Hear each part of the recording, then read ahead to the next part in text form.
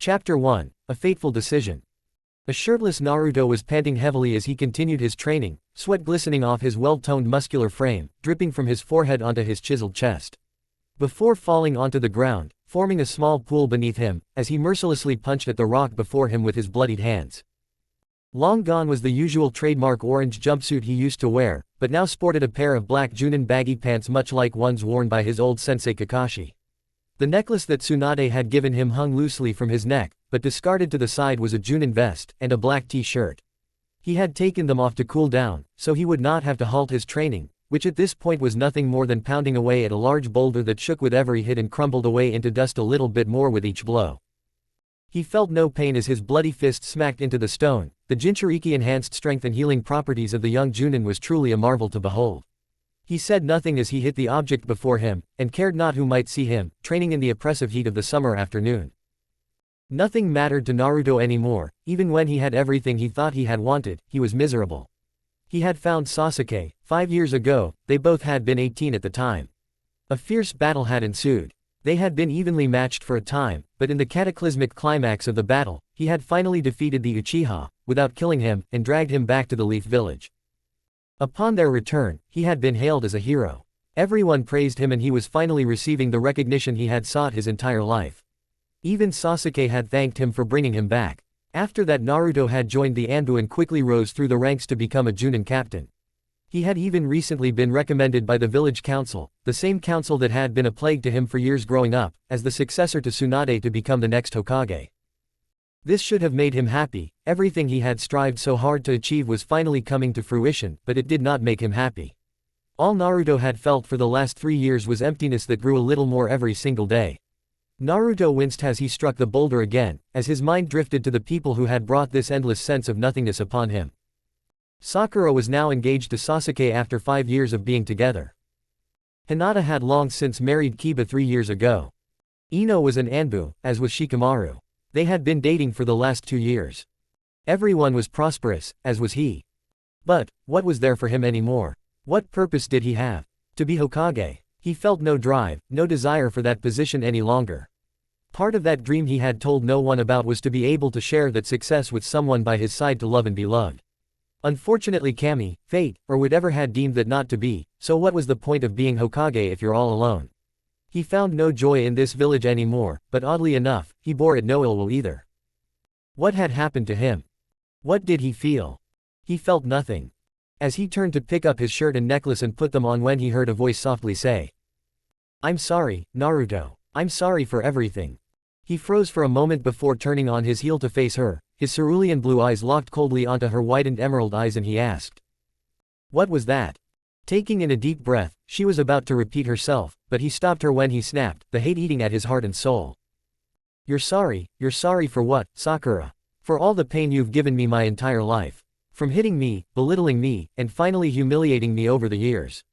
Are you sorry for using me as a tool to return your precious Sasuke-kun back to you? Is that what you are sorry for? Naruto's eyes were red and narrowed into slits as he fought desperately from letting his anger fuel the red chakra building within him from bursting forth. Or are you sorry because everyone in this village sees you for what you really are? A selfish manipulative bitch, who will use whatever means she needs to get what she wants, and if she doesn't throws a temper tantrum until she does. Sakura was at a loss for words, and managed to stammer out. What's come over you? Sakura pleadingly asked, the hurt of Naruto's words evident in her voice. Tentatively, she placed a hand on his shoulder, but he viciously slapped it off. Why are you so angry? Sakura asked in a worried murmur. Naruto laughed, but it was not the kind of laugh that was friendly. In fact, it was the furthest thing from friendly. This laugh, it was harsh and filled with anger, malice and rage. When he opened his eyes, they were as cold and unfriendly as ice, as he now spat at her with spite. I can't believe you have the audacity to ask me that question. When you above all others should know why I'm angry. I'm sorry, Sakura. I suppose you were expecting me to accept your apology with a smile on my face and jump up and down and follow you all over the place like a little puppy dog, just like I did when we were kids. Am I right? A chill went through Sakura's body at the sound of the venom dripping from Naruto's voice, and his glare broke her heart. Sakura had missed the way Naruto used to look at her. The way he would speak softly to her when she was sad, lonely, or needed support. That Naruto was gone, and the cold brutal one standing before her now she herself had helped to create by her own hands as he continued on. Well, let me tell you, I don't want anything to do with you. I'm not your little bitch anymore, Haruno. Nothing you could say to me would ever make me change my mind. I brought your Sasuke-kun back to you. What did you think, that you can just waltz in and say sorry and everything will go back to the way it was? Naruto snorted with derision, not waiting for an answer, and in a voice that was literally dripping with sarcasm said, Sweetheart, I am not falling for it. I was a fool once for you, but never again, never freaking again. I will not become the Jiraiya to your Tsunade for the rest of my life.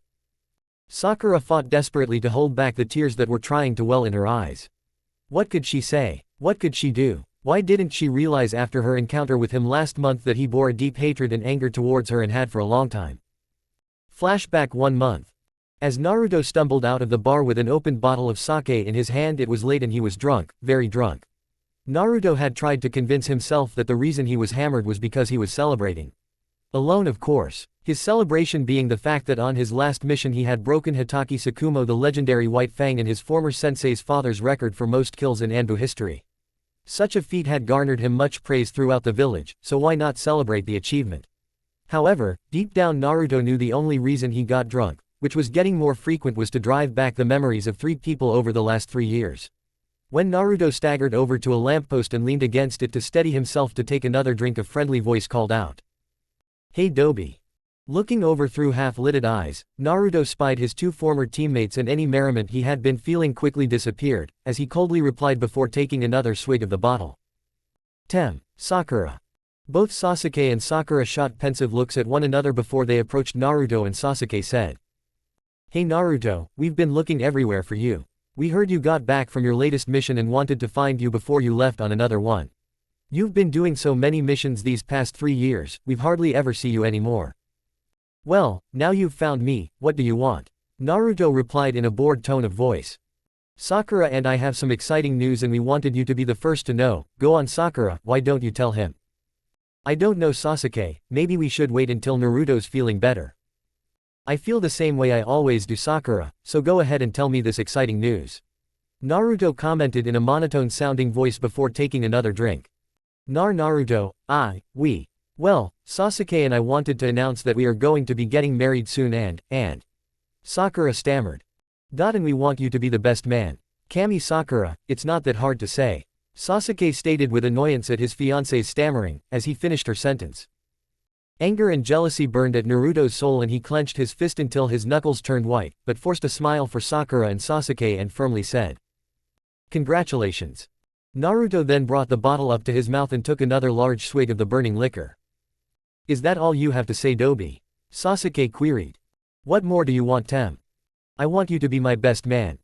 Sorry, I don't think I can do that. Why not? Because I'm busy these days, you yourself said it, I have a lot of missions that need to be accomplished over the next few months. I've been given a lot of responsibility in the Anbu and I have no way of attending the wedding.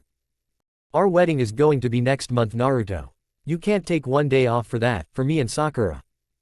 I can't, Sasuke. My responsibilities concern the safety of the Leaf Village, so I can't. That's bullshit and you know it. That was the straw that broke Naruto's proverbial back, as he had been keeping in all the anger, envy, and resentment he had felt for a long time for his former teammates. Seething with rage, he glared at the engaged couple and angrily declared. You know what's bullshit? It's bullshit that after everything I've given to you, Tem. Literally, that you two have the nerve to ask me that and then when I say I can't, you try and guilt me into doing it. You know what, fuck it. I may or may not have a mission next month, but whether I do or not, I can tell you one thing, I won't be attending your wedding. After everything you've given me, what the hell are you talking about, Dobi? Sasuke shouted with angered confusion. Naruto shot a quick look at Sakura, who had remained silent with her head bowed down, and then it hit Naruto like a ton of bricks, who suddenly realized and said with low mocking laughter at her. He doesn't know, does he, after all this time, and he still doesn't know. Naruto then turned around and walked away, his maniacal laughter growing in intensity as he left his teammates standing in the street. End of flashback. Taking a deep breath, Sakura nodded and did her best to mask the pain she was feeling inside before softly saying, I understand, I won't bother you ever again, Naruto. I just wanted you to know that I'm truly sorry for all the pain I've caused you and deeply regret my past actions towards you. I never meant to hurt you, but I did, and I'm sorry, and there's nothing more that I can say other than that. Turning away from the young man, she held her head up high as she walked off of the training field and towards the Hokage's office to report in from her mission. After that, when she was alone in her apartment, then she could cry. For little did Naruto know that she had broken off her engagement with Sasuke, as both of them had decided to go their separate ways. Naruto watched her go, and when she was gone, he angrily swung around and with a chakra-enhanced fist punched a tree that seemed to explode on contact, as wooden chunks of shrapnel fell about the training grounds like rain falling from the sky. Damn it! His rage-filled scream echoed in the air, before he slumped down to the ground. Naruto mentally cursed at himself for melting to her words, and then attacking her with his. A large part of him felt that she deserved it, but his heart cried in agony. It was not just her, but she was a part of it. Where had he gone wrong? Why wasn't he deserving of some happiness? Somewhere along the way, he had lost himself, and he knew not how to replace what he had lost. Love, joy, happiness. Naruto now realized he would not find any of that here. All he found here was nothing but pain. So what purpose did he have any more in his life? Naruto looked down at his Junin vest still lying on the ground for a moment before kicking it away. This place was too much for him. She along with the other two had been too much for him. Everything in this village was just too much and he was going insane as a result. He had to leave. It was late into the night and no one was awake. So, there was not a soul present to see one blond young man with a pack strapped to his back walking calmly towards the gates of the village. Or so he thought. In a swirl of leaves, Sasuke appeared before him, clad in Junin attire with arms crossed over his chest. His black obsidian orbs fell on the backpack Naruto had shouldered, and he frowned, as he put two and two together. Naruto was leaving. Naruto's cold cerulean blue eyes met his and he said nothing. He took a step forward, but Sasuke was in front of him in an instant, barring his path with his arms out to block him, as he asked. Naruto, what's wrong? There was genuine concern resonating in Sasuke's voice, as he remembered going down a similar path years ago. A dark path Naruto had saved him from and had shown him the light. He owed his friend that much, to steer him away from this path.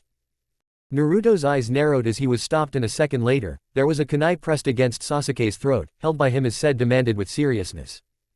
Move, Sasuke, don't make me kill you. Sasuke shook his head, ignoring the small trickle of blood it drew, as the blade nicked his throat. No, this isn't the Naruto I know. You saved me from this dark path and I won't let you now go down the same path. A dry and bitter laughter filled the air, as Naruto shook his head before saying. Sasuke, you just don't get it, do you? He leaned in now, and whispered into the ear of his best friend. The Naruto you knew is dead, he died 3 years ago. Sasuke frowned at this as Naruto pulled back and he angrily shouted at his friend. Baka, I refuse to believe that. You're still the same loser, the same teammate, the same best friend. Naruto scowled at him now, and the Uchiha knew a different tactic was in order and exclaimed. Sakura broke off the engagement. She wants to be with you. I told her to listen to her heart. Naruto paused for a moment before he lowered the kunai, and Sasuke saw a grave sadness in the eyes of his friend. I'm sorry, but it doesn't matter anymore, Sasuke. I can't stay here, it hurts too much. I won't betray the village that I swear to you, but neither can I stay here any longer. What's been taken from me, I can never get back if I stay here. In a flash, he was behind Sasuke and the Uchiha heard Naruto quietly say. Thank you for being my friend. Sasuke then felt everything go dark from a quick chop to his neck. As his friend collapsed to the ground, Naruto turned around to continue his journey and in one monumental leap, soared over the village gates and into the night. His life was uncertain except for one thing. Naruto Uzumaki had left the Leaf Village. Chapter 2, A Hero Returns. Naruto silently walked along the dirt road, not caring where he went, but just content to keep walking. 3 days ago, he had just committed an act of treason. He had deserted the village hidden in the leaves and KO'd Sasuke in the process, who had desperately attempted to stop him. However, nothing and no one could have stopped him that night. Naruto felt if he had spent just one more day in the village, it would drive him to madness. And once he had left, it felt good to have the wind in his hair and fresh air in his lungs, as he let out a comfortable sigh. Naruto felt just a bit happier now that he was out of the village and commented to himself. I hope they can understand why I left. Then it hit him, like a chakra-enhanced punch from Tsunade. They wouldn't understand why he left. All they would be concerned with was the fact that he had left. The stark realization finally sunk into Naruto that he was a missing nin now. What's more, he was a Junin captain of his former village, so they would never stop looking for him. He would be hunted down and be dragged back to the village, or killed outright to preserve the secrets he knew of Konoha from being revealed, as Naruto thought to himself. Perhaps this was what Sasuke had lived with, when he left the village, all those years ago. Was it this bad, this feeling of always having to look over your shoulder?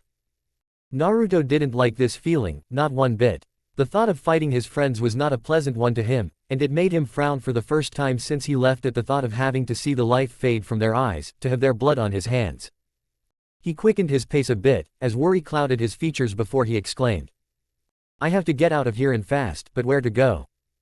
He needed to find a place to stay for a little while to elude the tracker ninja that would undoubtedly be sent his way soon. Naruto knew his initial deterrent to stop them had been only temporary measure at the time of his departure.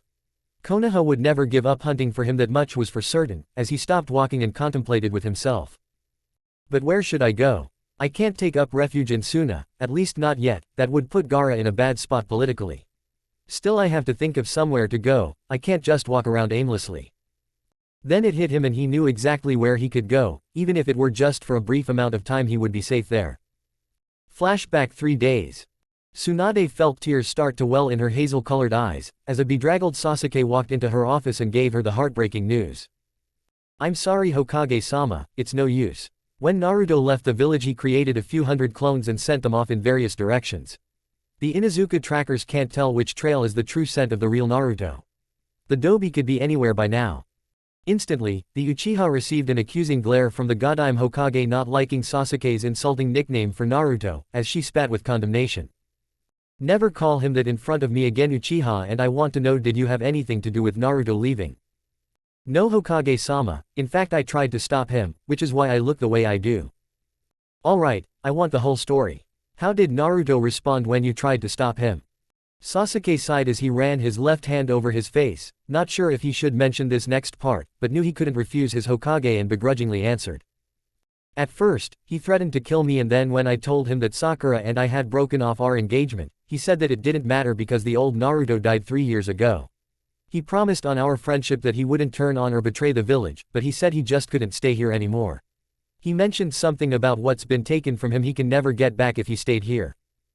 Tsunade buried her head in palms of her hands, as the buxom blonde Hokage wasn't 100% certain, but she had a pretty good idea what Naruto was referring to, and the guilt of her role in that affair overcame her and she began to weep.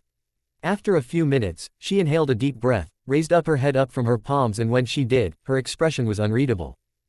He may be a friend to us all, but we can't let him leave the village like he did. As long as he has the Kyuubi sealed within him, he is a dangerous threat to our village. Not to mention all the secrets of the village he possesses as well. Because of all of that, I'm going to have to list him as an A-ranked missing nin. Sasuke was stunned beyond words upon realizing with horror what that meant for his friend and surrogate brother, as he shouted with disbelief. You want him dead? Tsunade said nothing as Sasuke glared at her, while the Uchiha's mind drifted to the memory of his fight with Naruto 5 years ago. When the blonde shinobi had Light Rally beat the hell out of Sasuke, and just when Naruto was about to deliver the final blow and end Sasuke's life as he should have, he relented. The memory of that day was forever ingrained into Sasuke's mind. Memory flashback 5 years. A battered and bloody Naruto stood over an equally beaten Sasuke. His hand held a red rasengan, and it was poised ready to deliver the final blow to the downed Uchiha, who lay motionless from the wounds Naruto had inflicted. So immense was Naruto's power that he had used only 6 of the 9 tails of the great and powerful Kyuubi no Yuko. Sasuke coughed up some blood, and glared at his rival before spitting. Finish it, you stupid Dobi, put me out of URK. Sasuke gasped in pain, as Naruto's free hand suddenly lashed out and grabbed him by his collar, hoisting the Uchiha into the air, leaving his feet dangling off the ground in midair as he was held there by his foe. Just like Sasuke had done to him in the Valley of the End. No. Was the lone word Naruto spoke, as he lowered his chakra-covered hand, extinguishing the red rasengan he held within it, releasing the red energy, as his eyes faded to their cerulean blue color before the blonde shinobi shouted with determination. You're coming back to the village Tem, whether you want to or not. End of memory flashback. Sasuke smiled nostalgically at that memory. He fought like a demon that night, and yet he spared me. Then the reality of what the Hokage had just done re-emerged and rage overtook him, as he shouted with fury. After all he has done for this village, all he has done for me, all he has done for you, and you want him dead. What kind of Hokage are you? The 5th Hokage knew exactly how he felt, she would not tolerate insubordination. Slamming her hands down on her desk with an audible, ear-splitting crack, she scowled at the angry Uchiha before her before firing back in response. Fool, I said A ranked not S ranked, which is an automatic kill on sight order. And damn it, I don't have a choice but to list him as a missing nin. The civilian council led by Danzo and those two old crones of my sensei's teammates are just looking for a reason to force me to step down as Hokage. So if it looked like I was showing favoritism by not issuing that rank on missing shinobi of Naruto's caliber because of who he is, that would just be the ammunition they need to oust me. HN, what a brave Hokage you are. Sasuke snorted sarcastically. Listen you little brat, there is no other way.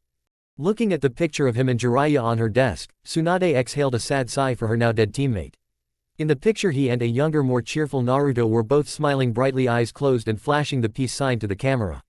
The image of Naruto and Jiraiya having calmed her down, Tsunade looked up and said in a somber tone of voice.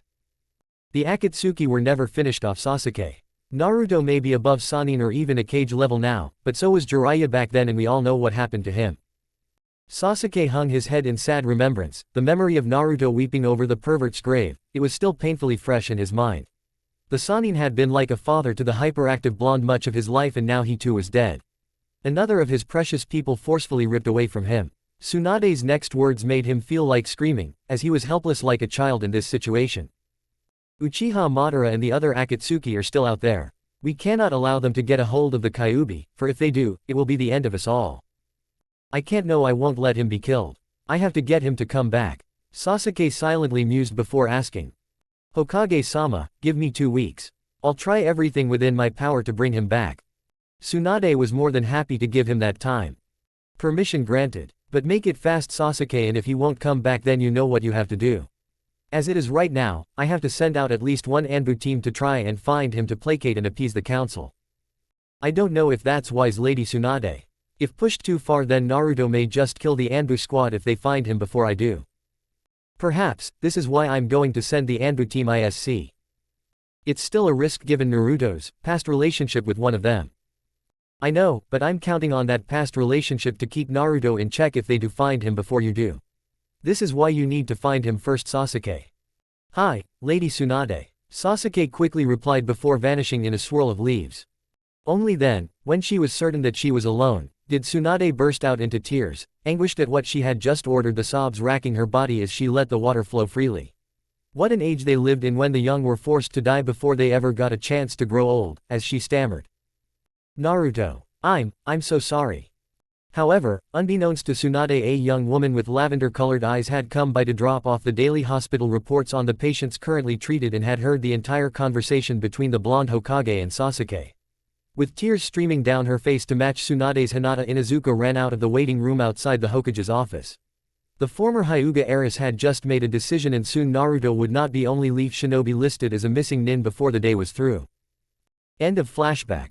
Naruto felt a smile tug at his lips, as he stepped off the bridge and inhaled the deep sea salt air of the ocean. And when he looked around the island his eyes widened a bit, as he saw that over the past few years the wave country had prospered into a respectable community that was bustling with life. Naruto turned around to look back at the mainland, and when he did he spied the sign that was hung just over the bridge. Upon closer inspection of it, he felt tears of pride begin to well in his eyes. They named it after me, I'll be damned. Naruto thought to himself as he read the sign. The Great Naruto Bridge. Built in honor of the hero who helped free us from oppression and gave us our courage, our faith, and our lives back to us. He will always be welcomed here, for as long as he wishes to grace us with his noble presence. Then he calmly walked off the bridge, making his way to the one place he needed to go. Tazuna nearly fell out of his easy chair, as a now teenage Inari burst through the door, slamming it against the wall and nearly giving the aged man a heart attack from the ruckus his grandson had created. Inari now had his crossbow strapped to his back, as he was clad in a white muscle shirt, and gray torn and faded jeans. His face was alight with glee and excitement and he was impatiently tapping his foot on the wooden floor, as Tazuna recovered himself. Grandpa, guess what? Tazuna groaned as he put a hand over his chest, his heart now beating like a drum. What's so important that you nearly gave me a heart attack? Damn it, Inari, why do you have to scare me like that?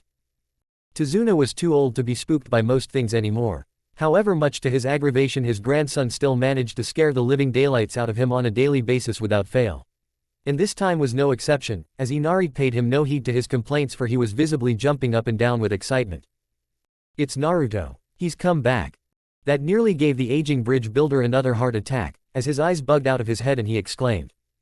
What? He came back, Issei. Tazuna was out of his chair in an instant and his sandals met his feet a moment later, as he stood in front of his enthusiastic grandson, his own face now alight with happiness. That's wonderful news. Where is he? Inari now grabbed the hand of his grandfather, and roughly dragged him outside. Come on, I'll take you to him. Naruto let out a sigh as he looked down upon the graves of both Momochi Zabuza and his protege Haku, the massive sword of the Demon of the Mist, now strapped to his back. It felt wrong to take the blade, it made him feel like a grave robber, but he needed it for protection, and the sight of the great beheader would give any opponent some pause before they attacked. Forgive me, Zabuza, but I will need this and I will do your name proud with it. As Naruto turned around, a wind blow past him from behind and he could have sworn he heard a whispered voice say, "Take it." That was all the confirmation he needed, and grasping the hilt from its place on his back, he felt the presence of Zabuza, the man even through death who had led Naruto to form his own Nindo so long ago. This blade would serve him well, much like it had its former master. Naruto would honor the finely carved steel, and take good care of it. Naruto exhaled a sigh. If he was to be hunted, then he had found the means to defend himself. He would stay in the wave for a short time until he could map out his next move. However, the blonde shinobi mused that he needed a disguise of sorts, as he thought. I wonder if there's a mask maker around these parts. Naruto Nisan. Looking over his shoulder, Naruto felt a rare grin grow on his face, from ear to ear when he saw Inari and Tazuna racing towards him, whilst the elderly man was being pulled along by his grandson. It was an amusing sight as the aging man was visibly out of breath, as his grandson released him to race towards Naruto, who looked and was genuinely happy to see them again. Hey, old man, Inari. Naruto turned to face them fully and greeted them warmly, truly happy to see that they were alive and well. A moment later, Naruto was nearly tackled to the ground, as Inari grabbed the taller man in a big bear hug, overjoyed to see his friend after so long a time. You came back. This is so cool. Naruto chuckled as he got an arm loose, and gave Inari the noogie of his life, causing him to release his friend for the bone-crushing grip. Yow, take it easy. You'll burn my scalp off. Tazuna laughed as he watched the two goofing around. Simmer down, Inari, let Naruto breathe. Naruto laughed as he was released, then noticed the crossbow strapped to the teen's back. Looks like you've been practicing with that thing. Inara beamed up at his lifelong friend, and gave him thumbs up. I sure have, I can hit coin 50 yards every single time. Inari proudly boasted, before the young boy noticed the massive sword strapped to the back of the X-Leaf Junin, as well as the scratched leaf headband he wore now shifted to the side much like Zabuza's had been. Naruto Nisan, why do you have Zabuza's sword? Tazuna's smile collapsed into a frown, as he watched Naruto's face fall a bit as the blonde shinobi tried to explain. Well, Inari, you see. However, Tazuna interrupted him and said, Inari, why don't you go let the townsfolk know that the hero of the wave has returned to visit us? That's a great idea, Grandpa. Everyone will love seeing Naruto Nisan again. Inari exclaimed before racing off. Tazuna then turned to Naruto and with a grim look on his face asked, You left the Leaf Village, didn't you? Naruto sadly nodded his head in confirmation. I can't hide anything from you, can I, old man? Tazuna shook his head as he moved his aching legs forward, and placed a hand on the shoulder of Naruto. You sure can't. I'm still alive for a reason. So, do you want to tell me why you left? Not right now, maybe later if that's alright with you. Tazuna nodded in understanding, but then his face lit up again, as he slapped the blonde on the back jovially and said, That's fine, but enough of that, let's go back to my place and have a welcome back party and you are the guest of honor. Naruto felt like his old self, as he sheepishly scratched the back of his head. Yeah, I'd like that. Tazuna laughed, and slapped him on the back again. Ah, it really is good to have the hero of the wave here with us again. The bridge builder now gave him a thumbs up of his own, then did an about-face, and began to lead the way down the hill, strutting proudly when he saw a crowd of people with Inari at the front had assembled at the bottom of the hill. Turning his head around, he shouted back to Naruto, who was lagging behind. Well, come on then, your adoring fans are waiting for you. The growing crowd beneath them cheered, as Naruto raised a hand in greeting and several of the more youthful teens started to chant. Naruto, Naruto, Naruto. By the time they had come down from the hill, it had grown from a small whisper into a loud roar, and the bashful hero found himself shaking hands and answering questions with people he didn't even know. Thanks. No, it was no trouble at all. You're welcome. This felt better. Here he did not have to endure any anxiety, stress, or pain like he did in Konoha. Naruto knew could not stay here long, but for a moment he felt at home and at peace. Naruto gave off a low whistle, as he peered into the distance, and saw the extent of the large crowd, which seemed to stretch on without end. He felt Inari grab his wrist, and drag him through the crowd, leading after Tazuna, who also had to struggle to get through. "Damn, what a turnout," muttered the missing nin, still odd that this many people would go out of their way just to see him. Inari nodded as the crowd thickened, then thinned. "What did you expect, Naruto-Nisan, you're a hero here." Naruto was about to reply when he suddenly frowned and looked off towards the forest about a mile away. In the forest, a man sighed as he swept a strand of black hair away from his face, while he spied Naruto through a telescope in the crowd below. Heaving a weary sigh, he signaled his two companions to hold their position. They needed to get at Naruto when he was alone to spare any innocent civilians harm in case things went bad. So they would bide their time and wait, but one thing was for certain, as a thought went through the young man's mind. "Well, we've found him, I almost wish we hadn't. Damn, I have a nagging feeling that this is going to be troublesome." Author note: well, I hope you all enjoyed this extra bonus chapter from me posted this week. I was just blown away by so many people adding this story into their fav or story alerts categories after only a few days. Over 50 of you so far, and I wanted to say thanks to all the readers for doing that. So this fast-tracked chapter posted is my way of showing my appreciation. With so many different readers, the only thing I really need is more reviews so I can get an idea on how the story is progressing with all of you. They really do help an author out in knowing what people like about a story. Anyway, I should be posting the revised chapter 3 sometime next week. Thanks again to everyone for all of your support. Take it easy and be good. King Kakashi. Chapter 3, Troubled Times Ahead. Tazuna and Inari were giving Naruto a tour of the town, as a crowd of people followed closely behind them. The trio walked at a leisurely pace, with Naruto taking in the surrounding area with awe. Stores, hotels, and restaurants littered the main street, and every building thrived with the sense of newness. There were people everywhere, eating, talking, walking, and the blonde shinobi realized that the bridge had done more than just bring commerce to this small country. It had also brought life and hope. Even now Naruto was surprised by how much had changed in the past few years. Gone were the dilapidated buildings and starving orphans. Gone was the silent, eerie dreariness that seemed to seep into your bones with every step. In its place was a whole new town, fresh and lively with action, exactly the way it should have been from the beginning if not for Gato's tyranny. It took quite a bit of time to get to Tazuna's house due to the large crowd, but at last they made it, and when Naruto saw the house, Tazuna gave a gracious bow to him and said, "Here we are, my humble abode." Naruto gawked at the size of the bridge builder's home. In no way, shape, or form could the castle that stood before them be called humble. The house was probably bigger than Naruto's whole apartment building, and 20 times nicer. From the outside it looked like a traditional Eastern home, complete with black trimmed sliding doors and windows. Dozens of bushes and plants surrounded the complex, and opening the black cast iron gate fencing in the yard, Tazuna waved for him to enter. "Come on in, no need to be shy.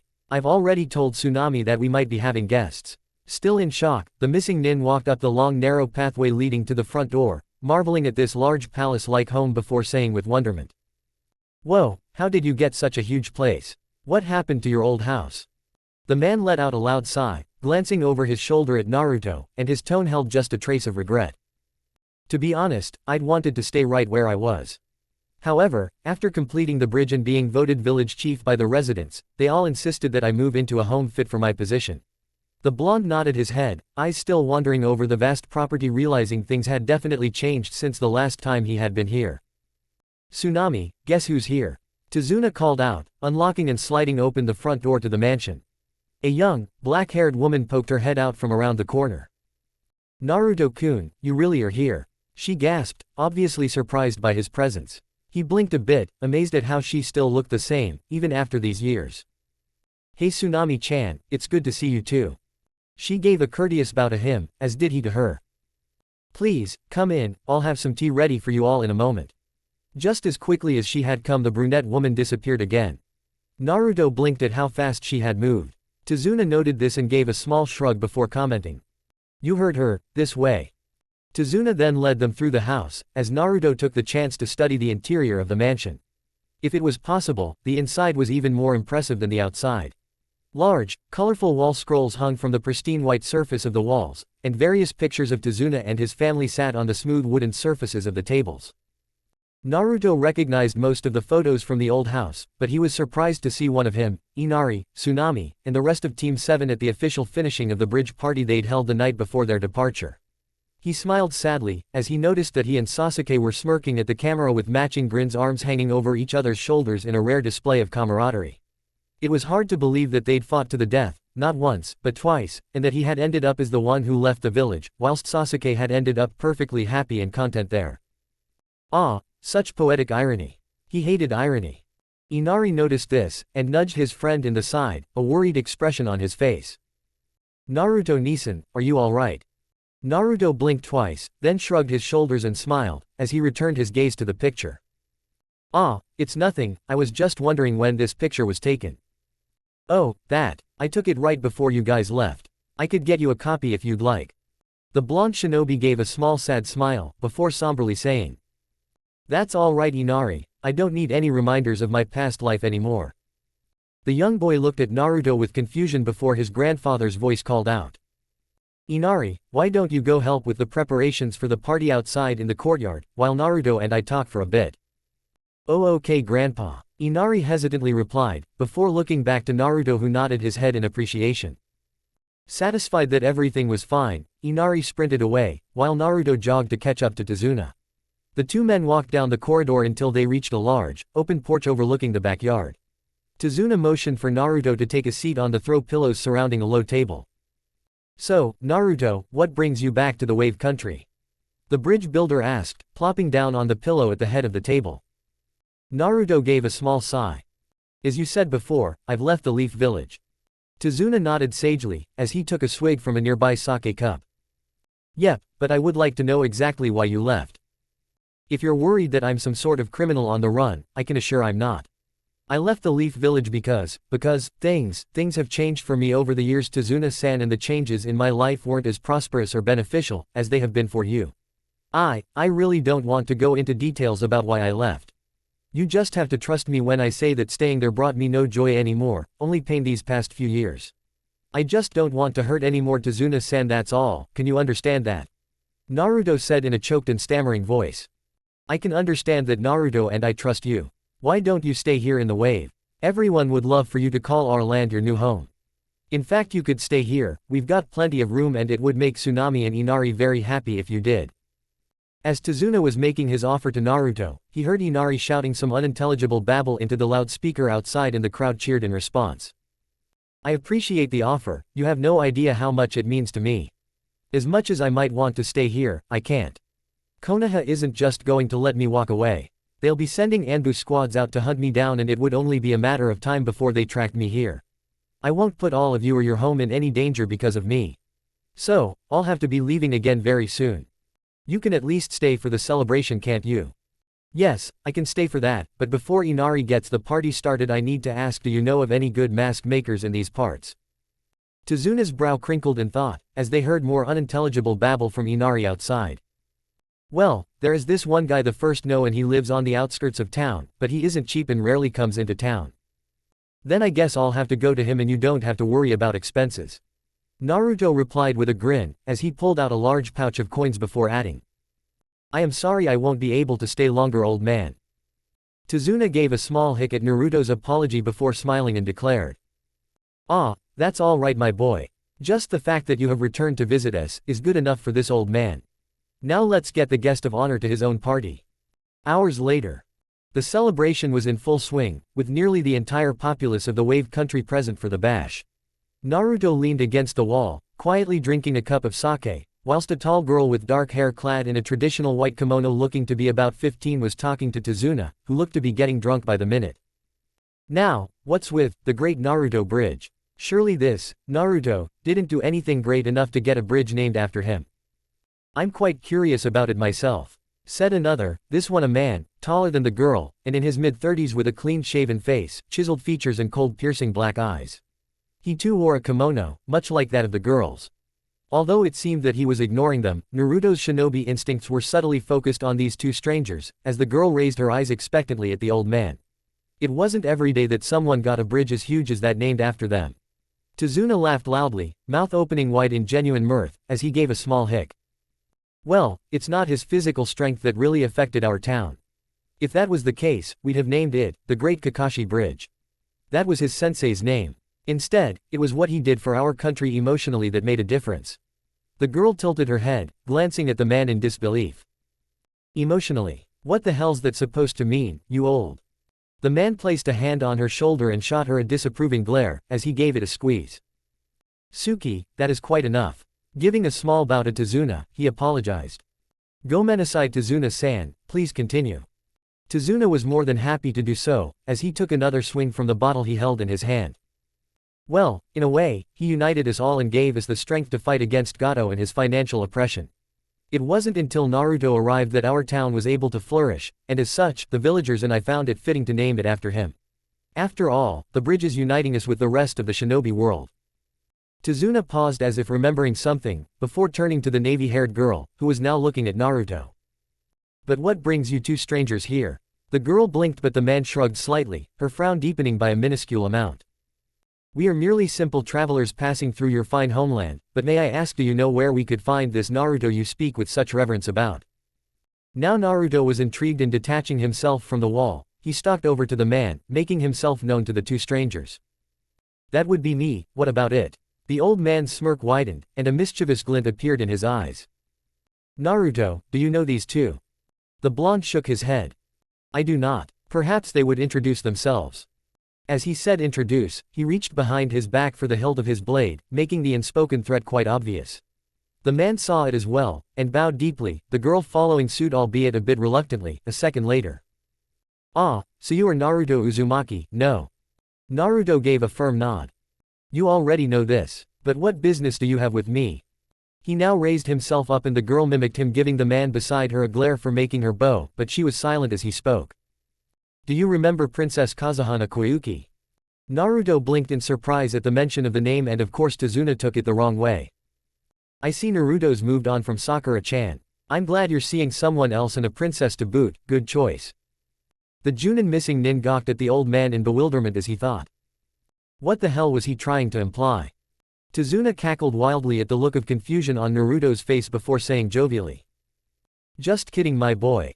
Luckily for Tazuna, before Naruto could rake him over the coals, Tsunami chose that moment to walk into the room with their drinks. Oh, did I miss something? She asked, setting the tray down on the large table before taking a place next to Naruto. No. Naruto grumbled in irritation at not being able to reprimand her father for his teasing insinuations in regard to him and Princess Koyuki. Finally the man decided to introduce himself. I am Asaki, and this is my niece, Suki. We bring you word from Princess Koyuki. Asaki then pulled out a white envelope from the large folds of his sleeve, and handed it to Naruto, who promptly opened it, as he recognized the seal of the leader of Spring Country.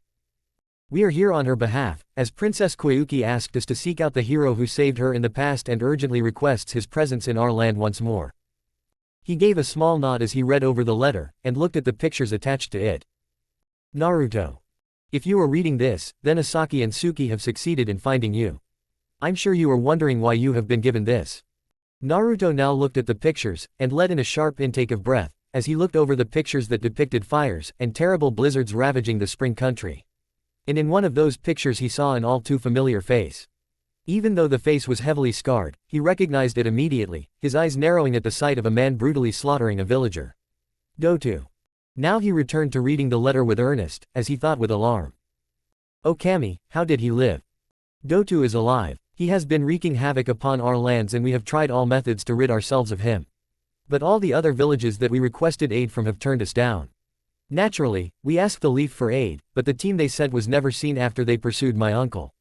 All those were sent out against Dotu either came back in a coffin or were never seen again. Sasuke visited recently in search of you, and it was then that I learned you had left the Leaf Village. I don't know why you've left the Leaf Village, but if you did, I am sure you had a good reason. I took a chance that you might have gone to the Wave Country, remembering you telling me about your first mission as a Leaf Shinobi when we both were imprisoned by Dotu years ago, before you rescued our land. This brings me to my reason for sending Asaki and Suki to you. I ask you this not as an employer, but as a friend. I beg of you to come to Spring Country and help free us from Dotu's tyranny. Please Naruto-kun, save my people in our land once more.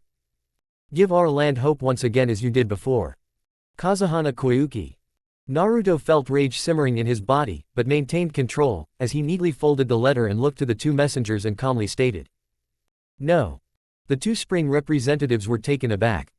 What? Suki stammered, whilst Asaki was in a state of shock.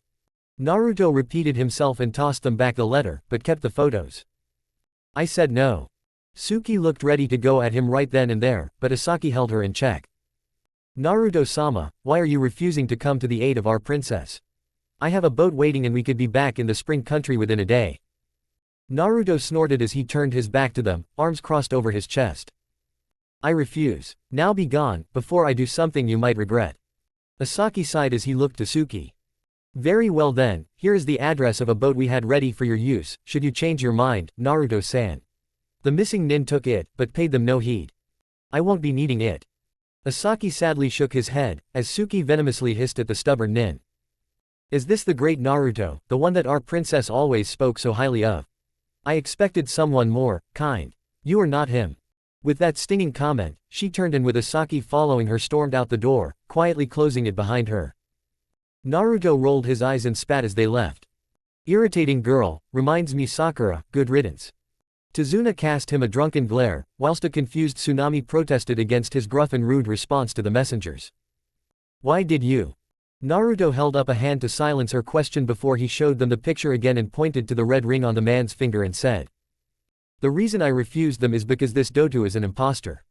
The land of spring may be in danger, but it's the Akatsuki who are lying in wait for me. I'm not yet ready to face them, so it's best for them to think I'm not coming, then to give them a timeline and fall into the trap that is waiting there for me. I will help Princess Koyuki, but when I do I have to be ready for an all-out war when I go there. Hours later. The party had finally wound down, and Naruto knew that he could stay no longer, as the last of the guests bid their goodbyes. Ah, why do you have to go, Naruto-nisan? Inari groaned in complaint, as Naruto ruffled his spiky black hair. Sorry, Inari, but I've already put your family at too much of a risk. He wrapped the boy in a hug, and then did the same with Tazuna. When he came to Tsunami, he allowed the woman to give him a peck on the cheek before asking. Will you come back? He shrugged as he placed his hand on the doorknob. Perhaps one day I can, farewell to all of you. Then he was gone, as he walked through the door and into the night. The old man jumped visibly at the sudden appearance of Naruto in his workshop and was about to protest when the clinking sound of a large bag of 100 gold coins hit his table, silencing the mask maker. Make me a mask, Naruto sternly ordered. The old man nodded as he counted the 100 gold coins and inquired. Any specifics? Naruto handed him a design on a piece of parchment and his tone held no question as to what he wanted. I want it to be unbreakable, and if it can change my voice, that would acceptable also. The mask maker gave a low whistle as he gazed at the design. This is very intricate and I'll have to use my finest materials to meet your requests on the strength and voice altering capabilities. Naruto was not in the mood for trivial details. How long? The sagely old man rubbed his chin as gave his estimate. 12 hours, I would say should do it. Another large bag of 100 gold coins hit his table and Naruto coolly commented. That's yours if you can do it 6 hours. The old mask maker nodded his head in agreement, as he knew he could produce the mask in that amount of time. He would just have to actually work at a more accelerated rate than the normal leisurely pace he took with his work. Naruto took up a seat in the corner of his shop and leaning back closed eyes, as the sound of the old man working droned on in the background. Nearly 6 hours later the aged mask maker held up the mask, and a smile was set upon his wrinkled features, as he called out. This is the finest piece of material I've ever crafted, go ahead lad, put it on. Naruto took the mask and placed it over his face. He was amazed at how smooth it felt, almost as if it was a second skin. When he spoke, his voice sounded like a mix between his and the Kyuubi's.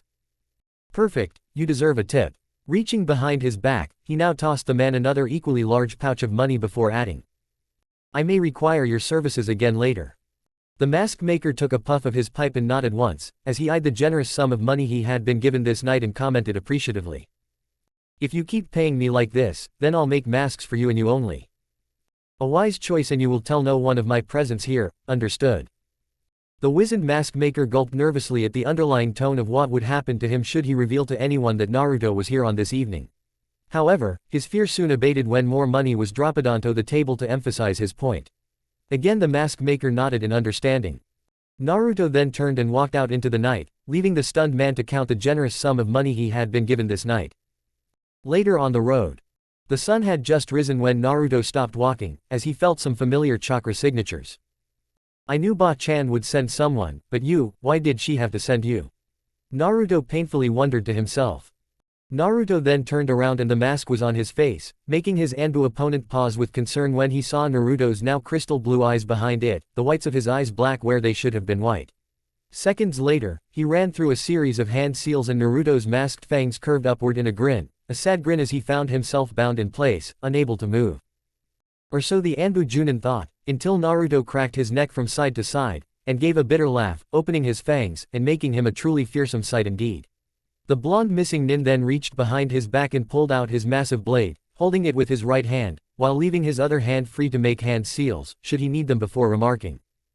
Shadow possession, pitiful, don't you have any better tricks than that Shikamaru? The Nara gulped apprehensively, as he heard Naruto's mutated voice and saw the scratched leaf headband that was now around his neck.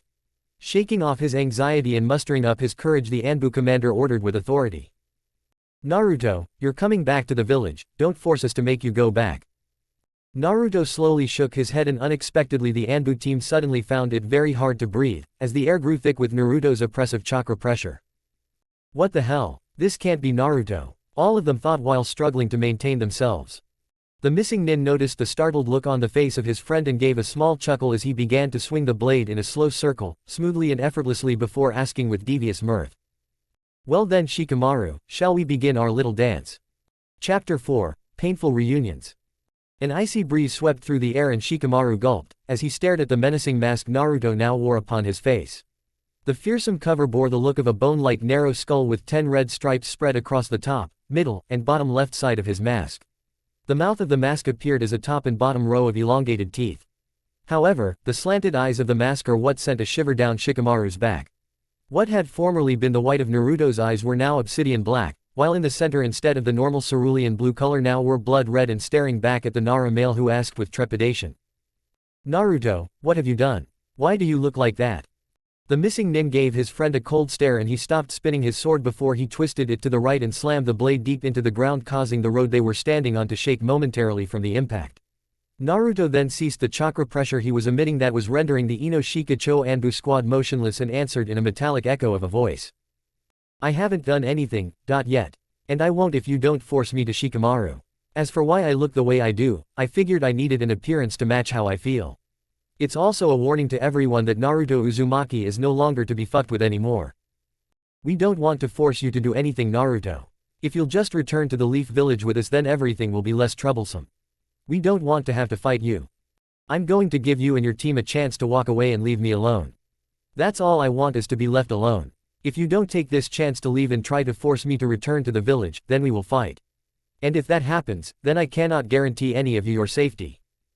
Shikamaru let out a sigh, but there was a small albeit regretful look on his face that was hiding the worry and concern growing within him, as he somberly stated. You always were troublesome. I suppose, but before we begin our little dance, I'd like to know how you found me so quickly and here of all places. It was troublesome, trying to figure out where you might have gone. The logical choices would have been sooner the Land of Spring or any of the other places you've become a hero in the past few years. However, I know you're smart and would have already figured out those would be the first places Konoha would look. So I took a chance that you would return to the first land you ever became a hero in. No one would ever consider you returning to a land you hadn't seen in over 12 years. Smart Shikamaru, very smart. I'm not that smart, Naruto, I just got lucky. Don't sell yourself short, after all you were smart enough to get the girl from me. Shikamaru winced slightly upon hearing this and Ino's breath hitched in her throat and she felt tears begin to well in her eyes. For his part, Naruto remained impassive, as he watched the reactions of his former comrades.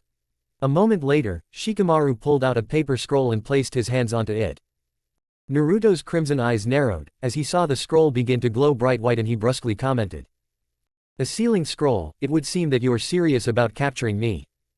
Naruto's words were cold and harsh, but they also held a tinge of regret, and for just a second, one crucial moment in time, the Nara youth hesitated, as he saw the infinite pain and sorrow in the eyes of his friend and asked. Naruto, why did you leave? Naruto instantly took full advantage of his friend's hesitation and felt he had nothing to hold him back after hearing that question. In a blur of black, Naruto disappeared from everyone's sight, and much like Zabuza's voice had done in the past, Naruto's voice echoed all around them as he shouted with fury and determined where to strike them from. Don't ask stupid questions to which you already know the answer, some of you more than others. My soul was already dead there. It just took my mind and body a while to realize the same. I have no place there and no desire to return to the village, ever. Then his voice took on a more malevolent tone and seconds later his chakra pressure spiked tenfold, rooting the entire Anbu team in place for the second time. In an instant Naruto appeared in front of his friend, crouched down, the air rippling around him from his high speed, and time seemed to slow, as Shikamaru's eyes widened in horror, whilst he watched the masked nin drawing back his blade for a massive swing, and he thought to himself, I guess this is it. Then unexpectedly, Naruto smashed the blunt end of the sword's hilt into the face of his former comrade, but he tempered his blow, controlling the damage so that it was just enough to knock the master strategist out. But it still hurt, and to Shikamaru it felt like a paper bomb had just gone off in his head, as his ear rang from the massive hit, and he just had enough time for one thought before the blackness rushed in to claim him. He wasn't trying to kill me. Then the Junin fell like a sack of potatoes, hitting the dirt face first with a soft thud. Naruto seemingly watched the whole thing with disinterest, his face still hidden behind his devilish mask. But in reality, he was concerned for the Nara, which he made evident by kneeling down to place 2 fingers on the neck of the unconscious Leaf Junin. He felt a strong and steady pulse. A second later, Shikamaru would live. The Nara heir would have a headache for a day or two, but he would live and come away from this little encounter all the wiser for it. But it still saddened Naruto to hurt his friends, even if in some small way some of them deserved it.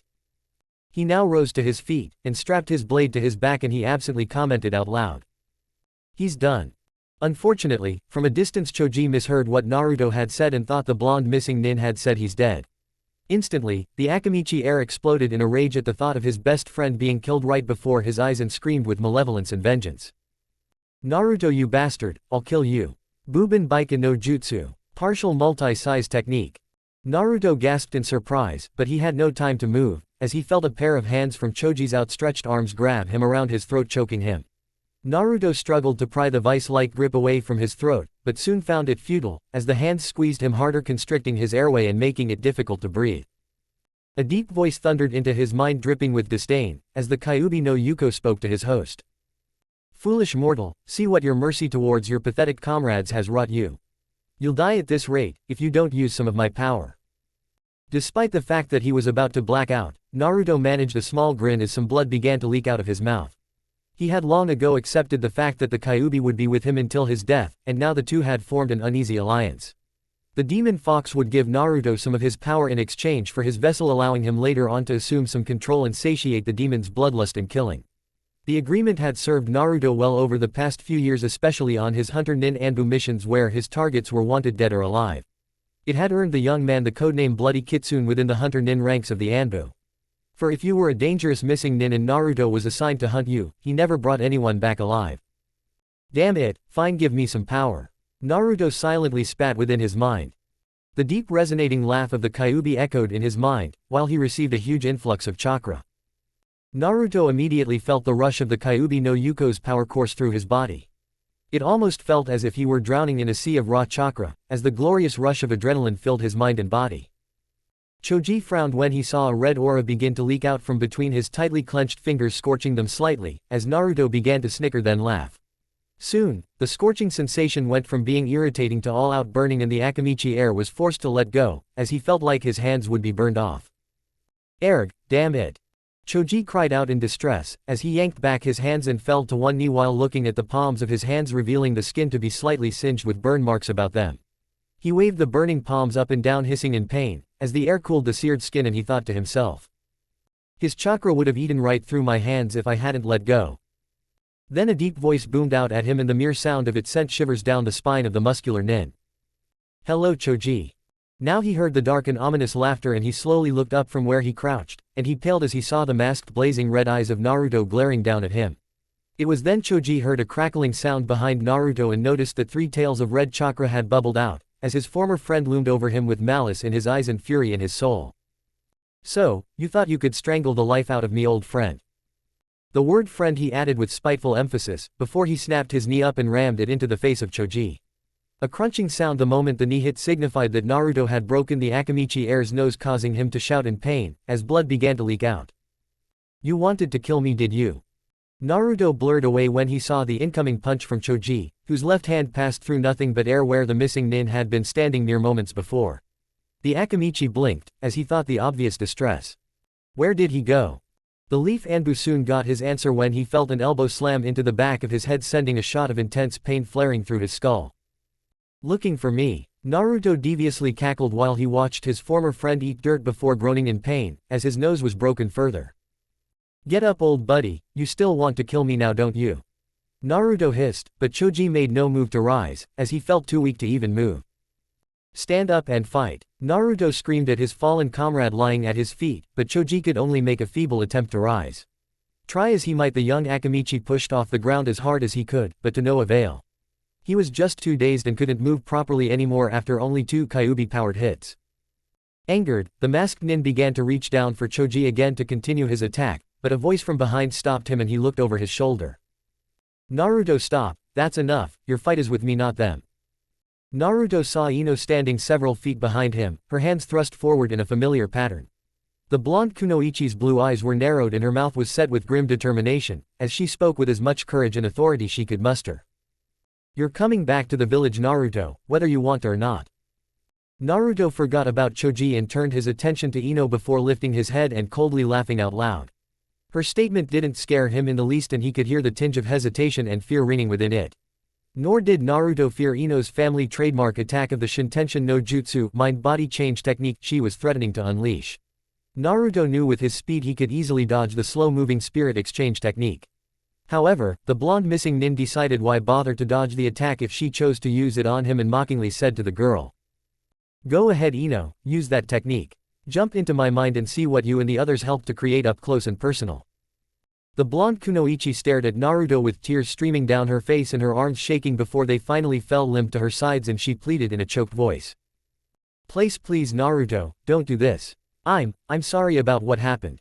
Please just return to the village, I promise.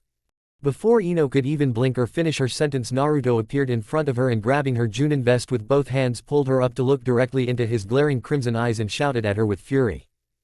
I would think you of all people would have learned your lesson about promising me anything. Please Naruto-kun, I know you're angry with me because of what I did, I mean about my decision, but if you give me a chance I gave you a chance once, I listened to your words and promises just like the other two and took them to heart. And once again I paid the price for my faith and love, but never again, Ino, never again. A moment later a large fist impacted Naruto from behind and sent the blonde Jinchuriki flying into a tree.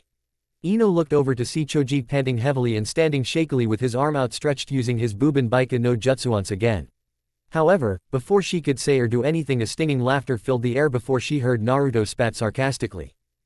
Not very sporting of you, pal, to hit me from behind. So, you want to dance with me some more, Choji? That's fine, you want to kill me, then go for it. Ino let out a shriek of both pain and fear, as she saw Naruto disappear and then reappear driving a fist into her teammate's gut. Naruto then began running circles around Choji, who was holding his bleeding nose with one hand and wildly lashing out with the other in a futile attempt to hit the speedy Jinchuriki. Naruto was laughing like a madman and seemed to take enjoyment at Choji's pointless attempts to hit him, as he made no effort to attack, for with his speed he did not need to. Shaking her head, the Yamanaka girl immediately ran to the side of Shikamaru, who was still out cold and showed no signs of waking anytime soon, as thought to herself. This is bad, we're one of the top Anbu teams and Naruto still has us totally outclassed here. Choji looked to his left and then his right, trying to get a bearing on the blurred streak of black swirling all around him, moving faster and faster by the second. It was then Naruto mockingly asked. What's wrong? Can't hit what you can't see. As Ino cradled her boyfriend in her lap, she looked on in dismay, as a red claw of chakra slammed Choji off his feet and into the air.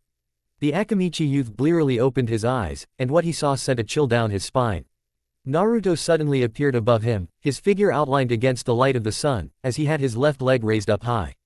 Then time seemed to slow, as Naruto brought his leg down and delivered a bone-jarring axe kick onto Choji's chest that sent the leaf Junin rocketing down to the earth.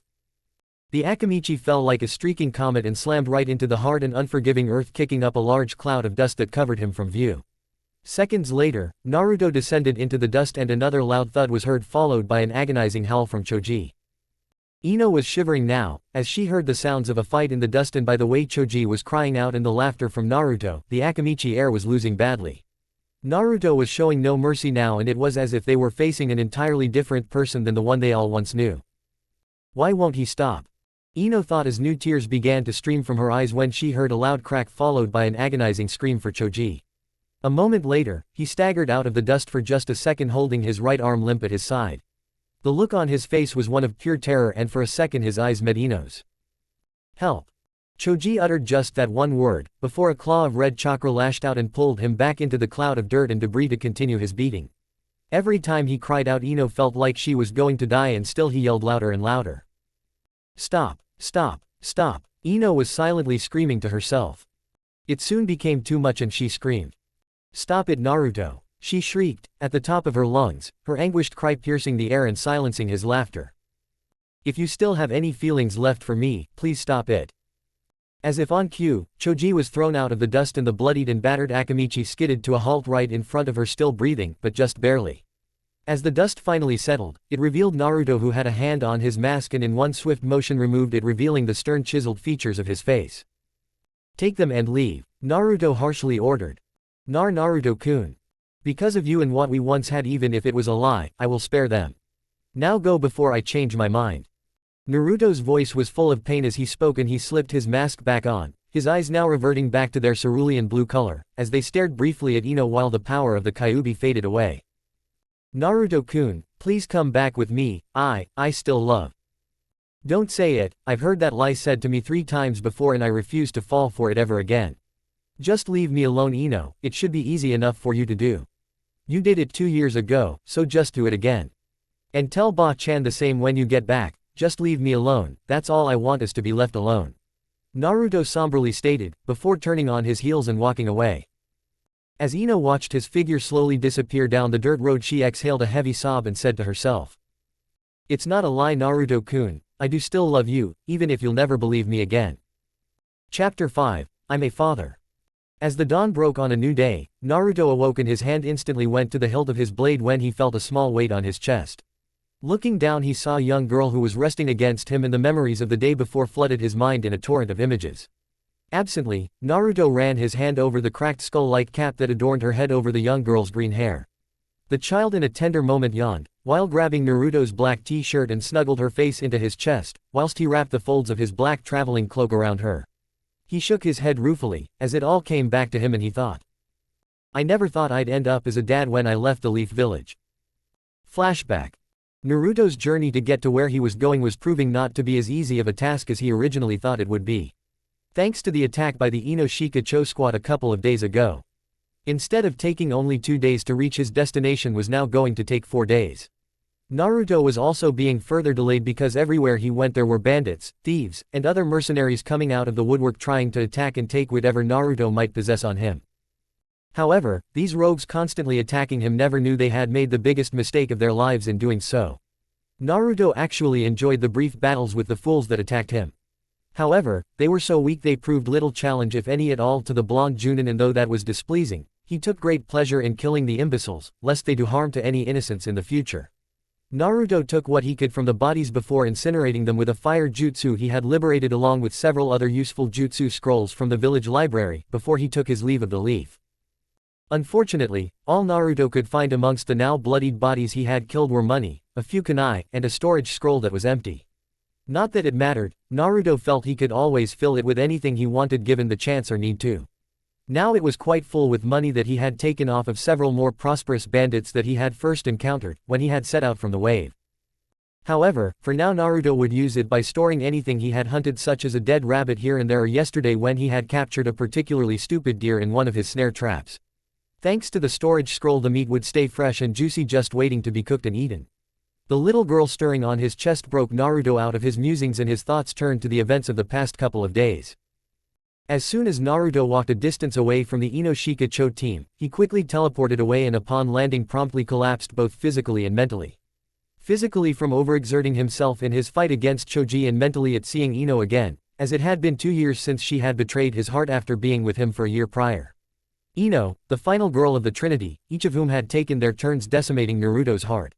Seeing her again had brought back quite a lot of pain that Naruto had hoped he could keep buried, but never could. Doing his best to rebury his pain, Naruto trudged on, and after many hours of traveling the sun would soon be setting and Naruto decided it was time to rest for the day. Walking off the trail, he heard an argument taking place and sensed several low chakra signatures in a field ahead of him. Upon reaching the clearing, Naruto saw that some bandits had engaged in fight with one another over some sort of dispute, though what exactly he wasn't sure. The way they act like animals, sickening.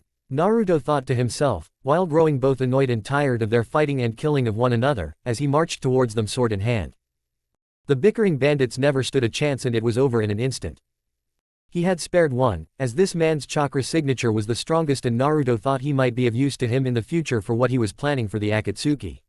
Naruto's gave the lone bandit a message along with the foreboding warning and coupled with the fact that he had been wearing his mask when he charged in out of nowhere and had easily slaughtered all of this man's comrades would ensure that his news was delivered. I want to meet with your boss. I know you're kind and you all follow one man. Tell him that I'm looking for employment. Give him my name, Naruto Uzumaki. If I do not hear from him or you in 3 days, I will personally find you and make your existence hell on earth. Then, judging by the fearful look in the eyes of the bandit, he had added one last emphasis. And then I'll go after your wife. Needless to say, it had achieved the desired effect, as the tan muscle-bound man had gone as pale as a ghost and stammered. Why you know about my Ayame? Naruto brought his face close now, his red and black eyes staring into the man's very soul, as his warped voice boomed out at him. Would you care to gamble that I do not know of her? The panicked bandit shook his head rapidly. He did not want to risk the life of his darling wife. Naruto's glare bore into his brown eyes for a second longer, until he pulled away leaving a small flare in the trembling palms of the man, who instinctively clutched the small metal rod tightly, as if he thought the small device would shelter him. You seem to be a notch above your usual bandit, Naruto proclaimed in a mocking tone of voice. Testing the man to see if he could provoke a fight, he then added. You actually do have a brain. Anger flashed momentarily through the eyes of the bandit, but he controlled himself and did not make any move of aggression, knowing if he did this demonic being of a man could kill him in an instant. It would seem that he wants to live, good.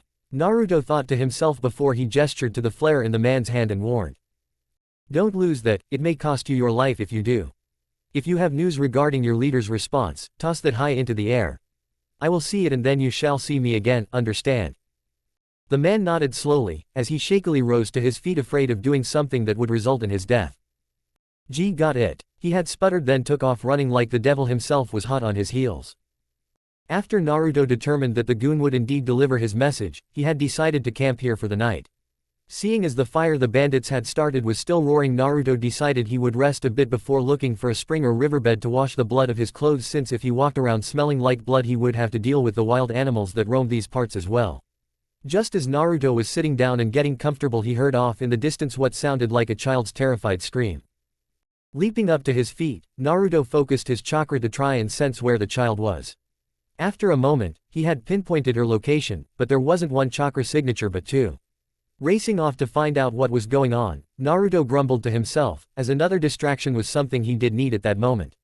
However, he knew that for as much as he had closed his emotions and heart off from people, he was not so far gone that he would let an innocent child be harmed, not if he could prevent it. Racing through the forest at lightning speed, Naruto suddenly came upon a clearing in one of the most peculiar sights he had ever seen. Out in the field ahead of him was a strange thin-looking man with long greasy black hair and two horns, one of which was broken, protruding from his head. The man also bore some type of skull-like mask that nearly covered the entire left side of his face. The strange man also bore a huge crisscross X scar across his chest. However, the most bizarre feature of the man was the fact that he bore 3 stumps instead of arms on the left side of his body and 2 stumps on the right side. The only reason Naruto was able to deduce that the stumps had been arms was due to the fact that the middle arm remained on the right side of the man's body and was holding some type of side-like weapon. The blonde Jinchuriki watched with fascination as the emaciated-looking man swung his weapon downwards, as he chased after something. It was then Naruto saw what the man was chasing was a terrified little girl in a simple green gown running for her life. Naruto's eyes narrowed with rage at this, and when he saw the young girl stumble and fall, he disappeared with a yellow flash instantly. Nell, it's time for you to finally die, you little bitch. Noitra Gilga shouted with glee, as he swung his transformed Zanpakuto in a murderous arc towards the little girl lying on the ground. Clank. The sound of metal hitting metal echoed in Neliel to Odelschwenk's ears, as she had closed her eyes and waited for the blow that would end her life. Tentatively opening her eyes, the little green-haired girl was greeted with a sight that confused her. There, standing between her and Noitra, was a strange man dressed in black with blonde hair and wearing a mask similar to the one atop her own head. This man also held a huge Zanpakuto that was blocking Noitra's scythe blade from descending any further. As the former Espada Arankar No. 5 and the former Leaf Junin glared at one another, both were exerting pressure against the other with their blades. Unable to overpower this blonde stranger, Noitra hissed in anger at the man. I don't know who you are, but this doesn't concern you, human. Leave now and I will let live.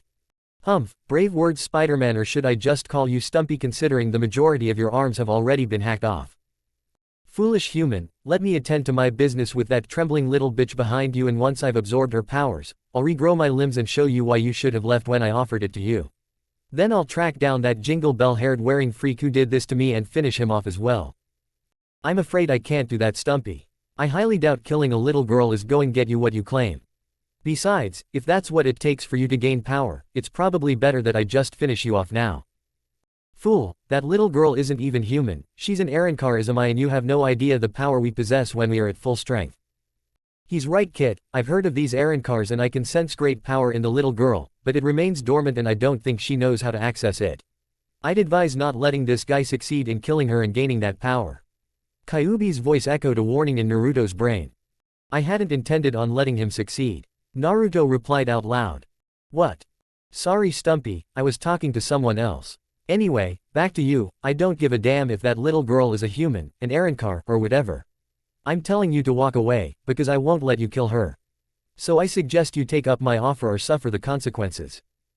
Neutra's response was to leap back several feet and bring his transformed Zanpakuto up into an attack position before he spat with malevolence and hate. Meddlesome human, I'm going to enjoy killing you. Yeah, whatever. Tell me something, you say you can regrow your arms, but can you regrow your head? What? That was the last word Neutra was able to say before Naruto disappeared in a yellow flash and appeared in front of the startled Arrancar swinging his Zanpakuto and instantly cutting through Neutra's side and his neck in one fluid motion. Neliel, who had been watching the entire scene both in fascination and fear, uttered one word in shock, as her former Espada comrade's head rolled off of his body and fell to the ground. Noi, Tra. It was then that Neliel finally succumbed to the stress she had been going through and passed out, much to Naruto's chagrin, as he looked down at her sleeping form and thought to himself. What the hell am I supposed to do now? Quit whining and take her back to your camp, Kit. You and I both know you won't leave her out here by herself. A little while later, back at his camp, Naruto sat down on the ground with his back against a nearby tree. Naruto gazed at Neliel sleeping peacefully on his bedroll. Meanwhile, the Kyuubi no Yuko was praising the boy for his merciless slaughter of Neutra and was proud of the smooth and effortless grace it had been executed. Good work, Kit. You've done this old fox proud. Naruto just heaved a weary sigh, whilst he leaned back against the tree, resting the sore skin of his back against it. It wasn't to please you, damn fox, I just can't stand the thought of anyone preying upon defenseless innocent lives, not while I'm around. Well, if you're so damn noble, Kit, then why are you planning on joining a group of thieves and murderers who do just that? Because I need an army, and one hell of an army at that, if I plan to go to the land of spring and free Koyuki and her people from the Akatsuki. So, I need to find some potential allies, and this Bandit King and the men he leads have heard so much about these past few days sound exactly like what I require to create that army. An interesting and creative plan, it has merit. And with any army going to battle there should be lots of blood and death, which I enjoy. I wish I could join you on the battlefield were I not sealed up in this blasted body by your father. Naruto chuckled as he threw a nearby twig into the fire, enjoying the sound of the roaring flames and the welcome heat that it brought to him. You were the one who attacked the Leaf Village. You already know that wasn't my fault, but that damn Madara Uchiha. Naruto nodded silently in agreement and tossed more broken branches into the flames. He then checked his blade for any dents and scratches from his fights of the past few days. Looking at the firelight that reflected off of the impressive weapon, Naruto realized that Zabuza's Zanpakuto was the perfect reminder of the path that he had now chosen to walk. Once he had freed the Spring Country and eliminated the Akatsuki, he would forge his own destiny and go where he pleased, leaving everything else up to fate.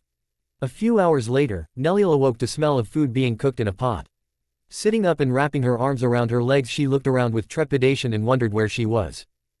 Are you hungry, little one? Neliel squeaked in surprise at hearing the metallic echo of a voice and looked over to see that same mask-wearing man who had saved her from Neutra stirring a blackened pot over a fire. The little Arrancar wasn't sure about this strange man, but for some reason she wasn't afraid of him. As Naruto scooped a healthy portion of whatever he had been cooking onto a plate, he brought it over and placed it in front of Neliel along with a cup of water. Walking back over to the steaming pot, Naruto then dished out a portion of food for himself and sat down across from his newest companion, taking off his mask and revealing his face to her before saying, "Go ahead, little one, eat. I may not be the best cook in the world, but I promise it is edible." Neliel hesitated for a moment and sniffed the food carefully before deciding it was okay, and grabbing a sizable chunk of the food in her cherub little hand stuffed it into her mouth, causing her cheeks to comically puff out. Naruto chuckled at this sight before pointing at his fork and saying, "No need to eat so much in one bite, you can use a fork like I do, little one." "Little one, I can't keep calling you that, what's your name?" The little Arankar in question looked up at the much larger man with curiosity, as to why Naruto asked for her name. In further response to his question, she tilted her slightly to the side, as she studied Naruto's face with scrutiny.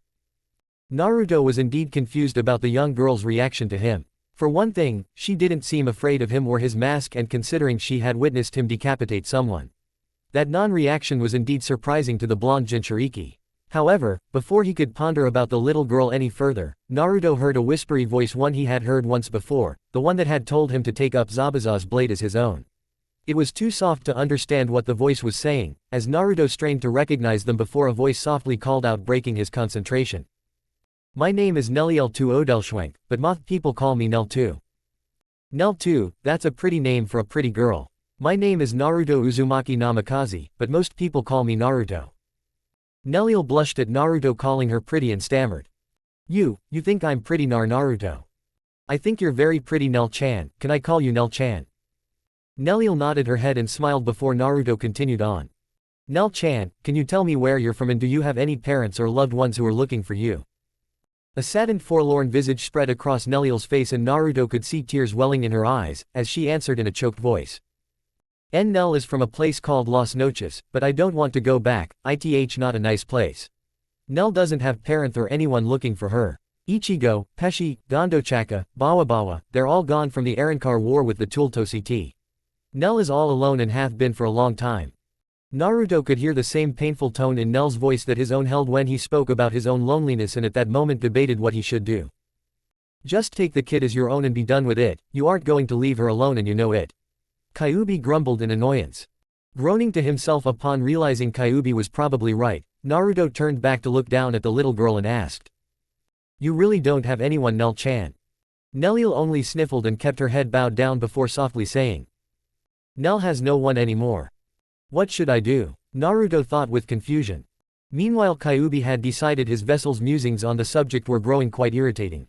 So he took it upon himself to flash an image of Neliel sitting in the woods alone at night with several pairs of menacing eyes peering all around her in the dark into Naruto's mind.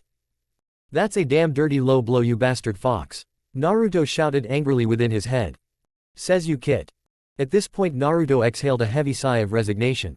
The Kyuubi's little picture had done the trick, and Naruto knew he couldn't just leave her here, but then again he wasn't exactly good parent material, but what choice did he have? How can I be a father to someone when I'm a kid myself? Considering what I've been doing lately and what I'm going to be doing, I'm not exactly the ideal father a girl should have. Come on, kid, show some spine. If this kid can handle seeing you lop off the head of someone and isn't freaked out by that mask you wear or the creepy voice it gives you, then I'd say she isn't going to mind what you have planned, just so long as you two are together." Naruto knelt down and cupped Nel's chin so he could look at her and said with sincerity, "Nel-chan, if you don't want to be alone anymore, you can come with me. Would you like that?" Neliel looked up wide-eyed and trembled a bit, as the chance to no longer be alone excited her. She liked this Naruto and wanted to stay with him, but then she remembered Ichigo and the others she had lost and suddenly grew scared at the prospect of losing Naruto. The blonde Jinchuriki noticed this change in Nel's demeanor and in a comforting voice asked, "What's wrong, Nel-chan, do you not wish to be with me?" "Nel would like to be with you very much, Naruto, but Nel is TCA red. What will happen to Nel if you go away like Ichigo and the others? Nel till misses them, and if you were to go away like them, Nel would be all alone once again. I promise you, Nel-chan, I won't go away like Ichigo and the others." You promise?" "The promise of a lifetime, Nel, I swear." Neliel smiled brightly before leaping up and hugging Naruto tightly. For the next few minutes Naruto and his surrogate daughter giggled and played before each of them yawned in perfect unison, both of their mouths opening wide at the exact same moment. Naruto saw this and chuckled a bit, before patting the ground next to him. Come here. End of flashback. And that was how it happened that Naruto had gained a little Arankar girl named Neliel as a daughter. As he looked down at Nel asleep and snuggling up to him in his lap, she looked quite content from what he could determine from her happy face. However, as content as Nel was, Naruto was still worried about the situation he had gotten himself into, as he thought with concern. A daughter must always be protected by her father. Naruto mused, before wondering what on earth he was going to do now. Becoming a father hadn't exactly been part of his plan, and yet here he was, a single father, without any real say in the matter. I don't mind taking care of her, I just don't know how. Naruto thought to himself before letting out a sigh, as he closed his eyes to think, only for them to open again about a minute later when he felt a tug on his shirt. He got a surprising sight as he reopened them. The girl was now amazingly awake and with life-filled eyes looking at him for attention, which Naruto didn't really know how to give since he had no experience whatsoever in being a parent. Are you hungry, Nell-chan? The blonde Jinchuriki asked, before he saw a quick nod from the girl and the sound of two stomachs grumbling that made them both blush in embarrassment. Letting out a laugh, he patted her on the head before lifting her gently off his lap as he stood up and placed her on his left shoulder before handing her a ration bar he had scavenged off a dead bandit. Nell didn't seem to mind as she clapped her tiny hands together several times before eating the meal, not minding the lack taste in her mouth, as these things were pretty bland. She also clearly enjoyed being able to see things at a much higher altitude. She now pumped a tiny fist into the air, and gave a loud declaration all her own, yet very familiar in its own right, as a certain blonde had often shouted it at the top of his lungs. Let's go Naruto, believe it. Naruto stumbled in surprise, as he heard his own once favorite saying coming from the mouth of this little girl who he had now taken under his wing as her father. But then he calmed himself and shrugged his shoulders in amusement, before gathering his things and with Nell perched on his shoulder, set off towards the road to continue his journey once more. Naruto's new daughter was practically bouncing up and down on his shoulder with unrestrained energy, as they walked.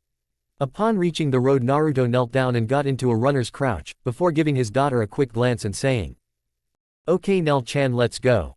Hopefully we can find some place to eat soon, and with decent food." Naruto then put his mask back on and added, "Hang on tight, we've lost a lot of time and I have to run fast to make up for it, okay?" "Okie dokie, let's go," Nell eagerly replied, her eyes sparkling with life and energy, as she nodded her head in agreement. She's certainly energetic, Naruto thought with enjoyment before he pushed off the ground with both hands and feet and sped down the road with Nell squealing with joy at going so fast and at such a height. Yai. Chapter 6, A Cry for Help is Heard. Naruto skidded to a halt, as he heard a voice seemingly whispering in his mind. His feet dug into the ground and kicked up a large cloud of dust, causing Nell to cough, as he looked to the left and right. Naruto-kun cough, why did we cough, stop? He looked around rapidly, as the dust began to clear. Something was present, but he could not see it, only sense it. Do you feel that? Naruto internally asked his tenant. I feel nothing, you must be paranoid, kid. Perhaps we should find an inn, so you can rest yourself fully. Naruto shook his head, drawing a confused look from Nell as he did so, while silently declaring. I don't need sleep. I'm wide awake, and someone or something is present with us. I sense no one. Naruto was beginning to grow frustrated, as he could not find this strange presence that seemed to be observing him, and that he alone was aware of. Well, I do. Now shut up so I can concentrate on finding it. The demon lord snorted in contempt before he grumbled his agreement. Very well, I shall be silent for now. Free of any more voices in his head, the rogue nin closed his eyes and stood stone still for a moment. As Naruto concentrated, his adoptive daughter's voice began to fade into the background, as he looked about for anything out of the ordinary, not with his eyes or ears, but with his spirit. Naruto felt something, but it was a ways off and not moving. Was it a threat? He could not be sure. But someone or something was there. Who goes there? The blonde Jinchuriki shouted in his mind. Unfortunately, the only answer he received was nothing. This was growing tiresome, and with a sigh, Naruto reverted himself back into normal vision and opened his eyes to find Nell still perched on his shoulder peering down at him, her hazel-colored eyes filled with both curiosity and concern. Naru-kun, are you okay? Naruto gave a rueful smile, as he reached up to ruffle Nell's green hair, causing her to giggle. I'm fine, Nell too, I was just looking for someone. The little Arrancar frowned at Naruto's forlorn look before leaning over and giving him a small kiss on the forehead like any good daughter would do, and asked. Is Naru-kun lonely, does he need a wife-chan? Naruto nearly stumbled to the ground and blushed at his surrogate daughter's question, as he exclaimed with exasperation. Nell too, I can't just grab a wife-chan out of the blue. Why not? Was little Nell's inquisitive response. Naruto grumbled under his breath, as a tick mark appeared on his head. Already annoyed by not being able to locate that mysterious presence he felt, Naruto accidentally shouted at Nell in a fierce snarl of a voice, as he reached for his mask. Because that's not the way things work. Nell sniffled and tears began to form in her eyes, causing his hand to halt. Nell didn't mean to make Naru-kun angry. He mentally smacked himself across the face. You stupid baka. Stupid, stupid, stupid. Now look what you did. Desperate not to make her cry, Naruto did the only thing he could possibly think of, as it looked like the invisible dam that held her tears back was about to burst wide open any moment now. So he changed the mood by reaching up to grab her, and in an instant he had gotten her under the arms, causing her sniffles to stop, as she wondered what he was about to do.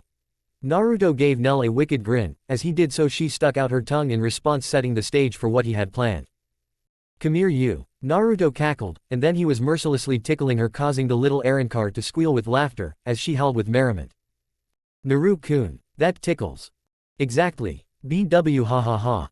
After 2 minutes of the torture, Naruto decided that Nell had enough and stopped his tickle attack, leaving her laughter to slowly fade away, as she gasped for air.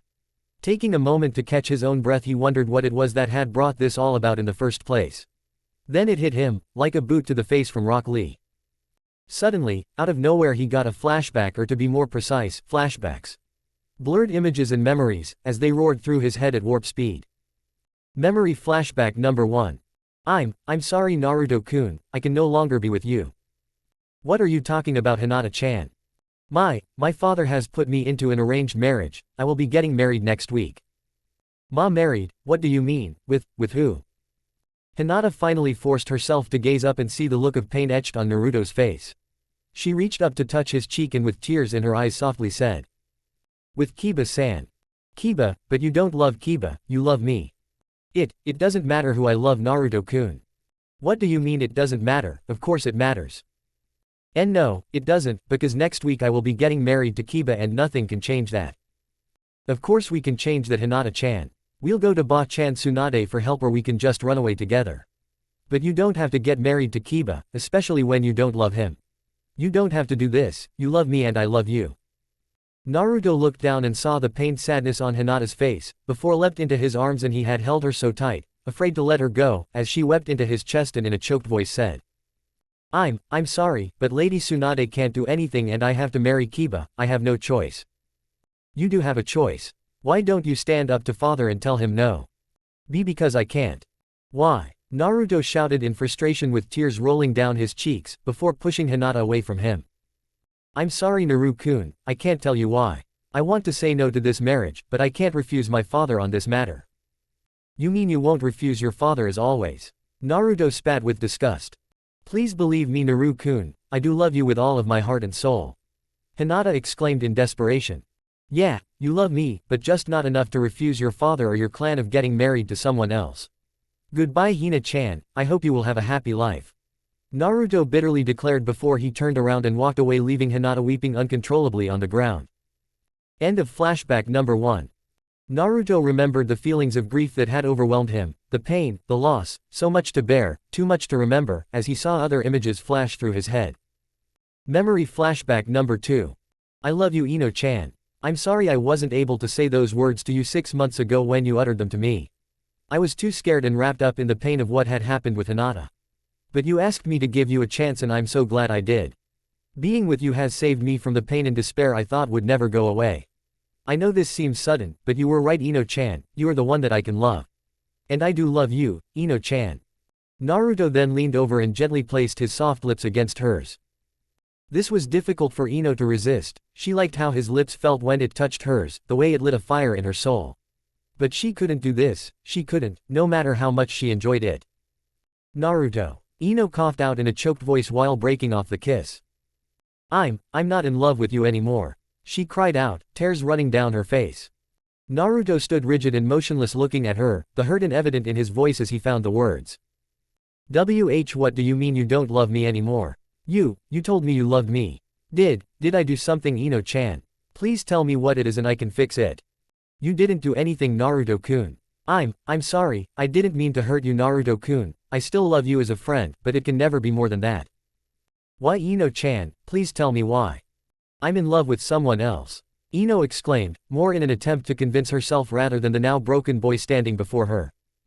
At that moment Shikamaru stepped out from the shadows of the trees and sheepishly walked over to stand next to the weeping Kunoichi. Naruto glanced back and forth between his friend who couldn't look him in the eye and his now blonde ex-girlfriend before reaching down and placing her hand into the Nara boy's hand. Ino was taken aback when Naruto did this and she looked up and gasped in shock at the visage Naruto now bore upon his face. Ino gazed at Naruto and noticed a brief flicker of pain flash through his eyes, before he dropped the engagement ring onto the ground and was walking away into the night in silence. End of flashback. Then another image flashed across his mind, one of Sakura rushing past him towards Sasuke to attend to his injuries when he had brought the Uchiha back and fulfilled his promise to the girl. What pathetic bullshit. A voice rang out inside his head, but not that of the Kyuubi. This voice was dripping with venom and disdain, as Naruto suddenly found himself standing on a white plain. All around him were images of his time with Sakura, Hinata, and Ino flying everywhere, as if he were caught in the middle of this storm of his past. Who are you? Naruto asked, as more images of his past roared through his head. In response, a dark silhouette appeared indistinguishable at the moment, but with a dark, ominous, and deadly aura to it. I never thought sifting through your head would be such a chore. You really are an idiot at times, as your women did a number on you. Naruto frowned as he clenched his hands into fists, all the while receiving images, all of them mistakes that he had made in his past. Whatever you are, why are you making me relive this? An image of him letting Ino go and putting Shikamaru's hand in hers, while walking away without a word. Screaming his fury at Sakura, before he finally snapped and went rogue. Standing outside of the temple at Hinata's wedding, unable to object or stop the proceedings, but wanting so very badly to do so. Catching a fleeting glimpse through the window of Hinata and she of him and how her pale eyes had looked deep into his, the sadness evident within them before she turned her gaze away from his. Grief overcame Naruto, as he placed his hands over his ears, while the voice droned on in his head. I truly am disappointed. The figure then began to take shape and Naruto nearly fell backward in shock, as it was revealed to be that of Momouchi Zabuza himself.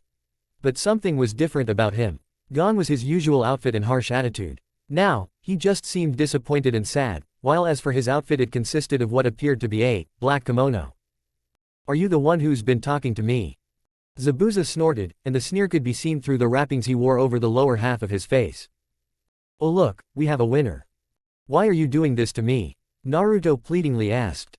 Zabuza pointed his free hand at him, one finger jabbing the rogue nin in the chest. I let you take this weapon for your own because I remembered your will of fire from years ago when you battled me in Haku.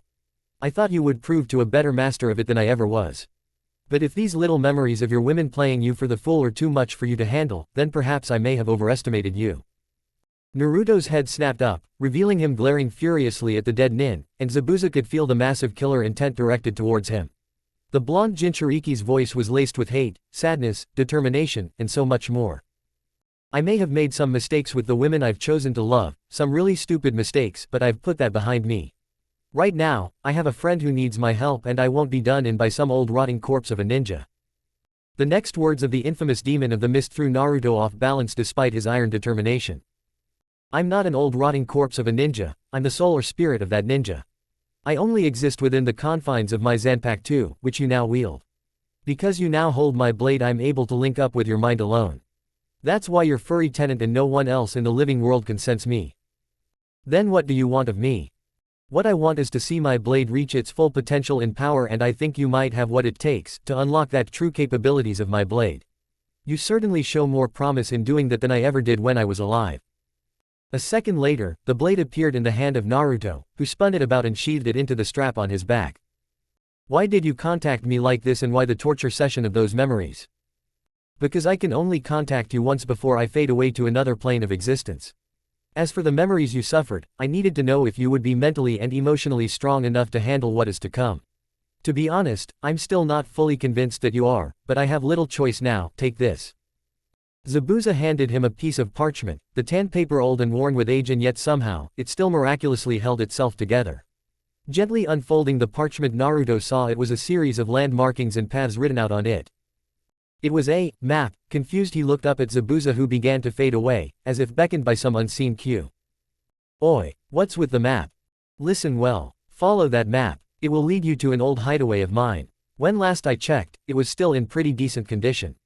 You will meet a man there. Show him that blade and he will let you pass. From there on you will start your journey to unlock the power of your Zanpakuto. A power you will need for your upcoming battles if you wish to save your friend. Zabuza was still fading away, as was the white plane upon which the two of them had stood. He was nearly gone now and he wasn't saying anything else. Futilely, Naruto reached out for him, but his hand passed right through the apparition, as he called out to the fading nin.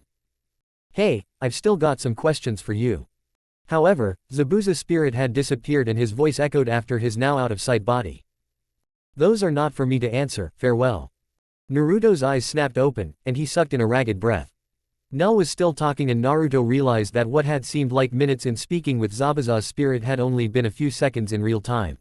Naruto also felt something and looking down he saw it was the map that Zabuza had given him in his hand. As the blonde missing nin stared at the piece of paper in his hand, Nell stopped talking when her intensely curious gaze now locked on the scratched headband he wore about his neck. Ooh, what that? Naruto blinked, as he felt a tug on the headband and felt the fabric slip past his neck as it came loose, but he paid no heed to it, as he was still trying to comprehend what had just happened. Only a few seconds passed here, yet it felt like I spent 10 minutes, in whatever that place was. Nell was oblivious to her adoptive father's musings and was fixated on the shiny metal hit she held, as she ran her hands over it lovingly like it was a new toy. Wow, teeth is really pretty, can I keep it Naru-kun? Hearing Nell's question brought Naruto out of his contemplation and staring down at her he soon recovered himself. Smiling as she stared hopefully up at him, Naruto knelt down and placed her back on his shoulder and said, You want to wear my headband? Nell nodded eagerly as she hung it down in front of his face. The little Arrancar answered before her face fell, as she realized something. But I don't know how to tie a knot. Naruto gave a small sigh, as he took the headband from her. Hold still. 1 minute later. Nell bore a sparkling smile upon her face, as her new scratched headband was shining brightly from around her throat just as Naruto had worn it. As Naruto ran down the road following the map that he had been given, his surrogate daughter squealed in delight. This is the best, thanks Naru-kun. You're welcome, Naruto mumbled, as he took a left at a nearby river running alongside the fast-moving water. Where did we get the map? Was yet another inquisitively curious query from Nell. From a friend of mine. When are we going to get breakfast? Soon. How long? Oh boy, this is gonna be a long day, Naruto silently thought, as he rolled his eyes. As he ran into the morning light, he grinned with amusement, as his adopted daughter Nell giggled with laughter from the speed he was running and chided him on. Faster Naru-kun, faster. Naruto chuckled before some of the Kyuubi no Yuko's red chakra misted about him, lending him more power and speed. Hold on Nell-chan, this could get a bit rough. The little green-haired Arrancar gripped his shoulders tightly, once more her eyes filled with eager excitement and anticipation, as the light glistened off her headband. Yai, let's go.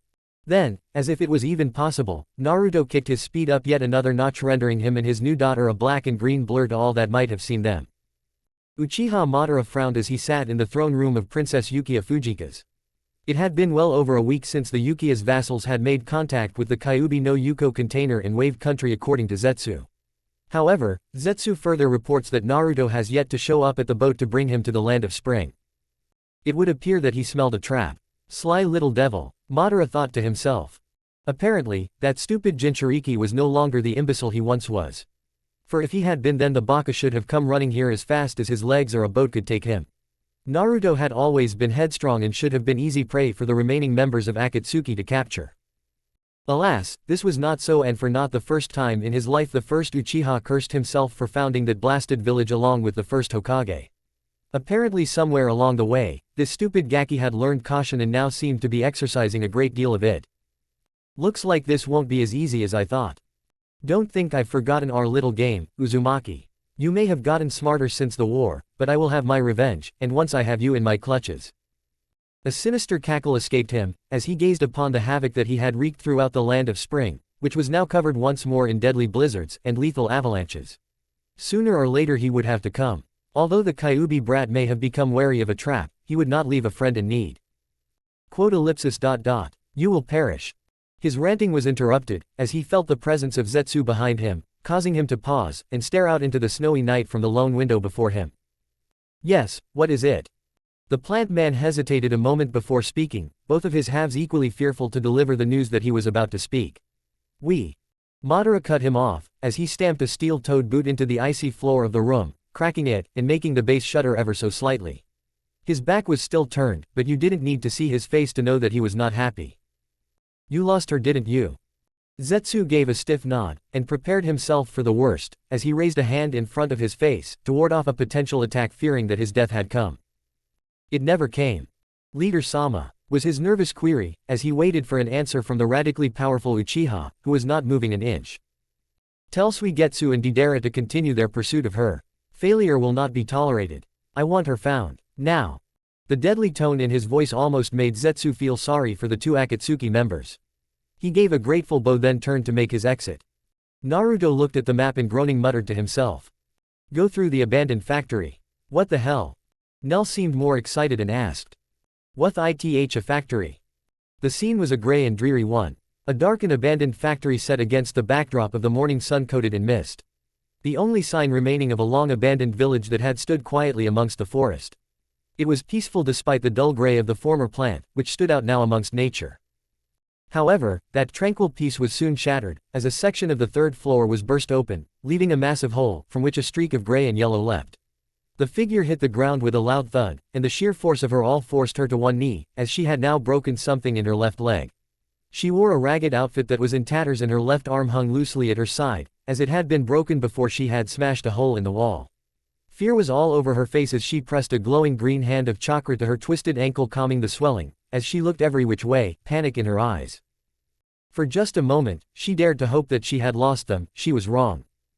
Then, as if in slow motion, two figures in Akatsuki cloaks landed behind her, unfazed from their fall, whilst she was out of breath, and badly hurt. The one who held a sword sneered down at her, as she looked over her shoulder at him, fear all over her. Looks like you're out of luck. The other Akatsuki member Deidara smirked, as he reached into his clay pouch. She was running for dear life, but it looks like her time's up, huh? You gave us a lot of trouble back there. Frightened as she was, the woman still found the nerve to spit in the face of her captor, who gave her a disgusted look, as he wiped off the saliva. You little bitch. Deidara spat in anger. Suigetsu frowned at her defiance and unsheathed Samahata. Raising the infamous sharkskin scaled blade in his hand, Suigetsu once again felt grateful that Madara had blessed him with one of the legendary 7 swords of the mist after its original owner Hoshigaki Kisame had been killed during the 4th Great Shinobi War. The young dark blonde woman stiffened, as she felt the rough skin of his shark-like blade on her neck. Help, she muttered weakly, but of course no one came. Naruto's ears pricked up. Help. Deidara laughed aloud. Help, who would want to help a Jinchuriki? As the sword headed towards her in a downward arc, and in a moment of desperation something inside of her snapped. Get away, she screamed. Instantly, a blue aura surrounded her, and from that cloak-like chakra 2 tails burst forth, as her appearance became more feral, whilst the sheer intensity of her energy forced them back and away from her, as she screamed with fury at her 2 pursuers. Leave me alone. But then, much to her horror, the blue chakra cloak flickered out a second later, as exhaustion took its toll and left her gasping for breath and barely able to stand. Looking down at her hands, she felt her brief glimmer of hope fade away along with all feeling in her legs, as her knees buckled. No, she stammered, as her knees hit the ground, and just barely was she able to summon enough strength to catch herself on her hand, let alone try to summon forth the chakra again. She had nothing left. Suigetsu chuckled, as the chakra leaked into the bandages that wrapped his blade. Thanks for the meal. Calmly he strode forward, sword in hand. Now, since you won't behave, I think I need to take an arm. Time seemed to slow, as he raised his blade up and his jagged teeth formed a cruel smile on his face. The flow of time returned, and he swung his sword down. The defeated woman just closed her eyes, and waited for the pain. It never came, as she heard a fierce snarl and then a surprised cry. Fearfully, she opened her eyes and got the shock of her life. There was a tall blonde-haired man standing before her, and he was holding back the blade of Suigetsu with his own impressive sword. An amused grin appeared on his face, while Nell watched in safety from her hiding place in a nearby tree. With his other hand, he reached across to his mask and slowly, deliberately slid it on, indicating that he was in battle mode, as he sarcastically asked in a hollow metallic echo of a voice. Mind if I join the party, boys? The young woman was in dull shock, as a shadow clone of her savior helped her to her feet. Someone had heard her after all. Tsunade was horrified as she received the news from Ino and asked with disbelief. He knocked out Shikamaru and beat up Choji so badly that he's now in a coma. The Yamanaka heiress nodded sadly. It had taken her 3 days to bring her injured teammates back to the Leaf Village. Ino was tired mentally, physically, and emotionally from this ordeal with Naruto. Yes, was all Ino could softly say due to her fatigue. Tsunade shook her head in mute shock before her gaze fell to a picture of Jiraiya and Naruto sitting on her desk, as she commented with sadness. He's changed these past few years, he's not the Naruto we knew, not anymore. Hokage-sama, I would like to request permission to pursue Naruto. I might be able to. Tsunade slammed her hands down upon the desk, as Ino winced from the explosive interruption. Absolutely not, you're part of the damn reason why he's like this. You are by no means to go after him. In fact, after what's happened, I should recall Team Guy before they encounter him. A knock was heard at the door, and she turned her wrath upon it. What is it? Tsunade roared, as she was in no mood for any pleasantries whatsoever. An anxious Anbu burst through the door, unaware of the current situation. Lady Hokage Tsunade, we have learned Hinata Inuzuka has gone missing and left the Leaf Village within the past few days. We only learned of this when we caught several Inuzuka clan members attempting to leave the village in pursuit of her. Under Anbu questioning, her husband and the Inuzuka clan heir Kiba Inuzuka believes that she has gone off in pursuit of the missing nin Naruto Uzumaki. For a moment nothing happened, as an eerie pall of silence fell over the Hokage's office before a shout erupted from the buxom blonde Hokage that seemed to echo throughout the Leaf Village. What? Chapter 7, Enter Yugito. Despite the fact that his blade was being held at bay, Suigetsu was still confident that he could take this interfering little punk, as was seen by the jagged zigzag-toothed grin he gave the former Leaf Nin. So, it looks like out little Nibby Vessel has a bodyguard. Then his eyes narrowed, as he recognized the sword his potential opponent held. That's Zabuza Senpai's blade. What is a peasant like you doing wielding one of the legendary 7 swords of the mist? I shall kill you for taking hold of it with your lowly hands. Naruto shook his head in amusement, as Yugito was set down against a nearby tree by his shadow clone. Lowly hands, huh? Well, better the blade in my hands than yours. Nope, I'm no bodyguard, I just happened to be passing through, when I came across you two ladies picking on that injured girl over there and I wondered, why are the women of the Akatsuki attacking her? So I thought I would step in and ask you missus. She's a Jinchuriki like you kid and holds the two-tailed cat demon Nibby within her. Kyuubi voiced out inside Naruto's mind. Naruto relished the chance to blow off some steam, and who better to unleash it upon than the very organization that was causing him and others like him so much grief and pain. The death of these two would make for a fine message to send to Madara. A message that said, "You're next." A tick mark appeared on the faces of both Suigetsu and Deidara, who were not enjoying the insulting verbal jabs of their gender Naruto was saying to them, as they both angrily shouted in unison. "We are not women." "Really? Are you sure? I mean, you both look like girls." Naruto commented in general surprise. "Well, we're not." "Okay, if you say so, no need to get your panties in a twist." Suigetsu growled in rage before retracting his sharkskin scaled blade in his hand and raised the weapon, indicating he was ready for a fight. "Wait a minute, Suigetsu, I recognize this guy. He's the Nine-Tails Jinchuriki of the Kyuubi no Yuko. I haven't seen him since the war, but I'm sure it's him, Naruto Uzumaki." "Huh, this is the guy that defeated Sasuke-sama and the leader back in the war." "I'm sure of it. Remember, Suigetsu, we need this guy alive as well as the Nibby vessel. If you do manage to wound him, don't make it lethal or else Leader-sama will make us pay dearly," Deidara declared, while eyeing the rogue nin with wariness, as he did with all Jinchuriki unless they were belly up and dead. The former rock nin had learned caution the hard way when Sasuke had killed him years ago. If not for the Edo Tensei technique that Madara had used to revive him, Deidara knew he would still dead. Unfortunately, Madara was not as adept with the technique as Orochimaru or his protege Kabuto had been. If he got killed trying to take down the Kyuubi container, there would be no coming back, as the ancient Uchiha had warned him. Deciding that prudence was in order, he stepped back to let his hot-headed partner deal with the Jinchuriki. Suigetsu didn't seem to mind, as he was focused on other matters, particularly of how Naruto had gotten a hold of that weapon. "You have Zabuza's sword and he let you have it?" Suigetsu pondered in disbelief of how on earth this Gaki could have obtained the sword without being cursed like most grave robbers and other thieves who had attempted to steal the blade. "Does that mean he's unlocked the blade?" Deidara was also a bit taken aback when he felt the chakra slowly rising within Naruto to unimaginable levels and thought to himself, "This complicates things." The woman Naruto had rescued, however, seemed to doubt the combat ability of her savior. Using her unbroken hand, she tried to stand up, only for the clone to firmly place a hand on her unbroken shoulder and hold her down, thus preventing her from doing anything rash. Needless to say, she protested to this, but the copy held firm, easily keeping her in place despite her weak attempts to break free. "Baka," she called out, drawing a look from Naruto. You say something." Naruto casually replied in his hollow metallic echo of a voice and with those soulless eyes of his mask staring back at her. "Run," she screamed, as she saw Suigetsu raise his sword to attack. "Run away. I'm a Jinchuriki and I couldn't beat them. What makes you?" She froze in mid-sentence, as red chakra began to bubble around Naruto, and peel off sections of his exposed skin. Think you can win, was her choked murmur, as not one, not two, but four tails of red chakra slowly grew out of the Kyuubi cloak that had enveloped Naruto, and she silently realized. He's a Jinchuriki too. Naruto raised a red thumb, and for a second she could have sworn she saw him smile, even if it was behind the mask. The blonde Jinchuriki's tone was that of a teacher lecturing an ignorant student, calm but reproachful. True, but you only have the nibi. Now all sections of Naruto's exposed skin had peeled away, leaving his skin red, whilst oddly enough he kept his human appearance, clothing intact and everything. The leaf-missing nin then took up an attack stance, and although his voice was distorted, it was full of pride as well. But I have the nine-tailed Kyuubi no Yuko demon, and with his power there is nothing I cannot do, especially against such a weak opponent like her. A second later, he threw back his head and let out an insane cackle, all the while Samahata was on a collision course with his head swung from the right and ready to lop it off in one brutal swing. Either this kid has finally lost it and has gone suicidal, or he actually does have the power to defeat us, and personally, I think it's the latter.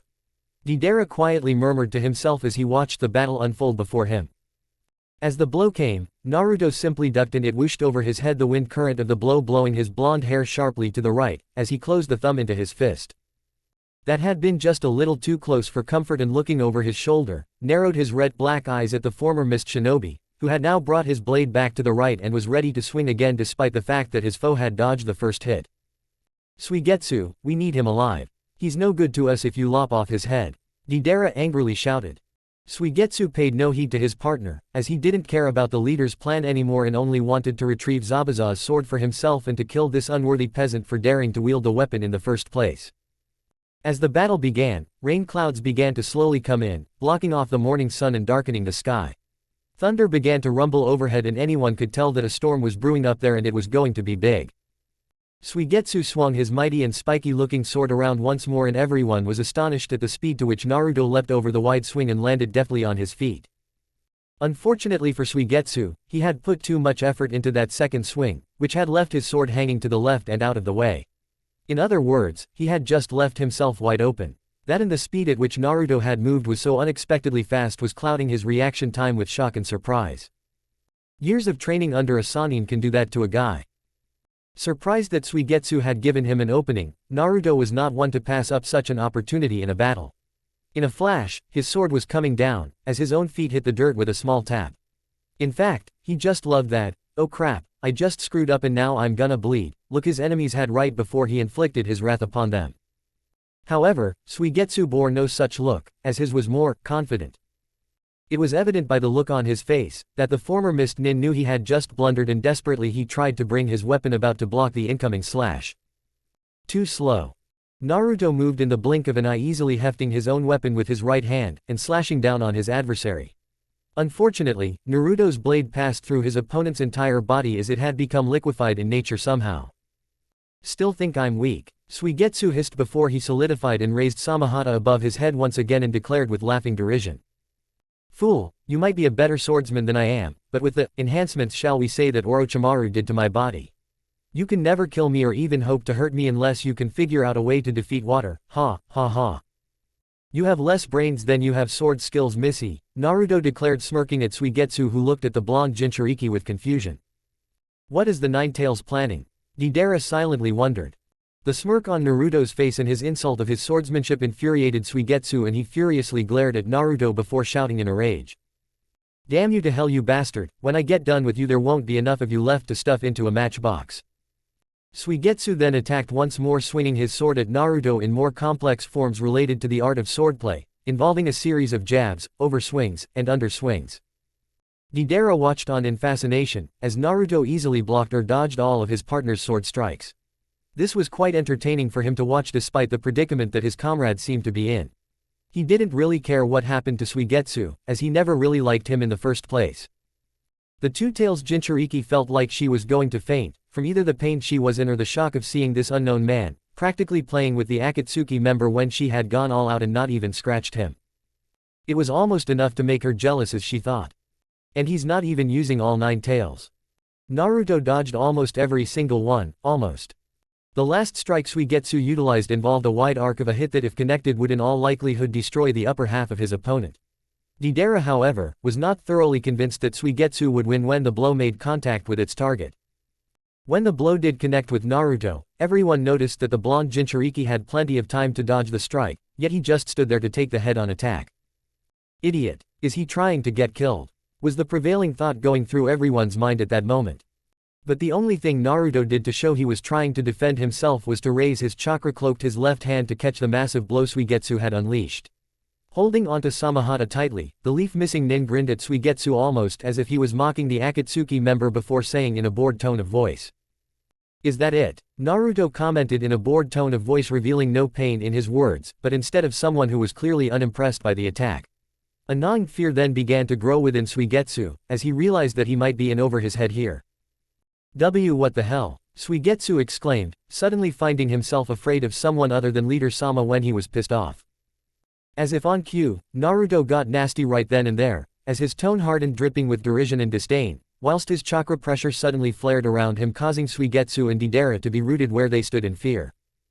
If this is all you got, Suigetsu, then your reputation among the 7 swordsmen of the mist has been clearly exaggerated. Naruto then pushed the shark-like blade away from him with the arm it came in contact with before slowly deepening his grip into the sword with his left hand and releasing a huge amount of killing intent that froze everyone in their place.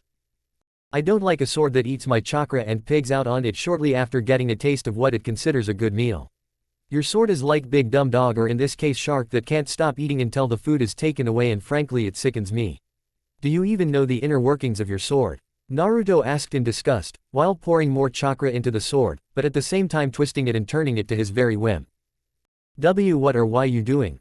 Suigetsu screamed in a panic when he realized that he couldn't pry Samahata away from Naruto or even let go of the blade. Naruto ignored his opponent's terrified question. Did you know the main reason your sword can eat so much chakra is because it has its own small network of tunnels to take that chakra and circulate it around? Samahata does this to let it thin out and dissolve into the sword itself. However, just because this sword absorbs or eats chakra, it doesn't mean the chakra can't be manipulated by the very source it came from.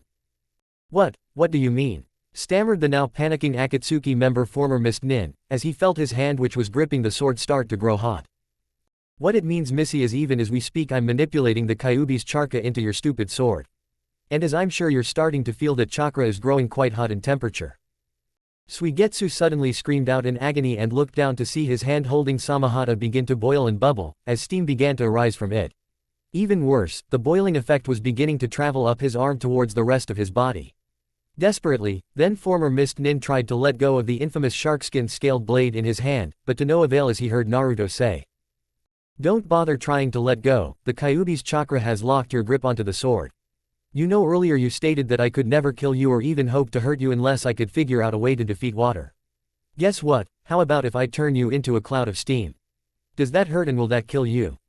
Arg hhhhhhhhh. A scathing cry of agony and anguish was the only answer Naruto received before Suigetsu became an unrecognizable mass of boiling water, which quickly rose into the air as steam before dissipating in the air completely, as Samahata fell to the ground in a thud. Naruto then turned his attention to Deidara only to find that the blonde Akatsuki member had made a hasty exit during his battle with Suigetsu.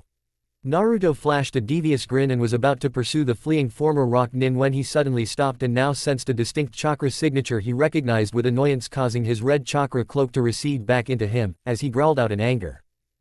You can come out, Tem, I can sense you now.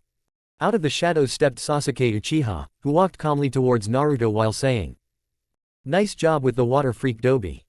Screw your praise, Uchiha, what do you want? I'm here under orders from Lady Tsunade to take you back to the village, Naruto. Well then you wasted a trip, Tem, because I'm not going back. I'm done with Leaf Village now and forever.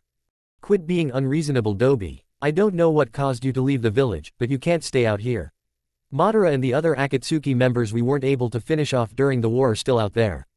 If they get a hold of the Kyuubi no Yuko, it will be the death of you and the end of us all. You need to come back to the village so we can protect you, Naruto.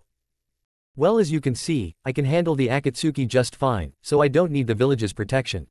I'll deal with Madara when the time suits me. So go back and tell Ba-chan to just leave me alone. I can't do that, Dobi. You have only 3 options on this matter. 1. You come back to the Leaf Village with me peacefully. 2. You come back to the Leaf Village with me in pieces after I get done kicking your ass. Or 3. You leave me no option except to eliminate you per Lady Tsunade's decree to prevent the Kyuubi falling into enemy hands. I don't want to fight you Naruto, so please just come back with me. I'm sure whatever it is that's bothering you can be fixed. You have a lot of people back in Konoha who care about you deeply. So, Ba-chan actually issued the death sentence on me if I didn't return like a good little dog. How typical, someone else who supposedly loved me turning their back on me for their own selfish reasons. This is all a bunch of bullshit. If there are people back in the village who love and care about me and want me to come home, it's only because they haven't had their shot yet to tear me apart like everyone else who has professed to love me has done. Well, fuck them and fuck you Uchiha, I'm not going back and that's final. Damn it Naruto, I didn't want it to come to this. Sasuke angrily declared, before dropping into an attack stance 20 feet away from Naruto. We don't always get what we want Tem. A lesson you never learned being the golden boy of the village who always got everything he wanted. However, it's a lesson I learned the hard way 3 times in my life. Sasuke could only shake his head sadly at his friend and was about to activate his Mangekyo Sharingan when a shout rang out. Back off asshole.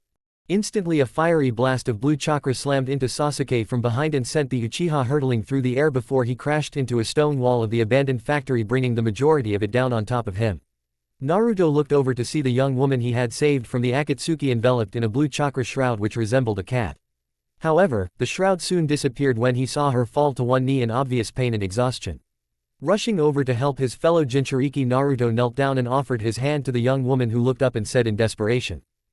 Forget about me, go finish that guy off. I knocked into the wall before he recovers. That was the last shot of chakra I had and you've got to be running low after your fight. So hurry up and go kill that asshole before he wakes up. Ha, ha, ha, I can't kill the Tem when he's unconscious. When we fight each other to the death it will be when we're both at full strength. He deserves nothing less than that and neither do I. You're a strange Jinchuriki. What is your name? My name is Naruto Uzumaki Namikaze, but most people call me Naruto. The blonde leaf missing nin answered, as he removed his mask. Namikaze. Are you related to the Yondaime Hokage of the village hidden in the leaves, Minato Namikaze? He was my father. So your own father sealed the Kyuubi no Yuko demon within you, that's incredible. Yeah, it's been a barrel of laughs. So, I told you my name, what's yours? I'm sorry, my name is Nii Yugito and as you have already figured out, I'm the Jinchuriki vessel of Nibi the two-tailed cat demon. Well Yugito, if you feel up to it, let's go track down that other Akatsuki prick who was chasing after you and give him a painful death. What do you say? Naruto asked, while picking up Samahata before sealing the mighty sword away into a storage scroll. Hi, I would like that very much Namikaze-sama. Naruto, just call me Naruto, okay Yugito. Hi, Naruto-sama. We'll work on it. Hey Nell-chan, did you enjoy the show? Yugito looked up to see a little girl wearing a green dress with matching colored hair adorned with a strange-looking skull-type hat atop her head sitting in the tree she had been resting against, clapping and smiling at Naruto. You're the Beth Naru-kun. Nell giggled happily in response. Come on Yugito, let me introduce you Nell then we can go after Deidara and… Naruto stopped talking mid-sentence when he suddenly felt 3 all too familiar chakra signatures heading towards them at impressive speed. Pinching the bridge of his nose in frustration, the blonde Jinchuriki could think of only one thing to say. Ah crap, not them. Chapter 8, The Search for Naruto intensifies. Naruto knew exactly who the 3 guests heading towards him were and he was loath to fight them. In truth he knew he could decimate all of them quite easily, but he had no desire to do so. The blonde Jinchuriki bore no ill will towards them other than the fact they represented the very place he was trying to get away from. No, I don't want to have to hurt them. Please Kami, send them away from here. However, it would seem that the great deity was ignoring his prayer, as rapid footfalls reached his Jinchuriki-enhanced ears. They were coming and they were coming fast. Great, Naruto hissed in aggravation, before he pulled his mask back on with a fierce tug. Reaching up he quickly placed Nell onto his shoulder while sternly saying in his mask-distorted voice. Hang on Nell-chan, we've got to go and go right, now. Nell pouted upon hearing this, as she wanted to play with Naruto and his new friend. Ah, do we have to go? Then Nell's Arankar senses picked up the energy signatures of 3 people heading towards them and her pout quickly became a look of concern and she obediently wrapped arms around her adoptive father's neck and said. I'm all set Naru-kun, but what about the Lady Chan here? Naruto turned to look at the Yugito who was struggling just to stand and with a sharp intake of breath he realized that his adoptive daughter had a strong point. He couldn't just leave her here. What if the Akatsuki came back or what if the incoming trouble decided to take her back to the village for questioning? Naruto knew in her present weakened condition she would be defenseless. But if he took her with them he would be putting her in even more danger for what he has planned. Naruto was uncertain of what to do and in deep contemplation when the Kyuubi's voice cried out in his mind. Kit, they're less than a half-mile from here and closing fast. You better decide what you're going to do quickly. Damn it, Naruto silently cussed. As if Kami was trying to make Naruto's life more difficult, the sky rumbled with thunder and a thick curtain of rain began to fall. Yugito stifled a surprised gasp when Naruto wrapped his arm around her waist and jumped straight up into the thick branches and foliage of the tree they were standing under. Setting his weary and injured fellow Jinchuriki down on a branch next to him and then checking to make sure Nell was secure, Naruto began to lower his chakra levels to an almost imperceptible level, maintaining only enough to utilize a henjutsu to camouflage and blend them into the tree foliage completely, as he quietly stated. Nell-chan, Yugito, I need you two to remain as silent as possible. Nell merely nodded her head in acceptance and Yugito followed in suit, but shivered with fear at the sound of Naruto's masked voice and silently berated herself. It's just a mask, quit being such a scaredy cat. Hey, Nibi shouted in her head in righteous indignation. Hinata bore a look of grim determination on her face, as she left the wave country following the now cold trail of Naruto in hopes that she would run into him. It had taken her longer than she would have liked to get to the wave country upon hearing the rumor that the hero of that country had returned there. Unfortunately, Naruto was gone by the time she had arrived and Tazuna had already passed the word around that anyone from Konoha inquiring about Naruto or his whereabouts was to be told nothing. Hinata had then spent a long and fruitless day of questioning the wave country inhabitants and receiving no information about Naruto. Disheartened, the former Hyuga heiress found herself at a local temple and weeping prayed to Kami to help her love Naruto. Kami must have heard her prayer because a woman who had just entered the temple heard Hinata's heartfelt prayer and the anguished tone in which it was given. The woman walked over to console the young woman and after a few minutes of talking with one another, Tsunami realized this was not one of the people who Naruto needed protection from. Taking Hinata back to her house, the only daughter of Tazuna the bridge builder and the Wave Village's current chief and leader made certain her father shared any information he had about Naruto with Hinata or there would be hell to pay otherwise. Afterwards, Hinata resumed her journey to find Naruto, as she quickened her pace and thought to herself. Naruto-kun, where are you my love? Gone was her usual outfit exchanged for a nondescript long black-sleeved shirt, that fit her snugly and bore a kanji for, hope, on the back that Tsunami had sewn on for her. Also, she now wore long black hip-hugger pants along with knee-high boots, which made her plain outfit complete. Hinata also bore a black pack now worn over her left shoulder and her leaf headband was nowhere to be seen. Hinata's once long indigo-colored hair had now been cut and was at shoulder length only, and tied with an orange-colored ribbon into a small ponytail. On the lower part of her face, she wore a white mask that hid the defining features of it. However, even with her face hidden except for her lavender eyes along with the alluring curves of her body, Hinata still she drew the stare of many a passerby, especially the men, so great was her natural beauty. Hinata also sported a katana blade strapped to her back as well, courtesy of a wave country mask maker she had questioned thanks to Tazuna's information. At first the man was reluctant to share anything, but it's amazing what a fistful of money and the threat of a jukin fist to his face unless he talked was enough to convince the old man to speak. After that, she had trekked on with the aid of a tracking hound she had borrowed from the Inuzuka compound and they were following the scent of Naruto they had been able to detect from the mask maker's shop. Soon to Hinata's horror she came across the scene of a battle and Naruto's scent was mingled with the unmistakable odor of blood, as was told her by said dog. Worried that Naruto had been injured, Hinata was relieved when the dog informed her that the blood came from two separate males and that there was also a scent of a female in the area as well. Naruto-kun must have run into an Anbu tracking squad, as most of them are set up with two males and a female on each squad. I pray to Kami he wasn't hurt. Hinata thought with concern before remembering that her sudden disappearance would also have Anbu after her as she commented to herself. I hope I'm able to find Naru-kun, before the trackers find me. Several hours later Hinata soon found a campsite with the rotting corpses of several men strewn about. It was a gruesome sight, but then Hinata recognized the men as part of an infamous group of thieves called the Crimson Bandits she had been hearing about during her travels. According to her canine companion, Naruto's scent was intermixed with all the blood, proving he had been there and most likely had been the one to dispatch these men. After milling around a bit, the tracking hound had finally picked up the scent trail of which direction Naruto had left and then the duo was off again in pursuit. After a short while, once again Hinata and her dog came across a scene of death. However, this time it was of a single individual and by the looks of him Hinata wasn't even sure if the man was human. Aside from the fact that the man's head, which was adorned with some sort of skull-like mask on the left side of his face, was no longer attached to his body. The most peculiar feature of the corpse was that he bore 3 stumps instead of arms on the left side of his body and 2 stumps on the right side. Also the lone remaining arm on the right side of the man's body and was holding some type of curved type of weapon. It saddened Hinata to know that Naruto was capable of such killing, but not surprising. After all, before he left, Naruto had broken Hitaki Tsukumo, the legendary White Fang, and Hitaki Kakashi father's record for most kills in Anbu history. It had garnered Naruto much praise and accolades throughout the village from both shinobi and civilians alike. Hinata knew that killing was a part of any shinobi's life and had accepted that long ago, but it was the brutality and viciousness of these killings that concerned her the most. Pushing her anxiety aside, Hinata asked her canine partner how long ago Naruto had been there and was pleased to hear that she was only a day behind. Unfortunately, the hound also informed her that Naruto was no longer traveling alone, as he could detect the scent of a female intermixed with his own. Now, a new anxiety was beginning to grow within Hinata. She was catching up to Naruto. But what would happen when she did catch him?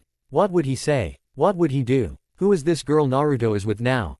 The last question she had silently asked herself filled Hinata with the most dread. Suddenly, and for some strange reason, she stopped, drawing a confused look from the hound, as she gazed down at her left hand, her gaze narrowing to focus on her finger that bore the ring symbolizing her marriage to Kiba. This little gold ring had undoubtedly been part of the reason Naruto had left the village. It had been her fault. If only she could have told Naruto the truth 3 years ago. Maybe there could have been a way to stand up to her father. However, Hinata knew that there was nothing she could do other than what she did back then and heaved a heavy sigh of regret and frustration. Once she caught up to Naruto, she could finally tell him the truth and prayed Naruto would understand her reasons for marrying Kiba. But while Naruto may understand her reasons was no guarantee that he would still forgive her, and the thought of that filled Hinata with misery and terror. Then her thoughts turned to those of Kiba and Hinata's face took on an image of anger. She did not love him and he knew that. She loved Naruto and he knew that as well. Yet the Inuzuka heir and supposedly one of Naruto's closest friends as well as her own did nothing to stop the arranged marriage. In fact, he had been as duplicitous as her father in the matter, and for that she hated him. Not to even mention what a sham of a marriage it had been during these past 3 years. Still, while Kiba and her father had been the catalyst, in the end there was only one person Hinata blamed for the marriage, and her own and Naruto's pain and unhappiness. It was all her fault. "You stupid ring, I never want to see you again. I hate you," she hissed loudly, and in one forceful movement she had plucked the ring from her finger and held it in the palm of her hand, as her body quivered with rage. Then, spying a nearby river, she heaved the ring with all her might into its briny depths. Then there was a crack of thunder and the sky opened up in a rain as if to hide the tears streaming down her face. Hinata knew that with this rain her canine would no longer be able to track Naruto's scent. So, she now bid her tracking hound farewell, telling the dog that she could take it from here and for him to return to the Inuzuka compound. "You have been working hard and have been most helpful." With a grateful woof, the dog turned on its paws and headed off in the direction of the Leaf Village. Hinata then turned on her heels and full of determination resumed her trek to follow the trail of her love, albeit alone from now on as she thought of Naruto. However, Hinata was not the only one who was currently thinking of the once happy and playful blonde. For back in the Leaf Village, a certain pink-haired kunoichi was looking with tears misting in her emerald eyes at a picture of Naruto and her. Sakura had learned of Naruto's missing nin status when Shikamaru and Choji had been brought into the hospital with the injuries they had suffered by his hands. She was shocked at the extent of Choji's injuries and couldn't believe that the Naruto she knew would do that to one of his closest friends. However, Sakura then realized that the Naruto she knew was gone, and the Naruto she had helped to create over the past few years, she didn't know at all. Sakura sat upon her bed, as she gazed upon the picture and reminisced about the happier times for him and her. The photo depicted the two holding hands with Naruto smiling from ear to ear, as Sakura leaned in to give him a kiss on the cheek. "What was I thinking? The best thing to ever happen for me, and I threw him away like an idiot." Sakura screamed at herself in self-recrimination. That picture had been taken before Sasuke had been brought back to the Leaf, before she had made the biggest mistake in her life in breaking Naruto's heart by choosing the Uchiha over him yet again. What's worse is that Sakura now realized that she had 3 wonderful years with Naruto before the blonde Jinchuriki had brought the Sasuke back, fulfilling his promise to her. And what does she do the moment that happens? Sakura thought to herself. I immediately go back into my 12 years old fangirl mode and forget about everything I had with Naruto-kun because I thought Sasuke would make me the happiest woman alive. Baka, she yelled at herself, while looking down at the photo. Soon, tears leaked from her eyes to fall on the photo that she was now clenching tightly to her chest, as her pink hair hung down into her face, while her body shook with sobs. Sakura was more miserable now than ever, now that she had realized that she wanted Naruto and had even broken off the engagement with Sasuke just for him. But she had been too late, years too late. Sakura had never seen him sadder or more broken than the day that she and Sasuke had informed him of their engagement. It hurt her even worse when Naruto lashed out with such anger towards them when they had pressed the issue with him. However, the pain of that night was nothing compared to the pain she felt when Naruto had erupted out with such venom and hatred at her when she had tried to apologize to him. Sakura remembered she was also going to inform Naruto of breaking her engagement with Sasuke just to be with him. Looking back at that now, Sakura wondered how stupid she would have been had she attempted it. She had taken his heart, and stomped on it just like she always had. Then, as her pink hair tickled her nose, Sakura felt something snap inside, as she made up her mind for the last time. Sakura wanted him, Naruto Uzumaki, and she would love no one else but him.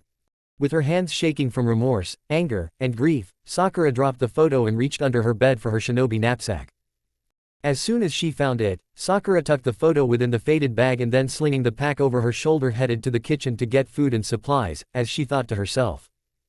I'm going after Naruto-kun. I'm going to prove to him how sorry I am and how much I truly love him or die trying. They're here, Naruto quietly whispered to his two companions. As Yugito focused her eyesight through the rain, she saw a young man appear in a flash wearing green spandex and sporting bushy eyebrows looking around the area Naruto's battle had taken place. Wiping the rain from his eyes and blinking, he saw nothing but the battered remains of an old factory and a lone tree nearby about 100 yards away. Then a male voice called out from behind the young man. See anyone, Lee? The taijutsu master frowned as he kept searching, but saw no one as he replied. I see no one, Neji, but it is difficult for my flames of youth to see through this torrential downpour. Are you sure this is the location where you spotted all of those strong chakra signatures? A moment later, two more people appeared. One a girl with brunette hair tied into buns on the sides of her head, while the other was a male wearing the traditional robes of the Hyuga clan who then activated his Byakugan and began scanning the area, piercing through all about him, as the colors faded to gray and his vision expanded to nearly 360 degrees. For a second, Neji paused and steeled his gaze towards the lone tree a short distance away. Naruto began to grow a little nervous before the sound of a brick falling to the ground diverted Neji's attention and he shouted. Over there, Lee, I detect a strong chakra signature underneath that rubble. In a moment, all three members of Team Guy were removing the bricks and stones only to discover to their surprise that the source of that chakra signature was none other than Sasuke. As Lee and Tenten were helping the Uchiha to his feet, Neji asked with disdain dripping from his voice. Why are you here, Uchiha? I'm here, Hyuga, because I'm under orders from Lady Tsunade to find and retrieve Naruto. He was here just a little while ago, but I wasn't able to capture him. So the great Uchiha failed. Neji spat with contempt. I failed, Hyuga, because I got blindsided by a Jinchuriki woman Naruto had rescued from a couple of Akatsuki members. What happened, Sasuke? Tenten inquired, trying to diffuse the tension growing between him and Neji. I found Naruto just as he had engaged one of the Akatsuki in battle. It was Suigetsu, my former subordinate in Team Hubby years ago. From what I could gather from the conversation during the fight was that Suigetsu and his partner Deidara were after the girl because she is Jinchuriki. They were about to capture her when Naruto stepped in and saved her. He took out Suigetsu without too much trouble and was going to go after Deidara when the Dobi sensed my chakra and called me out. Then what happened? At first nothing, I just tried to talk him into returning to the village and told him the consequences of what might happen if he didn't. But Naruto is so full of anger and pain about Konoha and the people within it that he refused to listen and said he is done with the Leaf Village now and forever. After realizing nothing I said would change his mind, I got ready to fight the Dobi, but then got sucker punched by the girl and he got away. It is sad that Naruto's flames of youth have been dampened over the years.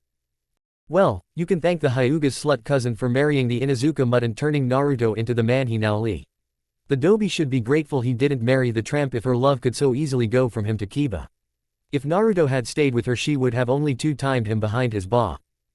Sasuke never got a chance to finish his sentence when a fist impacted his nose, breaking it and dropped the Uchiha to the ground.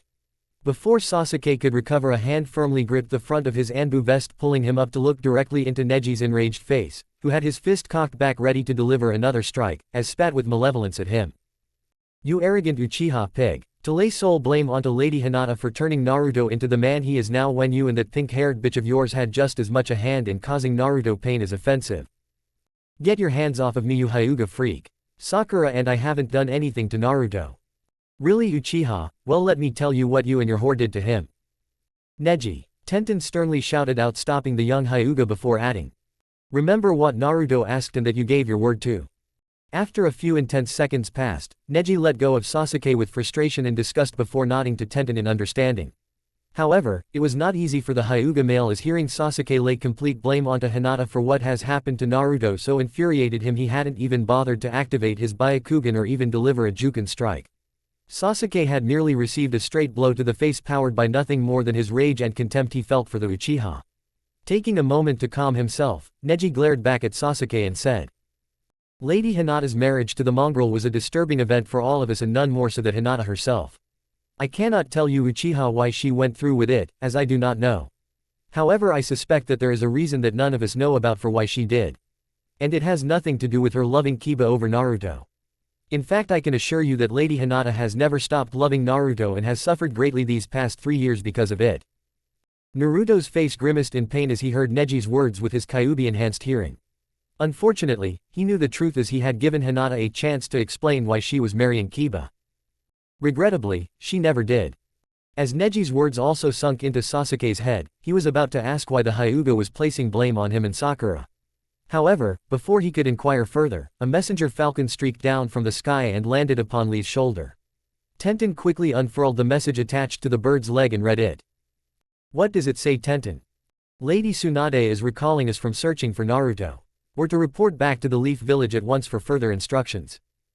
Very well, since we missed our opportunity to capture Naruto in the first place. We'll spend the night in that small town we passed a few miles back to get out of the rain before returning to the Leaf Village. Come Tenten, Lee, I wish to get out of this interminable downpour as soon as possible. Neji ordered with authority to his 2 teammates. As Lee and Tenten followed behind Neji, the kunoichi paused and turned around to ask. Sasuke, do wish accompany us and get out of the rain? No, I've got someone I need to see and they are about 2 days travel from here. Suit yourself, Tenten replied, as she watched Sasuke leap away before running to catch up with her teammates. Once the sound of the voices of Team Guy had finally faded away, Naruto breathed a sigh of relief, as he removed his mask and jumped down to the ground with Nel secure on his shoulder. They were safe. For now. Yugito jumped down from the tree and fell to one knee as she landed. It was quite evident that she was still very weak from her battle with the Akatsuki. Looking up, doe brown eyes met sapphire blue, and in that instant she looked down, as he extended his hand to her, whilst Nel stared at Yugito with piqued curiosity. Hesitantly, Yugito grasped Naruto's hand and allowed him to help her to stand before she asked. Who were those guys? I have little time, so I will make this quick. Those guys were Anbu from the Hidden Leaf Village, and they are in pursuit of me because I'm a missing nin from that village. Now, I could leave you here. Naruto momentarily saw panic flash through Yugito's eyes, before it vanished and was forced down by her, as he mentally commended her for that feat. She controls her emotions well. But, that would leave you easy prey to the Akatsuki, who are the ones who attacked you, by the way. I know all about the Akatsuki, I've been their prisoner for the last 8 years. Yugito spat with anger and disgust. If she's been a captive of the Akatsuki, perhaps she will be of use to us. You should take her along, kid, and get whatever information you can from her. Plus, once she's healed, she could be a powerful ally since she holds the Nibi. And even you have to admit she's not bad to look at either. Perhaps you and her could even. Kyuubi voiced out within Naruto's mind. Knock it off, you perverted fox. Your other points are valid, but I'm not going to ask her to join us just so I can get laid. Well, you should, kid. You've been living like a monk for the last 2 years ever since that blonde bitch dumped you, and I'm sick of it. I want to see some action. Enough, I'm not having this conversation with you right now. Naruto shouted back with righteous anger before turning his attention back to Yugito. Well, since you know about the Akatsuki and what they do. As a fellow Jinchuriki, it would not sit well with me to leave you on your own against them. Naruto then stepped forward and placed a hand on her shoulder, whilst his other went under her arms to support her. Yugito's face blushed red at this, but it was only for the briefest of seconds and it was gone before he could notice it. Naruto was too caught up in those eyes of hers anyway. He had been staring into those deep brown pools the entire time, and he felt hypnotized by her calm yet slightly nervous stare. Naruto's next words finally got her mind working again, as shock and surprise set in. Care to join up with us? Yugito's eyes widened a bit at that, but after seeing the way he had dispatched Suigetsu with less than half his true strength. The voice of the Nibi, the two-tailed cat demon, purred her inside her mind. The tone of that cat was laced with curiosity, as which all felines were infamous for. That, and what felt like, desire. I think we would be safe with this one kitten. Even though I can sense he is troubled and harboring a lot of pain and anger, he also seems to be of pure heart, and if he is indeed the vessel of the Kyuubi, then perhaps we could. Nibby's thoughts stopped there, as Yugito forcefully protested with all her might. Whoa, Miss Pervert, don't be getting any ideas there, I don't even know him. That can easily be solved and you know what I mean. Nibby seductively purred. The sound of Naruto's voice interrupted Yugito and Nibby's conversation. So about my offer, interested? There's safety in numbers after all. Okay, if I say yes, I just have one condition. Yugito replied before she brought her face dangerously close to his, and Naruto blushed a bit at that. Her voice held just a hint of desire as she spoke. Will you treat me right, with respect I mean? Of course I'll treat you with respect. Thank you Naruto-sama. Again with the sama, oh well, like I said we'll work on it. Naruto thought to himself before saying. Sure, now let's go. I have a. The blonde Jinchuriki was interrupted when he heard the screeching sound of the flare, long before its ruby red light lit up the sky for miles around, casting a red curtain of light about all nearby. He stared at it for a moment, then ever so slowly, a predatory grin formed on his face. A second later, he was running towards it with Yugito in hot pursuit calling out to him, as she struggled to keep up. Where are we going? To get me an army. Naruto's tone was filled with arrogant confidence, as he took to the trees all the while with Nell chatting away in his ear. Naru-kun, ith the cat lady going to be living with UTH from now on. Hi Nell-chan, she'll be traveling with us for a while. Yai, maybe she can be that wife-chan you need. The simultaneous squawk of surprise from the two Jinchuriki could be heard for miles around. Nani? Chapter 9, An Unexpected Reunion. The two Jinchuriki dug their feet into the next tree branch, pushing off with massive force and soaring high above the treetops. Naruto then saw the clearing ahead, which the red flare seemed to be hovering over. Beneath it, in its red glare, was a man, the bandit Naruto had let live to contact the bandit's leader. The man was alone and shivering inside a tent to shelter him from the rain.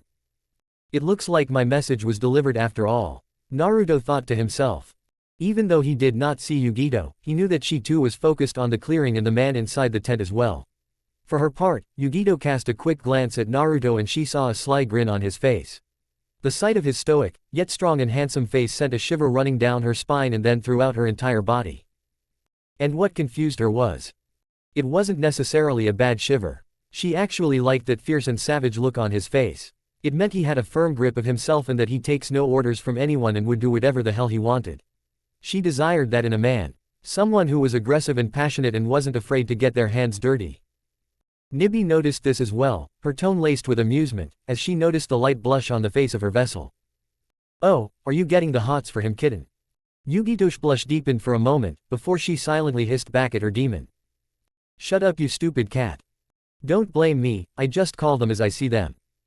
Casting another quick glance at him, she looked away before he could feel the sensation of her penetrating eyes upon him. I have no idea what you're talking about. However, Nell had noticed the strange glances that Yugito kept sending towards Naruto. And being an inquisitive child asked her adoptive father a question. Naru-kun, why did the cat lady keep looking at you so funny? A bit taken aback by this question, Naruto stammered in response. I don't know Nell-chan, I didn't know she was. This answer did nothing to quell Nell's curiosity about the situation before her eyes grew wide as saucer plates and she gave a startled declaration. Oh, I know what it ith. Hey cat lady, are you still thinking about being Naru-kun's new wife-chan? For the second time that night, a simultaneous squawk of surprise erupted from the two Jinchuriki and could be heard for miles around. Nani? Below, in the clearing, Daisuke, the man who Naruto had threatened with death, looked up as he thought he heard a startled shout and thought to himself. What was that? Daisuke wore a dark muscle shirt that fit well against his muscular frame, along with long baggy pants that were already soaked through with rain. Strapped to his back, was an enormous shuriken, easily twice the size of the one Mizuki had worn, and it was apparent that only one such as he with his titanic strength could wield such a weapon. But strength or no, he was still very nervous as he peeled back a strand of brown hair, long and unruly much like Kiba's hairstyle, which was now wet and soggy, as he pulled the hair away from his black eyes and he peered about into the rain, looking for any sign of the missing nin. What if he did not show? Leader Sama would think he had failed, and he had no desire to fail. He had to show up. His very life depended on the presence of this, unimaginably, powerful nin he had described to his boss, who had given him the benefit of the doubt and allowed him to come back out here to extend to the man an invitation to meet him. Or was it a he? No one had ever seen the face of the leader, nor did they know if a woman or a man led them. She was always wrapped in a dark robe and wore a face mask distorting her voice, thus further obscuring the identity of the powerful leader of the mighty gang known only as the Crimson Blades. But when he had mentioned the name of Naruto Uzumaki, he had visibly seen a difference in the way leader held himself. "I want you to bring him to me. I wish to meet him." Those had been the specific words of the leader, and everyone in the Crimson Blades knew that she did not tolerate failure. So, for some reason, he decided to look up into the sky, and just as he did he saw two black shapes in the air, one of which had a very familiar sword strapped to his back. Is that him? Something in his gut told him yes. There was no way you could mistake the dark energy that even from this distance, was emanating from him, making his blood run cold and his tan skin go pale. It is. With a startled yelp he leapt back, his sandals sliding in the mud and bringing him to his knees.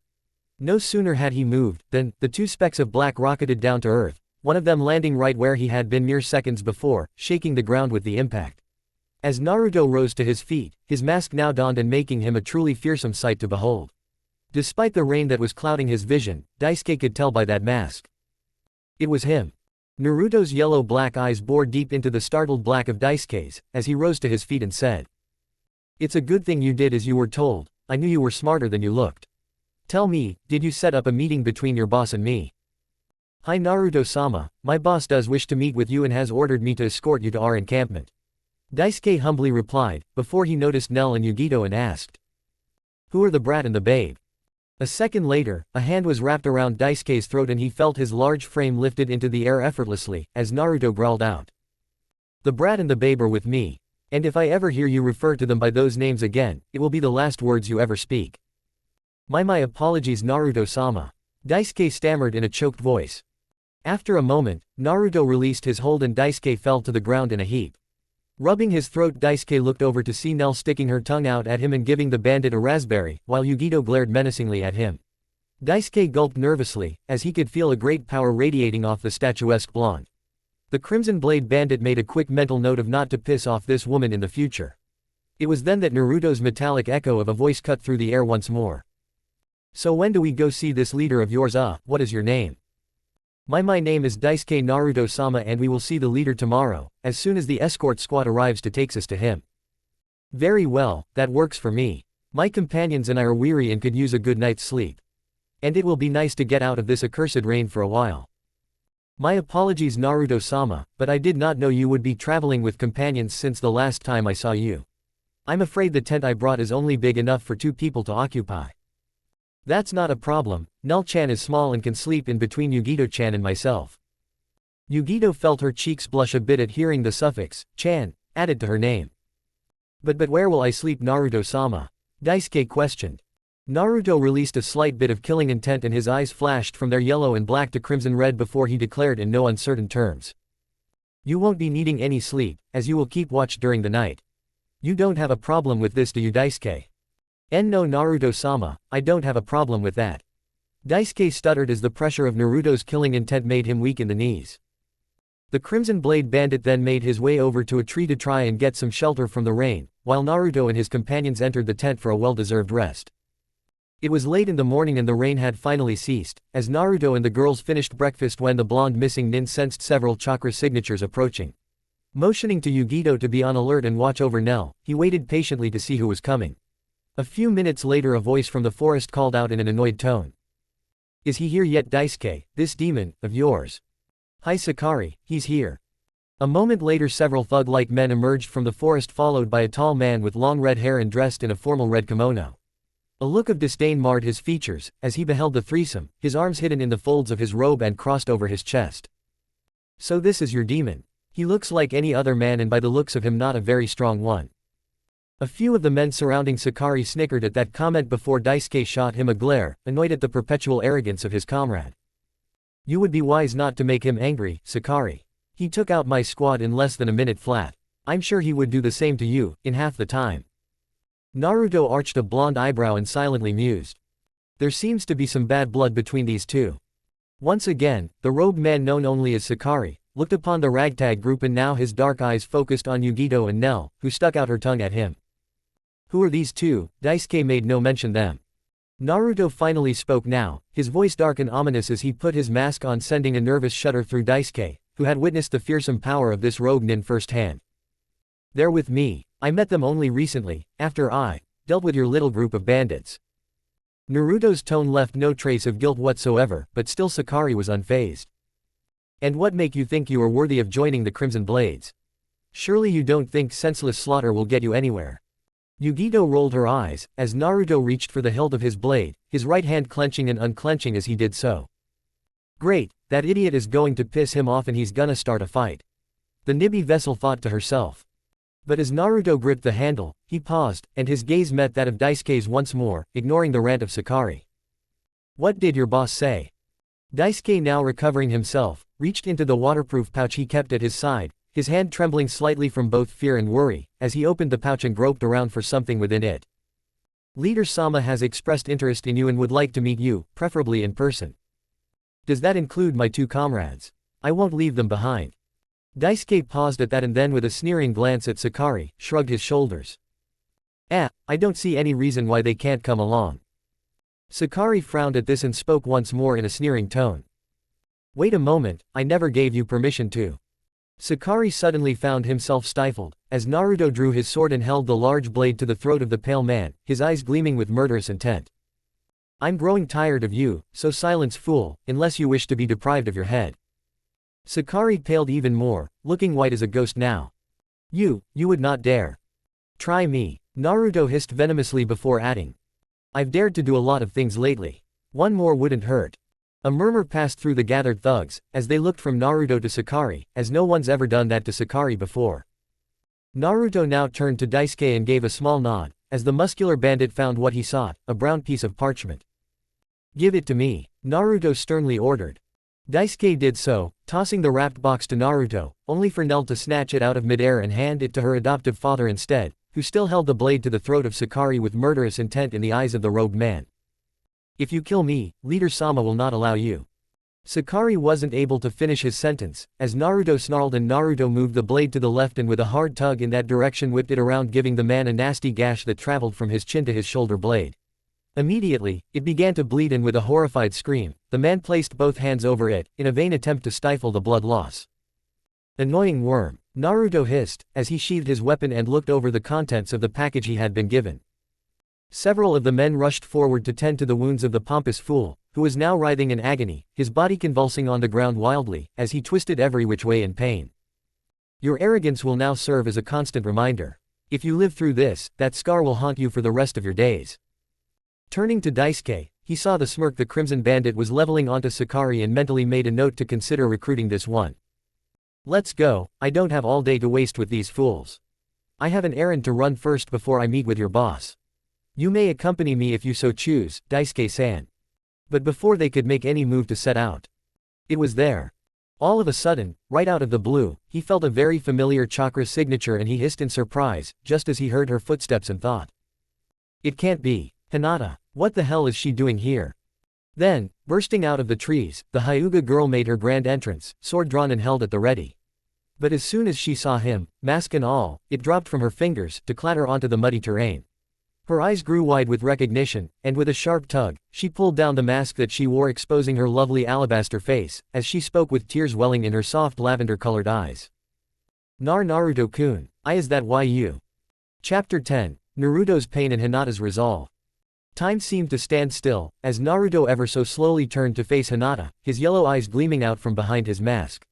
For her part, Hinata's eyes widened in recognition of him, her sword clattering to the ground with a clang. The arrival of the indigo-haired beauty sent a murmur through the ranks of the Crimson Blades, who briefly paused their tending of Sakari's wound to look at the beautiful woman standing before them.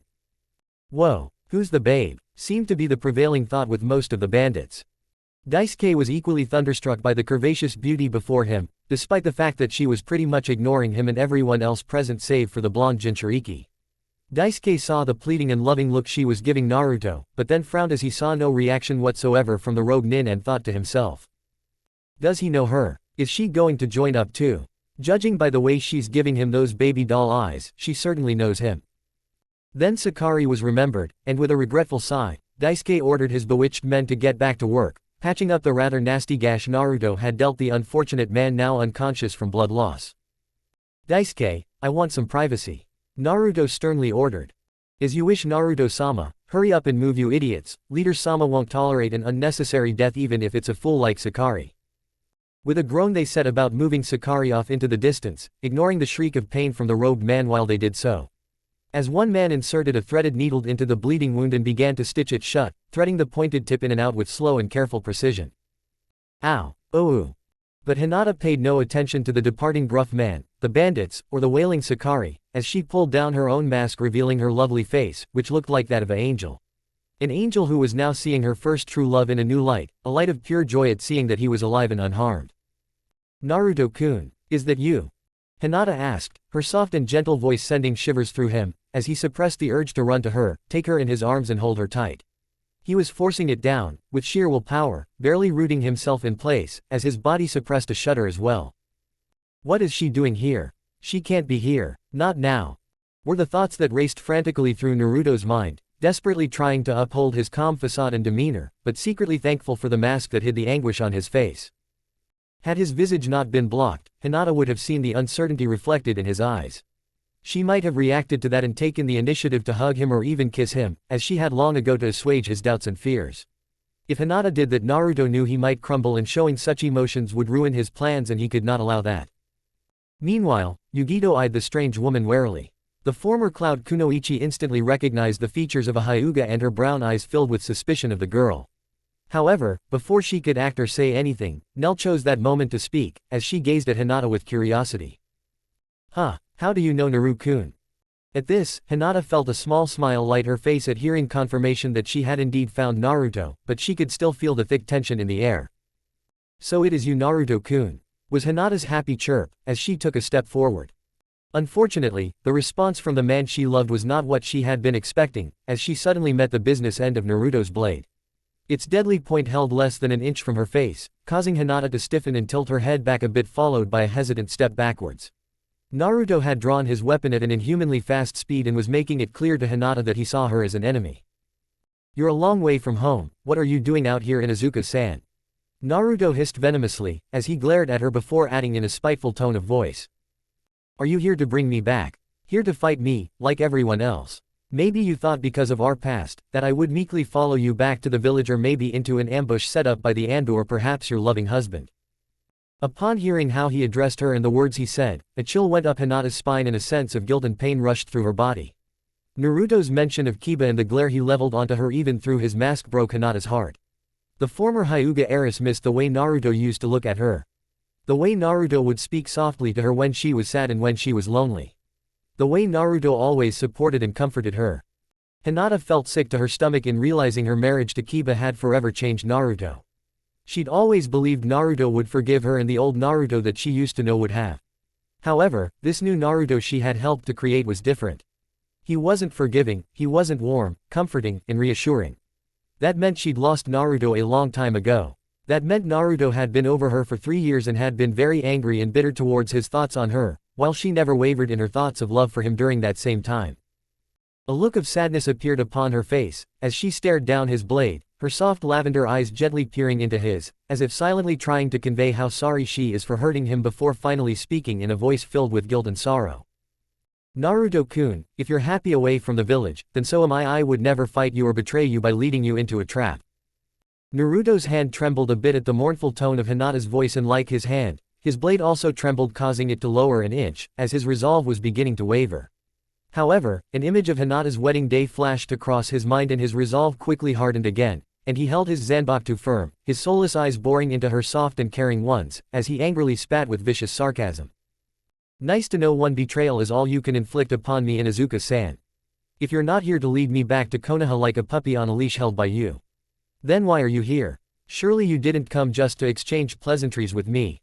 Yugito did speak now, her tone calm, yet masking the anger and confusion beneath, as she muttered under her breath. You know her. Her fellow Jinchuriki nodded, never taking his eyes of the Hyuga, as he spoke, venom still laced in his voice. Hi, I know her. At one time we once spoke of getting married, but that was before she decided to move up the social and political ladder of the Leaf Village and marry the heir to one of the great clans of Konoha. Hinata looked down to the ground in shame, while Yugito frowned upon hearing this and becoming more vocal now asked in angered curiosity. Why did you leave your village anyways? Is she part of the reason? When he spoke, the pain was clear in his voice, dark and deep, like the night. Hi, she's part of it but not all of it. I was betrayed 3 times by people I loved and who professed to love me back, but they were all lies and what's worse is I. Naruto paused to regain control of his emotions in a visible effort, clenching his free hand into a fist, as he added in a shaky tone of voice. And what's worse is I allowed each betrayal to happen like the fool I was, that's all you need to know. Yugito stifled a gasp at this, and when she looked at him, as those normally hard and arrogant eyes were now filled with sadness and loneliness. Yugito knew that look too well and turned her head to gaze at Hinata with hate and anger. Meanwhile, Nell had looked up at her adoptive father and she too noticed and felt his sadness before she instinctively jumped up onto his shoulders and hugged Naruto's head to her body. Giving him a gentle squeeze, she spoke in childlike innocence soft words to only be heard by him. You're not alone, Naru-kun, Nell is here too now. Naruto was at a loss for words and knew not what to say. He barely even knew this child and here she was being kind to him. He was rendered speechless by her simple words and kind gesture. Hinata felt the killing intent Yugito was leveling on her and finally noticed the statuesque Jinchuriki, and as soon as she saw the blonde, clad in her torn and ruined outfit, she thought the worst. Naruto had already found someone. Nani? Who's that? Is she? Hinata dared not think the rest. Naruto snatched away from her by this gorgeous blonde. The thought was too much to bear. However, as much as Hinata wanted to drive these thoughts away, Yugito's appearance did little to help in that endeavor. The former Cloud Kunoichi's outfit was indeed in tatters. The form-fitting clothing had been torn and shredded at the waist, revealing her tanned stomach, exposing her curves, and accentuating the dip of her waist. The lower portion of it held, fitting snugly against her rear, but as it reached her knees, it seemed that the legs of the fabric had been torn away by a ragged edge. The upper portion of her shirt was relatively intact, but still the fabric clung tightly to her well-endowed chest that could almost rival Hinata's ample bosom. All in all, she looked like an Amazon, fresh out of the rainforest, a goddess on earth, and here she was with her Naruto-kun. A tick mark appeared on her head and she released her own substantial killing intent onto Yugito, as she pictured the two of them together, in all sorts of activities. Yugishio seemed to realize this as well, and with a hmmph of disdain, her brown eyes bored into the pale lavender of Hinata's, who put her hands on her hips, as did Yugito, the two kunoichi staring down each other with fierce intent. Hinata could see the disdain in them, held for her, as the Jinchuriki shot her the mother of all death glares. To which the young Hyuga girl returned her own deadly glare towards the Nibi container. Just as Yugito was about to step towards Hinata, she was cut off by a glare from Naruto, which stopped her cold, the sight of his yellow-black gaze rendering her speechless. Wait before you pass judgment. I still have questions to ask of her. Looking back to Hinata, Naruto reached up to his mask and removed it, giving Hinata a look at the face that she loved so very much. Naruto lowered his blade and with a flip of his wrist tossed it up into the air. A second later, he twisted his head to the right, allowing his weapon to slide into the sheath he wore on his back, with a loud clink. Nell was eyeing Hinata with intense curiosity at seeing how she affected Naruto before her eyes lit up and she asked her adoptive father. Is the lady with the pretty eyes going to be a wife Chan for you, Naru-kun?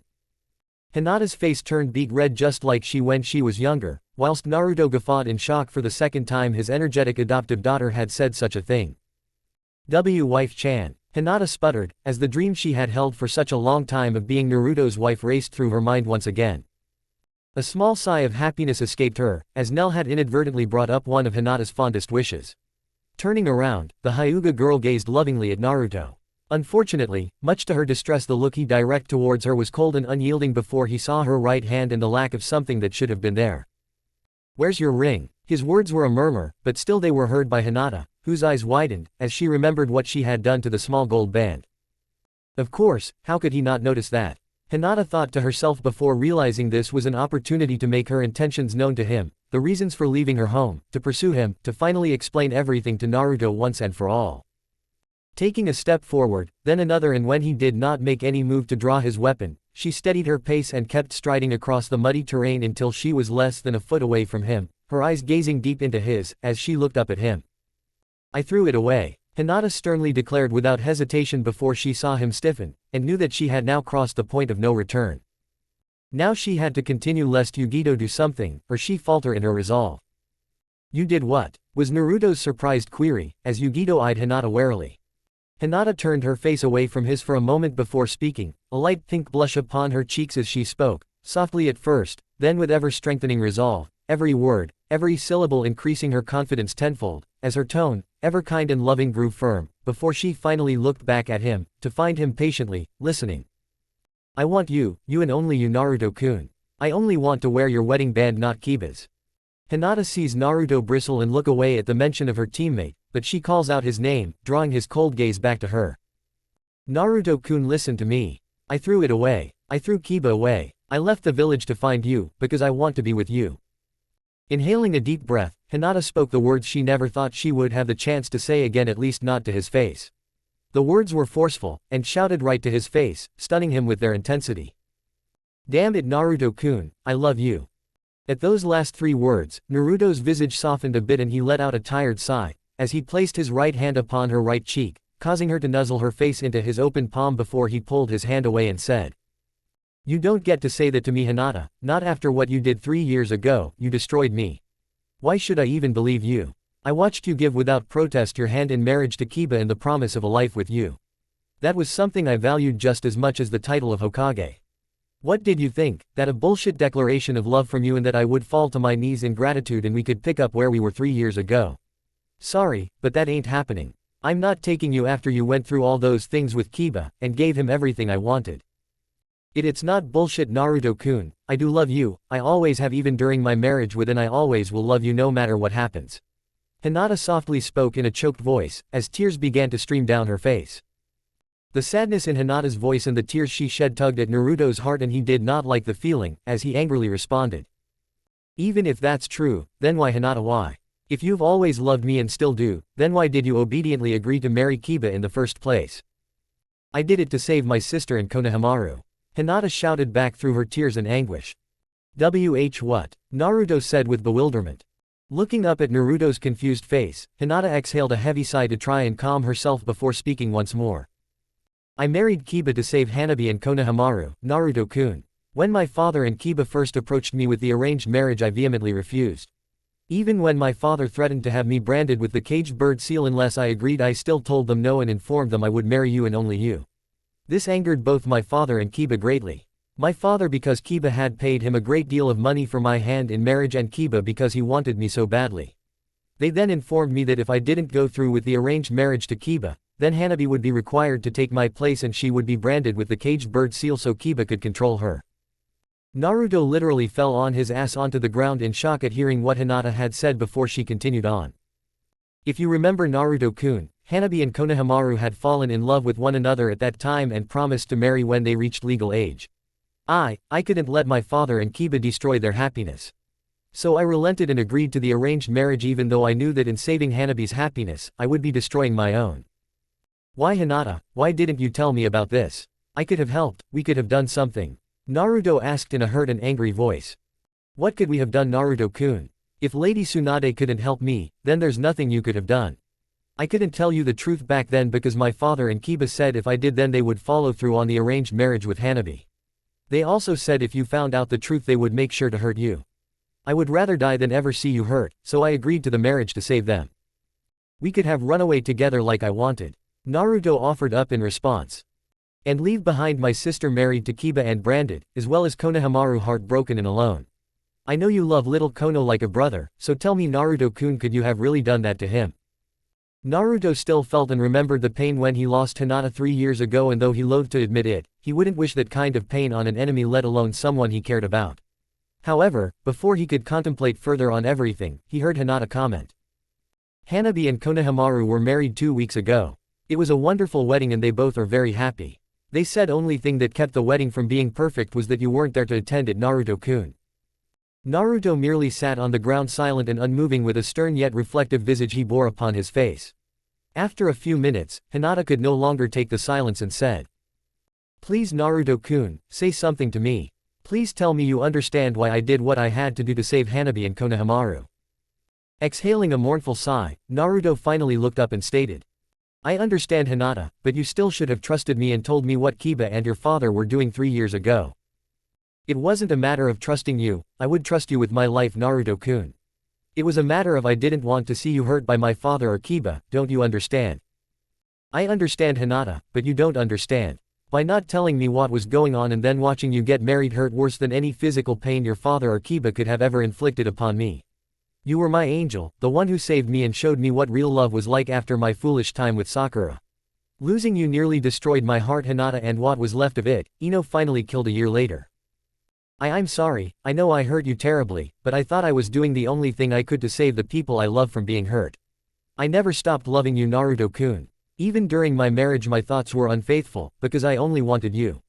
If you no longer love me or even hate me because of what I did, I understand, but I will always love you, Naruto-kun, and that will never change. A pall of silence seemed to envelop Naruto and Hinata like a shroud. After a few minutes Naruto finally exclaimed in frustration. I don't know what you want me to say, Hinata. I don't hate you, I could never hate you, but I don't know if I still love you. I don't know what love is anymore. I once thought I did, but after Sakura, you, and Ino I came to realize I never knew. After that, I decided emotions like love only caused me great pain. So for the last 2 years I've made it a point to shut down foolish emotions like trust, happiness, and love. You say you still love me, but I'm not the same man I was 3 years ago. So how can you still love me? You're just clinging onto the fantasy of what I was, not what I am. And what I am now is someone who doubts he can ever love anyone again. You should just go back home, Hinata, and forget you ever found me. You're wrong, Naruto-kun. I know the man I've always loved is still inside of you, but I won't try and make you love me. I don't have a home to go back to anymore, but I won't stay if all I cause you is pain now. Hinata then wiped some tears out of her eyes before walking over to retrieve her mask, sword and supplies, as Naruto watched her with concern and doubt. It was then the Kyuubi no Yuko decided to speak his mind on the matter. So what are you going to do, kid? Just let her leave. Shut up, Fox, it's for the best. For the best, you say? Well, let me refresh your memory of what your former vixen has done. She's deserted her home, family, and husband just to find you. Which means she's now a fugitive who will have not only her 2 clans after her, but also hunter nins from your village trying to track her down. By her leaving because she doesn't want to hurt you, she will be all alone attempting to avoid all of those mortals trying to find her. Or better still, we're not that far from Kumogakure, maybe they will capture the vixen and turn her into a breeding machine so they can gain her bloodline trait like they've always wanted. What should I do? Naruto thought with confusion, as the fox demon had given him pause to think about what he had said. The Kyuubi no Yuko thought his vessel's musings were amusing, but it soon turned boring and was growing quite irritating to the demon fox. So he took it upon himself to flash several images throughout Naruto's mind. One image was of Hinata being tried by the Konoha Council for treason. Another was an image of Hinata beaten in chains and being dragged back before her father and Kiba. And finally an image of a naked Hinata strapped to a table in Kumogakure with a line of several Kumo shinobi moving towards her. This final image caused some red chakra to flare off of his body, startling everyone as he growled out in fury. Kyuubi. Oh, shut up and just take the vixen with you and be done with it, you aren't going to leave her alone with all of those dangers out there and you know it. Kyuubi grumbled in annoyance. Hinata, stop, it's too dangerous for you to be out here on your own alone. I'm making you no promises about what will happen between you and me, but if you want you're welcome to accompany us. Naruto called out. Hinata's response was instantaneous and before Naruto could blink he was suddenly enveloped in a fierce hug. After a moment, Hinata realized what she had done and released him almost as quickly as she had grabbed him and stammered. I'm sorry, Naruto-kun, I shouldn't have done that, but I would very much like to accompany you. It's all right, Hinata, but you do remember what I said about no promises. Naruto replied, a bit taken aback by Hinata's hug. Hi, I understand, but just so you know, I believe you still have the capacity to love and be loved. You just need to find it in yourself to let love back into your life. And if you will let me, I would like to be the one to help you find that love, Naruto-kun. So enthusiastic was her reply, that when he looked back down at her, for the first time in many a year, he smiled. And it made Hinata's heart skip a beat, as he hadn't smiled in over 2 years, and that one brief grin filled Hinata with hope that all was not lost with her Naruto-kun. Yata, I have another wife-chan to play with, Nell exclaimed with excitement, as she clapped her hands gleefully before running up to Hinata and jumping into the Hyuga woman's arms for a hug. Whilst this took place, Yugito gave Naruto a sidelong look and asked in a bitter tone of voice. You sure this is a good idea? I don't know, but she's coming with us, end of discussion. Naruto hissed through his teeth, his blue eyes locking onto her brown. Whatever. Yugito derisively snorted, as she looked away, clearly not pleased at the addition of Hinata into their group. Ignoring Yugito's attitude for the moment, Naruto called Daisuke back over and asked. So, care to follow me on this little errand of mine, before you take me to see your boss? Daisuke rolled his massive shoulders in response, as he saw the look in the eyes of his potential comrade, the look of adventure. Sure, I could use a little fresh air and it's better than listening to Sakari bitch about what you did to him. Looking to the now fully treated Sakari, Daisuke waved his large hand in farewell and laughed when he saw the angry look on Sakari's face before saying. Don't wait up, I'll see you back at base. Then he turned to follow Naruto and the others. Elsewhere, undisclosed location. I seek an audience with your master, Sasuke said to the servant who had opened the door to him. Be gone, Master Byakuya left strict orders not to be disturbed. Tell your master it is Sasuke Uchiha of the Uchiha clan from the Land of Fire. And I invoke the blood pact the Kuchiki clan and the Uchiha clan made years ago with one another to seek his audience. The servant shut the door and Sasuke patiently waited. A couple of minutes later, the servant returned and Sasuke was ushered into the castle and led to a great hall and told to wait. Moments later, a man with long onyx-colored hair and wearing intricate white headpieces called Kenseiken that symbolized his nobility as the head of the Kuchiki family, one on top of his head and another on the right side entered the room. Sasuke noted that the man bore an appearance and demeanor which reminded him of his older brother who addressed him in a stoic voice. So, Sasuke Uchiha of the Land of Fire, for what reason do you seek an audience with me? Thank you for seeing me, Lord Byakuya. The reason I've sought an audience with you is that I need a sword that can kill a demon and I've been told the Kuchiki clan can provide me with such a weapon. Indeed, a most unusual request. Come with me Sasuke Uchiha, we have much to discuss. Chapter 11, Rampant Emotions Take Their Toll. As Naruto and company made their way through the forest, he pondered a great many things within his mind. The appearance of Hinata was most unexpected and even more surprising to Naruto was learning of why she was there. Of finally learning the truth of why she married Kiba and hearing her confession of love for him, while realizing all she was willing to give up just to be with him, had actually given Naruto something, a notion he thought he discarded long ago. Hope. She had given Naruto a sense of hope that he had not felt in a long, long time. Naruto thought he had given up on love completely after what he had endured back in the village. But now he began to wonder if he could open up his heart to love once again. Of course, Nell had unknowingly begun the process, but Hinata's arrival had definitely cracked through the hardened exterior of his heart. Hinata had not pressured Naruto in any way and promised to give him the time he needed to see if he could ever love again. That giving nature of Hinata was one of the many reasons why he fell in love with her so long ago. However, Naruto also knew he still felt some anger and pain for what Hinata had done. She should have trusted me, I could have done something. What I don't know, but something. I know she honestly believed she was protecting me, Hanabi, and Konohamaru, but still the image of seeing her at the altar next to Kiba, arg. Damn it all to hell. Naruto struggled and thought. Even now as he looked over to Hinata as she carried Nell in her arms while making funny faces at the young girl causing her to squeal with laughter, Naruto didn't know whether to smile or scowl at the scene. Turning his gaze to his other companion, he noticed Yugito staring intently at the scene as well. But her look was not one of amusement, but the same look of disdain she had held for the Hyuga heiress since she first met her. Naruto inwardly sighed, as he knew he would need to have a talk with Yugito about Hinata at some point in the near future. He realized Yugito's tension in regards to Hinata was his own fault, as he had invited Hinata to accompany him and they left almost immediately after his reunion with his one-time love. Casting a glance at their final companion, a man by the name of Daisuke, who was a member and acting liaison to the bandit gang Crimson Blades, Naruto's gaze narrowed dangerously. A small growl erupted from his throat as he noticed that Daisuke's vision seemed entirely too focused on the swaying backside of Hinata. Pervert. Not one to stand for this, Naruto quickly unsheathed his Zanpakuto. In an instant it was leveled at Daisuke's throat, his voice was dripping with malice as he held it there. He asked. Are you enjoying the view, Daisuke? I don't know what you mean. The bandit nervously stammered as he stared down the length of Naruto's blade, practically about to piss his pants in fear. Naruto was not someone you lied to. His tone turned eerily, calm, yet Daisuke could feel the anger, simmering just beneath the surface, ready to erupt. Let me put it to you this way. If I catch you looking at any of the women in my party like that again, I'll keep my promise about Ayame. You got that? Daisuke looked to the ground and nodded his head quickly in understanding, as the memory of what Naruto was capable of was still fresh in his mind after witnessing the violent destruction of his squad by this blonde shinobi. Grunting, Naruto sheathed his Zanpakuto too, while both Yugito and Hinata glared menacingly at their bandit companion, until Naruto's voice rang out and said, "There's a small clearing up ahead, we'll rest a bit before we make the final trek to where we're going." "And where are we going?" Yugito asked in slight annoyance. He flashed her a small grin. "I'll let you know when we get there, Yugito-chan." Yugito blushed slightly after hearing this and quickly turned her head to the side, hoping no one noticed, as that had been the first time Naruto had used an honorific with her name. Hinata felt a twinge of jealousy stir within her after hearing Naruto, but she remained in control.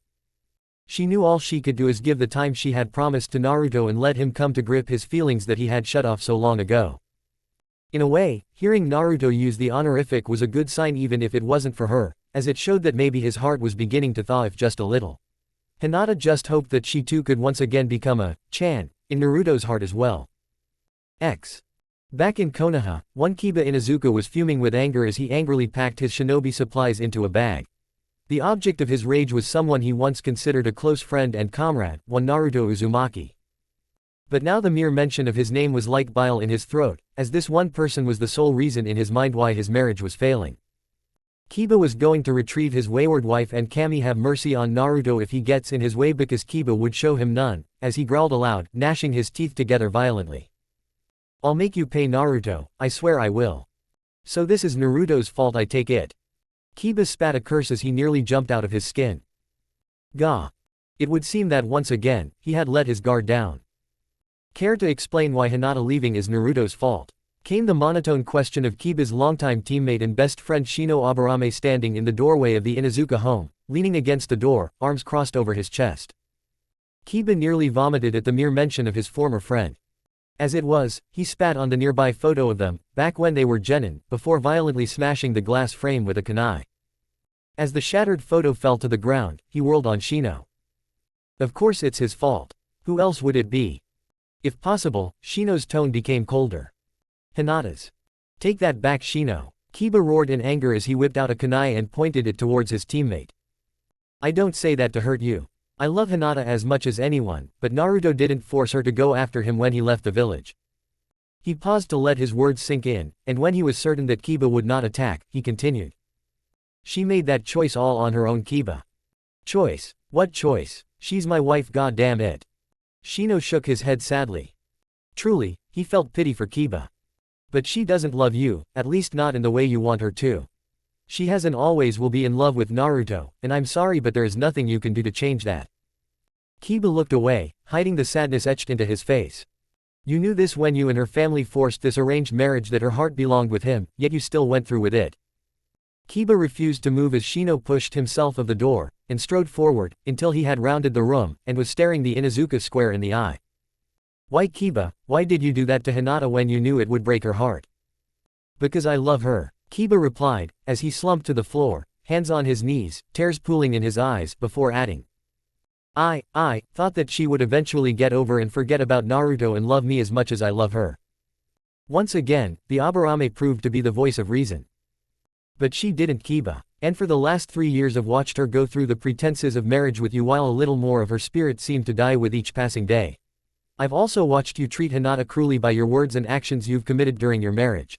So is it really so surprising that she finally decided to leave you?" He turned to go now. "I'm truly sorry, I care about the both of you, and I know what I'm saying hurts. But you know it's the truth, and if you care at all for Hinata and her happiness, you must let her go."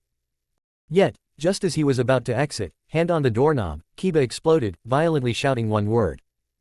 "No." Shino froze and turned round, tone echoing his surprise, his facial expression hidden by his coat and glasses. "What?" Rage was plastered over the Inuzuka's face. "I said no, Shino. I won't give her up." Then, as if he was talking to himself, he went on, slowly pacing about the room as he did so. "She's just confused is all. I know she can learn to love me, I just need to give it more time. Sure, I could have treated her better, but I got sick and tired of her always moping around. If she couldn't give up her love for Naruto for me, then I've got nothing to feel guilty for about the things I've done or said to her." Abruptly, he stopped, and clapped his hands together with finality. "So I'm leaving tonight to bring Hinata back whether she likes it or not." Shino snorted in exasperation. Clearly his friend was blinded by jealousy. "Whether she likes it or not. Listen to yourself, Kiba, do you really want to continue a marriage based upon force? He now stepped forward, and with a rare expression of anger, shoved Kiba back a step, growing more agitated by the minute. Do you honestly believe that keeping Hinata in such a way will make her love you? It hasn't worked so far. Kiba's immediate response was to shove his friend right back. I don't care what you have to say or think, I'm getting Hinata back, that's all there is to it. Menacingly, he reached for his weapons pouch. Are you going to try and stop me? Kiba spat as he grabbed his supply bag and walked towards the door. Shino shook his head. No Kiba, I won't try to stop you. Kiba sighed in relief. Thanks Shino, I didn't want to have to fight you. Wish me luck. I cannot Kiba. Even if you succeed in this endeavor of forcing Hinata to return, this will end badly for you no matter what you do. Shino said while shaking his head. Kiba merely scowled at his friend before calling out to Akamaru, and Shino watched his longtime friend and dog disappear into the night.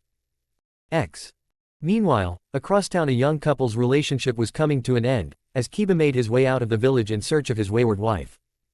I don't think we should see each other anymore, Shikamaru stated to his distraught girlfriend of 2 years, Ino Yamanaka. However, it was not his statement that had caused Ino to be distraught. When Shikamaru had arrived at the Yamanaka home, he had found Ino in this depressed state, and this had not been the first time. Over the past 2 years, whenever Ino had fallen into such a saddened state, it usually involved or was about one Naruto Uzumaki. Shikamaru knew instantly their encounter with his friend and Ino's ex-boyfriend had shaken the girl badly. As much as he wanted to hate Naruto for Ino still loving him, Shikamaru found he couldn't. None of this was Naruto's fault, only his.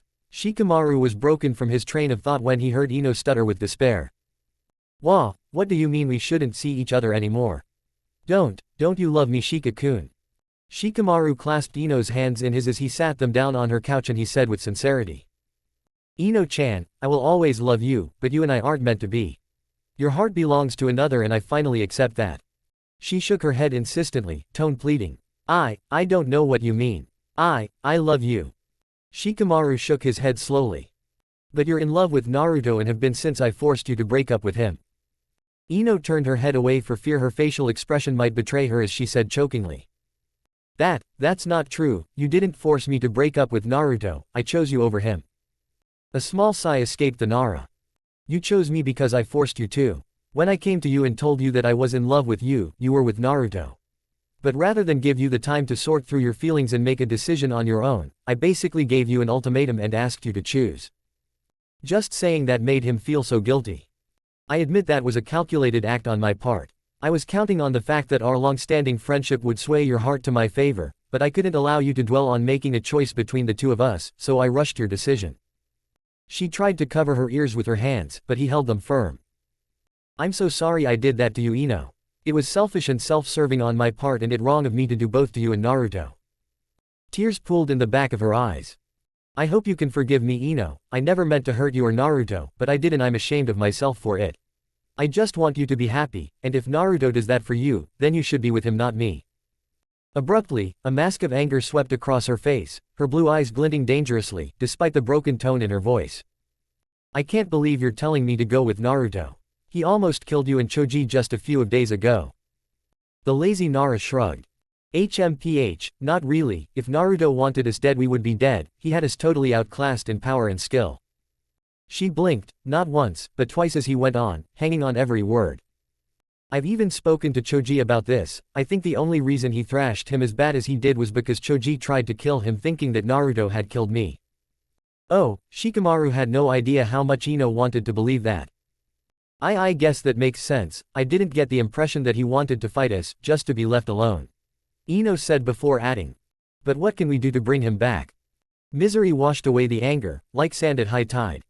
He seems to be in so much pain, and he's not listening to anyone anymore. Shikamaru lightly squeezed her hands. That's not true, Ino, he listened to you at the fight. Ino squeezed right back, but much harder, as the water began to leak from her eyes. I have a feeling that was a one-time pass, Shika-kun. The pain he's in, I'm the cause for a lot of it. Ino stated with sorrow, as a lone tear rolled down her cheek. Don't take all the blame yourself, I and many others had a hand in driving Naruto away. I only hope that one day he can forgive us. Sighing, he rose to his feet, releasing her hands as he did so. Well, you've got some packing to do if you're going after Naruto, so I should go. Shikamaru said, as he kisses Ino one last time before rising from the couch. Ino suddenly sprang up and groaned, as she remembered something. Oh no, I totally forgot. Lady Tsunade specifically ordered me not to go after Naruto-kun, what do I do? Shikamaru gazed at Ino and said with a smirk, as he noted that Ino had already gone back to referring to Naruto with an honorific. Well, when does the Ino Yamanaka I know let the orders of a mere Hokage stop her from getting what she wants? Ino just smiled before she and Shikamaru embraced in a hug. Her voice was a mere whisper. I do love you, the lazy bum that you are, Shika-kun. Are you going to be okay? He gave a rueful chuckle. I love you too, you troublesome woman, and I'll be fine, I just want you to be happy. Slowly, she released him, from what would be their last hug as a couple. Thanks Shika-kun. Shikamaru nodded, then closed the door behind him and began walking home while Ino began frantically preparing supplies for her upcoming personal mission to find Naruto and bring him home and maybe back to her as well. Naruto and the rest of his party finally stopped to rest at a clearing. And while Daisuke went out in search of some more firewood, Hinata took Nell with her to get some water from a nearby stream. This left Naruto and Yugito alone, and Naruto decided now was as good a time as any to speak to his fellow Jinchuriki about Hinata and some other things, as they sat on a log in front of a small campfire and waited for the others to return. Look Yugito, about Hinata I just wanted to say. You don't have say anything Naruto-sama, I've had time to think about it and I realized you weren't going to leave her on her own, just like you didn't leave me on my own. Well that's part of it, but You also have had a past relationship with her, but she betrayed you, I understand. It's partly why I don't care very much for the princess. Knowing she hurt you terribly in the past makes me angry for some reason. You're angry at her kitten because you're starting to fall for this delicious blonde hunk of man meat. Nibby purred inside Yugito's mind. Would you shut up, I'm not falling for him. Yugito silently snapped at her tenant. Okay, then maybe you're mad at the princess because she's gotten a taste of that meat in the past and definitely would like some more. The two-tailed cat demon then sent several provocative and perverse images of what Naruto might be like in the sack, causing Yugito's face to blush furiously as a small rivulet of blood leaked from her nose. The former Cloud Kunoichi was broken out of her stupor by Naruto's voice. Yugito-chan, are you alright? Hi, I'm alright, my tenant just decided to have a few words with me, that's all. Yugito quickly stammered, as she wiped her nose. I can definitely understand that. Naruto replied in understanding before adding. Well, what I wanted to say was please try and get along with Hinata. I don't want the issues between her and me to involve you. She is a wonderful girl and I think you two could get along, if you don't let what happened to me in the past by Hinata affect how you treat her. Can you do this for me? Hi Naruto-sama, I will try and do this for you. Good, and another thing, I've told you before you don't have to call me Naruto-sama, Naruto will do just fine. Hi Naruto-sa, Naruto. Naruto chuckled, before his face grew serious and he took Yugito's hands into his, causing her to blush a bit, as he asked. Yugito, please don't take this question the wrong way, but how come Madara didn't kill you like the rest of the Jinchuriki he had captured prior to the Fourth Great Shinobi War? The blonde woman instantly let go of Naruto's hand and stood up with her back to him, while wrapping her arms around herself, dreading this moment of having to reveal the truth of her survival and of the shame that came with it to Naruto. After a couple of minutes of terse silence, she finally spoke in a choked voice. The reason I'm still alive is quite simple. After the Akatsuki captured me, they were going to extract the Nibi from my being. However, after Madara saw me he took a liking to me. And since it didn't matter what order the Biju needed to extract it, he decided I would be the last one after he finally captured the 8 and 9-tailed demons. Until then, he felt I could provide entertainment for himself and the rest of the Akatsuki members. You mean? Naruto stuttered in shock. That's right Naruto-sama, I mean Naruto. Standing before you is the whore of the Akatsuki. An unwilling whore, but a whore nonetheless these past 7 years. Yugito spat with bile, disgust, and shame, while tears rolled down her cheek. You are not a whore. Nibi screamed in anger at her vessel. It doesn't matter what you call me, now that he knows the truth, any thoughts you had of him and I being together is just a stupid fantasy. I'm used, dirty and he knows it now. Naruto isn't going to want to even look at me let alone touch me and I don't blame him one bit. Yugito fired back with grief at her two-tailed companion. However, what happened next shocked the former Cloud Kunoichi, as she was suddenly turned around and enveloped in a hug by Naruto. Yugito tried to pull away, but Naruto held her firm and after a few seconds of struggling, she finally succumbed to the embrace and softly wept into his chest, as he stroked her back and said in a sad yet comforting voice. I'm so sorry you had to suffer through such vile atrocities for all these years. I feel like it's my fault that you had to. When Uncle B and I along with the rest of the Shinobi Alliance took down Madara and his Edo Tensei army 7 years ago, we thought we were the only 2 Jinchuriki left still alive. Had we known that you were captured and alive, I swear we would come to rescue you, Yugito-chan. Yugito couldn't believe what she was hearing. This man, this wonderful man, was actually blaming himself for the fate that befell her all those years ago. What's more, there wasn't a hint of disgust for her in his voice or in the way he held her. Lifting her head and looking up at him with tear-filled eyes, she hesitantly asked. You're not disgusted by me. Naruto looked down at woman he held in his arms with confusion etched on his face before saying with bewilderment. Why would I be disgusted with you? You did nothing wrong, and what happened to you no one should ever have to suffer. What Madara did to you only makes me want to kill him that much more. And I promise you, once I get my hands on him, I will make him and the rest of the Akatsuki pay for what they did to you and all the other people they have hurt in this world once and for all. Upon hearing Naruto's declaration, Yugito did something she hadn't done for as long as she could remember. She smiled. Naruto saw her smile and tightened the embrace she held onto him, and he leaned down to place a chaste kiss on top of her head as he held her. Unfortunately, at that very moment a voice called out as Hinata and Nell stepped out of the woods holding 2 jugs of water they had gathered. Naruto-kun, we've got the water. And Hinata instantly froze at the scene before her of Naruto in a deep embrace with Yugito and was kissing the top of her head. The Hyuga woman felt sick to her stomach and her heart seemed to constrict within her chest. It was all she could do not to drop Nell in the water before she set them down and stammered with tears welling in her eyes. I'm sorry, Naruto-kun, I didn't mean to intrude on you, I'll go. Hinata then dashed back into the forest with Naruto calling out to her and Nell feeling very confused. Hinata, wait, was all Naruto could utter before Hinata had disappeared back into the darkness of the woods. Nell looked back at her adoptive father, and being the clever and inquisitive child she was, deduced that it was something her Naru-kun had done to make the lady with the pretty eyes sad. Nell had grown to like Hinata a lot in their short time together and was not pleased with this current situation, as one could easily see by the scowl that now adorned her face, and she marched over to Naruto, who looked down at her in puzzlement before yelping in great pain as the little Arankar kicked him in his shin and shouted. What did you do to make the lady with the pretty eyes cry? OWWWW, damn it Nell, I didn't do anything. Naruto yelled back while hopping on one leg and holding the shin of the other. Liar. Nell shrieked at Naruto before winding up and kicking him in his other shin before adding. Hina-chan wasn't crying before we got here, so you did tomething and you thouldn't cuth in front of ladyeth, ith not nice. Yugito and Daisuke, who had returned with the firewood, could only look in shock and awe as this little girl verbally admonished her adoptive father, while he writhed on the ground in pain holding both of his shins now. Nell then jumped onto Naruto and started head-butting his chest with her Arankar mask and shouting at him. What did you do? Nell-chan, you stop fighting this instant. Hinata sternly called out, as she walked back into the clearing. Nell immediately stopped her attack and looked back to Hinata before jumping off of Naruto and running up to Hinata and jumping into her arms, while saying. But Naru-kun made you cry. Nell dothn't like to see you cry, it maketh Nell very tad. Naruto-kun didn't make me cry, Nell-chan. It wasn't his fault, so you shouldn't blame him. And you most certainly shouldn't attack him.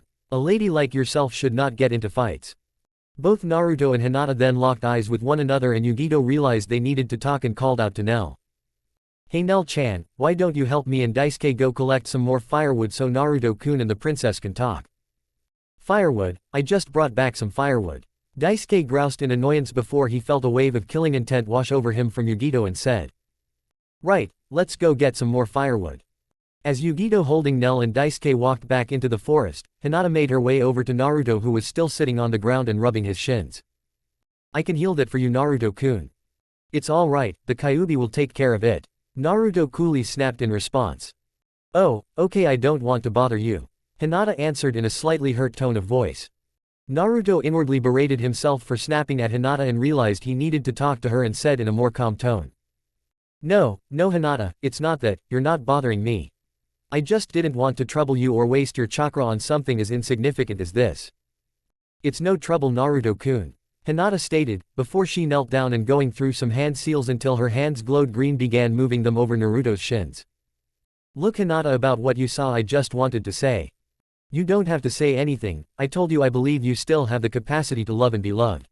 You just need to find it in yourself to let love back into your life. I had hoped to help you find that love with me, but if you have found it with Yugito-chan, that's alright. I just want you to be happy again. It's not like that, I was just comforting Yugito-chan after she told me some things that were causing her some pain, that's all it was. I'm sorry if what you saw upset you. You don't have to apologize to me, it's I who should be apologizing to you. I had no right to react the way I did, not after what I did to you. Well, I just wanted to let you know that there isn't anything going on between me and Yugito-chan, that's all. Naruto sheepishly replied, while rubbing the back of his head nervously. I appreciate that, Naruto-kun, but you don't have to explain anything to me. Okay, I guess. Naruto answered, suddenly at a loss for words before finally saying. My legs feel a lot better now, thanks Hinata, you learned your medical jutsus well from Ba-chan Tsunade. Thank you, Naruto-kun, Hinata replied, while keeping her head bowed down. Naruto felt like he should say something else to the Hyuga girl kneeling in front of him, but he just didn't know what else to say. And before he could think of anything, Yugito, Nell, and Daisuke returned to the camp and Naruto watched as Hinata rose from the ground and walked away from him. After a brief rest in the clearing, Naruto and the rest of his party resumed their travel through the forest. Naruto noticed that Hinata was growing fatigued from carrying Nell and offered to carry his newly adopted daughter the rest of the way. As Nell snuggled up into his chest, she looked up at Naruto's face and quietly said. Naru-kun, Nell is Tori that they yelled at you and kicked you. Can you forgive Nell? Of course I forgive you, Nell, let's just forget about it, okay? Okay, can I take tomething, Naru-kun? What is it, Nell? I really like Hina-chan and think she will be a good wife-chan for you. Nell exclaimed with childlike innocence and zeal, her smile outshining the sun. Naruto heard a squeak and looked over to see Hinata blushing furiously, just like the old days. Naruto himself sported a small blush and kissed his daughter's forehead before whispering. I like her too, now go to sleep and we'll talk more about it tomorrow, okay? Okay, Naru-kun, Nell replied before drifting off to sleep. After a couple of more hours of travel, Naruto and company had finally reached their destination as Naruto declared. We're here. Where is here? I don't see anything, Daisuke hesitantly asked. Naruto ignored him, looking forward the entire time. Hinata, activate your Byakugan and tell me what you see. Hi, Naruto-kun. Focusing the chakra to her eyes, the colors of the world faded away, to black and gray, as her range of vision expanded. Hinata then scanned the area with her famous Kekkei Genkai before saying. About 50 yards ahead, hidden by some foliage, there is an entranceway cut into that rock formation leading to what looks like a man-made cave, Naruto-kun. He nodded once, hand grasping the hilt of his blade in rich anxiety. Go on. With a nod in return, she did so. There are a few traps surrounding the area, but we should be able to avoid them. Deactivating her bloodline limit, she paused, turning her head to give him an odd look and stating. But Naruto-kun, there is someone already in the cave, but for some reason my Byakugan can't focus on who they are. Naruto had expected as much. That's okay, Hinata, I was told that there would be someone here to meet us. Just point out where the traps are and leave the rest to me. Stammering nervously, she resisted the urge to poke her fingers together as she once did so long ago. Oh, okay, Naruto-kun, but if I may ask, what is this place? He unsheathed his blade now, and with a massive crash, it slammed into the earth, startling thousands of birds from their perches, in the rich foliage of the trees. As he reached for his demon mask, he answered her question. This is a former hideout of one Momochi Zabuza, the demon of the hidden mist. She nodded once, recalling the details of said nin. I remember you telling me about him. It was from your first ranked mission, wasn't, Naruto-kun? But didn't you say he was dead? Hinata asked. A firm nod was given to her, as he began to pull the covering material upon his face. Yes, Zabuza is dead, but his Zanpakuto lives on. In fact, it's Zabuza's blade that I currently wield, and that man in there is going to help me unlock its true potential and power. As he said this, the mask slid smoothly upon his face, staining the whites of his eyes black, leaving his now eerily dark blue eyes to stare out at her. Yet unlike last time, they did not seem as cold. Frosty eyes, yes, but chilling to the soul with a lack of sincerity, not so much. I'll be honest, I don't know what to expect when we get inside. Naruto gave a small shrug, his tone nonchalant as he spoke with his regular voice, mutated by the mask but his nonetheless. Who knows? It could be dangerous, it could be harmless. Yugito noted that he only used that voice when he was royally poed. Not knowing why, he cast Hinata a worried look. This doesn't frighten you, does it, Hinata? Insistently, she shook her head. No, Naruto-kun, I trust you, and as long as I am with you, I'm not afraid. He looked at Yugito, and noted that unlike before, she did not flinch under his masked gaze. What about you, Yugito-chan? Do you have any problems with any of this? She shook her head once, a stark contrast to Hinata's insistence. No Naruto, if you're sure about this then so am I. Behind his mask, his mouth curved upward in a wicked grin. This caused the sharp teeth on the outside of his mask to curve upward as well. Well, let's go then. Hey, what about me? Don't you want my opinion? Daisuke asked. No, Naruto coldly stated, still quite annoyed with the man for looking at Hinata like that. Okay, Daisuke meekly replied, understanding that his standing with Zabuza's successor was far from good. And with the discussion officially over, everyone began walking towards the hidden hideout. But each person silently wondered to themselves what they would find when they got inside. Chapter 12. Trust once lost is very hard to regain. Naruto paused in mid-step, his eyes narrowing behind his mask. Something felt off. Whoosh. Naruto spat out a curse as he ducked under a rush of flame, the fire passing harmlessly over his head before dying out moments later. Suddenly the nozzle where the flames had erupted from swung around and was now aiming at Yugito. The former Cloud Kunoichi let out a hiss as she too dropped low to the ground, the fire singing her right cheek, as in her worn-out state, she did not move as fast as she would have liked to. Son of a bitch, Naruto openly cussed. Annoyed, he looked for the source of the inferno, and saw what looked like a mounted mechanical device of sorts.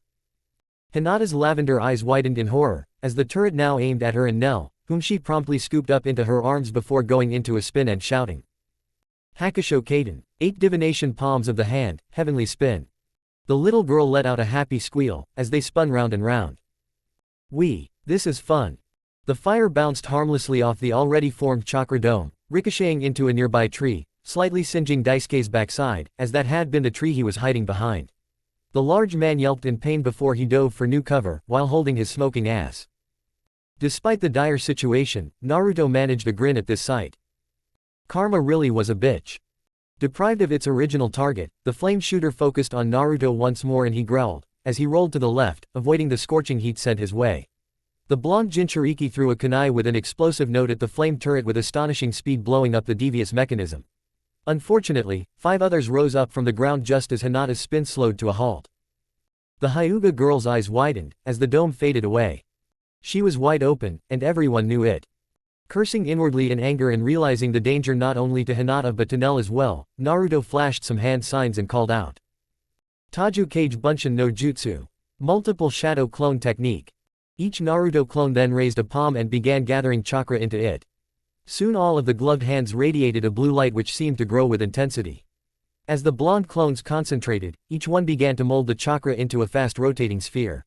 Once completed, each clone held a powerful rasengan before all of them simultaneously shunshined to a different turret and slammed the powerful jutsu into them. Immediately, each turret exploded in a spray of fiery shrapnel in every direction. Hinata looked on in awe as Naruto destroyed all of the flame guns in one swift motion before she then heard a small whirring sound heading towards her and Nell. Hinata didn't even have time to react to this new threat.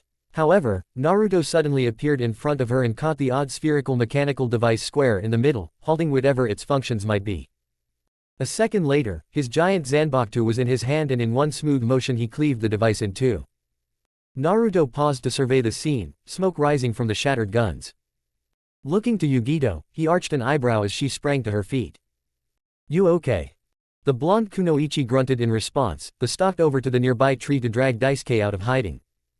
Whilst she did this, Naruto suddenly turned on Hinata, his eyes sparking dangerously. Why didn't you tell me about the freaking fire? All the while, Nell was clapping happily and yelling. Again, I wanna spin round more. Hinata wilted under his cold gaze and the demonic voice his mask carried, looking away sadly, upset in having let him down, whilst Nell was still chattering eagerly. I didn't see it. Roughly yanking off his mask, she saw the confusion on his face. You didn't see it. She nodded. Not until they popped out on their own. Irritated, he sheathed his blade, but was not willing to let the matter go just yet. Were you using your Byakugan before we were attacked? Reluctantly, she nodded again. Yes. As if flipping a switch, his anger boiled to the fore, and she froze as his eyes turned to red slits, veins now popping out of his head. Then it's your fault Nell almost got hurt. I guess 3 years of living the pampered life as Inuzuka royalty has dimmed your skills. Naru-kun, a soft voice called out from below. Naruto looked down at Nell, just now realizing that his adoptive daughter heard everything he had just said. Innocently, she stared up at her father and asked. Naru-kun, are you mad at Hina-chan? Anger still plastered on his face, along with a light red blush now, he did the only thing he could think of. Ugh! With a loud shout, he stalked off, heading in the direction of the hideout, with Yugito now dragging a protesting Daisuke in tow. This left Hinata standing in place, before she knelt down and gathered Nell into her arms. The little green-haired Arankar looked to Hinata and then to the fading silhouette of her surrogate father as he disappeared into the forest. Hina-chan, is Naru-kun okay? Hinata sighed sadly, both from realizing though Naruto now knew the reasons behind her marriage to Kiba, he still bore some bitterness and resentment towards her over it. That coupled with the fact that she had likely lost Naruto's trust now by not detecting the dangers sooner. It was not going to be an easy road to get back to where she and Naruto once were, but Hinata would not give up. She would honor her promise to give him time to heal. He's just upset with me. The little girl frowned and asked. But why? You didn't do anything bad to him. Our lavender-eyed Hyuga smiled sadly at the confused girl in her arms and softly replied. I did do something bad to him a long time ago. Nell-chan and Naru-kun just needs some time to forgive me for it. I hope. Naruto carried Nell in his arms, refusing to trust anyone else with her safety at that moment. After the debacle of the traps they had encountered earlier, to say Naruto was upset was a mild understatement. He was furious, judging by the look in his eyes glinting out from his mask. The subject of his anger was the beautiful lavender-eyed girl walking beside him to his right. One Hinata Hyuga. He could not believe how careless she had been, in not seeing those traps quicker even with her Byakugan activated. Nell could have been seriously hurt back there because of Hinata's lack of attention. A lack of attention brought on by not keeping up her shinobi skills and instead playing the part of a pampered clan matriarch. And Nell getting hurt because of someone else's carelessness was something Naruto would not tolerate from anyone. Even if that someone was a girl he may still be in love with. Hinata hadn't said a word since Naruto took Nell from her and they began walking down a long corridor. She knew Naruto was deeply upset with her and she didn't blame him one bit. Hinata felt horrible that her lack of focus could have gotten anyone of them seriously hurt or possibly even killed. She didn't understand. Why? Why hadn't she seen those traps until they popped out on their own? Her Byakugan was activated at that time, she should have seen the traps well before that. The only conclusion she could think of was perhaps she had been paying more attention to Nell than to the possible dangers around them. The thought of Nell getting hurt because of her negligence left the Hyuga heiress feeling very guilty and dejected as she silently thought. I should have been paying attention. Yugito too had remained silent as they all walked down the corridor. She knew Naruto was very upset with the Hyuga princess as Yugito had silently dubbed her. Looking over towards the obviously dejected indigo-haired girl, Yugito couldn't help but smirk at the forlorn face the girl now bore.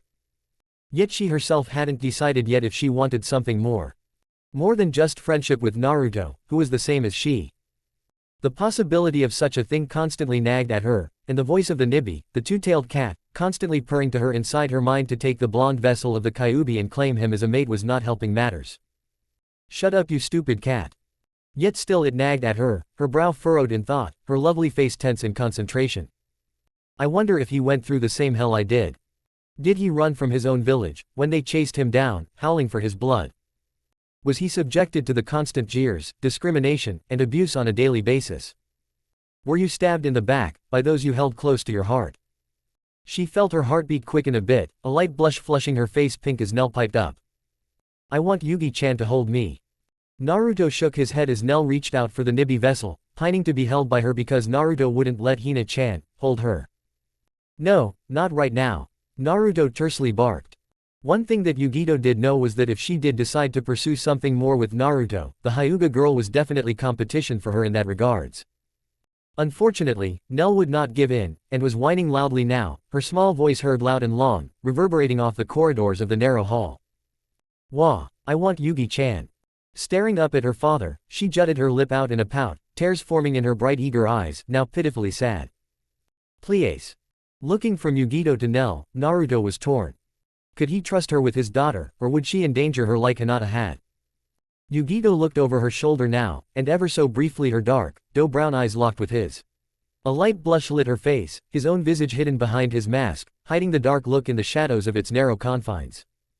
Breaking the stare, Yugito halted in mid-step, moving back a pace, until she was side by side with her fellow blonde.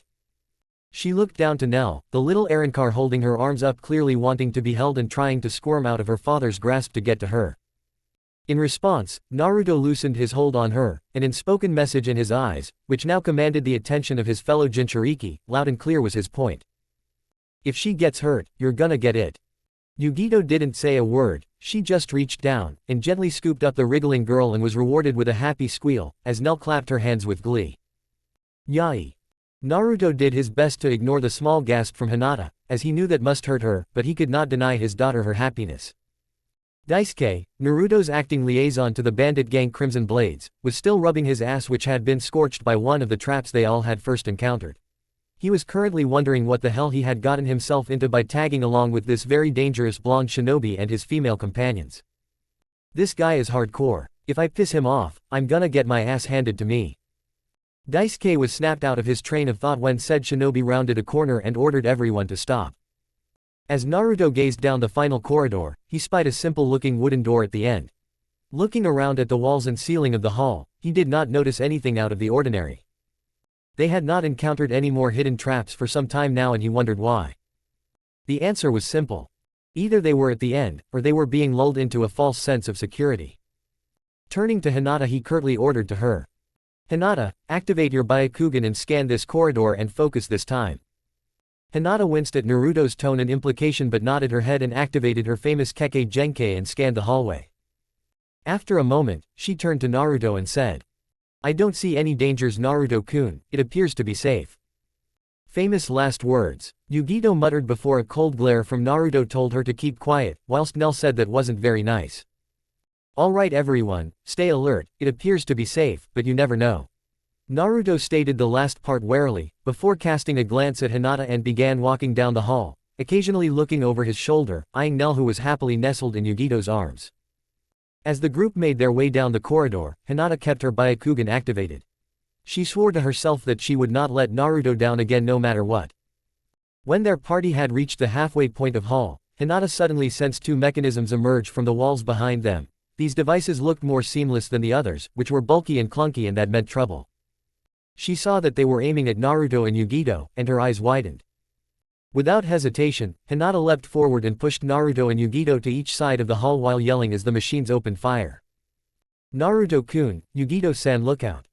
Yugito cursed as she saw a beam of energy shoot by where she had just been, dropping flat to the ground, covering Nell with her body. Glancing over to Naruto, she was surprised to see him shielding the two of them with his body, before he whirled around and threw two kunais with explosive notes attached in different directions behind them. Naruto's aim was true to the mark as each kunai hit their targets and each machine exploded in a blaze of orange and yellow. Turning back around to check on his daughter to make sure she was alright, he then ripped his mask off and yelled at Hinata, his face twisted in fury. Damn it, Hinata, I thought you said it was safe. The last word of Naruto's angry question dying in mouth, as he now saw Hinata lying bleeding and unmoving on the floor where he had just been a moment ago. Chapter 13, The Truth Can Hurt as Well as Heal. So, you wish to obtain a blade to slay a demon, is that correct, young Sasuke Uchiha? High Lord Kuchiki, Sasuke contritely answered, while kneeling before the former 13 Gote captain out of respect. You may address me as Byakuya-sama Uchiha-san. Now, I was not aware that during this time period in the world of the living that you were even aware of hollows. Hollows, I do not understand what you mean. Are hollows what you refer to as demons? Sasuke asked in confusion. Hollows are a race of creatures which are born from human souls who, for various reasons, do not cross over to the beyond after their death and stay in the human world for too long. They are corrupt spirits with supernatural powers that devour the souls of both living and deceased people. I still don't understand. Hollows are former deceased human souls that lose their hearts to despair or remain in the real world for too long. Any spirit that is not guided to the beyond by a Shinigami via a soul burial may eventually descend into a hollow. Sasuke contemplated what he had just heard intently. It would seem that these hollows Byakuya had described to him were similar in some ways, but also different in others from the Biju demons he was talking about. However, one thing that disturbed the Uchiha was that hollows are formed from human beings who have lost their hearts to despair, just like Naruto had. Sasuke thought he may need the sword even more now, because if that was true, should he be forced to kill Naruto, he would need to perform this soul burial ritual in order to save his friend from becoming one of these hollows. I might have to kill Naruto just to save him.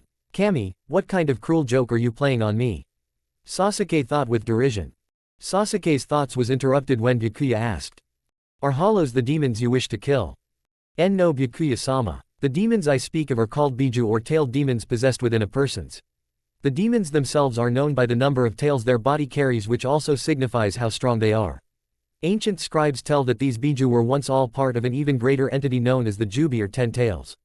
They also tell that the first ninja, the legendary Raikudo Sennin, did battle with the Jubi and split its power into 9 individual entities using his Izanagi jutsu. I seek a blade capable of destroying one of these biju, if I'm forced to. I believe these biju you describe are definitely a different type of demon than the hollows. However, a Zanpakuto should still be able to dispatch any supernatural demon regardless of its type. What is a Zanpakuto? A Zanpakuto is the type of blade you seek, which will kill a demon. Then that is what I want. Were you anyone else I would refuse your request. However, I am bound to honor the blood pact made between the Kuchiki and Uchiha. Wait here and I shall return shortly. I thank you Byakuya-sama. Sasuke watched closely as the Kuchiki patriarch left the room. A few minutes later he returned and handed over to Sasuke what looked like just an ordinary katana blade to the Uchiha. Sasuke studied the blade carefully as he held it before Byakuya spoke once more. What you hold there, young Uchiha, is the Zanpakuto my first lieutenant Renji Abarai wielded during his service to me. It is a powerful Zanpakuto and should be sufficient to achieve the task you desire. He no longer needs the blade? Sasuke asked in curiosity. No, he was one of the noble fallen during the Arrancar War. Byakuya solemnly replied before adding. Renji Abarai was the finest first lieutenant to ever serve for me. Something I regret not letting him know of during our time together. So I'm entrusting his blade to you with the hope that you will wield it with honor as he did. I promise Byakuya-sama, I shall. I shall hold you to that, young Uchiha, for if I hear different, I will seek you out and I will be most displeased. Sasuke remained silent, but knew that was not an idle threat. Now to begin the training with your Zanpakuto, you will first need to achieve Shikai, which is the initial release of the blade's second form to what you now hold. To activate it, you will need to learn the name of your Zanpakuto. This is not as easy as simply picking a name, as the living spirit of the Zanpakuto already has its own name.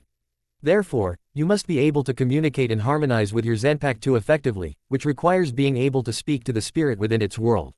Once this is accomplished, then we can begin your training to achieve Bankai with the Zanpakuto. Byakuya explained. I see, Byakuya-sama, I had no idea that I would need such extensive training to use this weapon. Unfortunately, my time is limited and I need to be able to wield the blade effectively to either save or destroy my friend when the time comes. Byakuya stared intently into Sasuke's eyes, looking for any sign of deception. After a minute he finally spoke and said. I can teach you to achieve Shikai in a short amount of time. After that, you will have to learn to unlock Bankai all on your own.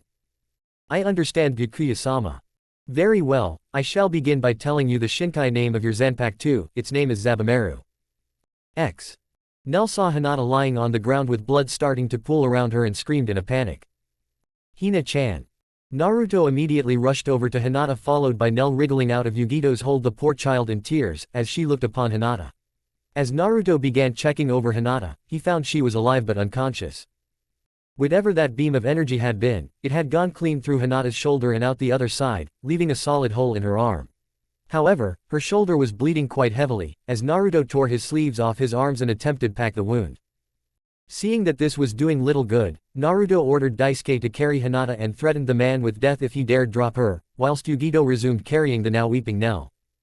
Once they had done this, Naruto then ordered them to follow him as quickly as possible. Drawing out his Zanpakuto, Naruto then charged down the remaining distance of the hall at blinding speed, slicing through one turret after another that rose out of the floor before him. When the final obstacle was removed, he crashed through the wooden door, ready to take on Kami himself, if that was who was waiting for him on the other side. Looking about the room quickly, he spied a wizened old man, clad in a white kimono, with a long white beard, sipping tea at a table. The old man looked at the blonde warrior standing before him, then at the ruined door, and commented with amusement. I would have opened the door if you had knocked. Who are you? Naruto growled, in no mood for formalities. The old man eyed the giant blade in Naruto's hand and chose to speak again.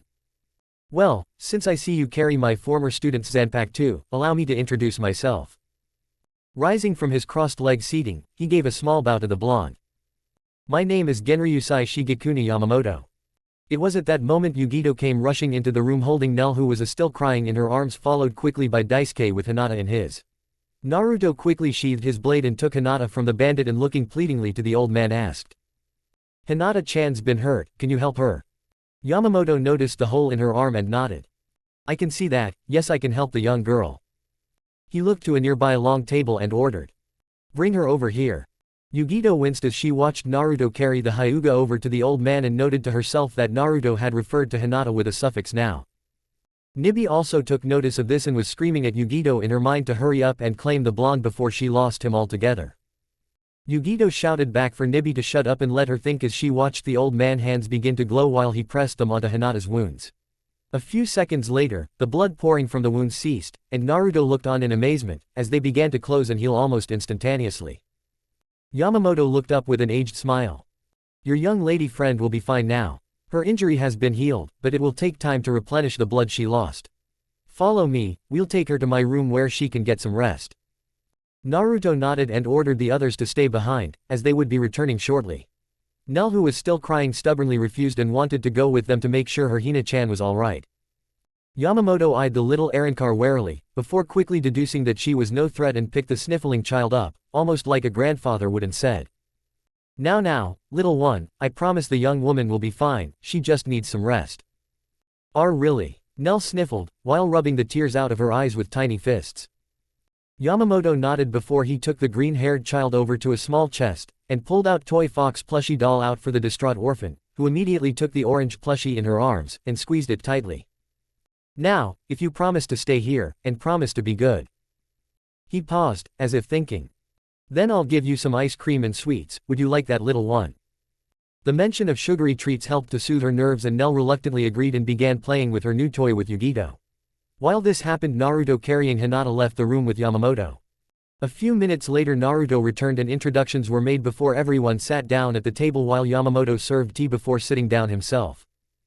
I apologize for your friend's injury, I take it one of Zabuza's traps was the culprit. I'm not surprised, he did hide them quite well. Yugito shook her head as she sipped her tea, swallowing before speaking. It's not your fault she got hurt, Yamamoto-san, the Hyuga princess was careless. Naruto stiffened, but she ignored him. She should have seen the traps no matter how well they were hidden. Yugito quipped this last part, while she drank her tea, earning a glare from Naruto telling her to shut up. Yamamoto tilted his head to one side. What do you mean? Naruto coughed before speaking coldly. What she means, Yamamoto-san, is that Hinata-chan is from the Hyuga clan of village hidden in the leaves. They possess a unique Kekkei Genkei, which grants her clan extrasensory perception. This also gives them penetrating sight and telescopic vision within 360 degrees. Naruto spread his arms in an all-expansive gesture to encompass the entire room, as he said this. He then shot an angry glare at Yugito, before speaking again. So what Yugito-chan is saying is that no matter how well Zabuza hid his traps, Hinata should have seen them. Naruto hung his head as he said this, a faraway look in his eyes. The old man shook his head and stated regretfully. I'm afraid you're both mistaken. Naruto's head snapped up, and Yamamoto received two odd looks from both blonde Jinchuriki, as he went about fixing Nell her promised ice cream, which she was practically dancing with glee upon receiving her favorite flavor, chocolate. I've heard of the famous Hyuga clan and know all about their abilities, and so did my pupil Zabuza. He went to great lengths to shield his traps from several of the vision-based Kekkei Genkeis that exist in this world. His tone saddened as he went on, whilst Nell eagerly spooned the cool dessert into her mouth. I'm afraid no matter how hard that girl used her Byakugan, she would not have been able to see the traps until they had sprung. Yamamoto stated this with absolute certainty. This revelation was like a slap to Naruto's face, as he realized that he had angrily blamed Hinata for almost getting Nell hurt because of her carelessness. Now he felt sick to his stomach, upon learning that his former love had not been at fault in any way whatsoever. A feeling of anger and guilt at himself surged through his mind. While he was thinking how much of an idiot he was, Naruto heard Yamamoto say to Yugito and himself. What I can't understand is why she got hurt. Zabuza set his traps to target the most powerful chakra sources, and while that young woman is indeed strong, I can sense that both of your chakras are much more powerful than hers. He looked them over with a cursory glance, before scratching at his bald head, deep in thought before commenting.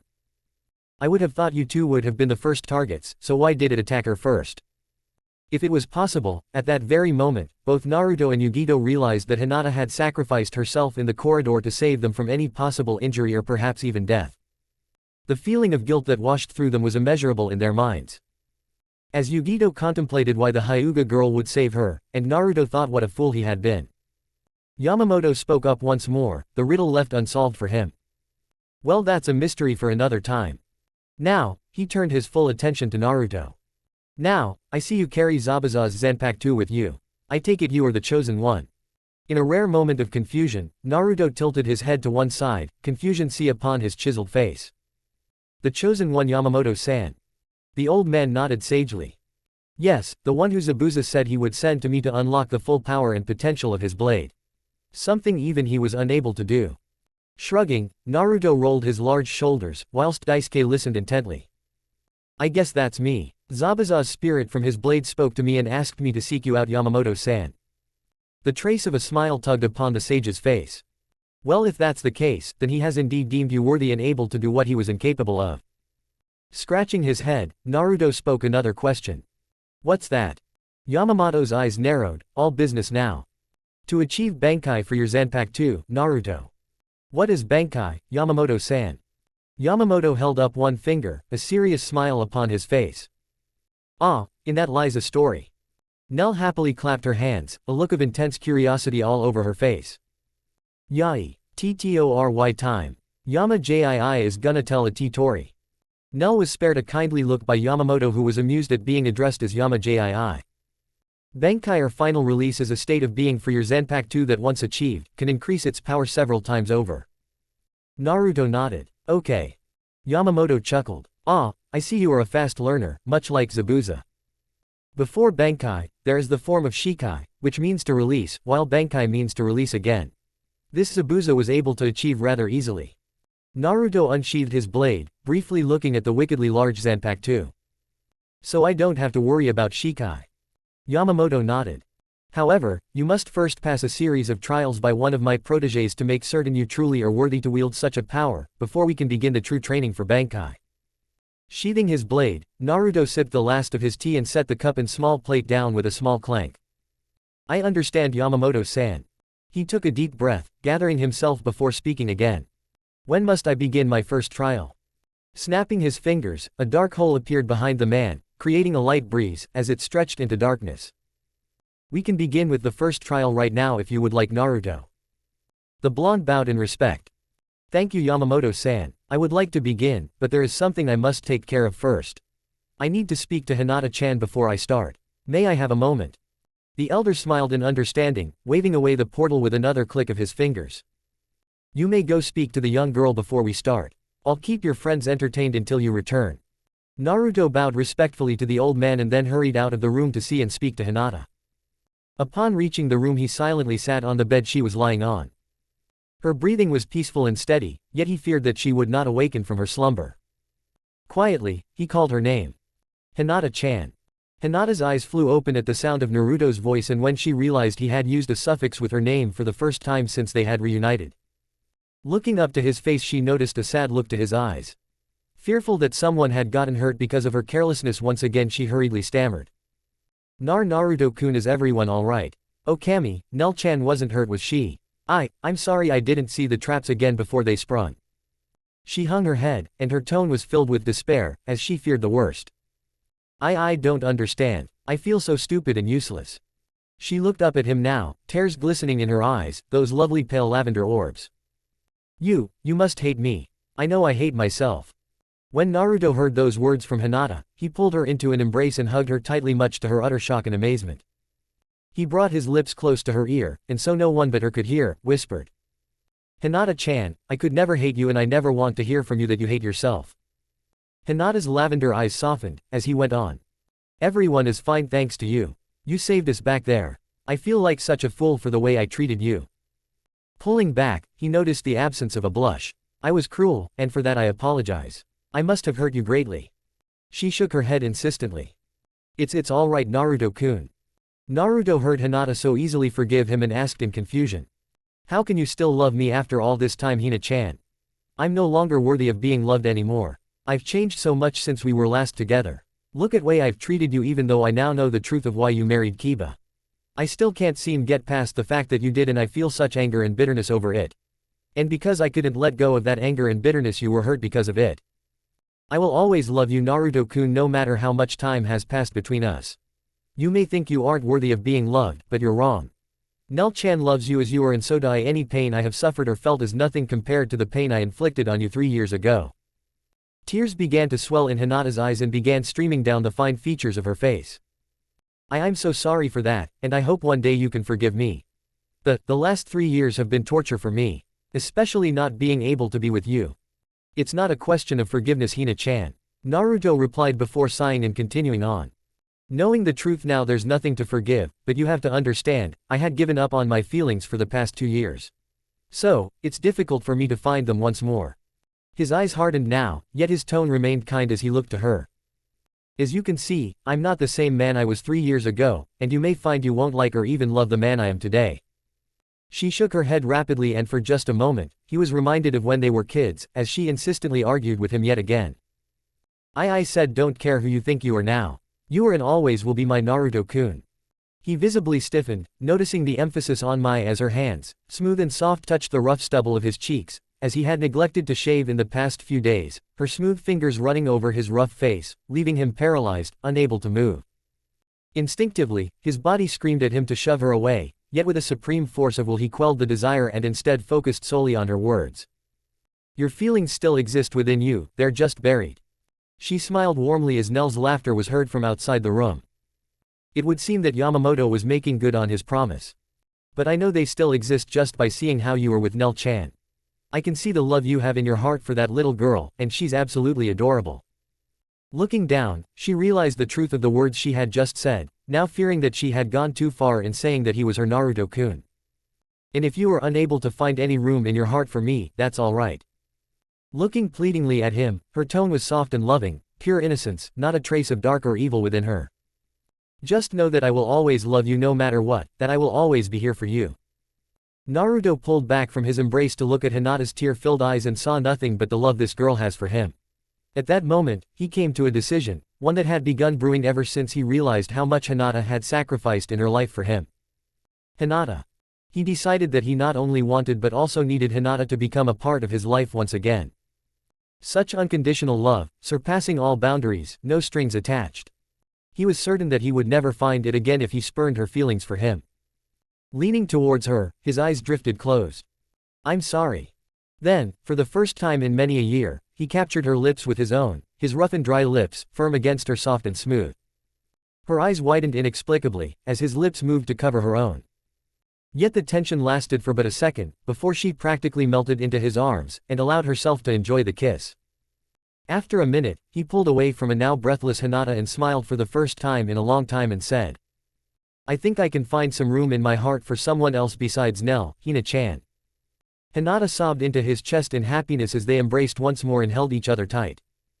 Meanwhile, a certain pink-haired kunoichi was making her way through the forest in her own attempt to reconcile with Naruto. After stopping by a large tree, Sakura flopped to the ground in frustration as she thought to herself. Damn it Sakura, you are completely lost in these woods. Why didn't I think this out more carefully? I was in such a rush to leave and find Naruto, I didn't give any thought as to how I was going to do it.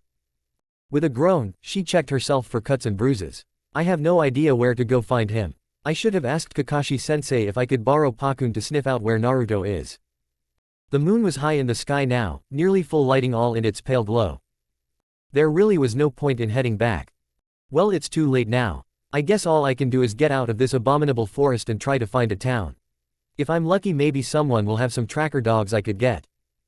Just then Sakura heard a twig snap behind her. Grabbing her kunai and pressing her body against the tree, she could sense someone was approaching.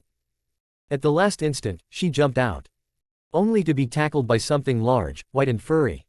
When her attacker decided to lick her face, she heard a familiar voice call out.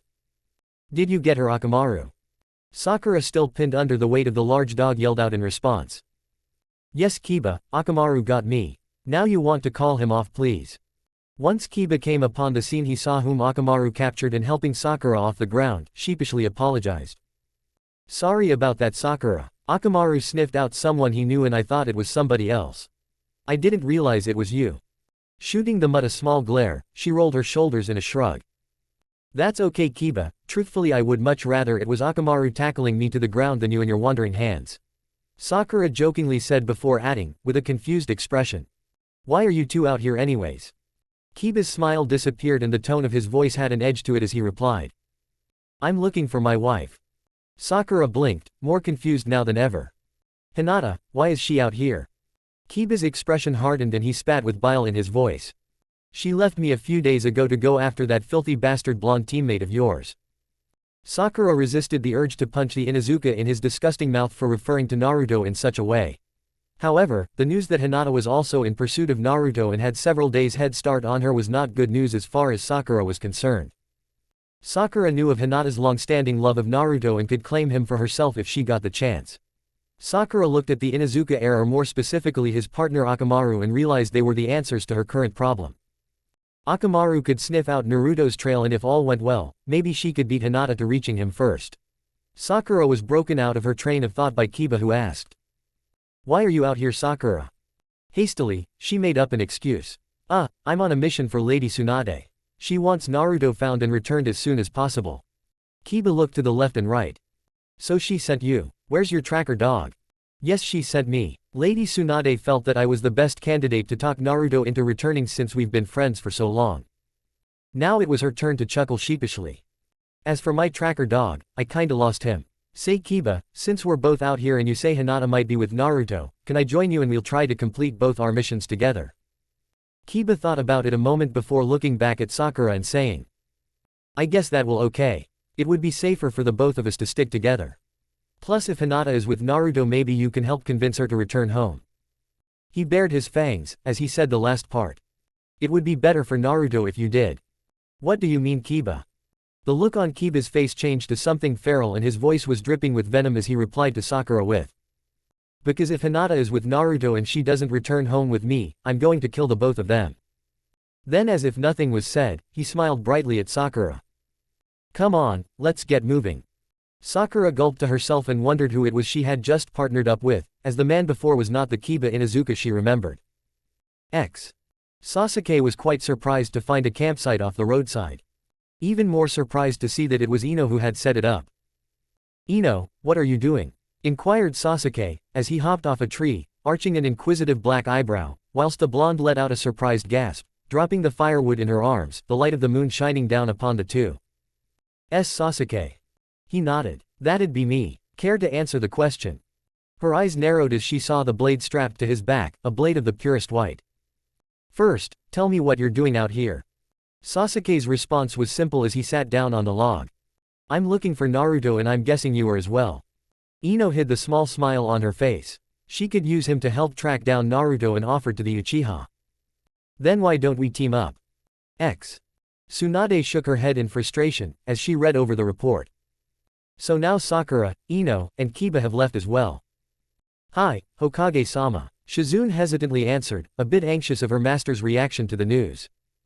The buxom blonde Hokage slammed her hand down onto her desk and growled out in annoyance. "At this rate, I won't have any shinobi left in the village, what with all of his friends going after the blonde Gaki. Which will only give more ammunition to Danzo and the council, who are crying out for his blood.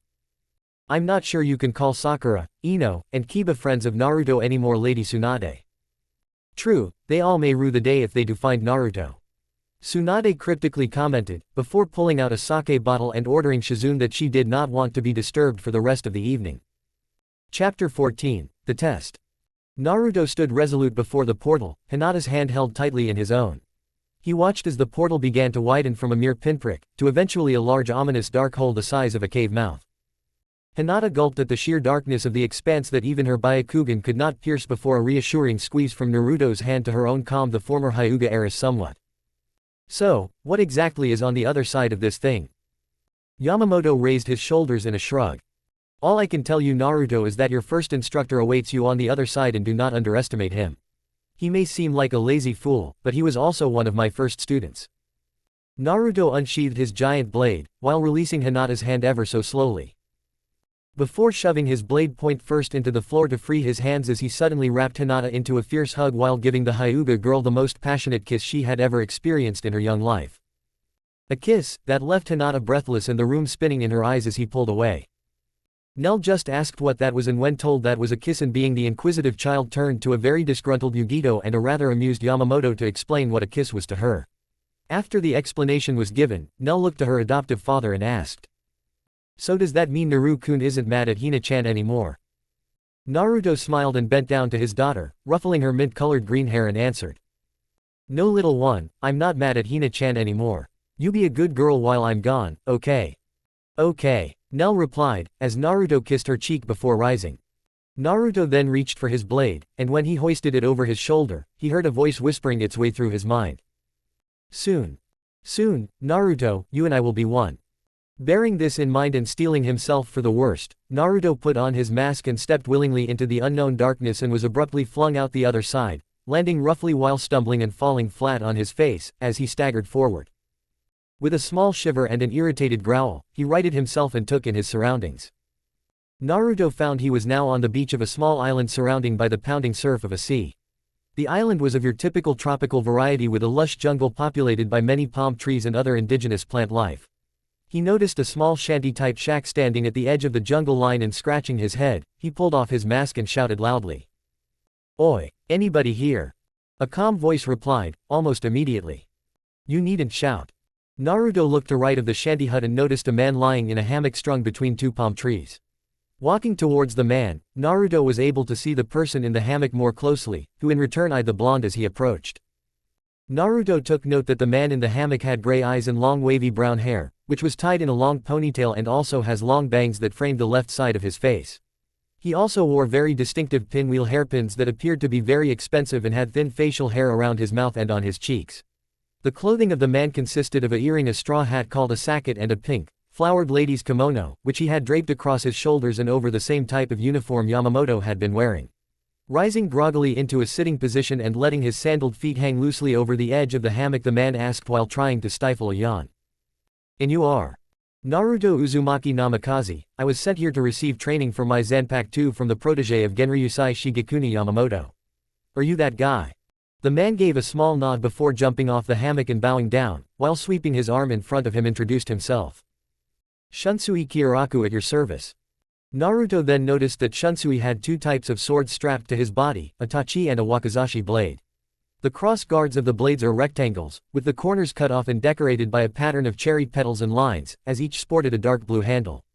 Both swords were sheathed through Shunsui's waist tie at his left side. Yet, while Naruto studied Shunsui, the former Gote captain did likewise and focused his eyes on Zabuza's blade that Naruto carried. A ghost of a smile tugged at his lips, as if in memory, before he commented, "So, you're here to finish what Zabuza could not. You mean this Bankai thing, right?" Naruto asked, as he shouldered his Zanpakuto's massive weight with relative ease.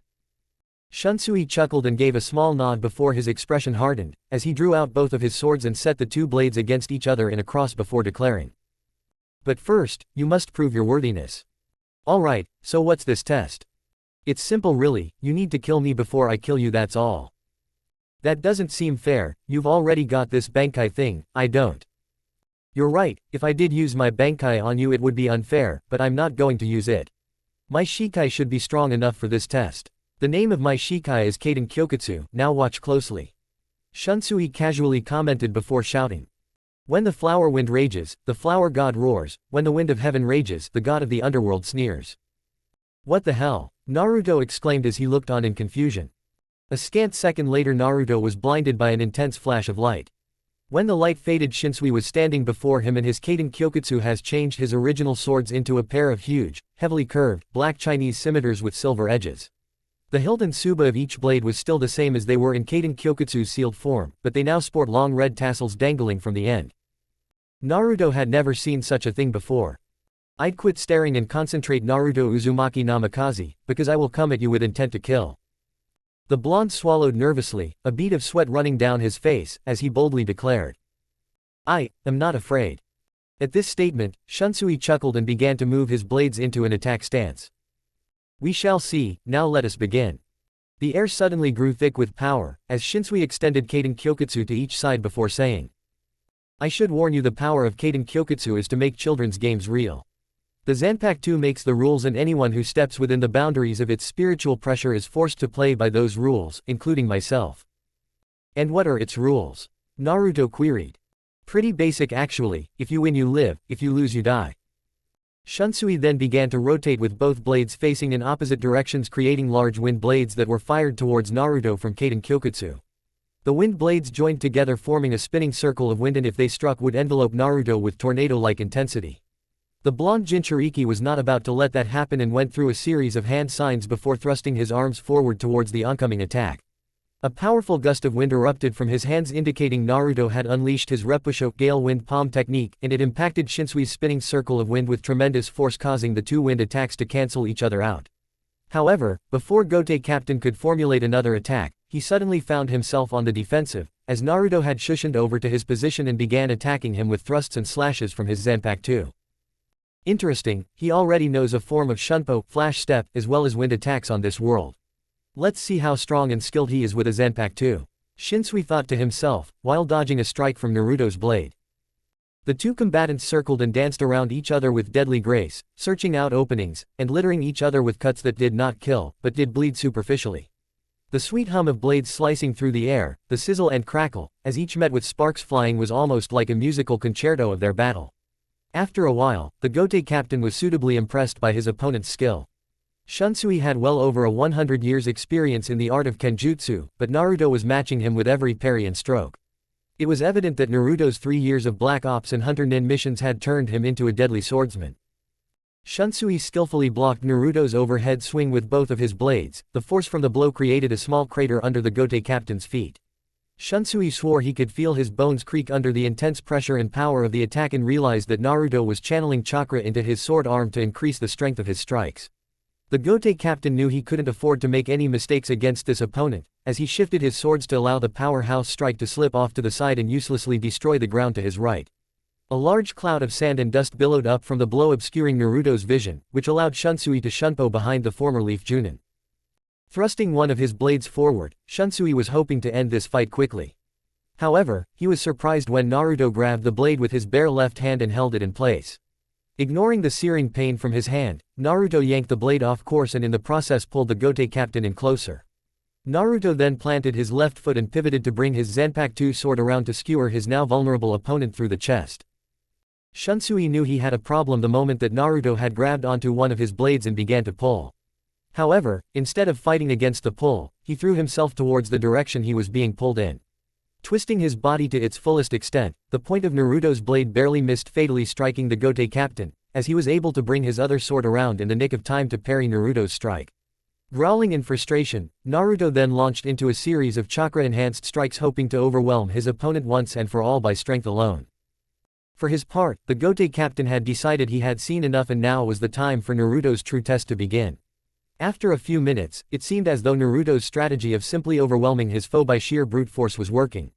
As the fight progressed, Shunsui slowly but surely grew more and more sluggish and was merely on the defensive at this point. For every time the Gote Captain attempted to go on the offensive, Naruto was able to dodge all of the attacks in an impressive show of agility and speed, and sent back a few effective counter-attacks, littering Shunsui with several cuts along his chest and arms. Finally, the Gote Captain was too slow to dodge, and with an anguished cry from his lips, Shunsui found Naruto's Zanpakuto embedded into his left shoulder blade, forcing the man to drop one of his scimitars onto the ground. As Shunsui fell to one knee with Naruto's blade still firmly buried into his shoulder, he precariously held his other scimitar blade up in a defensive position. Unfortunately, the pain in his shoulder was agonizing, as he swayed unsteadily on the ground before Naruto, who with one quick stroke knocked the remaining sword out of his opponent's hand, leaving the man now defenseless. It was then that the blonde Jinchuriki heard his foe gasp out in a labored breath. Finish it, Naruto Uzumaki Namikaze. I told you the rules at the start: if you win you live, if you lose you die. You've won, I've lost, now strike me down and be done with it. Naruto ripped his Zanpakuto out of Shunsui's shoulder, causing the man to grunt in pain. Grabbing the hilt with both hands and raising it high above his head, it would only take a simple downstroke to cleave the Gote Captain in two. Shunsui saw his foe raise his sword and gave a small grin to the blonde man before closing his eyes and await the final blow that would end his life. Suddenly, Naruto unleashed a monstrous roar and swung his Zanpakuto downwards. No. A few seconds later, Shunsui opened his eyes to see Naruto blade embedded in the sand next to him, while Naruto stood over him with his arms crossed and breathing heavily before he spat with anger and contempt. No, I'm not going to kill you, I've no reason to kill you. And if you bring up that bullshit about the rules of the game, I don't give a damn what the rules say. I'm not going to kill anyone just because a bunch of stupid rules say I have to. Shunsui smiled and quickly rose to his feet, surprising Naruto, who had believed only moments ago that the man was barely able to stay conscious.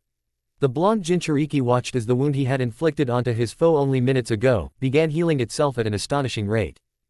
I congratulate you, Naruto Uzumaki Narmikas. You were the first to figure it out, the true meaning of the test, and only the second man to ever survive this trial. I have nothing more to teach you in this regard. Releasing Kaden Kyokutsu and sheathing both of his blades once more, Shunsui saw the confused look now plastered on Naruto's face and chuckled before saying, "The test is over and showed yourself to be your own master, well done. You say I'm the first to pass this trial, but the second to survive it. Who was the first to survive? The first was the former owner of your Zanpakuto Momochi, Zabuza. For you see, Zabuza was able to show that he too was his own master, but could never figure out the second part of the test." Licking his wounds and stretching, Naruto took careful note of what he was being told. You see, the opportunity was given for you to strike me down, yet you did not. Instead you spared me, and that befits a true warrior of justice, one that does not bring unnecessary bloodshed or blindly follow rules like an obedient lapdog. Looking away, he shook his head in disdain. Unfortunately, Zabuza loved any opportunity to commit unnecessary bloodshed, so when that opening always presented itself during the test, he was always taking it and thus failing the trial time and time again as a result. The Gote captain now surprised Naruto by offering the blonde his hand. If it wouldn't trouble you, I'd like to accompany you back to the world of the living, if not as a mentor then as an ally. Naruto eyed the hand warily, immediately on high alert. You mean you'd be willing to join me and my party and share in our goals? Shunsui nodded before stating, if they're worthy, then I would be honored to lend you my sword, not only to you, but to your comrades as well. Besides, I've been cooped up on this island in this dimension for I don't know how long. And if I don't see a woman again soon, I'm going to go nuts. At this Naruto chuckled, taking the extended hand a moment later and shaking it firmly. Then welcome to Team Fox, Shunsui Kiraku. No sooner had they shook hands when a portal opened behind Naruto, whilst another appeared behind Shinsui. The one by Naruto was black, while the one near Shinsui was the purest of white. Sensing the blonde's confusion, the straw hat-wearing captain provided an answer to Naruto's unspoken question, as he released Naruto's hand from his grip and said, the portal you see behind me is the return to Old Man Yama's place. The one behind you leads to the second trial. I will return to your comrades and inform them of our agreement. Shunsui then stepped one foot into the white, before turning around once more. I wish you luck in your second trial, Naruto. Then in a flash of white he was gone. The Jinchuriki sighed, as he looked to the black abyss. There would be no more delays. Every second he hesitated, would likely be another life lost in the land of snow. Well, here I go, Naruto shouted as he charged into the darkness once more while wondering. What new trial was waiting for me on the other side? Meanwhile back in Konoha, Tsunade was fervently massaging her temples in an effort to relieve her mind from the horrid headache she had developed over the last 2 hours. Emissaries from both the Hyuga and Inuzuka clans had voiced their concerns, so to speak, with regards to their missing heirs. To further complicate matters, the Haruno family and the Yamanaka clan had also weighed in with their own worries with regards to their now missing children. And while they had at least been respectful enough to Tsunade to ask for the Hokage's help in finding them, the Hyuga and Inuzuka clans essentially demanded that Tsunade do something to ensure the return of their missing clan members. After listening to the shouts, demands, and squabbles that had erupted for over 2 hours, Tsunade's patience was gone. She ordered everyone to go home with an assurance from her that she would send out a search party consisting of 2 of her finest Junin shinobi to locate and bring home everyone's wayward family members. Grabbing her list of available Junin and scanning through it, Tsunade smiled as she came across 2 names that were available for duty. And considering whom all the missing shinobi were, these 2 would be perfect for the mission considering the relationships they had with all these AWOL nins. Writing the names down and giving them to a messenger, she wanted these shinobi in her office first thing in the morning. And with that taken care of, Tsunade began a frantic search for her sake, as nothing was a better remedy for a headache. At least in her opinion. Chapter 15, A Sinful Betrayal Revealed. As Kurenai waited patiently in the Hokage's office for Tsunade to arrive, her irritation was growing with each passing minute. The subject of her irritation was the other occupant in the office seated next to her at that moment, one Kakashi Hataki. It wasn't that Kakashi was a bad person or that his attitude was annoying to Kurenai. No, the main cause of her ire was the copy nin's endless penchant for reading that perverted novel of his no matter who else may be around. Women, children, it didn't matter who was in Kakashi's presence. He would just continue to read his pornography, oblivious to anyone around him who might be offended by that smut. And nothing got under Kurenai's skin more so than perverted behavior. Just as she was about to angrily tell a giggling Kakashi to put that book away, Tsunade walked into the office and beat her to the punch by growling. "Kakashi, put away that damn book before I ban its possession in the village for good." Kakashi pulled the book back to his chest protectively and stammered in disbelief, as he held tightly to his most precious possession. "I don't want Jiraiya's legacy to be tied to those damn books of his. His legacy should be him looking down from the heavens and seeing his last pupil become Hokage." Tsunade shouted at Kakashi while trying to hold back her tears at the remembrance of her lost teammate, friend, and love. The mood in the room had instantly turned somber. "I understand, Hokage-sama," Kakashi solemnly replied while tucking his book inside his Junin vest. Taking a moment to calm down, Tsunade sat in her chair.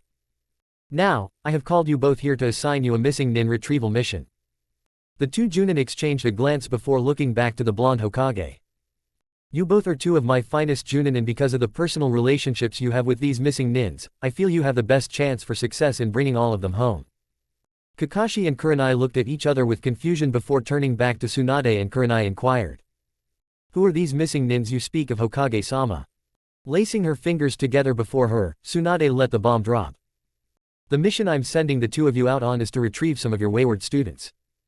Kakashi scratched the back of his head before saying in confusion, "Our students, Hokage-sama, we." Finishing his statement, Kurenai now spoke. "We haven't had any students since Team 7 and 8 disbanded a few years ago. They officially may no longer be your students, but can the two of you honestly say when you look upon them you still don't consider yourselves their teachers?" Both Junin silently nod their heads in acceptance, before Tsunade continued on. "The reason you're both here is each of you have two former students who are currently AWOL from the village. And if they aren't found soon, I may be forced, thanks to the council's meddling, to declare them missing nin and issue a capture or kill order to our Anbu hunter nins on all of them." The two Junin gasped at this, knowing full well the ramifications of that order. Again looking to the photo of Naruto and Jiraiya, Tsunade laid it flat and out of view and heaved a heavy sigh. She could not bear to look her old friend in the eye, and admit to her former teammate, long since deceased, that she had failed. Looking back to the two Junin before her, she announced, "I've already done this to one of them because of the council, even though it has broken my heart to do so. I don't want to do it for the others, for if I do it will be my last official act as Hokage of this village." "Who is missing, Hokage-sama?" Kurenai asked, her voice ringing with apprehension. "You both know Naruto left the village 3 weeks ago. When that happened I sent Team Asuma the Ino Cho trio after him. I figured Shikamaru would be able to quickly deduce where Naruto might go, and I was correct. They found him and engaged Naruto in battle." Her face darkened into a scowl. "They were soundly beaten." Kurenai stiffened slightly at the mention of Asuma's name. They had only just begun dating when he lost his life while on a mission at the hands of the Akatsuki member Hidan. She missed her fellow Junin and friend and would wonder sometimes what could have developed between the two of them had he lived. She was broken from her train of thought by Kakashi's voice. "How badly were they hurt, Hokage-sama?" Kakashi asked. At this, her tone lightened somewhat. Surprisingly, or maybe not, they did not suffer any major injuries. Choji was the worse off, but only because he attempted to kill Naruto when he thought Naruto had killed Shikamaru. Looking out into the morning sun via her window, Tsunade sighed for what felt like the millionth time before she resumed speaking. Apparently Naruto held no desire to hurt or kill any of them, for if he had they would be dead according to Shikamaru. "He's that strong?" Kurenai asked her fellow Junin. Kakashi merely nodded his head before Tsunade continued on. "After that incident, I recalled Team Guy, who I had also sent out in search of Naruto, lest they get injured in trying to apprehend him.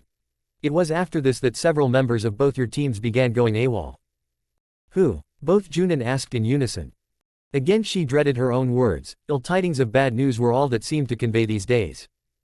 Well, first it was Hinata. Apparently life as an Inuzuka was not appealing to her, as indicted by the note she left to Kiba. "What did it say, Hokage-sama?" Kurenai hesitantly asked. "What you would expect from Hinata, that she tried to make the marriage work and that she did love Kiba but only as a close friend. She blames herself for not standing up to her family and going through with the arranged marriage.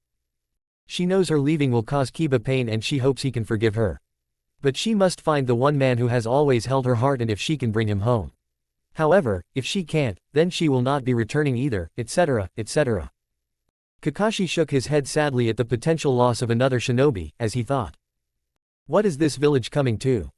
Kurenai leaned forward and put her face in her hands in an attempt to hide the tears beginning to well in her eyes. Letting loose a heavy sigh and wiping her eyes, she leaned back up and said with resignation. So she continues to lie even in her farewell note. What do you mean, Kurenai? Tsunade questioned in curiosity. Suddenly Kurenai's crimson eyes narrowed, and her face tightened in barely contained anger. What I mean is that Hinata's marriage was a farce from the very beginning. I know how much Hinata loved Naruto 3 years ago and she would never betray him the way she did unless her father somehow forced her to. I remember questioning her about why she was suddenly marrying Kiba, but all she would say is she had no choice. And no matter what I said or how hard I pressed her, Hinata wouldn't elaborate further. The pressure Hiashi and her clan put on Hinata for that marriage was tremendous. But Kiba was under no such pressure from his clan, and he knew she loved Naruto and not him, yet he still went through with the marriage. I'm more disappointed in Kiba than I am in her for going through with the marriage, and I'll never understand why did he do that to her. I'm surprised she made it 3 years. I know how miserable Hinata has been during her marriage despite the brave facade she put up for the public when she was with Kiba. The timing of her departure is curious considering her sister Hanabi and Konohamaru were married just 2 weeks ago. Tsunade commented in deliberation. Alas, this brought Tsunade to the second part of the tale. Well, speaking of Kiba, before you start this mission you might want to talk to your lone remaining student, Shino, about him, Kurenai. According to Shino, Kiba is not handling Hinata leaving very well. Apparently Shino exchanged some words with him before he left the village to retrieve his wife.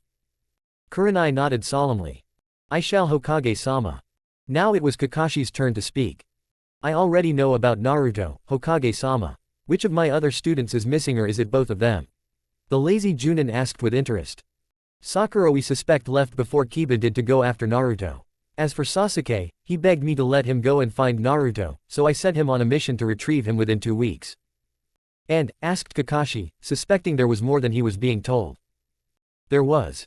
That 2-week time period ended over a week ago, and I told Sasuke if he was unable to accomplish his task, then his orders changed from retrieval to a capture or kill order for him to execute. Tsunade replied with sadness while dropping her head in shame. You did what? Kakashi exclaimed, leaping from his chair. Tsunade leapt up as well, easily 10 times as angry, as made evident by the tears sparkling in her hazel eyes. You think I wanted to? As long as Naruto has the Kyuubi sealed within him, he is a dangerous threat to our village, but more importantly he is in danger himself. Madara Uchiha and the rest of the remaining Akatsuki are still out there trying to capture Naruto, and we cannot allow them to get a hold of the Kyuubi. Panting heavily from the intense burst of anger, she took a deep breath. You know what will happen if they do? Naruto will be killed anyway, and they will have the most powerful Biju at their disposal, and we would be finished. Tsunade shouted as tears streamed freely down her face.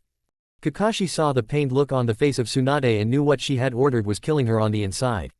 As much as he wanted to refute her argument, he found that he couldn't. Balling his hands into fists in frustration, he finally sat back down and said with stoicism. I understand, Hokage-sama. I hope so, Kakashi, because I'm issuing the same capture or kill order to you.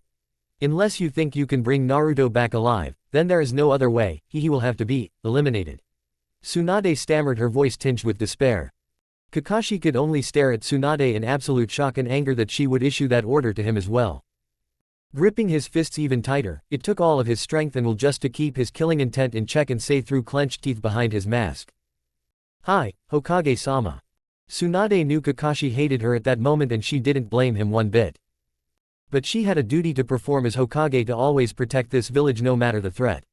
Tsunade just never imagined that the threat could ever possibly come from Naruto himself. Dismissing Kakashi and Kurenai and watching them head towards her door, she suddenly remembered one more thing and ordered them to stop before saying. I was so focused on your students, I nearly forgot to tell you this. Ino Yamanaka also went AWOL a few hours after Kiba did, so she is also roaming around out there searching for Naruto. Bring her back as well. Kurenai arched a dark eyebrow. Ino, why is she searching for Naruto? I don't know for sure, Kurenai, but I suspect it's for the same reasons as Hinata and Sakura. I understand, Hokage-sama, Kurenai replied with a mild blush to her face. Turning around to exit the office with Kakashi, the two Junin heard their Hokage shout out a desperate plea. Please, please bring all them back home. The two Junin turned back to Tsunade and both nodded in affirmation before leaving on what may be the most important mission from a personal standpoint of their lives. Ino was amazed at how effortlessly Sasuke was still jumping from tree to tree through the forest. Kami, how can he keep going? They had been traveling most of the morning, and even though Ino had improved her physical skills greatly since their younger days, fatigue was beginning to slow her down. Looking up towards the sun, she took note that it was around midday and called out to Sasuke. "Sasuke, it's midday, can we take a short break and have some lunch?" Sasuke looked to the sky and then back to Ino and nodded his head before pointing to a small clearing by a creek. A moment later, both Leaf Shinobi landed in said clearing and sat down, each one leaning against a different tree. Both Ino and Sasuke broke out their field rations and ate quietly, their thoughts primarily on Naruto. After finishing their meals and refilling their canteens from the creek, they sat back down once more as Sasuke pulled the sword he carried off of his back and examined it closely, looking it over with a keen eye, as if searching for something. Ino's inquisitive nature came forth when she saw the obsidian-eyed man across from her looking at the blade. "I don't remember you carrying a sword before, Sasuke, is that new?" "It's not a sword, Ino, but a zanpakuto, and yes, it is new." The blonde persisted, her curiosity not satiated in the least. "It looks very old, where did you get it?" "It is old and very powerful as well. I just recently acquired it from a man by the name of Byakuya Kuchiki." "The Kuchiki clan, I've heard stories about them. They belong to that soul society cult and supposedly hunt down these demon thingies." A perplexed look then appeared on Ino's face as she asked. "But why do you need a weapon that kills demons?" Sasuke glanced at Ino's eyes briefly before quickly turning his head to the side and remained silent. It was at that moment Ino's eyes grew wide with startled horror, and she realized why Sasuke had that sword. She rose to her feet, her body shaking as tears began to well in her eyes, and pointed accusingly at the Uchiha and screamed at him with hate. "You lying bastard, you told me you were here looking for Naruto the same as me, but you're not." He opened his mouth to speak, but the blonde kunoichi spat in his face. "You just want to find him so you can kill him." Sasuke wiped the saliva off his face in disgust, before vehemently saying in denial. "It's not true, I swear it. I'm here under orders from Hokage Tsunade to find Naruto and bring him back to Konoha." Sasuke pleaded while leaping to his feet. "Then why the need for the sword?" she hissed out, not convinced in the least of his intentions. Sasuke turned his head to the side once more and looking to the ground spoke in a choked voice, the words visibly painful for him to speak. "I need the sword because if I am unable to convince Naruto to return to the village, Tsunade has ordered me to eliminate him." Ino shook her head in disbelief, refusing it to be true. I can't believe that old hag would order that, I thought she loved Naruto." And then, she vented on him once more. "And you of all people to do it. Haven't you already hurt Naruto enough in your life, Sasuke?" Her words were true, every single one. She has no choice, Ino, and yes, I know about the pain I've inflicted upon Naruto. From my desertion and our fight at the Valley of the End when I rammed a Chidori into his chest, to all the numerous battles we had up until the final one where he brought me home. A melancholy sigh escaped his lips, and his shoulders sagged. "I know I've caused him a great deal of pain." The blonde snorted and was tempted to slap him on the head. "HMPH, you're just talking about the physical pain, which I'm sure Naruto forgave you for a long time ago. You neglected to mention when you crushed his heart after you came back." Surprised, Sasuke did a double take, shock plastered all over his face. What are you talking about?" Now she did slap him, rather hard across his face. "Don't play dumb, Sasuke. You and Sakura did a number on him when you returned. If it hadn't been for Hinata to pick up the pieces, Naruto probably would have left the village long before this." "What Sakura and I did?" He shook his head. "I have no idea what you're talking about." Ino glared at Sasuke until she noticed the confused expression on his face and in his eyes before she realized. "You really don't know what I'm talking about, do you?" Sheathing his blade, he shook his head again and shot her a glare. "No, damn it, I don't. Tell me, what did Sakura and I do to Naruto?"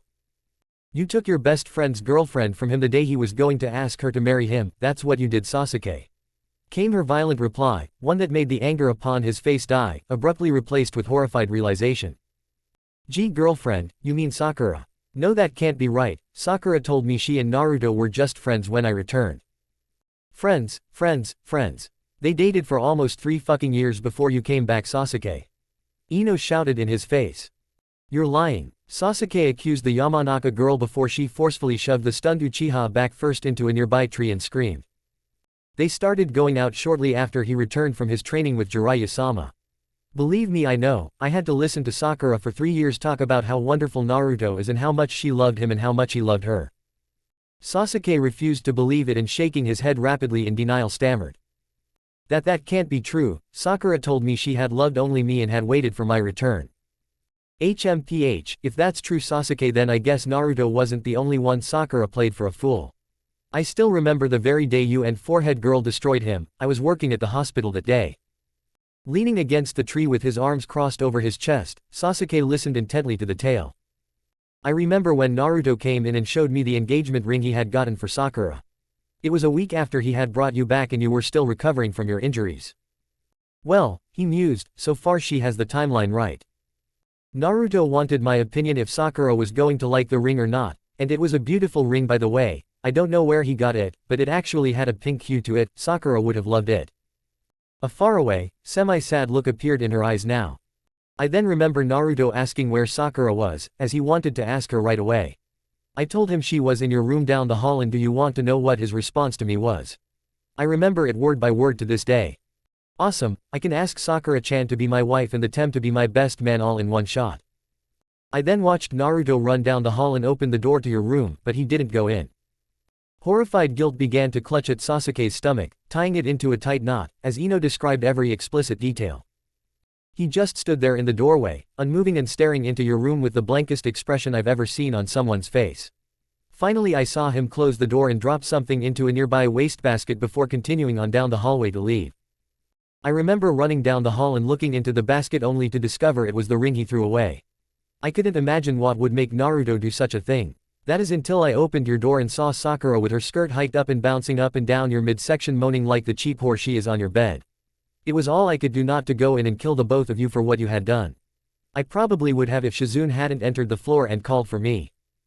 Clapping her hands of imaginary dirt, Ino proceeded to wrap up the story, folding her arms over her double C breasts as she did so. So there you have it Sasuke. I'm sure a chidori to the chest is quite painful, but it's nothing compared to the pain you inflicted on Naruto that day of seeing his supposed best friend and brother fucking the girl he had loved his entire life. The same girl he had decided he wanted to spend the rest of his life with. Sasuke dropped to his knees as memories of the day Ino was speaking of came flooding back into his mind. He had been in the hospital recovering from the wounds he had received from Naruto in their final battle. Sakura had taken care of him practically 24 hours a day during that week. Sasuke had to admit that he took notice of her during that time. Sakura was no longer the gangly teenager he had once left unconscious on a bench, but had grown into a very beautiful young woman since then. During that week, the possibility of being more than just friends with her had begun to plague Sasuke's mind. Eventually, he decided to ask Sakura to become his girlfriend, but he wondered. What was her relationship with Naruto since he had been gone? When she had told him they were nothing more than friends, he was relieved. Sasuke then remembered Sakura squealing with delight and kissing him when he suggested they become a couple, and the rest had been described accurately enough by Ino. Looking up into her blue eyes to desperately search for any hint that the Yamanaka girl was lying to him about all of this, but finding no such sign, Sasuke knew everything she had said was true. Looking back to the ground he stated with despair. I didn't know Ino. I swear I never would have done that to Naruto had I known. It all makes sense now that I think about it. I wondered why Naruto avoided us after we became a couple. I wanted to ask him what was going on, but Sakura told me that Naruto was just being childish because of his silly crush on her and that she had chosen me to be with instead of him. She convinced me that we should just leave him alone and eventually he would get over it. I thought she was right when after a few months he did start to interact with us once again. Why would he do that after what we did to him? And why didn't anybody tell me about Naruto and Sakura? Ino's answer was simple. The answer to your first question is Hinata. She finally found the courage to let Naruto know that she truly did love him. And Hinata would never use Naruto the way Sakura did, like a replacement tool for her own selfish needs until you returned. Hinata helped to heal Naruto's shattered heart and soul, and eventually, Naruto fell in love with her. It was only after that happened that we all started seeing Naruto around once again. Another memory of Sasuke's flashed across his mind. It was the first time he had seen Naruto since he had been released from the hospital and had started dating Sakura. After hearing what Ino had just said, another piece fell into place which explained that strange encounter that had always nagged at him. Shaking his head in disbelief of his own stupidity, Sasuke commented. I remember. The first time Sakura and I had run into Naruto while walking through the park. It had been almost a year since one of us had seen him, and I was surprised to find him holding hands with Hinata when I did. I remember congratulating Naruto when I learned that he and Hinata were dating. I never understood why Sakura and Hinata glared at each other the whole time and then got so agitated when I suggested we all go on a double date. The pieces were rapidly falling into place, and they were not forming a pretty picture. Naruto just laughed it off and flashed that goofy grin of his before he made up some excuse about him and Hinata needing to be somewhere, and then they left. I should have known something was not right when Sakura started complaining about Hinata being with Naruto the rest of the day to me. I'm such a fool, but I still don't know why no one else ever told me about Naruto and Sakura. Well, Sasuke, I'm not surprised at all about Sakura's reaction when she saw Naruto and Hinata together for the first time. I'm sure Forehead Girl wanted to be with you, yet still have Naruto pine away for her the rest of his life. Ino's tone of voice was dripping with acidic venom as she spoke about Sakura. The thought that Naruto might actually love someone else besides her, I'm sure was appalling to Sakura and to her ego. As to why I or anyone else didn't tell you about Naruto and Sakura's past relationship, is because Naruto told us not to. What? Why would he do that? Naruto said that he didn't want you to know because he wanted to see you happy, Sasuke. And if Sakura made you happy, he didn't want to ruin it for any reason. He also said that what happened in the past didn't matter anymore. He had found Hinata and the two of them were in love and happy and would be for the rest of their lives. She bit back a sigh, as they had been doing too much of that. Of course, you already know about the tragedy of what happened to them 2 years later. Sasuke too resisted the urge to repeat a sigh. Yeah, I know, and what happened still haunts Naruto to this day. One of the things Naruto said to me before he knocked me out when he left was that the Naruto I knew was dead, he had died 3 years ago. Well, I know it still haunts Hinata as well, damn her family and Kiba for doing that to them. Ino angrily spat before adding. So tell me, Sasuke, now that you know about all of this, and the pain you've caused Naruto, are you still going to kill the man you call your best friend? He scratched his head and started to pace. I don't know what I'm going to do anymore, Ino. When the time comes I'll make that decision. But I can make you no promises one way or the other. Damn you to hell, Sasuke Uchiha. Suddenly, all hell broke loose and Ino roughly tackled Sasuke to the ground, holding him there by both his arms, her expression murderous. I won't let you hurt Naruto-kun anymore. Fuck you, you've been standing here casting judgment on me for the pain I've inflicted upon Naruto, what about the pain you've given him? Sasuke retorted right back. She was prepared for this, speaking her words slowly and surely, as if to clearly get her point across. Fuck you too, you think I don't know I also helped to create the Naruto we now have today. I was the one who tried to pick up what was left of him after Hinata's marriage. I was with him for a year as he slowly mended and we started to become closer. Then, I did the unforgivable, I was given a choice and I chose wrong, and I've hated myself for it ever since. Suddenly getting off him, she rose, and turned round, her back to him, as her hands balled into fists at her sides. It's why I'm out here. I love Naruto-kun and want to bring him home and be with him if he'll have me. I don't know if he will, and I can't blame him if he doesn't, but even if I find that he won't love me the way I love him, I still want him to be a part of my life no matter what. Her next words were a desperate whisper, one that pleaded to the heavens. I just pray Naruto-kun is still willing to let me be a part of his life when we do find him. I can't imagine Shikamaru is going to be too happy about what you're doing, Ino. Sasuke derisively commented, as he picked himself up, dusting off the dirt and mud from the tackle. Casting a glance over her shoulder, Ino merely scoffed at the Uchiha's words before looking away once more and saying, for your information, Shikamaru has no problem with what I'm doing, seeing as we have broken up and he was the one to push me to go after Naruto. Shika wants me to be happy and to follow my heart, even if it's not with him, and I will always love and be grateful to him for doing that. His next words knocked the anger right out of her. I told Sakura the same thing. What are you talking about? She stammered, now reluctantly turning to face him. Sakura broke off our engagement before Naruto left. She told me she wanted to be with Naruto and I told her to listen to her heart and to be happy. I'm sorry, Sasuke, I didn't know, are you okay? It hurt at first, but after learning from you that my entire 5-year relationship with Sakura has been based on a lie, not so much anymore. Now, I'm actually grateful that she did end it. Well, if Sakura thinks she's just going to stroll back into Naruto's life after what she did, she's got another thing coming. I'll kill her myself before I let that happen. Only if I don't get to her first, Ino. Alright, let's get moving. The sooner we find Naruto the sooner we'll get things sorted out. But just so you know, if you try to kill Naruto-kun when we find him, you'll have to get through me first. You got that? A small smile touched his lips. I understand. As Ino and Sasuke prepared to resume their quest to find Naruto, another pair of missing Konoha shinobi decided to take a short break before resuming their own hunt to find Naruto. After traveling for several hours in silence, Sakura was still haunted by Kiba's words days ago to kill Naruto and Hinata, if Hinata didn't return to Konoha with him. When Kiba had uttered that threat, the look on his face had been so feral, animalistic almost, and combined with the malevolence ringing in his voice as he said it, truth be told, it frightened Sakura greatly. At that moment, Kiba was no longer the friend and comrade she had grown up knowing most of her life, but a complete stranger.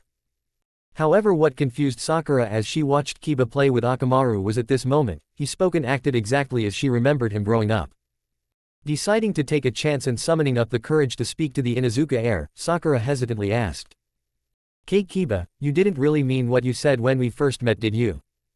About what? Kiba replied with a confused tone before sitting down across from Sakura and lean against a tree. You know about wanting to kill Naruto and Hinata if she didn't return home with you. Kiba's appearance immediately took on a darker tone as he furrowed his face into a scowl at the first mention of Naruto's name. His voice also took on a more menacingly cold tone as he answered Sakura's question. I don't want to kill anyone, Sakura, not Naruto and certainly not my wife. But I will kill both of them if they force me to. If Hinata returns to me, everything will be cool and no one will get hurt, I promise. His clawed hands ground into the log, peeling shavings of it away. But if she refuses, then I'm not responsible for what will happen afterwards, that will be on Naruto's head, not mine. Sakura in a futile attempt protested. But Kiba, how is Hinata refusing to return to Konoha with you Naruto's fault? He didn't kidnap or take Hinata when he left, from what you've said Hinata went after him on her own. I don't know what's going on between you and Hinata, but it sounds like you're blaming Naruto for your troubles with Hinata for no reason. No reason, I have every reason to blame Naruto for all of this. This made no sense. Why Kiba? Because if it wasn't for Naruto, Hinata would love me and not him, damn it. What? Look Sakura, it's easy to understand when you think about it. Hinata is my wife, not Naruto's. She needs to learn to love me and not Naruto, but how can she do that with him still around? A faraway look appeared in his eyes, and he let out a happy sigh. I was so fucking happy when I heard Naruto had left the village. I knew with him gone, Hinata could finally start to love me like she is supposed to instead of him. I wouldn't have to watch her mope around anymore like I have for the last 3 years or see the fake smiles she would give me. He nodded, as if to reassure himself. With Naruto gone, Hinata can finally learn that she belongs to me, not him.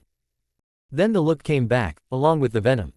But even with Naruto gone he still fucks up my life, because Hinata can't seem to let go of him. But that is going to change, one way or another Hinata will submit and learn to love me and be the proper wife I deserve. Yeah Kiba, it's real easy to understand your thinking, if you're a freaking lunatic. Sakura thought to herself before shaking her head sadly and saying. I'm sorry Kiba, but love doesn't work that way. You can't force or teach someone to love you if they love someone else. Even if they're not together, Hinata loves Naruto. Whether he is in the village or not isn't going to change that fact. A person won't learn to love someone if their heart belongs to another, no matter how hard they try. Believe me Kiba, I've spent the last 5 years of my life learning that lesson the hard way. You know what Sakura, I don't care what you or Shino or anyone else has to say about this. Hinata belongs to me, not Naruto, and once she learns that, everything will be fine. Kiba, you talk about Hinata like she's some sort of possession, women aren't objects, you can't own them. His rage nearing a boiling point, Kiba leapt up from the log, growling fiercely as he glared at her. Grr, I'm tired of talking about this. This conversation and you Sakura are starting to piss me off. You're either with me or against me on this. Are you going to help me with Hinata or not? Sakura looked up at Kiba's face and saw it had taken on that feral appearance she had seen when they first met. And that malevolent and venomous tone had returned to his voice, which was even causing Akamaru to whimper. Sakura realized she may have pushed things too far and needed to choose her next words very carefully. Taking a moment to compose herself, she said in as calm and steady a voice as she could muster. I'm with you Kiba and I will help you with Hinata once we find her. Then, as if someone had flipped an unseen switch on Kiba, he smiled brightly at Sakura and said in a sweet voice. Well come on, let's get moving again. As Sakura watched Kiba begin to repack his supplies, while she did the same, she mused to herself. I'm with you Kiba, you psychotic lunatic, only because I need you right now. But once we find Naruto, all bets are off.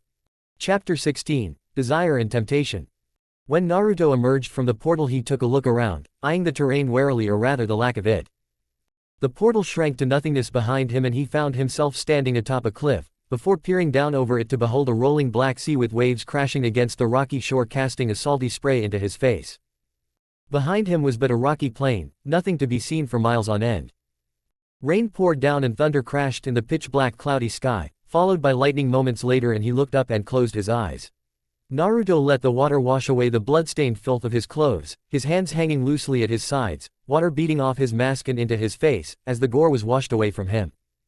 Grasping his blade, he suddenly noticed that it felt lighter. Looking down at it, he arched a surprised eyebrow, as his blade seemed to have changed somehow, although he was not aware of when that had taken place. It was still quite large, but not nearly so much as before. It was sleeker in comparison. It now resembled an oversized butcher knife, and the handle had no guard whatsoever, was grasped firmly in his hand, its handle wrapped tightly in cloth, the end of it trailing loosely in the sharp breeze of the approaching storm. Jamming its tip into the ground, he looked over it. The serrated edge was now a bright shimmer of silver, while the tip in the upper half of the blade was pure black. As he was examining his newly transformed Zanpakuto, a voice rang out in his mind. "Shout Zangetsu." Zangetsu, the name resonated in his skull and he realized that must be the Shikai name for his blade. "You are close, Naruto, very close." Nodding, Naruto could now distinguish the voice as male, as its deep bass undertone gave it away. "So you're my Zanpakuto. It has taken you quite some time, but I'm pleased to finally have a chat with you. The feeling's mutual. Now what is the extent of the Shikai power?" Naruto asked, as he swung his new blade around to get a feel for it. "Shout, Getsuga Tenshou, as you swing the blade towards that boulder." Naruto shrugged his shoulders and with a fierce yell cried out. "Getsuga Tenshou." As Naruto swung the Zanpakuto towards the massive rock, he was amazed at how light it felt despite the fact that it was nearly as large as before when Zabuza wielded it. However, even more shocking to the blonde Jinchuriki was seeing a wave of blue light engulfing the blade, before moments later the wave shot out in a crescent shape traveling onward and impacted the mighty boulder with tremendous force, obliterating the stone into dust. As the dust and debris from the blow began to settle, one could see steam seemingly rising from the blade and a wicked grin worked its way up the blonde's face. "Impressive, what was that?" "Getsuga Tenshou, or in your terms, Moonfang piercing the heavens." Again Naruto swung, now calling out the name of the attack, and was rewarded with another wave, then another and another, as he swung again and again wildly into the air. Suddenly stopping, the Jinchuriki looked down at his blade in reverent awe before asking. "Where does this power come from?" "It is the power that dwells within you. At the instant you make a slash, your spiritual pressure, or what you would call chakra, is absorbed and then releases highly condensed spiritual energy at the tip of the blade, magnifying the slash attack and flying forward. That is Zangetsu's power in Shikai form. With me, there is nothing you cannot cut." "Anything, huh?" The prospects and potential of that pleased Naruto greatly. A chuckle escaped his lips, and then soon twisted into a confident laugh, as he felt new power course through him, his head thrown back as he basked in the blue glow of his strength. "Let my enemies beware. With this, I shall tear all my enemies asunder." Naruto roared to the heavens in the cold metallic echo of a voice his mask produced. As he held his blade high, the lightning in the sky attracted to the metal shot down at him, arcing towards his prone form. "Perfect," he hissed, already going into a full-bodied swing as the power coursed through his blade, which glowed blue, but was also built up by his chakra and was then amplified 10 times over. "Getsuga Tenshou," Naruto roared, and with a massive two-handed left-to-right swing, he thrust a massive blue crescent at the bolt of lightning and split it clear in half like a hot knife through butter, as the chakra-powered Raitsu went on and on until the lightning had been totally torn asunder. Again Naruto laughed, as he held his smoking blade, its steel now hot to the touch. If even lightning fell before him, then what chance did his enemies have? Clapping was heard and he whirled about, eyes sparking dangerously, yet not attacking. It was then Naruto heard a low, sultry, and very sexy voice through the fading steam, as the silhouette of a woman appeared. "Good, I can see why you passed Shunsui's test." A flash of lightning lit up the sky, revealing the mysterious woman. Lightning flashed again and Naruto got a good look at her in the dark. Her bright yellow honeysuckle eyes shone in the dark, as did her pearly white teeth. "Impressive, you actually made it this far," she purred, and it sent a shiver up his spine, as the air about her seemed to shimmer from her power or a trick of the eye, he could not be sure. The lightning lit up her form once again and Naruto could see her long violet hair cascading over her back. The woman had a voluptuous body, he had to admit, as she seemed almost like a tan goddess, straining against the narrow confines of her outfit. Her clothing consisted of a basic black tank top with no back or sleeves, and long spandex pants that were also strained taut against her form. Her arms were not bare, but each was wrapped in a tan material from her elbows to her wrists, as purple crisscrossed lines set upon the fabric of her cloth armguards. The purpose of such a thing, as well as the tan scarf worn round her neck, made no sense to Naruto, but then he surmised that they might be training weights of some kind. Lastly, she wore long tan boots that ended in tight purple shoes. "Who are you?" he asked. "The name's Yoruichi Shihoin and you are." The woman answered, as she walked towards him, her supple hips swaying with each step. "Naruto Uzumaki Namikaze." The blonde leaf Junin replied, as he stood his ground before biting his lip, as her hips brushed against his whilst she walked past him. Naruto then felt her breath hot on his neck blowing against him, as her voice took on a more seductive quality. "Can you remove that mask so I can see who I'm talking to?" Naruto hesitated a moment before deciding no harm could come from revealing his face to this woman, and he lifted his mask off of his face. My, I've never had such a handsome guest before." Yoruichi cooed as she walked around the blonde Jinchuriki, looking him over in a lascivious fashion. Naruto's body was stiff as a board, as the tan seductress before him reached up to stroke his cheek, as Yoruichi stared intently into his carefully guarded eyes. Her hand caressed his face, as her fingers tenderly stroked the whisker marks there before saying so soothingly, "In your eyes, I've never seen that deep a sapphire blue before." Try as he might, Naruto was unable to tear his gaze away from the woman before him, as his mind and body seemed paralyzed by her. Yoruichi's hands traced his jawline before she suddenly gripped the back of Naruto's head and placed one of the most soul-searing kisses one can imagine onto his lips. A clearly shocked Naruto quickly succumbed to the pleasurable feeling now coursing through his body as he wrapped his arms around Yoruichi. Lost in the moment, Naruto began to open his mouth and moaned when he felt Yoruichi's tongue lick at his lips asking for entrance. As Naruto began to comply with her wishes, an image of Hinata flashed through his mind, and summoning his waning strength of will, he placed both of his hands on her shoulders and gently pushed her away as he said, "Don't." Smirking, she suddenly spun round, her hand moving incredibly fast before stopping inches from his face. "You didn't attack," she stated, her face betraying nothing but mild amusement despite the passionate kiss she had just given him. "I don't hit girls, even when they try to tempt me like that," came his easy reply, for the latter was true despite the fact that the kiss had badly shaken him. "A noble and chivalrous answer, Naruto Uzumaki Namikaze, but it's ultimately foolish action on your part to do." Yoruichi then got into an attack stance, her cat-like eyes glinting mischievously, as she took several steps away from him. "But this time I'm not going to stop, so you had best defend yourself." Naruto reached for his mask and pulled it back down, while assuming a more aggressive stance. He loosened the wrappings upon his hilt, then slowly began to wind Zangetsu about, until it spun from his right hand in a steady hum. Once he achieved the desired momentum, he tossed the blade far out onto the stony plain, where it landed with a metallic clang, as it was embedded point first in the rock, safe from the possibility of falling into the stormy sea below. "Why did you do that?" "Because you were unarmed, therefore I had an unfair advantage." "I told you before, your chivalry is misplaced in this situation," the Neko woman stated, as an aura of white flickered about her, whilst a familiar red silhouette crept up Naruto's form. Thunder rumbled, and lightning lit up the sky in a bright light, as a geyser of a twister formed in the distance and set upon the foreboding sea. "Here goes."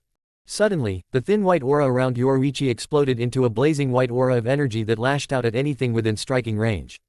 Its cutting power so fierce it easily carved large furrows into the stone face of the land. It even rivaled the lightning, shooting up into the clouds in haphazard bursts and occasionally lashing out at Naruto, who nimbly sidestepped each blast, while focused on Yoruichi the whole time. Momentarily, Yoruichi controlled the chaotic Kido, and the orange jacket she wore was shredded to pieces by its energies, as the torn shreds of cloth were caught up in the winds and then torn to nothingness. Gritting her teeth, she let out a loud shout, and then the area around her exploded into a 10-foot crater, which Naruto leapt back from. As the dust cleared, Yoruichi sported a wicked wild grin, as her violet hair, somehow still bound in its hair tie, whipped about her chaotically. Her arms, formerly held out at her sides, were now held before her in her traditional fighting stance, as stones rose from the earth beneath her and then were crushed into nothingness by the sheer pressure of her energies. Shunko. Flash release. Naruto just laughed, and crossed his arms before him in an X. "You think that's special?" The air shimmered about him, tearing at the cape he wore and shredding it away, much like Yoruichi's jacket. "Let me show you something." Crimson crept across his blue eyes, staining them ruby red, as his pupils dilated, now black slits against his red demonic eyes. Yoruichi arched her violet eyebrow, and stood her ground as the Kyuubi cloaked enveloped Naruto. Twin tails of red chakra formed behind him, and were swaying slowly back and forth in the wind, as his red eyes bellied the ferocity that now gripped his very soul. What the? Naruto slowly gnashed his teeth together in mild pain, as his canines elongated, slowly changing into wicked fangs. A wicked laugh rose from his throat, causing Yoruichi to give pause and think. That is truly unique, Yoruichi murmured to herself.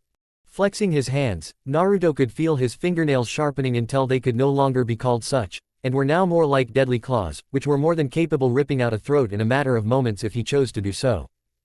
Clenching them into fists, he pierced the skin of palms, pain coursing through him as he left puncture marks behind that healed almost instantly, despite the blood dripping down upon the stone. 2 red ears of fox chakra finished the cloak and fully enveloped Naruto, as the changes neared the final stages. The whisker marks upon his face deepened, changing from mere slits to large deep furrows upon his face, his eyes narrowing dangerously, his heart rate quickening with a sickening rush of adrenaline. Naruto's short blonde hair, roughened, for that is the best way to describe it, as it warped from spiky tame hair to something wild and unruly sticking out in every direction behind his mask. The earth seemed to quake beneath him in fear, as the storm raged above them. A raw testament to the power he was building up. His voice, once calm and collected, was now filled with wrathful fury. Now fully powered by the Kyuubi, Naruto looked Yoruichi's stunned face as she surveyed the changes he had wrought upon himself. Somehow, the surprise his opponent's faces of his transformation never got old for him. However, the odd thing here was that she was smiling, not a single trace of fear shone upon her lovely tan face, as she spoke.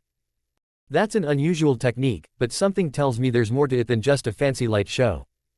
Naruto gave a chortled laugh, but its tone was dark and sinister. Red light mixed with white, illuminating the space between them pink in color, as the earth under them began cracking and crumbling under the combined pressure of their powers. Then prepare yourself. Swaying from side to side and grinning, Yoruichi waved him forward and quipped. Enough chit-chat, fox boy, let's do this. Each took a step forward, and then blurred out of sight before reappearing in the center, tightly clasping each other's hands hard enough to draw blood, their eyes narrowing, mouths set in a grim line, a power struggle now in the works. Naruto smiled first, exposing his canines, and his opponent mirrored him, as a shout worked its way up their throats, and ripped its way out of their mouths, their respective auras flaring bright in response. Lightning crashed through the sky, as the ground buckled further from them. Naruto was the first to release, and Yoruichi winced, as 3 lines of blood appeared upon her face, set on her left cheek from his wickedly sharp claws. However, moments later he doubled over from a vicious kick in the gut, one that collapsed his stomach inward, before he disappeared from sight, now coming from behind her. His fist passed through air, as he hit an afterimage, which soon faded away. Damn, she's fast. Cursing, he too dissolved as Yoruichi phased behind him, her midair spin kick slicing through a translucent version of him as well. Yoruichi just smiled, disappearing as Naruto slashed down where her chest would have been, had she not used an afterimage. Good, the Gaki can at least keep up with me to some extent. This game of cat and mouse, or rather cat and fox, seemed to go on endlessly, each one hitting a left-behind image of their foe, so on and so forth. Finally, Naruto came in from above, his hands intertwined, and he swung downward, hitting her solidly on the head, and knocking her to the ground. Only for her hands to slap out, thus breaking her fall, and allowing her to pivot and swing her left leg into his neck in a violent jarring kick that snapped his head to the right due to the impact, whilst his face twisted in pain. Again they vanished from sight, leaving white and red shockwaves in their wake, moving too fast for the naked eye to see their clash. But this was no mere battle, no simple contest of wills. This was the battle of a lifetime. Reappearing briefly, they each cocked a fist back as they shot towards each other, and when they connected with the fist of the other, a dome of pink light spread out, driving them apart, and back into the ground. The 2 titans were all smiles as they skidded backwards, but Naruto slowed his skid early via digging his claws in, and upon grinding to a halt, got down on all fours, laughing aloud. Not bad, Neko-san, however. The very earth seemed to cry out in fear, as a 3rd tail burst forth behind him, shaking the stones around him violently, as his feral features progressed further until he could barely be recognized as a human being, yet still bore the appearance of one. I'm just getting started.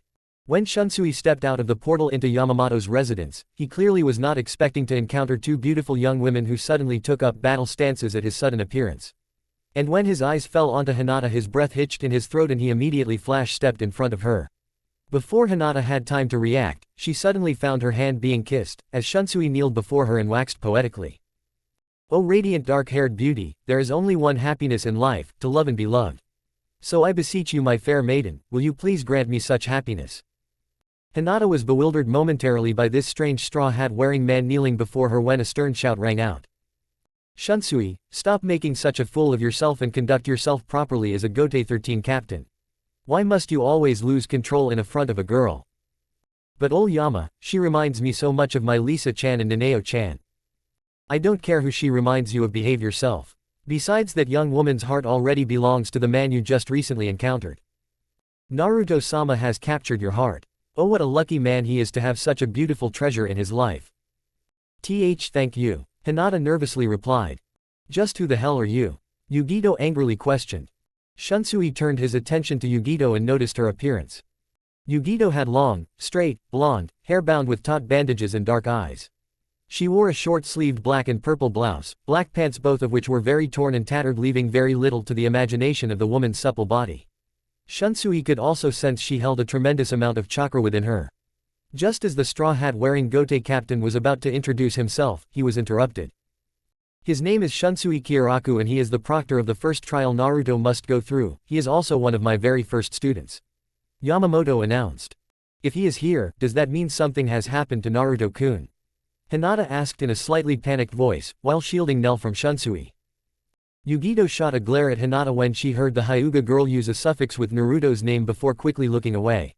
This did not go unnoticed by Shunsui, but putting his observation aside for the moment, he answered Hinata's question. Naruto-sama is fine, I am merely here because I wish to accompany Naruto on his quest and he has graciously given me permission to do so. Great, another freaking weirdo to join the party, and I'm sure this guy is probably a badass as well. Daisuke thought to himself. Thank Kami, Naruto is alright. You see Nell, you don't have anything to worry about. Your Naru-chan will be back soon. The little green-haired girl merely looked up and smiled at Hinata's words before pumping her fist in the air and yelling. Yeah, Naru-chan will be back soon, believe it. An errand car, Shunsui exclaimed in surprise. Yes, an errand car, Shunsui, but she poses no danger. Now, since you are here, am I correct to assume that young Naruto passed the first test and has already begun the second trial? Yeah, he should already be there. By the way, Oyama, what is the second trial anyway? The second trial is of desire and whether or not he can resist it. Interesting, who'd you get to handle that test, Rangaku, Soy Fan? I know there's no way you could have gotten your Ohara to do it. Indeed, no, the individual who is running that test volunteered for the assignment. She is one who enjoys the hunt more than the possible reward. Shunsui thought about what his mentor had just said for a moment before his eyes lit up and he stammered. You don't mean it's Yoruichi running that test? A single nod from Yamamoto answered the question before Shunsui slapped his hand to his forehead and exclaimed. Oh brother, Naruto doesn't stand a chance against resisting her. That statement made both Hinata and Yugito a bit nervous, before they both released some killing intent towards the straw hat-wearing captain and asked with a bit of edge to their voices. Who is this Yoruichi? Chapter 17, Desire and Temptation. 2 inches. Warning, this chapter does contain a bit of mild adult content in the final scene. Yoruichi visibly stiffened when Naruto's third tail burst forth and she felt the tremendous power emanating from him, causing even the earth itself to quake in fear. What is this power coming from this boy? It's a form of Kido I've never seen or experienced before, where is he getting it from? Yoruichi thought, before a loud roar erupted over the battlefield. As Naruto roared, his demonic chakra extended from him with devastating results. This outward destructive sphere of chakra was so intense it began to destroy the surrounding landscape and violently push back onto Yoruichi. Quickly realizing the seriousness of the situation, Yoruichi began to channel huge amounts of concentrated energy before a massive explosion erupted around her body, incinerating her clothing on her back and shoulders but leaving herself very much unharmed. Naruto gazed at the woman before him in wonderment, as she raised her hand towards him and spoke in a tone laced with admiration. I'm impressed. I rarely use this technique due to its overwhelming power and difficulty in controlling, but you've made me use it twice. A red claw of chakra lunged at her, but Yoruichi split it straight down the middle with a single swipe of her hand before saying. However, judging by the power you're now generating, I know it's the only attack I have that can defeat you. Yoruichi began to walk, and then sped up, moving far faster than before. Her voice soft and silky in its tone, but you could feel the desire for battle beneath it. Prepare yourself, Naruto-kun, this won't be pretty. Bring it, Naruto growled in confidence. As you wish, Shunko. Flash release. Naruto roared once more, as he unleashed another destructive sphere of demonic chakra, which collided with Yoruichi's attack of pure white energy shooting forth from her hand. As the two attacks met, point blank, the coalescing energies whipped around one another seeking dominance while creating a pink hue over the battlefield. Both Naruto and Yoruichi were pouring everything they had into their attacks, but to no avail, as each attack counteracted the other one in power and intensity. Gritting his teeth and gathering his demonic chakra to its maximum limit without losing control or his sanity, the blonde Jinchuriki unleashed one final burst of energy, one he was sure would end this battle once and for all. With one final scream, he let everything loose. Raaaaagh. Yet at the exact same moment, Yoruichi let loose the last of her Kido, and sent it screaming towards the impeding wave of red. Everything, even time itself, froze for a moment. Then a massive explosion rocked the battlefield and the subsequent shockwave blew both combatants away from one another. Steam drifted up into the clouds and seconds later, rain began to fall. A few minutes later, as the dust began to settle over the landscape, then cleared away by the steady pitter-patter of water, the two beleaguered opponents staggered their way towards one another. Their clothing was in tatters due to the explosion, and both were bleeding from various cuts on their bodies, as they came to a halt in front of one another. Naruto, no longer in his three-tailed state, shakily took up a taijutsu stance before he heard the Neko woman state in a sultry voice. "It's over, Naruto-kun, I'm now yours to command. Do with me as you wish." Naruto stared wide-eyed at Yoruichi as she removed the tattered remains of all of her clothing and stood naked before him, her hands sensually gliding over her dark-toned supple body. But I haven't defeated you yet," Naruto stammered in confusion after pulling off his mask.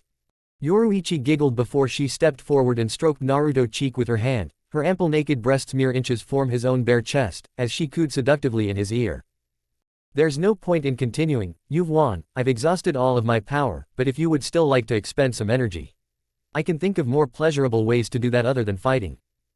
Naruto didn't understand what the tanned beauty before him had meant until he felt her hand slip inside the waistband of his torn pants and grip his now growing member.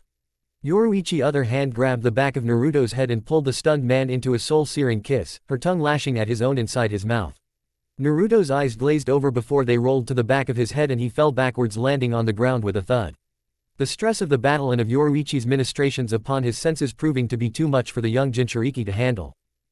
Yoruichi snickered at this, as she knelt down and draped her naked form over Naruto's prone body, as the stress of the battle caught up with her as well and she too collapsed unconscious.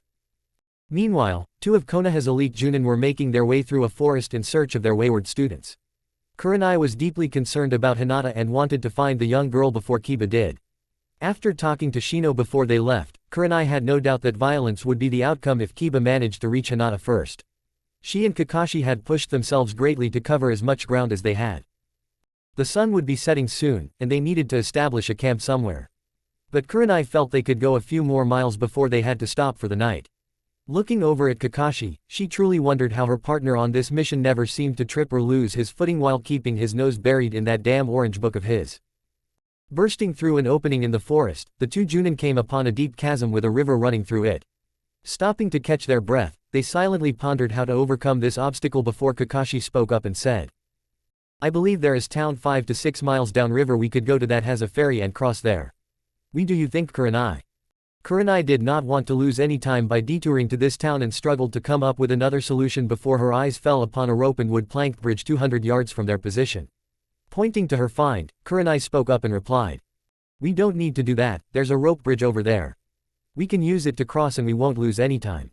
As the two Junin approached the bridge, its crude and unkempt condition became clearer to them. After careful inspection, Kakashi turned to the crimson-eyed Kunoichi and said, "I think we should go to the town and cross there. This bridge has seen better days, and I've no desire to take a cold bath in that river right now." "Are we afraid of a little water, Kakashi?" The silver-haired Junin gave her a deadpanned look before declaring, "No, I'm afraid of the 600-foot drop to the water." Growling, she shoved him to one side. "Well, do what you want. But we'll lose too much time going to that town, so I'm going to cross here." His hand on her shoulder stopped her. "I don't think you should do that." Fiercely, perhaps with more force than was necessary, she violently slapped his hand away and stalked over to the bridge. "Don't tell me what to do, Kakashi. I want to find Hinata and the others as soon as possible. Unlike you, I actually care about this mission." Kurenai snapped this in annoyance and anger before stepping onto the bridge, slowly and carefully making her way across. After Kurenai was about halfway across, she turned to look back at Kakashi who was still standing at the entrance eyeing her carefully. Calling back to him, Kurenai stated with a little smugness ringing in her voice. You see, this bridge is fine. It was but a moment later the sound of snapping greeted the ears of the two Konoha Junin, as one of the support ropes between her and Kakashi broke. Suddenly, one side of the bridge fell vertical, which in turn sent Kurenai falling before she was able to grab onto the remaining support rope.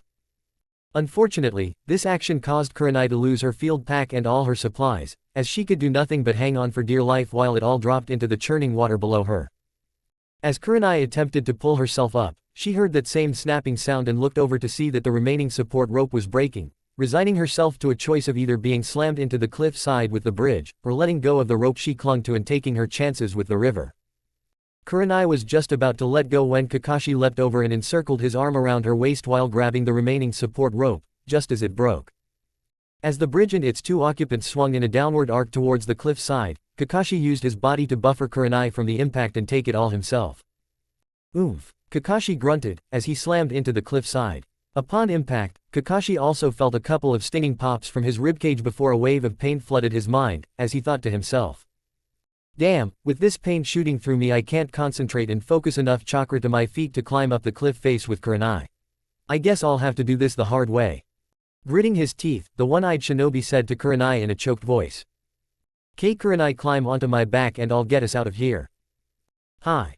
Kurenai deftly maneuvered onto Kakashi's back while locking her hands to her arms around his throat without choking the silver-haired nin. Once this was accomplished, Kakashi began the arduous and painful task of climbing up the rope with Kurenai hanging onto him like a backpack. A short time later, a wheezing Kakashi with Kurenai in tow, crawled over the top of the cliff and lay panting on the ground. Each breath of air he took was like a knife to the chest due to his broken ribs. As Kakashi lay there trying to control his pain, he heard Kurenai quietly speak up and say with repentance. Thank you for saving me, Kakashi. I should have listened to you earlier. My rush to find Hinata nearly cost me my life because of my foolishness. Tears welled slightly in her eyes. If you hadn't been here, I don't know what would have happened. Sorrow etched into her face. I'm sorry I didn't listen to you. Kakashi gazed at the forlorn look on Kurenai's face and could hear the regret in her voice. Kakashi had always considered Kurenai one of the most beautiful women he had known, but he also knew she was also a very prideful woman. Struggling a bit to sit up, he did not like seeing her in such a penitent state. He needed to say something to snap her out of her self-abasement, and thought of the perfect thing, although he knew he would pay for it later on. It's all right, Kurenai, think nothing of it. I just have one question for you, have you put on weight? Immediately all thoughts of remorse and self-reproach flew out of Kurenai's mind upon hearing Kakashi's query. Why you? Just as she was about to tear him apart limb from limb, she watched as his lone visible eye rolled to the back of his head and he flopped to the ground once more. Kurenai, sensing this was not an act or joke on Kakashi's part, quickly rushed over to him. She saw that Kakashi was indeed unconscious, and she then noticed for the first time that his arm was clutching to his side. Tearing open his shirt, Kurenai saw the ugly black and blue discoloring around his ribcage and realized that Kakashi had carried her all the way up that cliff with broken ribs and never said a word to her. Shaking her head in admiration as well as concern for her fellow Junin, Kurenai dragged Kakashi over to a small cropping of trees to shade themselves while she tended to his injuries. As Hinata tucked Nell into bed, Yugito kept a close eye on the Hyuga girl, before glancing over to see Shunsui and Yamamoto wrapped up in their own conversation, keeping their distance from the two women, as they had been less than pleased after hearing about Naruto's second trial and of Yoruichi's description. Daisuke was soundly asleep in a chair and snoring softly, as he had stuck tissue paper in his nose to prevent any loud and obnoxious snoring. This seemed to be the perfect opportunity to speak to the Hyuga girl about something that has been nagging in Yugito's mind the whole day. Calling over to the lavender-eyed girl, the two women quietly slipped into another room and sat down before Hinata asked. What is it you wish to speak to me about, Yugito-san? Her rich brown eyes suddenly bored into Hinata's pale lavender ones. Why'd you do it? Confused, she asked the obvious question. Why did I do what, Yugito-san? At this, thinking she was playing dumb, Yugito's tone of voice became harder-edged. Why did you save me from that trap in the hallway earlier today? I don't understand your question, Yugito-san. Why wouldn't I try and save you? Bitterness now entered Yugito's tone. Oh, I don't know, princess. How about the fact that I don't know you and you don't know me? Why would you risk your life for a total freaking stranger? If the situation had been reversed, I wouldn't have saved you. Hinata paused a moment, as she formulated a response before quietly saying. I understand, Yugito-san, and that's alright. I guess I saved you out of instinct, but I don't regret it. I know you're important to Naruto-kun. And flashing a warm smile. So that means you're also important to me. That doesn't make any sense, princess. Perhaps it doesn't, Yugito-san, but I love Naruto-kun, so anything or anyone he cares about I will care about as well. A tense moment hung in the air, before Hinata spoke up again. Can I ask you a question, Yugito-san? What? Pausing, the Hyuga heiress took a deep breath before speaking. Do you love Naruto-kun? Yugito blushed slightly at Hinata's question before turning her head to the side and growling. Grr, I don't know how I feel about the blonde Gaki. After what happened to me at the hands of the Akatsuki, I'm not sure what love is anymore. But when I'm around him I feel things that I've never felt before. She tilted her head to one side, and her voice softened. Maybe that's love. Yugito's face then hardened back into frustration and exclaimed. Gah, I don't know. All I do know is that he's important to me. She now glares darkly at Hinata. Which is why I don't want to see him hurt anymore, something I know you've done to him in the past. Hinata dropped her head slightly as the memory of what had happened between her and Naruto 3 years ago flashed across her mind. Shaking her head to drive the memory away and focus upon the reconciliation the two had shared hours earlier. Hinata looked up to Yugito and said with confidence and sincerity. I will never hurt Naruto ever again, I would rather die first. Yugito stared at the Hyuga girl and tried to find any sense or indication that the girl was lying. However, her Neko instincts confirmed that Hinata was telling the truth. Huffing in annoyance at this, Yugito grumbled and looked away with her arms crossed over her ample chest, an area in which much to her irritation the Hyuga girl rivaled her in. See that you don't or else you'll have to answer to me, princess. Enough was enough, Hinata was tired of being called that. Yugito-san, my name is Hinata. Hinata then gripped the Yugito's shoulder, and forced her to look in her direction. Look, I don't want to fight with you, Yugito-san, that would cause Naruto-kun pain. I know Naruto-kun cares for you or you wouldn't be here with him and I accept that. A pleading tone enters her voice now. Can you do the same with me? I don't want to be your enemy, I would much rather be your friend if you will give me the chance. Yugito pondered Hinata's question for a moment before hesitantly saying. I don't know, Prince. Hinata, I've never had a friend before, how do we begin? Well, since Naruto-kun is the bond we share, why don't we start with how you and Naruto first met, and then I'll tell you how Naruto and I first met and we'll go from there. It was slow going at first, but eventually both women began to open up about themselves and talk throughout the night. When Naruto returned, he would be seeing a much different relationship between the two women than had been there before he left, he would be seeing a friendship. Kakashi awoke with a start and noticed that the sky was dark and dotted with stars. This was interesting, as his last memory had been of the sun shining down upon him.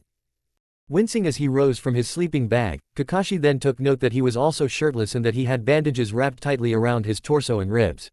It was then he heard Kurenai comment. So, you're finally awake again, that's good to see. He looked around, before he finally spied her. How long was I out and where are we? About 4 hours and we're about a mile from the bridge, it's as far as I could drag you. A wicked glint then entered her eyes, as she stared at Kakashi who suddenly thought. Oh. Tell me, Kakashi, have you put on weight?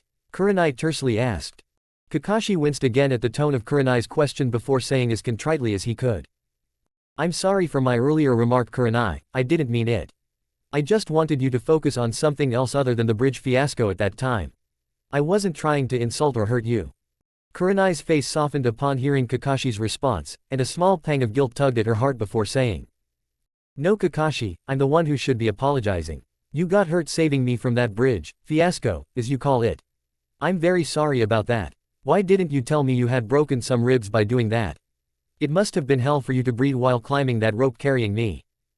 He winced at the mention of his ribs, but still managed to speak. It didn't matter at the time, there was nothing we could do about it while we were dangling from that rope. He shrugged, but instantly regretted it, as pain screamed through his body. So I didn't think it was necessary to tell you about it. I suppose you're right, but I still feel badly that you were injured because of my recklessness. You've already apologized for that, Kurenai, and I accept it. Besides, my ribs don't feel nearly as bad as they did, and they didn't get bandaged up by themselves. So thank you for taking care of me while I was indisposed.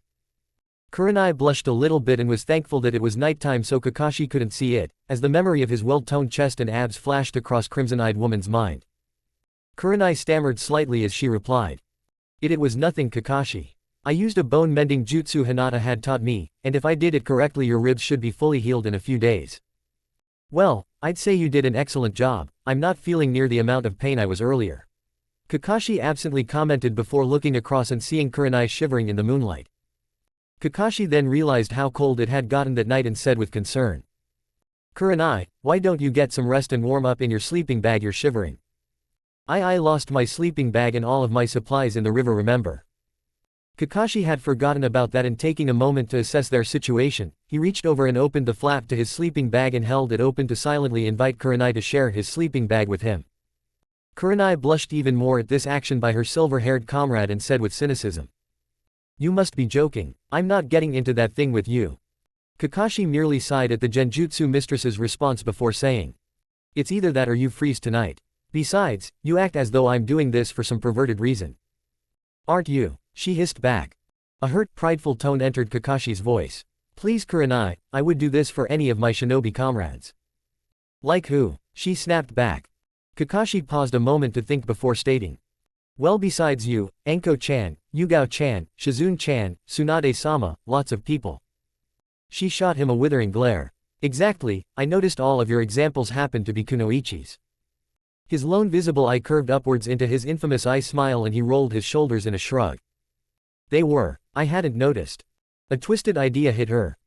Tell me Kakashi, would you be making this same offer to Guy if he was here? Kakashi's breath hitched in his throat for a moment at the unnerving thought of that prospect before he declared.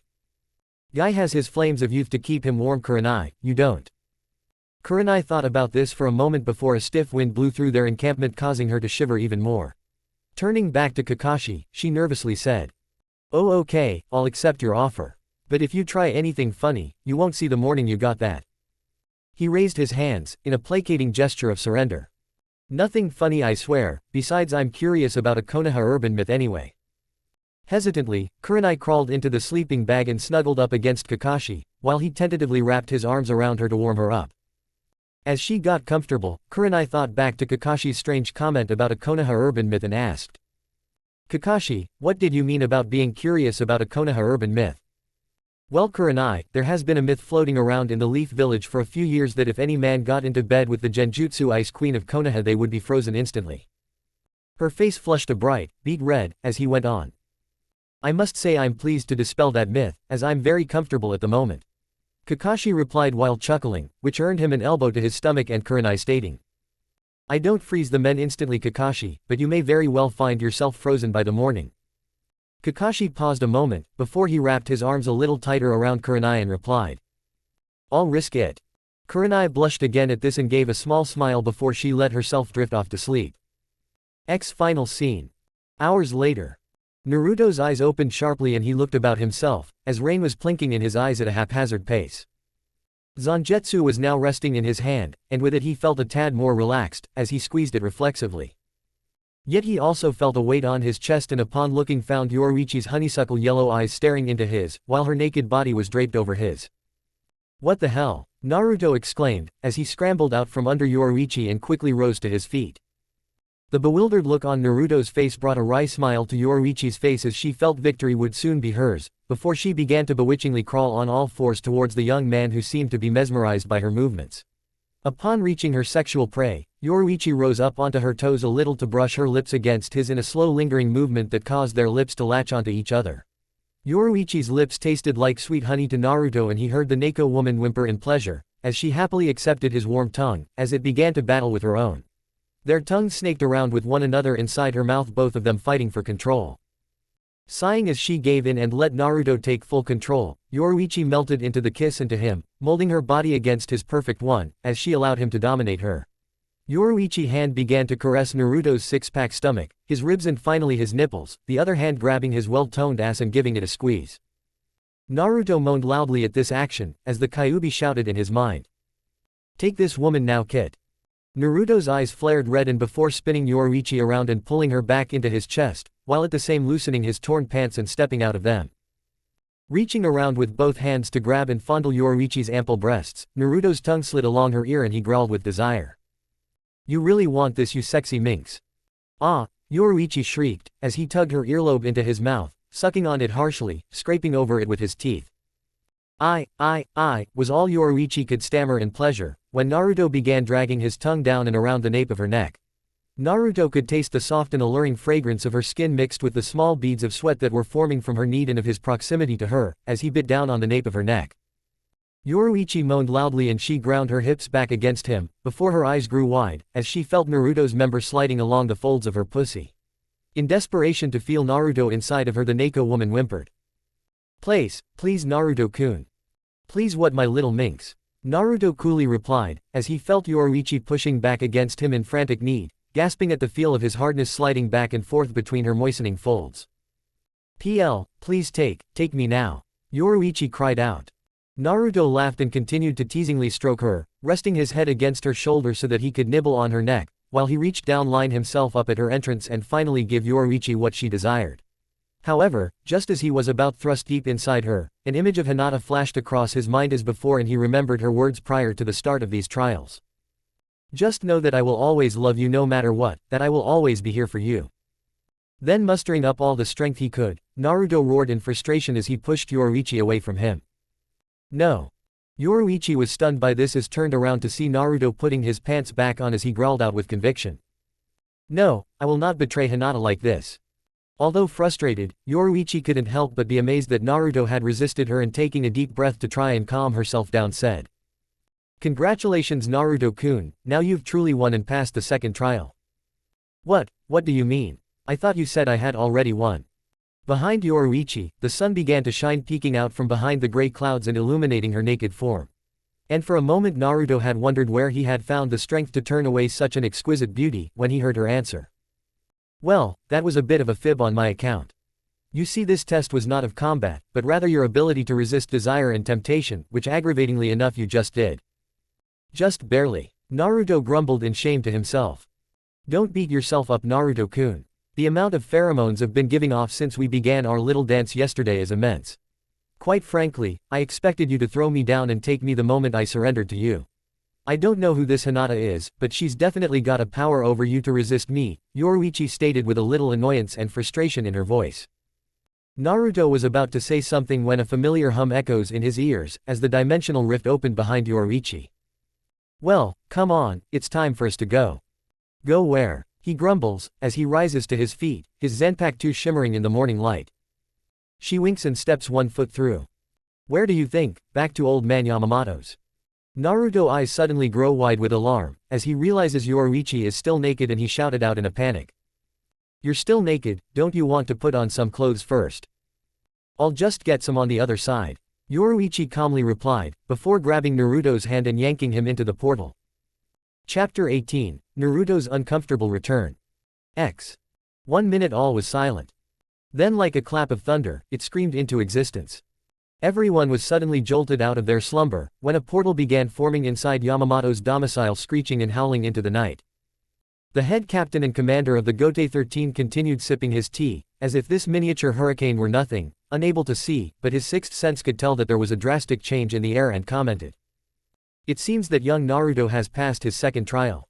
Yamamoto ignored the fierce wind that whipped at his long beard, as he calmly gazed into the abyss and faintly detected 2 chakra signatures. So it would seem, Shunsui lazily replied, as he stretched his arms out and yawned loudly. The wind suddenly tossed Daisuke's chair over, instantly waking him. Wazat, he grumbled, picking himself up with a snort, before being knocked over again by Hinata and Yugito, who burst into the room. Both women gazed at the wildly fluctuating dimensional rip, unaware of their comrade's pain. The Hyuga heiress and the Nibi container had only recently fallen asleep after spending most of the night talking with one another. Is it Naruto-kun? Murmured the Hyuga heiress, as she peered into the hole with her Byakugan, but saw nothing. If it is him, he sure knows how to make an entrance. Quipped Yugito, her arms crossed before her chest, as the vortex was fluctuating fiercely and casting everyone's hair wildly about. Something began to emerge and everyone waited with bated breath. Hinata nervously wrung her hands together, the suspense was killing her. Naruto-kun, please be alright. Slowly, a figure emerged from its dark depths, and when she stepped into the room, everyone's breath seemed to hitch in their throats simultaneously, as Yoruichi was the first to emerge in all of her naked glory. When Hinata and Yugito saw her in this natural state, their killing intent spiked, as the 2 young women instantly formed a bond with one another. That bond being Yoruichi was their common enemy after already hearing about Naruto's second trial and who and what it entailed earlier from Yamamoto.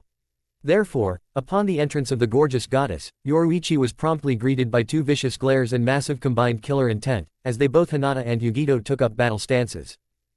"Who are you?" Yugito hissed as her hand strayed to her kunai holster. The Neko woman arched a violet eyebrow and raised her hands pleadingly.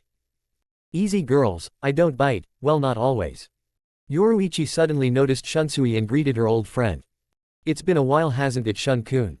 The man in the straw hat could only nod as he couldn't tear his eyes away from Yoruichi before he finally stammered. "Hi, you're looking looking well, Yuru-chan." Hinata and Yugito's eyes narrowed even further, as their killing intent rose even higher after seeing Shunsui's reaction towards Yoruichi. Sensing this, Yamamoto promptly asked, changing the subject, as the Jinchuriki still had yet to appear. "Where is young Naruto Yoruichi?" The woman looked behind to the portal, as a voice rang out. "I'm right here."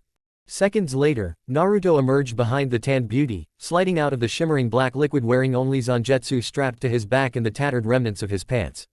Naruto's eyes scanned the room slowly, first to Shunsui then to Yugito. Before falling at last upon Hinata, who had instantly relaxed her stance, forgetting all about Yoruichi the moment she saw Naruto and walked up to him to embrace and place a loving kiss upon his lips. Seconds later, after a minute, she reluctantly broke away and stared at Yoruichi before asking in hard-edged tone of voice, which did not go unnoticed by Naruto. "Naru-kun, who is she?" "Yoruichi Shihoin," Yamamoto stated, to which the Neko rolled her eyes, as he launched into an elaborate explanation of her being a princess. "Former princess, I left that life, you old coot." The elderly man let his words die off, as a certain female Jinchuriki shot a heated glare at Yoruichi before she asked. "So what's she doing here, and more importantly, why is she naked?" The Nibi container eyed the dark-tanned woman warily, as if she was a threat.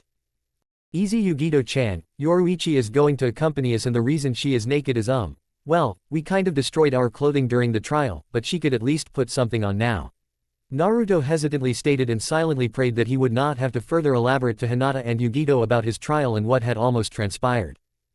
Unfortunately, Yoruichi could sense Naruto's discomfort and, still a bit annoyed that he had resisted her, and with a wicked grin stated in a voice oozing with sex appeal, while mimicking Hinata's address of Naruto. "I don't remember you complaining about us being naked during the trial, Naru-kun." A tick mark appeared on Yugito's forehead and a look of shock and hurt flashed across Hinata's face, before she bit it back, looking away. The Nibi vessel looked ready to kill Yoruichi, but before anything could happen, Naruto caught sight of the brief look of hurt on Hinata's face and reached out for her before a door opened with a small creak, and everyone looked in that direction when a small voice called out, "Naru-kun." There, standing in the doorway, was a sleepy Neliel to Odelschwenk, blearily rubbing her eyes and holding a stuffed teddy bear in her arms. Immediately, Naruto was across the room, kneeling down before his surrogate daughter. "You shouldn't be up, little one, it's very late." Then he was patting her head affectionately, as she realized he was back and hugged him tightly. "I'm not tired." Naruto bent down further, to pick her up. "Come on, back to bed for you." Yet it was too late for such a thing, as now Nell had noticed Yoruichi and her young eyes glittered with curiosity. With a speed not possible for one so young, she wriggled away from Naruto, and quickly approached the Neko woman. For a moment, they just stared at each other, then Nell raised her arms, clearly indicating that she wanted to be held, her lower lip jutting out in a pout, as Yoruichi exclaimed and took a step backwards. "She's an Arankar." Nell bore a confused look upon her face at Yoruichi's reaction towards her, before Naruto scooped her up into his arms from behind and shot a glare towards Yoruichi, letting the woman silently know he was less than pleased by her reaction towards the green-haired little girl. Realizing her error, Yoruichi took it in stride, as she strode over and bent down to tickle the little girl, drawing a giggle from the child. Naruto then told Nell to bid everyone goodnight before he marched back to the bedroom to put the little Arankar to bed once more. Akamaru suddenly stiffened, then yipped, awakening Kiba and Sakura from their slumber, as that malevolent glint shone in Kiba's eyes again. "You caught his scent, boy." The dog barked, as it got up and hastened into a run. "Hey!" This forced Kiba and Sakura to quickly jump to their feet and chase after Akamaru, as the dog was now outdistancing them quickly. Sakura's mind worked in overdrive, as they ran after the canine. What would she do? What could she say to him that would prevent him from likely attacking her on the spot? Kiba gave a triumphant cry, as he leapt after his dog. "Got him!" Kiba exclaimed after he heard a crashing sound.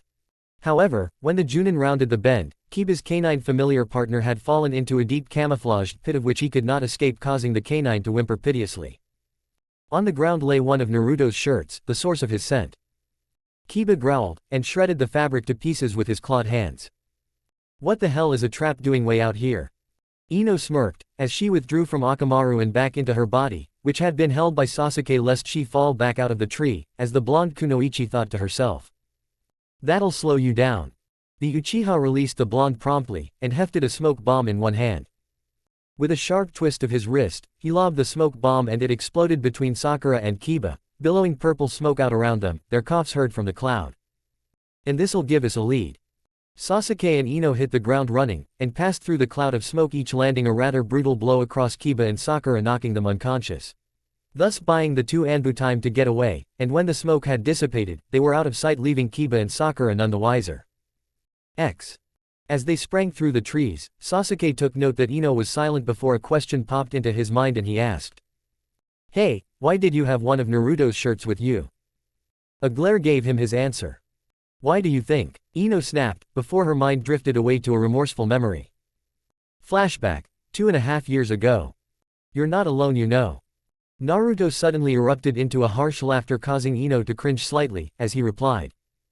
"Sakura gave me that line a long time ago."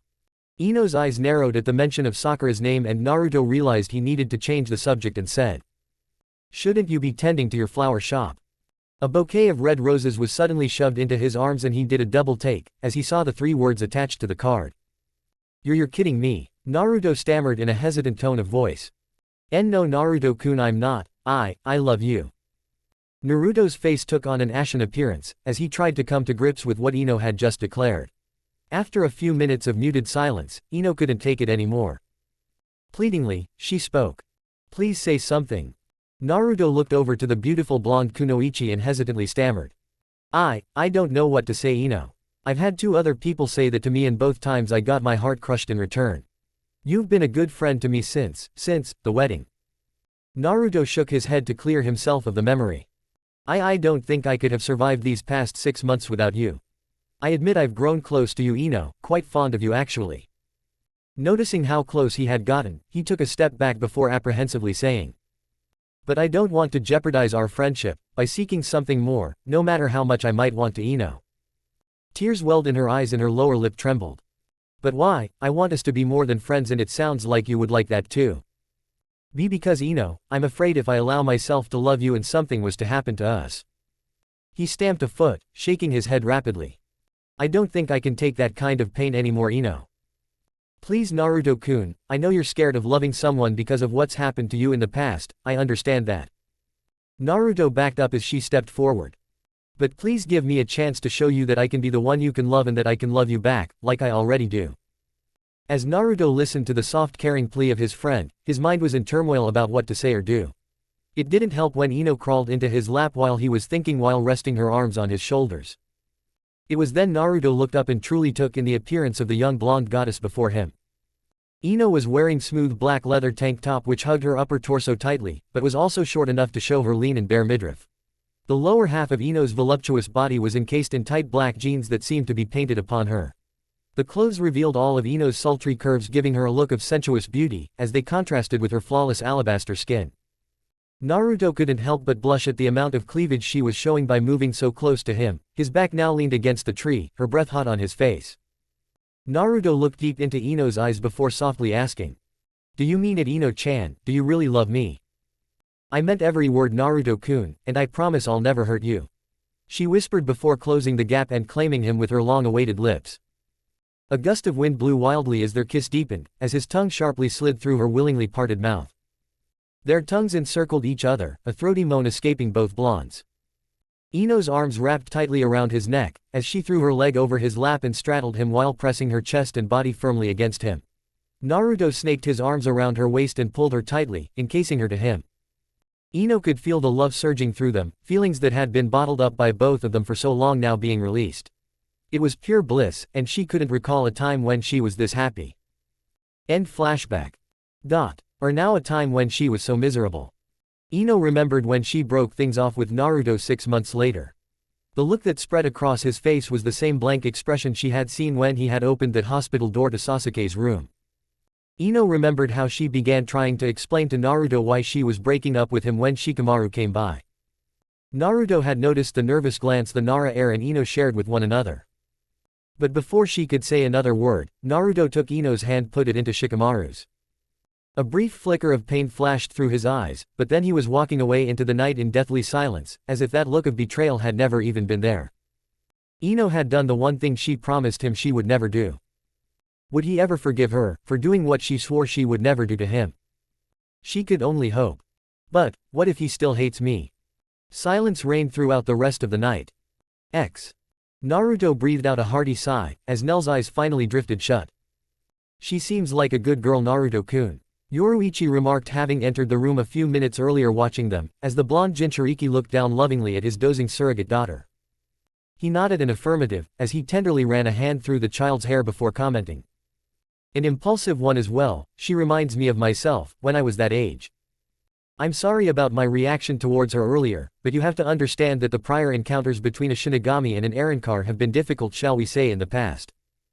Naruto turned around to question her statement, when he noticed Yoruichi had finally put some clothes on, albeit a racy black bra with a matching G-string was not much of an improvement.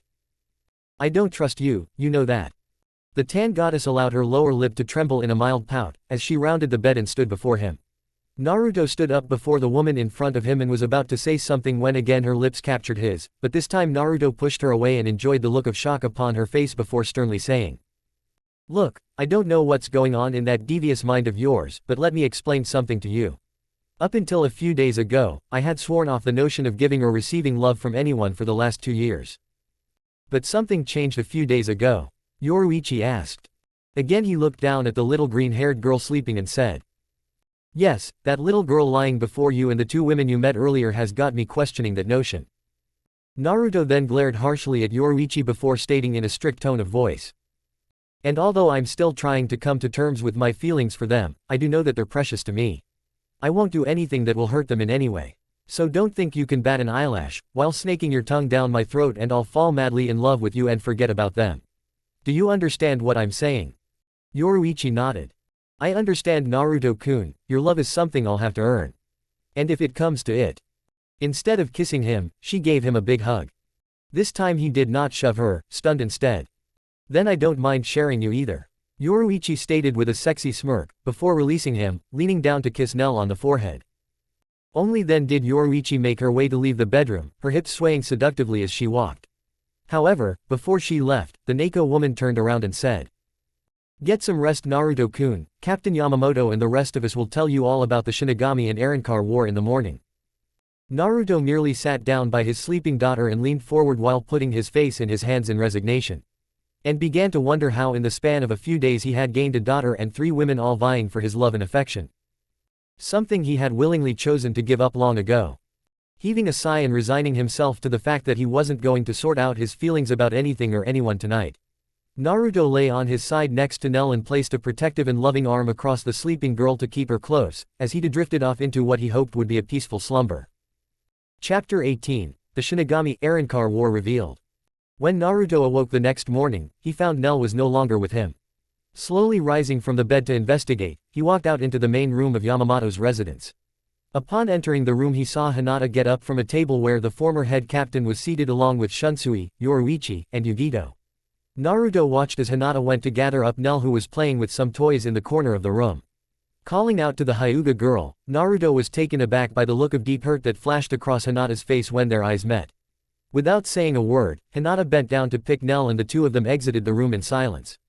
Confused as to what had just transpired, the blonde Jinchuriki turned his attention back to the table and noticed that both Shunsui and Yamamoto were each trying to control a nosebleed, while Yoruichi bore a wicked grin upon her face and Yugito was glaring daggers at Naruto. What's going on and why does Hinata-chan seem upset? Oh, not much, Naruto, we've just been sitting here, while Yoruichi has been telling us how you were able to pass the second trial, in intimate detail I might add. Yugito replied with a cool biting tone to her voice. Naruto visibly winced upon hearing this and shot Yoruichi a heated glare, who merely shrugged her shoulders and said, They asked. Naruto cursed under his breath and turned to leave the room to go find Hinata and make sure she was alright, while also try to explain what she had heard about the trial from Yoruichi, if he could. Stepping into the hallway, Naruto could hear water splashing and Nell giggling from down the corridor. Walking down and entering the room where the sounds were coming from, Naruto found himself in a quaint little onsen with Hinata standing by watching over Nell as she splashed about happily in the water. "That's enough playing, Nell-chan, you use that soap and get good and clean." "Okay, Hina-chan." Naruto called out to Hinata and asked. "Hinata-chan, can we talk?" Hinata jumped a bit at the sound of Naruto's voice, but did not turn around to face him and answered in a emotionless tone of voice. "We don't have anything to talk about, Naruto-kun. Great, she's pissed off at me, damn that Yoruichi." Naruto bitterly thought to himself. "Please, I can tell you're upset, won't you at least talk to me, don't I deserve that much?" Hinata heaved a weary sigh and told Nell she and Naruto-kun were going to talk and that she would return in a few minutes to make sure the little errand car was squeaky clean. Nell nodded her head and returned to playing and splashing about in the onsen. Hinata then followed Naruto into the hallway and closed the door behind her, as Naruto began to speak. "Hinata-chan, I know you're angry and upset with me about what happened during my second trial with Yoruichi." "I'm not angry or upset with you, Naruto-kun," Hinata replied while keeping her head bowed down and refusing to look Naruto in the eyes. "I can tell you're upset and angry with me. I'm sorry about the second trial and I don't know what Yoruichi told you, but I did pass the trial, I never slept with her." "You almost did," Hinata quietly mumbled, but Naruto still heard it. "You're right, I almost did and I'm sorry you were hurt by that. But can you please find it in your heart to forgive me? I don't want you to be angry and upset with me," Naruto pleaded, as he stepped in and attempted to hug Hinata, before the Hyuga girl forcefully shoved him back into the wall and burst into tears while shouting. "Baka, I told you, I'm not angry and upset with you. I'm angry and upset with myself for feeling angry and upset with you." Naruto stared at Hinata with a bewildered and confused look now plastered upon his face, before Hinata sunk to the floor and brought her knees up to her chest and hugging them tight said in a choked voice. "I'm angry at myself, Naruto-kun, not you, I don't have the right to be angry with you." Naruto knelt down beside Hinata and brushed a tear off of her cheek before saying. "I don't understand what you mean, Hina-chan.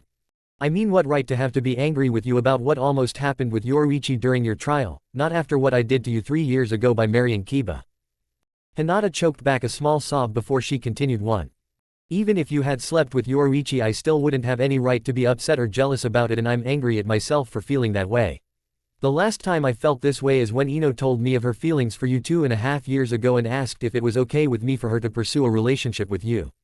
And even though I told her yes because I wanted you to be happy with someone, I still felt some anger and resentment towards her afterwards." Naruto stiffened at the mention of Ino's name and a scowl spread momentarily across his face. Hinata saw this and cupped his cheek and said. "Ino made a mistake, Naru-kun, just as I did, please don't hate her for that." Naruto exhaled a heavy sigh and took Hinata's hand into his own. "I appreciate you defending your friend Hina-chan, but Ino didn't make a mistake, she made a choice. But I too made a choice when I went ahead and married Kiba." "Yes, but you made your choice out of love for and to protect your sister.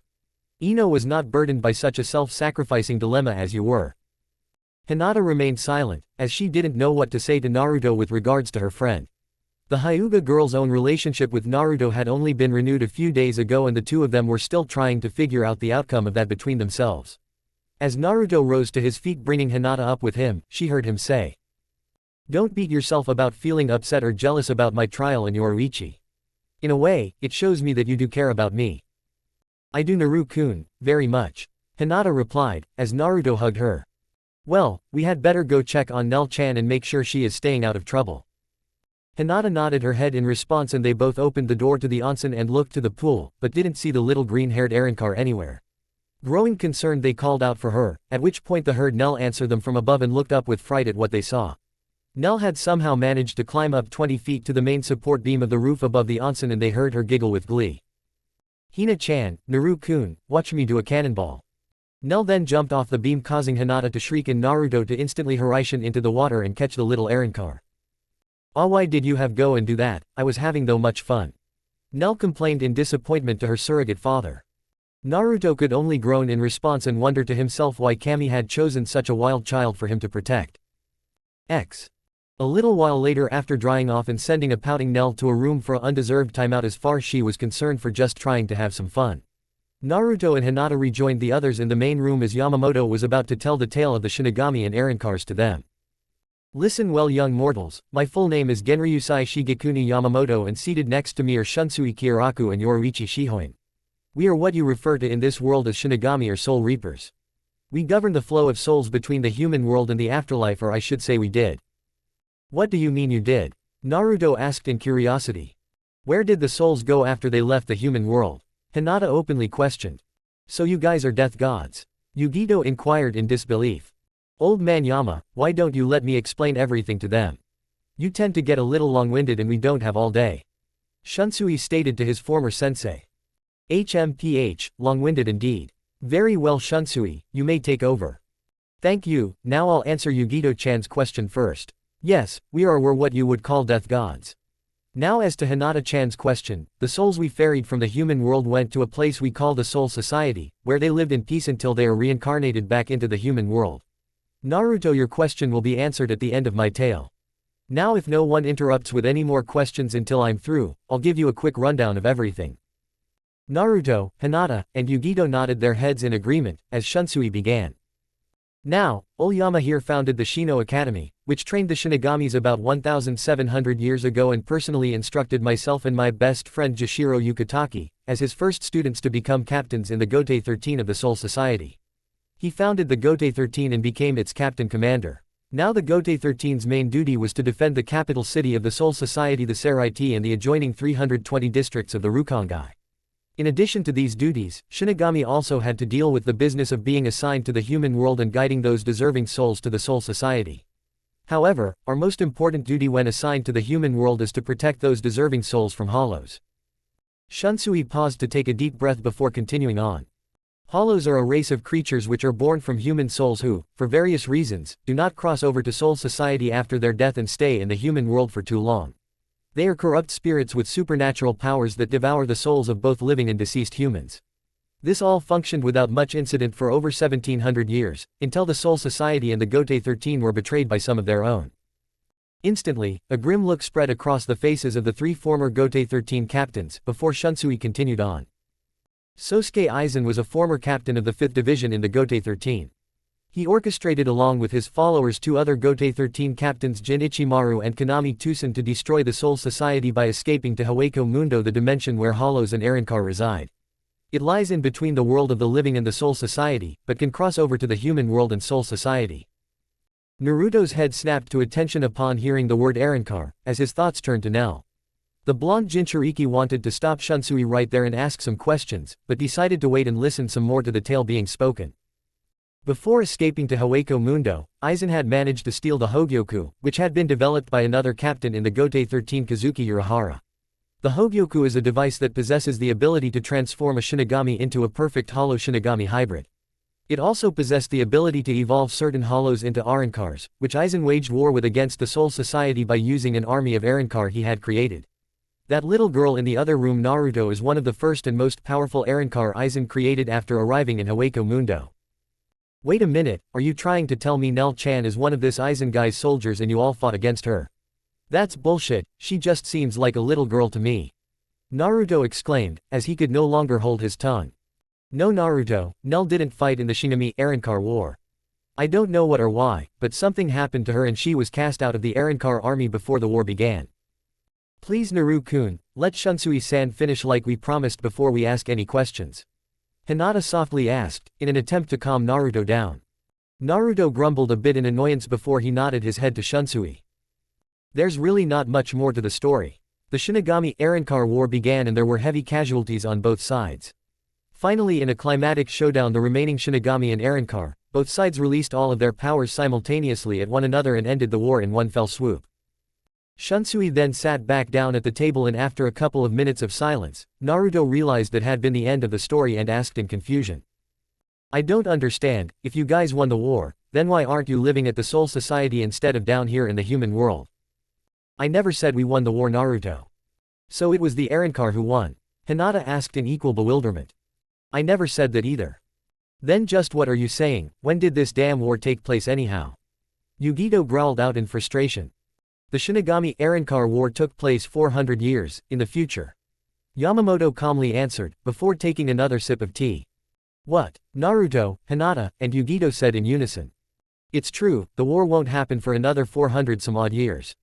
You see, when the Shinigami and the Arankar released all of our powers out at once at one another, the resulting explosion ripped a hole through the fabric of time, space, and dimensions. which resulted in all of the remaining Shinigami being flung throughout the history of time into the human world.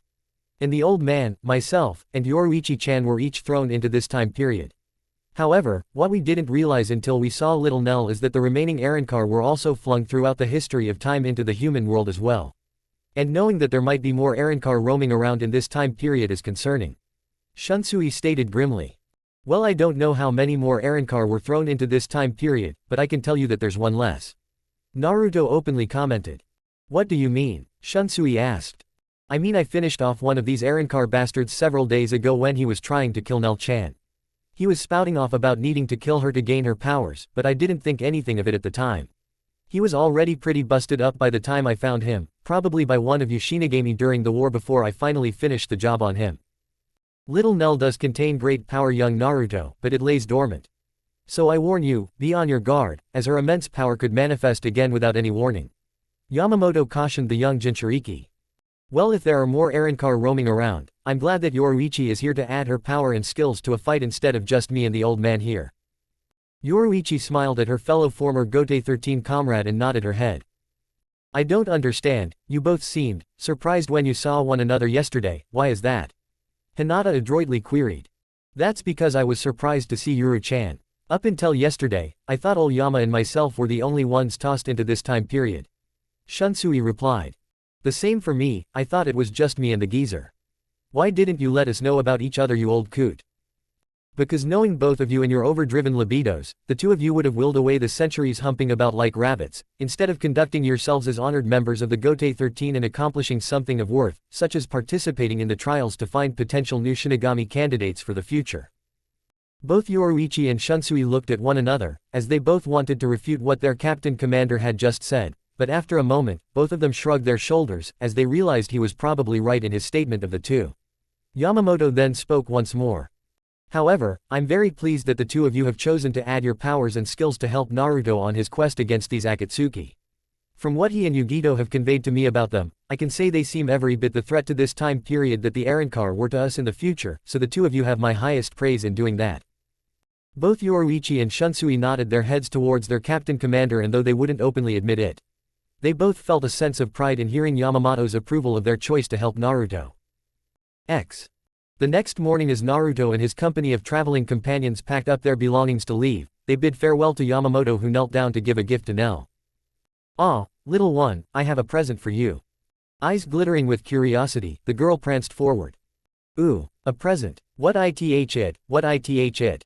This. The old sage replied, as he revealed a large leather sack from seemingly out of nowhere, its top bound by a loose knot. Little fingers began working rapidly on the knot, as it was quickly undone. Yada.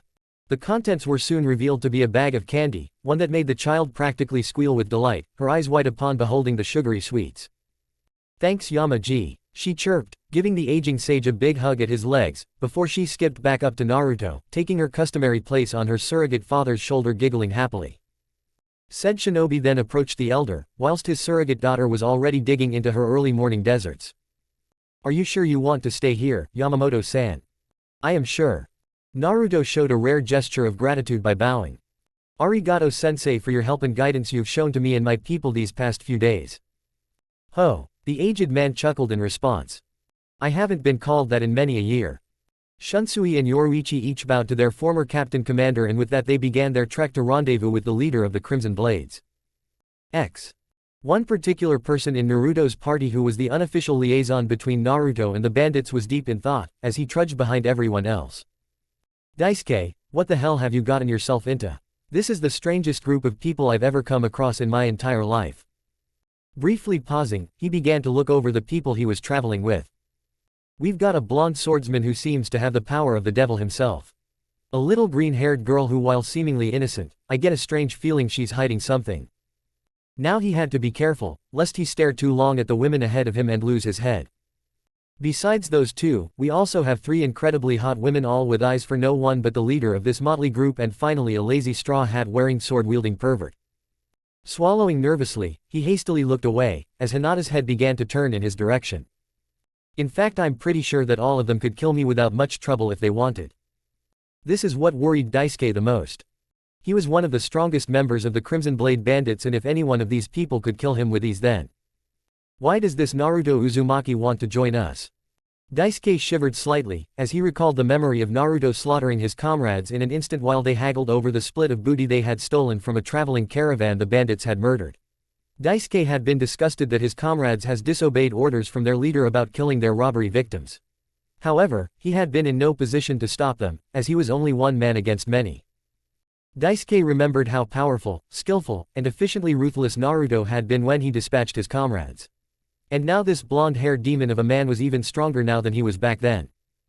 It didn't make any sense. Why does he wish to become a bandit? This guy and his friends are so strong they could take over a small village if they wanted to. The Crimson Blade bandit silently mused, before the sound of his name interrupted his thoughts. Daisuke, quit lagging behind and get up here. I want to talk to you about your organization.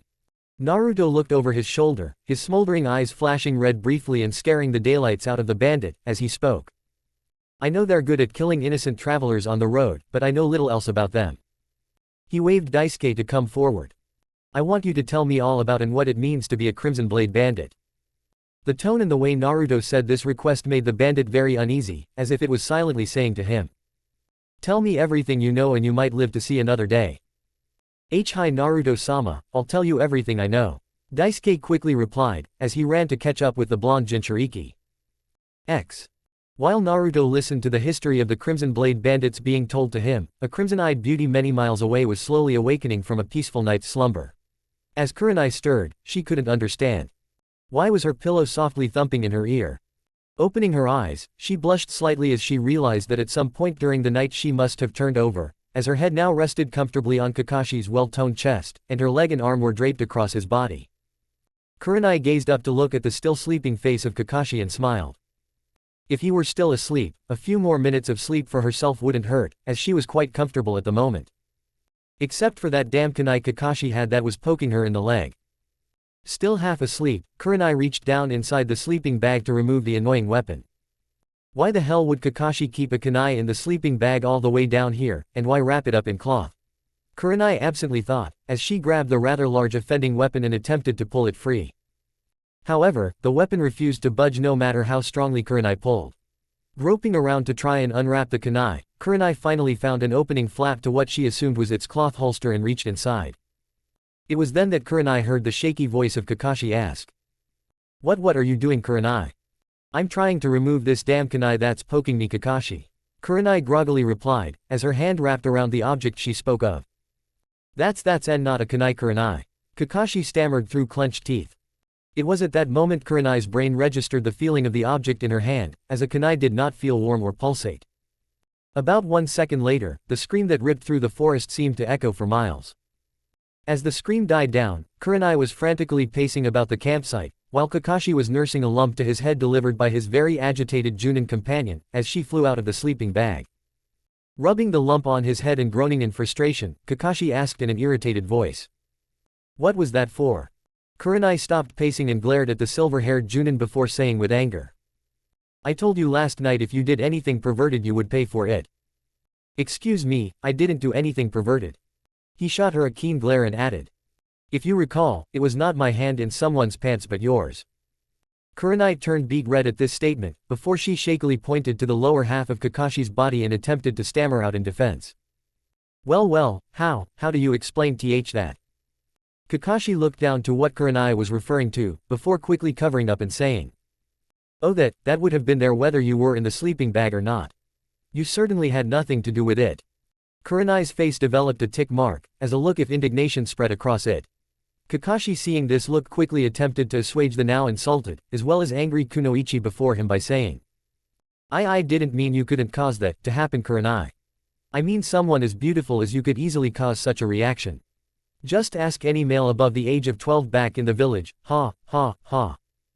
Oh, I wish I hadn't said that last part. Kakashi thought, as he slapped his hand to his face before peering out between his fingers to look at Kurenai. Upon hearing Kakashi's statement, Kurenai's body went rigid. She silently pondered what to do next. Kakashi took note of this, as he sighed and thought to himself. Yup, I'm a dead man. However, death did not come to the copy nin, as Kurenai merely growled through clenched teeth before growling out.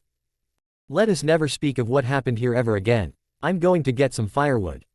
The dark-haired Junin Kunoichi then stomped off into the woods. As Kakashi watched intently Kurenai storm off into the forest, he exhaled a sigh of relief and thought to himself. Well, I don't why she didn't kill me, but thank Kami she didn't. I do have to say one thing though. She's got a great ass. Unbeknownst to Kakashi, when Kurenai got a sufficient distance away from the campsite, she too exhaled a sigh of relief. The reason Kurenai hadn't killed Kakashi for what he said was because her mind hadn't been really focused on the last part of his statement, but more on the middle, as she thought to herself. He thinks I'm beautiful. Kurenai then stared at her hand, while a mild blush spread across her face, as she then stated with amusement. Well, it may not have been the weapon I thought it was. The next part was spoken so softly that no one was likely to hear it. But it's the biggest damn weapon I've ever seen or felt in my entire life. Several miles away from the Konoha Junin, Ino was awakened by the smell of brewing coffee. Rising wearily from her sleeping bag, she spied Sasuke brewing a pot by a small fire. Seeing the blonde kunoichi was awake, Sasuke poured her a cup and handed it to her. Taking a sip to clear her head, Ino commented in annoyance, and then spat out the brown liquid. Your coffee sucks, Sasuke. Yeah it does, but it will wake you up, Ino. Why are we waking up so soon? We only got a few hours of sleep after we took down Sakura and Kiba, can't we sleep a little longer?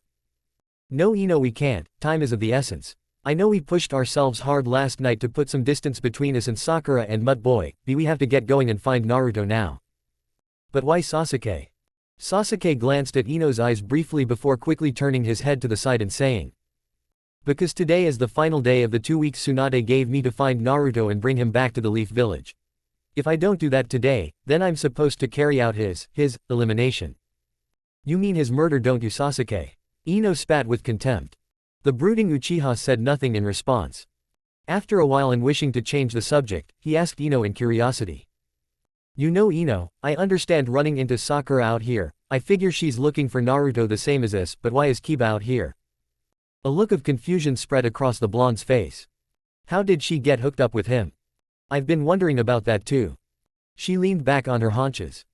I don't know how they got together, maybe the same way we did and they decided to team up to find Naruto like us. But why is Kiba looking for Naruto? I don't think he is Sasuke, I'm pretty sure he's looking for someone else. Who? Hinata, Ino quietly stated. Hinata, she's out here looking for him too. Why is she out here, Ino? For the same reason I am, you idiot. She just figured it out quicker than I did and left a few days before me to try and find Naruto. She's never stopped loving Naruto and loves him as much today as she always has. Sasuke just stared at Ino with a bewildered look on his face before snickering, which soon became hearty laughter. This unnerved the blonde-haired kunoichi a bit, as the normally stoic Uchiha rarely laughed or smiled about much of anything. After a minute of listening to Sasuke laugh out loud, Ino couldn't stand it anymore. What's so damn funny, Sasuke? In between chuckles, he managed to speak. I'm sorry, Ino. I'm not laughing at you, I swear it. I was just thinking back to the academy days when you and Sakura wouldn't give Naruto the time of day, or if you did, it was to beat the crap out of him, and Hinata was too shy to even say hi to him. Amazed at it himself, he gave a low whistle. Now a few short years later, the Dobi is fighting off the 3 prettiest girls from our class with a stick. Don't call Naruto a Dobi. And don't lump Hinata in with me and Sakura. We were too blind to notice what a wonderful guy Naruto was back then because we were stupidly chasing after an emo traitor to the village. Ino lashed out in furious anger. Sasuke immediately stopped laughing, as his face resumed its normal stony appearance while he looked to the ground in silence. Ino saw this and immediately felt guilty about what she had just said. Taking a deep breath then exhaling, she said in a contrite and soft voice. I'm sorry, Sasuke, I didn't mean to say that. I lost my temper because you called Naruto a Dobi and it brought up some memories about how Sakura and I treated Naruto that I would just as soon forget. Her next words held quite a bit of truth. If you're going to refer to anyone as a Dobi, it ought to be Sakura and me for treating him that way. Certainly not Hinata, she always recognized how special Naruto-kun is even back then. Sighing, Sasuke stated with regret. It's alright, Ino, I understand. He paused to look to the horizon. I did betray the village and that's something I'm always going to have to live with. I'm sorry I referred to Naruto as a Dobi, I don't mean it in an insulting way. It's just sort of our thing between the two of us. A mental image of his comrade and himself appeared in his head, back when they were younger. I'm the Tem and he's the Dobi. Yeah, I never did understand that between the two of you. Sasuke gave her a deadpan look. It's a guy thing, Ino. Whatever. Ino replied while rolling her eyes, as she and Sasuke began repacking their supplies to continue their search for Naruto. It was late morning when Sakura and Kiba regained consciousness and their mood was none too happy. After freeing Akamaru from the pit he was trapped in, Kiba's angry howl was heard throughout the woods. I swear when I find the guy who sucker punched me, I'm going to tear him limb from limb. As imagining his prey, his clawed hands raked at the empty air. I'll bet it was Naruto, that bastard. Sakura glared momentarily at Kiba for his remark, before Akamaru starting barking to his Inuzuka partner. After a couple of minutes, Kiba growled in annoyance and began heading back to their campsite. Sakura quickly followed behind and asked, "What is it, Kiba? What did Akamaru say?" Akamaru said it wasn't Naruto who ambushed us but two other people. One of them apparently used some sort of jutsu to take over Akamaru and led us into that trap. They used a jutsu to take over Akamaru that sounds like Ino Pig's family jutsu. A small gasp escaped her throat, as she thought. Oh no, don't tell me that blonde-headed bitch is out here looking for Naruto as well. Does Akamaru know or did he see who it was that attacked us? Kiba? Shaking himself out of his rage, the Inuzuka shook his head. No, they used something to mask their scent, but he did say that the two figures who jumped over the pit were wearing Anbu masks and clothing. Shit, that cinches it. Ino Pig is in the Anbu, but I wonder who her partner is. As Sakura was silently trying to unlock that mystery, she suddenly realized that if it was Ino, she couldn't let her find Naruto before she did. Whirling about, Sakura stated to the Inuzuka heir and his canine. Well, whoever they were, they cost us a lot of time in finding Naruto and Hinata. We need to get moving now. Kiba nodded his head in agreement, as the pair of them immediately began packing up their supplies to resume their searches once more. The sun was beginning to set when Naruto and his party reached the top of a hill overlooking the Crimson Blades encampment. The camp was comprised of various tents of all sizes. However, directly in the center was a very large tent that had guards posted all around it. Obviously the headquarters of this mysterious leader Daisuke had told Naruto about. There were several people milling about the encampment, including several women and children either doing chores or playing. Naruto had learned from Daisuke that several members of the organization including himself had wives and children who traveled with them, as the bandits crisscrossed the various lands and countries, never staying in one place for too long. As Naruto surveyed the camp, he silently thought. So these are the infamous Crimson Blades, huh? Not much, but better than I was expecting. Most of the chakra signatures I'm sensing are low-level Chunin rank. There are a few like Daisuke who with some training could be upgraded to upper-level Chunin to low-level Junin. However, there are a couple of signatures I sense coming from that central main tent that are very strong. One of them in fact I would deem as upper-level Junin at the very least. There looks to be around 125 to 150 signatures not including the women and children. That should be enough to get the job done. Naruto-sama, we should get going. The leader expressed a great interest in meeting you and he does not like to be kept waiting. Daisuke politely stated to the blonde Jinchuriki. Nodding, the blonde's demeanor changed slightly. Yes, let's not keep him waiting any longer. I too wish to meet him, especially after what you've told me on our journey here. Naruto coldly replied, as he took Nell from Yoruichi. Nell had spent the day being carried by the Neko woman upon the child's insistence of wanting to spend some time with the newest potential wifey Chan for Naruto, much to his chagrin. Setting the young girl upon his shoulder, Naruto and everyone else made their way down the hill towards the Crimson Blades encampment. A short time later, Naruto and company entered the bandit camp, making their way to the center of it. It was quite obvious that news of what Naruto had done a few days ago had spread through the camp like wildfire. Many of the women were ushering their children into tents out of apprehension and fear of these newcomers.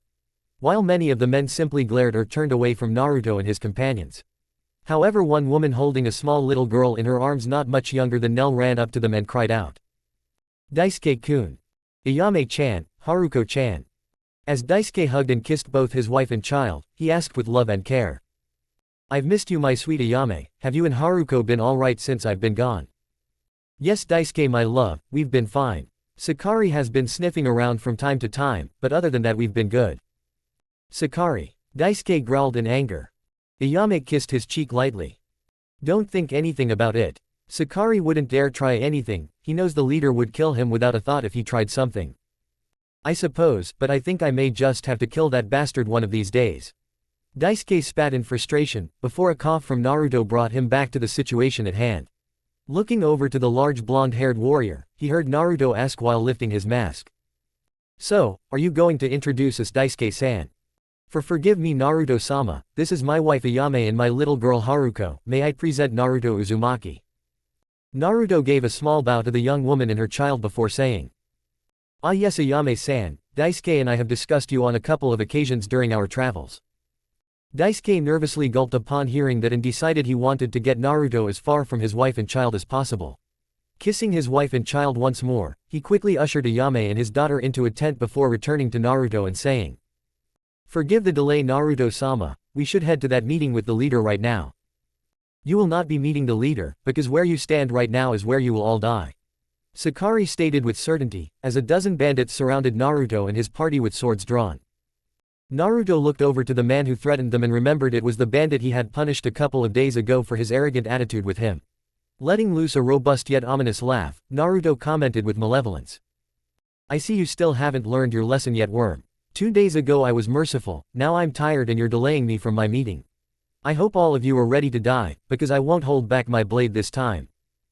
However, before Naruto could put Nell down and draw his Zanpakuto, Yoruichi had stepped in front of him and in a sweet sultry voice much to the irritation of both Hinata and Yugito requested. Please allow me to handle this riff-raff Naru-kun. Naruto paused a moment, before nodding his head in approval. Then in a flash of light, Yoruichi disappeared only to reappear a few seconds later holding a blade to Sakari's throat, as 12 heads rolled off the bodies surrounding Naruto and his companions. Just as Yoruichi was about to dispatch Sakari in the same fashion, a voice thundered out from behind her. As everyone turned around, they all spied a mysterious massive figure who was wrapped in a dark robe and wearing a mask walking towards them. Daisuke dropped to a knee in reverence, as did everyone around them save Naruto and his party along with Sakari who was still facing the losing end of Yoruichi's Zanpakuto. When the foreboding leader reached Naruto he spoke in a distorted voice through his mask and asked. What is going on here Daisuke? I expected you to bring this man and his companions to me immediately. Why are they still here and why is my camp now littered with a dozen headless bodies? Shooting a glare at the sniveling man, said warrior spoke. Forgive me leader-sama, I attempted to do as you ordered, but Sakari came over there decided to attack this man and his friends. Much to their detriment as you can see leader-sama.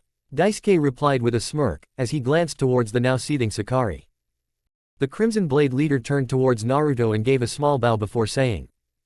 I apologize, please forgive this insult, I did not invite you here for such a reception. I only wished to meet the man whom I have heard so many things about in whispers. The fault is not yours leader-san, I'm sure it's quite difficult trying to keep under control worms like that wretch over there.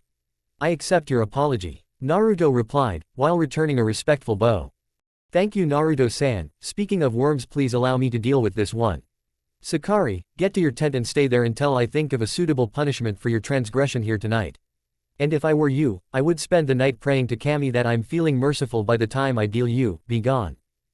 As Yoruichi sheathed her Zanpakuto, Sakari gave a brief bow to everyone and scurried off into the camp while Naruto and his party followed the bandit leader to the main tent and went inside. As the leader sat down in a large ornately decorated chair, a large black crow flew into the tent and perched onto his shoulder. Naruto, who still had Nell sitting upon his shoulder smirked slightly, as he motioned the others to sit to the side while he stood and faced the Crimson Blade leader. As the two men stared at one another for a minute, it was the bandit leader who broke the ice and asked. So, I understand you wish to join the Crimson Blade bandits. No I don't, Naruto coolly replied, causing most everyone to look up in surprise. The bandit leader cocked his head in curiosity of that reply before asking. If you don't wish to join my organization, then why are you here? Well, the truth is I need a small army of fighters to take with me to the Spring Country. However, it can't be just any army, because I need skilled fighters, to help me battle a small but powerful group of missing nins currently lying in wait for me there. Smirking, he looked round the encampment. And since small armies aren't something I can just go down to the local village to acquire seeing as I'm a missing nin myself. Naruto shrugged his shoulders. I figured your group of bandits should be sufficient to help me get the job done. The leader stared silently at Naruto for about a minute before he calmly asked. And what makes you think I would lead my men into the Spring Country just to help you out? Naruto's grin was downright feral now. Oh you probably wouldn't, which is why you can't be the leader anymore. Naruto then drew his blade, but kept it in its sealed state, allowing the huge guillotine-like blade to crash to the ground beneath it. He wouldn't be pulling out his ace that easily. It's my understanding from Daisuke-san that anyone can challenge you for the leadership of the Crimson Blade bandits by a test of battle with you. Naruto then hefted his Zanpakuto onto his shoulder with practiced ease and asked. If I'm able to make you submit or just kill you, then the leadership of the gang automatically falls to me, right? Yes, quite correct. The Crimson Blade leader curtly replied, as he leveled a harsh gaze at Daisuke who was about to wet himself over what had just happened. Turning back to Naruto, he stated with authority. We'll have our battle for the leadership of the Crimson Blade bandits in the morning. Until then I invite you and your companions to dine with me this evening and rest yourselves until the morning comes. Cold dark eyes glinted out at him. Is that acceptable to you, Naruto-san? The blonde strapped his sword to his back again, buckling the clasp that held it in place. That is most gracious of you, leader-san, we accept. However, I do have one small request to make. What's that? If you would, please drop the henge, leader-san. I would like to know who I am really fighting in the morning, not this fake image sitting before me. Very good, no one has seen through my henge before. I hope you and especially your friends like surprises. The Crimson Blade leader said with a smirk, as he stood up and his body's image began to flicker away. An instant later a very large muscular with pronounced cheekbones and hairless eyebrow ridges was revealed. The man had a lone visible green left eye, while the right eye was covered with an eye patch. The hulking man also sported long and stringy black hair styled into stiff strands with small bells attached to its tips. However, the most notable feature the man bore in his appearance is his long thin scar running down the left side of his face. His attire consisted of a sleeveless captain's haori that has a ragged look to it. Lastly, another interesting fact was that the crow was revealed to be a small girl with short shoulder-length pink hair and dark pink eyes, while sporting a perpetual blush on her cheeks. Still sitting upon the large man's shoulder, she was swinging her little legs back and forth in contented happiness. The girl's pink-colored hair threw Naruto for a moment, but the blonde Jinchuriki quickly focused his attention back onto the man standing before him. The man's size was so massive that he actually made Naruto look small by comparison. While the little girl looked to be no older than Nell, as they both smiled and waved to one another. Suddenly, two voices rang out in shock and surprise, one from Shunsui and the other from Yoruichi. I don't believe it. It can't be. The giant of a man chuckled. Oh, but it is Yoruichi and Shunsui. Bowing slightly before the two former Shinigami and sweeping his arm in front of himself in an overly dramatic fashion, he announced. The one and only Zaraki Kenpachi at your service. He then looked to the guest upon his shoulder and said. And you too remember this ball of energy that is my first lieutenant Yakiru Kusajishi. He, Shun-kun, he, Yuru-chan, Yakiru squealed in greeting. Chapter 20, Fight for Control. X. Naruto had to admit, he was rather impressed when he beheld the feast that had been prepared. He had expected a few hunks of meat here and there, maybe a turkey or two, but the banquet before him was anything but common, as delicious food of all varieties could be seen at many tables, which even had satin tablecloths. Kenpachi however scowled, as he gazed at the elaborate setup of fanciness, the attire of the bandits being the only exception to the rule. Kenpachi silently wondered if the man who prepared and organized this banquet would have been better served in life to be an interior decorator or party planner rather than a Shinigami, as he openly grumbled in annoyance. Bah, Yumashika. Daisuke slapped himself on the forehead, mimicking his leader's exasperation, as he too did not appreciate the cleanliness of the atmosphere. He's always trying to make us look decent. Daisuke thought to himself, as he eyed the effeminate man across the tent who was responsible for setting up this banquet and all that it entailed. However, if Daisuke had known the true origin of the man he was staring at, then he would be much more careful with showing any disdain about the man.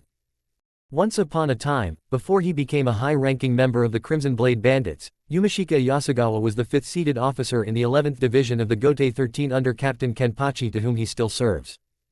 The former Shinigami still wore the standard Shihakusho uniform, but with some customizations. An orange piece of clothing sits on top of his uniform around the neck, which covers most of his chest that would otherwise be exposed by his uniform. This is connected to an orange sleeve on his right arm under the much looser-fitting sleeve of the uniform. Yumashika has colorful feathers on his right eyelashes and eyebrow along with shiny skin, purple eyes, and jaw-length black hair, which, in conjunction with the feathers, gives him a somewhat feminine appearance. Before he joined the Gote 13, he wore a simple kimono with a flowery pattern on it and did not wear any feathers on his eyes. Yumashika also kept his hair down his back and tied in a loose ponytail with shoulder-length pieces framing his face. Yoruichi gave a small sigh, as she saw all the food laid out nice and neat before them, and then looked down at herself. I feel so underdressed. Yugito bit her tongue, refraining from sarcastically stating that the Neko's clothes barely dressed her at all. Naruto glared at his fellow Jinchuriki, with a look that clearly said. Don't. Oh, and who do we have here? Yumashika asked. You look like a girl, are you a girl? Nell inquired with curiosity. Yakiru immediately giggled at the comment, as Yumashika scowled at them both. How rude. The effeminate bandit and former Gote 13 officer curtly snapped to the young girls, before he felt a small wave of killing intent being directed his way by both Naruto and Kenpachi. Clearing his throat and quickly moving away from Nell and Yakiru, Yumashika then spied Yoruichi, and looked appalled at her tattered clothing before announcing with disgust. No, no, no. You cannot wear rags such as these at a feast. Come with me Yoruichi-sama, I have a dress that will make look simply gorgeous for dining this evening. Yoruichi looked at him quizzically and opened her mouth to protest before pausing. Wait a sec. She kept her face blank, but now she had an idea. She had promised Naruto she would earn his affections. Dressing up certainly wouldn't hurt her anyway, and it could prove advantageous in garnering Naruto's attention over her competition. Therefore, Yoruichi allowed herself to be escorted away, but not before giving a sly smirk to a now fuming Nibi container and one agitated Hyuga heiress.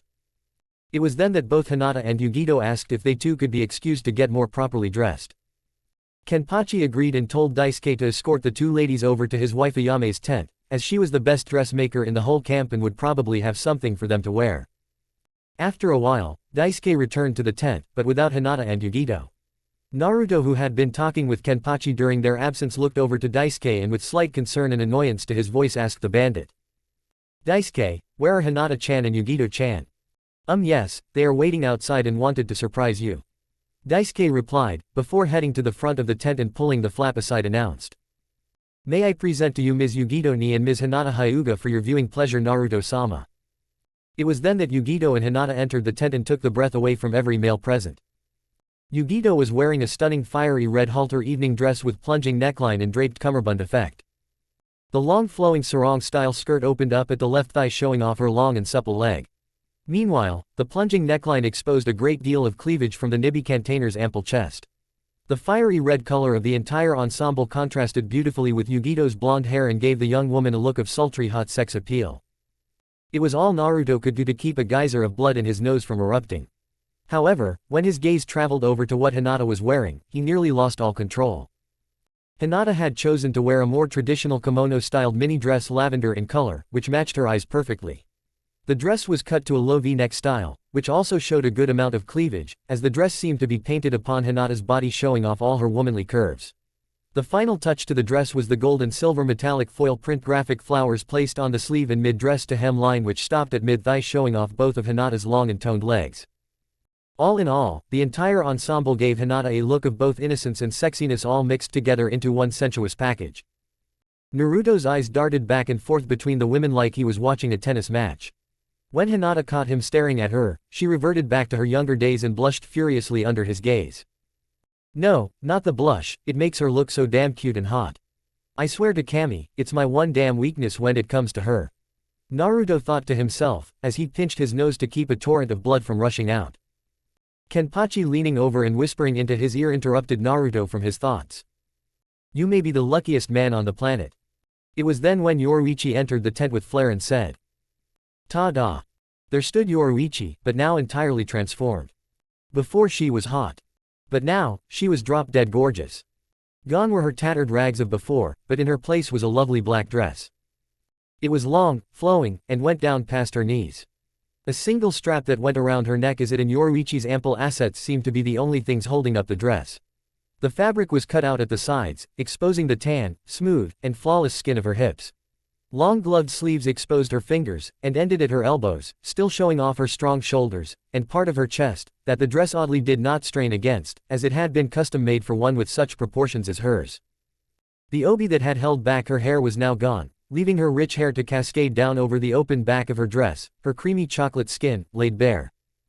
But she had refused high heels unlike Hinata and Yugito, and Naruto was amused to see that she was still wearing her sandals of before.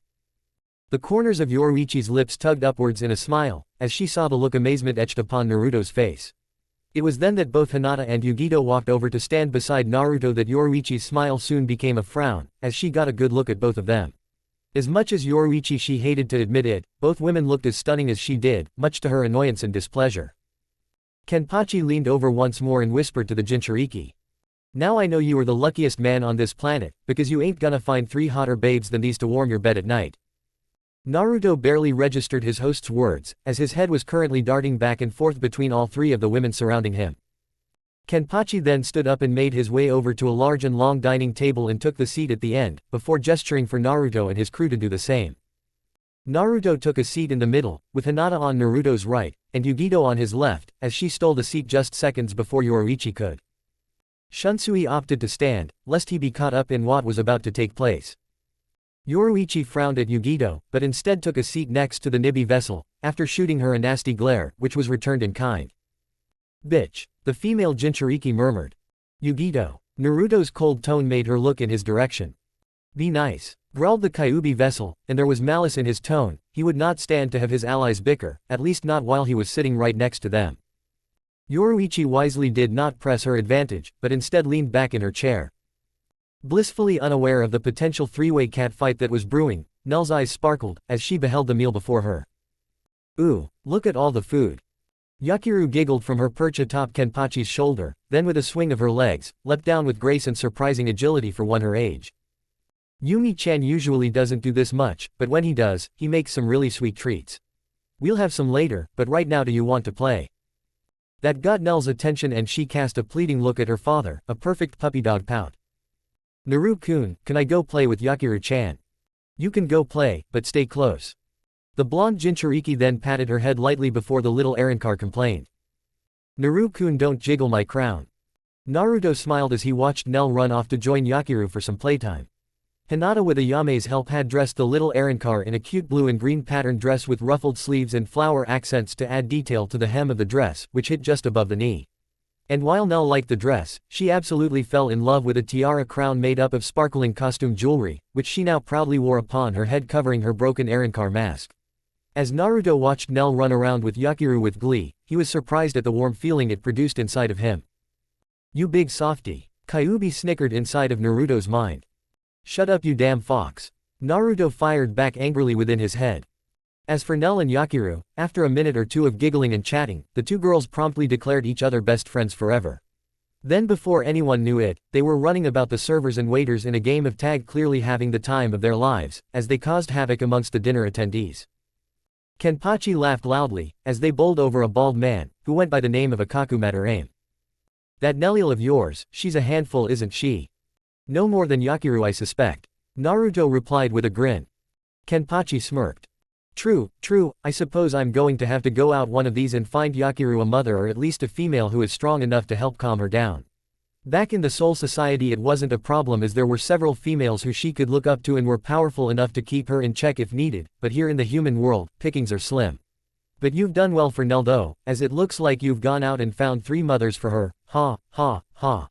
Kenpachi stated with boisterous laughter. Naruto just rolled his eyes at the Crimson Leader's statement, before he glanced at all 3 of the women around and silently wondered. What if? Despite himself, Naruto chuckled, as he looked up and saw both little girls darting about the large tent, each being it, for about 10 seconds, before the other would catch up, and the chase would start anew once more. Nell seems to be a perfect match for her. A strange light glinted in the leader's eyes. I wonder which one is stronger, Yakiru or Nell. They each have great power even if it's dormant in both of them right now. Something about the way Zaraki was smiling made Naruto uneasy. It was too feral, too bloodthirsty. Naruto chose his next words carefully, but they were true. I'd have to say Yakiru is the strongest considering she did serve as your first lieutenant, doesn't? Owie, ow, ow, owie. A sharp cry of pain suddenly filled the tent. Looking towards the sound of the cry, Naruto saw Yakiru sitting on the ground holding her arm with tears pooling in her bright eyes. Yakiru! Zaraki shouted, as he and Naruto rushed over to the 2 little girls. What happened, Yakiru? Oh Kenny, I accidentally ran into this table and knocked over this pot of hot soup and it burned my arm. It really hurts bad, Kenny. I can fix it, Yakiru-chan, and make the hurt go away. Nell declared. Then before anyone could stop the little Arankar, she stuck her hand into her mouth and began massaging her uvula, before vomiting onto Yakiru's injured arm. The vomit itself had a similar appearance to saliva. What the hell? Naruto and several others exclaimed in unison. However, Naruto was surprised, as he watched the severe burn wound slowly disappear, and after a minute Yakiru jumped up and shouted. Thanks Nell-chan, it doesn't hurt anymore. And just like that, the wound was healed. The missing leaf nin felt his jaw drop. How did you do that? Kenpachi laughed out loud before proclaiming. Idiots, she's an Arankar. Yumashika hissed, and Akaku frowned, as both former Gote 13 officers shouted, while drawing their Zanpakutos. Impossible. They were all killed. How can this child be? In a yellow flash, Naruto was suddenly standing in front of the two former Squad 11 officers with his own Zanpakuto drawn and exuding a massive amount of killing intent before growling out in a deadly tone of voice. I'm guessing you two fools must be like your leader and my two companions, so I'm going to let this slide, for one time only. But if either of you draw your blades towards that little girl again, I promise both of you will experience pain like you could never have imagined before you die. Akaku, Yumashika, stand down, you two are embarrassing me. Look at her, does she really seem like such a threat that you two idiots needed to panic and draw your weapons? Kenpachi angrily reprimanded to his former officers. Our apologies, Commander Zaraki, we were just surprised and acted in haste. Well, don't do it again, because if you had hurt my friend, Kenny would have been the least of your problems. Both Akaku and Yumashika paled a bit at hearing Yakiru's threat.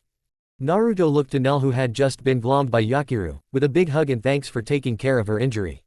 Seconds later, the two were at their antics again, and everyone sat back down. The rest of the dinner was rather uneventful, but little did Naruto know that a couple of surprises were coming his way. After the dinner had concluded, both Yakiru and Nell had talked Hinata into playing a game of hide-and-seek with them throughout the camp. The little girls were always amazed at how quickly Hinata would always find them thanks to her Byakugan. And once the girls were found, they always received a tickle attack from the Hyuga heiress that left them squealing in delight and laughter.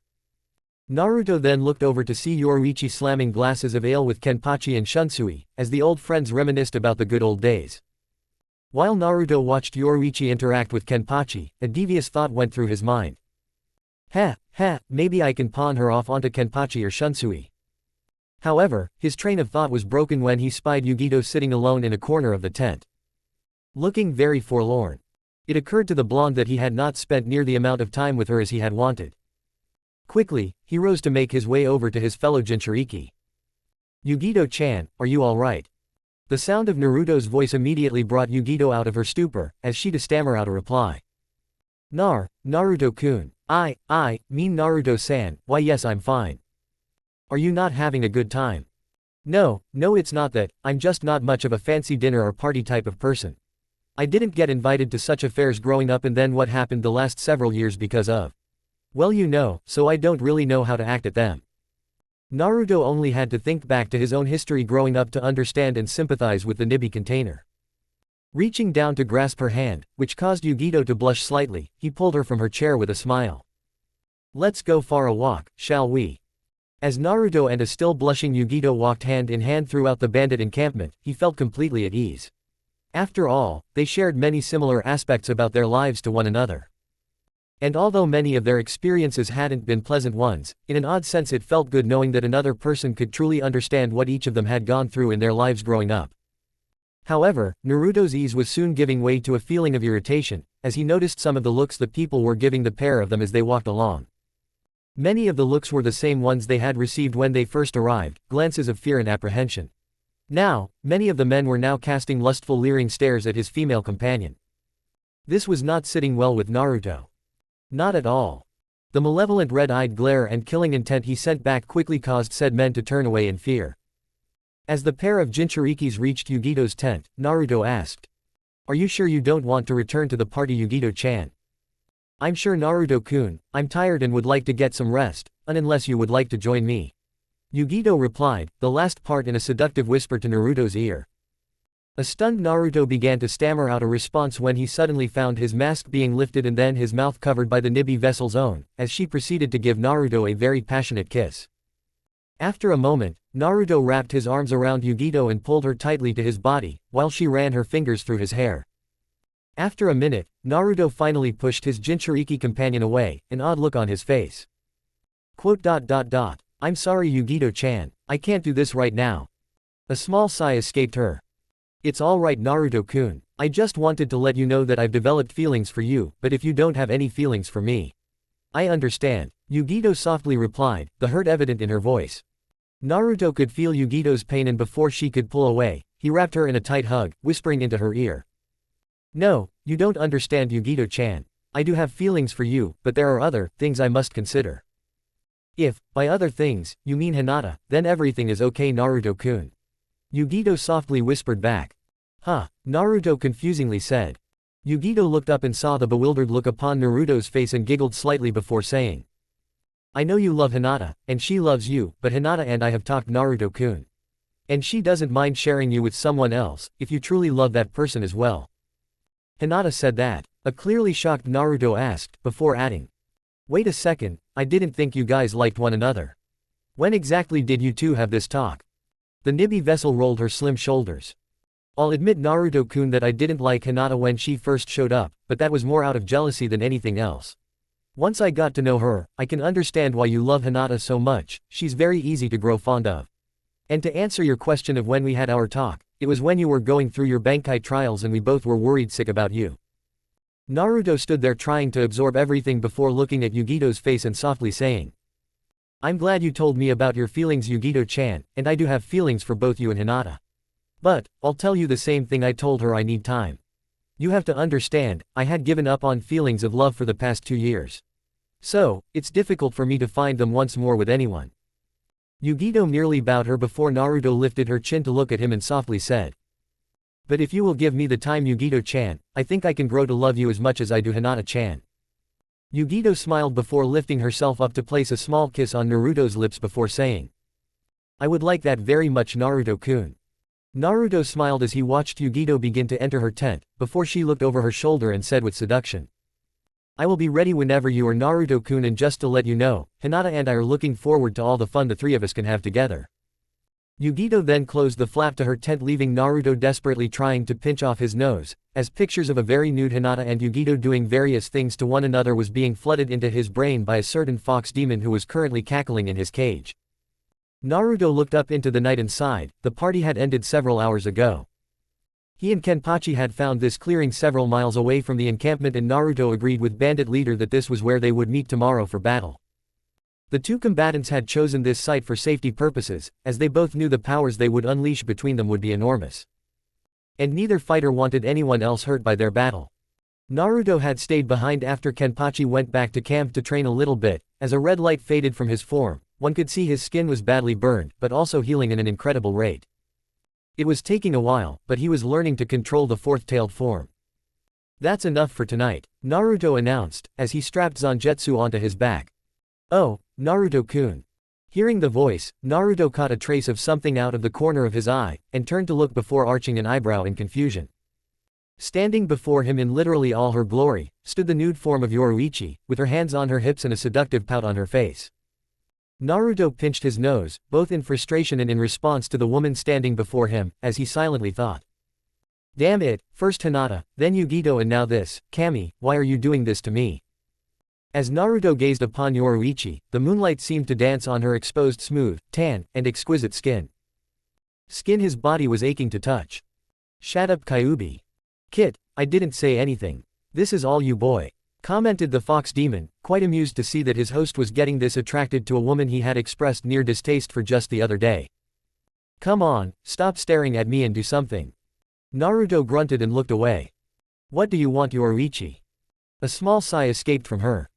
Oh come on now, I get all dolled up for you tonight at dinner, traipse out here in my best suit, my birthday suit, and you ask me what I want. We've been over this Yoruichi. It'll take more than a fancy dress or your birthday suit to make me fall in love with you. An exasperated hiss came from the Neko woman. For Kami's sake, what will it take then? He looked her square in the eye. Do you really want to know? Time, I need time. Are you kidding me? That Hyuga bitch of yours didn't do a damn thing, yet you and her suck face whenever she wants. Big mistake, nobody talked about Hinata like that. A low growl rose from throat, cutting her off. The sound was that of an animal, not a man, as his eyes glinted red, pupils becoming silted behind his mask. A mask that was now pulled upwards with a sharp tug, exposing the deep scowl set into the chiseled features of his face. A scratching sound was heard and she looked down to see Naruto's fingernails growing into rather sharp claws. First off, don't you ever refer to Hinata in such a way again, or you'll live to regret it, that I promise. He now pointed a serrated digit at the Neko woman. Second, I kiss Hinata because I love her and have for most of my life, no matter how much I've tried to deny it. So don't you denigrate our expression of love Hinata and I have for one another in such an insulting manner with me ever again. Yoruichi nervously gulped, as each word he had spoken was laced with intense anger. The Neko woman realized she had best watch her step here, lest he turn violent again, and quietly said, "I'm sorry Naruto-kun, I just don't see what she's got that I don't." "You want to know what she has, Yoruichi-san?"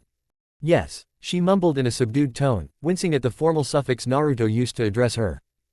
Yet for all his fury, Naruto spoke 4 simple words. Kindness, loyalty, and love. Yoruichi blinked in confusion before demanding a more satisfactory explanation. "Come on, I need a better answer than that." "Fine," Naruto roared. "My life was a living hell growing up in my village. All I ever received from people were acts or expressions of cruelty, disrespect, and hatred. Hinata-chan was the only one back then who treated me with kindness, respect, and even love, although I was too stupid to realize that, and I still to this day hate myself for not noticing her feelings." Red billowed from the seal. "I ignored Hinata because I was too busy chasing after a girl I had spent my entire life in love with, and one who I foolishly believed loved me back. Yet it was Hinata who helped bring me back to life after the girl I did love and was going to marry betrayed me by having an affair with my best friend. Hinata helped me to overcome that pain, and she didn't do it for selfish reasons like the hope of gaining me as a boyfriend. She did it because she truly cares about me and hates seeing me in pain. Well, eventually I did fall in love with her, and it was wonderful and we were happy." One tale. "Unfortunately, we were forced to part 3 years ago by outside forces we had no control over, and it nearly destroyed me. After that I started to change. I became cold, distant, and withdrawn from the people around me. I began to care nothing about myself, or the people I once cared for anymore, including Hinata. However, before I spiraled completely into the abyss, another friend was there for me to help bring me back from the brink of despair, as Hinata once did." 2 tales. "But when that relationship also ended in pain for me, I vowed no more. I shut my emotions down and I welcomed the darkness my life had become. I completely changed from the man I once was, into an unfeeling bastard no one could even recognize anymore. I either shunned or lashed out at all the people I once cared about and who cared about me, and for the last 2 years have lived my life devoid of any feelings or emotions, because as far as I was concerned they only brought me misery and pain." 3 tales. And now the ground was quaking. Naruto took notice of this and, taking a deep breath, to compose himself, banished the chakra. "But even after what I've become these last 2 years, Hinata still came looking for me and she still loves me." He gave her a pointed glare.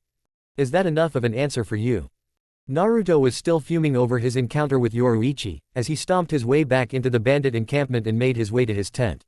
All Naruto wanted to do now was get some rest and forget about the Neko woman for the time being. Naruto also hoped that Yakiru wouldn't be her usual fussy self, as she slept like she normally is. But when he pulled aside the flap to enter his tent, Naruto was greeted with such a sight that his anger for Yoruichi immediately vanished at the beauty of the scene before him. There, lying on her side on top of Naruto's sleeping bag with her arms wrapped protectively around Nell, was Hinata, soundly asleep. Naruto looked over to his adoptive daughter and noticed she too was asleep and was snuggled up into Hinata while hugging Hyuga Eris tightly to her. Naruto took notice of a half-opened children's book next to them and surmised what had happened. Apparently, Nell had cajoled Hinata into reading her a bedtime story, which during the process they both fell asleep. No doubt the game of hide-and-seek had taken a physical toll on the both of them.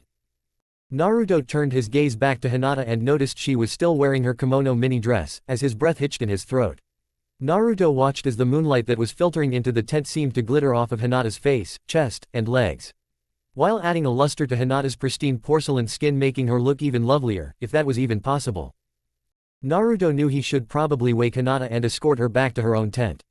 But by doing that, Nell was sure to awaken from the process, and Naruto did not want to deal with his daughter's fussiness and stubbornness of going back sleep. Naruto simply didn't have the time, as his battle with Kenpachi was only a few hours away and he needed to rest. This is the reason, Naruto told himself, as to why he let the 2 women remain asleep. Never mind the fact that Naruto simply didn't have the heart to disrupt such a pleasing and beautiful sight before his eyes. Leaning forward, he placed a kiss on Nell's forehead, before turning to place a soft chaste kiss upon Hinata's lips. Naruto then snuggled in behind Hinata in a spooning position and draped his arm over both them. This action caused Hinata to murmur, "Naruto-kun," in her sleep, which brought a small smile to his face, as he rested his chin upon her shoulder and drifted off to sleep as well. It was a little after dawn when Kenpachi quietly arrived to the clearing he and Naruto had chosen the night before. As usual, Yakiru sat upon his shoulder, but her trademark smile was not present this time. In truth, the little girl looked worried. A few minutes later, Naruto and his party arrived, Nell perched upon his shoulder and Naruto holding hands with both Hinata and Yugito as they approached. Trailing behind them was a very hung-over Shunsui and Yoruichi who seemed to be glaring at the two young women currently in Naruto's company. With a nod, both Naruto and Kenpachi ordered everyone to take a position quite far away to watch the battle, as the two of them did not want anyone else hurt from their fight. Of course both Yakiru and Nell screamed and protested the loudest, as the two little girls were forcibly carried away from their respective fathers to watch the fight from a distance. As Kenpachi watched Naruto unsheath his Zanpakuto from his back, he silently pondered. I need to see what he's really capable of before I go all out. Alright, let's go. Naruto spoke, breaking the bandit leader out of his thoughts. Kenpachi chuckled and sounded dead serious as well. Indicating his eye patch, he spoke in a serious tone. Okay kid, let's see if you're good enough to make me take this off. What, an eye patch? Naruto held his sealed blade with one hand. Screw that, I'll just take your other eye. Then, in a swirl of leaves, he was simply lost from sight. Naruto's voice came from all around Kenpachi, all at once, echoing simultaneously, as he mimicked what Zabuza had said on his very first ranked mission. My, so many vitals. Which one should I strike? As he said this, he appeared next to the man and swung Zangetsu at his head. Kenpachi simply caught the blade with his hand, though the earth shook beneath the strike, and made everyone wince, Yoruichi included. Then, despite the cut he received, Zaraki proceeded to yank Naruto off his feet towards him and then lunged at him in midair, clearly intending to impale him. Naruto saw this and pushed off the blade with his feet and spun in the air, before landing a vicious kick to the man's face. Take that. He gloated as he saw his Zaraki's head snap back from the blow. However, his taunt was short-lived. When Kenpachi started laughing. For indeed he was, and when he lowered his head, he showed no signs of injury, minus a small scorch mark upon his right cheek. That all ya got? The blonde could only blink, and then the mountain of a man was upon him. The air wheezed out of him, as Kenpachi's leg lashed out, catching the Jinchuriki in the gut. Time seemed to slow and everyone was stunned to see Naruto's face, or rather his eyes reflect intense pain. Naruto was just as amazed by the sheer power of the kick as they were, perhaps even more so, as it drove him into a tree, which splintered behind him, before it came crashing down. Only for him to catch it with one hand, then nudge it aside. He rose with a smirk. You weren't kidding. I better stop holding back, or I'm. He looked round, aiming to continue the battle, but the spiky-haired man was gone. Eyes narrowing, Naruto looked around frantically. Where is he? I can't find him anywhere. Suddenly, the hairs on the back of his neck began to bristle. His instincts told him to look up. And it was a good thing he did. Kenpachi was lurking above him, and his sword was aimed at his head. Crap. Naruto managed to bring up Zangetsu in time to block him, but the sheer force of the impact nearly knocked him to his knees. His eyes narrowed, as he held the flat of his blade with his free hand, whilst the other gripped tightly the hilt. Slowly, he was forced down. Clearly, Zaraki outmatched him in terms of strength. Okay, that's it. Time to get serious. He knocked Kenpachi's sword hand up, giving him just enough time to escape via rolling to the side, just as the jagged blade split the earth beneath him. Kenpachi was grinning like a maniac, his voice was laced with excitement as his target's spin got him upright, and back on his feet. Nice. It's been a while since I've actually had to work for a victory. Naruto grinned, thrusting the giant cleaver before him, and then placing on hand upon the tip of the guillotine sword. Immediately, it began to glow a bright blue, as did his eyes. Good, I'd hate to disappoint you. Even from a distance, Yugito swallowed nervously, as the ground suddenly began to tremble. Oh crap. Hinata clasped both hands to her chest and softly pleaded. Please be careful, Naruto-kun. Yoruichi just smirked. Here we go. Naruto abruptly pulled his hand back over the blade. Shout! Zangetsu! A wave of blue power coursed past Zaraki, and cut a large swath into the earth. When the storm had died away, Naruto hefted Zangetsu over his shoulder, the cloth from its hilt swaying in the breeze his power had created. Now I'm serious. Kenpachi leapt to his feet, eager to continue. Naruto shook his head and popped his joints. Ah, there we go. He still spoke in psychotic distorted voice, but Kenpachi noticed that now Naruto's chakra had tripled in power, and he also seemed calm. Kenpachi was so busy wondering what Naruto had done when suddenly said teen appeared behind him. Come on, let's continue already. Gladly, shouted the leader, as he went on the offensive. Naruto's sighed as Kenpachi blurred behind him and swung at his head once more. Naruto simply blocked with his sword hand and used his other hand to form wave of black chakra on Zangetsu. Getsu ga Tenshou.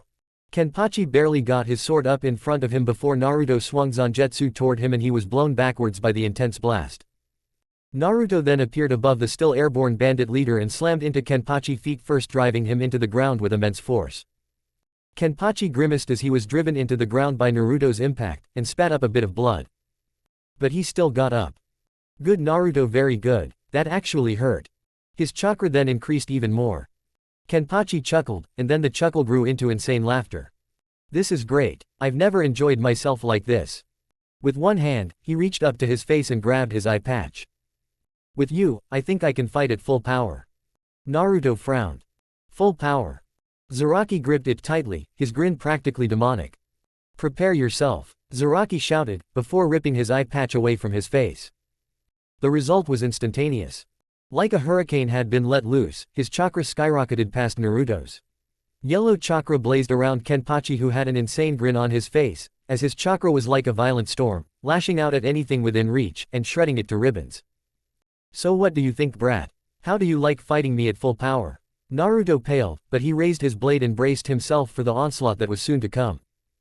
Bring it on, show me what you can do. Don't think you can win just that easily, kid. No sooner had the words left his mouth did a hail of kunai rain from the sky, heading in his direction. Amazingly, the man somehow managed to deflect or dodge all but one of the projectiles, and Kenpachi let loose a grunt of pain, as the weapon slid into the flesh of his thigh. He quickly yanked out the kunai and turning his gaze to Naruto he chuckled. Nice move, kid, but you'll need more than that. The two of them blurred forward and their blades met. Then Kenpachi noticed that although Naruto was barely holding him off with the one blade, he still had a free hand. Naruto smirked, as said palm was literally humming with chakra. Hinata's pale eyes went wide, as the energy took a distinctive shape before she shouted. Everyone get down. Naruto wore a vicious smirk, time seemed to slow, as his hand came forward. Rasengan. The attack hit Kenpachi right in the chest, and the dome of chakra spread outwards, getting them both. Dust and dirt billowed about the clearing, and when the debris had finally settled, there stood both combatants. Both of them entirely unharmed, minus a few scorch marks on their outfits. They paused for a breath, and then waged war anew. As the black blade descended, Kenpachi did the only thing he could. He head-butted Naruto in the face and quickly rolled out of the way, holding his bleeding leg as he rolled to his feet. For now, he needed to regroup and tend to his injury before their battle could continue. As he got to his feet, he saw a mob of blonde hair rushing towards him and he sighed. This kid isn't gonna give me a break. Suddenly all of the Narutos stopped, as the real one came forward. He looked at Kenpachi's injury and shook his head. Take care of that before you bleed to death. Kenpachi immediately tore of his sleeve and had the wound bandaged in an instant. Naruto and his clones smiled and Kenpachi noticed that all of them had Zangetsu in each hand. Ready, here we come. All of them blurred forward. Kenpachi snarled and began making hand signs. Ninja art, hidden mist jutsu. Suddenly the area was covered in a dense fog. Blinded, Naruto was unable to see a thing, but upon hearing several poofs, knew that he had lost over half his shadow clones. He took a deep breath and focused. Calm down, all I need to do is focus my chakra and spread it out. The blue chakra surrounded Naruto and with a grunt of effort, he forced it away from him, dispelling the mist. He looked around and saw Kenpachi finish of the last of his clones before turning to face him. Ah, there ya are. He blurred forward and Naruto felt his fist impact on his skull.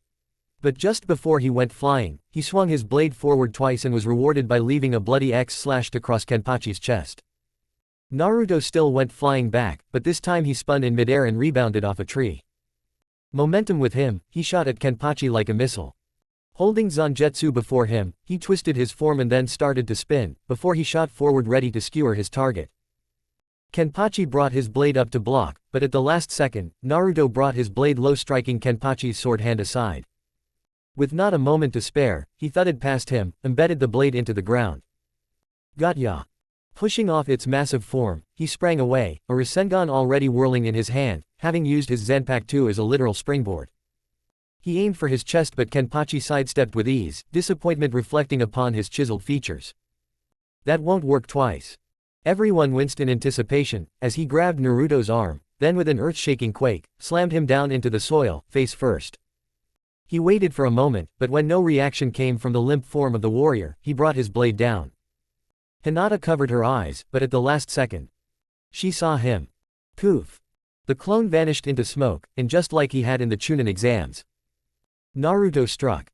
Not wasting a second, he erupted from the loosened terrain, and dealt Kenpachi possible the hardest blow in his life, one that would have broken the neck of any ordinary man. The strike carried them both into the air. Hinata wrung her hands in apprehension, as she watched the two combatants fly into the air. Naruto flapped his wrists, lashing out to shove Zaraki upward, while exposing bandages on his arms. Then he twisted and lashed out in a kick, one that pushed him to the ground but knocked Zaraki even higher. Naruto landed in a crouch, and undid the binding of the scroll. He bit his thumb, and ran a line of blood down it. A red aura shimmered about him, pain exploded in his body, but power came with it, and he grit his teeth, as everyone gasped at the transformation. Tainted art. But he sprang up. Kaioken. Within a second, he was behind Kenpachi. Naruto thrust his arms around the man, and when that didn't hold him fully, the bandages upon his wrist snaked around them both. I learned this one from Bushy Brow. Their ascent halted, it soon became a descent, as Naruto made the spin. The ground screamed up to meet them. Primary Lotus. At the last second, Naruto wrapped himself in the Kyuubi's cloak, and three tails surrounded him, whilst the fox struggled to keep its bloodlust at bay. The two hit the dirt like a bomb. Naruto flung himself off Kenpachi immediately, and then limped out of the hole in the ground. He was in pain, as the technique had taken its toll. Hinata wanted to run to him so badly, as she saw how much effort it took for Naruto to stand. Naruto-kun, why did you use that move? Kenpachi also got up out of the small crater, but now he too was limping. Yakiru swallowed nervously. Ken-chan. Oi! Bellowed Zaraki, scowling darkly, as his former first officer took a step forward. Don't even think about Yakiru. I ain't letting you help me. This is a one-on-one fight between me and him. The same goes for you, Nell. Naruto snapped, perhaps harder than he should have, as his daughter's eyes began to water. Pain flashed across his face, and he felt like scum, as tears rolled down her face. He couldn't live with himself if the worst happened, and those were his last words to her. He placed his hands in the universal, time-out gesture. Okay, hold it. Then he bolted over to his daughter, scooped her up in his arms, to hold her tight. Nell-chan. Huh. The child sniffled. He took a deep breath, patted her on the head. I didn't mean to yell at you, I love you very much. Her eyes went wide. Then she hugged him for all she was worth. Nellil loves Naru-kun too. He set her down, tickled her under the chin, and then marched out to the field again. After all, he had a heart. He pulled Zangetsu out of the earth, and then allowed Zaraki to do the same with his own blade. Now, where were we? As one, they charged, steel flew through the air, as they struck, hard and low. Then it was a contest of strength, with Kenpachi pushing down and Naruto pushing up. Seeing that this was going nowhere, he lashed out at the youth face in another headbutt, but Naruto responded in kind, his face contorted with effort. Crack. Both warriors staggered. Kenpachi staggered back, giving Naruto the time he needed to dodge the downward slash that split the earth in two. Naruto backflipped, landed a few feet away breathing heavily, while Kenpachi seemed as fresh as a daisy. Sighing, the blonde closed his eyes, and then pulled the mask over his face. I guess it's all or nothing. He smirked, as red chakra gathered around him, cubifying his body up to three tails. Prepare yourself, Kenpachi Zaraki. Now Naruto's chakra skyrocketed as well. He stared at Kenpachi and got into a stance. The man was quite surprised by this. Well, Naruto, it looks like your strength came back. Tell me, how did you do it? Naruto stared at him emotionlessly. Sorry, no time to explain. He disappeared and Kenpachi knew. He was coming. He just barely got his blade up to block when Naruto appeared in front of him and slammed his black sword down on Kenpachi's. He drove the man's blade back till it was mere inches from his face. He's pushing harder. They wavered there for a moment, but Naruto clearly had the power advantage again. Getsuga Tenshou. Kenpachi's eyes widened. But it was too late as the red chakra slammed into him. When it cleared, Kenpachi was covered in blood and was breathing raggedly. Then he saw Naruto on the other side of the field, and there was blue chakra mixing with his red. Kenpachi laughed, summoning all of his remaining chakra. This next one will decide it. Naruto looked over his shoulder at Zangetsu. Are you ready, Naruto? The blonde smiled. I'm ready. Zangetsu smiled and looked down on the youth. This boy will go very far in this world. Naruto gasped as pure blue light flooded through him, the voice of his sensei ringing through his ears. Okay then Gaki, take his power and show your sensei who is the strongest one here today. Arrow Sennin. But he got no answer. But he knew the voice of his former mentor anywhere. Master and apprentice had just conversed, even through death. Fine then. Naruto nodded and he felt power course through his veins. You better watch this, sensei. Kenpachi's power flared so much that it shredded off his long black sleeves. Okay Kenpachi. Get ready kid, here I come. A blue fox mask roared above Naruto, as he pushed himself to his limit. I'm at the limit of holding your body together. A cackling yellow skull appeared above Kenpachi as he summoned all of his energy. We will end this with one blow. Zangetsu intoned solemnly. They stepped forward as one, a walk at first, then faster, faster, and faster. Like lightning they sped towards one another. Naruto was glowing with blue and red energy, while Kenpachi was glowing yellow. Their run soon became leaps and bounds, as each opposing force was determined to reach their target first. Time seemed to slow down, as they neared each other. Grinning wickedly they pulled their blades back. This is it. They roared as one. Together they slammed their weapons forward. Steel met steel. Blue met yellow. There was a massive explosion as the two titans collided head-on. Chapter 21, Reconciliation. X. Daisuke and his wife rushed out of their tent along with several other people who had heard and felt the massive explosion that shook their camp. Several miles off in the distance, a large plume of smoke and debris rose towards the heavens, as everyone looked on in astonishment. Most of the bandits were trying to figure out what had happened. All save Daisuke, who knew exactly what had happened and silently mused to himself, as he watched the mushroom-shaped plume rise higher and higher. I wonder who won, Kenpachi-sama or Naruto-sama? X.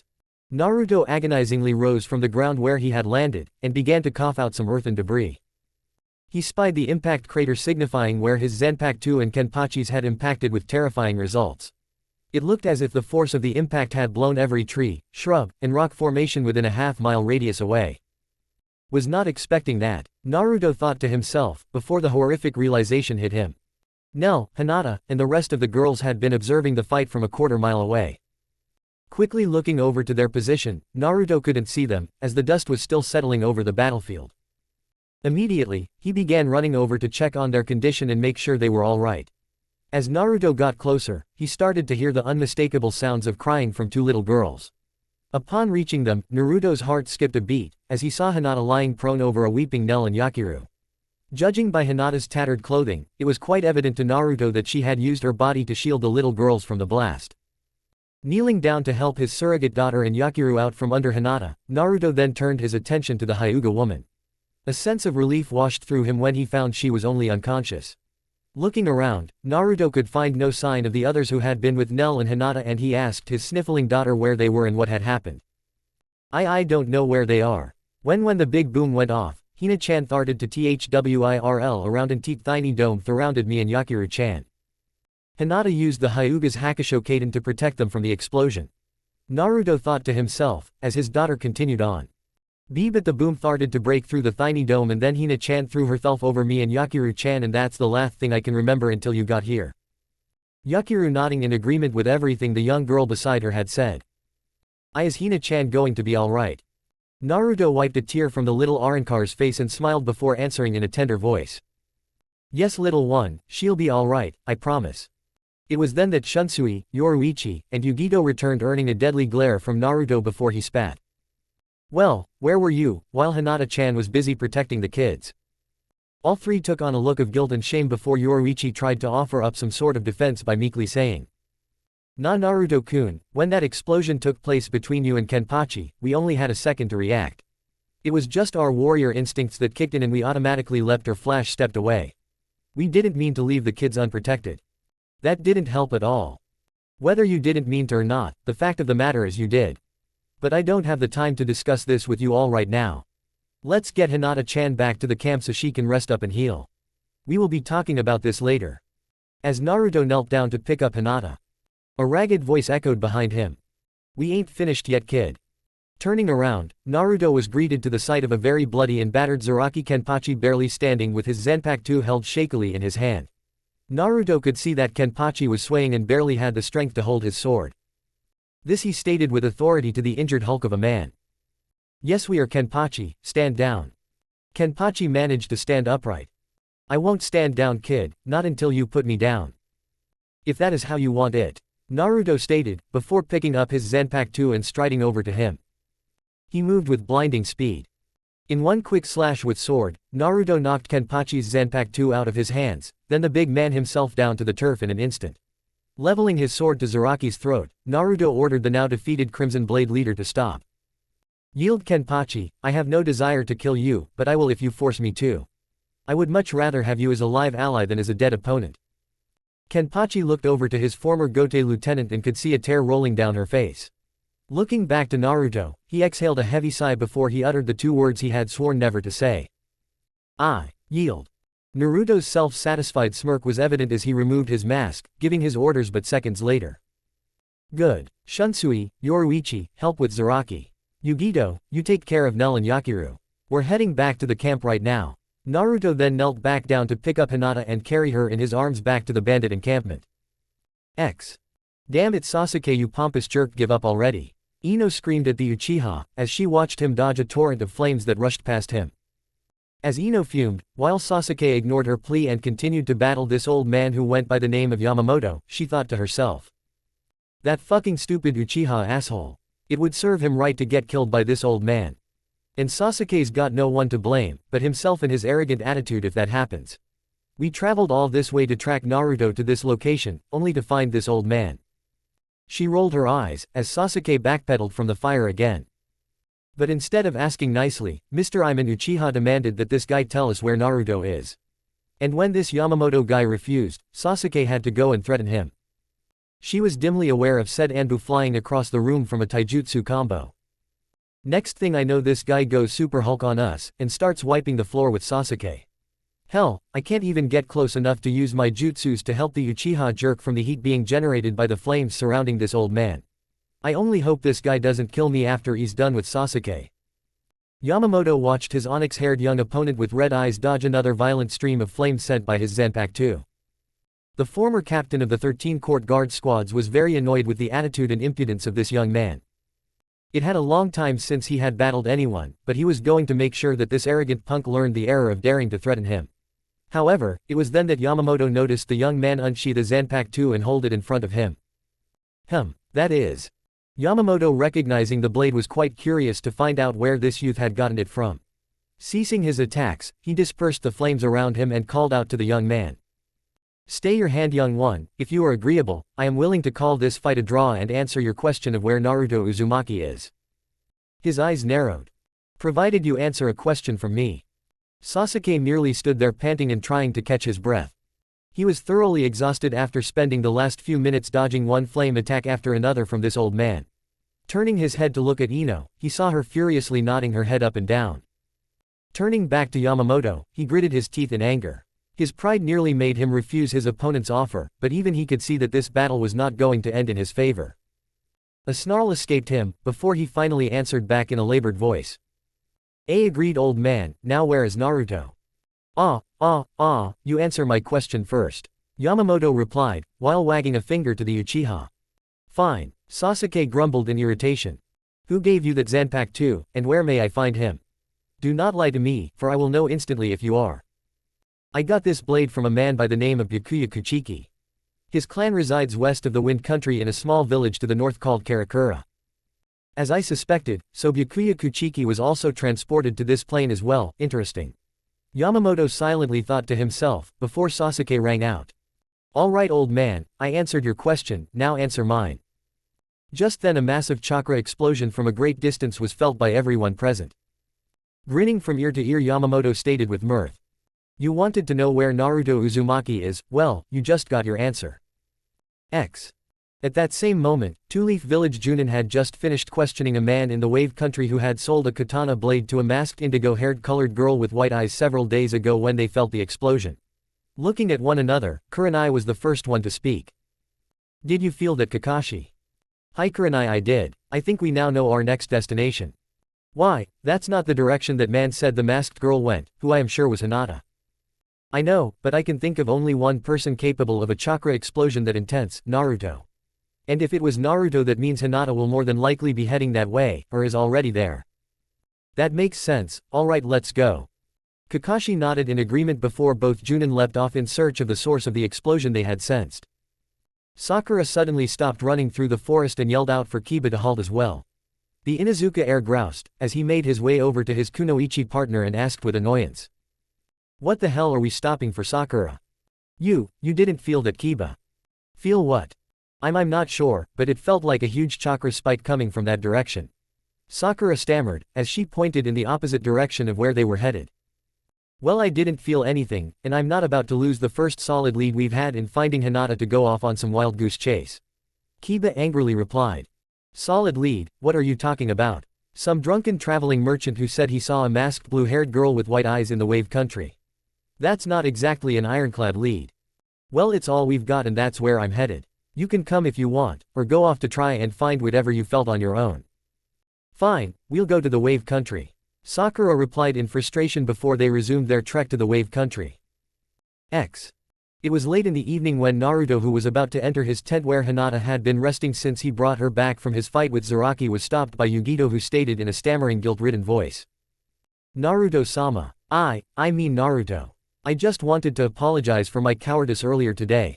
I truly didn't mean to abandon the children. You have to understand, during the last 7 years of being imprisoned by the Akatsuki, I had to learn to take care of myself because no one else was going to. When that explosion took place, I acted upon the only emotional safeguard I've known for such a long time, self-preservation, but that is no excuse for fleeing as I did. I just wanted to let you know that it wasn't a conscious decision on my part, and I hope you can for it one day. As Yugito turned to walk away, Naruto grabbed her arm and turned her around before saying, Yugito-chan, I don't blame you for your actions today. I understand the suffering you've endured and hold no anger for you because of what happened. The others, they are warriors, people meant to protect people, and I expected them to act as such. Do not blame or feel ashamed for yourself because I don't. Now, get some rest as it's going to be a long day tomorrow. Thank you, Naruto. As Naruto watched his fellow Jinchuriki walk away, he reflected upon the day's events after his fight with Kenpachi. Naruto had spent the last several hours getting to know his newly acquired army of men. A few of them complained about Naruto assuming the mantle of their new commander, but when Zaraki had announced to them that Naruto had defeated him in combat, they quieted down instantly upon hearing that, as no one had ever even come close to defeating their former leader in the past. Naruto named Zaraki his second in command and set up a training regiment for all the men to start going through in the morning. When all was said and done, Naruto was quite tired, as the entire day had been very taxing, but one look at Hinata, as he entered his tent, gave him a renewed strength. Stripping off his mask, shirt, and pants, he lay down next to Hinata and gazed at her serene face while she slept. Brushing an errant strand of hair out of her face, Naruto marveled her natural beauty. It was then that Hinata shifted in her sleep and the sheet covering her body had slipped below her chest, revealing a lacy lavender-colored French-cut bra, which seemed to strain at keeping her ample natural gifts encased. Naruto remembered that her clothing had been in tatters from protecting Nel and Yakiru. Yugito must have removed them from Hinata when she put her to bed upon their return to the camp. Eyeing Hinata's chest rising and falling in rhythmic fashion, the slightly perverted nature of Naruto reared its head, as he wondered if the rest of Hinata's clothing matched the bra. Lifting the sheet to peek below, Naruto's eyes grew wide as he thought to himself. It does. Naruto-kun, what are you doing? Hearing Hinata's voice, Naruto immediately dropped the sheet and sat up, his face beet red in embarrassment. Hi Hinata-chan, I'm sorry, I was just checking on you and. Hinata merely grinned at seeing Naruto's face so flushed, as he attempted to stammer out an apology and explanation. It was a refreshing reversal, as normally she was the one so flustered around him. Sitting up, she cupped his cheek in one hand and kissed his other, much to Naruto's surprise, as she said with a slight blush to her own face. It's alright Naruto-kun, I don't mind you looking. Naruto looked sheepishly at Hinata before he smiled and began to lean in to kiss her when Hyuga woman exclaimed. Nel, Yakiru, are they alright? Naruto pulled Hinata into a hug and softly whispered while nibbling on her earlobe. They're both fine Hinata, thanks to you. I'm sorry you were hurt protecting them. Hinata tried to stifle a soft moan, as Naruto had began planting butterfly kisses along her neck and jawline, and she asked. That's good. Oh, where are they now Naruto-kun? Yoruichi and Shunsui are babysitting them tonight. I made sure the kids got lots of treats, so they should be on a sugar high for the next several hours and keep both of them occupied the rest of the night. Hinata was finding it increasingly difficult to concentrate and carry on a coherent conversation with Naruto, as he had begun to suck on the sweet spot on her neck he knew about so well. Hinata finally said in a choked voice. Why did you do that, Naruto-kun? Oh, yes, right there, Naruto-kun. It was the best form of punishment I could come up with for them leaving you and the kids behind when that explosion happened. On the bright side, I've left word not to be disturbed the rest of the night. From now until morning, it's just you and me, my Hime. Naruto answered, before planting a soft love bite on the junction of Hinata's neck and shoulder. Her reaction was rather surprising. Yes, Hinata yelled, as she leapt up and knocked Naruto over onto his back in surprise and straddled him, before she began raining kisses furiously down upon his face. Romantic lemon begins. Their mouths met and Hinata started kissing him fervently. Her tongue begged him to open up, and after Naruto recovered from his initial stupor he returned her passion and obeyed. Hinata's tongue entered his mouth, as they advanced and retreated fighting with one another, as each tongue sought to conquer the other. Hinata's hands moved to his face, as she gently caressed it before moving on to fist his hair. Naruto's arms wrapped around her, pulling her closer. As their battle of dominance continued, his left hand moved up and into her hair while his right moved down to her hips. His right hand hovered on her hips briefly and finally moved lower to her butt and playfully grabbed as much as he could, squeezing gently. Hinata moaned lustfully at this action into their kiss and seconds later broke the kiss to catch her breath. Both were panting and blushing, as they looked at each other.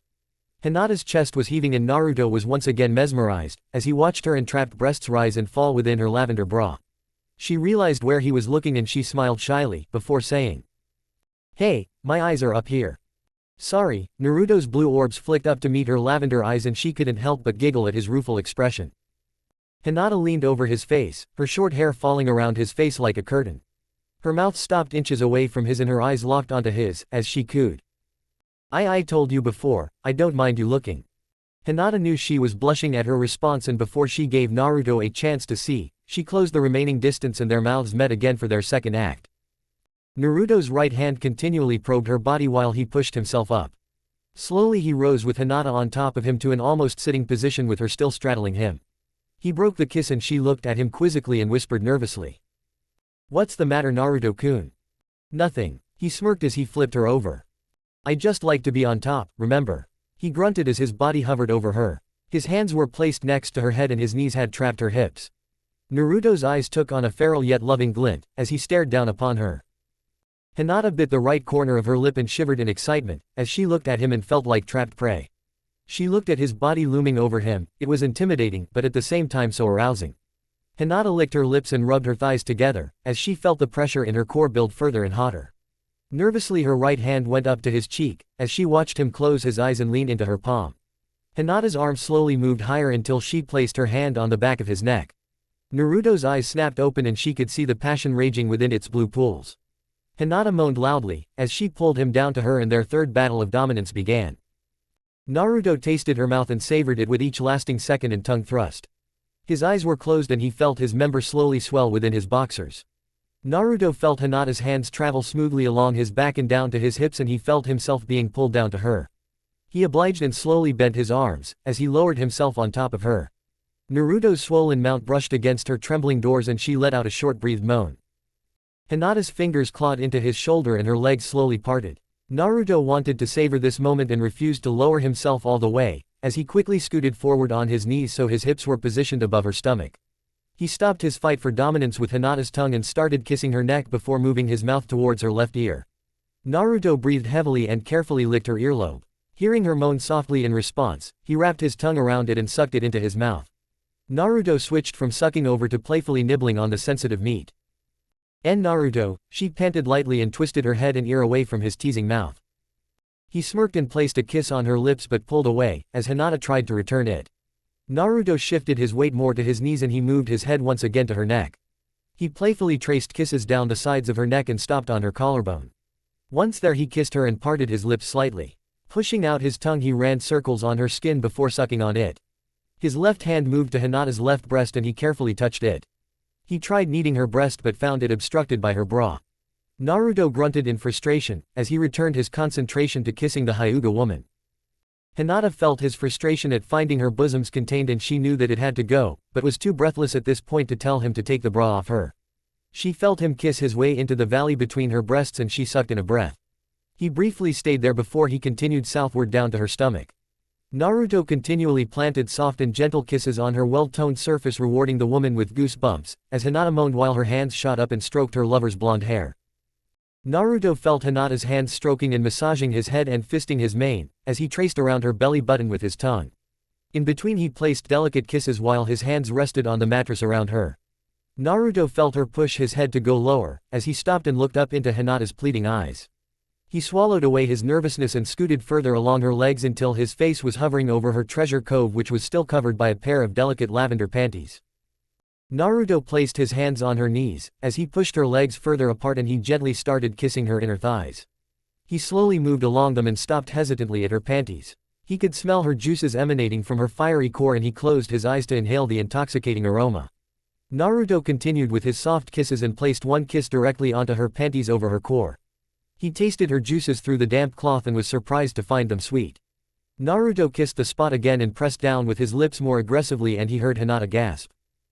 Her legs snapped close, trapping him where he was as her back arched as pleasure ran up her spine.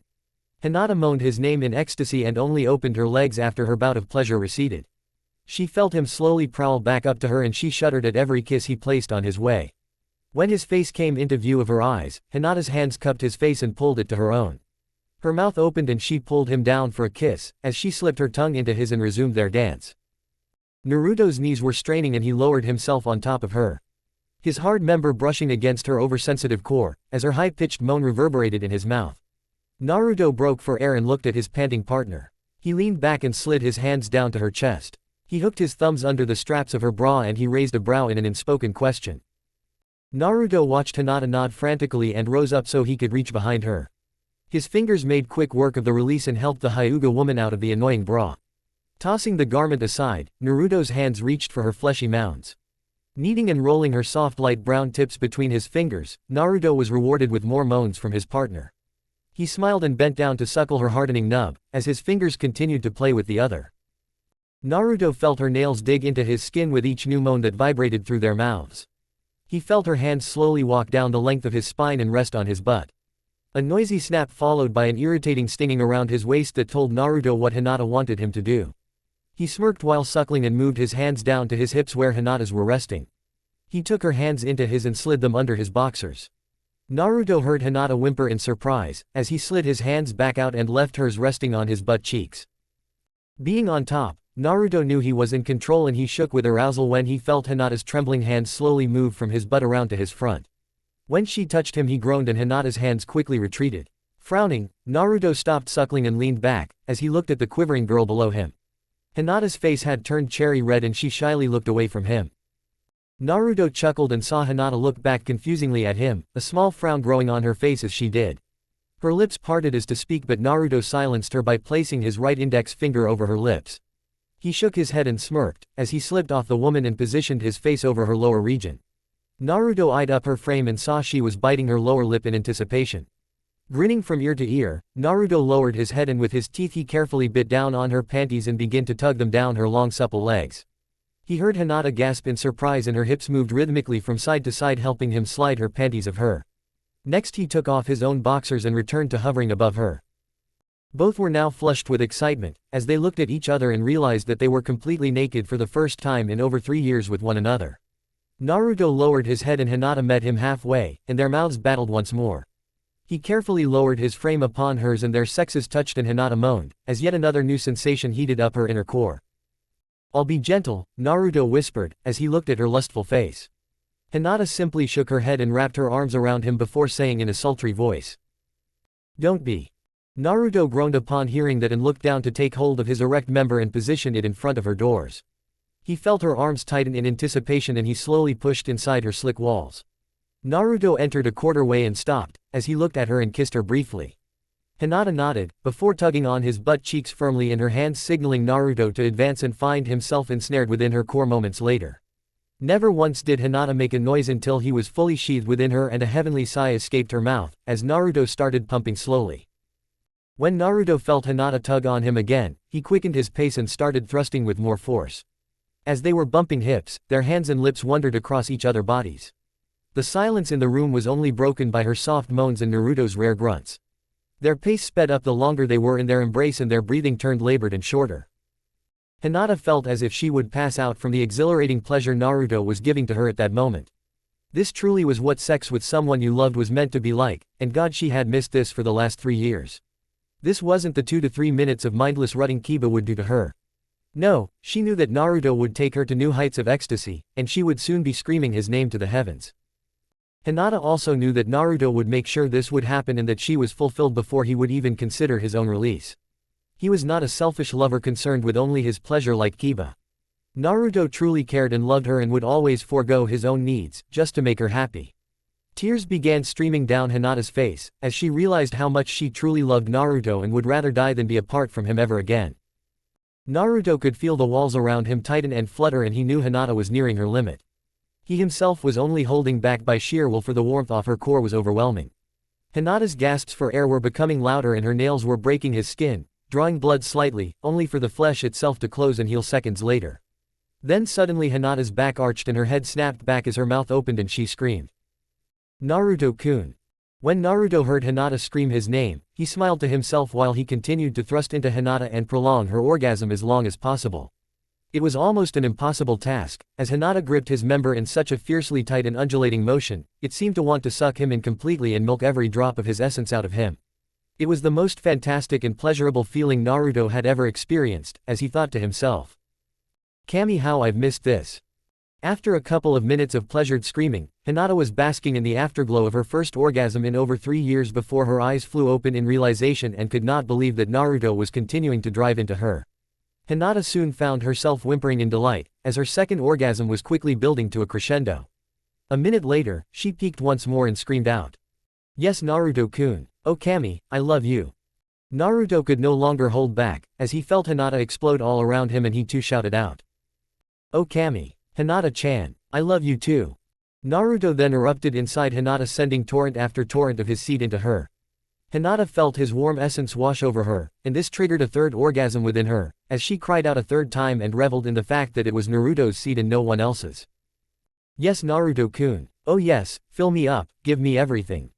Romantic lemon ends. Naruto finally collapsed on top of Hinata, breathing heavily, before rolling off to side and bringing his forearm to rest on his forehead. Both he and Hinata were covered in a fine sheen of sweat, as Hinata turned to her side and snuggled into Naruto and rested her head on his heaving well-toned chest. Naruto gently kissed the top of her head before saying in a ragged voice. Hi Hinata-chan, that was amazing, Hinata stated, finishing his sentence for him. Naruto chuckled. Yeah, it was. Naruto-kun, can I ask you something?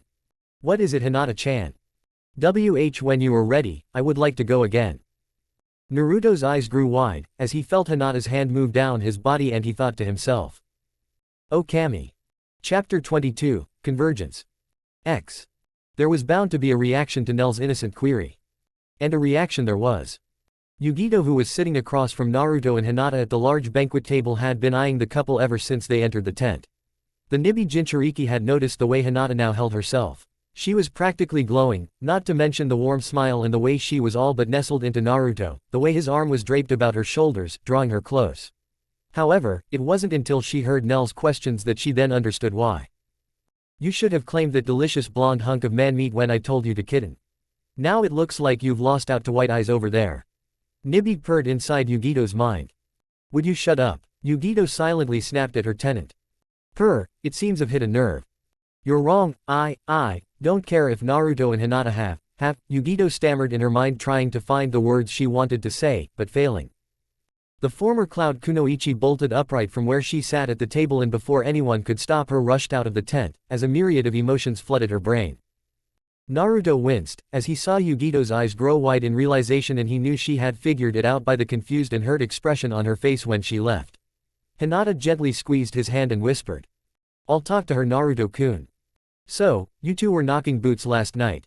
Yoruichi quipped with a tint of jealousy, as she had woken up just in time to hear Nell's questions and witness Yugito's response.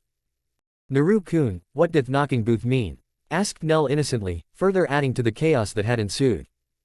Both Naruto and Hinata began blushing cherry red, before the blonde Jinchuriki pinched his nose and looked away and said.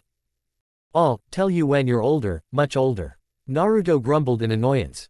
For the second time that morning, Kenpachi spit out his drink and roared with unabashed laughter. What the hell is going on here? One of the lower more nondescript bandits whispered to another, as Naruto finally made his grand entrance from the main tent, officially marking him as the new leader of the Crimson Blade Bandits. However, Naruto did not look pleased, not at all. Add in the effect of wearing his skull mask and you had a rather terrifying figure standing before the bandits. Kenpachi was to his left, both his arms crossed with a seemingly disinterested expression on his face. Yakiru of course was perched upon his shoulder, smiling happily. To Naruto's right was Shunsui, who also seemed disinterested, if the yawn he let loose was any indication. However, no one took notice of any of this, as every single bandit's attention was focused solely on Naruto. Why does he look like he's about to kill all of us? One bandit murmured to his comrade. For indeed if looks could kill the lot of them with a few minor exceptions such as Daisuke, Yumashika and Akaku would have dropped dead by now, so seemingly deadly was the intensity of Naruto's glare. One of them actually tried to run, but Akaku roughly dragged him back by the collar. Naruto allowed a feral grin to creep up upon his face inside his mask, before his metallic echo of a voice spoke. "Hello maggots, I'm so glad you're all here." A few of the bandits gulped nervously, as he stepped further out from the tent. "Zaraki may not have told you why I came here."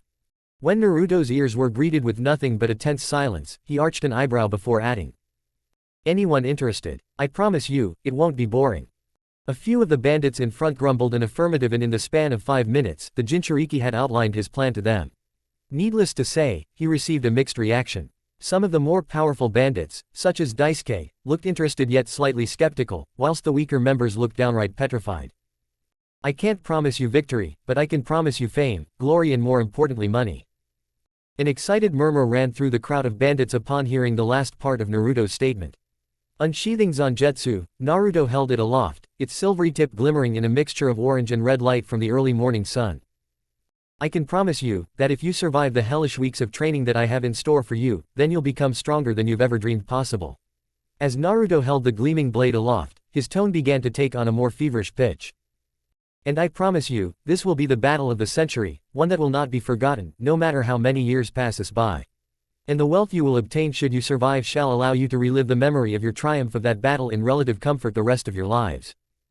Everyone was so caught up in his speech, that their faces, not to mention their hearts, fell at what he said next. However, Naruto growled, as he lowered Zangetsu and pointed it at the men before him, as he scowled and declared. "If any of you have doubts, if any of you wish to leave, now is the time to do it." Naruto spoke ominously, addressing the group as a whole. "Because I will not tolerate any cowardice and I will not have any deserters in my ranks, do you understand?" A moment of tense silence gripped the bandits once again, but when Kenpachi flicked out his Zanpakuto from its sheath using nothing but his thumb and growled. Those who would have turned tail and run under normal circumstances decided staying was in their best interests, lest they be slain where they stood, as the memory of their former leader was still fresh in their minds. Yet one man mustered up the courage to walk away, and then 2 more, although they all kept nervously glancing over their shoulders to see if Kenpachi would come after them. Indeed, Zaraki was about to cut them down, but Naruto shook his head and the former Gote 13 captain stayed his hand. "Last chance," Naruto stated, as his gaze traveled over the ragtag group of bandits, most of which were still there either out of fear, overconfidence, or just plain greed. "After this, if I catch any of you trying to jump ship, and rest assured I will catch you, have no doubt about that, then you will find out that death is the least of your worries." Everyone turned white as a sheet, but only one more man left. The rest remained where they were, rooted in place. "Naru's pretty scary, he kind of reminds me of Yukeni," Yakiru commented, as she swung her legs to and fro from her customary perch. "Alright, your training starts right now, let's move out," Naruto ordered with authority, as the remaining Crimson Blade bandits started shuffling out. All of them silently wondering, as they followed Naruto, what their new leader had in store for them. If only they knew. Tsunade sat at her desk and stared at the mountain of paperwork sitting upon it, but she had no desire to work on any of it. Gazing at a clock, she saw that she still had a few hours to go before the sun set on another miserable day. And with the passing of another day, this only served to remind Tsunade that the time limit she had granted Sasuke to bring Naruto back to the village had long since passed. The blonde Hokage had received no word from either Sasuke or Kakashi, and she now knew that 2 of her strongest shinobi were at this moment no longer looking to retrieve her surrogate little brother, but to kill him. What made this situation unbearable for Tsunade was the fact they were now doing this upon her orders as Hokage.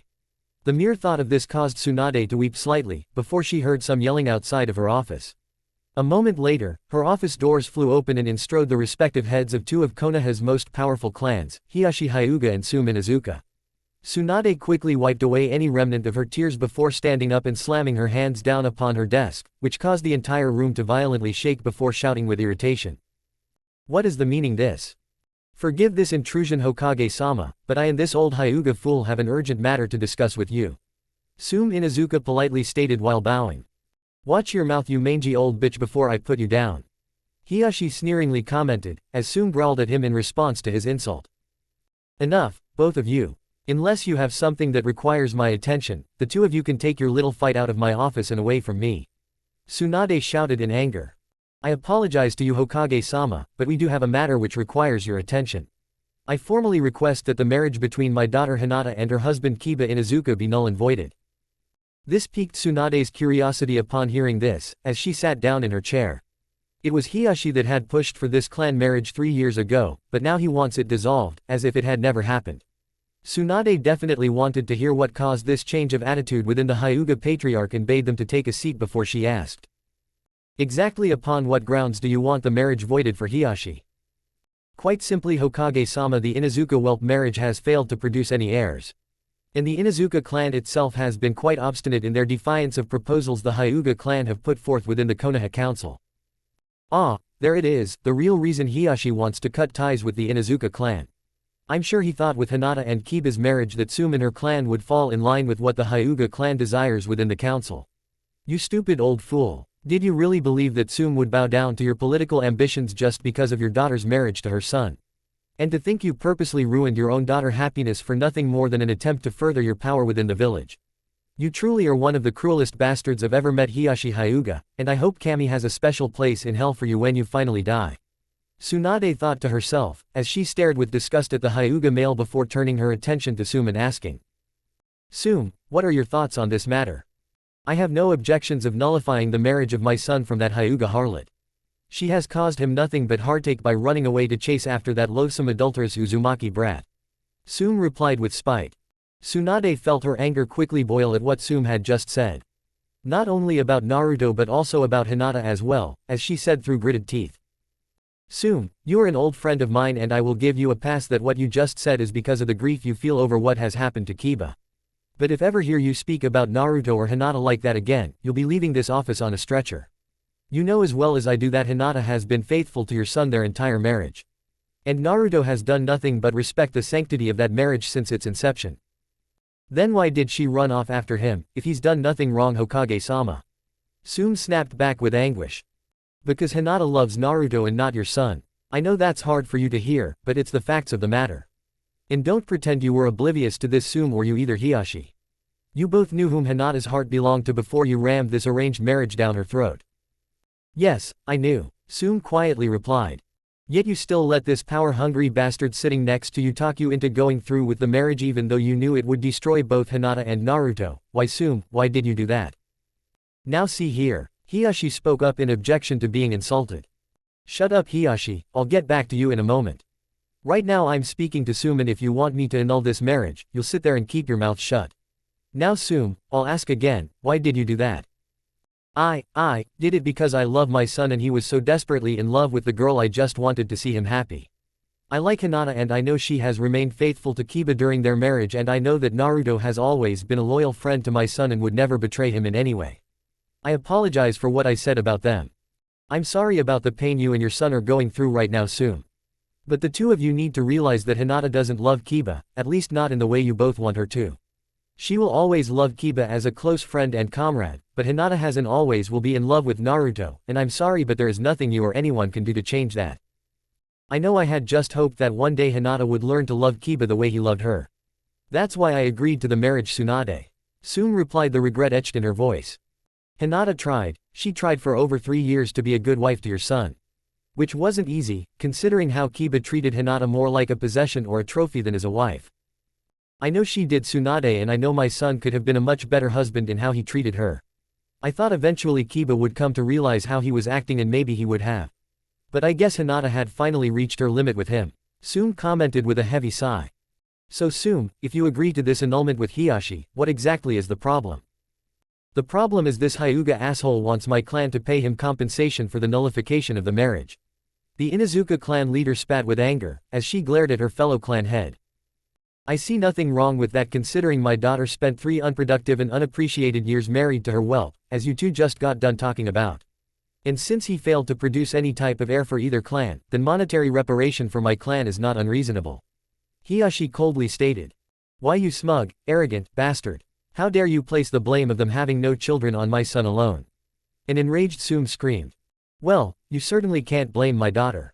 Hyuga women have always been very fertile, so if your mongrel of a son had been doing his job correctly, they certainly would have had at least 1 if not more children by now. Tsunade had to step in between Sume and Hiyashi, as they both leapt up from their chairs before an all-out brawl took place and shouted at the pair of clan leaders. Both of you either calm down right now and act like adults or I'll throw you into separate Anbu jail cells until you cool down. Now the 2 of you sit back down and be quiet while I make my ruling, which I will remind the both of you, will be the final say on this matter. Both clan heads hesitantly sat back down while glaring at one another before Tsunade cleared her throat and said. Ahem, now Hiyashi, is it your clan that is filing for the annulment of Hinata and Kiba's marriage? That is correct, Hokage-sama. And you, Sume, do you agree to this annulment of your son's marriage filed by Hiyashi? Yes, Lady Tsunade, I do. Very well, then I agree that compensation is in order on this matter before I void this marriage. But, Lady Tsunade, you can't mean. Sume stammered in disbelief, before Tsunade held up her hand to silence the woman, while Hiyashi smirked. Yes Sume, I do.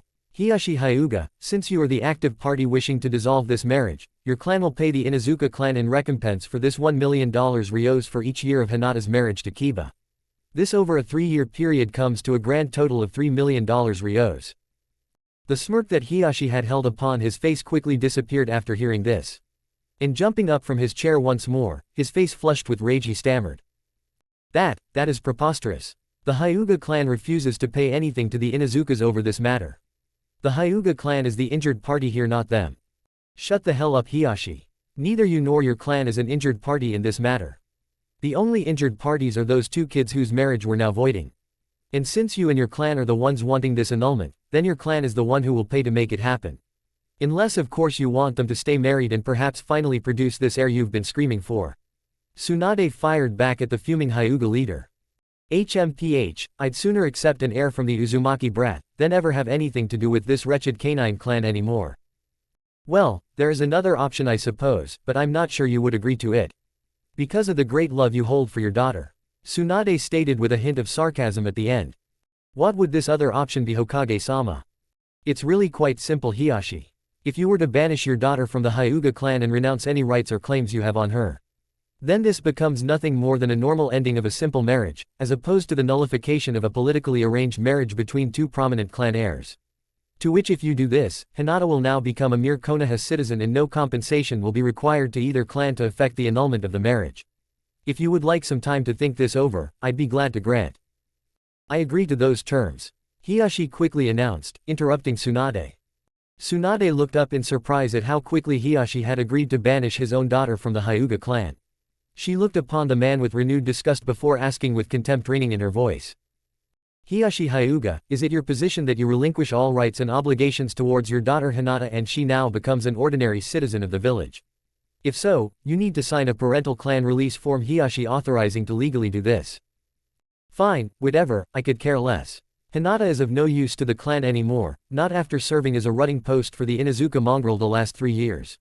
No decent clan of any of the elemental nations will want her now that she's damaged goods. I wash my hands of her and she can live in the streets for all I care. Hiyashi callously remarks. Your concern for your daughter's future well-being is touching, Hiyashi, sign at the bottom if you would.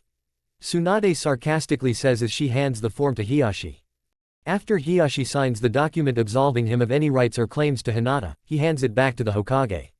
Tsunade looks at the document for a moment and a sad smile appears on her face as she affixes the Hokage's stamp of approval to it, before looking back at Hiyashi and saying. Alright Hiyashi, it's official now. Hinata Hyuga is now a normal ordinary citizen of Konoha and officially by your order has no ties to the Hyuga clan any longer.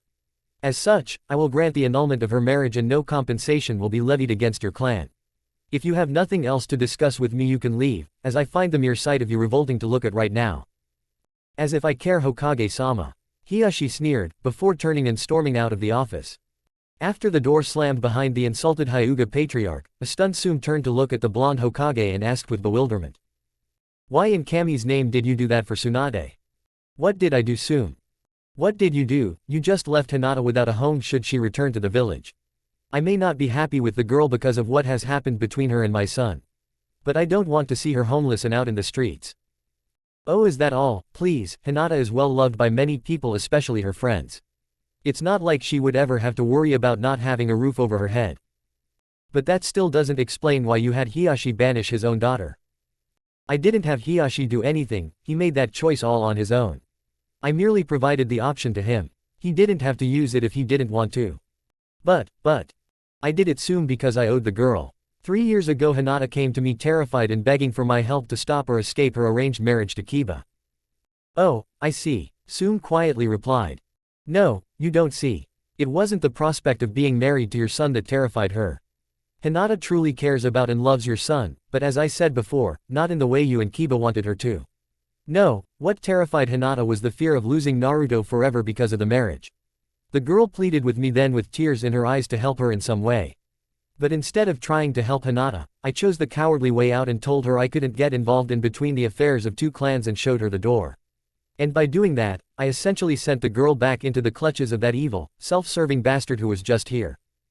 A couple of minutes of silence filled the room before Sume spoke up once more and asked. You say Hinata was scared of losing Naruto because of her marriage to my son. I don't understand, if she loves the Uzumaki boy that much, she could have covertly continued to see him even after she was married to Kiba. Why, did she have such a fear that her marriage would cause her to lose Naruto forever? Because Sume, both Hinata and Naruto have something that unfortunately a lot of people lack within them, a sense of honor. Once she was officially married to your son, both she and Naruto would have nothing to do with each other anymore. The thought of what you just suggested would never have occurred to them, as they would never dishonor themselves, the marriage, or hurt your son by committing such a betrayal. Sume nodded her head in understanding, before Tsunade continued on. So I did nothing to help Hinata back then, and by doing so, I helped to destroy not only her happiness but also the happiness of my little Odoto-san as well. Hinata was right, of course. Once she was married, Naruto respectfully bowed out of her life. I'd held out hope in the beginning that the Yamanaka girl would be able to help him overcome his grief at losing Hinata. And after a year it seemed like she had. But then when she left him for the Nara heir, I knew it was over. After that happened, I watched Naruto slowly die on the inside with each passing day, as he shut down his emotions and sought nothing but solitude. And to this day, I will never forgive myself for the part one played in that. Sume nodded her head once again in understanding, before Tsunade then said. I don't have the opportunity anymore with Naruto to try and make amends for what I did. But as for Hinata, if she does return to the village, then at least I've given her the opportunity to live her life free from Hiyashi's oppressive control. That's why I brought up the banishment option to her father. It doesn't make up for not helping Hinata 3 years ago, but it's a start. And I can only pray to Kami that if she does return, she'll have Naruto with her. The room once again was filled with silence, before Sume lamentably commented. As much as I hate to agree with Hiyashi, I do wish Kiba and Hinata had blessed us with a grandchild and heir to my clan. Tsunade cocked an eyebrow, the Inuzuka clan matriarch, before scoffing in disbelief and said. Oh, don't hand me that crap, Sume. I know of at least 2 civilian girls over the past 3 years who have given you a grandchild due to your sons, indiscretions shall we say, and you know about them too. Sume turned her head away in shame, before looking back with tears welling in her eyes and sadly replied. Yes, I know about them, Tsunade, and there are 3, not 2. Then you have your heirs to the clan, several of them in fact. But none of them are from a shinobi clan and are just civilians. Inuzuka tradition mandates that any heir to the clan must come from a union of 2 shinobi clans. Oh, screw tradition, it's an archaic law and serves no purpose anymore. And you mean to tell me because of tradition you're going to force these 3 civilian girls to raise their children alone and without any help or recognition from the Inuzuka clan? My Kami Sume, I'd expect something like that from that Hyuga bastard who was just here in his clan, but I certainly never would have expected it from you or your clan. A brief moment of anger flashed across Sume's face at what Tsunade had just said, before it disappeared, as the Inuzuka clan leader realized that the blonde Hokage was right. Rising slowly, Sume got up and made her way to the door before turning around and saying.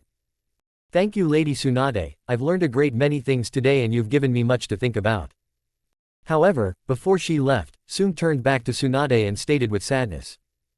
I'll admit, when I first found out that Hinata had left my son to go chase after the Uzumaki boy, I was very upset and hated and cursed the both of them. I thought they had planned all of this in advance and had betrayed Kiba most heinously. But now I know that is not the case. I can't say that I'm ready yet to forgive Hinata for hurting Kiba.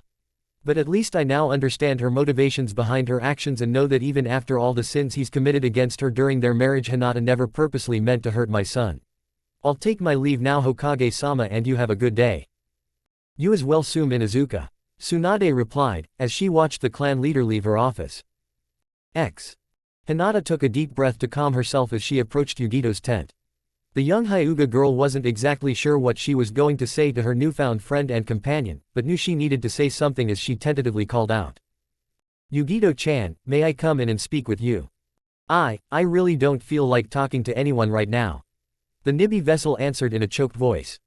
Deciding not to take no for an answer, Hinata entered the tent anyway and said. I really think we should talk about me and Naruto-kun to try and explain. Hinata replied nervously, as she sat down on the ground across from Yugito. What about him? Yugito spat bitterly before continuing. There's nothing to explain. I should have guessed Naruto would be with you, Hinata. You were his first true love. I was a fool to think that Naruto might care about me after he learned what I had been through at the hands of the Akatsuki. I'm nothing but trash in his eyes in comparison to a princess like you. A resounding smack echoed through the air, as Yugito held a hand to her face on her left cheek, her ears cringing as a very, very angry Hinata yelled at her. Look, Yugito-chan, I know you're hurt right now, but that gives you no right to speak such lies about Naruto-kun. If he says that he cares about you, then you should know very well that he does. After a moment, as the tension died down, Hinata spoke once more. I'm sorry for striking you, but I just got angry at hearing you insult Naruto-kun. It's okay, Hinata, I guess I deserved that. I'm sorry about my reaction this morning, I was just caught by surprise. I mean, you and I had talked before and you said you didn't mind sharing Naruto-kun with someone else, if he truly loved that person as well. I guess I thought you had betrayed me just like everyone else and taken Naruto-kun for only yourself. I would never do that to you. What happened last night wasn't planned on either my own or Naruto-kun's part. It was just a spur of the moment type thing, that's all. Can I ask you a question, Yugito-chan? Yugito nodded her head in response. Do you love Naruto-kun? The former Cloud Kunoichi exhaled a heavy sigh, as she had been hoping Hinata wouldn't ask her that question, because truthfully she didn't know the answer to it herself. I don't know, I think I love him, but I'm not even sure I know what love is anymore. I know I feel a sense of kinship with him being a fellow Jinchuriki. And I know I feel safe and protected when I'm around him since he rescued me from the Akatsuki and saved my life, but is that love or just gratitude? I'm so confused, Hinata. I know I have deep feelings for Naruto-kun, but I just don't know if it's love. Have you told Naruto-kun about your feelings? Hi, I did, and Naruto-kun did give me hope when he asked me to just give him some time and he thought he could grow to love me, as much as he does you. Then you have nothing to worry about, just give him the time and I promise you and he can share the same life together that I hope to share with him and you as well, Yugito-chan. Thank you, Hinata-chan, Yugito replied, before the two women hugged one another. Can I ask you a question, Hinata-chan? Of course. Can you tell me about you and Naruto-kun's life growing up in the Leaf Village? Hinata paused a moment to ponder Yugito's request before saying.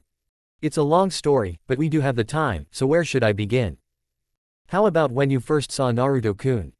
Hinata nodded her head and the two women then began talking for the next several hours.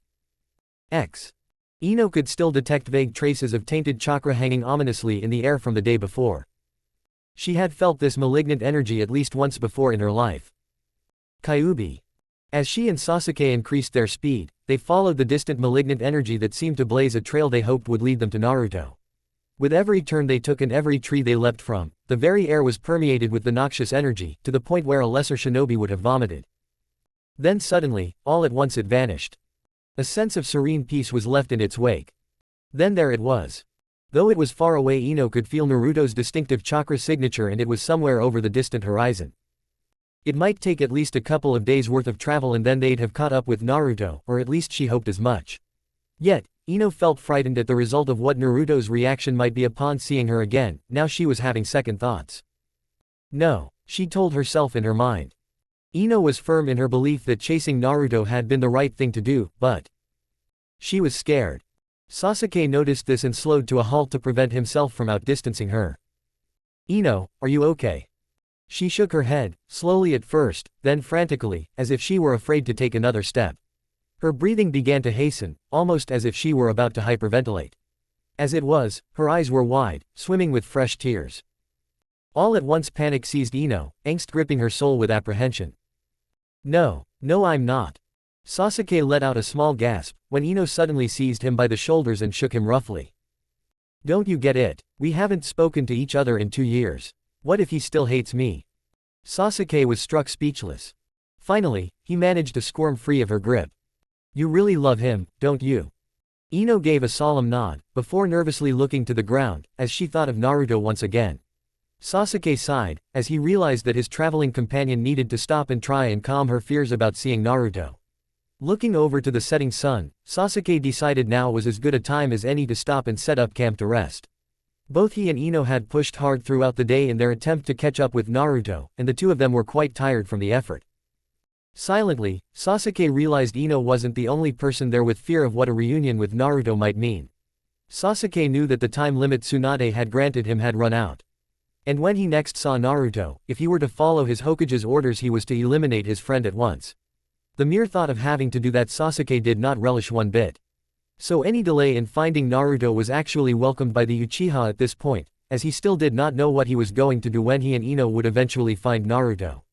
Sasuke turned to his fellow Anbu companion and said, "Let's set up camp here and try and get some rest. We'll probably catch up with Naruto in a day or two, so there's no reason for us to rush in finding him. After a good night's rest, we'll start again in the morning. Does that sound alright with you, Ino?" Ino looked up from the ground and gave a small smile before nodding her head in approval, before she and Sasuke began to unpack their gear and set up their accommodations for the night. It was late in the evening as Kurenai and Kakashi sat around a small campfire in silence. The Konoha Junins had spoken very little throughout the day. Things had been uneasy between the two of them since the unfortunate incident in the sleeping bag. And both of them felt foolish that such a thing had inadvertently caused a change in their relationship. Truth be told, it was more than the incident that was bothering the two. It was the fact that both of them were wrestling within their minds certain new feelings that they had developed for the other person. And while both of them silently grappled with these newfound emotions, neither one was ready to admit to the other person or even themselves that these new emotions now existed. It was Kakashi who finally broke the silence and announced, "Well, if Naruto's position doesn't change, we may reach him in a day or two. We should head out as soon as we can tomorrow, so I'm going to get some sleep. Good night, Kurenai." "Good night, Kakashi." As Kurenai watched Kakashi settle into his sleeping bag, a cold, stiff wind blew through their encampment and caused the red-eyed Junin to shiver. It was then Kurenai inwardly cursed as she remembered she still was without a sleeping bag of her own. She shivered once more as another wind came blowing through the camp. Exhaling a heavy sigh, Kurenai begrudgingly realized what she had to do, as she called out in a soft voice. "Kakashi, are you asleep yet?" Kakashi rolled over to face his traveling companion and noticed her shivering, as he answered. "No, I'm still awake as you can see." "Well, I'm sorry to ask this, but can I share your sleeping bag with you again this evening?" Kakashi cocked his visible eyebrow in curiosity before asking. "I don't know, you're not going to hit me again in the morning when you wake up, are you?" "No, I'm not going to hit you again," Kurenai replied in an exasperated tone. "Are you sure you won't hit me, even if that happens again?" Kakashi asked, as he took a quick glance downward to indicate what he was talking about. Kurenai blushed, as the memory of that entered her mind before she softly stammered. No Kakashi, I promise I won't hit you even if that happens again." Kakashi took a moment to consider the situation before he saw Kurenai shiver once more under a cruel cold wind gust. He then reached over and opened the flap to his sleeping bag and held it open to silently invite Kurenai to share his sleeping bag with him once again. Kurenai quickly and without hesitation this time crawled into the sleeping bag and snuggled up against Kakashi, while he tentatively wrapped his arms around her to warm her up. As she got comfortable, she looked up to his face and sternly said, "Now you remember no fun. No funny stuff, yeah, I got it, Kurenai." Kakashi answered with a little annoyed sarcasm in his voice, before he and his traveling companion quickly fell asleep under the soft glow of their dying campfire. Chapter 23, The Power Women Can Possess. Kurenai felt his lips brushing gently upon hers, as he probed into her warm mouth with his moist, soft tongue. She could feel a sense of joy growing in her once lonely soul, as she kissed back deeply and lovingly. Kurenai felt his arms wrap around her cold, aching body, warming it up so much and making her feel safe and loved. It felt so comfortable within his welcoming arms and she felt incredibly contented at that moment. When they finally parted, Kurenai felt his lips placing gentle feather-like kisses on her neck, as she arched her head back, to expose more of her neck to him.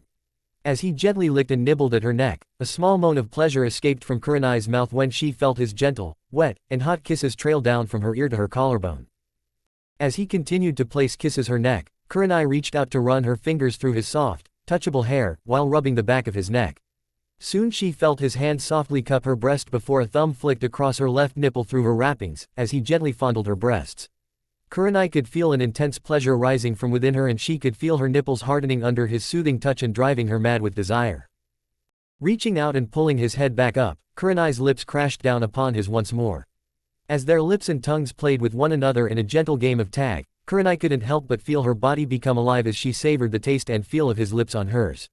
Love seemed to swell deeply in Kurenai's heart, as she kissed with unbridled passion while pulling him closer to her. It was then the would-be lovers each moaned the other's name in blissful unison. Kurenai. Kakashi.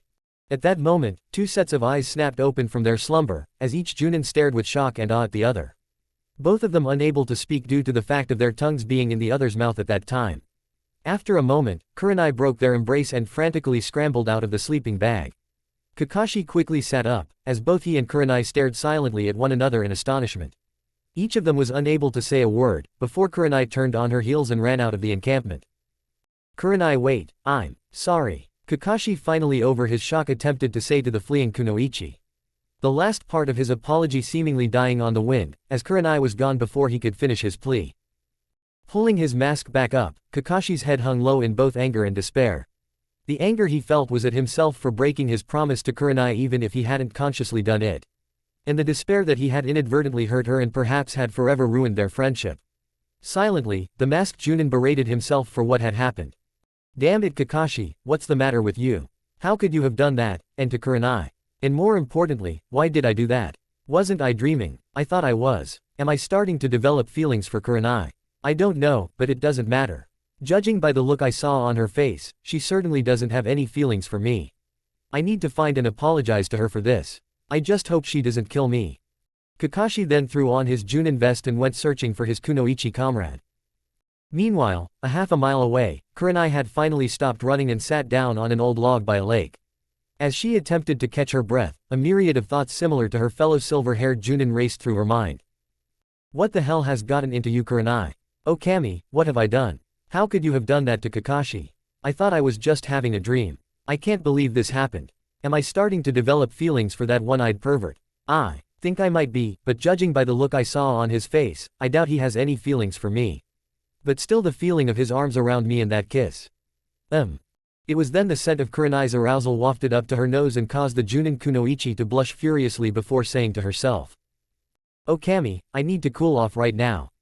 Quickly stripping off her wrappings and clothes, Kurenai plunged into the cool refreshing waters of the lake. Taking a deep breath, Kurenai dove deep under the water to try and lower her body temperature as well as wash away the smell of her excitement. And as luck would have it, few seconds later, Kakashi emerged from the forest by the lake and looked around. I don't understand, her trail led to here, but I don't see Kurenai anywhere. Kakashi said to himself, as he made his way to the edge of the lake. It was then, at that very moment Kurenai came bursting forth out of the water, her long dark brown hair hanging down in front of her face, as she walked towards the shore.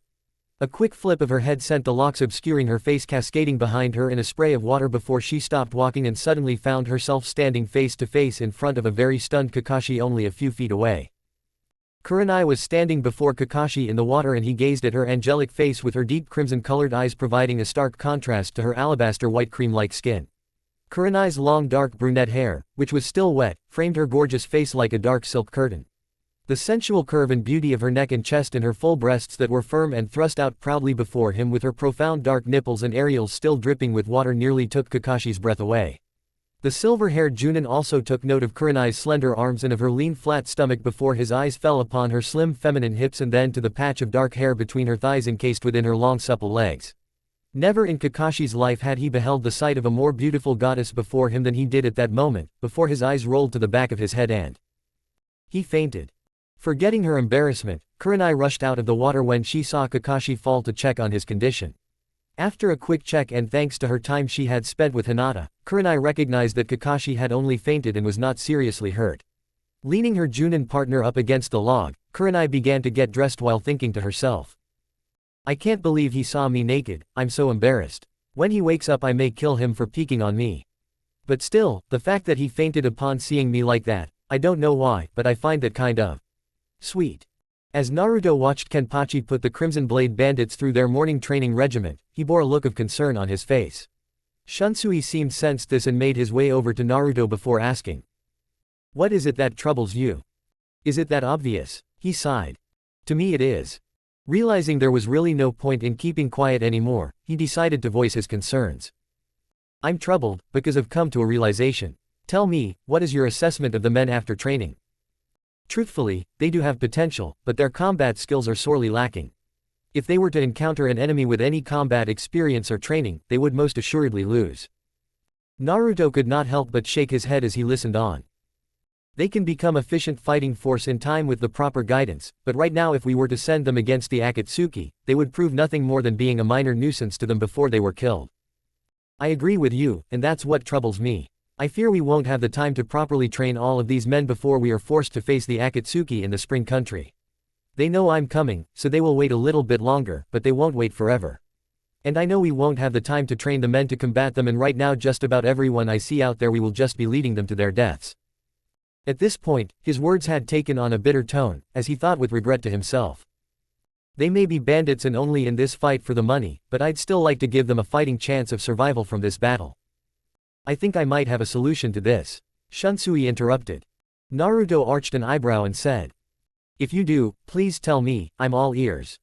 You're Yoruichi. Shunsui hesitantly replied, knowing this was a sensitive topic. Okami, how can that woman help this problem? Naruto groaned in apprehension. Well, Yoruichi knows of a place, a separate realm actually, where time flows at a different rate than what we experience in this realm. She once trained a student there by the name of Ichigo, where he achieved a remarkable increase in power and skill in only 3 days. Yoruichi, Kenpachi, and I could take the men into this other realm and train them to the point where they can be an effective fighting force to use against the Akatsuki and not just lambs led to the slaughter. How long would you need in this other realm to accomplish this? 2 weeks. 2 weeks, huh? Naruto muttered to himself before he asked.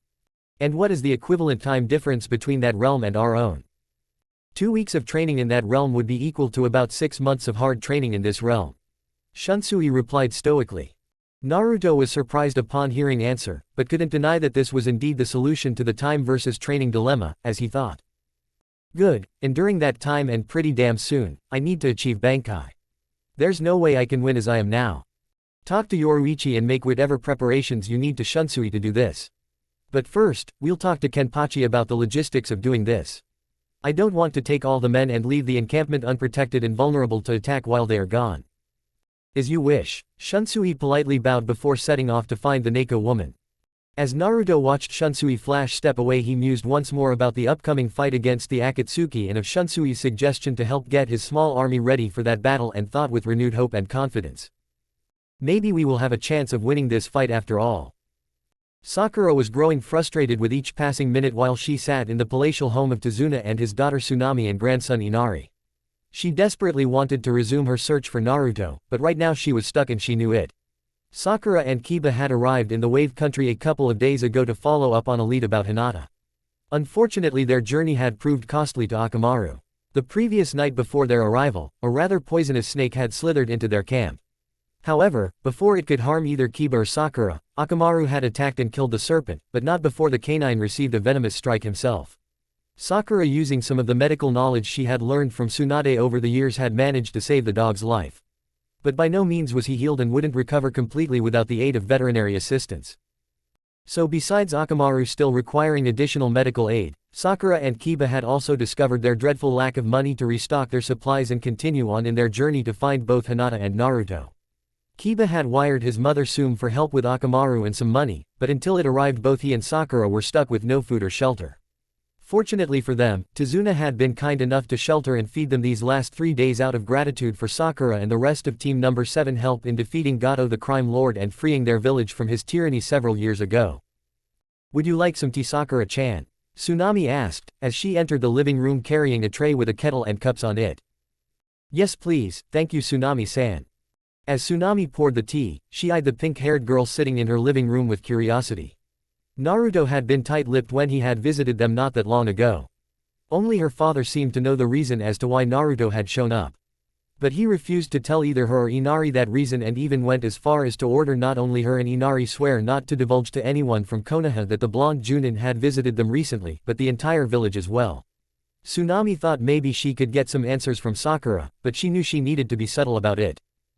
So, it's been so long since I've seen you last. What's been going on in your life? Sakura really didn't like or want to talk about herself, but knew Tsunami was a good person and it would be impolite not to reply. There's not much to say Tsunami-san. I've just been living the life of being a shinobi. I suppose the highlight of my career was when I became an apprentice to the legendary Sannin and current Hokage of the village hidden in the leaves, Senju Tsunade. Tsunade-sama of Konoha, my, that is very impressive. Tsunami exclaimed before asking. But what else has been happening in your life? Well, I got engaged. Sakura absently replied, before wishing she could take back what she had just said. Engaged, that's wonderful Sakura. I always knew you and Naruto would get together. I remember how much he doted on you when I first met you too. To be honest, I thought you and Naruto made the cutest couple even back then. Sakura's face became crestfallen upon hearing Tsunami's comment before she spoke up and stammered. No it wasn't Naruto-kun I got engaged to. Naruto-kun and I were together for a long time, but I broke up with him to be with Sasuke-kun. Oh, the Uchiha, I'll admit I never really liked him as much as Naruto, but still congratulations. I'm sure you and he will be very happy together. No, we won't. We both ended our engagement a while ago. Sakura replied with a hint of sadness in her voice. I'm so sorry, I didn't mean to bring up any bad memories for you. No, it's alright, it was a mutual breakup on both our parts, but it still hurts right now to talk about it. I understand if you don't want to talk about it. Let's change the subject, how is Naruto-kun doing these days? Tsunami saw Sakura wince slightly, as she was about to answer when Inari opened the front door and entered the house, but both women could hear the sounds of shouting coming from outside before the boy closed the door behind him and walked into the living room where his mother asked. What's going on Inari? Who is doing all that shouting outside? Kiba-san is arguing with this pretty young lady who arrived with 3 dogs. She said she was his sister Henna. Anyway, Henna gave Kiba-san a piece of paper to read and when he did he started yelling at her. Something about how their mother can't do this to him and why should he leave Naruto-sama alone. Sakura immediately leapt up and pressed her ear to the front door to hear what was being said. I don't care what Okasan has to say Henna. I'm not going back to Konoha without my wife. She isn't your wife anymore, don't you get that? Okasan and Hiyashi-san have dissolved the marriage between you and Hinata. But they can't do that. They can and they did, as of right now both you and Hinata are divorced. I'm sorry Kiba-kun, I know it must hurt, but what's done is done. Henna replied, as she knelt down to check on Akamaru's condition. Kiba stood seething in rage while he watched his older sister check on his canine partner, before he growled out in a menacing tone. Grr, I don't give a damn what Okasan and Hiyashi have done. The two of them can go to hell. I'm bringing my wife home and there is nothing they can do about it. I didn't agree to this divorce and neither did Hinata. Henna looked up with shock at what Kiba had just said, before standing back up and stating harshly. What, you don't think Hinata will agree? Let me tell you something little brother, she'll agree to the divorce the second she hears about it. Why's that, because of Naruto? Kiba spat with disgust. No, not because of your friend. He's not my friend. Yes he is, whether you want to acknowledge it or not. He had nothing to do with the problems in your marriage with Hinata and you know it. Well, if he's not the problem to my marriage, then what is? You Kiba. You don't know what the hell you are talking about you bitch. The Inuzuka female took a step forward and was standing practically nose to nose with Kiba, as she growled with intimidation. Grr, if you ever speak to me like that again I'll put you down, because that is exactly what I'm talking about Kiba. Your attitude and the way you treated Hinata during your marriage was shameful to the clan. You treated Hinata like a possession or a trophy more than as a wife. It was like you thought her only purpose in life was to serve your needs no matter what they were.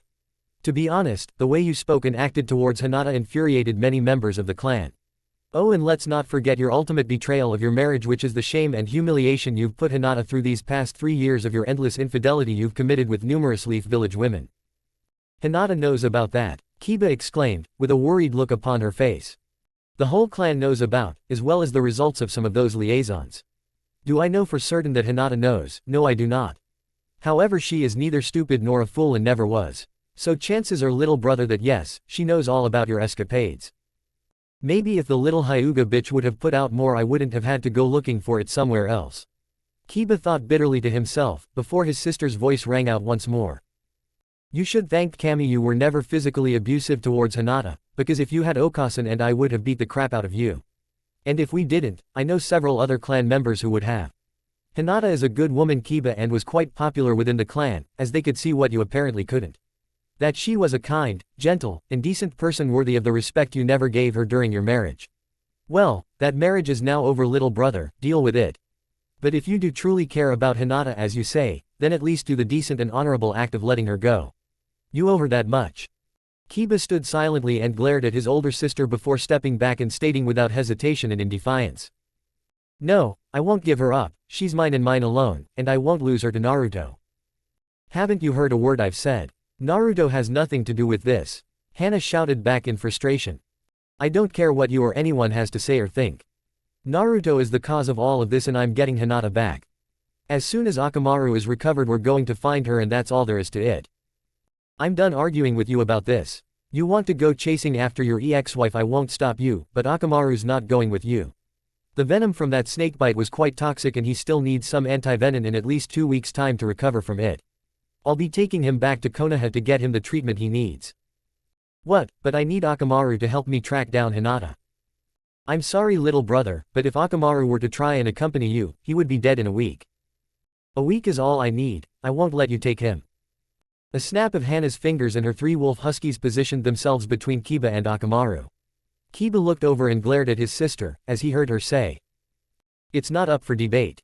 Akamaru will be coming back with me to the village to heal. The mere fact that you are willing to risk his life in your obsession to get Hinata back sickens me. If you want to go after her, fine. But I'll be damned if I let you kill Akamaru in the process of doing so. With that said, Henna made some hand seals and created a shadow clone, and the two of them loaded Akamaru into a horse-drawn wagon. As Henna was about to leave, she shouted out towards the house. By the way, thank you Sakura for the medical assistance you gave to Akamaru. If you hadn't, I wouldn't have had the time to save him now. Our clan owes you a debt, which I will now repay. I won't tell Hokage that I found you. But you should consider returning with me to Konoha, as Lady Tsunade is quite cross with you at the moment. Sakura opened the front door and took a hesitant step out onto the porch before bowing to the Inuzuka female and replied. You're welcome about Akamaru, Hana-san. And thank you for not saying anything to Lady Tsunade. But I must decline your invitation to return with you. I must, no need to find Naruto-kun as soon as I can. I hope you can understand that. I can and I do, Sakura-san. You and Kiba-kun take care of yourselves and please come home soon. You both have people back in the village who care and miss you. Hana commented with a wave of the hand, as the wagon lurched forward and began its trek back to Konoha. Tsunade stood out on the balcony to her office and watched the villagers prepare for the Kyubi festival to be held in a couple of days on October 10th. Her anger about this festival had been steadily rising all week, as she had heard nothing but the gleeful comments from people about how happy they were now that the demon was gone. Sure, the villagers had praised Naruto as a hero when he had brought back the Uchiha traitor. But slowly over the last 5 years, the same prejudices and hatred Naruto had endured the majority of his life had been slowly creeping back into the minds and hearts of the people. This infuriated Tsunade to no end, and she silently wondered how the villagers would feel if they knew the true heritage of the individual they were so joyful to be without. I'll know the answer to that question in a couple of days. And I can't wait to see the looks on all of these bastards' faces when they hear who Naruto really is. Tsunade thought to herself, before a knock on her door interrupted her thoughts. Enter. Tsunade looked on as Shizune opened the door to escort in Councilman Danzo and the 2 council advisors to the position of Hokage elders Kaharu and Homura. Gesturing for them to take a seat, Tsunade ordered Shizune to bring in some tea for her and her guests. While they waited for Shizune to return, Danzo groused with annoyance to Tsunade. I didn't come here, Tsunade, to drink tea and exchange pleasantries, Tsunade. You said you had a matter of vital importance to discuss with us, what is it? Well, first off, Danzo, you will address me as Hokage-sama or Lady Tsunade now and in the future. For if you don't, you will no longer need a cane, as a wheelchair will be your permanent form of transportation. Do I make myself clear? Tsunade answered with a hint of malevolence ringing in her voice. Yes, Hokage-sama, I understand. Danzo replied through clenched teeth. It was then that Shizune returned carrying a tray with a kettle and cups on it. As all the occupants in the room watched Shizune pour cups of tea out for everyone before distributing them, Danzo eyed the blonde Hokage cautiously. Danzo had learned a long time ago never to be the first one to drink or eat from something his people had not prepared. Seeing Tsunade as well as Kaharu and Homura drink without any ill effects, the old war hawk councilman surmised that everything was fine and took a sip of tea himself before asking. "Why is it that you have called the three of us here, Hokage-sama?" "Yes, let us discuss that right now. Shizune, if you would excuse us please, and before you go activate the silencing seals around my office. The matter we are going to discuss is not for everyone's ears." "As you wish, Lady Tsunade," Shizune replied, before making a series of hand signs to activate the seals and locking the door as she left behind her. "Now the matter I wish to discuss is with regards to Naruto Uzumaki," Tsunade stated before taking another sip of tea. "Yes, I'm glad you brought this up. We also wish to discuss with you, Hokage-sama, the matter of the Jinchuriki. I as well as Kaharu and Homura feel we made an error as supporting the recommendation that the boy become the next Hokage after you. We like the people of the village were merely caught up in the euphoria of the return of Sasuke Uchiha when that recommendation was first proposed. In light of the Uzumaki's recent status in becoming a missing nin, we are going to file a proposal in the council 2 days from now to have the boy upgraded and listed as an S-class missing nin in the bingo book with a kill on sight order. We are also going to make another proposal that Sasuke Uchiha be named your new successor to become Hokage. We know of your personal feelings with regards to the boy. But I must inform you, between the three of us and the civilian side of the council, we have the votes to push these measures through." Danzo stated all of this with a smirk, as he took another sip of his tea. "I see then this meeting was quite fortuitous," Tsunade countered. "For you see, I called the three of you in here because I too am planning on introducing some proposals to the Konoha Council to vote on in a couple of days as well. I chose this date to coincide with the anniversary of the Yondaime's sacrifice, as I'm sure you did as well, Danzo-san." "But of course, Hokage-sama," Danzo snidely replied while finishing off his tea. "Well, let me tell you the proposals I plan on introducing. First off, I'm downgrading Naruto to B-class missing nin status with a mere capture order for him. Secondly, I also plan to honor Minato by revealing to the village at the start of the Kyuubi festival Naruto's true heritage of being his son.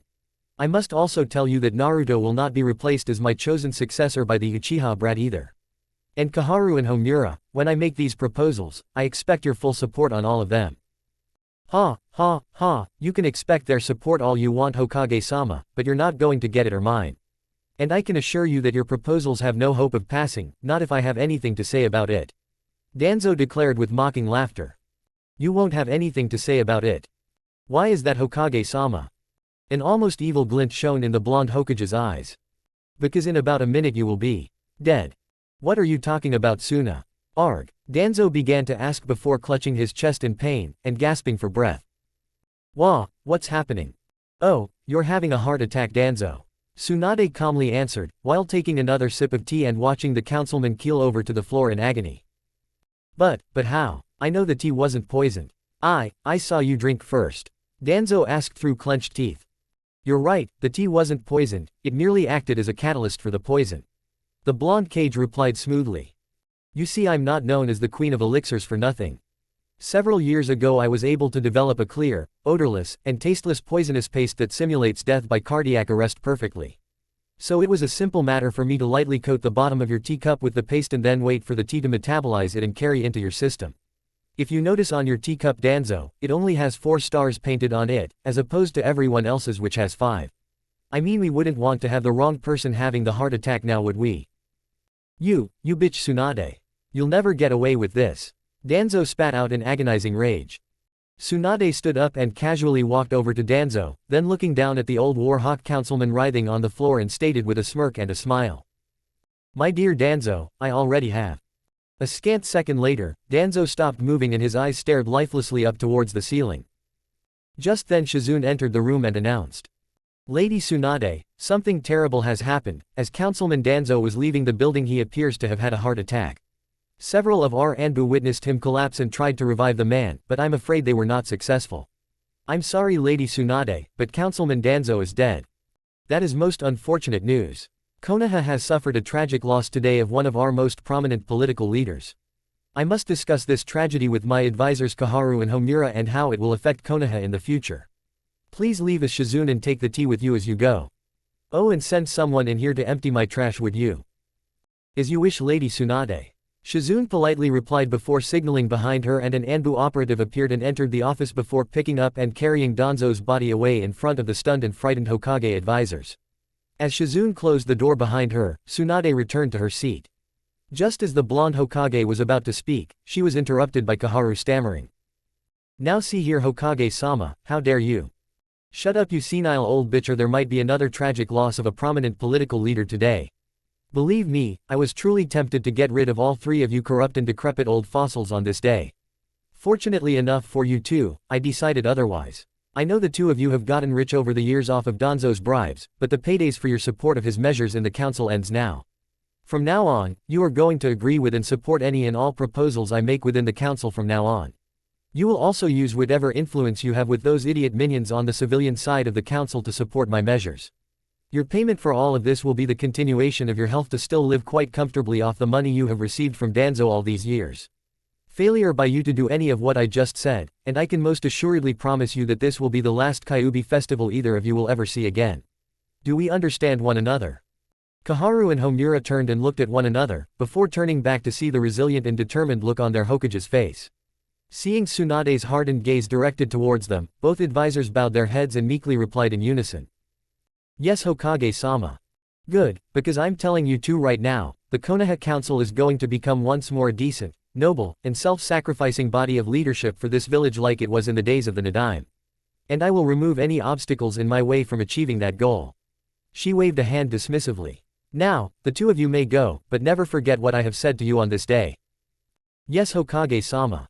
As Tsunade watched her two advisors leave her office, she pulled a bottle of sake out of her desk drawer and poured herself a drink, before lifting the cup in the air and declaring, "I promise you, Naruto-kun, if you do ever return to the village and take my place as the Rokudaime, you will not be plagued with the corrupt and deceitful administrations that Sensei, your father, or I were. This village will become the utopia my grandfather the Shodai always dreamt it could. And I can think of no one better than you to lead this place into that golden era." Tsunade then slammed the drink down her throat and looked out towards the setting sun with a sigh. Sasuke jumped swiftly from tree to tree, followed closely behind by his traveling partner Ino, heading in the direction where they had felt the chakra explosion a few days ago. However, the Uchiha was troubled at the prospect of actually finding Naruto and of what he was supposed to do. The 2-week grace period Lady Tsunade had granted him to find and return his friend had expired long ago. Now if he were to follow his orders, if he couldn't convince Naruto to return to the village, then as an A-ranked missing nin, Sasuke would be forced to eliminate him. This prospect did not sit well with Sasuke at all. A snapping branch behind Sasuke roused him from his thoughts, as he took a quick glance behind him to see Ino doing her best to keep up with him. The sight of the blonde Kunoichi brought forth a new set of thoughts for Sasuke to ponder. Sasuke knew this partnership with Ino was only temporary, and the moment they did find Naruto it would most likely end. The Yamanaka heiress had already shown that her motives for finding Naruto were vastly different from his own. So when they did find Naruto and he was forced to fight him if the Dobi wouldn't return, Sasuke realized he would probably be fighting Ino as well, along with Hinata if she had already found Naruto first. Sasuke could already feel the onset of a headache, as he pondered that uncomfortable scenario. It would be bad enough trying to fight Naruto on his own, let alone having to fight two highly skilled kunoichis along with him. This mission had grown much more complicated than Sasuke had originally thought it would be. The Uchiha youth had no desire to fight anyone and could only hope that Naruto would listen to reason and come back to the village with him. However, if Naruto refused and forced Sasuke's hand, he was confident that he could defeat Naruto and the others if he had to because of the ace up his sleeve. That ace being the Zanpakuto Zabumaru he had obtained from Lord Byakuya Kuchiki of the Kuchiki clan. Naruto and the others would not stand a chance against the power of such a weapon. However, while Sasuke was certain if Ino and Hinata were to go down from the blade, they would stay down. Unfortunately, Sasuke wasn't as certain about Naruto staying down, as his friend's stubbornness could prove insurmountable at times. And if Naruto refused to stay down, then this brought Sasuke back to the question that had been mercilessly plaguing his mind since the 2 weeks ran out that Lady Tsunade had given him to find and return Naruto. Could he actually kill his only friend? Chapter 24, The Clash of Bankais. Talk to Yoruichi and make whatever preparations you need to Shunsui to do this. But first, we'll talk to Kenpachi about the logistics of doing this. I don't want to take all the men and leave the encampment unprotected and vulnerable to attack while they are gone. As you wish. Shunsui politely bowed before setting off to find the Neko woman. As Naruto watched Shunsui flash step away, he mused once more about the upcoming fight against the Akatsuki and of Shunsui's suggestion to help get his small army ready for that battle, and thought with renewed hope and confidence. Maybe we will have a chance of winning this fight after all. Naruto mused about the previous day's conversation he had with Shunsui, before he pulled out the scroll given to him by Yamamoto. Now was as good a time as any to look at it. It was old and worn, but still held together somehow, as he opened it. Naruto's jaw went slack, then a small smirk spread across his face as a glimmer, just a tiny flicker of hope could now be seen, for the contents of this scroll and the information contained within had given him an idea. Within the scroll were the details on how to achieve the final stage of Bankai. The second release, fabled to grant the wielder, should he survive, a power increase by a factor of 10 or more. That small sly grin spread across Naruto's face, as he closed the scroll and set off purposely into the camp. Naruto walked to the furthermost tent across the clearing in which the bandits had set up camp. Upon reaching it, he listened closely for any sort of sound and even announced his presence, just to make sure its occupant knew he was entering. But upon entering, his face blanked. Oh, for the love of Kami. There before him, her back turned, was none other than Yugito, still unaware of his arrival somehow, even though he'd been quite loud about his entry. However, that matter slipped his mind, for at the moment, she had let her long, silken gold hair out of the braided ponytail she often kept it in. With her headband lying there on the sleeping bag beside her, the long locks of her hair were free to fall down to her bare back, her soft brown eyes half open, and a small half-smile on her face. In that moment of vulnerability, she looked absolutely radiant. Just like that night when they'd walked together, yet on a deeper level. She'd still had some semblance of wariness up at that point, but right here right now, she was completely, totally, topless. Yugito. He called her name, but she didn't hear him, and instead, sat down on the nearby cot, to rummage through some of her personal belongings, which consisted of a small knapsack. That is, the few items she had on her when they'd met. The first significant item she pulled out was small tattered photograph, one of a younger version herself with another young man. The boy had light brown hair, dark blue eyes, and a surprised expression plastered all over his face. At the time of the photo, Yugito had apparently leaned up on her tiptoes, and given him a kiss on the cheek. Who's that? He found himself asking, even though he really knew it wasn't any of his didn't answer. Instead she continued to look at the photo, and a small sigh escaped her lips. Sighing, he dared to walk up behind her and tap her on the shoulder, knowing the repercussions of such an action might result in a shallow wound at the very least. Needless to say, her reaction was quite predictable. Immediately Yugito went rigid, sprang to her feet and reached for the kunai holster at her hip, a kunai already drawn and twirling in her fingers. Naruto would have none of that however, and pinned her the only way he could at short notice and grabbed her in an embrace. Yugito. He growled in her ear and now, she seemed to hear him. What the hell are you trying to do? Naruto. She twisted her head around to see him, then turned beet red less than a second later, as she realized just who it was. Hey, what are you doing in here, huh? I didn't hear you come in. Then perhaps you should drop the kunai. Startled, she shook herself free, and reached to her ears. With a slight popping sound, the blonde pulled out a wad of cotton from each ear, the apparent reason for her deafness. Damn earplugs. This is what I get for trying to take a catnap. It was then that she realized she was still topless, and with a small squeak of surprise, the Nibby vessel grabbed the first thing she could, her tattered flannel jacket. Allowing the twin glorious mounds of ripe flesh to bounce slightly as they were released from the confines of her arms, which only made her even more embarrassed. Damn it, sorry. I didn't hear you come in.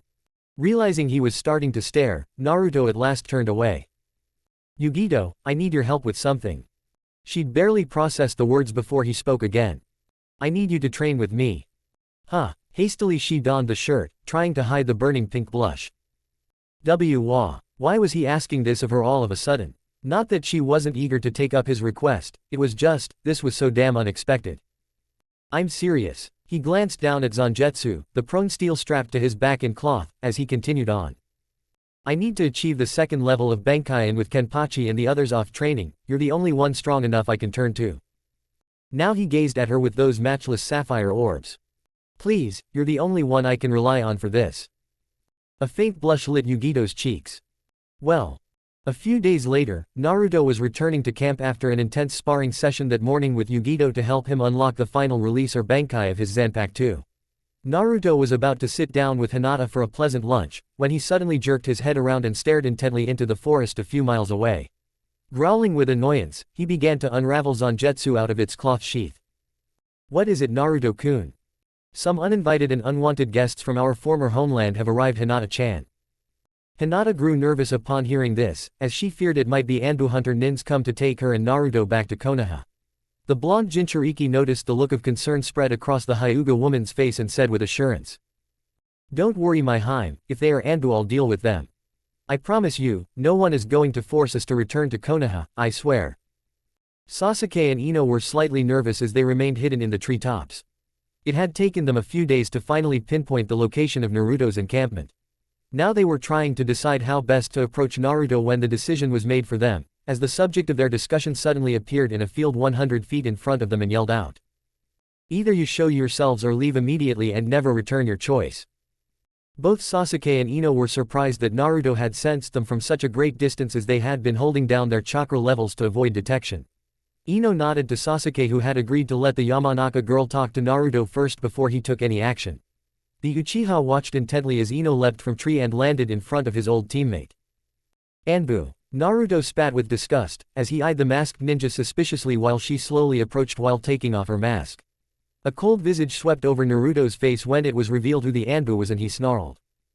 What do you want, Ino-san? Ino winced and tears slightly welled in her eyes at the icy glare and curt tone of Naruto's voice when he addressed her, as she thought to herself. I'm not even Ino anymore, I'm Ino-san, as if he doesn't even know me. Hi Naruto-ku. Naruto, I'm here to talk to you and see if you would come back to the village with me. Instantly she realized her mistake, his frown setting itself into a firm line. Well, I don't want to talk to you and I'm not returning to Konoha. So you might as well take your friend and go. Please Naruto, just listen to me. There are many people back in the Leaf Village who miss very much and want you to return. Tsunade-sama, Shizune-chan, and Iruka-sensei, a lot of people love you very much and want you in their lives again. I love you and miss you, Naruto-kun. Naruto glared fiercely at the blonde kunoichi when she said that, and he spat with resentment. I've heard that lie from you before, Yamanaka, remember? Flashback. 2.5 years ago. A bouquet of red roses was suddenly shoved into his arms, and he did a double take, as he saw the 3 words attached to the card. You're kidding me. Naruto stammered in a hesitant tone of voice. No Naruto-kun, I'm not. I love you. Naruto's face took on an ashen appearance, as he tried to come to grips with what Ino had just declared. After a few minutes of muted silence, Ino couldn't take it anymore and pleadingly she spoke. Please say something, Naruto-kun. Naruto looked over to the beautiful blonde kunoichi and hesitantly stammered. I don't know what to say, Ino. I've had 2 other people say that to me, and both times I got my heart crushed in return. You've been a good friend to me since the wedding. He shook his head to clear himself of the memory. I don't think I could have survived these past few months without you. I admit I've grown close to you, Ino, quite fond of you actually. Noticing how close he had gotten, he took a step back. But I don't want to jeopardize our friendship by seeking something more, no matter how much I might want to. Tears welled in Ino's eyes. But why, Naruto-kun? Her lower lip trembled now, as she continued on. I want us to be more than friends, and it sounds like you would like that too.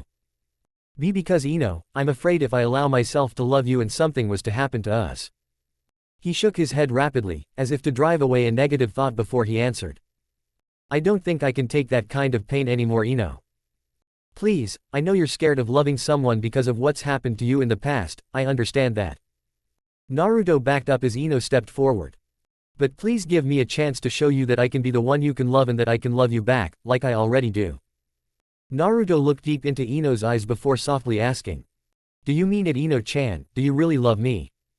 I meant every word, Naruto-kun, and I promise I'll never hurt you. She whispered before closing the gap and claiming him with her long-awaited lips. End of flashback. Of course I soon learned what your words and promises actually meant. Naruto spat at the blonde Anbu standing in front of him in that field. Flashback. 2 years ago. Ino's heart was pounding in her chest, as she approached a lake of dark blue water with shimmers of moonlight reflecting off it. She nervously waited for her boyfriend of the past 6 months to arrive to the lake they both dearly loved. It had become a special spot for the blonde-haired couple, as Ino remembered many of the walks along its shore she and Naruto had taken in the past. A tear slid down Ino's cheek and she hated what she was about to do. But the Yamanaka heiress had made her choice and could only hope that Naruto would forgive her. As if on cue, a blonde teen came strolling out from the shadows of the trees that surrounded the lake and approached the young woman. Hey Ino-chan, Naruto cheerfully greeted his girlfriend, his hands behind his back, and he approached the blonde kunoichi. Hey, Naruto-kun, Ino said, her heart now pounding even faster at the sight of him. This is for you, Naruto said, as he handed a red rose to the girl. Thank you Naruto, it's beautiful. Ino gazed at sight of the flower and tears began welling in her eyes, as she took it slowly from his hands, not wanting to damage it when she heard Naruto state. Not as beautiful as you. Ino stared into his magnificent cerulean eyes before her breath hitched in her throat, as Naruto bent down before her on one knee. Ino-chan, Naruto softly said. Why, yes, she nervously answered, fearful of what was about to happen. Would you do me the honor of being your husband? Naruto lovingly asked while gazing deeply into her blue eyes, as he pulled from behind his back and opened a small velvet box containing an engagement ring.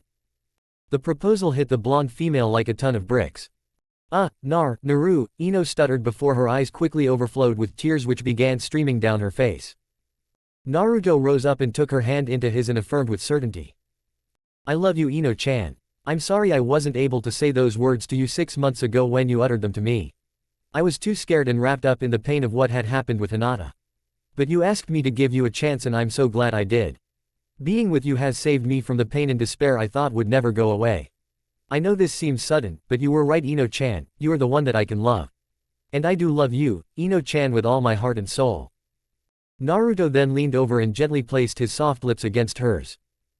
This was difficult for Ino to resist. She liked how his lips felt when it touched hers, the way it lit a fire in her soul. But she couldn't do this, she couldn't, no matter how much she enjoyed it. Naruto. Ino coughed out in a choked voice while breaking off the kiss. I'm not in love with you anymore. She cried out, tears running down her face. Naruto stood rigid and motionless looking at her, the hurt evident in his voice as he found the words. What do you mean you don't love me anymore? You told me you loved me. Did I do something Ino-chan? Please tell me what it is and I can fix it. You didn't do anything. I'm sorry, I didn't mean to hurt you Naruto-kun, I still love you as a friend, but it can never be more than that. Why Ino-chan, please tell me why. I'm in love with someone else. Ino exclaimed, more in an attempt to convince herself rather than the now broken boy standing before her.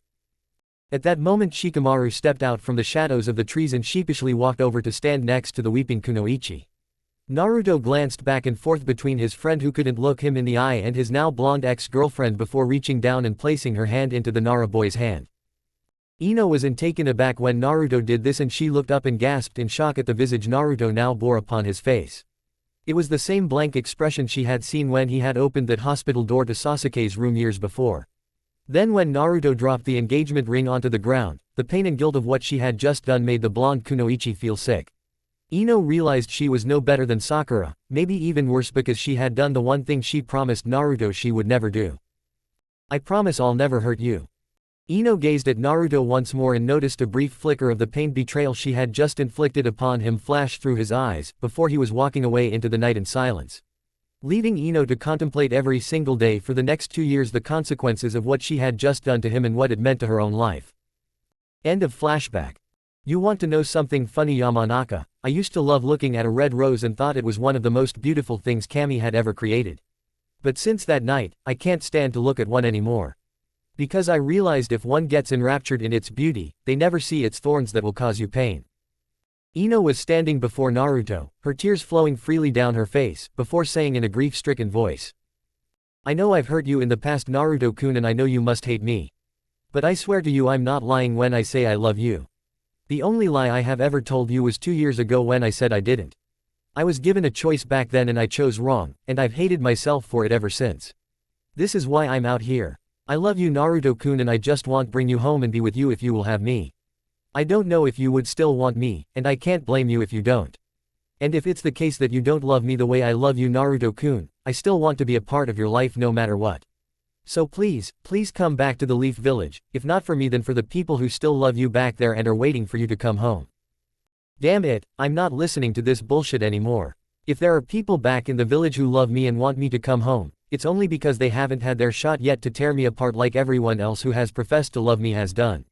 Naruto angrily replied, still hurting from the memories that surfaced upon seeing and hearing Ino again before leaping away from the weeping kunoichi. I can give you a good reason to return Dobi, because if you don't go back, I'll have to kill you. Sasuke stated, as he suddenly appeared 50 yards in front of the blonde male holding something in his hand that shocked Naruto. That's a Zanpakuto. But where did he? Naruto's thought was interrupted, as he watched the blade itself seemingly vibrate in the air. A moment later, the sword erupted into a blade of pure lightning, crackling with immense energy. The Uchiha then swung his Zanpakuto in a sweeping arc towards Naruto and shouted out with determination. Kan Raiko no Jutsu. Blaze of lightning jutsu. A second later, a wave arc of blue light came overflowing from the tip of the blade and ripped forward. Oh, that looks serious. Naruto commented with amusement before scowling. Yanking upon the hilt, his own Zanpakuto appeared in his hands and he swung Zangetsu towards his longtime rival, effortlessly deflecting the electrical attack back at the Uchiha. Sasuke's eyes grew wide with astonishment at the appearance of Naruto's own Zanpakuto. So much so the last Uchiha barely had time to knock his own attack away from himself before stumbling and falling to the ground in a heap. As Sasuke rose from the dirt, he looked up dumbfounded to see a smug Naruto waiting towards him while sarcastically asking, "Come on, did you think you were the only one with one of these?" "Impressive," Sasuke replied with a small smile and added, "I'd ask where you got it, but I recognize your blade now. Brings back memories, doesn't it?" Naruto grinned, shouldering the massive cleaver. "So what's the matter, Tem, is that all you've got?" Sasuke could only shake his head. "That was the most powerful Raiden Jutsu attack I've ever developed and you swatted it away like it was nothing." With a sigh, he waved the smoke away with his hand. "Then again, Byakuya-sensei told me that attack wouldn't work against another Zanpakuto, but I had to try. He said only Kido-based attacks and not Jutsu attacks will work on another Zanpakuto, so I didn't want to use this, but you've left me no choice, Dobi." "What the hell are you talking about, Tem?" "Just this," the Uchiha replied as he ran his index finger along the blade's edge. Roar Zabumaru. Suddenly, Sasuke's Zanpakuto was transformed into segmented blade with a pick-like protrusion on each segment. The Uchiha then swung his newly altered blade in an arc above his head and Naruto noticed the sword seemed to elongate due to the stretchable threads, giving it the pliability of a whip. Naruto couldn't help but be impressed by the incredible length Sasuke's blade achieved in its whip form and had to comment on it. "An imposing Zanpakuto, Tem. I don't recognize it, so unlike you, I'll ask where you got it." "This blade once belonged to Byakuya-sensei's Lieutenant Renji Abarai," Sasuke explained with a small frown, reiterating what he had already been told by the man at the very beginning of his journey. "He perished during the Arrancar Wars and Byakuya-sensei felt I was worthy to wield it in his place." "Well, Tem," reaching up to the clasp that held his cloak in place, the Jinchuriki removed the symbol, allowing it to unfurl. "It's going to take a lot more than a sharp-edged whip to defeat me. You Dobi, you have no hope in defeating me now. My Zanpakuto is unbeatable, I'm serious. Just come back to the village." Naruto snickered quietly and then threw his head back and laughed. "Hey, sorry Tem, but you said your sword's unbeatable, right?" Naruto spat this with derision as he began channeling power into his blade while the ground cratered beneath him, forming a small ditch where he stood. "Since that's obviously Shikai, let's put that to the test, your Shikai against mine." Naruto then pointed Zangetsu forward, as he placed one arm upon his sword, while the other held the Zanpakuto straight and true before boldly shouting out. "Here we go, Zangetsu. Getsuga Tensho." "No way," Sasuke exclaimed in shock, as he whipped Zabumaru towards the crescent-shaped wave of spirit particles released from Naruto's blade's edge that was now streaking directly at him. When both attacks impacted one another, the resulting force of the collision blew both Naruto and Sasuke away from one another. As both former teammates skidded to a stop on the ground, Sasuke activated his Sharingan out of sheer frustration, the three tomes, forming all at once while he screamed. What the hell was that?" Naruto's answer to the Uchiha's question was an ominous deathly silence, as he swung the massive blade towards Sasuke once again. Sasuke's eyes narrowed as he realized this was no longer the same Naruto he once knew, and the former hyperactive boy had now become a hardened man and was taking this fight seriously. "Getsuga," Naruto snarled as energy began to swell along his blade, Tensho. The blue crescent of energy arced forward from point-blank range. It plowed onward, pushing the Uchiha backwards as he was forced to hold a block against the powerful attack. With a simple flick of his wrist, however, the Anbu slashed the fang of energy in half. As his vision cleared, Sasuke saw that Naruto already flying towards him in the wake of the attack, leaving him no time to use the long-range strategy he'd hoped for. Their blades crashed against each other once more, as Naruto launched into a flurry of strikes. Sasuke dodged and parried perfectly, his movements appearing effortless in contrast with his opponent's attacks. Naruto suddenly jabbed forward with his Zanpakuto, the silvery black tip of Zangetsu aiming directly for Sasuke's chest. The Uchiha leapt directly backwards and quickly swung Zabumaru to counter Naruto, who fell back and away. With a growl, he lunged at Sasuke once more, who stepped back at the last second, thrust his hand forward, one finger pointed mere centimeters from the blonde's chest and declared, "Byakurai, pale lightning." "Wah!" Naruto cried, but too late, as a concentrated powerful lightning bolt slammed into him with the full force of a Chidori, powering him into the ground where he lay for a moment, before staggering to his feet with nothing more than singed clothing. "Is that all? You're an idiot," Sasuke barked at him as Zabumaru returned to sword form before he screamed with frustration. "I'll do it, I'll have to kill you if we continue." Naruto shook his head slowly, as red chakra was beginning to flow out from the seal. "Do what you have to Tem, but know this, I ain't going back. Not now, not ever." As Naruto spoke, his eyes narrowed and began to change color, becoming a deep shade of crimson, as the irises straightened into horizontal slits. Before the red chakra streaming from him began to form a Jinchuriki cloak which swallowed him up. "Moron." Sasuke stared at him for a moment longer, as the shroud went up to a single tail, and then stopped. "Are you really that insane?" Sasuke asked before he then disappeared in a flicker of leaves, with Naruto replicating the move moments later. Sasuke had thought himself prepared for his assault, but when it came, he realized just how foolish he, with his sword still extended, had been to remain in one place for such a length of time. He hadn't been expecting this kind of speed. Naruto Uzumaki snapped into view, his body blocking the Uchihas, his eyes glaring out coldly, an ominous look adorning his face. With a hiss, he swung his Zanpakuto, a Getsuga rocketing out from the tip of his sword and swallowing his nakama within the azure energy. The blast picked Sasuke up, launched him bodily into the air, while his mind tried to process what had just happened. A shadow fell over him, and he had enough common sense to look up, at the sound of whirling chakra. The rasengan drilled into his abdomen, throwing him into the ground, where he remained, pinned by a trio of cage bunshin. With a roar, Naruto came down, driving his fist into the Uchiha's abdomen. Sasuke cried out in pain, and Zabumaru lashed out in reply, slitting the blonde's cheek before he propelled himself away.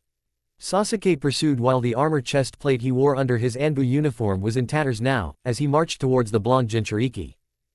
Using Shunpo flash step, Sasuke was able to force Naruto down, pinning him to the earth, as the terrain splintered, cracked, and broke under the Uchiha's relentless assault. Getsuga Tensho. Red eyes widened, as the energy fang struck full on, removing him from the wedged earth, before roughly depositing him into another tree. He snickered in amusement as he picked himself out of the debris.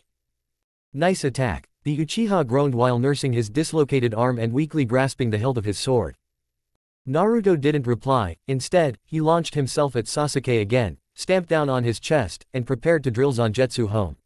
But the effect was not as expected, for Sasuke was able to catch a direct line into his blonde opponent's eyes, as his own eyes widened, morphed, and began to spin, signifying the casting of a Sharingan technique. "Tsukuyomi!" Naruto cried out in pain, dropping Zangetsu to claw at his head as everything became red, and in the hellish depths of his mind, his worst nightmares came back to life, ready to haunt and torment him once more. But with the pain, came rage, and this in turn annoyed the Kyuubi, who slowly began to stir, coming awake for the first time in weeks. Bah, what an irritating jutsu. With a little bit of effort on his part, the great fox demon pumped some of its chakra into the chakra pathways of his host, which in turn shook him, startling his mind out of the illusion.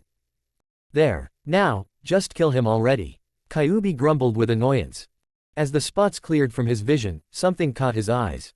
Sasuke had somehow gotten behind him, and even now, Zabumaru coursed through the air ready to split him in two.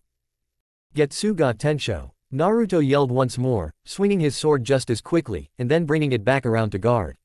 Sasuke took the hit, and Zabumaru barreled into Naruto, the sync of their attacks bringing forth another explosion. Thrown off balance, the two combatants staggered back, coughing from the smoke.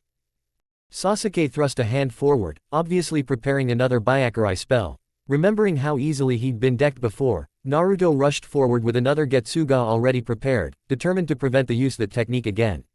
As both warriors launched themselves forward and unleashed their attacks, a scream pierced the air. "Stop!" The two opponents wrenched their gaze away from each other, Sasuke to his left, Naruto to his right, suddenly aware of Ino, running towards them both. If she continued running, she'd be right in the middle of the blast zone. To their horror, both men realized they couldn't stop their attacks. They had already gone past the point of pulling them back. And now Ino was going to pay the ultimate price. Chapter 25, Surprises Abound. Ino, get out of there. Ino's head snapped up when she heard Naruto shout. It was then she noticed she had run directly into the middle of both Naruto and Sasuke's oncoming attacks.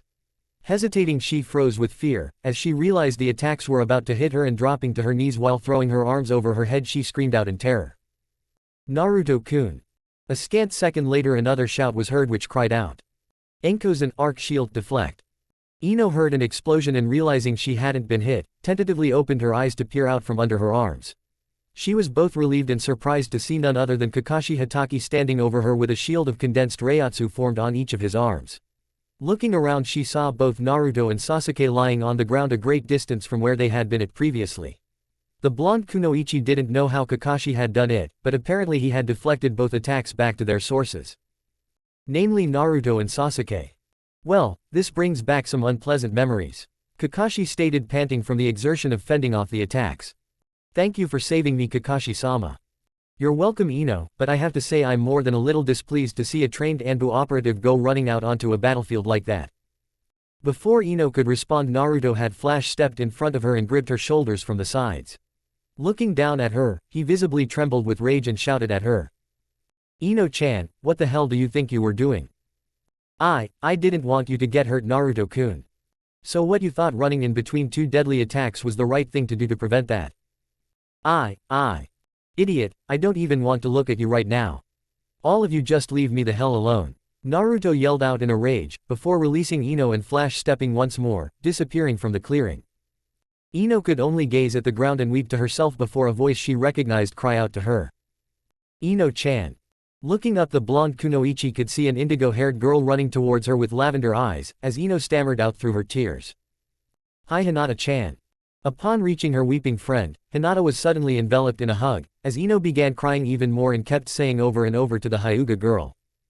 He hates me, Hinata. Naruto-kun hates me. Shish, Naruto-kun doesn't hate you, he's just upset right now. I promise he could never hate you. Hinata replied while holding onto Ino, trying to reassure the girl. No, you're wrong, you didn't hear him, he hates me, I just know it. I don't want to live anymore if Naruto-kun hates me. Ino cried out in hysterics. Hinata could tell that the Yamanaka girl was on the verge of a breakdown, as she released her embrace of the panicked girl and activated her Byakugan before striking out and closing off some Tenketsu points on Ino's neck, knocking the girl unconscious. As Ino slumped into Hinata's arms, another voice called out. Hinata. Kurenai-sensei. Laying Ino gently on the grass, Hinata leapt up and hugged her former sensei and surrogate older sister in a tight embrace, as both women had tears in their eyes. While both kunoichis were hugging and crying tears of joy at their reunion. Sasuke had risen and walked over to where Kakashi stood by Ino and said. It's good to see you, Kakashi-sensei. You don't have to call me sensei anymore, Sasuke. I haven't been your teacher for several years now. Force of habit, Kakashi-senpai. An interesting blade you have there. Kakashi commented quietly, as he watched his former student sheath his Zanpakuto. Sasuke forced himself to hold his tongue, lest his pride get the best of him. Yes, it is Kakashi-senpai, it's called a Zanpakuto and it uses Kido-based attacks and defense. Kakashi finished for his former pupil before adding. Yes, I'm well aware of what that blade is and what it does, Sasuke. How is it you know about Kido? In fact, that was a Kido spell you used to redirect mine and Naruto's attacks back onto us. A weary look ran through Kakashi's visible eye. It's a long story, Sasuke, I'll tell you about it later. First let's see if we can pry Kurenai and Hinata away from one another and all of us can sit down and catch up. Kakashi answered while kneeling down to scoop up Ino into his arms. The two kunoichis who had been hugging leveled a hard glare at Kakashi before they broke apart, and Hinata stated. All of you can come with me back to the camp. Before you arrived, Naruto-kun and I were about to sit down and have lunch. If you're hungry, I can have something prepared for all of you as well. We can also let Ino get some rest while we talk. Thank you, Hinata, that sounds lovely. Kurenai commented. And all of us do have a lot to talk about, including Naruto. Kakashi declared in a grim tone. Upon hearing that, everyone else solemnly nodded their head in understanding, as they all began their trek back towards the Crimson Bandits' encampment. After Hinata had gotten Ino situated inside her and Naruto's tent to rest, she joined all of her former comrades from the Leaf Village. As they all sat around a small fire after having lunch, it was Kurenai who finally broke the silence and asked. So Hinata, are you well? Has Naruto been treating you all right? I'm fine, Naruto-kun has treated me very well, Hinata commented, while slightly blushing remembering some of her nightly activities with the blonde Jinchuriki. Suddenly, some explosions were heard off in the distance, followed by a faint tremor beneath their feet, which threatened to dislodge some embers from the fire. Kakashi and Sasuke jumped to their feet in response before Hinata commented. There's nothing to be worried about, that's just Naruto-kun letting off some steam. I'm afraid your arrival has upset him a bit. He's probably sparring with Yugito-chan right now. Kakashi arched an eyebrow, but it was his fellow Junin who asked the question. Who is Yugito, Hinata? Yugito-chan is a friend of Naruto-kun and Kurenai-sensei. How can she spar with Naruto and survive, when he's gotten so incredibly powerful? I wouldn't worry about Yugito-chan, she's a Jinchuriki same as Naruto-kun and is quite strong in her own right. A Jinchuriki? Kakashi swore beneath his breath at the news and then asked. Wait, what demon does she contain and where on earth did you find her? Yugito-chan holds the Nibi two-tailed cat and I didn't find her anywhere Kakashi-sama. Naruto-kun rescued her from being captured by Suigetsu and Deidara of the Akatsuki. So, when I was able to locate Naruto-kun, she was already with him. Those are two of the most powerful members of that organization, how was Naruto able to rescue her? Hinata quietly shook her head. I don't know the details Kakashi-sama, all I know is Naruto-kun killed Suigetsu and injured Deidara who ran off before Naruto-kun could kill him. Naruto killed an Akatsuki member. How? Kurenai stammered in amazement, as she remembered all the Akatsuki were rated as S-class missing nins. In fact it was the Akatsuki member Hidan who had killed Asuma and was said to be immortal. Fortunately Shikamaru had found a way around that immortality and took care of Hidan forever avenging his sensei. Naruto-kun is very powerful and getting stronger every day, Hinata commented, while beaming with pride about Naruto. Kakashi took all this in silently, before finally declaring in a strenuous tone of voice. Well, if nothing else, this proves that the remaining Akatsuki are still after all the Jinchuriki. Naruto and this Yugito should return to Konoha as soon as possible, you as well Hinata. A scowl spread across Hinata's face and her visage took on a determined look, as she said with defiance while activating her Byakugan. Naruto-kun doesn't want to return to the Leaf Village Kakashi-sama and I will only go back if Naruto wants to. If you try and take us back against our will, we will fight you. You'll lose Hyuga, Sasuke arrogantly announced. A spike of killer intent filled those pale orbs. Just try it Uchiha Tem. Alright, everyone calm down. No one is forcing anybody to go back to the Leaf Village at the moment. Kakashi announced while putting a hand on Sasuke's shoulder to keep the young man settled after Hinata's reply. Frustrated, Sasuke lashed out at his former teacher and said. I don't think you understand, if Naruto won't return to the village, Hokage Tsunade has given me orders to capture or kill him as a last resort. Those orders have been rescinded Sasuke. What, are you sure Kakashi-senpai? Yes Sasuke, Kurenai and I received a message via a messenger falcon a day ago. Lady Tsunade has cancelled the kill order and made our mission to bring Naruto back to the village. Alive. Apparently, she has something planned for Naruto, but she didn't say what it is.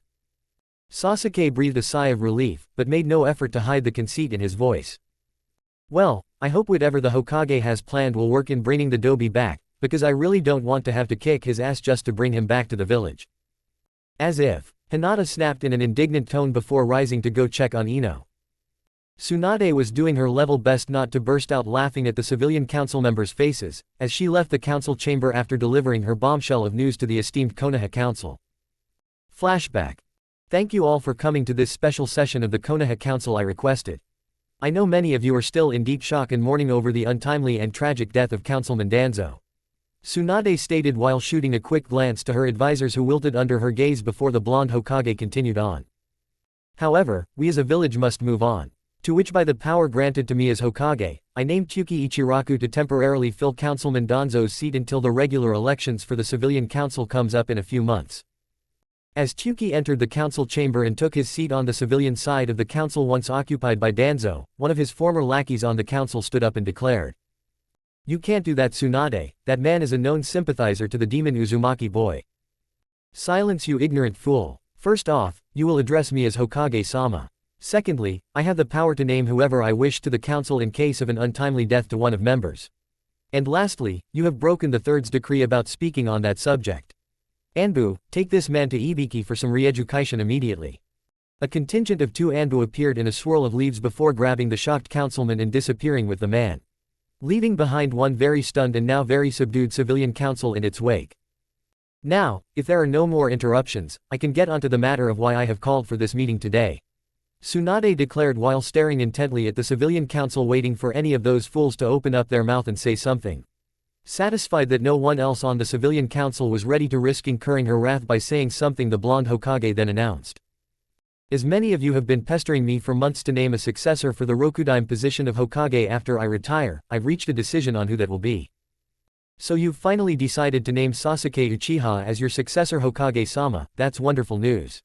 Another one of Danzo's former lackeys of the civilian council piped up with glee. Shut up, you idiot. I'd sooner name a fat fool like you to that position before I would name someone who once betrayed the village to the status of Rokudaime Hokage.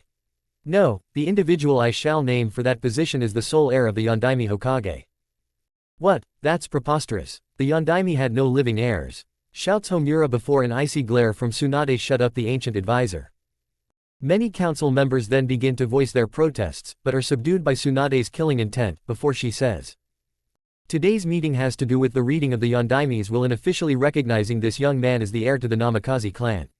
Most of you already know this young man. His name is Naruto Uzumaki Namikaze, the living Jinchuriki who keeps at bay the Kyuubi no Yuko and is the only child and son of Minato Namikaze, the Yondaime Hokage. Absurd, everyone knows the Yondaime used some random orphan to seal away the great demon years ago. One civilian councilman shouted before he was overwhelmed by Tsunade's killing intent, as she said with venom. You stupid moron. Do you honestly think that the Yondaime would use an orphan child to seal the beast away, or even a child from a family? All of you sit there and shut up while I read the last document the fourth ever wrote, which happens to contain his last will and testament. If you are currently reading this, I, the Yondaime Hokage Minato Namikaze, write this knowing that I shall soon be dead. At this moment many of our brave shinobi have given or are currently giving their lives to fight a horrible terror that has befallen the village.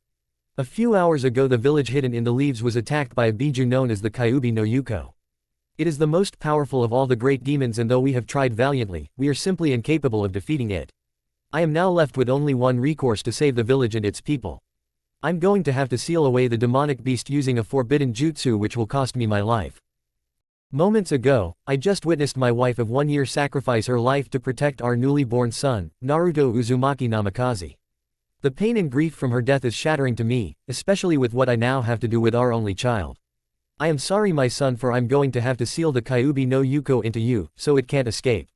It pains me greatly to place such a heavy burden onto you, but I cannot ask another family to give up their child for the act, if I wasn't willing to give up my own. I just hope the people of this village treat you, Naruto, with the respect you deserve. You should be viewed upon by all as a living hero, for you are the vessel that keeps the great beast from escaping and wreaking his vengeance upon the village once more. To my beloved son, Naruto, I leave to you every possession I have, and I also leave to you your mother's will, which you will find at the clan compound. Your mother's name was Uzumaki Kushina, the daughter of the daimyo of the land of the whirlpool. She was a beautiful woman, and she loved you very much. There is so much more I want to say to you, but time grows short. My son, I have copies of every jutsu I've ever created with instructions on how to learn and use the hidden at the compound. Also, if you ever meet my sensei Jiraiya the Toad Sage and one of the legendary Sannin, he is your godfather. I leave it to him to teach you my two most prized jutsus that I ever created, the rasengan and the Hiraishin no Jutsu. Naruto, grow to be the splendid shinobi I know you will be. I entrust your care to Hiruzen Sarutobi to ensure that happens. I love you, my son. Namikaze Minato, the Yondaime Hokage. After Tsunade finished reading the document, a pall of silence fell over the council chamber like a shroud. After a moment, Hiyashi Hyuga asked to examine the document with his Byakugan to attest to its validity. Upon scanning the document for any sign that it was a forgery, he deactivated his famous Kekkei Genkei and announced for everyone to hear. This document is genuine. It was written by the Yondaime Hokage, Minato Namikaze. His father truly is the Yondaime. Shikaku Nara commented in afterthought.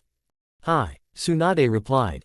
So, Hokage Sarutobi lied to everyone. I can't believe he would do such a thing. Inoichi Yamanaka shouted out in anger and frustration. Hi, he did, Yamanaka-san, but Sarutobi-sensei did that thinking he was protecting the boy. That's why Naruto was given his mother's maiden name and not his father's. Tsunade stated with remorse to the angered clan leader. I guess that means that Naruto is the rightful heir to the Namikaze clan. Chusa Akamichi declares with certainty. Hi, he is, which is why I now call for a vote for this council in the village to recognize Naruto Uzumaki Namikaze as the rightful heir of the Namikaze clan and my chosen successor to be the Rokudaime Hokage. All of you, who approve of this measure, raise your hand. All members of both the Civilian Council and the Shinobi Council raised their hands in support.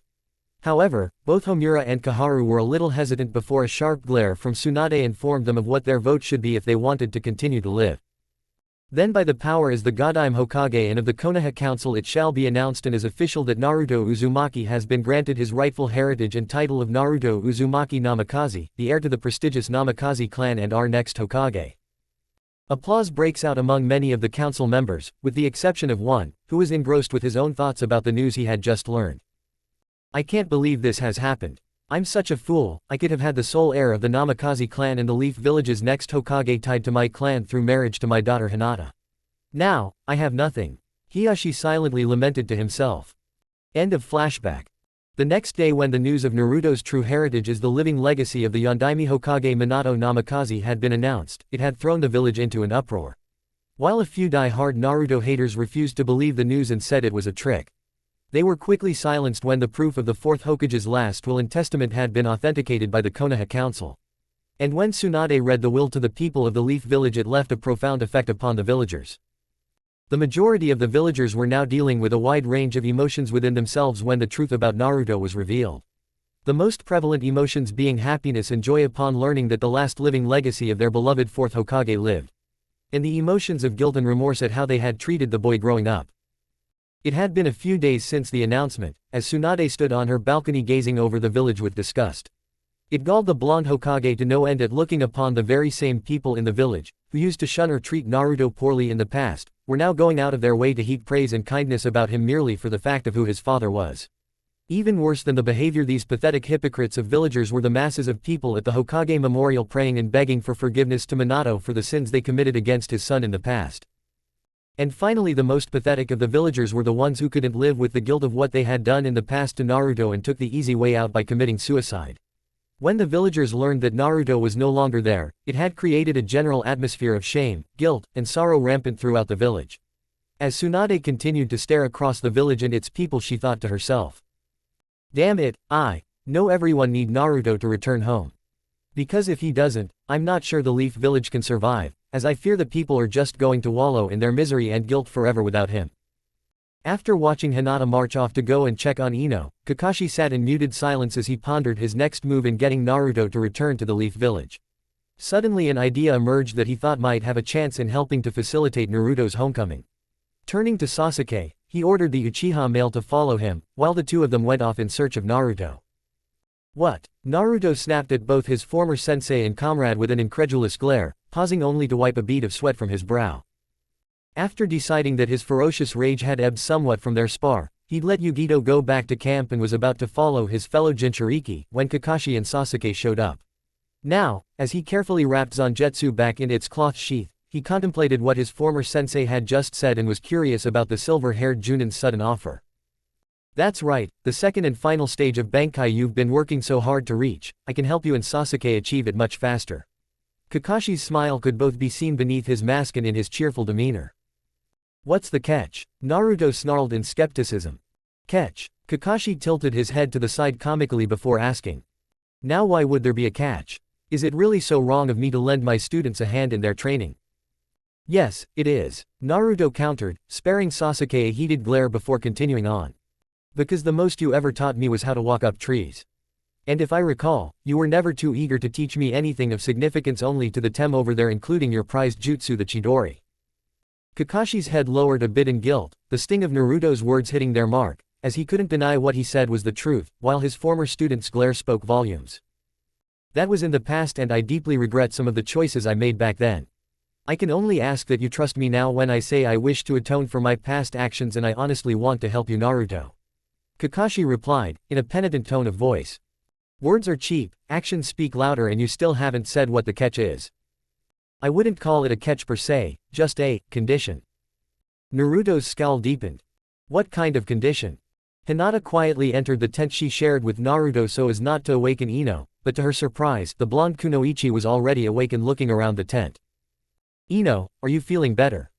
She started in surprise, but seemed to relax a bit once she'd recognized Hinata. "Hi, I am Hinata, other than a sore throat I'm feeling much better. I'm sorry about doing that to you, but you looked like you were about to have a nervous breakdown." "Yeah, maybe I was, I guess it was just the pain in knowing that the man I love hates me."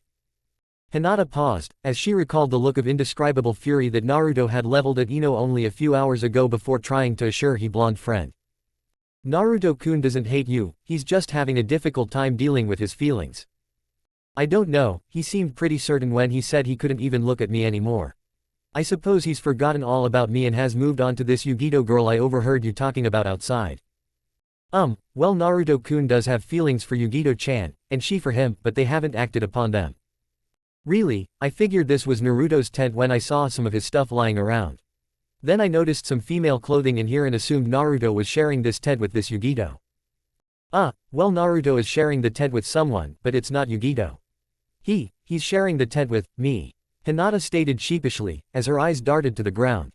"Oh, I see, I guess I really am the idiot Naruto-kun called me." "Congratulations Hinata, it looks like you've won," Ino stated, the hurt evident in her tone as she spoke, before turning her head away to keep from crying in front of Hinata. "Ino, I want to talk to you, about me and Naruto-kun to try and explain," Hinata replied nervously, as she sat down on the ground across from Ino. "What about him?" Ino spat bitterly before continuing. "There's nothing to explain, I should have guessed Naruto would be with you Hinata, you were always his first true love. I was nothing more to Naruto than the rebound girl after you married the mutt." A resounding smack echoed through the air. Stunned, Ino could only hold a hand to her face as a red hand print throbbed angrily upon her left cheek, her ears cringing as a very, very angry Hinata yelled at her. "Look Ino, I know you're hurting right now, but that gives you no right to speak such lies about Naruto-kun. You know very well that he loved you deeply and you were never the rebound girl to him as you put it after I got married. So stop being a spoiled jealous bitch and talk to me." Ino gazed towards her friend, shocked that Hinata had actually lost her temper like that and called her a spoiled jealous bitch. The Yamanaka girl was still rubbing her cheek when she heard the Hyuga girl stammer. I'm sorry, I didn't mean to call you that, it's just I know how much you meant to Naruto-kun during the time you two were together. And though it hurt me deeply seeing you with Naruto-kun, I was happy for the both of you that you had found one another. I'm sorry for striking you, but I just got angry at hearing you denigrate the time you shared with him. It's okay, I guess I deserved that. This is just hard for me, knowing I've given up everything to try and find and be with Naruto only to learn that I'm too late, he's yours once again. I understand what you're feeling. I remember feeling jealous every time I saw you two together, even though I had no right to. I was married to Kiba, which was my own fault due to my weakness, but even though you're my friend, I was still jealous because it was you with Naruto-kun and not me." Ino just sat there stunned and stared at Hinata. It never occurred to her that the Hyuga girl could sympathize with what she was feeling. Ino realized it must have been torture for Hinata seeing her true love with someone else. Ino was about to respond when the Hyuga girl spoke once more. "But I won't apologize for being with Naruto now. I too have given up everything to be with him. My home, my family, my clan, everything. I have nothing left for me back in the Leaf Village other than hate and scorn from everyone, but I don't care. Naruto has taken me back into his life and I would rather die than to be apart from him ever again. I hope you can understand that." "I understand, I'm sorry if I made you feel guilty in being with him. Do you still love him like before?" "I never stopped loving him," Hinata answered with no hesitation and absolute certainty in her voice. "I see, I'm happy for you Hinata," Ino stated while looking back down towards the ground. "Do you still love him Ino?" Hinata nervously asked, a little scared of what the answer would be. Ino could only laugh to herself, as she wrapped her arms around her to keep from collapsing in tears. "Yes, I still love him. I love him more than I have anyone else in my entire life." Hinata could only gaze down, as she had no words to say to help ease the pain her friend was feeling. Before the Hyuga heiress could think of anything to say, she heard Ino declare with remorse. "But it doesn't matter that I still love him, he hates me. I have nothing left anymore. Naruto-kun was one of only two people I had in my life that I truly cared about more than myself. And now knowing that he's gone from me forever, I'm just alone, and the worst part about it is I can never replace him. Because no matter how long or hard I try, nothing can change the fact that I stupidly threw away best guy in the world." Ino shouted to herself in frustration. I'm sorry, I didn't mean to yell out like that. You must think I'm pretty pathetic right now," Ino stated with embarrassment, bashfully avoiding eye contact with Hinata. "No, I don't think you're pathetic. You could never be pathetic in my eyes. Hinata replied with sincerity, as she pulled the Yamanaka girl into a hug. Thank you Hinata, that means the world to me. Ino stated as a tear rolled down her cheek while hugging her friend a little bit tighter when she heard the Hyuga girl ask. Ino, can I ask you something? You mentioned someone else that you care about as deeply as Naruto-kun, can't you find happiness with that person?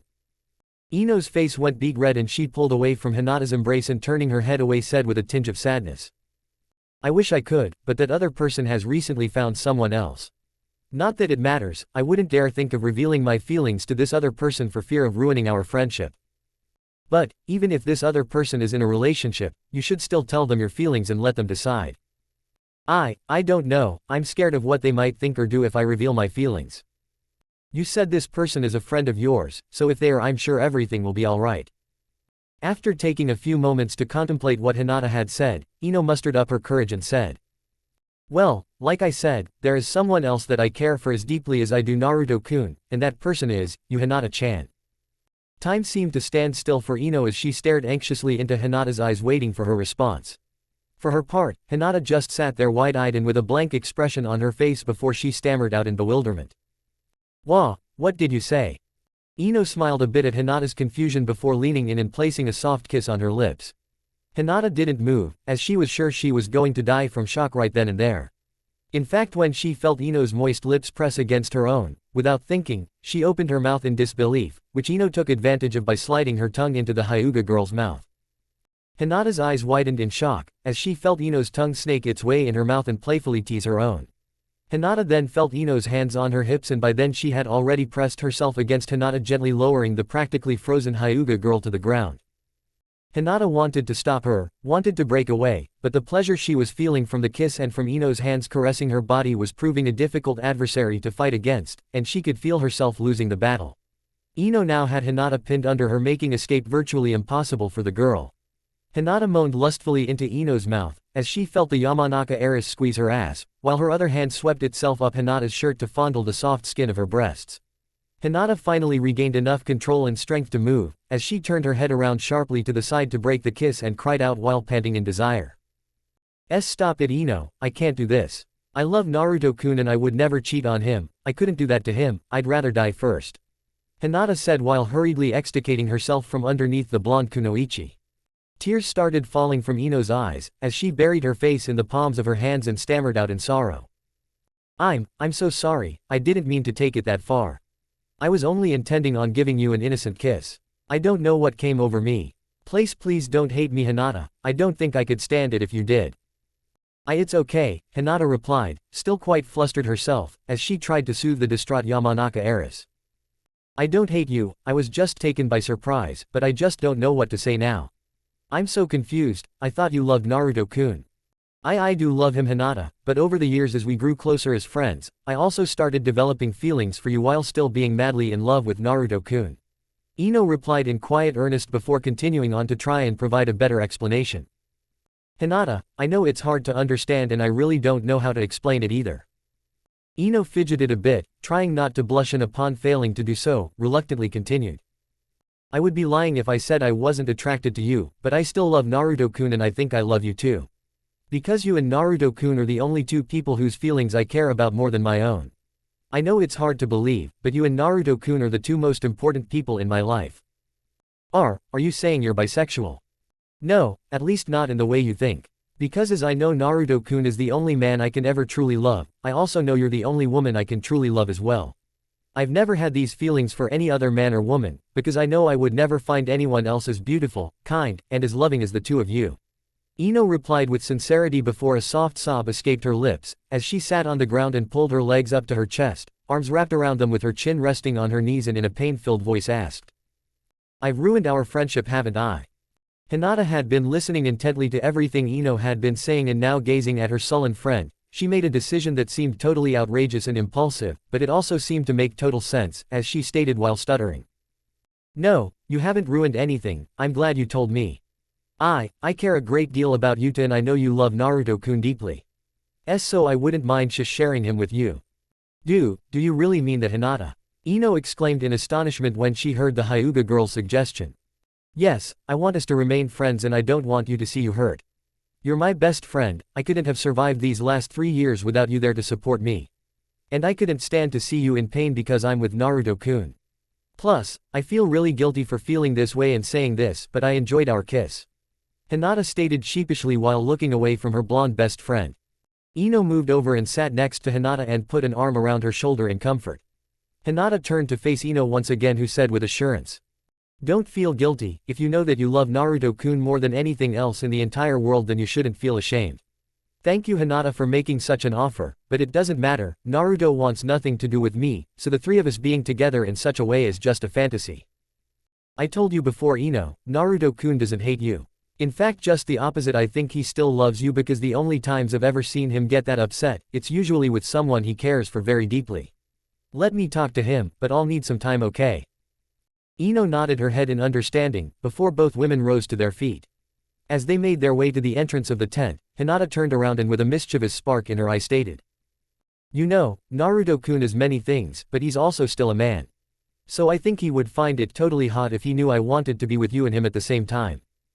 Ino grew wide-eyed in surprise upon hearing Hinata's declaration, and even more shocked when the Hyuga girl leaned in to place a passionate kiss upon her lips.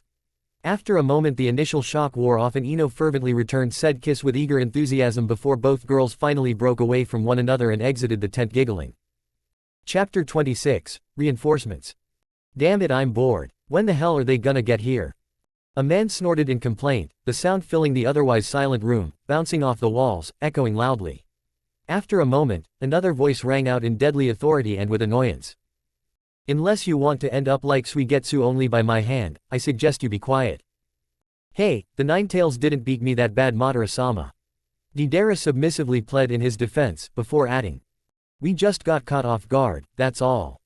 The clay-using Akatsuki member still wasn't too pleased by the direction the battle had taken, and he wanted to be well prepared before he ran into the Jinchuriki again.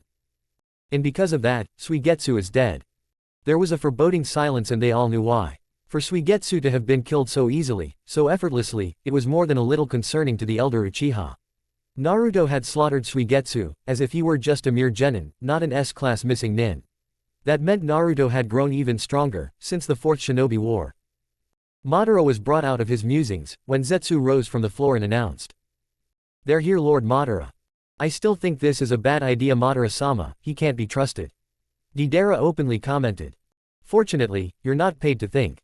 Zetsu grumbled in irritation, his face hidden as always within the giant flight trap type collar. This frigid weather was not to his liking. Why couldn't they have lured the Jinchuriki to some humid jungle? Why did it have to be a stupid little village that was always covered in snow? He hated the snow. "I'd shut up half and half, before I introduce you to my art." Deidara spat back in anger. "Silence the both of you. He may not be trustworthy, but I need his skills and power to help take down the Ninetales.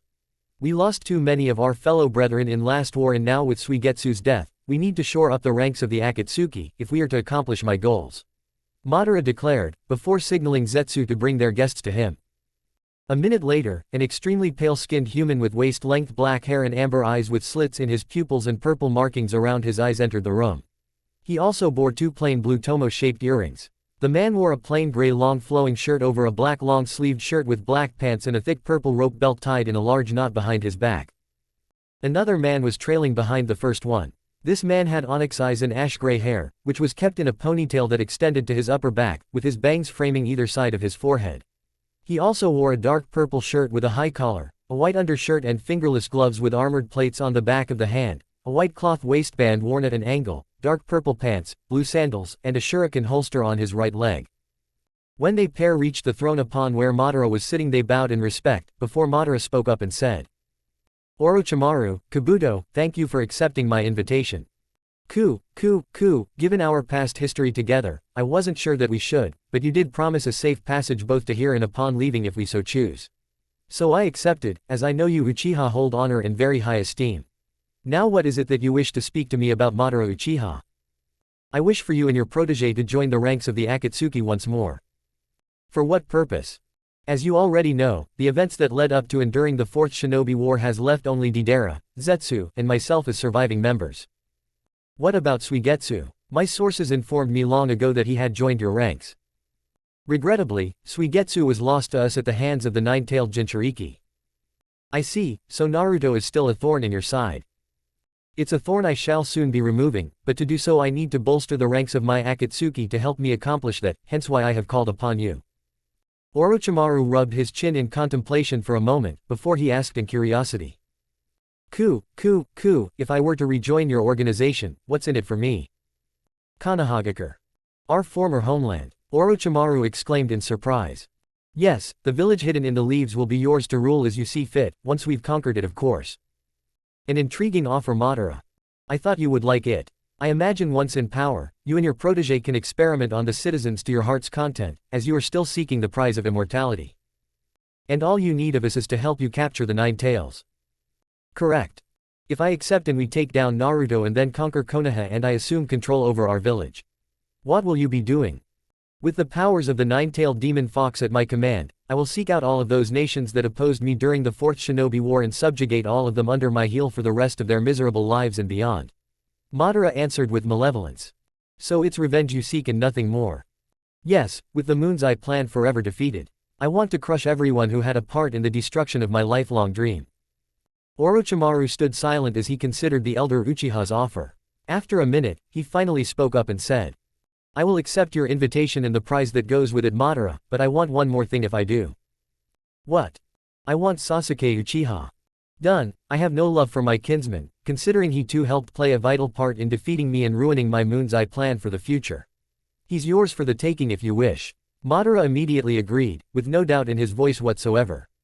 I'm most pleased with this arrangement. Now do you have a plan to capture Naruto? I have set a plan in motion that the Kyuubi no Yuko container will come to us soon enough, whether he will do so willingly or not. I too am pleased that you've accepted to rejoin our ranks, Orochimaru, but remember, if you betray us again it will not be Itachi who you will be facing as you did in the past, it will be me. Orochimaru nodded his head in understanding, as he knew for as skilled and powerful as he was, it was nothing compared Madara's power and skill in battle. Are you fucking kidding me? Naruto spat with fury, surprised at how blatant Kakashi had been about asking. You want Hinata-chan and I to go back with you and Kurenai-sensei to Konoha in exchange for Bankai training? Well then you can fucking forget it, Hitaki. Kakashi noticed that Naruto still used the sensei attachment for Kurenai, but not for him. The once proud sensei of team number 7 winced at the venom his former student spat, before exhaling softly, knowing full well what his former student's reaction would be to what he was about to say next. I'm not asking you to decide right away. I'm only asking that you consider it. I have. Naruto performed an about face, his back now to Kakashi. And as I said before, you can go fuck yourself. Naruto, just do as Kakashi-sensei asks. At once, Naruto whipped his head toward his former teammate. Screw you, Sasuke. You were always his favorite pet on the team, not me. You should do what he says, since you were the only one who he ever trained and gave a damn about. I'm not going back to Konoha just because this hypocrite asks me to. I'll learn to achieve Bankai on my own. Naruto angrily declared, before stomping off to begin his training. With Kakashi's offer still on his mind, Naruto scowled in determination. Alright, one more time. Irritated, but resolute to give it another go, Naruto swept his arm back out, palm resting upon his forearm, thrusting Zangetsu forward as the energy began to stream out of the sword, and into his body. Blue light flickered at his feet and then began to rise around him, forming, swirling, spiraling into nothing. Naruto's whiskered face creased in frustration, as the energies sputtered and died, leaving him on his knees gasping for air that came slowly and fitfully. Sweat beaded from his brow, forming a small puddle at his feet, a puddle which he now smashed his fist into with aggravation. Damn it! What the hell am I doing wrong? Naruto seethed internally as he looked to the right. A red Reiatsu whipped around the Uchiha's body, raw, yet controlled, powerful enough to shatter a nearby tree into timbers but held in check just the same. Naruto allowed himself a small contented smile. Sasuke seemed to be having the same trouble when it came to controlling his energy in unison with that of his blade. No sooner had the thought occurred to him, than the dome contracted, the sphere of destruction now only extending about a yard outward. Sasuke smirked at the disbelieving expression his former teammate now wore. Surprised? No, not at all. Naruto grumbled, forcing himself back to his feet, before his own blue Reitsu came in answer to Sasuke's red, the twin colors conjoining together and creating purple, sparks beginning to fly between their blades. In another life, such an insult sent blood boiling. However, this was a different life, a different Naruto. His temper, still volatile as before, had now become tempered, focused upon a single goal, one sole objective and nothing else. Naruto's anger now forged into an unstoppable blade, much like the one that lay before him. This drove him forward to his task. Naruto Uzumaki had a purpose. The revelation was as swift as it was stunning, and everything dropped away, leaving the ex-shinobi in the blackness. All this time, what had he been fighting for? At first, it had been pure instinct, an almost unholy desire to escape, to rid himself of Konoha and all those who inhabited it, all those who had caused him pain. Like the wind that was his element, Uzumaki Naruto had no course, he held no conceivable course or direction. Save for Tazuna and his family, that Naruto had lashed out at any and all who dared approach him, torn down all and anything that possessed the impudence, the gall to bar the wayward path that he had once believed to be freedom. He killed for survival, but he had ended lives all the same. And then Neliel entered his life. Considering it now, she would have charmed anyone else, no matter how black their heart, into submission the moment they crossed her path. It was mere happenstance that she had encountered Naruto first, before one of the now-dead bandits had noticed her. Uzumaki shuddered at the thought and what it implied. Nell belonged to him. There was no other way to explain the complex father-daughter relationship that had flourished so seamlessly between the two. She'd taken to him like a fish to water, he needed her to temper the darkness that still dwelled within him. Then Yugito entered the fold. Perhaps it was the fact that she too was a Jinchuriki, or that she too knew the pain of loss and abandonment, of being shunned, scorned, hated, just for her very existence. There was just something about her. An irresistible pull surrounded her, something close to magnetism. He'd felt it the moment he'd slammed the Nibi vessel into the tree and demanded that she be quiet. The moment Nell had innocently suggested that Yugito could be a wife-chan, and despite his initial dismay, Naruto felt a shared bond with Yugito that no one other than another Jinchuriki could understand. The fact that Yugito was one of the few people who could actually spar with him and come out alive, well, that was a plus too. Then there was her. Naruto never imagined being reunited with his first true love and had resigned himself to the fact that she was gone forever. So it was quite a shock to Naruto when Hinata joined his growing little family, reclaiming a tender place in his heart that had never quite healed since they'd first parted ways. Now their love with one another was as strong and as passionate as it had been years ago. It was as if Hinata had never married Kiba and that it had all been just a bad dream to begin with. As Naruto thought about his indigo-haired princess, he smiled at the way her eyes misted over with motherly warmth whenever she saw Neliel, or the way her cheeks would flush a deep crimson scarlet whenever he whispered in her ear. The power she held over him, with just a few soft words she could speak, would calm him down in an instant, or with her gentle soothing touch that spoke of a dedicated lover who knew him so well that words were not even necessary between them. Whenever Naruto thought of his Hyuga princess, he was filled with bliss. Last, but certainly not least, there was Ino Yamanaka, who had been suddenly thrust back into his life much to his chagrin. The blonde-haired kunoichi evoked a fierce fiery sensation of raw pain and agony, stabbing into his heart, twisting and knotting around his very soul. Ino still provoked age-old feelings of deep love, but at the same time the pain was there, threatening to strangle that love and turn it into rage. Naruto knew he had to be careful, very careful when it came to Ino. His breakup with her had actually been the most painful of them all. Not because he had loved Ino any more than he had loved Sakura or Hinata, but because he had warned the Yamanaka heiress that his heart had been rendered so vulnerable by those two. He was fearful that if he allowed himself to love Ino and something were to happen to them, he wouldn't be able to take that kind of pain a third time. And Naruto still remembers Ino's response to his fears word for word to this day when he asked at the start of their relationship. "Do you mean it, Ino-chan? Do you really love me?"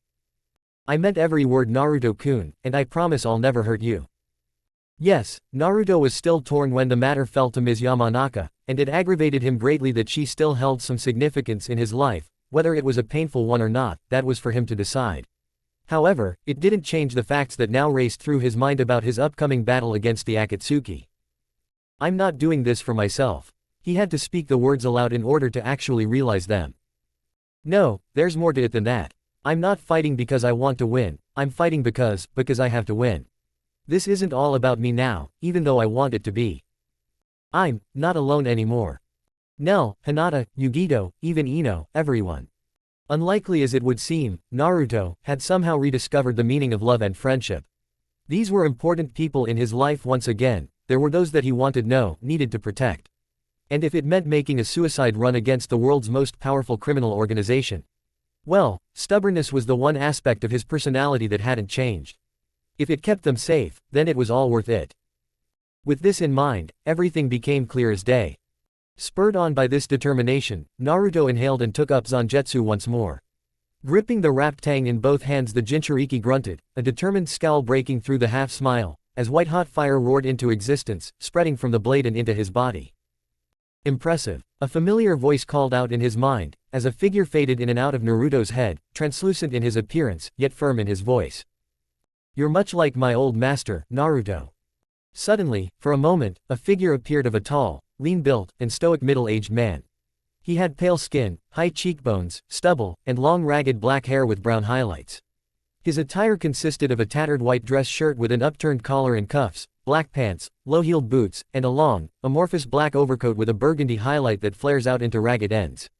He wore brown-tinted, semi-transparent wraparound sunglasses. And he smiled at Naruto, before he disappeared altogether. Sasuke, unaware of what just happened, could only blink, startled by the display. "Dobi, what are you?" "Zanjetsu," Naruto exclaimed, thrusting the Zanpakuto before his chest for the second time, grinning wildly, as the bluish-black light all but howled into existence about his body, forming his own dome of destruction, a massive translucent black sphere that stretched 3 yards in comparison to Sasuke's one. As the Uchiha looked on in disbelief, the white cloth unwound from the tang and wrapped itself tight about the blonde's shoulder, which he thrust forward prominently, stabbing outward with the hulking blade, growling softly as the ground began to quake. Sasuke found himself taking a small step back, as Naruto began to laugh. "No way, don't tell me." Sasuke realized. Naruto had achieved the final stage of Bankai. Another far-off tremor shook the ground and Kakashi winced, as he heard the unmistakable sound of laughter in the distance. Clearly Naruto was quite content with his current lifestyle and had absolutely no desire to return to Konoha, which made his mission even more difficult than it was already. This left Kakashi with a serious dilemma. He couldn't just drag Naruto back to the village, such a thing was impossible. Well, he could try, but he'd likely end up losing an arm in the process. Hinata would doubtlessly fight, as would Yugito. Ino's position on this was still questionable, and Kurenai would likely side with her former pupil if it came down to a fight. Sasuke wouldn't hesitate to fight Naruto though, so at least the last Uchiha could be counted on to help Kakashi complete the mission. Then there was the matter of this little gang that Naruto had amassed. They were all extraordinarily loyal, and if Naruto fought, then so would they. Then again, most of the men had left, headed for some unknown destination, the likes of which were being kept tightly under wraps. Was now the time to strike? Now, when Naruto had only 2 allies instead of hundreds. It would be a simple matter to slip a harmless sedative into their food and drink, but with Naruto's superior sense of smell and Hinata's Byakugan, would such a tactic even work? It was doubtful at best. And if he were to fail? For the first time in his elite career as a Junin, Kakashi felt out of control of a situation. Just the thought of fighting an angry Hyuga and a pair of raging Jinchuriki was unpleasant. Factor in a potentially furious Kurenai and Ino with their genjutsu abilities, and actually engaging in combat with the 5 of them was outright terrifying. Thankfully, an unfamiliar chakra signature was felt by the silver-haired Junin, which broke him out of his train of thought. Performing a quick set of hand seals, he silently slinked after the suspicious bandit, being careful as not to be seen through the camouflage his jutsu provided him. Sakari Hitoshi crept through into the very edge of the encampment, glanced around briefly and muttered to himself, before slipping into an unmarked tent. Kakashi stiffened a bit, as a small hiss escaped from the mask he always wore. That was Kurenai's tent. In an instant, Kakashi flew into the tent and was greeted with the sight of Sakari pinning Kurenai down and attempting to force his way with her. A primal growl erupted from Kakashi, and before he knew what he was doing, his hand was tightly gripped around the bandit's face, and the Konoha Junin was currently sending jolts of electricity through said hand. Sakari was screaming in agony, as his face was in danger of being burnt to a crisp, before Kurenai leapt up and knocked Kakashi's arm away, causing the one-eyed Junin to drop his foe abruptly. Staggering out of the tent, Sakari covered his face, in a vain attempt to stem the red liquid coursing through his fingertips. The smoldering burns he had just suffered would soon become hideous and disfiguring scars if they were not tended to soon. Sakari looked up to see several people running towards his location, no doubt alerted by his screams, and quickly skulked away before being discovered. Hinata and Ino were the first to arrive and were startled to see Kakashi come flying out of Kurenai's tent and land in a heap on the ground. This was followed by a disheveled Kurenai storming out of her tent, who shouted with rage and indignation. "What the hell did you think you were doing, Kakashi?" It was then that Hinata noticed the top of Kurenai's bandages above her breasts had been torn open. Jumping to a conclusion that Kakashi had attacked Kurenai, the Hyuga princess shouted out with vengeful fury and attacked the silver-haired Junin with lightning-fast Juken strikes.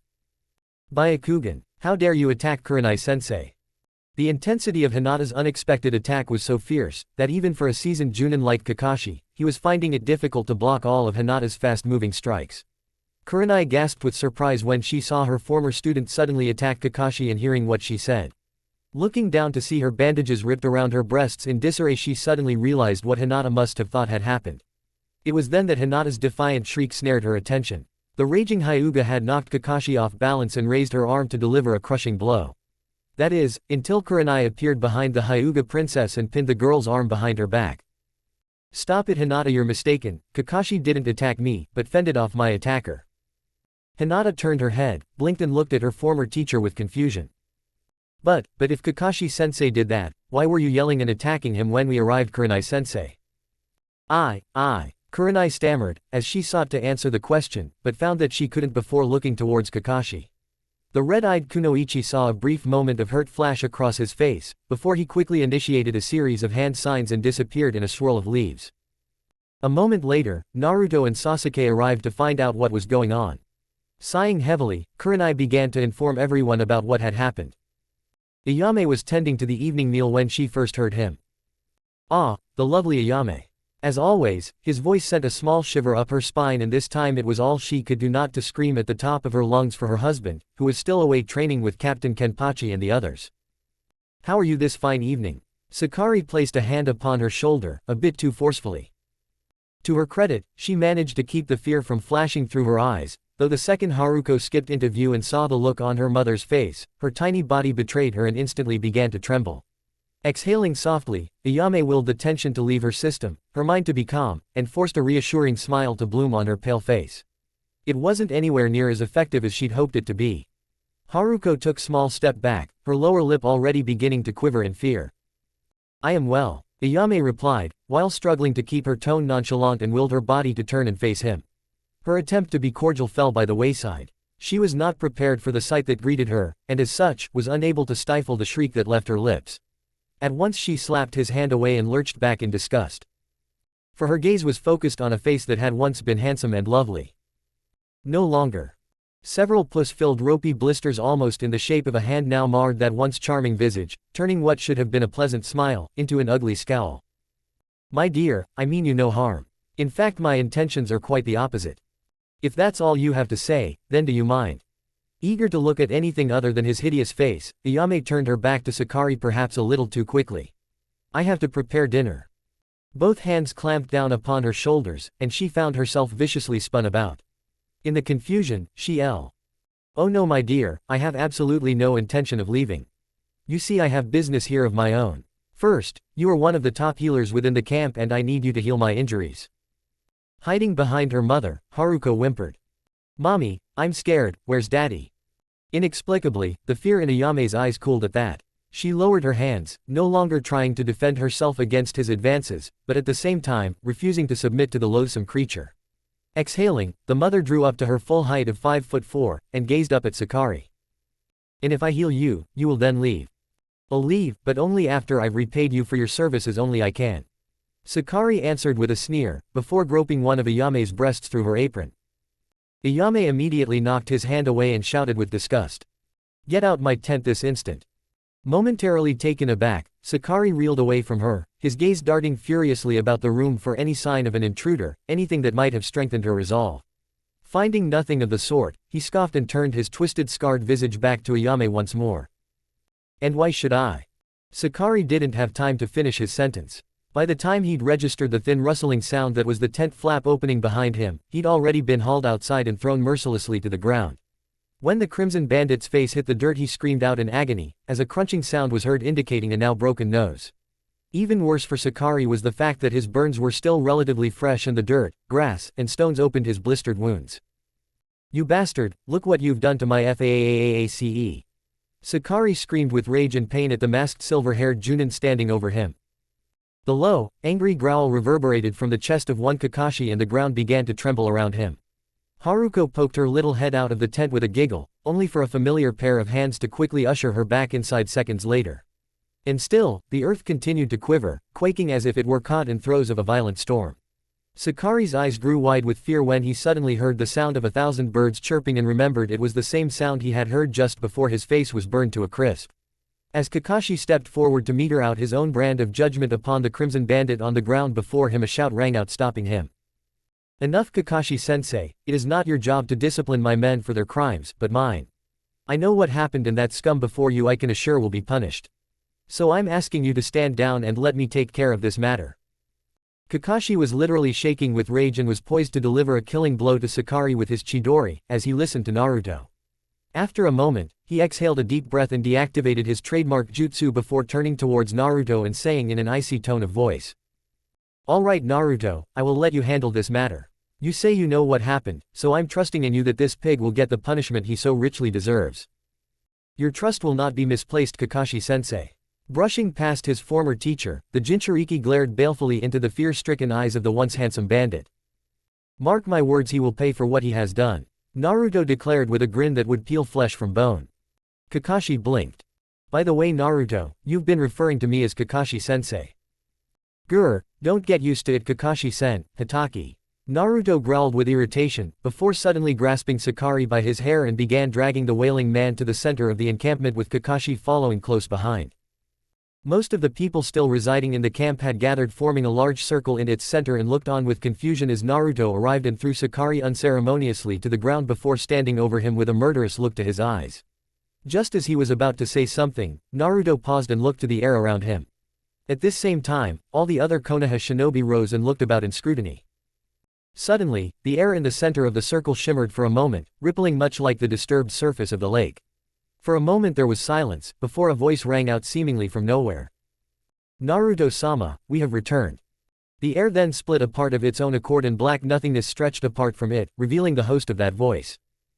Shunsui couldn't have had better timing, as he stepped through the portal and presented himself before Naruto. Then, one by one a series of portals began emerging from the air around them, as all the people began backing up and creating an even larger circle. Next to arrive was Kenpachi Zaraki with a cheerful Yakiru sitting upon his left shoulder and Nell on his right. For some reason or another, both girls seemed particularly cheerful today, more so than usual. Nellie's smile shone like the setting sun when she laid eyes upon her surrogate father, as she leapt off of Kenpachi and cried out. Naru-kun. Naruto was unprepared for this and nearly toppled backward from the glommed attack, but kissed his adopted daughter's cheek and hugged her fiercely. Happy reunions such as this were occurring everywhere, as the entire Crimson Bandit army returned from their training and was greeted by their loved ones. Sakari saw that everyone's attention was no longer upon him and attempted to sneak away before a Zanpakuto was leveled at his throat, and he gazed up into the onyx-colored eyes of a grinning Sasuke who was shaking his head at the man. As Naruto's gaze swept over the emerging army, the last notable figure stepped out of the blackness. Her hair was no longer held back in the top knot as before, rather, flowed freely down her back. Indeed, the ragged state of her outfit left little to the imagination of the men. Yoruichi. Naruto nodded curtly, bracing himself, half expecting the tan goddess to glide over to him and say something inappropriate. She did not. It was then that Naruto noticed that she did glide over and loop an arm in Shunsui's before she kissed him on his cheek. Despite himself, Naruto blinked, unable to hide his relief and amusement, before a stern voice called out. So, kid, ready for that rematch? I wanna find out if I'm stronger than you now. Kenpachi asked while grinning broadly. Despite himself, the ex-shinobi blanched. Not right now, we have other matters that need to be dealt with. Naruto answered a bit too hastily, as he pointed towards Sakari lying prone on the ground with Sasuke's Zanpakuto still pressed to his throat.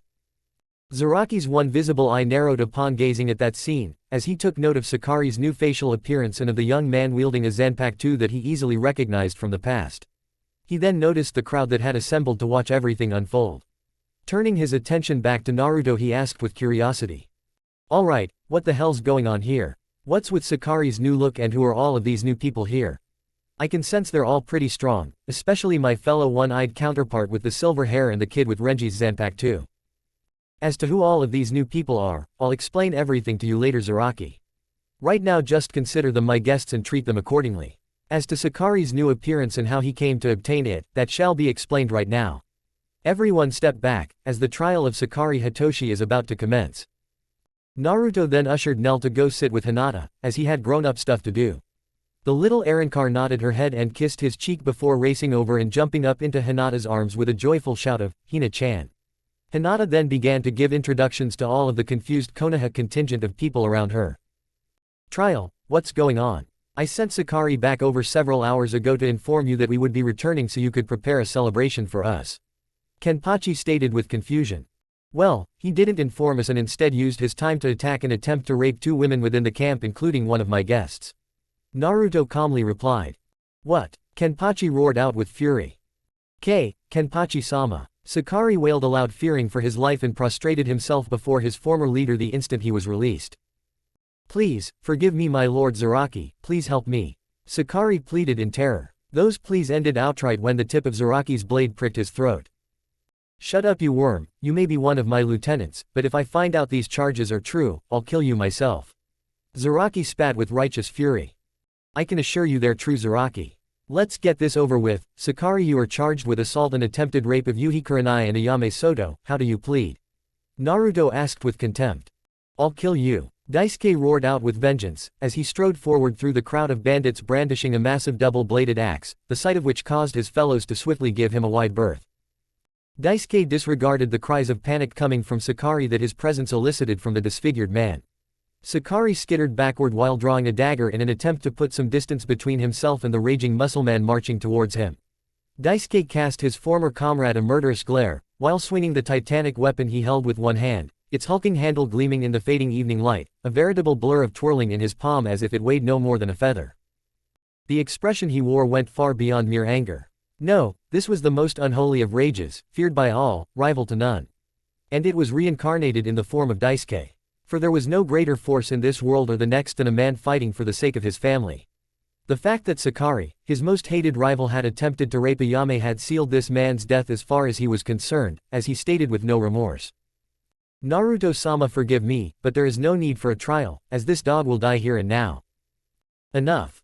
Both men paused, wincing as a killer intent loomed over them, the cold steel marking their throats an instant later.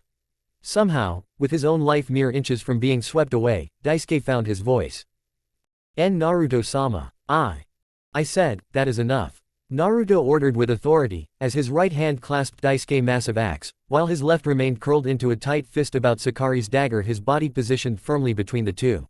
As the new leader of the Crimson Bandits separated the 2 men from the folds of his sleeves, a pair of long, razor-thin blades extended, and they were the cause for the discomfort of both men. One pricked at Sakari's throat, while its partner was centimeters away from doing the same to Daisuke. Now, Naruto brought the full weight of his glare upon his trusted lieutenant and angrily stated.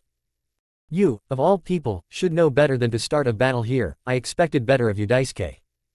But I said be silent. You are to kill no one unless I give the order, got it? Shamefaced, the strongman clamped shut his jaw and hung his head before submissively answering. Understood, sir. Daisuke then cast his former comrade a glare, but remained still, as per ordered, though his hands gripped the massive axe with enough force to bleed. And as for you, Sakari, Naruto spat as he slowly turned towards the Crimson Bandit and with a slight motion pressed the wrist blade tighter into the man's throat, drawing thin rivulets of blood, which caused Sakari to immediately drop his dagger. If you have anything to say in your defense before I pass judgment, you'd best state your case now, before you lose your head and your voice along with it. My case. Sakari was at a loss for words. Yes, your case. Surely you have some reason for attacking these women that you can defend yourself with.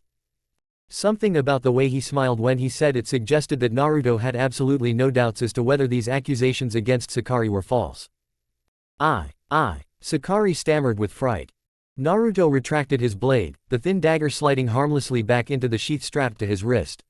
Sakari had been watching that hand so intently that he never saw the right hook coming, until it slammed into his lower jaw with devastating results. The soon-to-be ex-lieutenant of Zaraki Kenpachi tumbled backwards, landing on his butt in a humiliating fashion. I see. Naruto nodded sagely, calmly walking to where Sakari lay groaning. You're completely useless after all, aren't you? A petty man filled only with worthless lust and ambition, with no moral code whatsoever. No. Oh. Naruto replied, as he smiled pleasantly before rolling his shoulders in a carefree shrug, as he crouched down to Sakari's level and revealed a small rasengan swirling in the palm of his hand. Then what you're saying is Kurenai-sensei must have imagined you trying to rape her. And when that didn't work out you went after Ayame-san and I guess she imagined her attack as well, That was wrong. Naruto interrupted a bit too cheerily and the rasengan began grow in his hand, before he continued on. I suppose I should have given you the warning I gave Daisuke about pissing me off. It certainly proved its effectiveness with him. But then again, you don't have anyone you cherish now, do you? Probably why you tried to commit rape in the first place, huh? With a keening wail, Sakari was hauled to his feet. Now held by the throat, it was all the traitorous bandit could do just to breathe, let alone plead for clemency from his superior.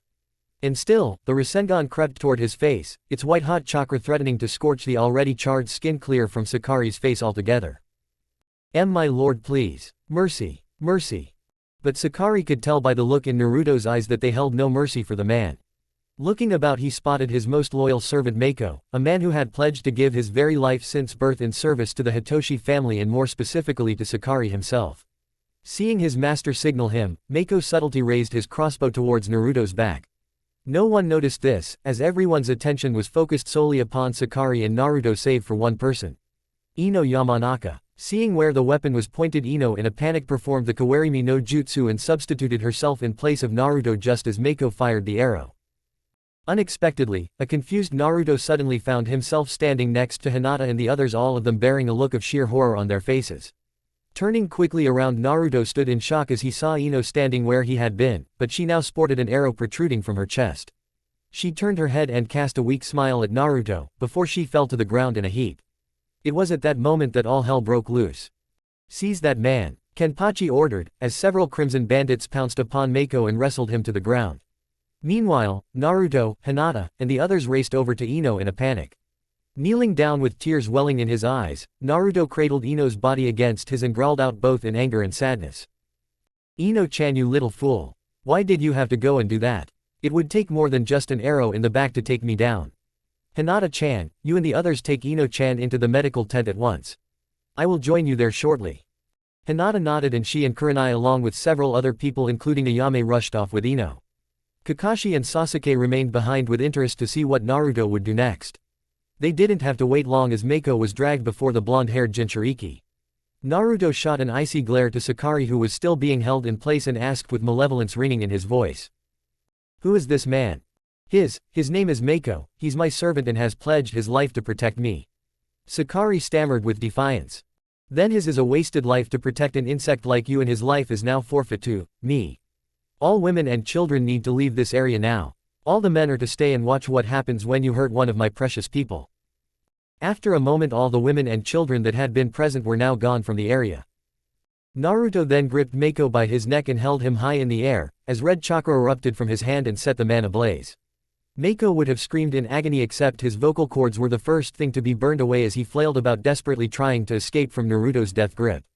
Alas, it was to no avail, as Mako soon stopped struggling and after a couple of minutes he was nothing more than a pile of ashes at Naruto's feet. The Crimson Bandit leader then turned his attention back to Sakari, who had soiled himself after seeing his servant killed so brutally. Naruto was about to administer the same justice to Sakari when an arm gripped his, stopping him, and a voice called out to him. "Naruto-sama, please do not defile your hands by dealing with such an insignificant scum as this man before you. I ask that you let me deal with this gutless pig, as I've had a long-standing issue with him for many years." Daisuke humbly asked. Naruto looked Daisuke directly in the eye for any sense that he would not be able to deal with this wretch held before him. Noting the determined look in Daisuke's eyes and the dedication in his voice, Naruto nodded his acceptance and replied. "Very well, Daisuke, tomorrow morning you shall enact the punishment for this worm. Until then, take him to the prison pit and post a guard of your choosing to watch over this animal for the night. By your command, Naruto-sama." As Naruto watched Daisuke and a few other men drag Sakari away, he took notice of Shunsui and asked. "Report on the training." Casualties were minimal, all in all only 5 of the men were unable to endure the training. They were disposed of when they lost their minds and tried to kill their comrades. If I may be so bold, I believe that the remainder has far exceeded our expectations. I dare say that a handful of them are almost at lieutenant-level strength, including Daisuke and possibly Sakari. Then it should be an excellent battle we're treated to in the morning. Naruto then cast a quick glance over some of his men. A few of them had wild grins in place of the terrified looks of horror they'd worn prior to their training, while others wore more melancholy expressions. Some refused to even look Naruto in the eye, which was good. They'd all gone through the training, and realized just what they were up against. Now it just remained to be seen whether or not they would remain sane. But one was different. One caught his eye. One of the men wore a look, not of irritation or melancholies, but of complacency. His emerald green eyes leveled with Naruto's cerulean-colored eyes and refused to break away, as the others had done. That, and his hand had never once left the dull green hilt of his sword. Interesting, Naruto thought to himself. You there. Naruto raised a finger towards his fellow blonde. Tell me your name.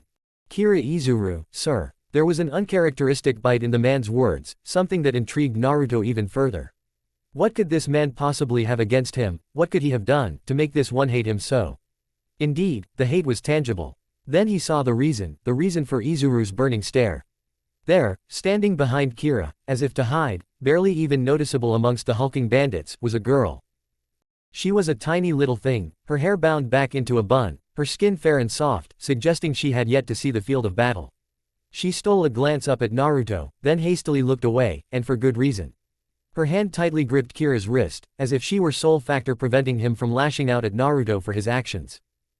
Shunsui, Naruto began slowly, exchanging a glance with the former Gote 13 captain, who, as if he were actually aware of his superior's burning glare, turned his attention towards the couple. Who is this girl? I don't remember her being with the main group when you set out. In fact, she appears to be entirely out of place here altogether. She's a young blonde man began, but Shunsui raised a hand toward the youth. Kira, please, I am at fault for this. Allow me to explain myself. Please. Naruto waved a hand impatiently and added. I haven't got all day. Her name is Hinamori Momo. Shunsui relented. We picked her up during our travels. Ah, well then, that explains quite a bit, doesn't it? Naruto stated with sarcasm, before adding. Never mind, you can explain her presence to me later. I'm needed elsewhere at the moment. Naruto then shushened away, followed by Kakashi and Sasuke. This left both Shunsui and Kenpachi to silently wonder just what had happened to Naruto while they were away. Kiba held the message in his trembling hands as he read it. Delivered by Messenger Falcon shortly after Hana's departure, these handwritten words were sharper than any blade and had struck at the very core of his being with terrifying force. Now, there was no doubting Hana's words, the order was perfectly clear and now official. Attention all Konoha shinobi. By order of Lady Tsunade, the kill order for Uzumaki Naruto has hereby been rescinded, and reduced to a capture order. He is to be brought back alive at any and all costs, preferably unharmed if at all possible. Under no circumstances is he to be killed. Disobeying this order will be tantamount to treason. Tsunade Senju, the Godime Hokage. Defiant, Kiba crumpled the paper into his hand and tore it to shreds before Sakura could catch sight of it, uncaring of the questioning looks he received in turn. What did it say? Nothing, Kiba replied, lying through his teeth and hoping that Sakura would buy into it, as a show of frustration. Just that Akamaru won't be coming back and that they can't afford to supply us with any more tracking dogs, that's all. Oh. Her face fell at his words and for just a moment, Kiba swore he saw a thin smile stretch across the face of Sakura, who then asked. Well, then what should we do now that we can't track Naruto? Go after that bastard. What else? And how do you plan on finding him? Sakura said with irritation and disgust of the Inzuka's behavior and seemed to have sided with Tazuna and Inari on this matter, for her expression suggested nothing less than outright disbelief before she added. We can't track him without Akamaru. Hey. Kiba surprised everyone by straightening out of his crouch and smirking proudly, as he boasted. I may only be human, but an Inuzuka's nose is just as good as Akamaru's. Who do you think trained him all these years? Sakura sweat dropped and silently thought to herself. Why does that not reassure me? Chapter 27, New Relationships Emerge. Warning: be advised, this chapter does contain some mature content. As the sun rose the next morning, it would be the last sunrise the bandit Sakari would ever see. For his battle with Daisuke for his very life had not gone as he expected. For while Sakari had trained diligently the past 2 weeks in Yoruichi's realm, which would be equal to about 6 months of hard training in this realm in the use of Kido, he had ignored for the most part also training in the use of weapons. The arrogant bandit had assumed it would be easier to take down an enemy from a distance using Kido spells, rather than dirty his hands from actual fighting. Unfortunately, Sakari had failed to take into account that it takes time to bring forth the power and speak the incantations needed to unleash a Kido spell onto an enemy. And Daisuke was not allowing him that time, as his fellow bandit had descended upon Sakari in an instant the moment their fight began. Sakari barely had time to duck Daisuke's initial strike and had spent the majority of the battle running and dodging the physical attacks of the massive axe his opponent relentlessly unleashed upon him. And while Daisuke had spent more time training in the use of weapons in hand-to-hand combat. Unlike his opponent, he had not neglected also training in the use of Kido. So when the few times that Sakari had actually been able to let loose a Kido attack, Daisuke knew enough defensive Kido counter spells to render the attack useless. It was one of those counter spells that had exploded on contact with his Kido attack that had knocked Sakari to the ground, where he lay unmoving, as Daisuke slowly stalked towards him twirling his axe as he approached. Sakari realized he had only one chance to win this fight, and that would be to play dead until Daisuke was close enough to strike. Concealing a dagger inside of his shirt sleeve, he waited patiently for his opponent to arrive. When he saw Daisuke raise his axe with one arm to cleave his foe's head, Sakari saw his chance for a hit and suddenly exploded off the ground and thrust his arm forward, expecting to drive his dagger straight through Daisuke's chest. However, Sakari was stunned at the speed and strength of Daisuke when the Crimson Blade Bandit's most famous axe man grabbed hold of his wrist, effectively stopping his blade from traveling any farther. Sakari's eyes widened when he realized what was about to happen, but it was too late for him to do anything about his mistake. Pain, intense, mind-numbing pain, that was the first thought that came to Sakari as he looked down and saw the massive axe buried in his chest. His head slumped forward as he felt his lungs start to fill with blood. Grabbing Daisuke's arm to support himself, his vision started to go dark around the edges. He stood motionless, his chakra plummeting dangerously as it took all his effort just to stay standing. In his mind, he heard laughing. It was Daisuke. Slowly, the strongman gripped his axe high above him, as he said with no remorse. "Yane, Sakari tem." An instant later Daisuke brought his weapon down in a murderous arc and cleaved Sakari into two halves from the top of his head to his crotch. "Well, that was an entertaining fight, Shunsui," Naruto commented with mirth, as he watched the two halves of the now eviscerated Sakari fall away from one another in bloody heap, while Daisuke calmly wiped Sakai's blood from his axe blade. "Indeed, as I told you before, Daisuke is nearly as strong as a high-ranking lieutenant and has benefited greatly from the training."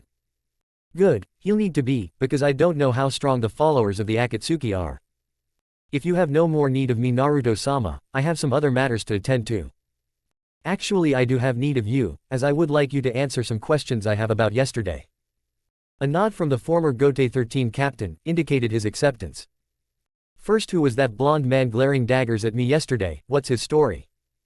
"His name is Kira Izuru and he's a former lieutenant of the Gote 13 Guard of the Soul Society." "So he's a former Soul Reaper like you?" "Hi, he is. We found him and the young girl you saw with him when we traveled to Yoruichi's special realm for the training. Her name is Hinamori Momo, and like Kira, she too is a former lieutenant within the Gote 13 Guard. Remember when I told you about the Shinigami Arankar War we fought 400 years in the future?"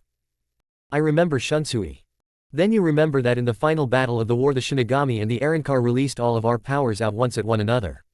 The resulting explosion ripped a hole through the fabric of time and space, which resulted in all of the combatants being flung throughout the history of time. And while we thought that only Old Man Yama, myself, and Yoruichi-chan were each thrown into this time period, it appears that the both of them had been as well." "What's his problem with me?" "I talked to Kira last night and the reason he got so mad is mainly because of your display yesterday in dealing with Sakari's servant Mako. It scared Momo." "You scare Momo?" "That's it, that's his problem with me." "Well, in all fairness, you can be a scary guy. So because I scare his little girlfriend, he's pissed off at me." "It's a little more complicated than that, and it's not a boyfriend-girlfriend relationship between Kira and Momo, but more of a pseudo-older brother-little sister dynamic." "Explain," Naruto questioned. "From my conversation with Kira when he found Momo many years ago, she was on the verge of dying. She was sickly, malnourished, and had basically lost the will to live." "Why?" "You remember I said the Shinigami Arankar War was started by a former captain of the 5th Division in the Gote 13, his name was Sosuke Aizen and Momo was his first lieutenant. Sosuke's betrayal of the Soul Society hit her the hardest, as she greatly admired and perhaps even loved the man. Even after his betrayal, Momo continued to believe in Sosuke's innocence. It wasn't until he used her as a human shield from an attack by another Gote 13 captain Toshiro Hitsugaya that Momo finally understood what treacherous man her former captain truly was. Toshiro was a lifelong friend of Momo's and she had to watch as Sosuke killed him in a similar fashion, as to what you did to Mako.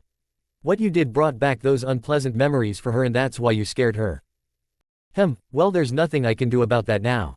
Perhaps I did go a bit overboard in dealing with Mako, but I wanted to send a message to everyone of the consequences of harming one of my precious people. Is she or Kira going to cause me problems in the future?" "No, I've spoken to both and explained about the battle that is approaching and the reasons behind it. They agree that it is for a noble cause to free a nation and only wish to help you accomplish that." "Are they going to be of any use in the battle?" "Hi Naruto-sama, they will be of great use. I would suggest assigning Kira to the Medical Corps platoon, as he is a skilled healer and fighter in case that squad were to come under enemy fire. As for Momo, I would assign her as a lieutenant to a strong frontline combat squad under a powerful captain. She may not look it, but she's a skilled fighter and her Zanpakuto can unleash some powerful fire attacks. Fire attacks you say? I think I know exactly who and where she should be assigned, whether the Tem likes it or not. Naruto stated with a smirk before adding. Alright Shunsui, you've done well for me these past few weeks, thank you and you may go. Before I take my leave Naruto-sama, I wish to explain about Yoruichi and I. Well, it's complicated. Yoruichi and I have known each other for a very long time, before either of us joined the Gote 13. We trained together at the academy and we accomplished so much even before we joined the divisions, and when you live as long as we do, you have a different timetable. I'll confess my feelings for her tomorrow, turns into something that needs done by next week, then next year, then a decade from then, sometimes centuries. Shunsui paused a moment in reflective contemplation before he continued on. As I said, we've known each other for many centuries and there always was a certain sexual tension between us. Working together in such close proximity to one another while training your Crimson Army, our baser instincts just took hold of us one night. We thought it would just be a one-time thing, but when we awoke in the morning, we both discovered something neither one of us thought we were capable of or possessed within us. What was that? Naruto asked with interest. We discovered genuine feelings of love for each other. That must have been a shock to the both of you. It was, as both of us had always lived our lives with wild abandon, free-spirited with carefree emotions, and always alone. I had thought my past feelings for her had disappeared long ago, but apparently they hadn't, because now the thought of my life without her in it troubles me greatly, and Yoruichi expressed similar sentiments to me. I know before we left that Yoruichi had conveyed her feelings towards you. Naruto-sama, I did not if you had any feelings for her before we left on the training mission, but if you do then I deeply apologize for what has happened. There's nothing to apologize for, I'm actually grateful that you took her off of my hands. I've already got enough women who are inexplicably thrusting their way into my life, I don't need another. So long as you two are happy together, then I wish the both of you well. Thank you, Shunsui politely said, while bowing in respect. Now as you, I'd have other matters to attend to so you may go Shunsui. Just make sure all the people I instructed you to gather earlier are at that meeting this afternoon. It shall be done. As Naruto walked into the medical tent, he spied Hinata helping Ino to drink a cup of water and a small smile spread across his face in relief. Making his way over he asked. So doctor, I take it the patient is going to make it. Hinaru-kun, fortunately the arrow missed hitting any vital organs, so Ino-chan will be back to full strength again in a day or so. Well that's good to hear. Now, just what the hell were you thinking to kawari me with me and taking that arrow? I wasn't thinking. Ino stuttered in defense. You got that right. A stern glare from Hinata was leveled onto Naruto, as she walked away to give the two some privacy. Naruto merely sighed with frustration at the look he received from Hinata. Before he heard Ino say, I meant I didn't think about it, it was just a reflex because I didn't want you to be hurt. Ino stated in a soft voice, before she stammeringly asked. Do you still hate me Naruto-ku? Naruto. Why would you ask me that? Do you remember the last time we saw one another? Naruto grimaced a bit, as that memory came flooding back into his mind. Flashback 1 year ago. Naruto hadn't even bothered to change out of his blood-stained Anbu uniform after reporting to Tsunade and dropping off the report of his latest successful mission.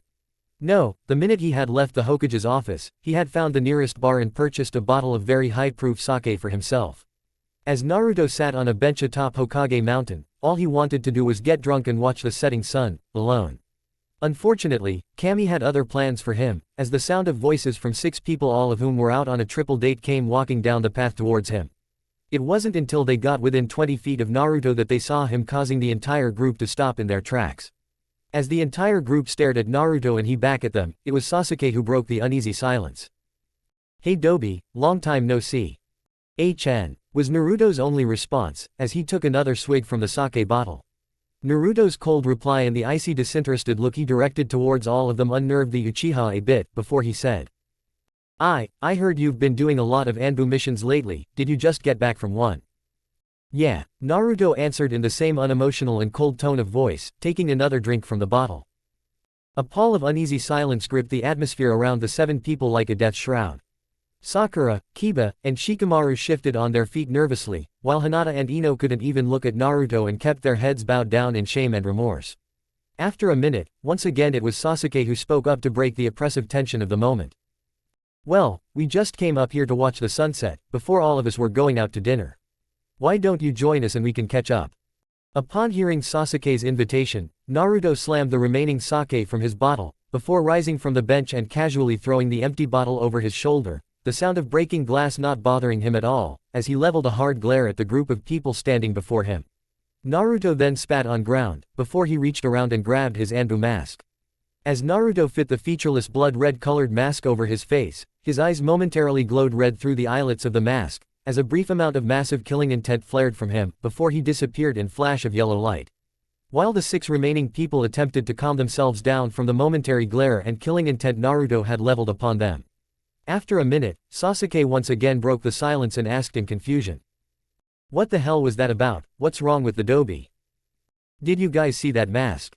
Kiba asked in a tense tone of voice. We saw it, I just had no idea it was Naruto who wore it. Shikamaru uncomfortably replied.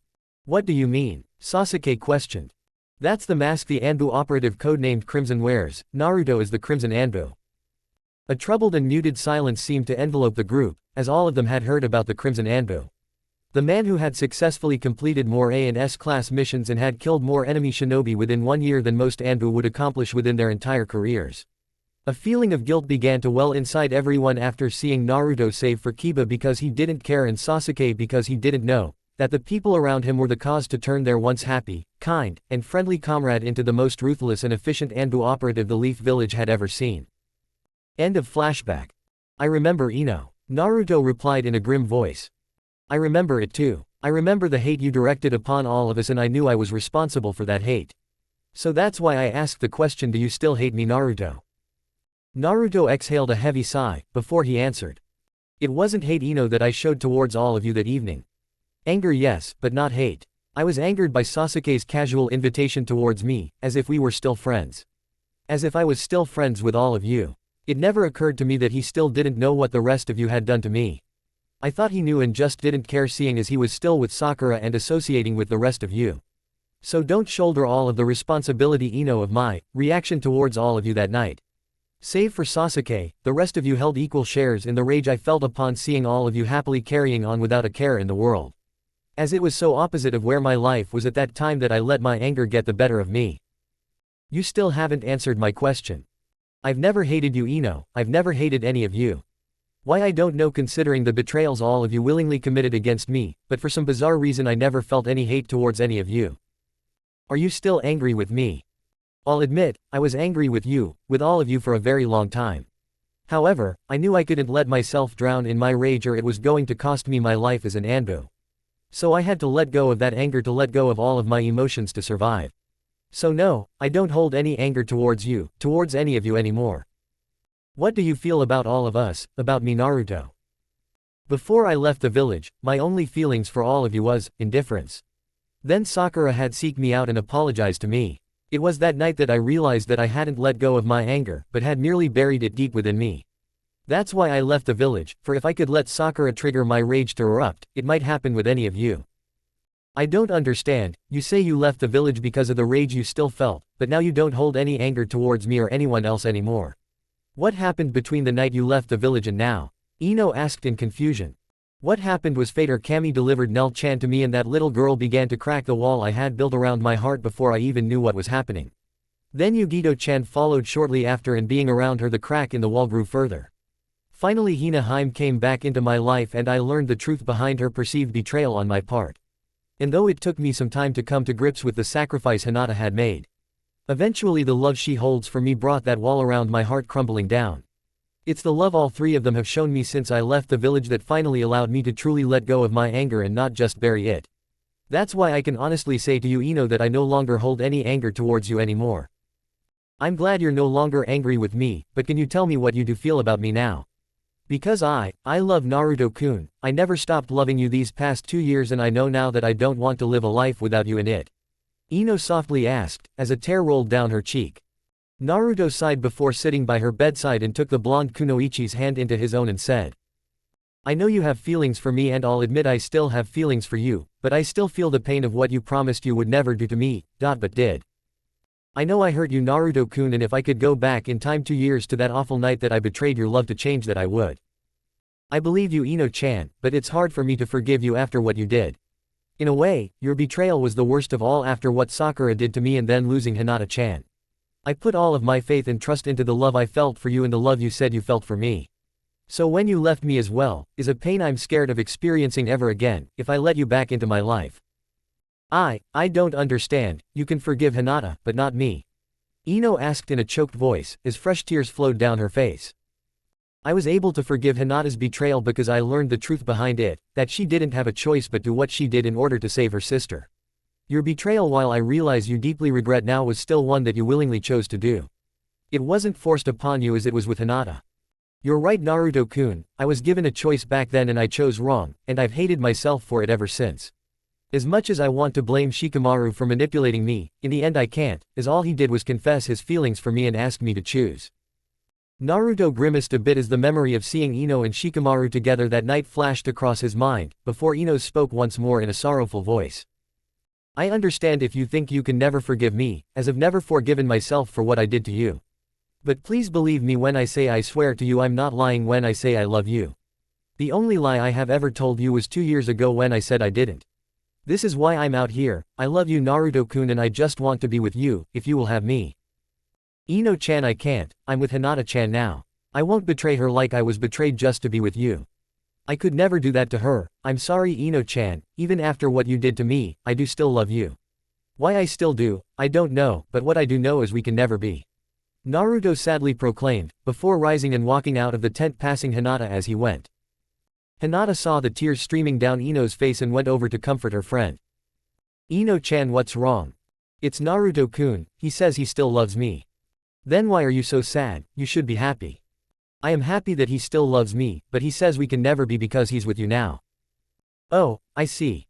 I can't even be mad at him for it. He loves you and won't betray you like Sakura did to him. I don't know why I even thought that there could be a relationship between Naruto and me after I learned about you two being back together. Naruto wouldn't be Naruto to do something like that. And truthfully I understand him completely because I would never do that to you either. We already talked about this, I told you I don't mind sharing Naruto-kun because I know you love him and he loves you. I love you too and I want to see all of us happy. We just need to convince him that he can love us both and be happy. I love you too Hinata-chan, but I don't think we can convince Naruto-kun. He's loyal to you and you know as well as I do that loyalty is one of his strongest nindos. I'll speak to him and if he's still being stubborn then we'll just have to show him how much we both love him and I've got just the idea on how to do that. Hinata stated with confidence, before leaning in and whispering into Ino's ear whose face blushed bright red, as she listened to the Hyuga girl speak. Sasuke dropped to one knee exhausted and panting for breath. After watching one of Naruto's men brutally kill another in a trial by combat, Sasuke had decided he needed more training to unlock the second stage of his Bankai. Since he had witnessed Naruto achieve that feat yesterday, he had vowed not to let his surrogate brother surpass him in their Zanpakuto training like he had in the shinobi arts. Plus Sasuke knew he would have to unlock the second stage if he had any chance to defeat Madara and avenge his clan.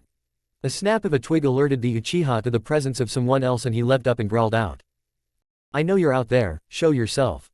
It was then a young woman stepped hesitantly from behind a tree and approached Sasuke carrying a tray.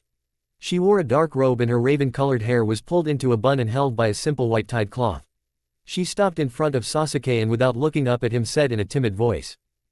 Forgive me for disturbing you Uchiha-san, but Naruto-sama has assigned me as your first lieutenant for the upcoming battle against the Akatsuki should you agree to participate and ordered me to bring you some lunch. Ordered you huh? Tell me exactly what did Naruto-sama say? Well. It's alright I promise you won't get in trouble. Just tell me what he said. He said take some lunch to the temple to replenish his strength before the emo duck butt collapses from trying to unlock his Bankai. I see. Please, you won't say anything to Naruto-sama, you promised I wouldn't get into any trouble if I told you. I did promise that an Uchiha keeps his word. No I won't say anything to Naruto-sama. Thank you Uchiha-san. What's your name girl? Hinamori Momo, Uchiha-san. Please stop with the Uchiha-san, just call me Sasuke. Oh okay Sasuke-san. I mean Sasuke. Well there appears to be quite a lot of food here, tell me have you eaten lunch yet Momo? No sir I haven't, but I shouldn't stay and bother you and I'm not hungry and, grr. Judging by the sound of your stomach growling I would say you are hungry. Please stay and join in me for lunch. I shouldn't sir. Not sir, just Sasuke. Besides, you wouldn't want me to tell Naruto-sama that you refused a simple request just to share a lunch with me now, would you? Momo chewed on the bottom of her lip as she silently debated what to do. Sasuke found the girl's nervousness and innocence rather cute and said with amusement.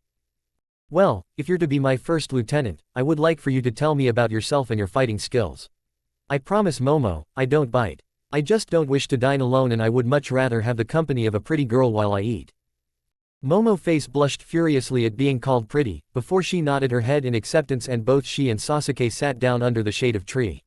Staring at the young Uchiha, the way he spoke and acted reminded her of Toshiro so long ago, which brought a small smile to her face. Naruto watched intently as his command tent filled with the final members he had requested for this meeting. Once he saw everyone was there, he cleared his throat and announced with conviction. Alright, now that everyone is here, I've decided we will be leaving in a few days to rescue Princess Yuki of Fujikas and liberate the Spring Country from the Akatsuki. As all of you know, the Akatsuki are an organization consisting of S-ranked criminals. Many of these are missing nins who fled their villages after causing death and destruction. Oi, what's the goal of these guys, Naruto-sama? Their goal, Zaraki, is they want to capture all the Jinchuriki like me and extract their biju from them. As some of you know, a biju is a tailed beast demon within our bodies. The demons are known by the number of tails their body possesses. When the biju is removed from the Jinchuriki's body, the host dies. The Akatsuki have already captured and killed 6 Jinchuriki while removing their biju. The only remaining Jinchuriki left are the 8 tails Hachibi held within Killer Bee, the 2 tails Nibi within Yugito, and the 9 tails Kyuubi no Yuko held within me. So what happens if these Akatsuki guys get a hold of you, Yugito, and this Killer Bee? Simple, Shunsui, our biju will be removed and we will die, and the power of all the tailed beast demons will be unleashed upon the planet. If that were to happen, all of us will fall because there is no stopping such a power, which is why we need to eliminate the Akatsuki once and for all. I've already started the job by eliminating Suigetsu, but I need everyone's help in this tent to finish off the rest of the Akatsuki members. What do you have planned? What I have planned, Yoruichi, is this. Right now in this tent between you 3 Shinigami captains and the 3 Junin level shinobi sitting beside you, not to mention myself and Yugito as living Jinchuriki. We now have enough people who can match all the remaining Akatsuki in strength and power. I propose to have select individuals take on specific Akatsuki members and remove them, permanently. Who will I be fighting? Remember, I only want to fight a strong opponent. Don't worry, Zaraki, the opponents we will be facing are very strong and I'm sure will give you the fierce and bloody battle you crave for. Naruto assured the eye-patch-wearing Shinigami before turning to his Konoha guests.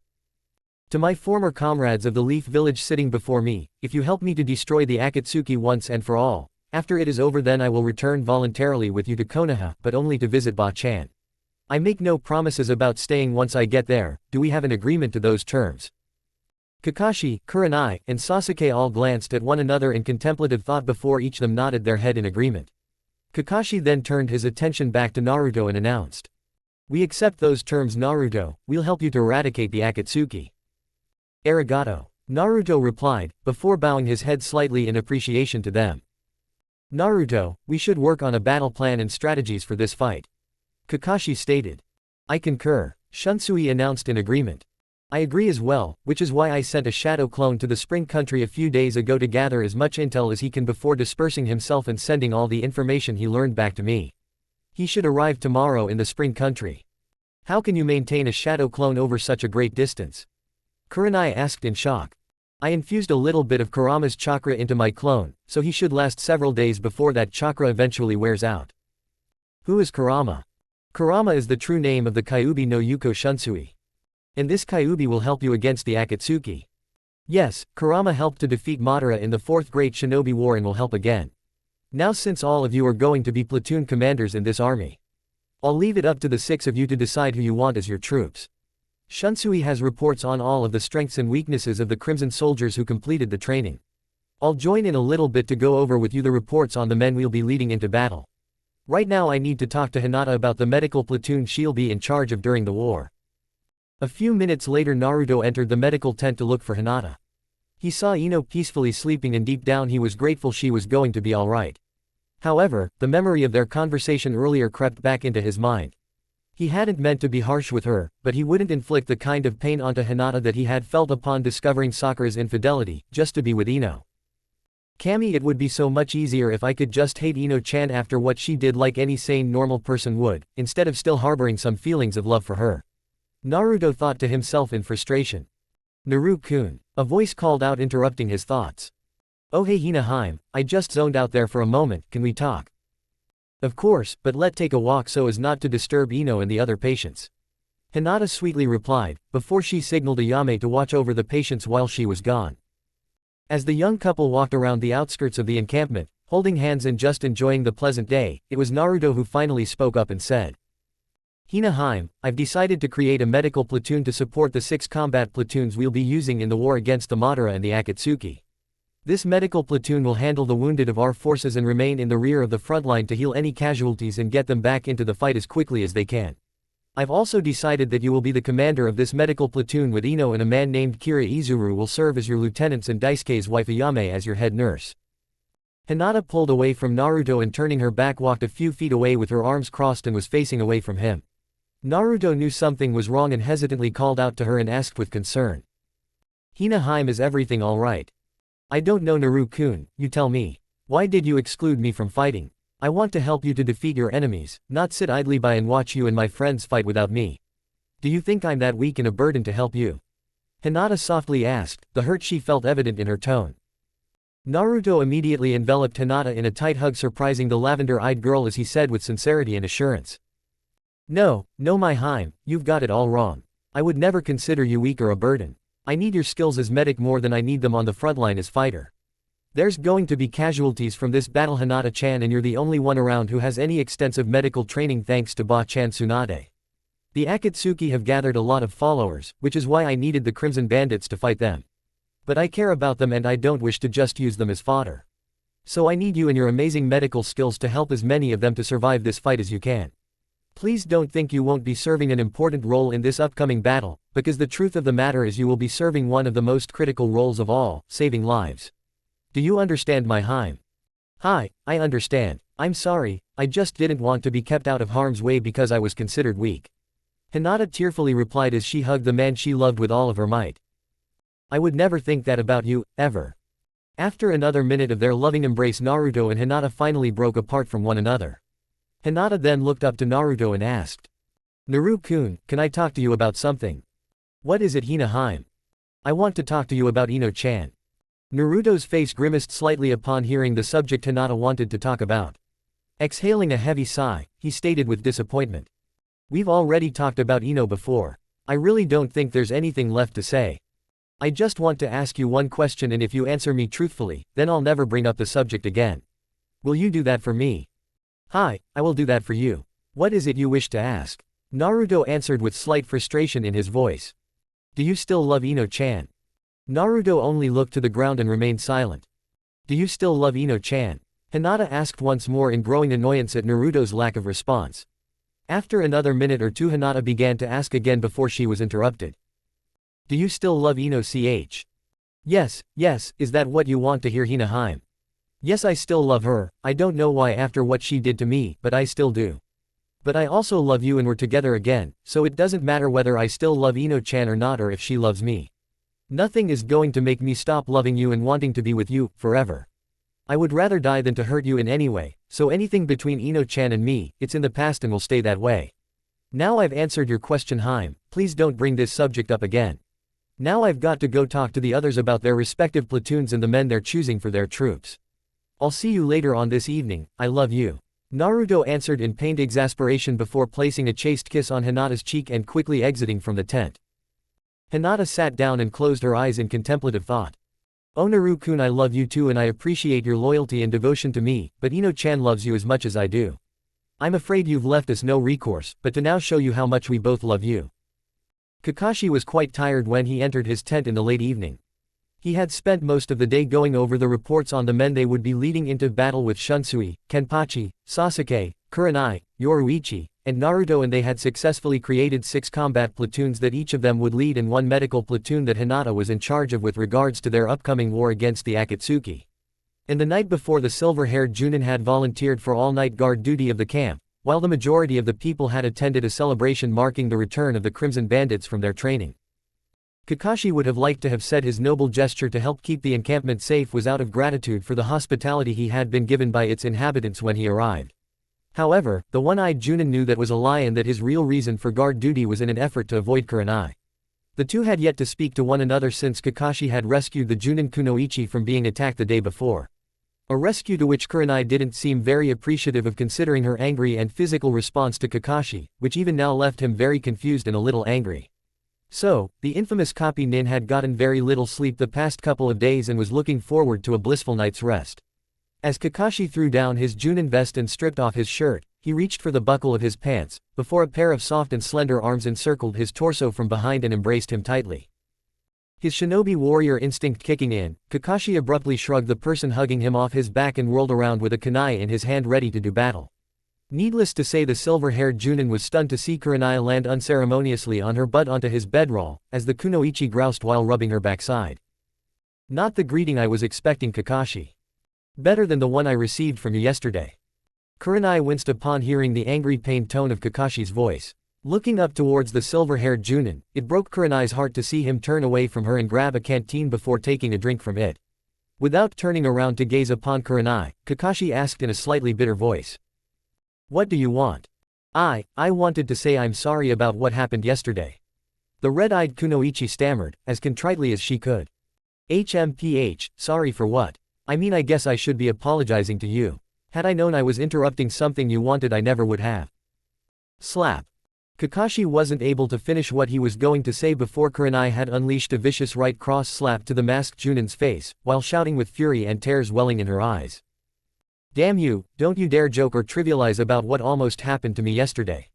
It's a nightmare all kunoichi live in fear of and is in no way or shape funny. Kakashi instantly regretted his dismissive remark towards what had happened the day before.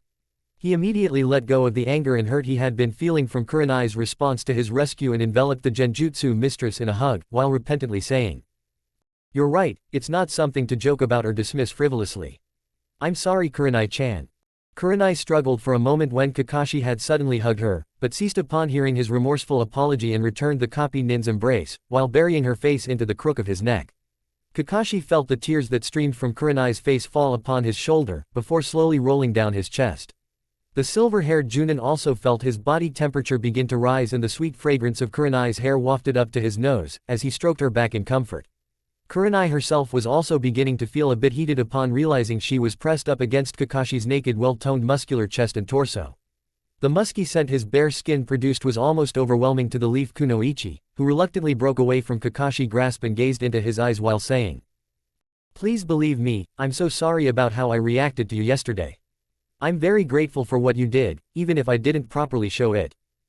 I don't understand, Kurenai-chan, why did you react that way to me intervening? I wasn't expecting you to fall to your knees and bow to me in gratitude for what I did. But I also wasn't expecting a punch to the face for helping you either. Kakashi questioned, as he brushed a tear away from Kurenai's face with his thumb. Kurenai's face blushed a bit as Kakashi brushed her tear away and she felt a bit flustered by the action and of his address of her with the suffix chan added to her name. Turning around in an attempt to hide her blush from the silver-haired Junin, she stammered. I don't know why I reacted that way. I guess I felt angry and ashamed at having to be rescued like that. I'm a Leaf Village Junin for Kami's sake. I should have been able to handle the situation myself, but I couldn't because I let my guard down. So I lashed out at you for saving me because I was embarrassed at not being able to save myself. I don't like being your stereotypical damsel in distress who needs a man to always save her.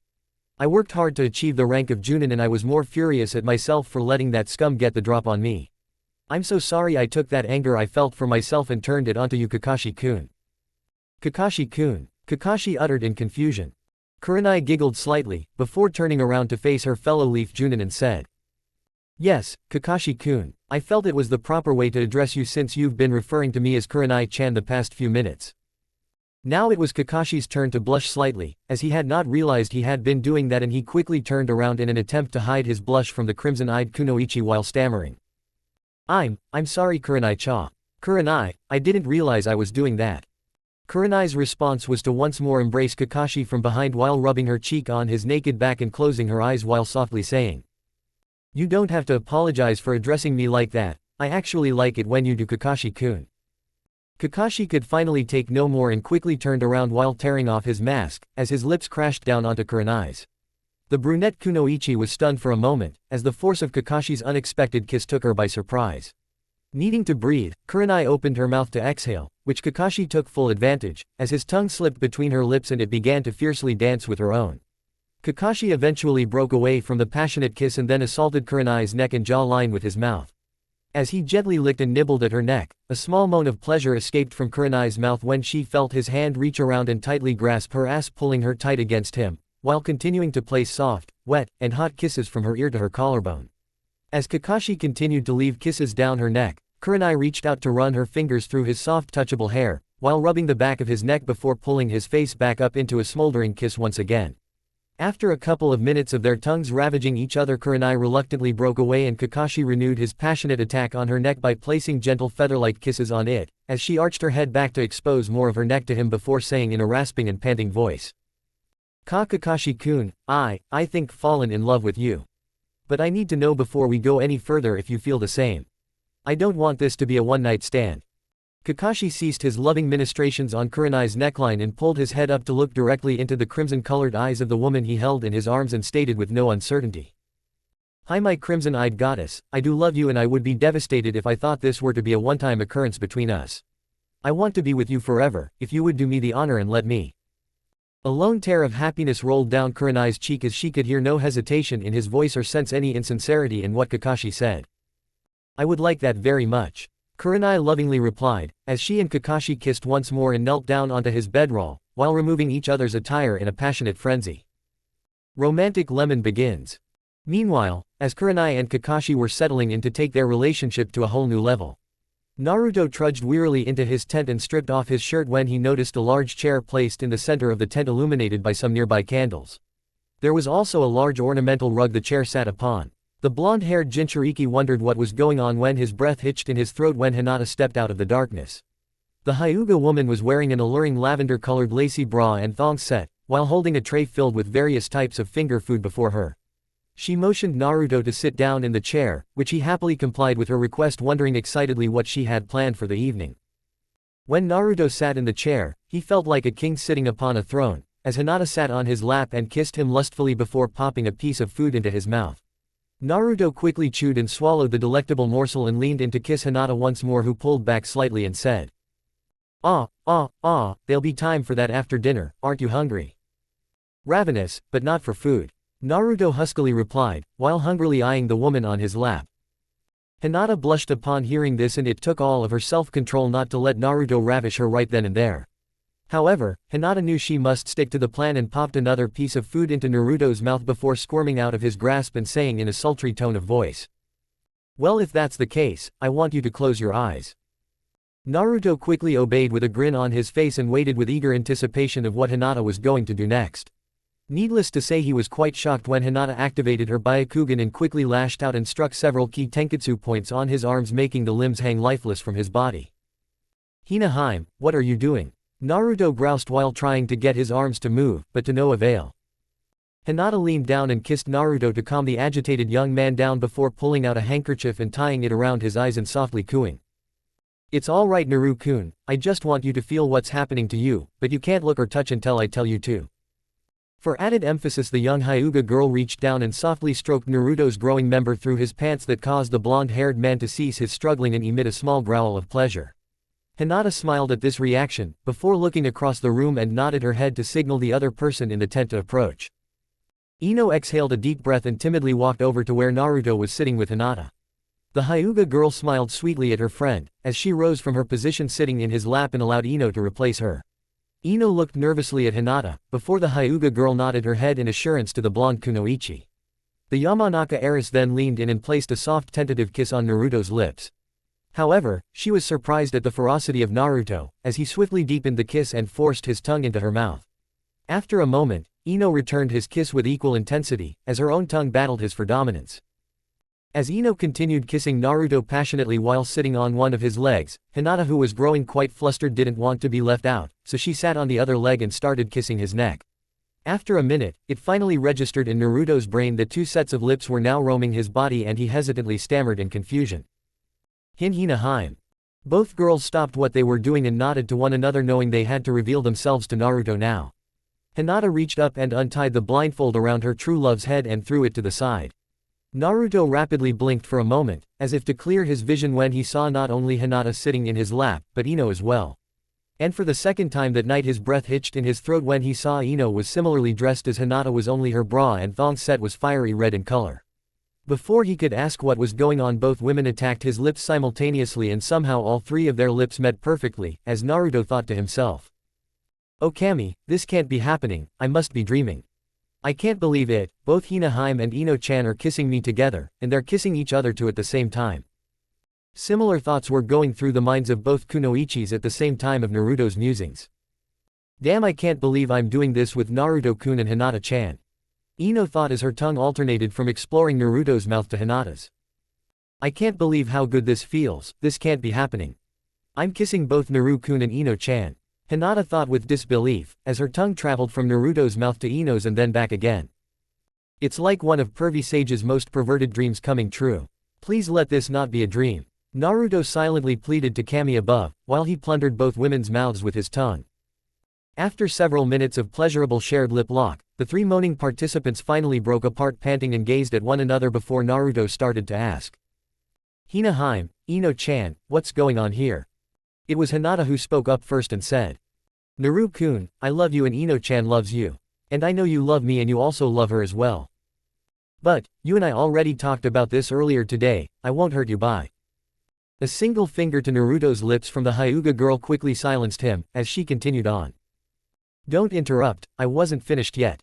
I appreciate your loyalty and devotion to me, but Ino-chan loves you as much as I do and I love Ino-chan too and she loves me. I couldn't bear the thought of knowing she was in pain because I'm with you, Naru-kun. Ino-chan is my best friend, I couldn't have survived these last 3 years without her there to support me. Both of us think the three of us could be very happy together if given the chance, but you're being stubborn about it. So, I'm afraid you've left us no recourse, but to now show you how much we both love you." Before Naruto uttered any type of rebuttal or protest, Hinata straddled his legs and captured his lips once more before pulling away, to allow Ino to replace her on his lap to kiss him too. "Oh Naruto-kun, I love you so much," Ino moaned, as she deepened the kiss, her tongue excitedly plundering every recess of his mouth until she had to pull away for air. Meanwhile Hinata had been caressing every inch of Naruto's body she could reach. She licked his neck and nipped his earlobe, earning a moan from him, and he turned his head and captured her lips again in a forceful kiss, as Ino slipped her hand under the waistband of his pants and began stroking his rapidly hardening member. When Hinata moaned, Naruto took the opportunity to deepen the kiss and was groaning with gratification at what Ino's ministrations were doing to him. "Please Hinata-chan, let me have some too," the blonde kunoichi exclaimed, as she turned Naruto's head and kissed him once again. As Ino passionately kissed Naruto, Hinata took the opportunity to slide her body down his, while kissing and licking a path down to his well-defined abdomen where she grazed his navel with her teeth and swirled her tongue around it. The Hyuga woman smiled when she heard him gasp from this action.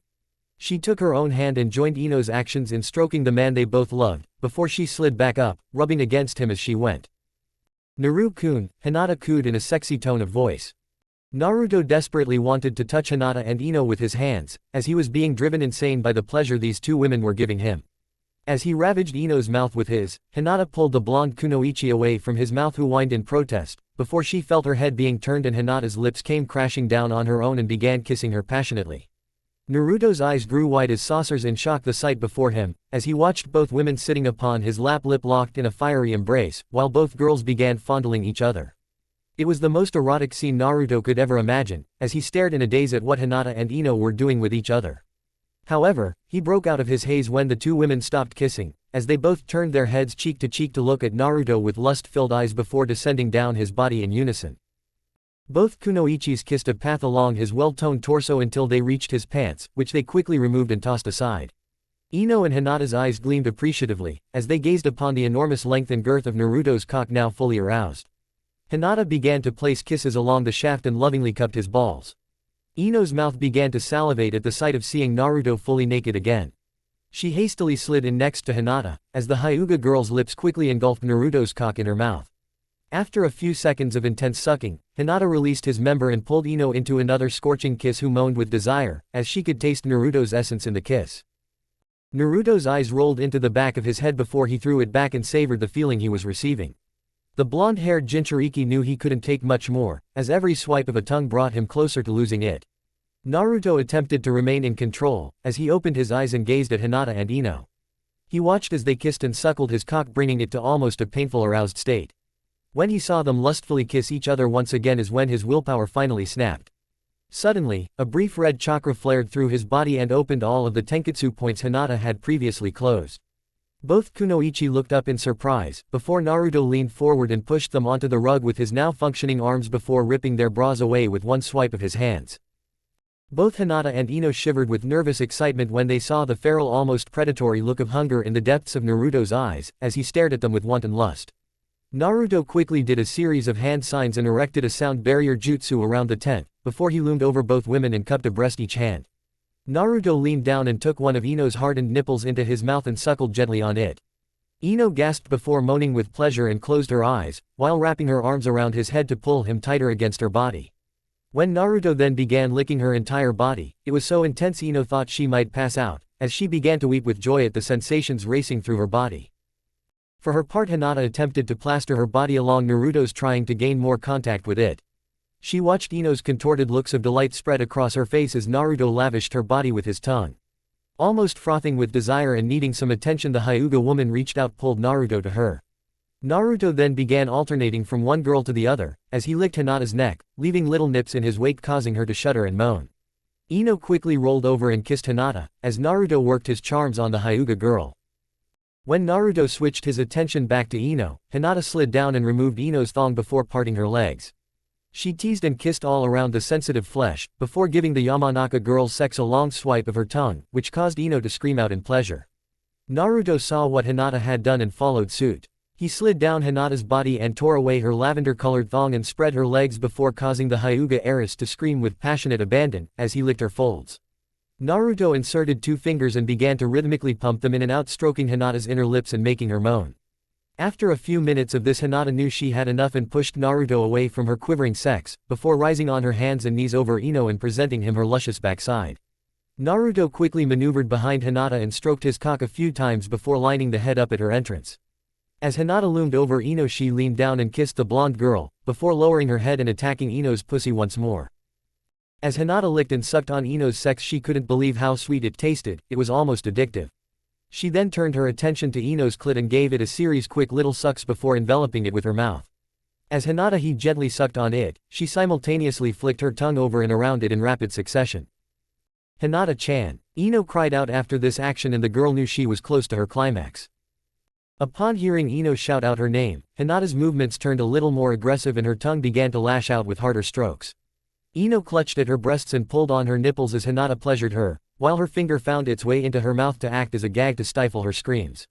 When she felt Hinata's renewed vigorous assault upon her clit and the Hyuga woman groan against the hardened bundle of nerves, the Yamanaka girl lost all control. She let loose a high-pitched scream and her orgasm exploded into Hinata's mouth, while Ino's entire body shook with satisfaction. "Oh Kami, yes Hinata, yes, I'm coming."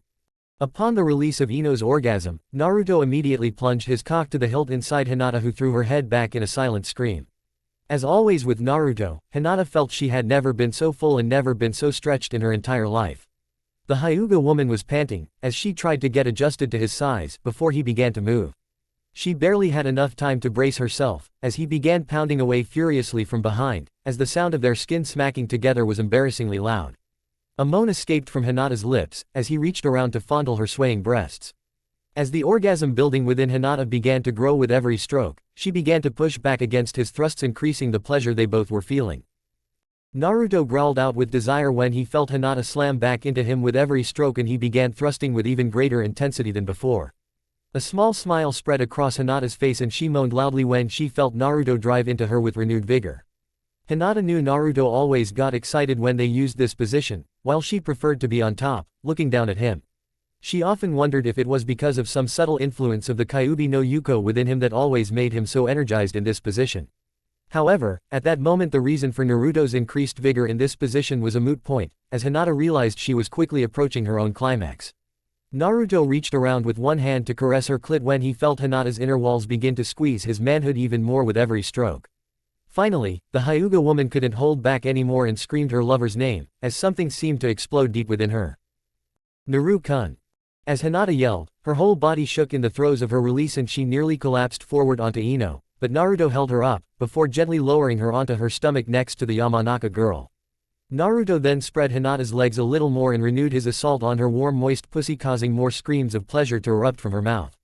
With one final violent thrust, Naruto buried himself completely into Hinata and held himself tightly against her, grunting loudly as he came.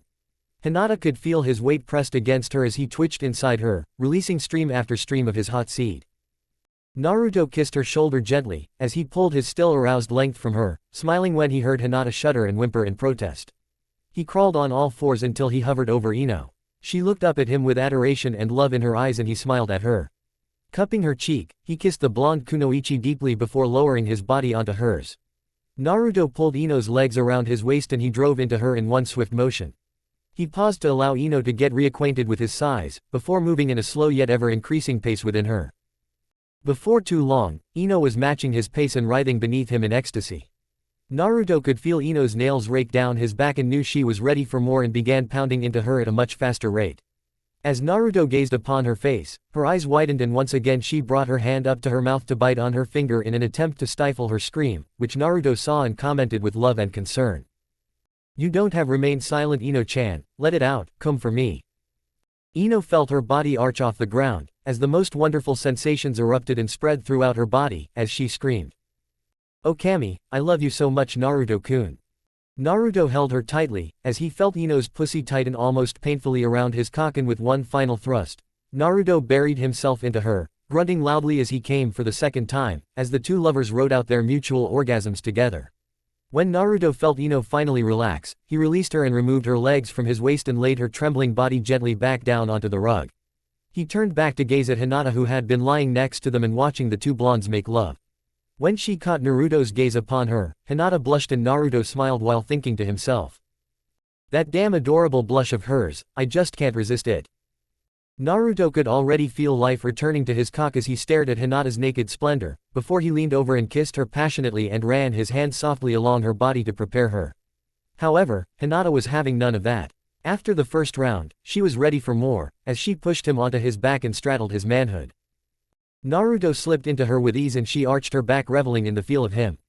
Hinata set a slow pace, while Naruto brought his hands up to fondle her large breasts, as she ran her hands all over his muscled chest.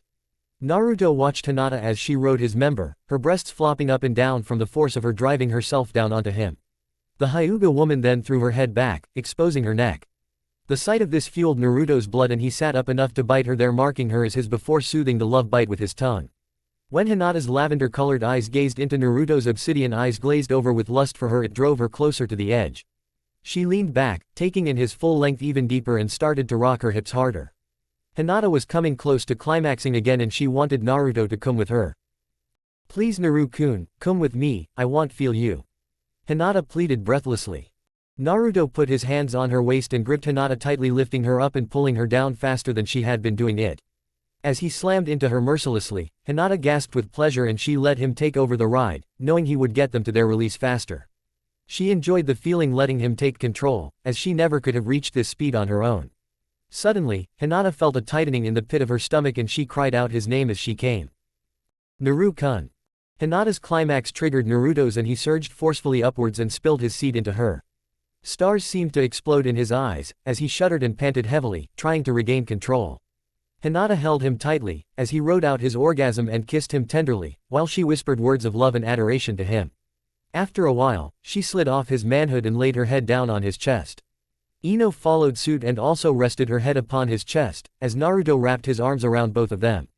As the three lovers lay silently on rug basking in the glow of their love-making, it was Hinata who spoke first and asked, "Naru-kun, I love you and Ino-chan loves you and we know that you love the both of us. So do you think you can please give us the chance to become a family?" Naruto gazed down and the two women looking up at him with love and hope reflected in their eyes and sighed before saying with frustration, "Damn it, this isn't fair, you two are playing dirty with me. There are probably a dozen reasons why I should say no, but looking at both you and Ino-chan right now I just can't seem to think of any. If you're okay with this Hinaheim and Ino-chan is okay with it, then I guess we can give it a try." Both Ino and Hinata squealed with delight and began kissing Naruto all over his face before both girls snuggled up to his chest once again and all three of them drifted off into a peaceful and happy slumber. Romantic lemon ends. "What is it?" Sasuke complained with irritation at being awakened so early in the morning. Rubbing his eyes, he saw Momo standing in his tent looking down to the ground, while nervously wringing her hands. Sasuke felt a bit ashamed at venting his annoyance at the young girl and stated apologetically, while rising from his bedroll.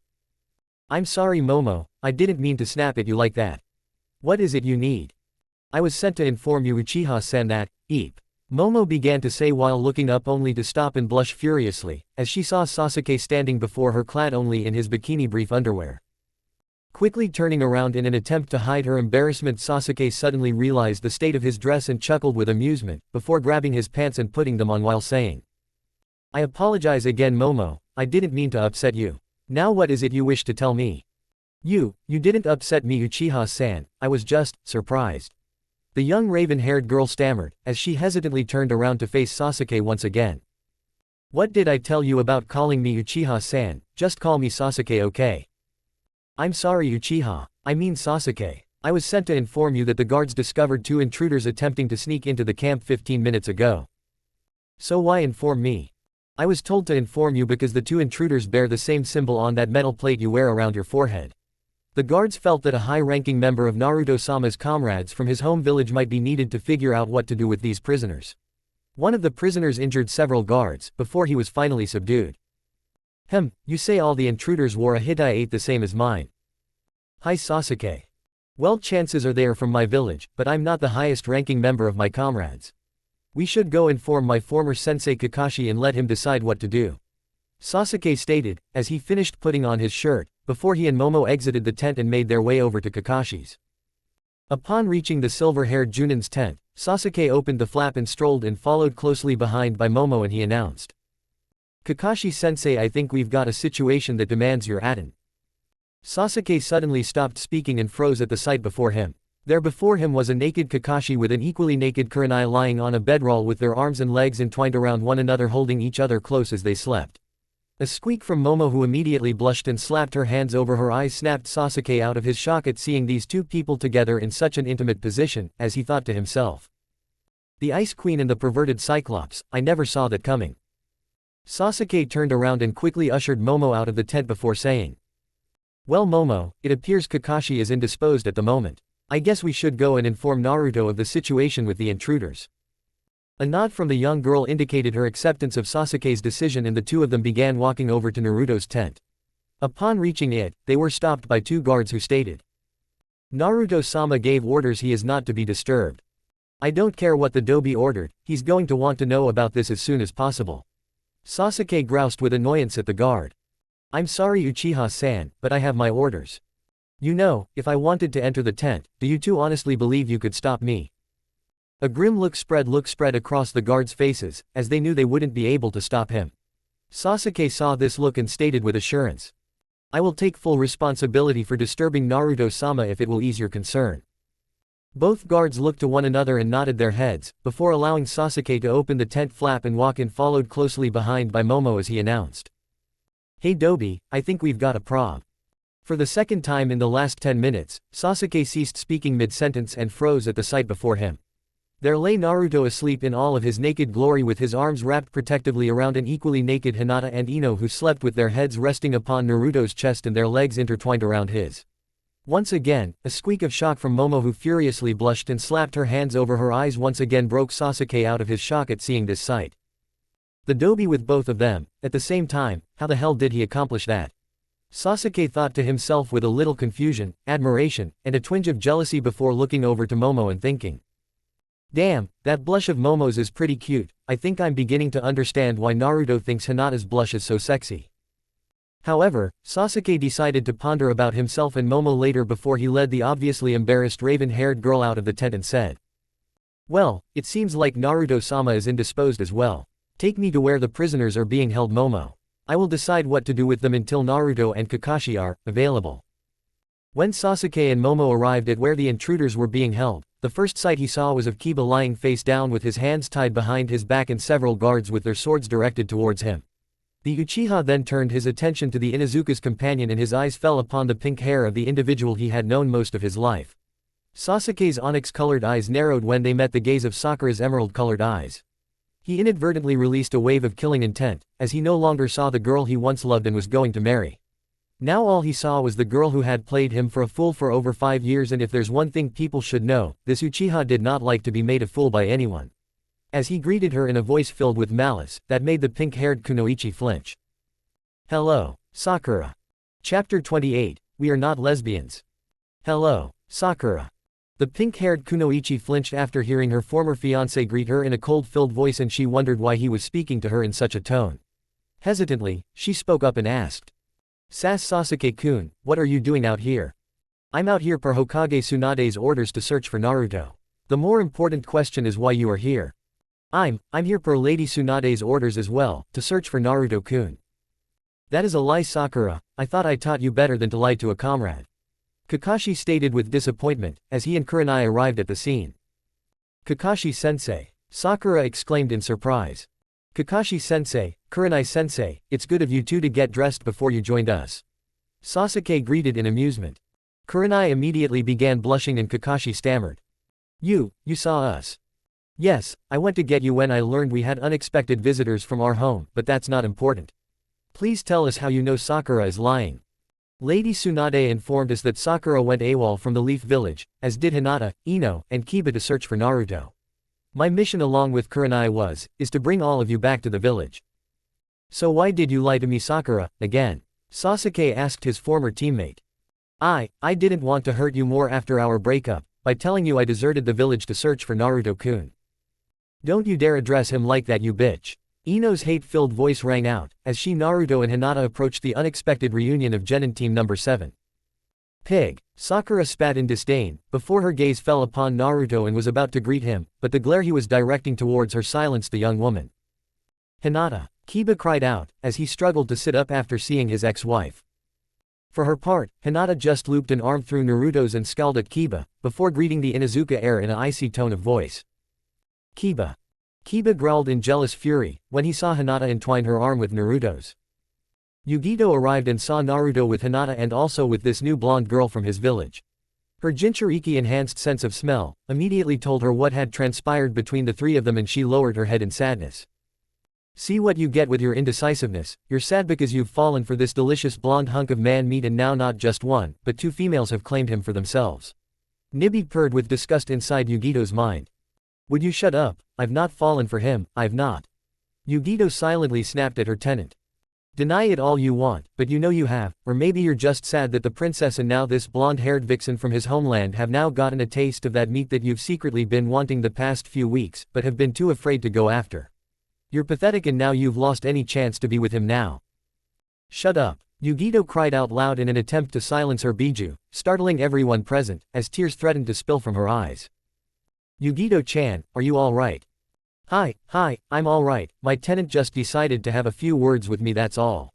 Yugito quickly stammered, as she wiped her eyes, before stealing a quick glance at Hinata and Ino. Hinata saw Yugito glance over and felt concern for her, as the young woman must have realized what had transpired between Naruto, Ino, and herself only a few hours earlier. And if the Kumo woman hadn't realized it yet, then Sasuke's sarcastic greeting to Naruto took care of any lingering doubt. Dobi, it's nice of you three to get dressed before you joined us. Sasuke greeted once again in amusement. Wait, how do you know? I stopped by your tent earlier to inform you we had visitors from the Leaf Village. And before you blame your guards, don't. I didn't give them much of a choice other than to let me in, so I take full responsibility for it. Damn it, I will have a private talk later. Naruto declared with a hard edge to his voice. I look forward to it. I'm sure it's a very interesting tale you have to tell about what I saw. Both Hinata and Ino were blushing furiously, as Sasuke spoke, before Naruto said. Like I said, we'll talk later. Now, what should I do with these two uninvited and unwanted guests from home? Naruto-kun, Sakura softly said, saddened by his tone of voice. I told you below board brow, don't call him that. You lost that right a long time ago and you know it.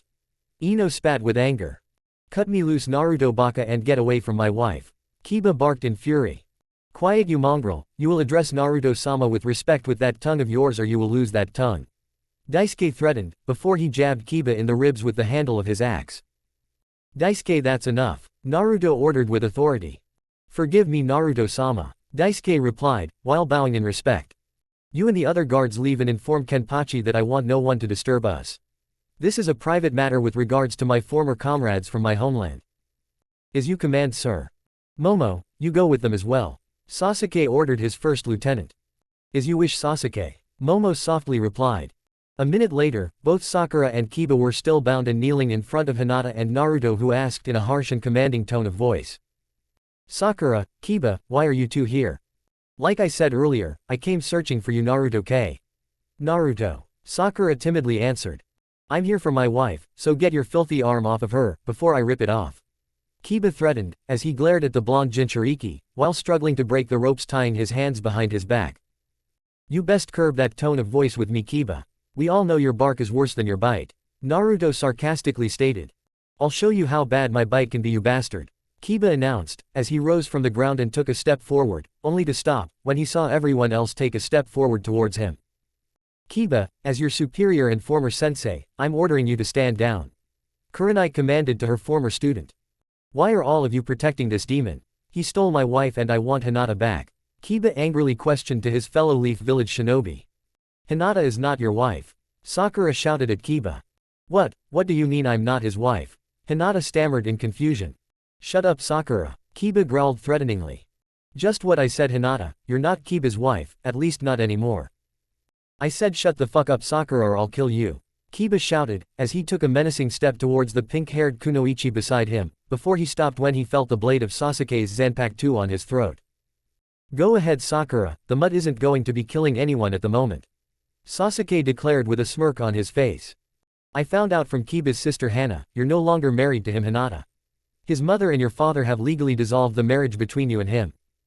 You fucking bitch. Kiba spat in a rage, before Sasuke applied a little more pressure to the blade on the Inuzuka's throat. As of right now, you're a single woman again. Sakura proclaimed, ignoring Kiba. It took a moment for Hinata to process what she had just learned, but when she finally did, her face lit up in a bright smile, as she turned her head to gaze lovingly at Naruto. Grr, I don't give a damn what Okasan and Hiyashi have done. The two of them can go to hell. I didn't agree to a divorce and neither did Hinata. Kiba growled in protest. Hinata turned back to glare at Kiba and slapped him, as she spoke in a hate-filled tone of voice no one had ever thought was possible from her.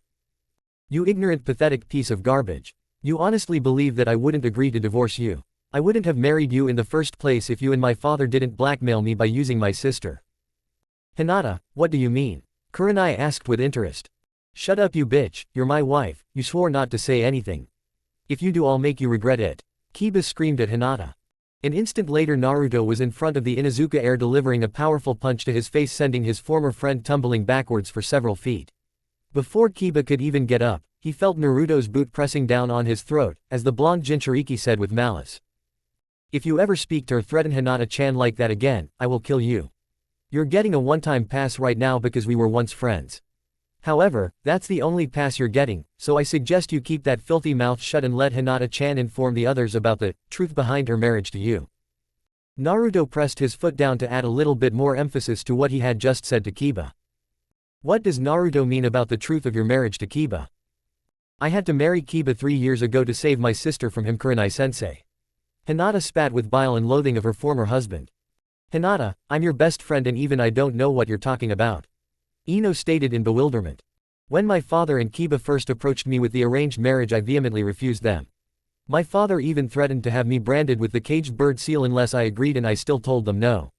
I told him and that worthless pile of shit currently under Naruto-kun's boot that would marry him and only him. This angered both my father and Kiba greatly. My father, because Kiba had paid him a great deal of money for my hand in marriage, and Kiba because he wanted me so badly. They then informed me that if I didn't go through with the arranged marriage to Kiba, then Hanabi would be required to take my place and she would be branded with the caged bird seal so Kiba could more easily control her. An audible gasp of shock was exhaled by many of the Leaf Village shinobi present, as they turned to look at Kiba with disgust, before Hinata continued on. If all of you remember, Hanabi and Konohamaru had fallen in love with one another and promised to marry when they reached legal age.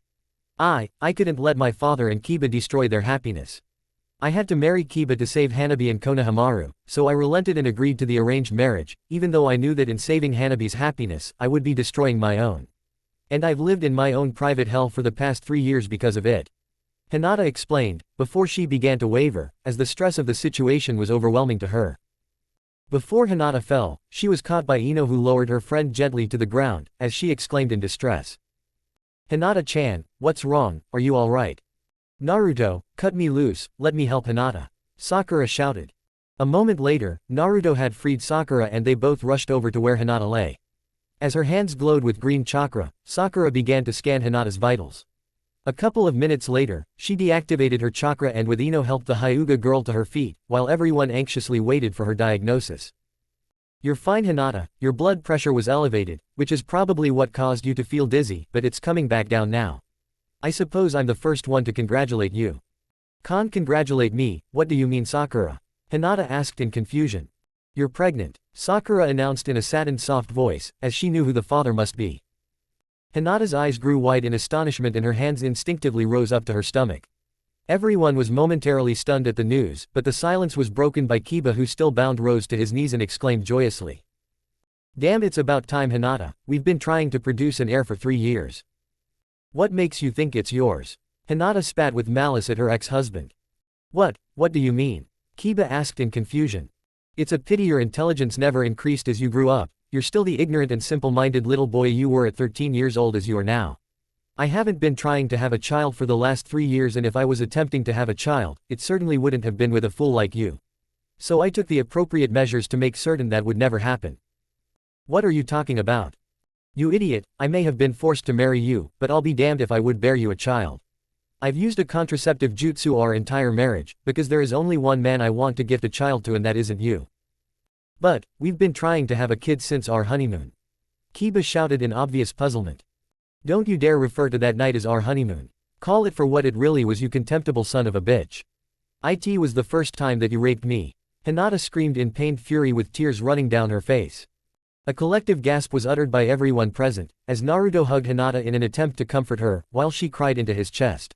The anger and rage from everybody began to rise, as they glared at Kiba who was shivering under the oppressive pressure of the killing intent being directed towards him by all those present. Finally it was Kurenai who couldn't stand it anymore and walked over and punched Kiba in the nose, breaking it, as she screamed with fury at her former student. You filthy fucking bastard, I'm ashamed to have ever called you a student of mine. You are nothing but a disgrace, both as a shinobi and a man. You fucking bitch. If my hands weren't still tied, I'd kill you for striking me like that. I didn't rape anyone, it was our honeymoon and all Hinata would do is sit there and cry. She wouldn't put out like she was supposed to, so I took what was rightfully mine as her husband. And I've done so numerous times since then, when she continued to refuse me during our marriage. Kiba spat in angered explanation, as he rose to his knees once again. Hinata, why didn't you tell me? Naruto whispered in a pain-filled voice. I couldn't tell you because of the threat Kiba and my father still held over Hanabi and Konohamaru. But why didn't you tell me about this now? I was afraid to tell you Naru-kun. What were you afraid of? Was it me? And no, I wasn't afraid of you, I was afraid of losing you if you knew what had happened to me.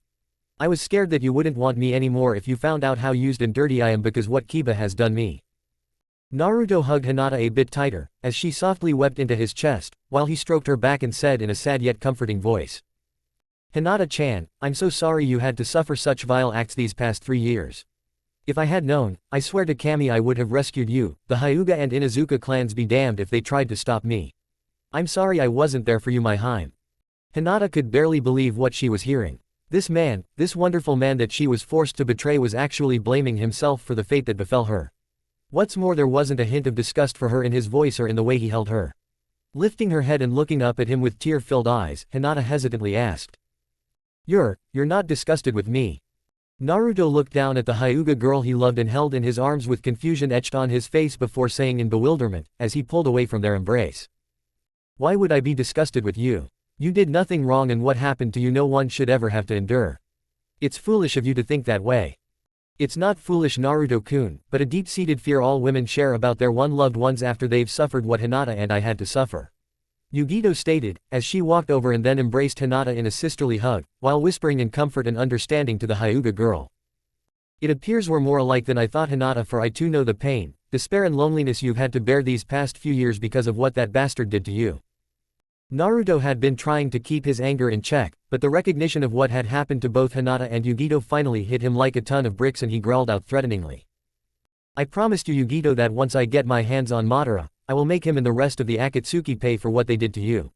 However, what Kiba did to you Hinata-chan only makes me want to kill him that much more, and there's nothing stopping me from turning that son of a bitch into a pile of ashes right now. Instantly Naruto was now standing over Kiba with his right hand ablaze in red chakra.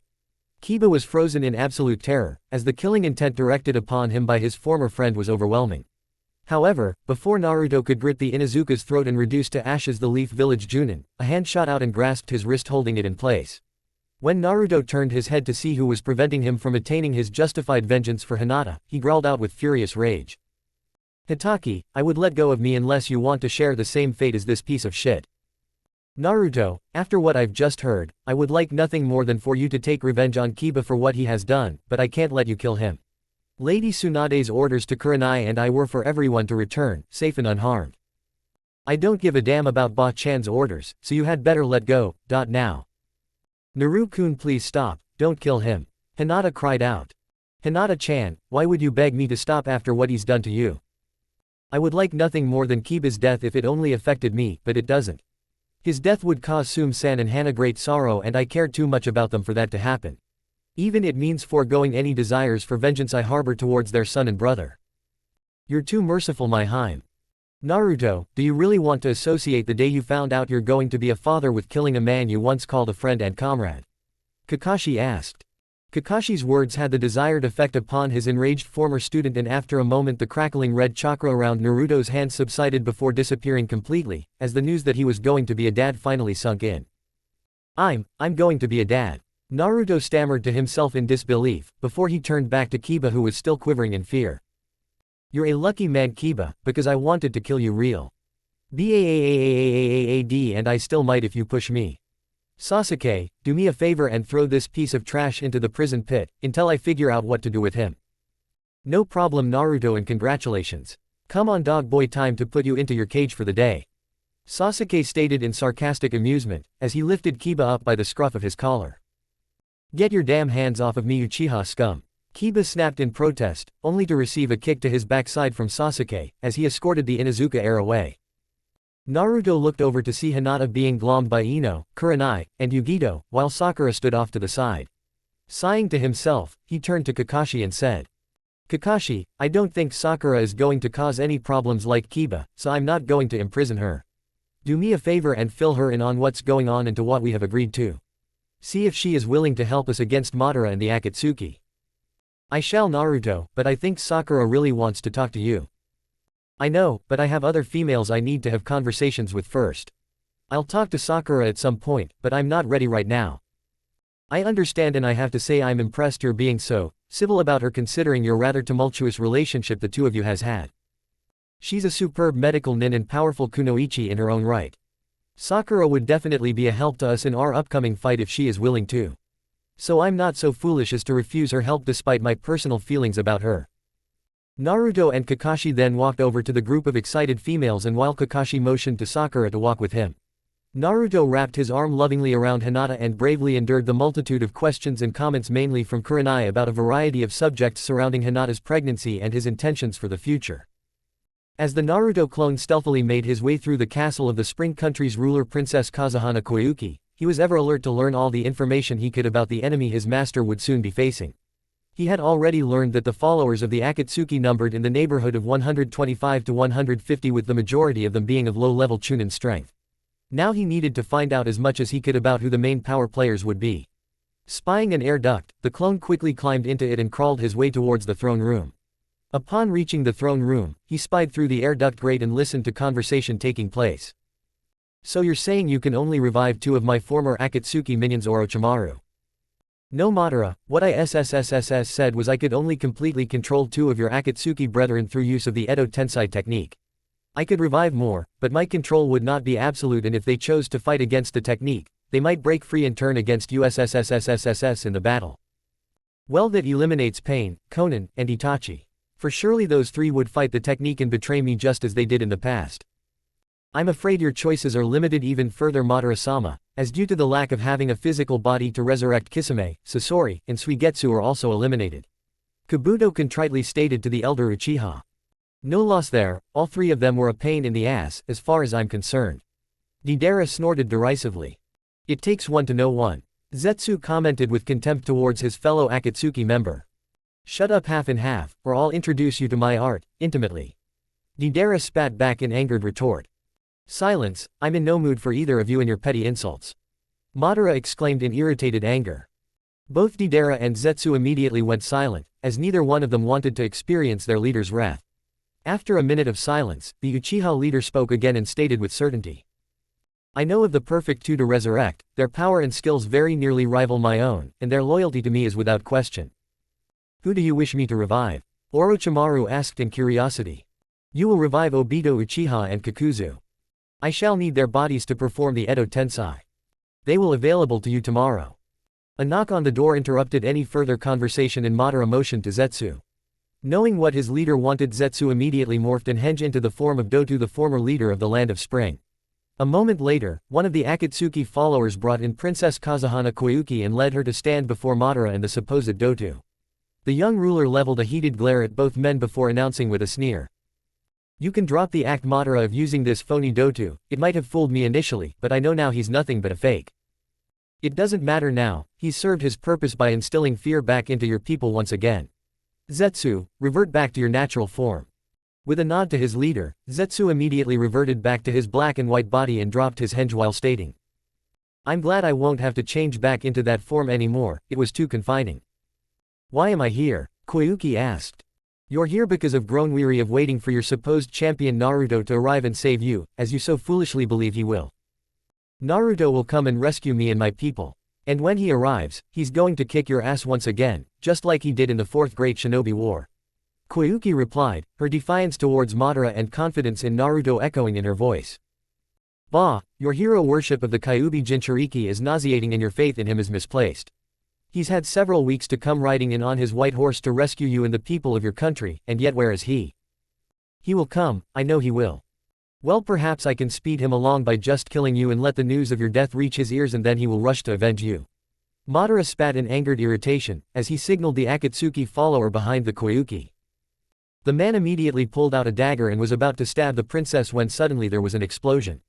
Koyuki had heard the Akatsuki henchman unsheath his dagger and closed her eyes and waited calmly for the final strike to come that would end her life. She then heard an explosion and felt something warm strike her face. Tentatively opening her eyes, the rightful ruler of the Spring Country was greeted with a sight that shocked her. There standing beside her with a rasengan in his hand was none other than Naruto. Looking over, she then saw the headless body of the Akatsuki follower who was about to kill her.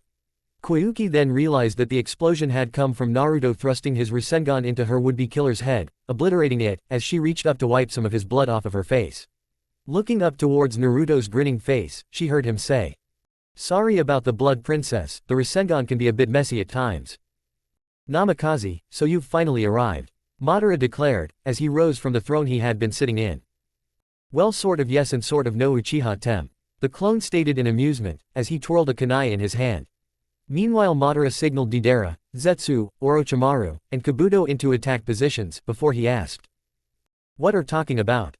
My master would be very cross with you if you had killed the princess here. Show a little patience, Madara, my master knows you're here, so there's no reason to kill the princess or anyone else to bring him to you. He's eager to meet with you once again and will be here very soon." "What do you mean by your master?" "He's a shadow clone," Orochimaru answered. "Correct, Orotem, you might be a slithering, backstabbing traitor, but my master never thought you were stupid." "Why, thank you, clone, SSSSS, since you are here, am I to assume that the real Naruto is nearby?" Ha, oh no, my master can create a clone that will last for days and he doesn't even have to be near them to maintain it. No, Master Naruto is a few days away, but he is coming and I can promise all of you that this time none of you will be returning once he is done." An empty threat from the Kyuubi brat. Madara spat dismissively. "Madara, it would be in our best interest to capture this clone." The snake Sanin hissed. The clone turned to Koyuki when he saw Deidara, Zetsu, Orochimaru, and Kabuto advanced towards him and said to the princess in a comforting voice, "I wish I could rescue you right now, princess, but do not worry.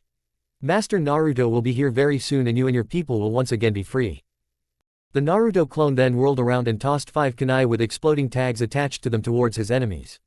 As Madara and the rest of his minions jumped away from each exploding kunai, the clone then took his remaining kunai and stabbed himself in the chest, exploding instantly in a cloud of smoke. When the smoke dissipated from the explosions, Orochimaru inwardly cursed to himself. Madara might not realize the ramifications of the clone's destruction, but he did. The snake Sanin silently wondered how much information the clone had gathered and had now transferred back to the blonde Jinchuriki upon its demise. It had been a few hours since Kiba and Sakura had been captured and their subsequent reunion with their former friends and comrades at the Crimson Bandit encampment. This had given Yugito time to contemplate her current situation with regards to Naruto and herself. The Nibi vessel had already decided that at the very least she was going to help him in his upcoming battle against Madara and the Akatsuki. If for no other reason than the chance to gain some justified revenge against the very people who had made her life a living hell for the past 8 years, but what about after the battle? What was her future then with Naruto? Do I even have a future with him now? Yugito thought sadly to herself, as she recalled the sight of Naruto with Hinata and Ino earlier. The former Cloud Kunoichi thoughts were interrupted when she heard Hinata's voice outside of her tent-seeking entrance. Granting permission, Yugito saw the Hyuga girl enter and realized she had been getting closer to Hinata on a daily basis since they met. Even to the point that the young blonde woman almost considered her a friend now. In sad sort of way, Yugito now felt even closer to Hinata upon learning that the girl had suffered through the same horrific fate that she had also endured. As Hinata sat down next to Yugito, she faced her fellow Kunoichi, who said in a broken voice, I didn't get a chance to say this to you before, but congratulations on the news of your child with Naruto-ku. I mean Naruto. I'm sure the two of you must be very happy about it. Thank you Yugito. I think initially Naru-kun was more surprised than happy, but we've talked and he is pleased at the thought of becoming a father. As for me, it was always my dream to have a child with him, so I'm very excited that it has come true. I'm sure the two of you will be happy together in the future and I wish you both the best. Yugito stammered in a choked voice as she struggled not to cry upon recognizing the answer to her previous question, as she thought sadly to herself. I have no future with Naruto-kun now. Thank you Yugito-chan, but I didn't come here to talk to you about Naru-kun's and mine's future. What did you want to talk to me about? I wanted to talk to you about Naru-kun's future with you. What do you think I'm going to cause problems for you and Naruto-kun? Damn it, I mean Naruto. Because if you do, then you're wrong. I know Naruto has loved you for a very long time and that you love him. I care for the both of you, so you need not worry about me causing any trouble in the future. As soon as Madara is defeated, I will quietly bow out of your lives so the two of you and that blonde friend of yours can have a blissful life together. Yugito replied with gritty determination, even though her heart was breaking as she spoke, while a lone tear rolled down her face. No, you misunderstand me. I never thought you were going to cause problems. And I certainly don't want you to just disappear from my life and certainly not from Naru-kun's life. Hinata exclaimed in a worried tone of voice. I don't understand Hinata, why would you want me around? Yugito asked in obvious confusion. I want around because I don't want to lose a friend and I also don't want Naru-kun to lose someone I know he cares deeply for. If that were to happen he would be saddened by it. So you're saying you want me in yours and Naruto's life? Hi, I do, I know you care deeply for Naru-kun, perhaps even love him. So I don't want him to lose one of his precious people. And if you want to pursue something more with him, I will not stand in your way. I'm still confused about all of this, just what are you trying to say? What I'm trying to say is that I care a great deal about you two and if you come to love Naru-kun as I do, then I wouldn't mind just sharing him with you. Do you really mean that Hinata? Yugito exclaimed, in astonishment when she heard the Hyuga girl's suggestion. Yes, I want us to remain friends and I don't want you to see you hurt. You're my friend and I couldn't stand to see you in pain because I'm with Naru-kun. Yugito sat there in stunned silence trying to process and contemplate what Hinata was offering, before she looked over and asked. What about your blonde friend, what does she think about all of this? Ino and I have spoken about this and there's only one thing we care about and that's Naru-kun's happiness. As long as you truly love him and he loves you, then like me she doesn't have any problems or concerns about sharing Naru-kun with you. Are you saying you want a relationship with me like you have with Ino? Because I'm not ready for something like that and I don't know if I ever will be. You know about Ino and me, I suppose you overheard Sasuke this morning. I knew before the emo duck butt said anything. One of the advantages of being a Jinchuriki is a heightened sense of smell. I see, well to answer your question, no, I'm not suggesting that you engage in a relationship with me or Ino or the both of us similar to what Ino and I have taken our relationship to. If you don't mind me asking, what is the relationship between the two of you? It's complicated, as both Ino and I are still trying to come to grips with it. We're not lesbians if that is what you're wondering about. I'm not nor is she attracted to other females. Initially our relationship started off as friendship growing up. As we got older, that friendship grew stronger and the bond between us grew deeper. And as that bond continued to grow, eventually, we both realized that we held a deep love for one another and for Naru-kun. And neither one of us could stand to see the other one in pain because we were with him. So we just took our love that we felt for each other to another level because of the love we both share for Naruto-kun. I know Ino truly loves both Naruto and me, and she knows that I truly love her and Naruto-kun. I'm not sure if that answers your question or makes sense to you, Yugito-chan, but that's the best explanation I can give. It answers my question, and in a way it does make sense given your relationships with both Naruto-kun and Ino.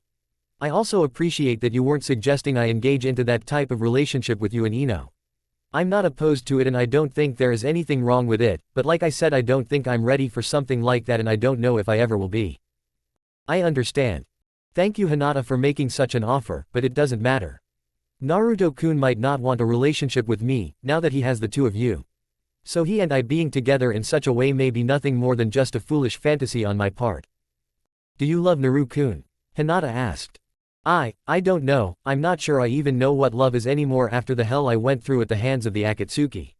I do know that I care about Naruto-kun a great deal and I feel some empathy for him because he is a Jinchuriki like me, but I'm not sure if that's love. Well, I believe Naruto-kun cares very much for you as well, Yugito-chan, which is why Ino and I don't mind sharing him with you. So if the two of you discover that you do truly love one another, then we want the both of you to be happy. Thank you, Hinata. However, you and Naruto-kun do need to talk about your feelings for one another. I also need to talk to him to let him know that if he desires to pursue a relationship with you, that Ino and I are fine with him doing that. So, let me talk to him first, but I'll need some time, okay? Yugito nodded her head in understanding, as both women rose to their feet and hugged one another in friendship and understanding, before Hinata exited the tent. Naruto exhaled a weary sigh, as he entered the tent he shared with Hinata and now he supposed with Ino as well after last night. The blonde Jinchuriki stripped off his now torn-up shirt and grumbled in annoyance as he looked at it. It was one of his favorite shirts and now it was ruined thanks to Sasuke. However, Naruto knew it was actually his own fault that his shirt was now a tattered mess. He was the one who chose along with Kakashi to help the Tem finally unlock his Bankai, which Naruto had to admit was quite impressive to see. Sasuke's Bankai transforms Zabumaru into a massive version of its Shikai form, resembling a skeleton of a snake. Naruto noticed that Zabumaru gained many more and much larger segments, resembling a mix between a snake's vertebral column and the pick-like protrusions of his Shikai segments. It also gained a snake-like head about the size of a large carriage. Naruto also took note that like himself, Sasuke's appearance also changed with the release of his Bankai, as he gained a fur cowl around his neck. The cowl appears to be the fur of an ape and an ape's skull can be seen over Sasuke's left shoulder, while the rest of the fur extends to cover his right arm. Naruto was glad that the Tem had finally unlocked his Bankai and now with Kakashi's help was discovering the power of it and what types of attacks he could use. Sasuke was proving he could be a very valuable asset in their upcoming fight against Madara and the remaining Akatsuki. Naruto smirked to himself, as he remembered Sasuke being blown away by the power of the initial release of his Bankai. What amused him about that was the sight of panicked and distressed Momo rushing over to help him and Sasuke blushing at the attention she was giving him. The Tem actually seemed genuinely embarrassed and apologetic towards the young girl for making her worry about him. Naruto thought to himself in amusement. Naruto was broken out of his musings when he felt a pair of smooth slender arms encircle his torso from behind and embrace him tightly, before he felt a soft kiss placed on his back. Turning around, he wrapped his arms around Hinata's waist and lifted the girl up to place a passionate kiss on her lips. After a minute, both Naruto and Hinata pulled away from each other panting for breath, as he lowered her back to the ground. Leaning forward until their foreheads were touching, Naruto smiled brightly at Hinata and stated lovingly. I swear Hina-hime, you keep greeting me like that and I may never leave this tent ever again. Hinata sweetly giggled, before she placed a chaste kiss on Naruto's lips and pulled away and asked. What brings you here? I thought you were helping Sasuke to achieve his Bankai. I wasn't. I did, the Tem is working with Kakashi-sensei right now. I just came back to get a change of clothes, before I go back and help them out. Oh, I was hoping you might have some time so we could talk. We have some time, my Hime, I don't have to go back right away, what's on your mind? Hinata nodded her head and sat down on the floor and Naruto followed suit sitting next to her. Clearing her throat and nervously exhaling a small sigh, Hinata looked over to Naruto and said. I wanted to talk about you and Yugito-chan. Naruto stiffened a bit and his hand involuntarily went to the back of his head rubbing it, as he always did when he hesitant or nervous about something, before he stammered in response. What about Yugito-chan and me? Naruto-kun, don't be nervous, I'm not upset or anything with you. Hinata stated in loving assurance. Oh okay, what exactly do you want to know? Naruto-kun, I know you have feelings for Yugito-chan and I also know that she has feelings for you. I just wanted to let you know that if you want to pursue a relationship with her, then you have my own and Ino's blessing to do so. We will not be opposed to it or cause you or her any trouble or problems because of it. I don't understand, Hina. Naruto asked with a bewildered look plastered on his face. Ino and I just want you to be happy, and if being a relationship with Yugito-chan makes you happy, then we don't want you not to pursue it because of us. Are you and Ino dumping me? Naruto stammered in a hurt tone of voice. No, we love you, that's not what we're saying or doing. Hinata exclaimed in a panicked voice. I'm still confused about all of this. Alright, before we go any farther in this conversation, I need to ask you about yourself and Ino. I would have asked this last night, but our activities sort of prevented any rational thought from me at that moment. I understand, what do you wish to know? Well, how long have you and Ino been, lesbians? Naruto sheepishly asked. We are not lesbians. Hinata snapped angrily. I'm sorry. Naruto exclaimed frantically, while waving his arms in front of him. Hinata merely closed her eyes and exhaled a deep breath, before she opened them again and in a calm voice said. No, I'm sorry Naru-kun, I shouldn't have snapped at you like that. The truth is my relationship with Ino is complicated, but I'll try to explain how it came to be the best that I can. As I said, neither Ino or myself are lesbians, not that there is anything wrong with that, it's just I'm not, nor is she attracted to other females. Also, I want you to know that I love you, you were my first love and the most powerful love I have, and it's been that way my entire life. I love you to Hina. I'm just confused about how you and Ino came to be. I don't blame you, as we're a bit confused about it as well, considering how quickly it happened. It wasn't something either Ino or I had planned on happening, it just sort of, did. So last night was the first time the two of you. That was the first time Ino and I have been intimate with one another in that way. So you're saying neither one of you planned it and that happened quickly, but that still leaves the question of why did it happen? Hinata exhaled a heavy sigh, as she contemplated how to explain everything to Naruto about her and Ino, when she was still unsure of how to explain it to herself. Taking Naruto's hand into her own, Hinata began to speak. Initially, Naru-kun, my relationship with Ino started off as friendship growing up. As we got older, that friendship grew stronger and the bond between us grew deeper, especially after Sakura ended her friendship with Ino because of Sasuke. And as that bond continued to grow, eventually a deep sisterly love began to develop between us. We didn't realize that our sisterly love might continue to grow into something more one day. I was in love and still am with you, and Ino was first in love with Sasuke and then thought she loved Shikamaru. Naruto winced slightly at the mention of Shikamaru's name in conjunction with Ino, as it inadvertently brought back some painful memories. Hinata saw this and gently cupped his cheek with her other hand and said with loving comfort. I said Ino thought she loved Shikamaru and she does, but not in the way that she loves you, Naru-kun. Ino loves Shikamaru as a friend, nothing more, she just got confused about the love she felt for him. Naruto kissed Hinata's palm and nodded his head to the Hyuga girl, who continued on. When I was forced to marry Kiba, it was Ino who was there to help and comfort me during my marriage. And the love and bond that we felt for one another grew even stronger. Even to the point that when Ino asked me if she could pursue a relationship with you, I gave her my blessing, even though it was killing me on the inside to do so. Then why did you do it? I did it because I loved both of you, Naru-kun, and if you and Ino could make one another happy, I didn't want to deny either one of you that happiness because of me. I want you to know, that had I known what would happen between the two of you, I wouldn't have given my blessing to Ino. In a way, I'm just as much at fault for the pain you felt from your breakup with her, as well as the pain you felt when we broke up. You shouldered too much blame. What happened between Ino and me you had no fault in. Well, when it happened, it did put a strain on the relationship between Ino and me for a time.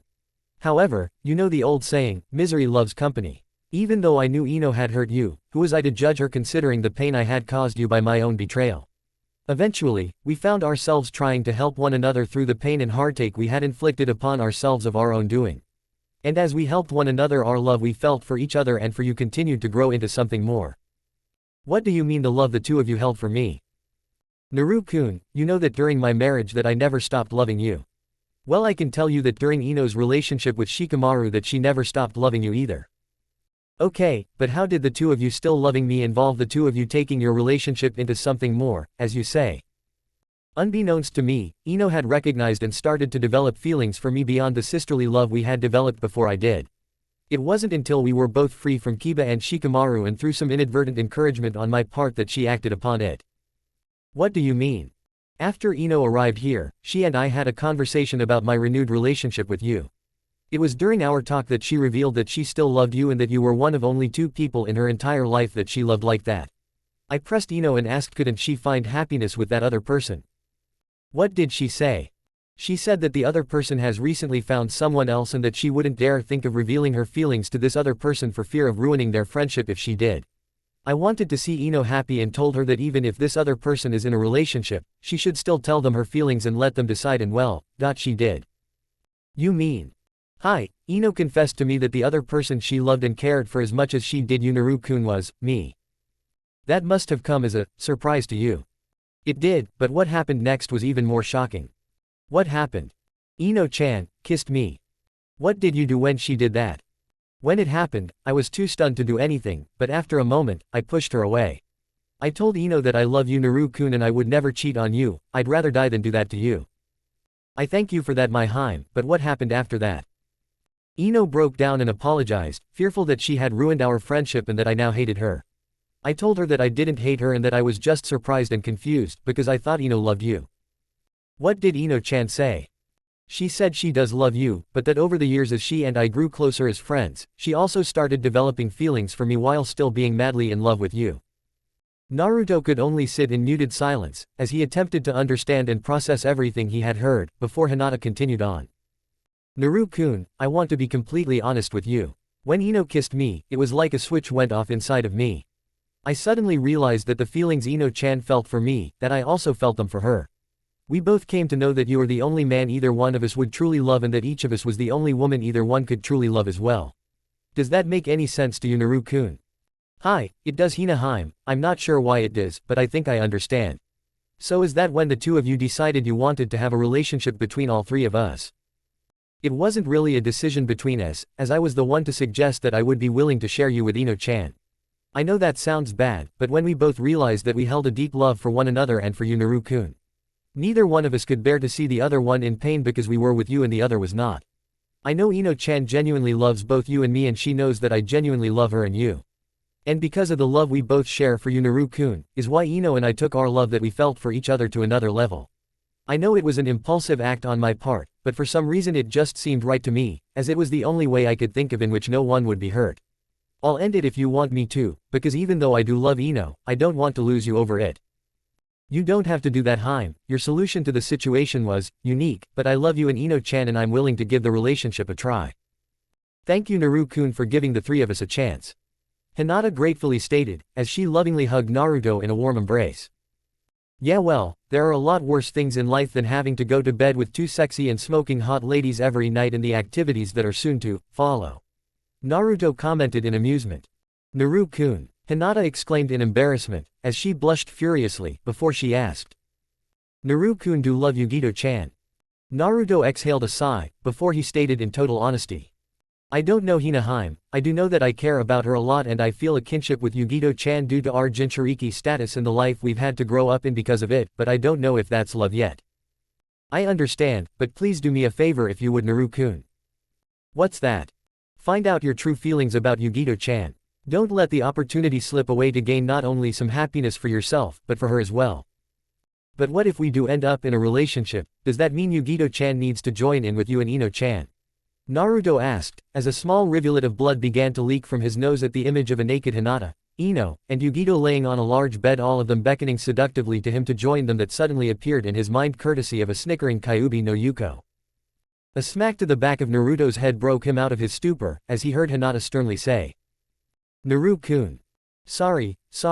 Naruto apologized in succession, as he quickly wiped his nose. Now that I have your attention again, to answer your question, no, that doesn't mean Yugito-chan needs to join in with Ino and me. I already told you the special circumstances about our relationship. Besides, I've already spoken to Yugito-chan about that and she understands and knows she doesn't have to engage in that type of relationship with us if she doesn't want to. You've spoken to Yugito-chan. Yes, and I'm going to tell you the same thing that I told her. The 2 of you need to talk about your feelings for one another. I know Yugito-chan cares very much for you, that is why Ino and myself don't mind sharing Naru-kun with you. Because if the 2 of you discover that you do sincerely love one another, then, we want the both of you to be happy. I will speak to Yugito-chan, I promise Hina-hime. Naruto stated in honesty before asking. By the way, where is Ino-chan? Well, since Ino has become a part of our lives now, I thought she should get to know Nell-chan better. So, she's out playing with her and Yakiru right now. I hope she ate a full breakfast and lunch today, because those two bundles of energy will run her ragged if I know them, ha, ha, ha, arg. Naruto cracked in amusement, while laughing, before he clutched his head in obvious pain. Naru-kun, what's wrong? Hinata asked in worried concern. My clone in the Spring Country has been destroyed, I just gained all of its memories. Hinata, I need you to gather all of our friends from the Leaf Village, while I go gather all of the former Shinigamis along with Yugito and Daisuke and have everyone meet me in the main tent ASAP. Hi, I'll do that, but are you sure you're alright? I'll be fine, the sudden influx of information just stunned me for a moment. Please just go find everyone, as I need to share with all of them what I have learned. As Naruto watched Hinata rush out of their tent, he exhaled a heavy sigh and a grim look spread across his face, as he reflected upon what he had just found out, and all he could do was utter one word about the situation in frustration. Damn. A short time later, the main tent was filled with everyone from the Leaf Village save for Kiba and all of the former captain and lieutenants of the Gote 13, as well as Yugito and Daisuke. Everyone was curious as to why Naruto called for this emergency meeting and were talking amongst themselves. However, all conversations ceased when Naruto cleared his throat and announced. Ahem, I've called all of you here because the clone I had sent to infiltrate the land of Spring and gather information about our enemy dispersed himself, and I have learned of some valuable intel that I need to share with all of you. What did your clone learn? Kakashi asked. Well, the good news is that the Akatsuki followers under Madara number in the neighborhood of 125 to 150, with the majority of them being of low-level Chunin strength. So we'll be relatively equal in numbers and strength with the men we've trained. Is there bad news? Unfortunately, Kakashi, there is, as Madara has increased his ranks within the main Akatsuki with some new and very powerful members. Who has he added? Naruto-sama. The men he has added won't mean anything to you Shunsui, but they will mean a great deal to my Leaf Village comrades, as they are old foes that we've fought before in the past. Madara has seen fit to add Orochimaru and Kabuto back into the Akatsuki. A grim visage spread across all of the faces of all of the Konoha shinobi present in the tent. The Shinigami took notice of this and realized that the two men Naruto mentioned must be very powerful and dangerous opponents. However, before anyone could ponder upon this news any further, Naruto's voice spoke up once more and said. Unfortunately, that's not the only additions Madara is making for the Akatsuki. Through use of his Edo Tensai technique, Orochimaru is planning on reviving two more very powerful warriors.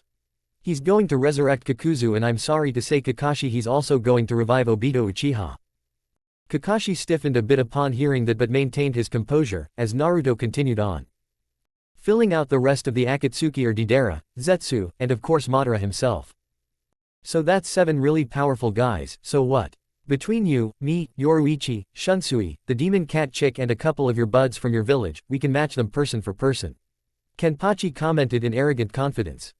I wish that was the case, Zaraki, but some of these men are extremely powerful and dangerous, and it's going to take more than a one-on-one battle to defeat them. Not for me, you promised me a fight against a foe who could kill me, and that's what I want.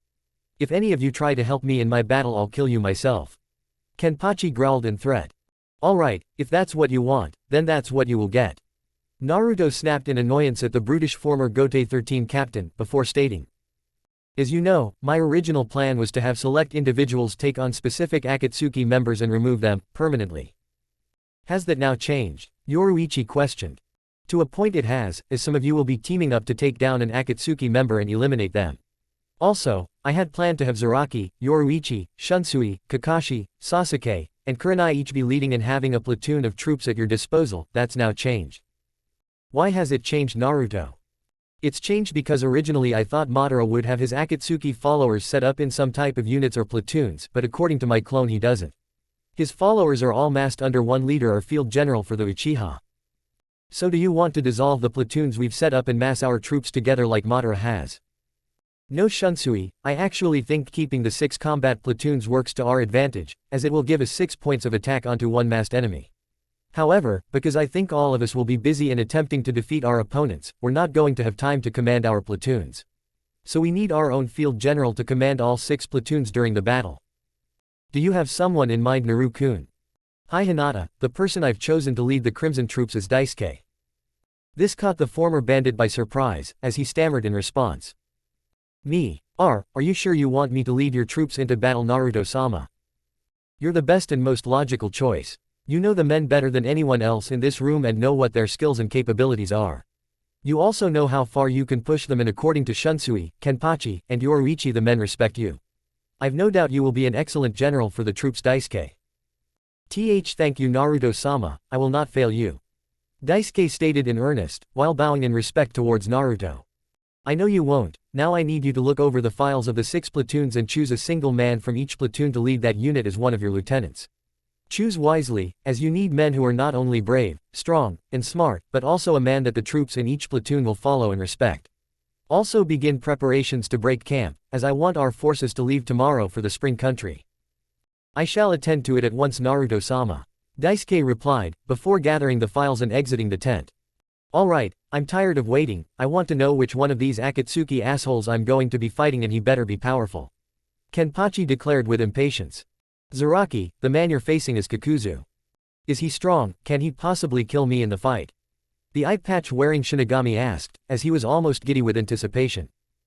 Yes he can, Kakuzu is almost impossible to kill, and as for his strength, he once fought and survived against Hashirama Senju, the first Hokage and founder of my village, who is considered the strongest shinobi to have ever lived.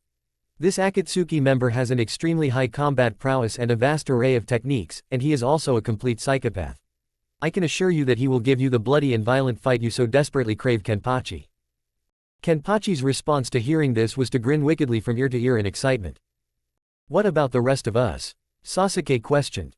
After studying the various members of the Akatsuki, I've decided upon the following individuals and who they will face in the upcoming battle. A pall of silence engulfed the room like a shroud of death, as everyone anxiously awaited to hear who their opponent would be. Naruto cleared his throat, breaking the silence, and announced. The leader of the Akatsuki is Madara, and he will be your opponent Sasuke and mine. Both Naruto and Sasuke glanced at one another before nodding their heads in agreement, as Naruto continued on. Kakashi, you will face. I will face Obito, Kakashi declared with authority, leaving no room for debate by the tone of his voice. I figured as much, yes, Obito will your opponent. Naruto replied with a smirk before continuing. Shunsui, you will face Orochimaru in battle. The straw hat wearing Shinigami merely nodded his head in acceptance. Yoruichi, you will face the Snake Tem's protege Yakushi Kabuto. Sound like fun, the Neko woman quipped. Don't underestimate Kabuto, because if you do, then you will be dead. Naruto warned in earnest. Kurenai-sensei, you will face along with Momo aiding you the Akatsuki member Deidara. Kurenai and Momo looked towards each other and nodded. Ino, Akaku, and Yumashika will meet Zetsu in battle. Ino glanced over at the bald Shinigami and his effeminate comrade, before she nodded to Naruto. Finally, Hinata, Sakura, and Kira will man the medical platoon. Sakura, I want to say thank you for helping us in this battle to free the spring country. Hi, Naruto. Sakura timidly answered, still unsure of what to say to her former teammate and boyfriend of long ago.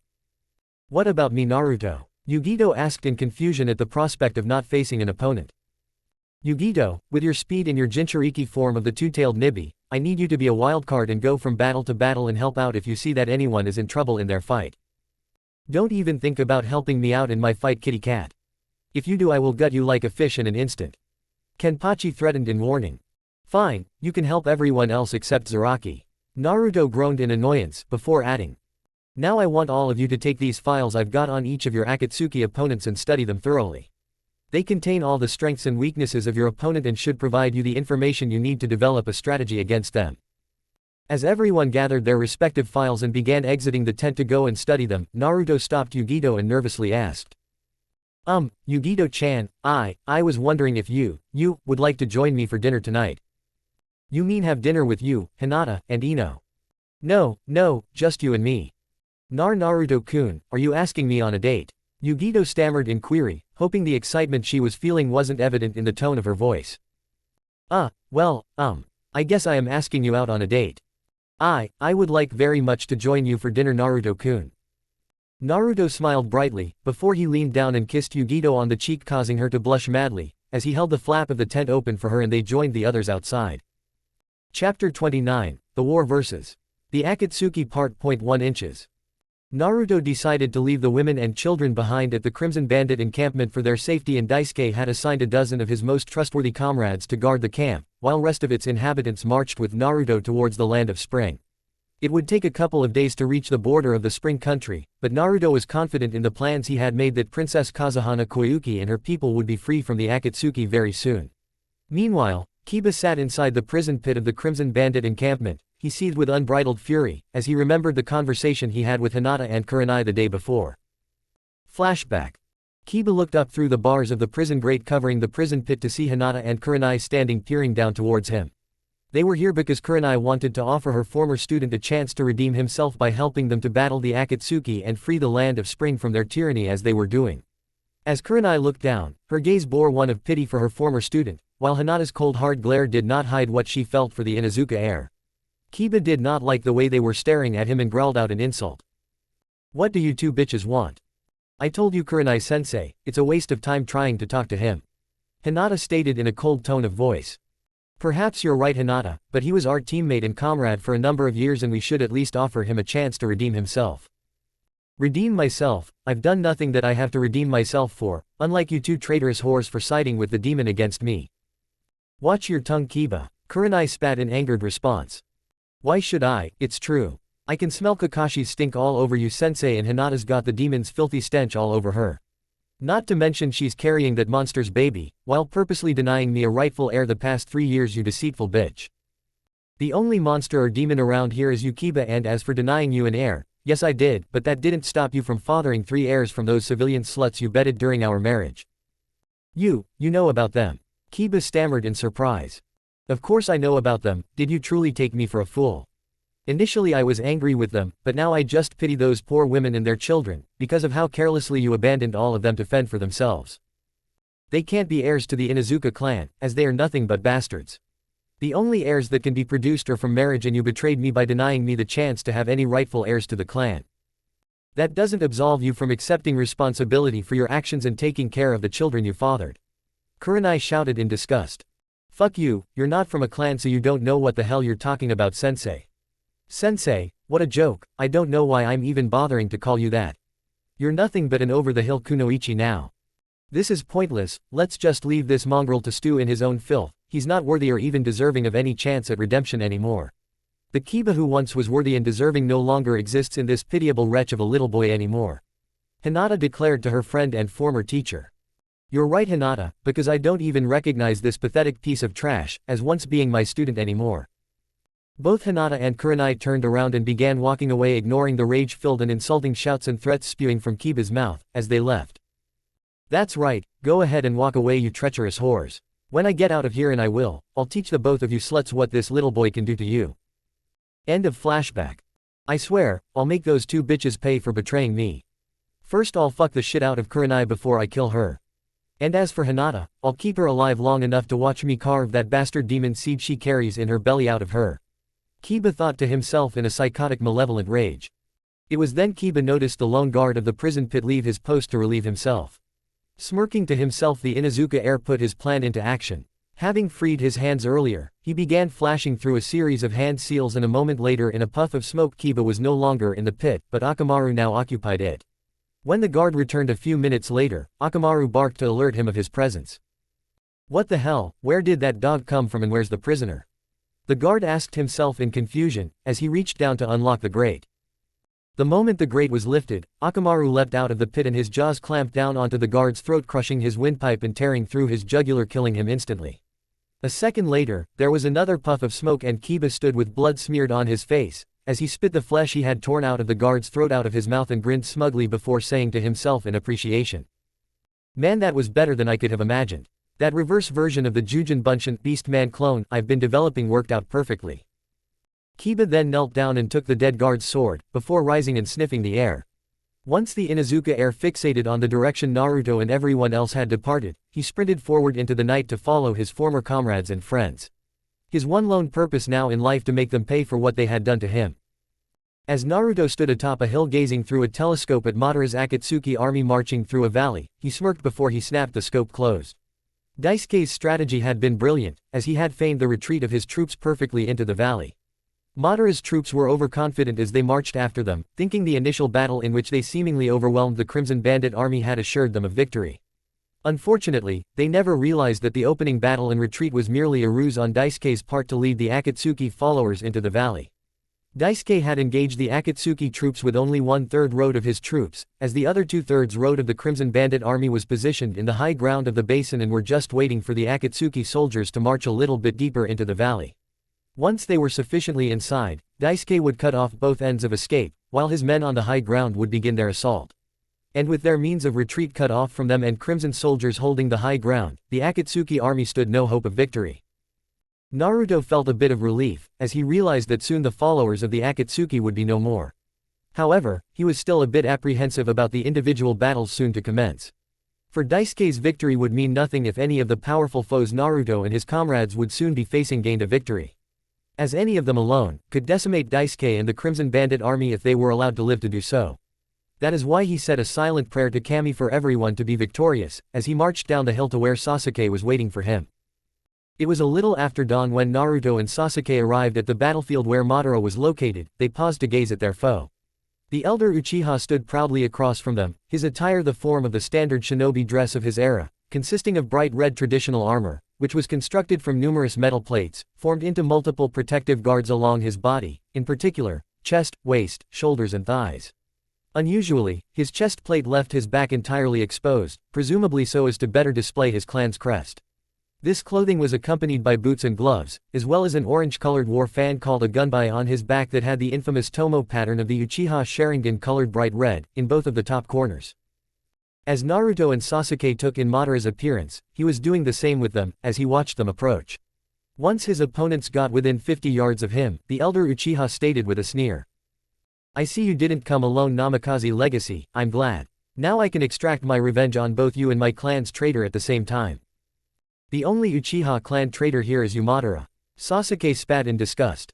"Hardly, you betrayed me during the Fourth Great Shinobi World War and helped to ruin the Uchiha clan dream of the infinite Tsukuyomi creating the perfect world."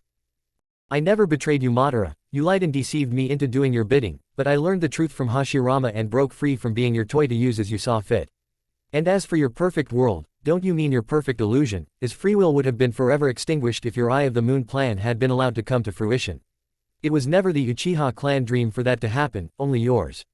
I helped to stop you then and I'll help Naruto to stop you now and end the threat you pose to the world once and for all. This is the last time you will ever betray me, Sasuke, for you will die by my hand this day." "Naruto, what's our plan? Because I'm ready to kill this bastard right now," Sasuke asked, interrupting Naruto's thoughts. "Have some patience, Sasuke, we'll make our move soon enough. HMPH, feeling confident are we?" Madara spat derisively at Naruto and Sasuke before disappearing. Suddenly, Madara reappeared behind them and growled out while swinging his gunbai scythe fan in a murderous horizontal arc to lop their heads off. "Would the two of you be so kind and die?" Quote. Naruto and Sasuke quickly ducked and rolled out of the way, before Sasuke leapt up and began flashing through a series of hand seals and shouted. "Kaden, Gukaku no Jutsu. Great fireball technique." Sasuke then blew a stream of fire which erupted into a large sphere of flames towards Madara. "What a pitiful strategy, Sasuke, do you think I would be defeated by our own clan's jutsu?" Madara asked in contempt, before he shushened away. "Repusho. Gale wind palm technique." Naruto shouted, before thrusting his arms forward, as a powerful gust of wind erupted from his hands and impacted Sasuke's fireball, causing it to expand and change direction towards where Madara had reappeared. They're using a combination attack with Naruto's wind jutsu enhancing the power of Sasuke's fire jutsu, very clever. Madara thought to himself, before swiftly going through some hand seals and calling out. "Guka Mekyaku no Jutsu. Great fire majestic removal technique." Madara then unleashed a large wall of fire from his mouth, which traveled over the ground and impacted Sasuke's wind-enhanced fireball, causing both fire jutsus to cancel each other out. As both Naruto and Sasuke watched Madara counter their attack, they looked to one another and Naruto sighed before saying, "Well Tem, it appears he's going to be as much of a pain in the ass to defeat, as he was during the Fourth Great Shinobi World War. You didn't honestly believe that it was going to be easier to take him down this time, did you?" "No, not really, but I was hoping," Naruto replied, while flashing his trademark grin at his friend and comrade. "I sincerely hope that the two of you will put up more of a challenge than that. If not, then killing both of you won't have the same satisfaction for me, knowing that I had defeated such weak and unskilled opponents," Madara asked insultingly. Both Naruto and Sasuke flinched slightly at Madara's biting jibe, before Naruto began to unwrap Zangetsu and Sasuke unsheathed Zabumaru. The two-leaf Junin then glanced at one another and Sasuke asked, You ready, Dobi? Yeah, Tem, let's do this. Then in the blink of an eye they disappeared, before the metallic clanging sounds of Zanpakuto's clashing with a gun by scythe fan echoed throughout the battlefield. As Ino sat at a table in the command tent, studying the file on Zetsu for the upcoming battle, her thoughts straying to the last 2 years she had spent with Shikamaru. On several occasions she'd witnessed his ability to think about 200 moves ahead, and even though his constant laziness was a sore spot, he'd made a conscious effort to try and teach her this ability to some degree. While he was still by far a better tactician, she hoped that she had learned enough to give her squad the edge they needed to win this fight tomorrow. The 2 lieutenants assigned to her squad, Akaku Madarame and Yumashika Yasugawa, were there as well, Akaku standing against one wall with his sword on his shoulder and Yumashika sitting across the table from her, hands calmly folded waiting for her to finish. Her initial assessment of the two was that personality-wise, they were complete opposites. Akaku seemed like a smaller carbon copy of his commander, Zaraki Kenpachi, interested in fighting strong opponents in order to test his personal strength even at the cost of his own life. Yumashika did mention that he was the second strongest man in the 11th division, so that said something about how powerful he was. Yumashika on the other hand was without a doubt the more intelligent of the two. Calm, cool and calculated, he seemed interested in the file and her analysis of it. But under the surface she could feel the same drive and desire to face strong opponents in battle. His demeanor somewhat unnerved her. It was always the quiet ones you had to watch, as she thought to herself. And I'm going into battle with these two. I'm not sure if that's a blessing or a curse. Damn it, she swore, before adding. There's something missing here, it's just too incomplete. I'm sorry, Ino-san, but I am a bit confused. Those files are supposed to have any and all intelligence we need to prepare for our upcoming fight. Why do you say there is something missing? Yumashiki questioned. Just call me Ino please, same goes for you, Akaku. We're all on the same team, so there's no need to be formal. It's not like it's going to help us on the battlefield. No problem. All I care about is fighting someone strong. Nothing else matters, Akaku gruffly stated. Ino turned back to the file and said with concern. And as to why I said that, I looked through this report, and at best it contains intelligence that I already knew from the 4th Shinobi War. Looks like his powers are limited in scope but backed up by huge chakra reserves. His biggest skill is the number of clones he can produce. When we fought him in the war, the sheer number of Zetsu clones that Madara had at his command, along with the ability to copy and immobilized or killed ninja right down to his chakra signature, made him the most difficult problem we had. And one of the first and most basic principles we are taught is that overwhelming numbers can compensate for a lack of skills and techniques. Yumashika affirmed, before asking. Exactly how many clones did Zetsu produce to fight against your forces during this last war? Ino solemnly lowered her head and stoically answered. About 100,000. Yumashika sat silent. That was a very large number. Do you know how he managed to create so many clones for this war? Is there some kind of jutsu that does this? Not to my knowledge, no. You can create clones, sure, but they usually cannot do much on the battlefield other than information retrieval. Shadow clones have some solidity to them, sure, but they disappear when they get hit once. The Zetsu clones were just like the original, solid, brutal, they could take a hit and keep coming. You could cut off the legs and the thing would crawl toward you and attempt to take you out. Only headshots are hitting the heart worked. Who gives a damn, numbers don't matter. I don't care how they die, as long as they can. I'll fucking kill them all. Akaku vehemently declared. Ino looked at him incredulously before proclaiming in earnest. It matters to me, dumbass. As an Anbu we're taught that information is just as important as skill to ensure your survival. I had an instructor at the academy who once told me, chance favors the prepared mind. The more prepared we are, the more chance is in our favor and the less we have to rely on luck to win the battle.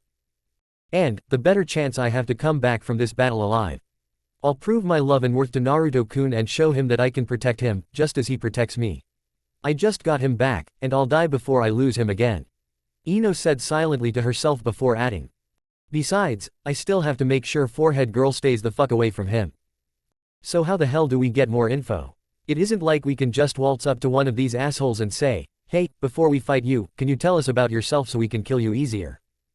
Akaku was right, they needed more information, but from where? The only place that might have that kind of info would be in Konoha, and they sure as hell weren't going back there anytime soon, Ino thought with apprehension. Then she remembered something. Lifting her face, she looked at them both and said. I have an idea. Continue studying the file while I'm gone, maybe you'll find something that I've missed. I need to talk with someone who I think can help us out.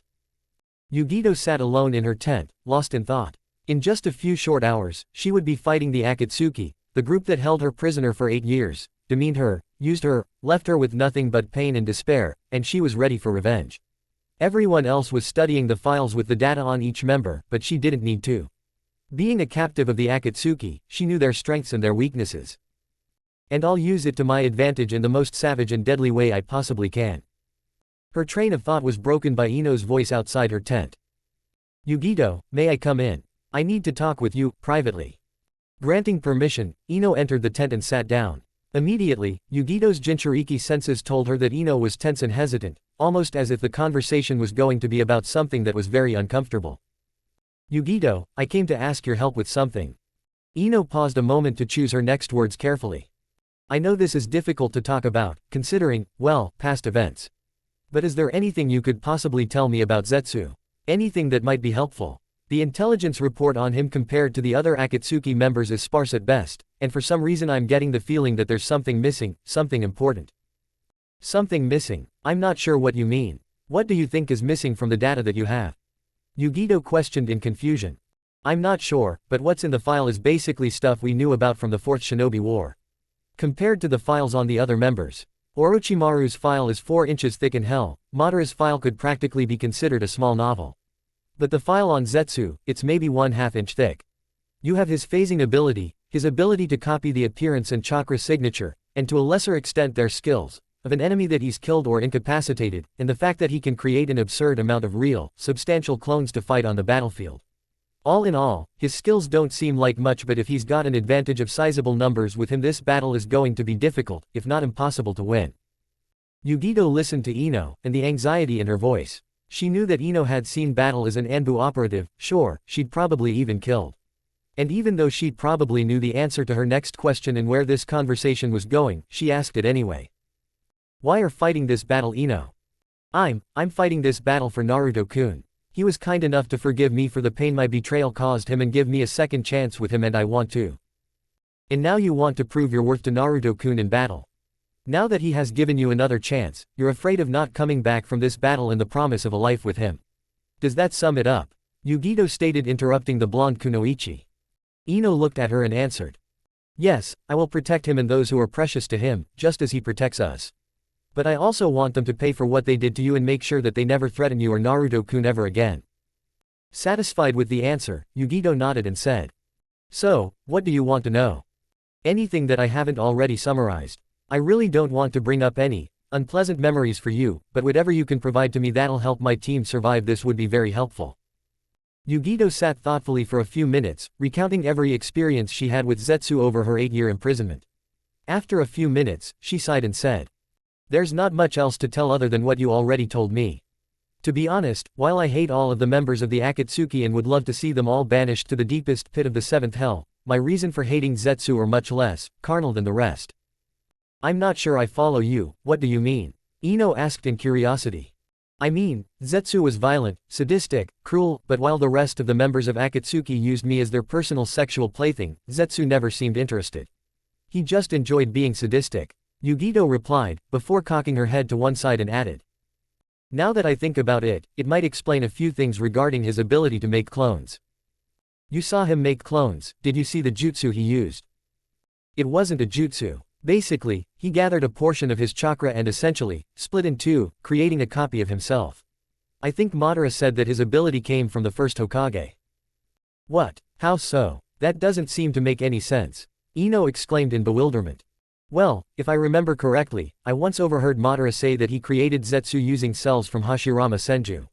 He had some bloodline limit that apparently no one else has been able to copy, and he wanted this ability for himself.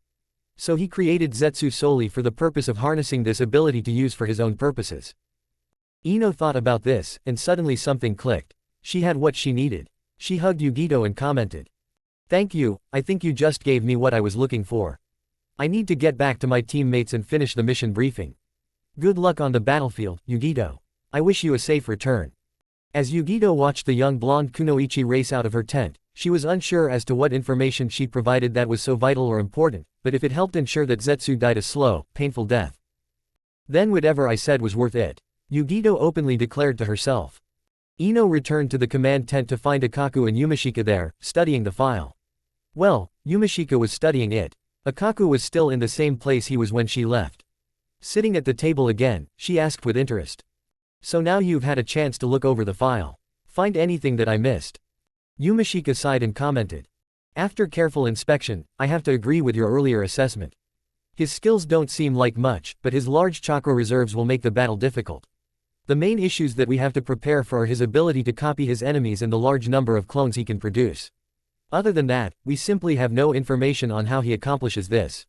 It is not a jutsu, as you explained earlier, and the skill seems to be limited to him only.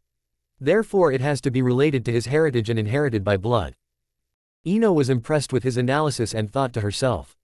It looks like I need to fill in the blanks after what Yugito told me. Looking at them both, she commented. I agree with you, but his ability isn't related by his heritage or blood. Well, not in the traditional sense. If what I was told is correct, Zetsu doesn't create his clones using a jutsu. I think he creates clones by growing them. Akaku and Yumashika looked at each other in confusion and then looked back at her asking. Care to repeat that? Like I said, he grows clones. Zetsu was created by Madara from cells of the first Hokage, Hashirama Senju. The skill he possessed was Mokuden, would release a combination of earth and water elements, and Zetsu is growing clones using the same process. He's basically a plant, and creates clones using an accelerated growth technique. Akaku grunted in response. Kinda makes sense, I suppose. I mean, the thing does look like a big fucking Venus flytrap plant. Ino filed that little bit of information away. Funny how she missed that considering her family owned a florist shop. I think I've got a plan on how we can win this fight. However, I need to know what kind of skills you both possess in order to make it work. Tell me everything. Leave nothing out. Akaku and Yumashika looked at each other and nodded. There would be no secrets. Yumashika went first and calmly said. Okay, let's talk about Kido first. Dawn found the squad of Ino, Akaku and Yumashika at the edge of a forest before a large clearing. Everyone was silent, Ino waiting patiently for one of them to ask the question she was sure was on both of their minds. It was Akaku who broke first and asked. Remind me again why we're attacking the castle across a wide open space, just begging to be fucking ambushed. Ino sighed in response before answering. I don't like it much more than you do, but based on what we know about Zetsu, his major strength, aside from his large chakra reserves, is his ability to create clones of himself. That means he'll be defending the biggest wide open area that they have. This is the best odds we have of fighting the enemy we've been assigned. I concur. However, this brings up 2 points. 1. Are we not providing him with the best opportunity to use his clone technique against us? And 2. Does this not defeat our purpose of stealth? Yes and no, Yumashika. We should have an advantage due to the cold. Since he's basically a plant, cold weather slows him down. This should give us the edge regarding the number of clones he can produce. So basically you're saying, girl, that we're going up against an enemy that can create a shitload of copies that may or may not have some of our skills, on his home turf, probably killing us in the process. Akaku smiled after his statement and then shouted in glee. Sounds like my kind of fight. A second later, he launched himself into the open field straight for the castle. Akaku, wait. A tactical approach would be best. However, Yumashika's words fell on deaf ears, as he looked at Ino and commented. He never was a rational thinker. We have no choice but to follow him at this point. Damn it. Let's go. Hopefully he hasn't screwed this up for us. Halfway to the castle, the group stopped. Rising from the ground was a creature that was black and white, a cruel grin stretched ear to ear over serrated teeth. Small spikes protruded from various points on his body. It appeared that their theory was correct, as it spoke. Enemies of Akatsuki, I will kill you all in the most extreme and painful manner possible, before I absorb your bodies and consciousness into mine. You cannot win. Says you half moon, one of you isn't even close to being able to take me out. I was told that you can do much better than that, Akaku tauntingly declared. Zetsu smiled and 36 copies rose out of the ground, as he asked. Does this meet your expectations? They all calmly drew their swords, waiting for the group of clones to charge. Akaku broke out in a smile that was eerily similar to Zetsu's and screamed with delight. Now that's more like it. As the battle raged on, Ino wondered if she had underestimated their opponent. She danced in between her opponents using everything she learned from her time in Anbu, combat instincts coming to the fore and subconsciously controlling her actions. Stabbing a clone in the chest, she turned around and swiftly decapitated another one. Wheeling to the side, she sent poison-coated Senbon into the chest of 2 more before jumping back to an open area to regroup. It's a shame that I'm not that good at elemental ninjutsu, it would really help in this fight. My mind-body switch technique won't do me any good here. Ino thought to herself, as she darted back in to take on the next group of clones coming at her. she couldn't help but notice the other two under her command and how different their fighting styles were. Yumashika was graceful, almost elegant in how he moved and flowed in between his opponents. His sword never stopped and seemed to flow in constant movement, decapitating a clone. The sword never stopped and he spun to his right, slashing downward through the middle of the next, splitting its heart. He continued spinning, kicking the next one away from him before his sword came up from the ground, splitting the next clone in two from the opposite direction. A slight smile on his face, his style portrayed that the beauty and grace of the kill was just as important as the kill itself. In stark contrast, Akaku mirrored the ferocity of his commander, Zaraki Kenpachi. He wasn't concerned about the beauty of the kill but the brutality. Charging straight into a group of clones, he swung his sword overhead with vicious force, cleaving a clone in two. Turning, he cut another one in half at mid-chest, then performed a roundhouse kick to a third so powerful, the chest exploded. Akaku was grinning savagely, laughing maniacally with bloodlust, as he was having the time of his life. Finishing off his last clone, Akaku turned and stared at the last Zetsu standing. Glaring at him with massive killing intent, he proclaimed in supreme confidence. "You better have something else up your sleeve, because if that's all you got it ain't enough." Zetsu looked at him and calmly replied. "Perhaps you would like to up the ante. Would this present more of a challenge for you?"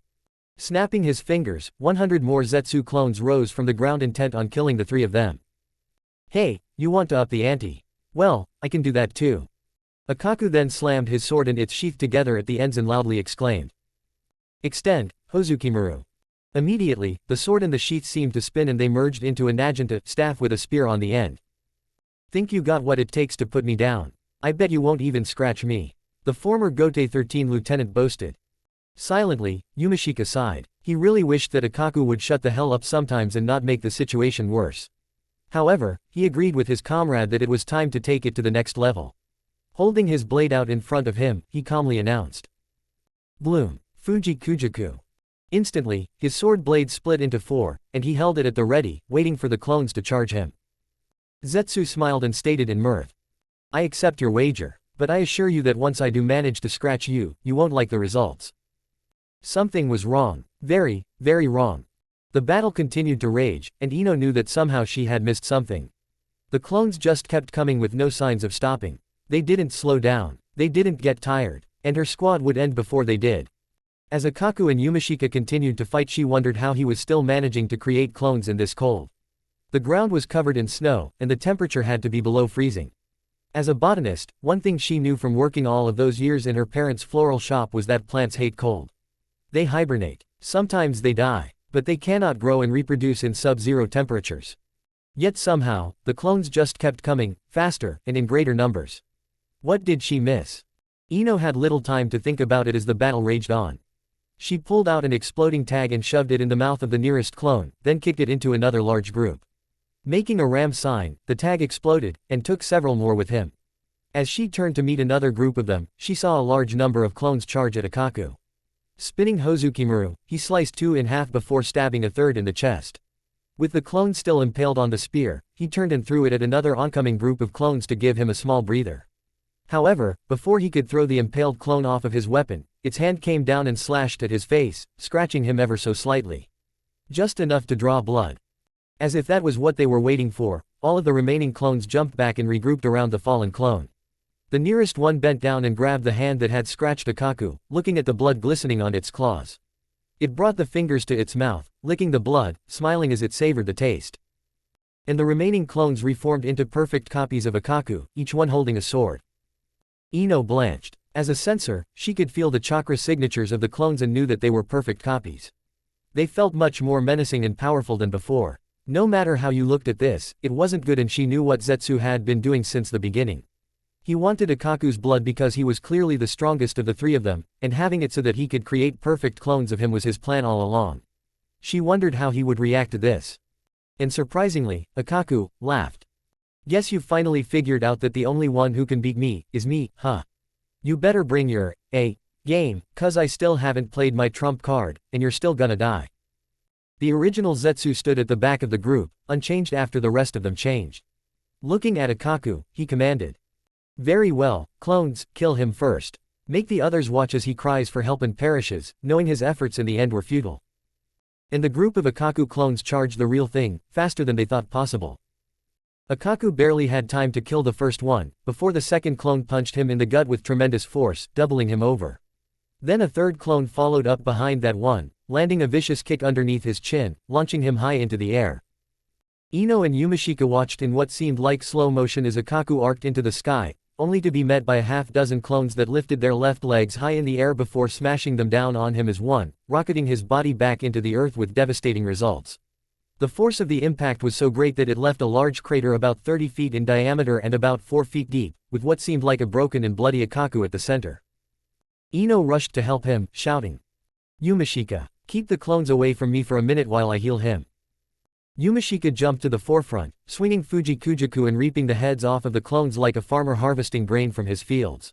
He was pumping chakra into his movements to make him fast enough to take on so many, but he knew he couldn't keep up this pace for very long. Ino jumped to the middle of the crater, grabbing Akaku and looking for any signs of consciousness. Kneeling next to him and making a few hand signs, her hands glowed green as she quickly scanned his vitals. Even though there was plenty of blood on him, nothing appeared to be broken. Even though her chakra reserves were running low, she quickly fixed some of his smaller injuries before waking him up. Akaku blinked a few times before attempting to push himself up, asking, what the fuck just happened? Did Dandelion Boy just knock me out?" Attempting to catch her breath, Ino rocked back and placed her hands on the ground before saying, "Yes. Those clones of you charged." Eyes wide, she stopped in mid-sentence because she was shocked to discover that where her hands had touched the ground in the crater, the dirt was warm. Not shockingly so, but certainly above freezing. How could there be snow on the ground, covering everything, yet the dirt a foot or so beneath the surface is warm? And furthermore, why would it be warm? Ino thought in confusion, before she then remembered a comment Akaku made during the mission briefing. "The thing does look like a big fucking Venus flytrap plant." And several things clicked into place. Out of all of the clones they had seen since arriving on the battlefield, they all missed the fact that not one of them looked like a Venus flytrap plant. That meant that they hadn't seen the real Zetsu yet. Every one of them, including the one at the back of their formation, were copies. And Zetsu was a plant, and plants hated the cold because they couldn't grow or reproduce in it, which meant Zetsu was still underground, using his chakra to keep the earth warm about a foot or so below the surface so that the snow covering the field wouldn't melt and everything would appear normal. This way, no matter how many clones they killed, he could survive. And that's why the number of clones he was producing wasn't slow like she thought it would be, and she silently cursed at herself. "Son of a bitch, I'm a fucking idiot. If Shikamaru were here he would kick my ass for missing something so important. He's played us this whole time. He's still underground hiding, creating clones and waiting for us to exhaust ourselves before consuming us. We need to force him out of the ground to the surface to finish this." The problem was that he could be anywhere underneath the ground. They needed a wide-ranging attack to find him. Suddenly, she had an idea but needed to talk to Yumashika that Hato skill of his might be able to finish this. Turning swiftly to Akaku, Ino said, "Zetsu has been hiding underground this whole time. I've got an idea of how we can flush him out, but I need you to take on his clones for a minute or so and let me talk to Yumashika. Can you do it?" Akaku stood wearily, saying, "Just watch me. And I suggest you stand back, because I'm playing my trump card and it's gonna get messy." As Ino ran to Yumashika, Akaku turned to Zetsu and grinned ferociously, as he yelled, "Hey, asshole, you want me, come get me. But I'm not gonna make it easy on you, let's see how you handle this." Holding Hozukimaru in front of him, he pointed the spear at the Zetsu clones and shouted, "Bankai." Instantly, the area around him became a twister of power, growing ever taller, radiating skyward. The force of the blast was enough to throw the clones away from Yumashika, who was struggling to maintain his advantage and was bleeding from a large gash on his forehead. When it settled back down, Akaku stood at the center, with 3 large guillotine-like blades over his shoulders and arms. Still grinning, he looked at Zetsu and stated, "Bankai. Ryuman Hozukimaru, Dragon Light Demon Spirit." Holding the blades out in front of him, he boasted, "You still think you can take me down? These blades will cut through anything. And the longer I fight, the easier it gets." Zetsu stared at the former Shinigami a moment before he calmly replied, "I am certain of it. Time has no meaning in this battle, because regardless of how long it takes you will fall." As he completed the statement, more clones rose from the ground, each looking exactly like Akaku. "Naniki, let's dance, freak show." Akaku shouted, before he jumped into the middle of the fray, blades swinging in a wide arc slicing clones in half like a hot knife through butter. Watching the insanity unfold in front of her, Ino was momentarily stunned but managed to recover once he attacked. Those blades looked unbelievably heavy and she had no idea how long he could last. This idea she had better work, and work quicker they were finished. Yumashika, are you alright? Can you still fight? Panting heavily, the effeminate Shinigami answered in labored effort. Yes, I think I can. I'm just a bit winded from the effort. He looked at where the battle was taking place, and commented. Akaku doesn't break out his Bankai every day.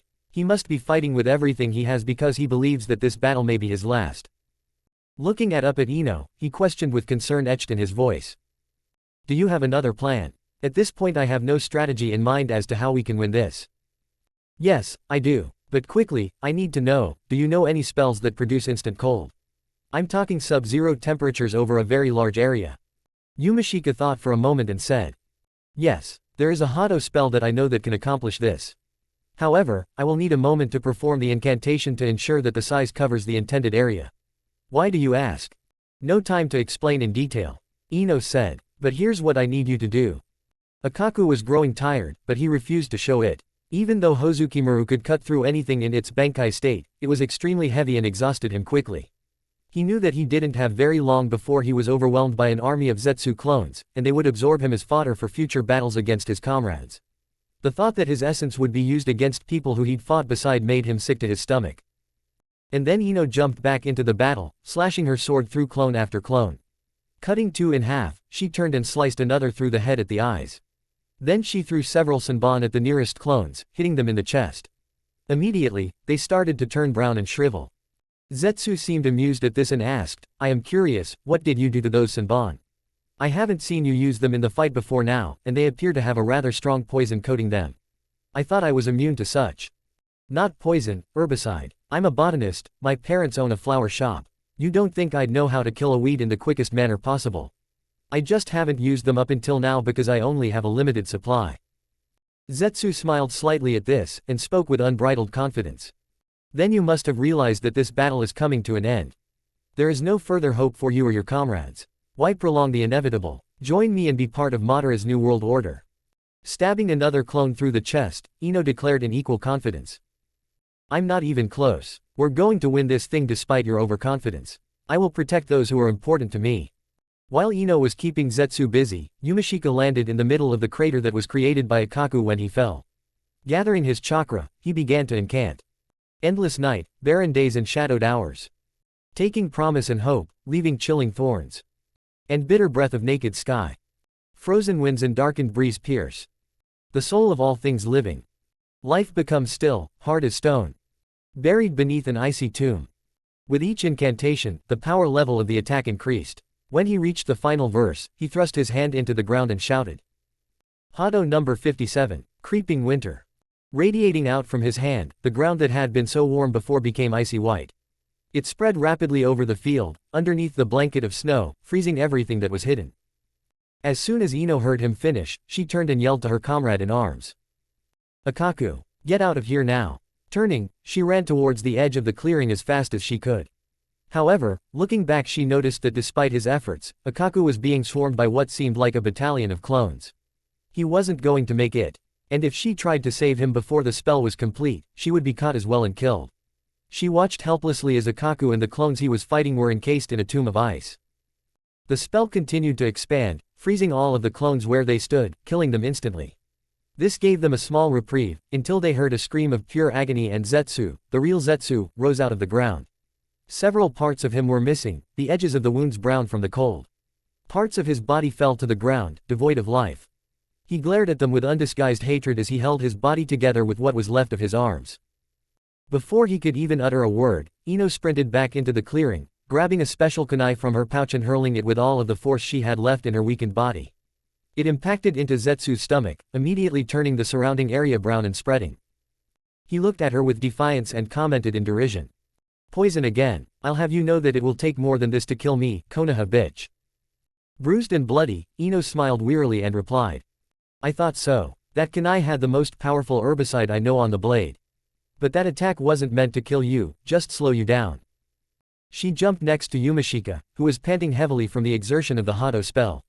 She took the last food pill she had out of her vest and shoved it into his mouth. She looked at him and ordered. Use everything you have left. Finish this.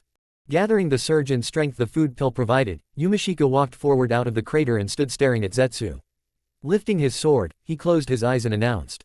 Split and deviate, Ruroiro Kujaku. From his blade, dozens of vines erupted and shot out towards Zetsu. Weakened by the poison, he had no strength to dodge and was quickly ensnared. Struggling was useless, he couldn't move, couldn't phase through them. And as he watched, flowers on the vines began to bloom and he felt his body slowly grow weaker. At that moment, Zetsu felt something he hadn't felt in a long time. Fear. What is this? What have you done? Do you see the flowers? That's your soul power in there, your essence. It's what accounts for your very existence. As the flowers grow, they will steal more power from you. Struggling will only make the vines tighter. Any power you use will only make them bloom faster. And when these flowers bloom, they will have absorbed your essence. And your life, such as it was, will come to an end, Zetsu. Yumashiki explained to the dying Akatsuki member. As Zetsu looked at them, his vision began to grow dark. Feeling his life force ebb, all he could do was listen to the final words of Ino, as she watched him breathe his last breath. For Yugito, for Akaku, and for Naruto, no despair as you wither and die. Farewell Zetsu, may you rot in hell for all eternity. As Ino and Yumashika watched the plant-like Akatsuki member expire, they both heaved a weary sigh. Their gaze then turned towards their fallen comrade Akaku, and as much as they would have liked to have stopped to mourn the passing of their comrade, they both knew they didn't have the time to do so, as Ino addressed her comrade in a respectful manner. Yumashika, I'm sorry about your friend, he was a great warrior and we couldn't have won this fight without him, but we'll have to mourn Akaku-san later. Right now we need to get to the castle and free Princess Kazuhana Koyuki. If we rescue her, then the Akatsuki won't be able to use her as a hostage anymore. Yumashika could only nod his head in understanding, as he took one last look at his comrade frozen in a block of ice, before he and Ino took off running towards the castle. Sasuke raised his Zanpakuto and swung it forward shouting. Howl, Zabumaru. Instantly, his normal-sized katana transformed into segmented blade with a pick-like protrusion on each segment. The Uchiha then swung his newly altered blade in an arc above his head, and Madara noticed the sword seemed to elongate due to the stretchable threads, giving it the pliability of a whip.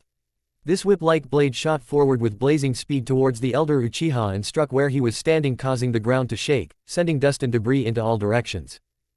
That finished him, Sasuke commented with a sigh of relief. Guess again, foolish kinsman. Madara growled out, as he suddenly appeared behind Sasuke and took a lightning-fast swing with his gunbai. The bladed fan sliced through Sasuke's back and a searing pain quickly shot throughout his whole body, causing him to hiss as he leapt away cursing. Son of a bitch. Just as Madara was about to follow up on his attack on Sasuke, he heard Naruto shout above him. Getsu ga Tensho. Naruto's Zanpakuto sliced through the air in a downward arc, releasing a highly condensed crescent moon wave of spiritual energy from the tip of the blade, which magnifying the slash attack flew forward towards Madara. The attack hit the ground, narrowly missing Madara by a fraction, as he barely cushioned away in time, and the strike sent a huge cloud of dust into the air. Naruto landed next to Sasuke and helped him to his feet, while asking in concern. How bad are you hit, Tem? Not bad, Dobi, I don't think it's too deep a cut. Well, it's your own fault, weren't you the one chastising me earlier about thinking it might be easier to take him down this time, and then you go and let your guard down thinking you had nailed him. Alright, I don't need a scolding from you to know I screwed up. As both Sasuke and Naruto turned their attention back towards Madara, who was brushing some dirt off of his armor, it was Sasuke who asked. What do you want to do now? We've tried to take him down using our Kenjutsu skills and that didn't work. Now he's evading the Shikai powers of our Zanpakutos with relative ease. Should we activate our Bankais? No, not yet. I know it seems like we're at a stalemate against Madara, but we need to wear him down some more, before we use our Bankai trump cards on him. Okay, I can't disagree with that plan, Dobi. I just hope the others are doing better in their fights than we are doing against Madara. Stay focused, Tem, we can't afford to think about the others right now.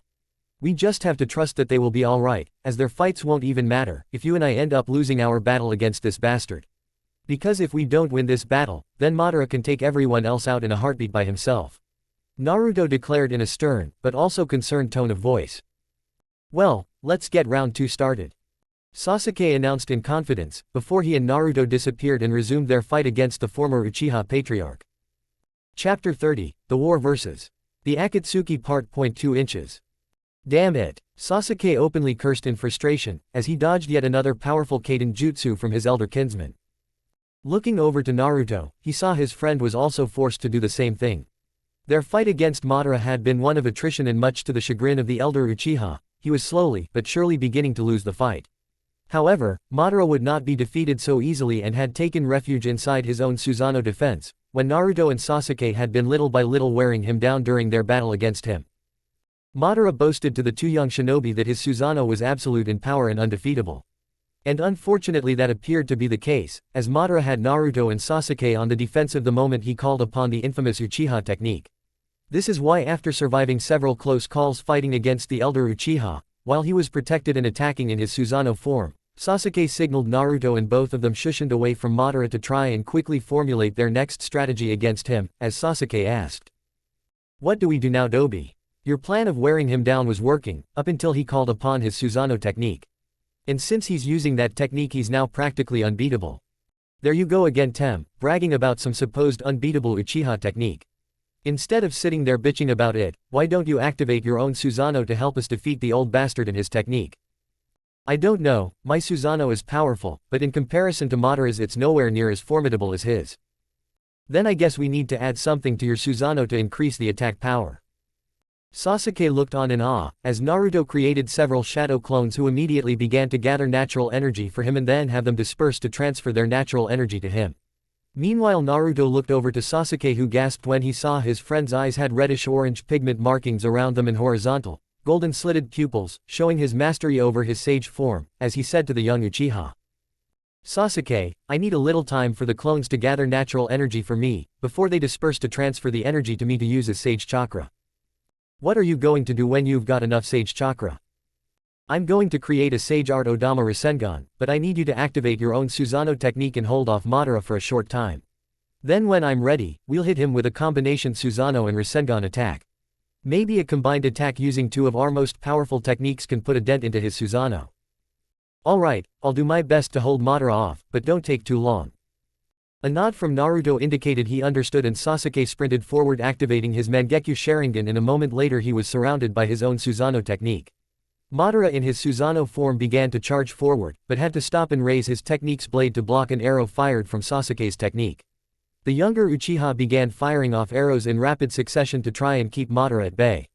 Unfortunately, Madara was still moving forward, albeit slowly, as he blocked or dodged the arrows Sasuke was shooting at him. Naruto watched what was happening with great concern and created a few more shadow clones to increase the speed of the natural energy being gathered. After a couple of minutes, Naruto felt his clones had gathered enough energy in dispersing all of them save one and the two of them began the process of creating the Sage Art Odama Rasengan. Once he and the clone had formed the massive Rasengan to sufficient size and power, he shouted out. "Let's do this, Sasuke." Naruto's cry momentarily distracted Madara and Sasuke fired off 3 arrows from his Susanoo Mangekyo Sharingan defense in quick sequence. Madara's due to him being briefly distracted was barely able to block the first arrow from Sasuke, but not the second one as it dislodged the Susanoo sword. And before the blade could be recovered, the third arrow impacted the chest of Madara's Susanoo, followed a scant second later by Naruto's Sage Art Odama Rasengan. As Naruto unleashed his giant Rasengan, he prayed that this combined attack with Sasuke would be enough to take down or at least injure Madara. Because if it didn't, Naruto knew that calling upon 2 of the most powerful attacks he and Sasuke had in their arsenals would deplete their chakra levels significantly. As the joint attack struck, the resulting explosion sent a small mushroom cloud of debris into the air and could be seen, heard, and felt for miles around them. What was once a land filled with nothing but snow, the scenery had suffered a dramatic change. One could take a seat and make a nice painting out of the exuberant scenarios of spring country. However, as 2 individuals faced each other in a clearing located between 2 mountains, neither minding 2 cents about this place. If anything, considering the battle that was soon to start, this piece of land will certainly suffer a lot of damage. Kakashi had both his hands in his pockets, as he eyed his former genin teammate and his best friend in front of him. Uchiha Obito was essentially the same way as 4 years ago when Konoha managed to beat the Akatsuki. He still wore the famous black robe with red clouds, with the exception of his orange swirling mask, which happened to be broken 4 years ago when Naruto slammed a wind Rasengan into it, smashing it to pieces. Kakashi could see Obito's Sharingan and Rinnegan as well. Everything appeared to be the same as before, so Kakashi at least concluded that his opponent's skills were the same as back then, which actually was a lot. "Why did you come back, Obito?" The wind picked up after Kakashi's question and Obito only released a snort at the question. "Revenge, Kakashi, a simple word, but a word that has kept me going, while everything and everyone I ever cared about was taken away from me." Kakashi just stared at Obito, carefully matching his eyes. Of course, Kakashi knew what Obito meant, Actually, he knew whom Obito was referring. Ever since they were genin, Obito was passionate about their third teammate Rin and remained so, even after his presumed death at the hands of Iwagakure. Kakashi also remembered the episode that transformed his best friend to what he was now. His professionalism was not enough to keep Kakashi from suffering about what happened back then when a Junin army from Kurigakure cornered him and Rin a long time ago. Despite facing his old teammate once more and despite knowing that what happened back then wasn't his fault, Kakashi couldn't help but take responsibility for it. What happened with Rin back then? Kakashi began to speak, but Obito rudely stopped him. I don't care what you have to say, Kakashi. You and I have already had this conversation once before. I know damn well what happened on that day, I was there, remember? Above all, when I died, I met with her once more and she told me the truth. This is why I hate you for helping to destroy Madara's infinite Tsukuyomi plan for the world. Kakashi's only visible eye widened, as he looked at his long-lost friend in the eye upon hearing this, before Obito cried out in a pain-filled and sorrowful fury. It's not fair. Rin didn't deserve to be captured by Kurigakure and have the Sanbi sealed away inside of her. She didn't deserve that her body wouldn't be able to restrain the beast for long and that Kiri intended for the beast to be inside Konoha and destroyed just like it happened to the Kyuubi. And she didn't deserve to have to sacrifice her life on that fateful day, when she threw herself in front of your attack in order to save the village. Kakashi felt Obito's voice grow in volume at each sentence, while the deceased Uchiha remembered how lost in rage he was when he saw the event before his eyes. Tell me something, Kakashi. The scarecrow Junin looked up from the ground, waiting for Obito's words. Do you remember what I asked of you when I gave you my Sharingan eye? Of course, Kakashi remembered. He'd recited it in front of the hero stone almost every day. I told you to watch out for her, to protect her from harm, but you didn't. I have received a blessing from Madara-sama for another chance to exert my revenge. So prepare yourself, my old friend. Kakashi flinched when Obito used his space-time ninjutsu, vanishing from his usual position. Kakashi stood there waiting for the attack that came when Obito materialized a few meters behind him, throwing windmill shuriken. Kakashi wasted no time and with speeds that surprised Obito, Kakashi finished a short series of hand seals, before slamming both hands on the ground. Kakashi learned after seeing how Itachi performed hidden from view hand seals. It was quite ironic how an Uchiha would practice a certain move to keep the Sharingan from fully anticipating it. Doden Doryuaheki Earth Release, Mud Wall Technique. The giant shuriken onslaught hit the wall of earth and Kakashi wasted no time, before closing the distance to Obito and engage in taijutsu. Obito always favored mid to long-range techniques intended to use his space-time ninjutsu far too often. As soon as Kakashi passed through Obito, he attacked once more. He learned about Obito's fighting style and thus was able to attack at the same time when Obito materialized once more to hit him. Kakashi thus hit Obito's stomach, sending him skidding a couple of meters. The scarecrow Junin pressed forward using the same strategy, when his gut told him to abort just as Obito lifted his right arm. Mokuden Sashiki no Jutsu, Wood Release, Cutting Technique. Kakashi's eyes widened when wooden sticks suddenly materialized from Obito's arm and pierced his chest. He wasn't even aware that Obito was able to use Mokuden. A small drop of blood left his mouth as Obito's mouth twisted to a maniacal glee as he savored the death of the one responsible for Rin's death. So sure of Kakashi's death was Obito that he ignored the slight moving of earth, behind the mud barrier created by Kakashi earlier. The Kakashi that Obito stabbed was suddenly enveloped by thousands of bolts, frying Obito. Raiden Cage Bunshin no Jutsu, Lighting Release, Shadow Clone Technique. The real Junin stood by, watching Obito fighting the pain that enveloped him. No doubt, Obito was unaware that anyone could attack him like this. Kakashi needed to form a direct link to Obito to use this technique, so he needed to receive his old friend's attack head-on. Since Obito's body was mixed with one of the Zetsu, his body was extremely weak against lightning. When the lightning current stopped, Obito got up from the ground, trembling. He looked at Kakashi with narrowed eyes. Once more, he extended his arm and much to Kakashi's surprise and memory, he was suddenly pulled towards his former teammate. It was the same technique Nagato used when he attacked Konoha 4 years ago. He saw Obito using his space-time ninjutsu and throw a barrage of kunai at Kakashi. Kakashi quickly lifted his headband and with his Mangenkyu Sharingan, sent the kunai to another dimension. He then summoned a Cage Bunshin, before going through hand seals. Raiden no Jutsu, Lightning Release, Current Technique. Kakashi and the clone formed a chain of lightning as he flew towards Obito, who had to abandon his attack and simply allow Kakashi to pass through him. After dismissing the Bunshin, Kakashi faced Obito for a while, still with his Mangenkyu Sharingan activated. After winning against Akatsuki, 4 years ago, Kakashi decided to extend his time with the Mangenkyu activated. He looked at Obito with his Sharingan and could see how different Obito was now. Kakashi could see the rips in dimension because his mangenkyu is the same as Obito's. Therefore, he was able to anticipate when Obito would use his space-time ninjutsu. You've improved since last time, Kakashi. But no matter, even if you found a way to kill me, you forgot that I'm already dead. Kakashi narrowed his eyebrows at Obito's statement, before he scoffed and stated. Your attempts of prolonging the fight is useless, Obito. I'm well aware of how the Edo Tensei works. Kakashi focused the Raikiri on his right hand and charged at Obito with great speed. Obito went through hand seals, before using his space-time ninjutsu in conjunction with fire manipulation. He sent a massive vortex of fire in Kakashi's direction, but the Scarecrow Junin simply dodged the incoming flames and continued on his path. He saw the moment Obito initiated the space-time ninjutsu initiating and increased the speed. When he delivered the blow, he was able to slice Obito's arm off, before seeing it regrown because of the Edo Tensei. Kakashi cursed his second delay. I see, your Mangenkyu Sharingan follows my real movements. After all, you and I share the same eye, but my position stands, Kakashi, you cannot kill me. Can I give it a shot? A strange feminine voice reached their ears, before Yugito appeared in her second transformation, unleashing a concentrated Bijudama on Obito. Kakashi jumped away immediately, as the attack hit Obito dead on and it carved a gigantic hole in the once beautiful valley. Yugito looked at Kakashi and nodded at him, before going towards the other fights. Kakashi nodded at the help and focused on his Sharingan to see if Obito was damaged in any way. Kakashi wanted to accompany the attack, if he was to seal Obito's body afterward. The image of Obito's body appeared from the smoke.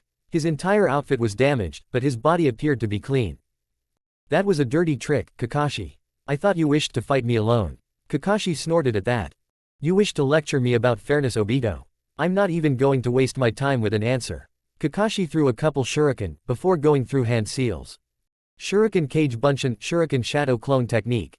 Obito narrowed his eyes at the usage of the Sandaime Hokage's special technique, while his Sharingan worked hard to pinpoint their designated target. Normally, he would simply use his space-time technique and simply watch the projectile pass through him, but Kakashi wouldn't waste chakra in doing such a chakra-taxing technique without taking everything into consideration. He realized that his old comrade did take his ability into consideration and immediately switched tactics, using the Rinnegan's ability to repulse objects. The force of gravity was enough to repulse all the projectiles, before Obito faced Kakashi once more. It's futile, Kakashi. There isn't a single thing you can do that I don't have a counter for it. Obito stopped talking, as he suddenly felt Orochimaru's control of him through use of the Edo Tensei disappear, meaning the snake Sannin had meant his end, and a small smile spread across his face. The timing of Orochimaru's death couldn't have been better, as Obito was about to unleash the berserker state of the Rinnegan, which allowed him to always defeat a much stronger opponent. And as powerful as Kakashi was, Obito doubted that even he could survive such an attack, and he was grateful that he was no longer being compelled to use it. Truthfully, he had never wanted to return to the world of the living, let alone fight Kakashi once again. All Obito wanted was to return to the afterlife, and if Kami would allow him to, be reunited with Rin once again. Turning back to Kakashi, he suddenly found that his movement was restricted. He looked down and narrowed his eyes in appreciation of Kakashi's little trick. Obito was annoyed after what he saw, as he couldn't believe that Kakashi would use this on him. As he felt his entire chakra capacity drain from his very body, the veins in his eyes threatened to bulge, as he looked at Kakashi, who looked down in pity. One of the shuriken used by Kakashi for the Shuriken Kage Bunshin was laced with a specific fuinjutsu formula. The projectile would land closely to the enemy and ensnare the enemy, not only binding him in place but also sucking all his chakra. The reason Obito was annoyed was because of the person that actually invented this technique in the first place. Even if the Yondaime Hokage was famous for his fuinjutsu, Rin was the only one of his students to take an active interest in learning fuinjutsu. Obito even remembered the time when she came up with the idea to Minato-sensei and how thrilled she was when the Yondaime Hokage and Kushina praised the girl for it. Obito even remembered how he wanted to be the one to embrace Rin and congratulate her for it.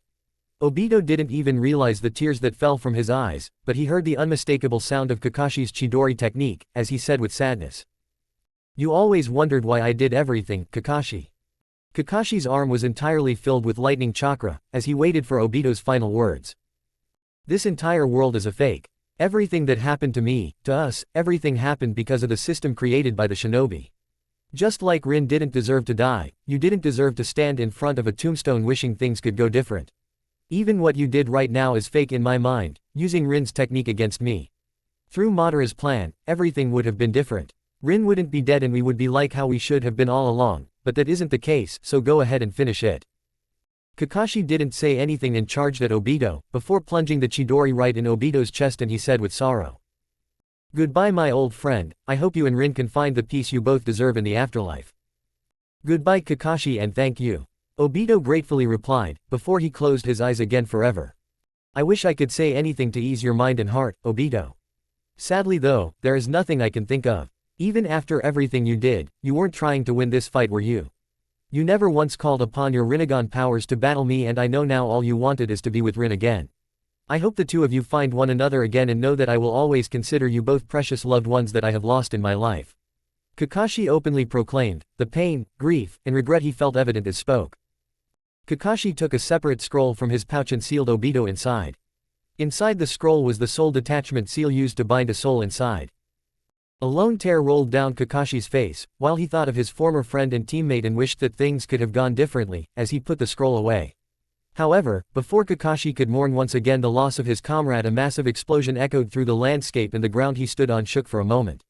Looking towards the direction the explosion had come from, Kakashi saw a mushroom-shaped plume of smoke and debris rising towards the heavens on the distant horizon.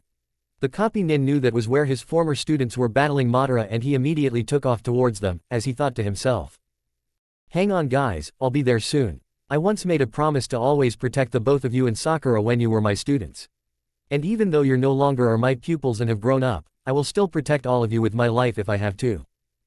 As Naruto and Sasuke rose from the ground coughing to expel some of the dust from their combined attack on Madara, they looked over to where the elder Uchiha had been standing. As the dust and debris finally began to settle so they could get a good look, their eyes grew wide in shock. For there stood Madara, still surrounded by his Mangekyo Sharingan-created Susanoo defense. However, though Madara's Susanoo still stood, that wasn't to say that Naruto and Sasuke's joint attack hadn't damaged the supposedly invincible technique, as one could see many cracks and fissures in the black-colored skeletal-type frame that encompassed its body. "Damn it, how can that damn thing still be standing?" Naruto cursingly questioned. "I told you Dobi, that Madara's Susanoo was freakishly powerful," Sasuke replied. "Yeah well, it still looks like we damaged it Tem. Maybe if you hit him again with one of your Susanoo arrows it might finally bring that behemoth down." "I wish I could, but my Susanoo was shattered protecting the two of us from the explosion of our attacks. And I don't have enough chakra right now to use that technique again. What about you, can you hit him with another Sage Art Odama Rasengan?" "I could try, but it would take me even longer to gather up enough natural energy for a powerful enough attack, and I doubt your kinsman will give us the time for me to do that."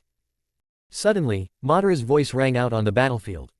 "You're right Namikaze Legacy, your attack was indeed powerful, and I won't let you utilize the time you need to hit me with another.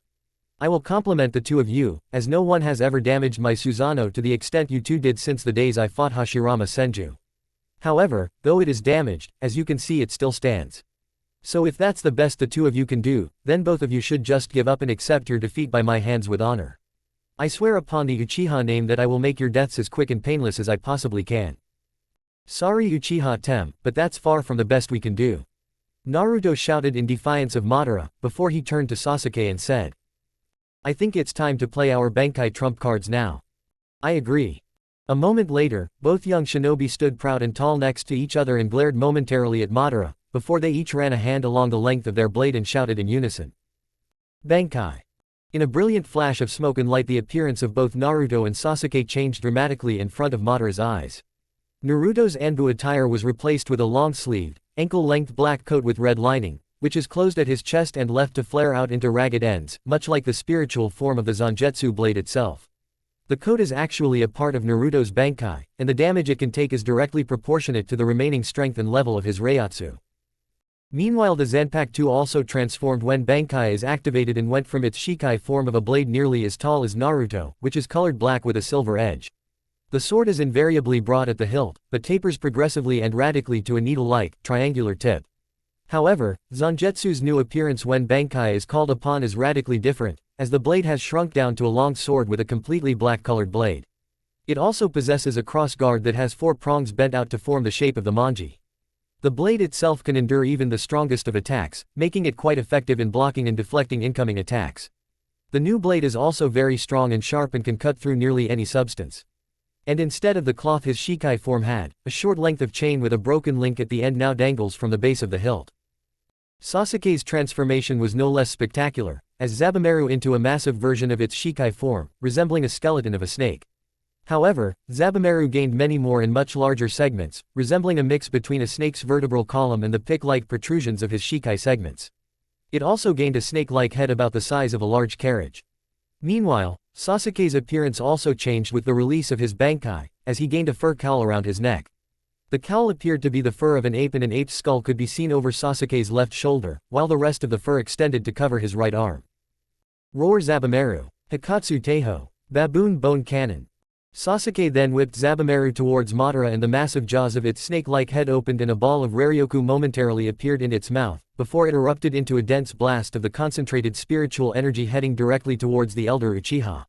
Madara quickly raised his Susanoo sword to block the attack when he suddenly heard Naruto yell. Getsu ga Tensho. As before, Naruto's Zanpakuto sliced through the air in a downward arc releasing a highly condensed crescent moon wave of spiritual energy from the tip of the blade, which magnifying the slash attack flew forward towards Madara. However, this time the potent blast of Raryoku was not electric blue in color, but was now black with a red outline and Naruto seemed to control the path of the blast, as it raced towards Madara with even more explosively augmented power and speed than before. As both Sasuke's and Naruto's attacks struck the raised Susanoo blade, Madara gritted his teeth and grunted in strained effort to hold back his foe's assault. Suddenly, Madara's eyes grew wide in disbelief and for the first time in a long time he actually felt fear. As he watched his Susanoo blade begin to crack and then a moment later break and he screamed, as Naruto and Sasuke's Bankai attacks hit his Susanoo Mangekyo Sharingan defense, dead on. While the battle between Naruto's Crimson Army and Madara's Akatsuki Army went on, two people observed it from a safe distance. However, these were no mere observers of course, they had a purpose to their idle waiting and a vested interest in the battle's outcome. Which side do you suppose is going to win, Orochimaru-sama? Kabuto asked. At first I would have said Madara's army, since I know more about what Akatsuki followers can bring to the battle than what the Kyuubi brats' army can. However, after watching how this battle has played out, it's a foregone conclusion that the Akatsuki followers will be defeated. Are you certain of this outcome, Lord Orochimaru? Unfortunately I am, as Naruto's army had the element of surprise and therefore an advantage. And the man Madara chose to lead his army has proven to be a fool. What do you mean? The famous Chinese military strategist Sun Tzu once said that, if the enemy holds the high ground, do not ascend and do battle with him. Now tell me, Kabuto, what do you see? As Kabuto gazed at the battle, he understood what his master was talking about, as he watched the men of the Akatsuki army attempt to attack Naruto's army in the valley they had been led into. However, Naruto's men held the high ground of the basin and as the Akatsuki men attempted to ascend and battle them they were being cut down. Naruto's battlefield general had also cleverly cut off the Akatsuki army means of retreat, trapping them within the valley. Kabuto looked over to Orochimaru and said, I understand now, my lord. It matters not, those fools are inconsequential and nothing but fodder. The real battles involve the true men of power like Madara and myself. Truthfully, it's meaningless to me who wins this Akatsuki war, as in the end it will not matter, for I will be the one to truly claim victory. You still have to face the side that remains standing. Both will be weakened, of that there can be no doubt, but we can't assume the remaining army won't still be able to fight back to some degree. Kabuto warned. I know, and personally I hope it's the Kyuubi brat who wins. Fighting Itachi was difficult enough, I'd rather avoid fighting Madara if I have to, even if he's worn out. Both of their danger senses went off all of a sudden, and both jumped away from their posts just before a blast could hit them. There was a large explosion of energy, but the two criminal ninja were not affected by it. Someone tried to attack me from behind. Orochimaru silently realized. The snake Sannin wondered who would be brave enough to face him during a war, and what he saw surprised him. As it was not a fleet of warriors or even a standard squad of 3 or 4. He simply saw 2 people, 1 man and 1 woman. They sent only 2 people after me, how insulting. Orochimaru thought with disgust, as he studied his would-be foes. The man could not have been younger than 35. He had a thin face with a dark short beard and it looked like his hair was in a ponytail, but it was hard to tell since he wore a sachi hat over it. He wore a black kimono, but the most obvious feature was the pink floral kimono he wore over his shoulders. On both sides of his hips there was a sheathed sword.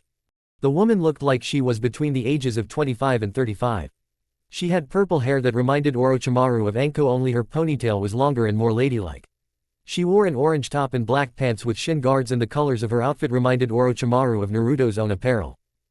Orochimaru and Kabuto, just the guys we were looking for, Shunsui stated. You plan on killing us? Yup, as ordered by Naruto-sama, you two are to die before you can get involved. Orochimaru laughed, before he spat with disdain. USSSSS serve that boy. You can't be any threat to me then. What are you, starving bandits hoping to earn a little cash from him? Nope, just your average Shinigami. Shunsui answered. Shinigami. Orochimaru and Kabuto repeated, not expecting that. Were you expecting us to look like Onus or something, or maybe skeletons in robes? Yoruichi asked in amusement. Prove your Shinigami. Orochimaru insisted. Not interested. We're just here to kill you. Shunsui nonchalantly declared. Right away Yoruichi came at the two missing nin, aiming to strike down either one of them. Being the henchman that he is, Kabuto felt the need to intercept her.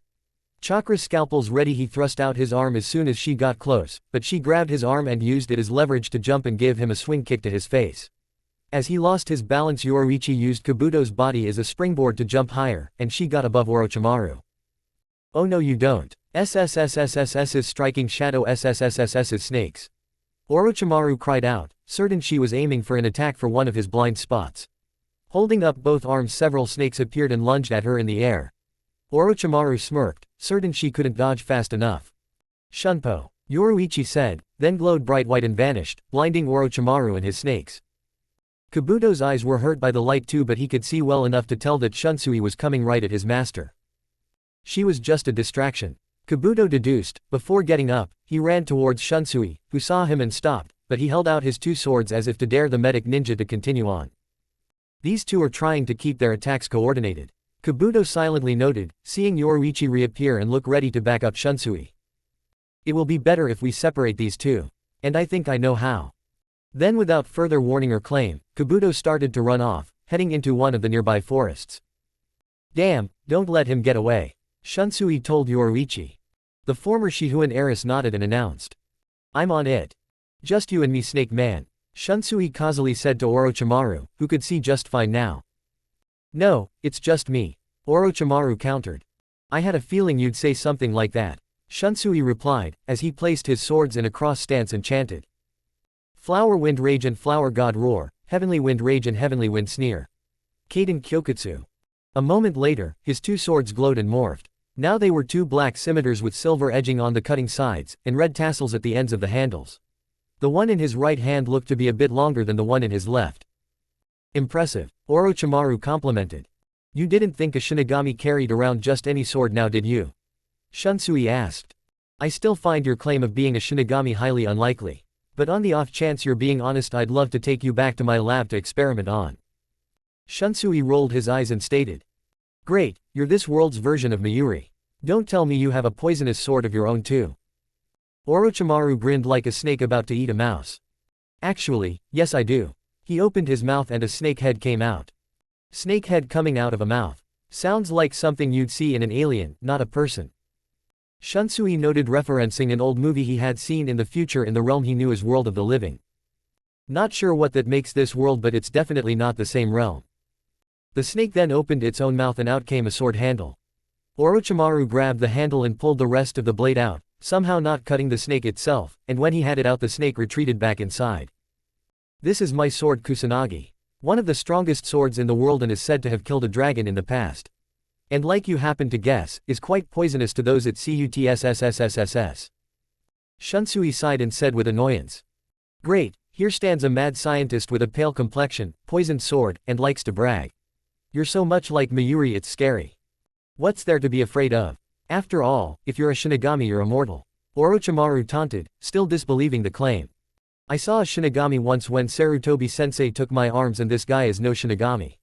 The snake Sanin thought with unwavering confidence, as he came at Shunsui aiming for his left side, hoping to wound rather than kill as to keep the guy alive for future purposes. I don't recall ever saying I was immortal. The pink-cloaked Soul Reaper said when he blocked the strike using a pincer move with both of his swords. SSSSSSO, you're saying you're immortal Shinigami? Orochimaru asked, puzzled by the idea. To him it was too much of an oxymoron. Shunsui gave the snake Sanin a firm look and answered. I've lived 10 times longer than you have, maybe longer. I was one of the first Shinigami taught how to do the job by my honored sensei Genryusai Shigekuni Yamamoto, but I'm not immortal, no Shinigami is. Maybe your culture says otherwise, but that doesn't mean it's true. Then you're of no use to me, Orochimaru declared, as he got his sword free and made another strike and shouted. I desire immortality, not mere longevity. Shunsui blocked and slashed with his free sword. Orochimaru maneuvered his body to barely avoid the cut and asked. Why can't you mortals ever be satisfied with the lifespan you were given? If Kami-sama wanted you to live forever, don't you think he would have let you? I'm not even sure there is a Kami-sama. Orochimaru challenged, and then repeated the hidden shadow snake move to attack Shunsui. Well, just to warn you, there is indeed a hell, Shunsui said while cutting the snakes. Orochimaru made another effort to strike him, but Shunsui spun on his heel and easily avoided it. I'm guessing swordsmanship isn't your strong suit. Shunsui derided the snake Sanin in insult. I better change my tactics before this guy decides he wants to do more than fight lazily. Orochimaru thought, then sneered as if to look like he had just been toying with the former captain of Squad 8 and spat. Who needs a sword when I've got something even better? Before Shunsui could request him to be specific, Orochimaru did 4 quick hand signs, bit his thumb, and smeared the blood on his upper arm tattoo and commanded. Kuchio's no jutsu, summoning technique. The air instantly filled with light and smoke, and Shunsui could sense the sudden presence of a new living being. A large one at that, as a silhouette soon towered over the smoke, and in seconds Shunsui could see what it was. Before him was a titanic snake. A purple cobra to be specific, with horns behind the head, black rings going down its body, and strangely it had legs. Eastern dragon legs to be precise, and the tail ended exactly like the one on a rattlesnake. On top its head there stood Orochimaru. That's one odd serpent. Or is it a dragon? Shunsui casually commented, showing no fear whatsoever. The former Gote captain had faced down a lot of monsters in his lifetime, including but not limited to the strongest kind of hollows. A giant snake wasn't something that would get him shaking in his sandals. It's Manda too, the greatest snake to have ever lived, Orochimaru proudly declared. Shunsui shrugged and stated. If it's got legs it isn't a snake. Manda too then lunged right at the pink-cloaked man, ready to swallow him whole. Orochimaru noted he just stood there, not even trying to dodge, as he thought in confusion. Has he accepted the inevitable? Or does he actually think he can kill Manda too from inside? Let him see how wrong he is. Shunsui held out both swords and shouted. Irony. Purple. The giant snake reached its prey and engulfed him with ease. It lifted its head up to make swallowing easier, and then it felt a cut on its tongue. Not a particularly nasty cut in itself, but this one felt like a stab to the heart for the snake. Manda too froze up and started to lightly convulse, then collapsed like a puppet with cut strings. Orochimaru jumped off to soften his own landing, then immediately checked his fallen summons. Manda too, what has happened? Try as he might, the snake Sanin detected no signs of life. It was as if the snake suddenly had a heart attack. How could this fool defeat my ultimate snake? Orochimaru openly asked in frustration. The mouth opened and Shunsui idly strolled out of it, looking more bothered by the saliva on him than anything else, as he complained. Great, who knows when I'll get the chance to have my clothes cleaned. You killed Manda too, Orochimaru all but shouted. Yeah, so what? How could you do such a thing with just 2 swords? Oh that, it's simple, I just played a little game called irony. Shunsui admitted, sounding like he had already explained it before and was tired of repeating himself. You beat my summons with a game, Orochimaru repeated, before adding. How is that even possible? I told you Shinigami don't use ordinary swords. This sword of mine, Kaden Kyokutsu, has the ability to make children's games reality. Make children's games reality, Orochimaru repeated again, still drawing a blank. Yes, I started the game irony and picked the color purple. Whatever I cut feels a measure of damage proportional to the amount of that color on their body and clothes. Even a tiny nick can be as lethal as a guillotine if I pick the right color. And your snake was at least 95% purple. He had no chance of survival. This SSSSS is absurd. There's no way what you say can be real. Orochimaru insisted. Shunsui held out his swords and offered. Then see for yourself, let's play Jankenbu. Jankenbu. Rock paper scissors. Shunsui nodded and replied. Yes, a good game for when my other opponent has a sword of his own. We attack each other once, clashing our swords together, while in that once moment we both pick either rock, paper, or scissors. The one who picks the losing choice feels the literal effect of the stronger choice on their body. For example, let's say you pick paper and I pick scissors. You would then feel like you were just cut in half yourself. Or if you pick scissors and I pick rock, you'd feel like you were being crushed by a great weight. So the loser feels the literal effects of their symbolic defeat. Orochimaru questioned. That's pretty much it. Oh, and no saying, I pick whichever choice beats his. That never works in any Jankenbu game. Never has, never will. Shunsui said. Adjusting his grip on his sword, Orochimaru tried to look firm. I guess I don't have a choice. Even if I tried to refuse, you could still attack me, and subconsciously now I'd still pick a choice. So I might as well do it when I'm prepared. With some distance between them, the two stood facing each other, waiting for the other to make the first move. Shunsui looked bored but patient, while Orochimaru looked bothered but calm. Both men knew that right now victory was only going to be obtained by pure chance rather than skill, therefore rushing into this fight was a poor move. It was the exact sort of situation Orochimaru hated to be in, one where he had no control of the outcome at all. It was hard to say exactly which one ran forward first or why, but both came at each other quickly and crossed their swords. The sound of the air being cut was heard along with metal hitting metal, and just as quickly as it started the clash had ended, with the two warriors standing facing away from each other. Did I win? Orochimaru openly asked, not hearing any sounds of agony from Shunsui but not feeling any pain himself. He tried to turn around to see for himself, but he couldn't.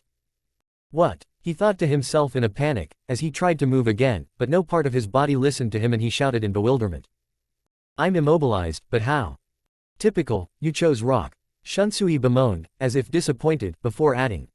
Guys like you usually do. You imagine experiencing the effects of losing to scissors and rocks is deadly, but losing to paper not so much, so you pick rock thinking if I happen to pick paper you can live with that. And why not? In the game paper covers rock. Not exactly a lethal experience. As Shunsui casually spoke, he strolled to the front of the snake Sanin. He stopped in front of his opponent, slightly amused by Orochimaru's surprise and futile attempts to break free of his restraints, and announced. The one thing you forgot is I never said exactly how constraining the feeling of being covered in paper can feel. Right now you should feel as if a lot of paper is wrapped around you tightly. So tightly you can't even move. With that he held his long blade right against Orochimaru's throat. All that's left to say now is game over. One severed head later and Orochimaru was finally forced to embrace the one thing in the world he had tried to avoid other than the embrace of women. The embrace of death. Yoruichi was in hot pursuit of Kabuto, both having taken to running in the trees now. Then suddenly she stopped and went to the ground. Kabuto turned when he heard the change in her direction, only to see he could no longer see her in the foliage. Crap, where did she go? Orochimaru's protege thought with concern. Cautiously, Kabuto dropped to the ground and looked around as best he could by being alert for any possible surprise attack. After a dozen seconds he heard some rustling and on reflex threw a kunai into the bushes where the sound came from. From out of the bushes sprang a black cat, one that looked a bit startled by the attack. Just a cat. Kabuto reassured himself, and then resumed the search. As soon as he turned away he realized his folly and thought. Wait a minute, why would a cat? Before he could finish that thought, the white-haired shinobi felt an attack from behind, one too large to be a mere cat attacking him. The force and weight of the attack caused him to fall to the ground and prevented him from turning around. When on the ground he felt something pin him down, and in his peripheral vision he saw what it was. Not a black cat per se, but a black panther. With a bit of a roar the panther bit down on Kabuto's neck, enough to draw a good amount of blood but not break it. Content with the damage, the panther got up and also pulled off his glasses before stomping on them. I'm disappointed. I thought you'd be tougher than this. The panther said in a male voice before walking away back into the woods. When it was gone, Kabuto smirked. The panther quickly came upon a pile of discarded clothes, then morphed with a glow into a nude woman. Just to be safe I should go back there and make a more decisive move to put him down. Yoruichi pondered as she got dressed. Too late, she heard when she was fully clothed. Hearing something moving behind her but coming towards her, Yoruichi jumped surprisingly high into the air while spinning acrobatically. She landed on a tree branch facing the direction the voice came from. Your one mistake was leaving me alive, Kabuto proclaimed, standing with no wound on his neck but blood on his purple shirt. He looked a little shaky, likely from the loss of blood, but he looked ready for more as well. Also, he was looking right at Yoruichi like he could see her just fine without his glasses. I had thought that by destroying your glass you wouldn't have been able to find me before I got back to you. But I guess those glasses were just for show and you can see just fine. Yoruichi commented. Finally, someone figured it out. Kabuto complimented, before explaining. I've had several biological upgrades to my body to make it have the perfect regenerative abilities. I've had my heart ripped out of my rib cage and I've been injected with all sorts of venoms. Yet no one ever stops to ask themselves why my eyes would be the one part not improved. Even you can't survive everything, Yoruichi declared. Neither can you, so let's find out which one can find the other's limit first, and I know just the way to do it. Kabuto replied, looking rather pleased with himself, as he called out. Kuchio's no jutsu, summoning technique. 4 quick hand signs and a blood sacrifice later, another snake was summoned. However, this one was vastly different than the others. It looked like Manda 2, complete with dragon legs, but this one resembled more of an asp than a cobra, and instead of a rattle on the tail it had a claw. But the biggest difference of all was the fact this serpent was the size of a tiger and the length of an average apartment. This is as good an opportunity as any to test out my newest creation. This little guy is called Manda Proto-3. Kabuto stated. With the success of the creation of Manda 2, Kabuto decided to see if he could create another clone of the deceased boss Snake Summons. Manda Proto 3 was a prototype for a future Manda 3, using different genetic traits and currently kept small for observation purposes. If successful, Kabuto intended to grow a bigger one and make that the official Manda 3. If not successful, he'd simply try a different genetic combination and hope that one worked better. Interesting snake, but I'll bet it can't catch me, Yoruichi said before running off into the forest through the trees. Seeing a moving target, Manda Proto 3 acted like most reptiles and pursued her. This I got to see, Kabuto said, determined to directly observe the strengths and weaknesses of his creation. So he followed them both, while thinking. Suddenly I wish I had added the traits of a spitting cobra to attack from a distance like now. Oh well, I'll keep that in mind for next time. Yoruichi hopped from tree branch to tree branch, avoiding a straight line. Behind her the snake followed with predatorial determination. The way it moved through the foliage looked just like a dragon flying, almost as if it wasn't grabbing the branches at all.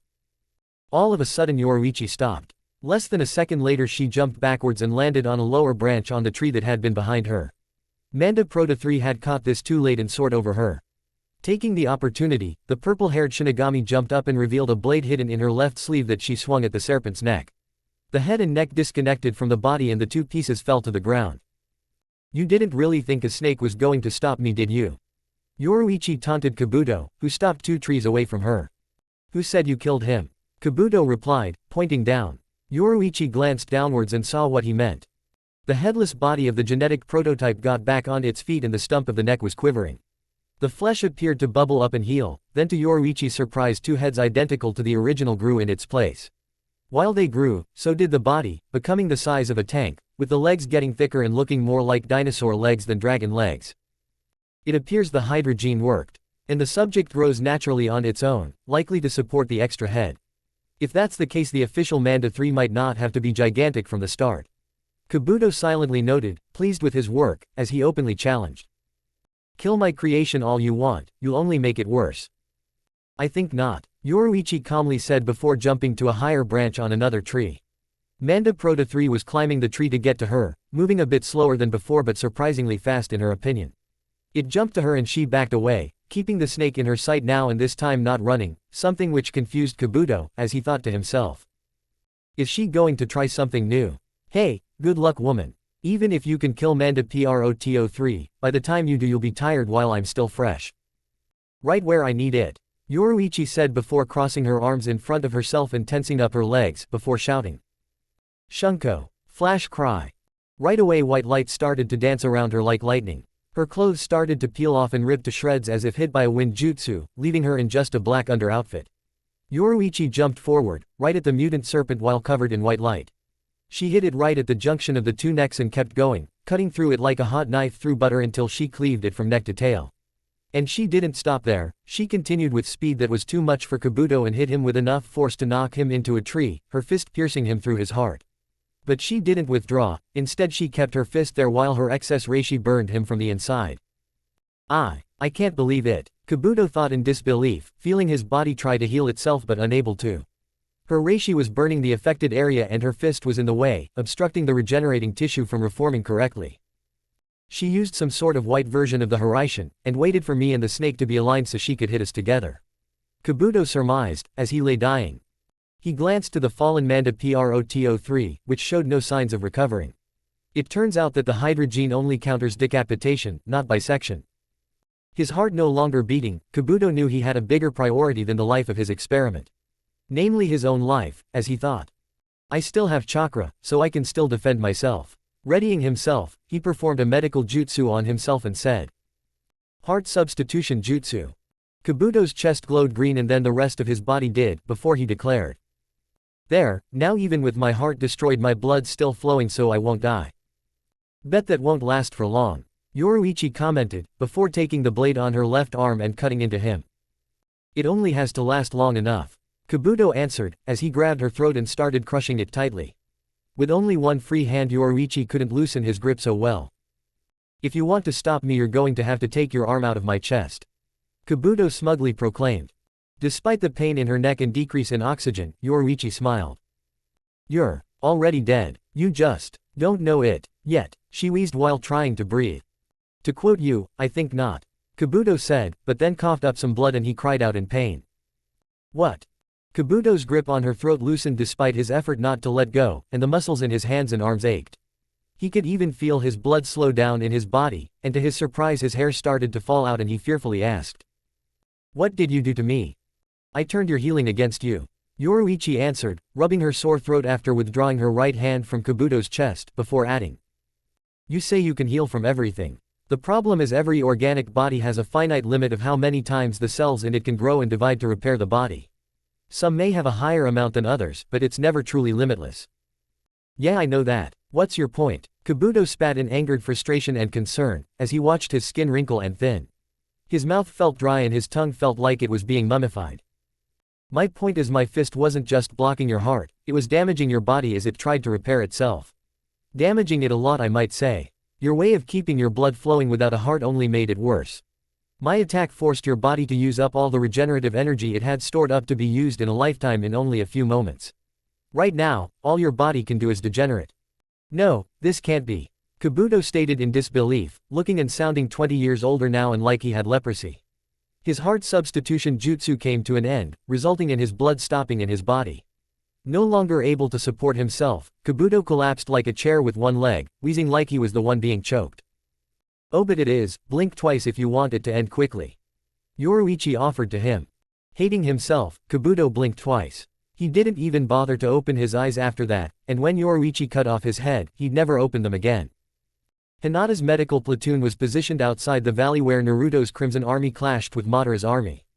Due to Daisuke's strategic moves and positioning of his forces, casualties had been relatively light. Hinata and Sakura were both grateful for this, as they were the only two people with any extensive medical training, as a rash of numerous injuries could potentially overwhelm them.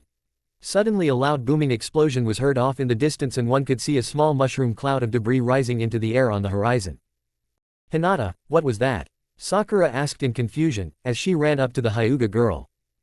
Hinata did not answer and her face remained impassive, but inwardly she felt her stomach tighten into a knot. For Hinata knew that where that explosion came from was where Naruto and Sasuke were battling Madara. Hinata was worried terribly and wanted nothing more than to rush to Naruto's side and make sure he was alright, but she knew she could not. Naruto had put his faith and trust in her to use her extraordinary medical skills to help as many of the Crimson Army survive this fight. Then there was also the fact that as much as she wanted to be by Naruto's side, Hinata could no longer just think about herself. She had her unborn child to protect and that superseded any other thoughts or actions she might wish to take. Such as rushing onto a dangerous battlefield just to be with the man she loves, as she thought to herself with concern. Oh Naru-kun, I want to help you so much in your fight, but I know I would be more of a detriment than and benefit to you on the battlefield. Please my love, return safe to me and our baby. Hinata was broken out of her thought when a shout of warning rang out from Kira Izuru. The former Gote 13 officer had been assigned to help protect the medical platoon from the enemy forces and Hinata quickly asked. What is it, Kira? What has happened? Enemy forces of about 100 men are marching towards our position and will be here in a matter of minutes. A few minutes, there's no way we can evacuate and move the wounded and the medical unit in such a short amount of time. Sakura openly stated. We have no choice, we'll have to stop them, Hinata bravely declared. A few minutes later, Madara's forces arrived and gazed across the field to see three individuals standing directly in their path of the medical platoon and its wounded. Hinata, Sakura, and Kira stood defiantly waiting for the enemy to attack, but in an unexpected move they suddenly stopped. The Akatsuki followers then began to construct something, leaving the two kunoichis and the former Shinigami perplexed at what they were doing, as Sakura asked. What are they doing, why don't they attack? I don't know, Sakura-san, but keep your guard up nonetheless. Kira's right, we must be prepared for anything, Hinata affirmed in agreement. A short time later, it suddenly became clear as to what the enemy were building, as the ominous shape of a large cannon came into view. It was then all of the Akatsuki followers linked hands with the final member of the link placed his hand on the breech of the weapon. Suddenly all the men began to glow an ethereal blue and began channeling all of their chakra down the link and into the field gun. Kira was the first one to realize what they were doing and sprinted forward, while shouting a warning to Hinata and Sakura. "Hinata-san, Sakura-san, get to the patients and attempt to take cover." However, the warning came too late, as a second later the massive cannon fired a concentrated beam of condensed chakra towards the medical unit and its patients. Kira quickly brought his own Reiatsu to bear and quickly went through a series of hand signs and shouted, "Ryubi no Joman, the gate of dragon tail." Instantly, over a dozen large pillars appeared which Kira arranged with some hand gestures, forming a gigantic shield between himself and the oncoming blast. A moment later, the chakra beam struck and it appeared the barrier the former Shinigami had erected was going to stop it. Unfortunately, after a few seconds, cracks began to become visible in the shield and Kira barely was able to leap aside, before the beam shattered the Kido defensive barrier and he could only look on in horror, as it raced towards Hinata, Sakura, and everyone else present within the medical platoon. Chapter 31, The War vs. the Akatsuki Part. 3 inches. As Hinata watched the powerful beam of chakra smash through Kira's defensive barrier, the Hyuga girl called upon the ultimate defensive technique of the Hyuga clan, the Hakusho Kaiden. Hinata began releasing a large amount of chakra from her tenketsu points, while at the same time began to spin like a top, creating a whirling vortex of chakra that acted as a 360-degree shield surrounding her. Hinata hoped that her Kaiden would be enough to stop the beam. However, deep down she doubted it would, but perhaps it could deflect the beam away from the wounded before it would eventually overwhelm her. It was then that Hinata heard a child shout, "Don't worry Mama Hina, I'll top it." Hinata looked on in terror, as little Nell appeared seemingly out of nowhere and run onto the field in front of the chakra beam. Hinata screamed, as the beam approached the little Arrancar and she knew there was no way she could reach her in time after dropping her Kaiden shield. However, Nell merely opened her mouth and to the shock of everyone swallowed the intense beam of chakra. A moment later, the eyes of Nell's Arrancar skull mask glowed, before she opened her mouth and fired the beam back at the Akatsuki followers with a force exceeding that of the original blast. The Akatsuki forces were not prepared to see their own concentrated beam of condensed chakra redirected back at them, had no time to escape and were literally vaporized along with the cannon by their own attack. Hinata, Sakura, and Kira looked on in shock at what they had just witnessed the little green-haired Arrancar standing in the field had done. They were about to go out and get Nell, when suddenly she fell to her hands and knees and looked back to Hinata and said, "Mama Hina, I don't feel though good." Suddenly, there was a brilliant flash of light around Nell, momentarily blinding everyone. A few seconds later, as everyone's vision came back into focus, no longer standing in the field was a little girl wearing a simple green gown with a hood, which covered her entire body. In her place now stood a fully grown, curvaceous, and well-endowed young woman. One could see that this woman was or had been little Nelliel, as she retained her greenish-blue-colored hair, only now it was much longer and flowing behind her in the wind. The woman also had Nell's trademark scar and the crimson line that ran across her face. Little Nell's attire had also changed, going from a hooded gown to now torn into a skirt and top connected by a single strip across her stomach. Also the Arrancar mask had changed slightly, now sporting a pair of curved horns. As Hinata and Sakura stared at the metamorphosis Naruto's adoptive daughter had undergone, it was the pink-haired Kunoichi who openly commented, "Damn Hinata, I think she's more stacked than you are." Hinata's eyes narrowed upon hearing this and in a terse voice replied, "Well, we definitely know she is more stacked than you Sakura, but then again who isn't?" Hinata then left Sakura to stew over her jab and went to approach the newly transformed Nelliel. Meanwhile, as Hinata was trying to deduce the mystery of what had happened to Nell, Kurenai and Hinamori moved through the battlefield approaching the giant fortress when Kurenai's danger senses, honed through years of combat, began to scream at her. She jumped to the side and tackled Hinamori just as the ground in front of them exploded. "What happened?" the former Shinigami asked in confusion. "This is as far as you go, HN. Deidara said as he revealed himself from the gate they had been approaching. Kurenai looked to Hinamori, or Momo as she liked to be called, and saw the young girl was anxious but also had a determined look in her eyes. The Junin had only shared a few words with the girl, but with them about to go into battle together against an S-ranked missing ninja, it was good to know the girl was prepared for battle. His name is Deidara, formerly a ninja of the Hidden Rock Village. He specializes in explosives and believes himself to be something of an artist. Kurenai said, much to Deidara's annoyance. "What do you mean something of an artist? My art is the best in all the lands." Deidara shouted in defense at her. Kurenai gave a small smirk at her little victory. The first rule of combat was to control your emotions so your mind could be clear. Deidara was even now still spouting on about how his art was superior in every way to any other, seemingly completely forgetting that he was faced with not one but two opponents. Momo, whom Deidara had seemingly lost track of, appeared behind the man and tried to cut him down with her sword. Deidara was cut in half but soon turned into nothing but rock that fell to pieces. A rock clone, Kurenai thought, as she looked around for him.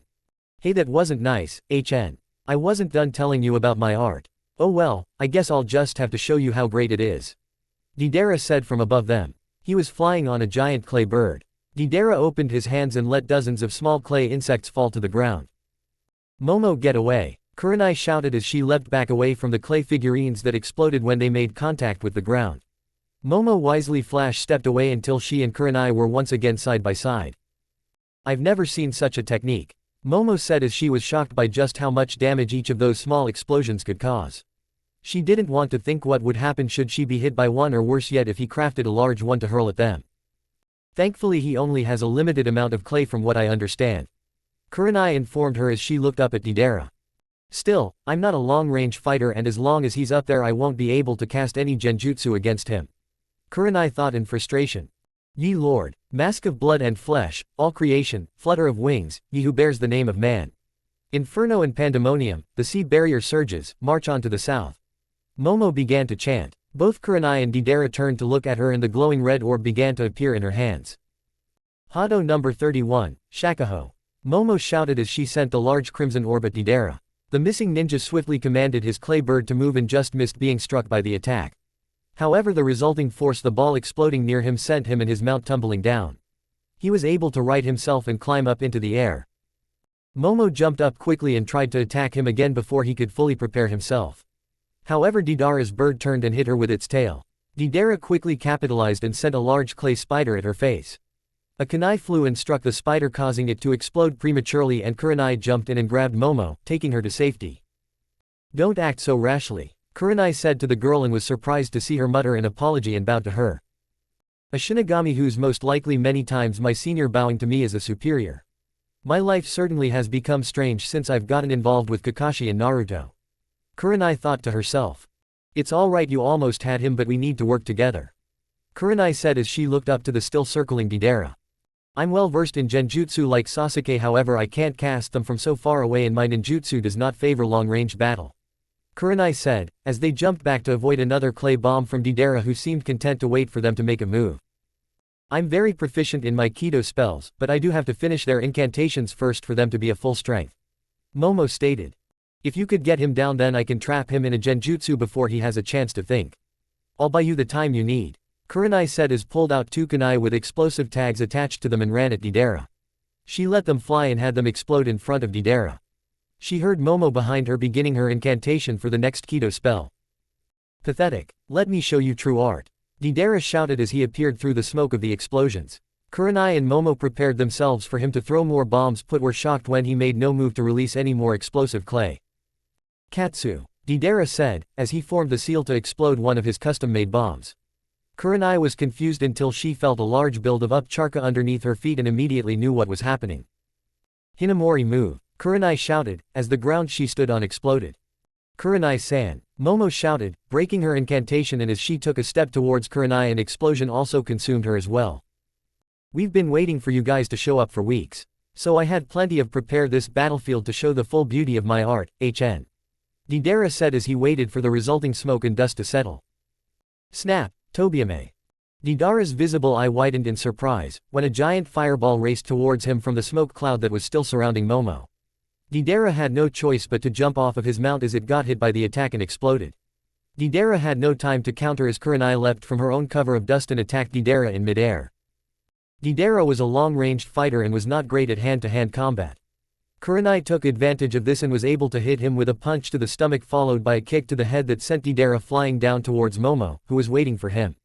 The former Shinigami sent another fireball at Deidara from her transformed sword and hit him dead on as watched as he was consumed by fire and fell to the ground.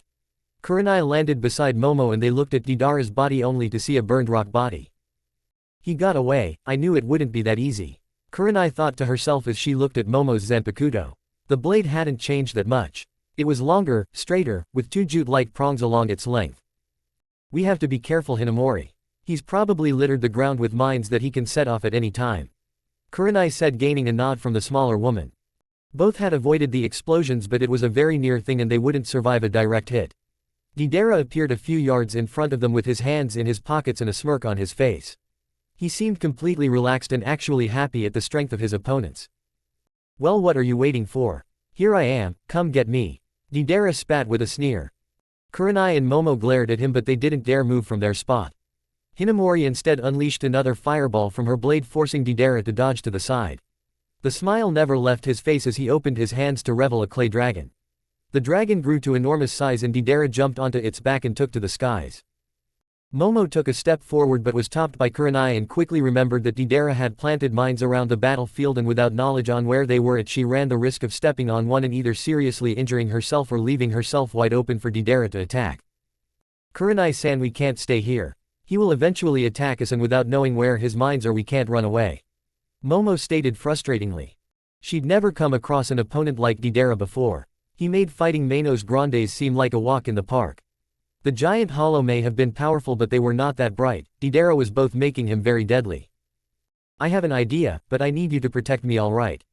Kurenai asked. When she saw Momo nod an affirmative, she grabbed a kunai and threw it in the air. Shadow Shuriken Jutsu. Kurenai called out as she used one of a few techniques she'd had Kakashi teach her before they made their move on the Akatsuki. The single kunai turned into a few dozen and Deidara was able to dodge them all and watched with a laugh as they fell uselessly to scatter across the ground. Kurenai, unperturbed by the failed move, took out a second kunai and slammed it into the ground, closing her eyes as she did so. The clay dragon Deidara wrought on opened its mouth and a smaller version of said dragon came out and flew towards them. Momo used Tobiyame to shot at fireball at the dragon only to have the beast dodge and continue towards them. Done, let's move, Kurenai shouted as she ran forward. Momo hesitated, worrying about the bombs, only to see Kurenai running across the ground without any fear. Momo threw caution to the wind and raced after Kurenai. The clay dragon clone was not able to bank in time and slammed into the ground, causing a large explosion. Unconcerned about the loss of the mobile bomb, Deidara's sneer became a full smile when he saw what believed to be the desperate attempt to run away before. I guess you're not as smart as you are lovely. Katsu, Deidara said as he formed his hand sign and tried to activate his mines. He was surprised when nothing happened. He tried again and again but none of his mines would detonate. What did you do? Deidara shouted in anger as Kurenai turned to Momo and gave the signal. Deidara had been so focused on trying to activate his mines that he failed to notice Momo reciting her incantation. Hado number 4, Byakurai, Momo said as she pointed on hand at Deidara. A giant bolt of lightning emerged from her palm and blew the wings off of the clay dragon. The dragon quickly reformed its wings. However, its tail, which it used as extra clay when it formed miniature dragons or repaired itself, swiftly decreased in size. I don't know what you did to my mines, but let's see you avoid these. Deidara said angrily, as he opened his hands and threw dozens upon dozens of small spiders down at them. The dragon also shot another miniature clay replica at them and Kurenai realized that they were about to be surrounded. Hado number 12, Fushibi. Momo called out. Out of her vice captain's badge on her shoulder, a line of orange energy shot forward and formed a large web in front of them. All of the bombs were entangled in the web and despite trying to break free were stuck. Hado number 31, Shakuho. The red ball of energy hit the web and flames appeared that traveled along the web, destroying each of the bombs. Momo then fell to one knee, breathing heavily. She was a master of Kido spells, but they took a lot of her energy, especially when used in quick succession as before. Just how many tricks do she have? Deidara thought angrily, as he didn't understand Momo's mastery of Kido spells and her ability to use them so quickly. He turned to look at Kurenai and noticed she hadn't moved. However, something was wrong about her and he couldn't put his finger on it. This turned out to be an accurate feeling as the Kurenai he was looking at dispersed in a cloud and revealed itself to be a shadow clone. Where is she? Deidara thought in confusion until he felt a weight land on his dragon. He turned around, opening his hands as he did, ready to throw a bomb when Kurenai took one of the two kunai she had and slammed it into his right palm, right through the strange mouth that was present in both his hands. Deidara cried out in pain but had no time to react before she was on him with the other kunai. He was able to avoid getting stabbed in the heart by grabbing her wrist, but she smiled and began a series of one-handed signs. Ninja art, horror viewing jutsu. She called out a powerful genjutsu. This technique was one of her favorites as it forced the victim to experience their worst fear. Even battle-hardened veterans of war were susceptible, in fact they were more likely to fall for this technique. She knew that she had succeeded when his face took on a look of absolute horror. She moved to put her kunai into his skull when his hand shot up and stopped her. Just kidding, Deidara said with a laugh as he kicked Kurenai in her stomach, making her kneel over as he jumped off of his dragon. Dodge this, Katsu, he shouted as the large beast exploded with Kurenai on it. Kurenai-san, Momo shouted as she moved to attack Deidara. She appeared in front of Deidara and attempted to cut him in half. He blocked her blade with the kunai he had pulled out of his injured hand. He threw a bit of unformed clay into her eyes and kicked her in the chest, away from him. He landed and moved to regroup, and Momo cleared her eyes and went after Kurenai. She found the leaf Junin had managed to avoid most of the explosion, but her left arm was burned and bleeding badly, and Momo immediately began to use her healing talents on the limb. How did he break my genjutsu so quickly? Kurenai thought with puzzlement. Even those skilled in genjutsu like she would have had a more difficult time breaking out of her technique than Deidara showed. Are you alright, Kurenai-san? Momo asked, as she was able to stop the bleeding and was working on the burns. Yes, thank you, Hinamori, you're quite the fighter. Now I can see why Sasuke is so taken with you. Kurenai teased as Momo turned a bright red in the face, just like Hinata was known to do even to this day when Naruto's name was mentioned. I could say the same about you and Kakashi-san. Momo muttered back. Kurenai was able to keep her blush down a bit, but Momo still saw a light dusting of red across her face. I hope I'm not interrupting anything. Deidara called out as he once again was on a clay bird. This one, however, was a bit smaller than his other flying creations, and Kurenai deduced that he was running a bit low on clay and his injured hand had to also be bothering him. How are you doing in terms of energy, Hinamori? Kurenai asked, concerned about the dark-haired woman. Hinamori had been expending the most energy of the two of them with her numerous techniques and was sweating and seemed exhausted. I'm fine, Kurenai-san, I can still fight, she said as she held out Tobiyame in its released state as proof. Your genjutsu pales in comparison with Itachi woman. I've been preparing myself to finally get vengeance on him for years, and I can't be caught in any genjutsu, so if that's all that you can do, then you've got no chance of beating me, HN. Deidara said arrogantly. Kurenai's eyes narrowed at this bit of information, as Deidara reached down and pulled up a small bird-like statue. Kurenai's eyes widened in alarm at the recognizable object. I never thought I'd have to use this against two opponents, but I'm running low on clay and on patience. Besides, there's no such things as overkill where my art is concerned. Deidara said as he dropped the statue. Hinamori, you have to destroy that now. Kurenai shouted in a panic. Hinamori charged the flames around Tobiyame and shot a giant fireball at the statue. However, Deidara made a hand sign and the small statue grew greatly in size and the fireball failed to destroy it. My art is a blast. Katsu. Deidara shouted, as the large statue exploded.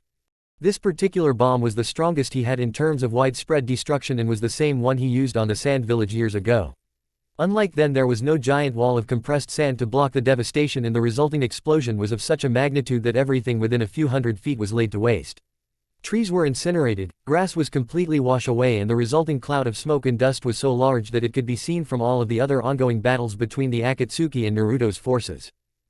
It took a bit longer, but in the end my art has no equal, HN. Deidara said confidently as he continued to savor his actions. Deidara moved the long blonde hair away from his left eye and used the small scope that he used to see long distances, and it was also used to help train his left eye to see through genjutsu, which was how he easily broke Kurenai's. He looked through the dust cloud to see if the blast had left any small pieces of Hinamori or Kurenai for him to better admire the greatness of his art. However, he was surprised when his eyes saw something orange in the dust. It became clearer and Deidara saw a large orange box-shaped shield around Kurenai and Momo. Somehow it had withstood the power of his art and both of the women were still alive. Deidara didn't know whether to be impressed or enraged that they continued to survive his art. He was able to control his anger when he saw the smaller woman fall to one knee as the shield began to disappear.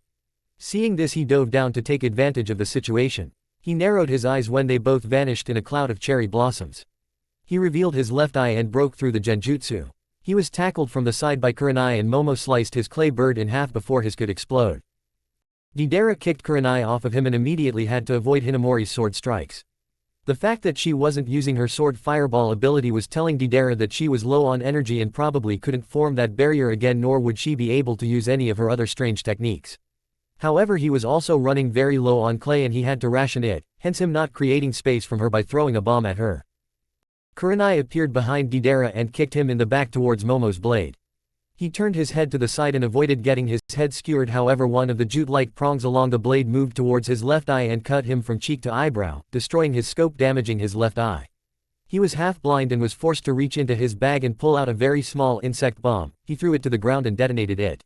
The resulting explosion wasn't enough to hurt anyone, but it was a good enough distraction that he was able to move away from them and disappear in the dust cloud that was still kicked up from his previous attack. This is not going the way I wanted it to, he thought to himself, as he tried to wipe the blood out of his eye. His left eye was not directly hit, but it was injured enough that he couldn't see well out of it. If that leaf ninja catches me in another genjutsu, I may not be able to break out of it. Deidara thought angrily, as he continued to try and think of a way out of this mess. Kurenai-san, do you see him? Momo asked as they stood back to back in the slowly disappearing dust cloud. No, but I'm sure he won't stay hidden long, Kurenai said. She looked out of the corner of her eye and saw that Hinamori's shoulders were slumped down and she seemed barely able to stay on her feet. She doesn't have much left. That she can fight this well against an Akatsuki is a testament of her power, Kurenai thought, as she realized they needed to finish this battle now. She was confident that Deidara was low on clay if the last few minutes of the battle were to be taken into account, so she wasn't concerned with small bombs as he was sure to use the remainder on large explosives to finish the battle. Now was the time to press, but without being able to see him going after him would be dangerous and stupid. Kurenai-san, I can clear the rest of this dust away quickly, but I don't think it'll be of much use afterwards, Hinamori stated with a pant of exhaustion. That's fine Hinamori, you've done enough. I'll take care of the rest, Kurenai said as Momo deactivated her Shikai and held out her normal Zanpakuto. Hado number 58, Tenrin, she called out. Her sword began to spin out of her hand and a giant tornado appeared that blew away all of the dust and smoke and revealed Deidara attempting to sneak up behind Kurenai. She turned and kicked him away and Hinamori fell forward. Kurenai grabbed her and gently lay her down. You did a great job, rest now Hinamori, Kurenai said to the nearly unconscious woman. My friends call me Momo, Momo said softly. Very well Momo, Kurenai said as she turned and jumped at Deidara, who was still just getting to his feet. Kurenai gave him no time to defend himself and delivered a vicious kick to his head, dropping him to his knees. She followed up with a quick strike with her knee to his chin, bringing him face to face with her again as she drew a kunai and stabbed him in his shoulder. He cried out and tried to backhand her. She grabbed his fist before it could hit her and pulled his arm behind his back and broke it. She put a kunai to his throat and brought him to his knees. Naruto would like at least one of you alive to interrogate later, so I guess you'll do, she said darkly at the downed ninja. At what makes you think I'll go quietly? Deidara asked with a smirk. Because if you don't I'll kill you here. Like I said, he'd like if one of you could be brought back alive, but it's not a requirement, she replied with a smirk of her own. Then I guess it's a good thing that you can't and will never have the opportunity to kill me, Deidara answered back with a laugh as his body began to expand. Kurenai jumped away as the copy grew larger and turned to grab the downed Hinamori and break for the trees that still stood a dozen or so meters away from the previous blast zone. She just made it through the tree line as the giant clone exploded, but instead of a giant powerful and fiery release only a cloud was left after the clone's explosion, which was very curious to Kurenai. She continued to move as far back as she could before setting Momo down. You just don't know when to quit, do you? Kurenai looked up and saw Deidara sitting on a branch and casually swinging his legs without a care. You seem pretty confident considering you more than likely just used up the rest of your clay in that decoy, Kurenai said as she prepared for battle. A decoy? Is that what you think that was? Since you're already dead, I guess I'll explain it to you. What you just saw was my C4. And it was made specifically to combat the Sharingan in Genjutsu. As for what it does, well, I'll show you. Katsu, Deidara said. Kurenai moved in a defensive position, but nothing happened. She looked confused and Deidara simply laughed at her. Look behind you, he said simply. Kurenai turned and wasn't sure what she should have been seeing as all she saw was dust. However, as she sharpened her gaze, she saw that the dust was coming from every bird, lizard and small animal in the woods as they all at once began to disintegrate before her eyes. Once my C4 explodes, it releases microscopic bombs that get in the bloodstream of every living animal in a mile radius. At my command, those bombs all explode, destroying my target at a molecular level. You and your friend there are both already infected and your lives are mine, Deidara said with an evil laugh at the horrified look on Kurenai's face. Say goodbye. I'll leave your little friend there alive though. Madara will want to know about those strange powers of hers as well as that sword. You however are of no interest to any of us, Deidara said as he formed his hand sign. Kurenai threw a kunai at his head and as he swiftly dodged, she appeared in front of him and tried to punch him in the face to stop him. Too late, Katsu, Deidara said as Kurenai screamed in agony as she disintegrated right before his eyes. Art is a blast, Deidara sneered, as he jumped down to apprehend Momo. Kurenai and Hinamori looked as the kneeling Deidara before them with a wide smirk of victory on his face. He was clearly caught in a genjutsu, but unlike before, he would be getting free until Kurenai released him as the genjutsu mistress tied his hands and feet with chakra-draining chains. Kurenai-san, what did you do? Momo asked the clearly weakened Leaf Junin. Kurenai did not look to be in great condition. Aside from the injuries she sustained from Deidara, her hair was standing on end and her muscles all across her body were twitching randomly. His final technique is something truly dangerous. However, he made the mistake of showing me what his technique did beforehand. I simply did the same thing I did to his mines earlier and shorted out the bombs in my system. Kurenai said. I never got to ask, but how did you disable his bombs?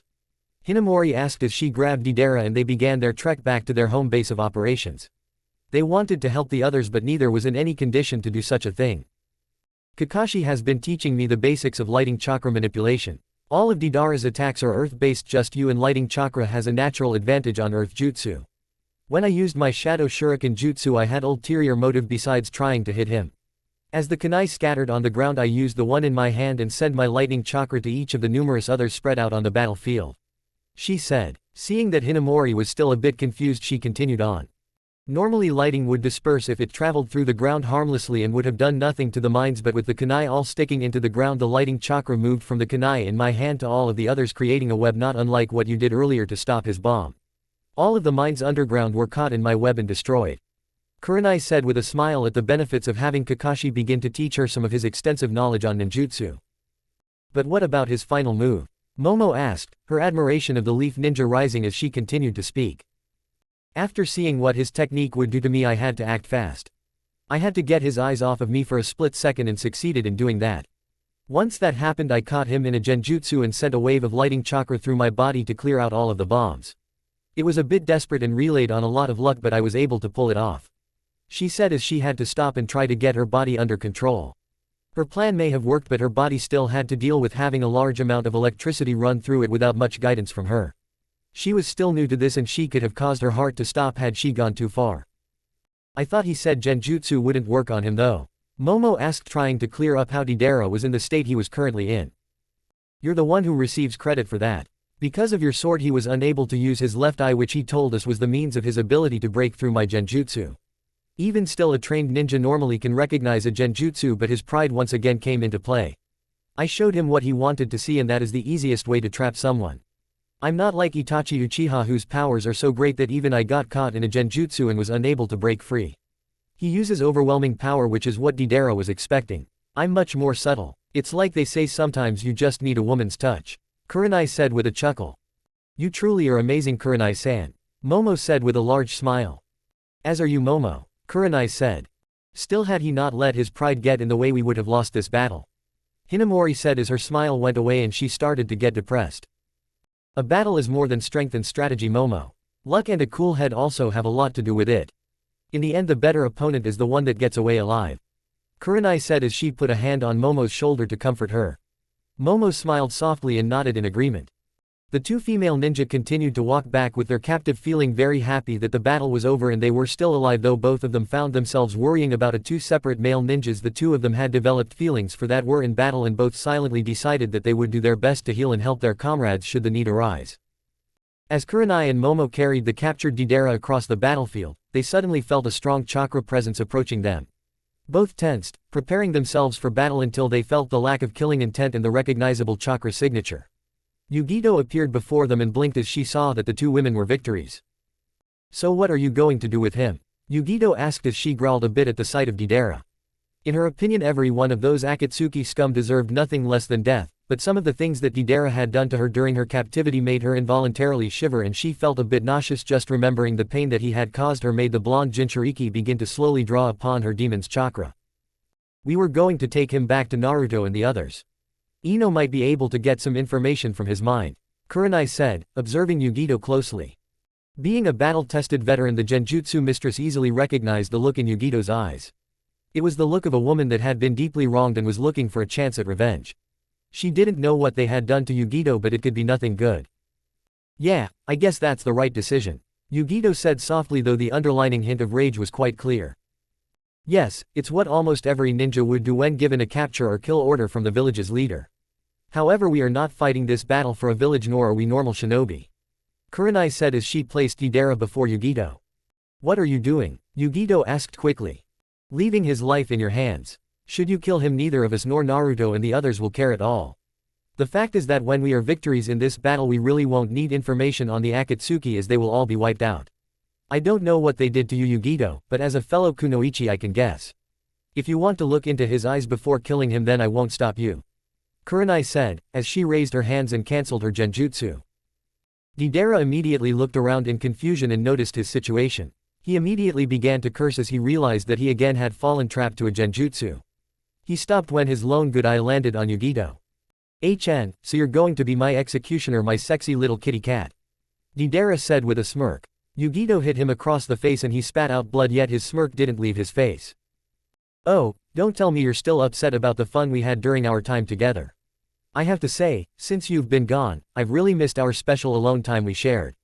I especially missed your screams and the tears you always shed during our intimate get-togethers, ha, ha, ha," Deidara lasciviously declared, in a cruel mocking tone of voice filled with contemptuous laughter.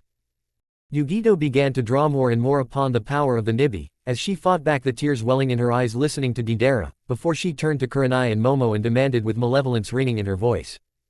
"Release him." Kurenai walked to Deidara and took off the chakra-draining chains. He slowly got to his feet but wobbled as he felt the injuries from his previous battle and the chakra exhaustion from said battle and the chains. Yugito wasted no time and began to savagely beat Deidara. For every pain, offense, and vile indignation Deidara had inflicted upon her, she attempted to return tenfold on him. She scratched out his eye, broke his arms and shattered his ribs. Even as Deidara fell to his knees before them coughing up blood and feeling the mortal wound slowly take away his life, he attempted a final verbal blow.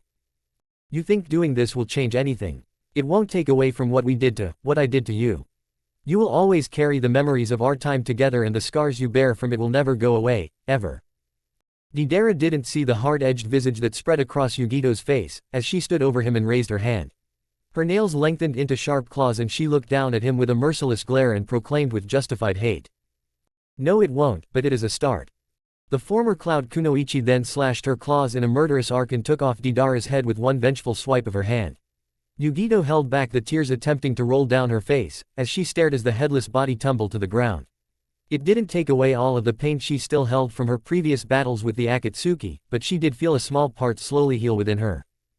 Kurenai walked up and placed a comforting hand on her shoulder and smiled at her. Momo smiled as well and the three women stood as one. "Thank you," Yugito said simply as she turned and moved to find another battle to join. "Should we follow?" Momo asked Kurenai. "I think she needs some time to herself, besides I think we've earned a bit of rest, don't you?" Kurenai said as she turned towards where Hinata's medical unit was stationed and began walking to have her injuries attended to by her former student, as Momo followed behind her. Once again Naruto and Sasuke rose from the ground coughing to expel some of the dust from their combined Bankai attack on Madara and gazed to where the elder Uchiha had been standing. As the dust and debris finally began to settle so they could get a good look, they were met with a much more pleasing sight than before. Madara still stood, but unlike the last time, he was in much worse shape than before. His clothes were in burned tatters and his Edo Tensei body now resembled a deformed jigsaw puzzle, it was so damaged. Around him were pieces of the black-colored skeletal-type frame that made up Madara's Mangekyo Sharingan created Susanoo defense turning into dust right before Naruto and Sasuke's eyes. Madara glared at his two young opponents and thought angrily to himself. "Damn those two, I don't know where they obtained such power, but if they hit me again with it I'm finished. I need to buy some time to let my Edo Tensei body regenerate and then I'll have to play my ultimate trump card to defeat them." Meanwhile Naruto and Sasuke were breathing heavily, as their combined Bankai attack along with all the previous fighting they had endured had weakened them immensely. It was Naruto who commented while panting to his comrade. "Too tough old bastard isn't he? I can't believe he's still standing after taking a direct hit from our Bankais." Well, he was able to fight the first Hokage to a standstill on several occasions in the past. I guess we shouldn't be so shocked that he was able to withstand our combined attack. At least this time we did hurt him pretty significantly by the way he looks. Sasuke replied in labored breath. "You got enough power left in you for another Bankai?" Naruto asked. "I don't know Dobi, maybe, how about you?" "I think so, let's hit him again before it's too late."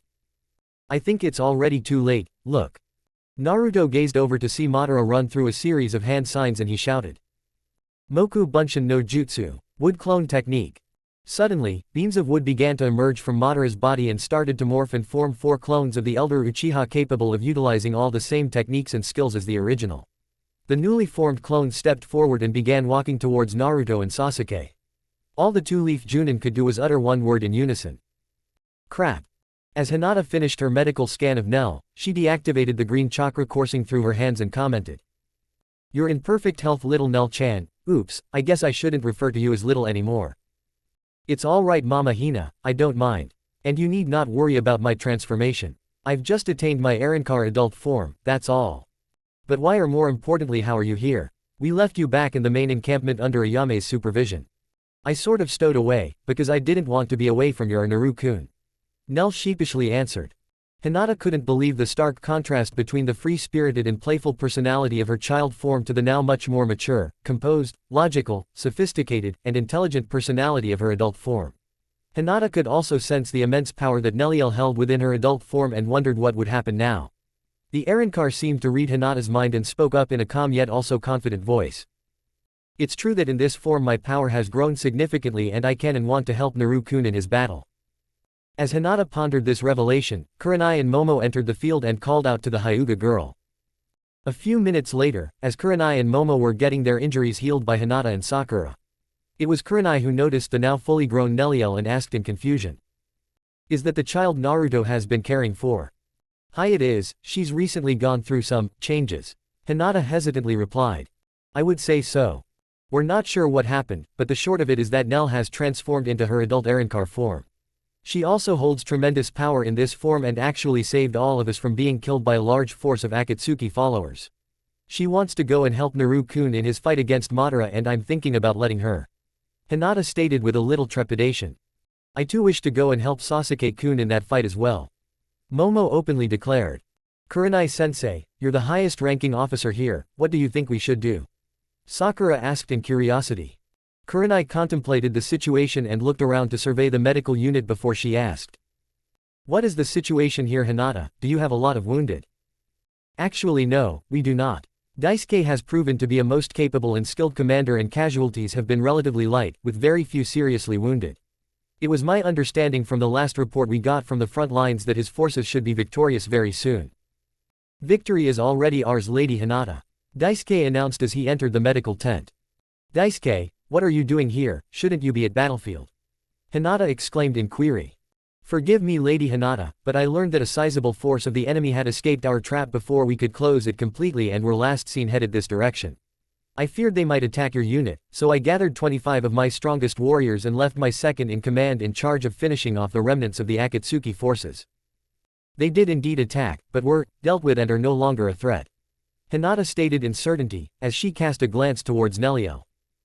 Commander Daisuke, how soon could you reposition your forces? Kurenai questioned. Within the hour, Lady Kurenai. Good, then Hinata, I think we should also reposition your unit closer to the main battle Naruto is fighting and we'll have Daisuke's forces help protect it. My forces can help Naruto-sama in his fight, Daisuke proclaimed in confidence. I'm sorry, Commander, but they cannot. The battle Naruto is engaged in is beyond the strength and skills your forces can muster. The power being unleashed by the enemy in that fight is truly remarkable and only a select few individuals will be able to help stop him. Your army would be better served and more helpful to Naruto-sama in protecting the medical unit. I agree with your plan, Kurenai-sensei, as I want to fight alongside Naru-kun. Hinata declared. No, Hinata, you cannot, you must stay in the safety of the medical unit protected by Daisuke and his forces. Kurenai sternly replied. But why, I can fight. Hinata, did you forget you're not fighting just to protect yourself or Naruto, but you have your unborn child to think of now. Hinata's hand instinctively went to her stomach and she looked down and realized Kurenai was right. As much as she was worried about Naruto and wanted nothing more than to be by his side, Hinata realized her first priority was the safety of her baby. She looked up to Kurenai and nodded her head in understanding. Kurenai then turned to the other people in the tent and said.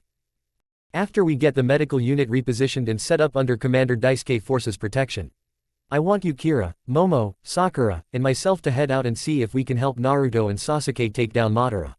Remembering how powerful he was during the Fourth Great Shinobi War, I fear it will take all of us to help, if we stand any chance of beating him. Hi, Kurenai-san, Kira, Momo, and Sakura said in agreement.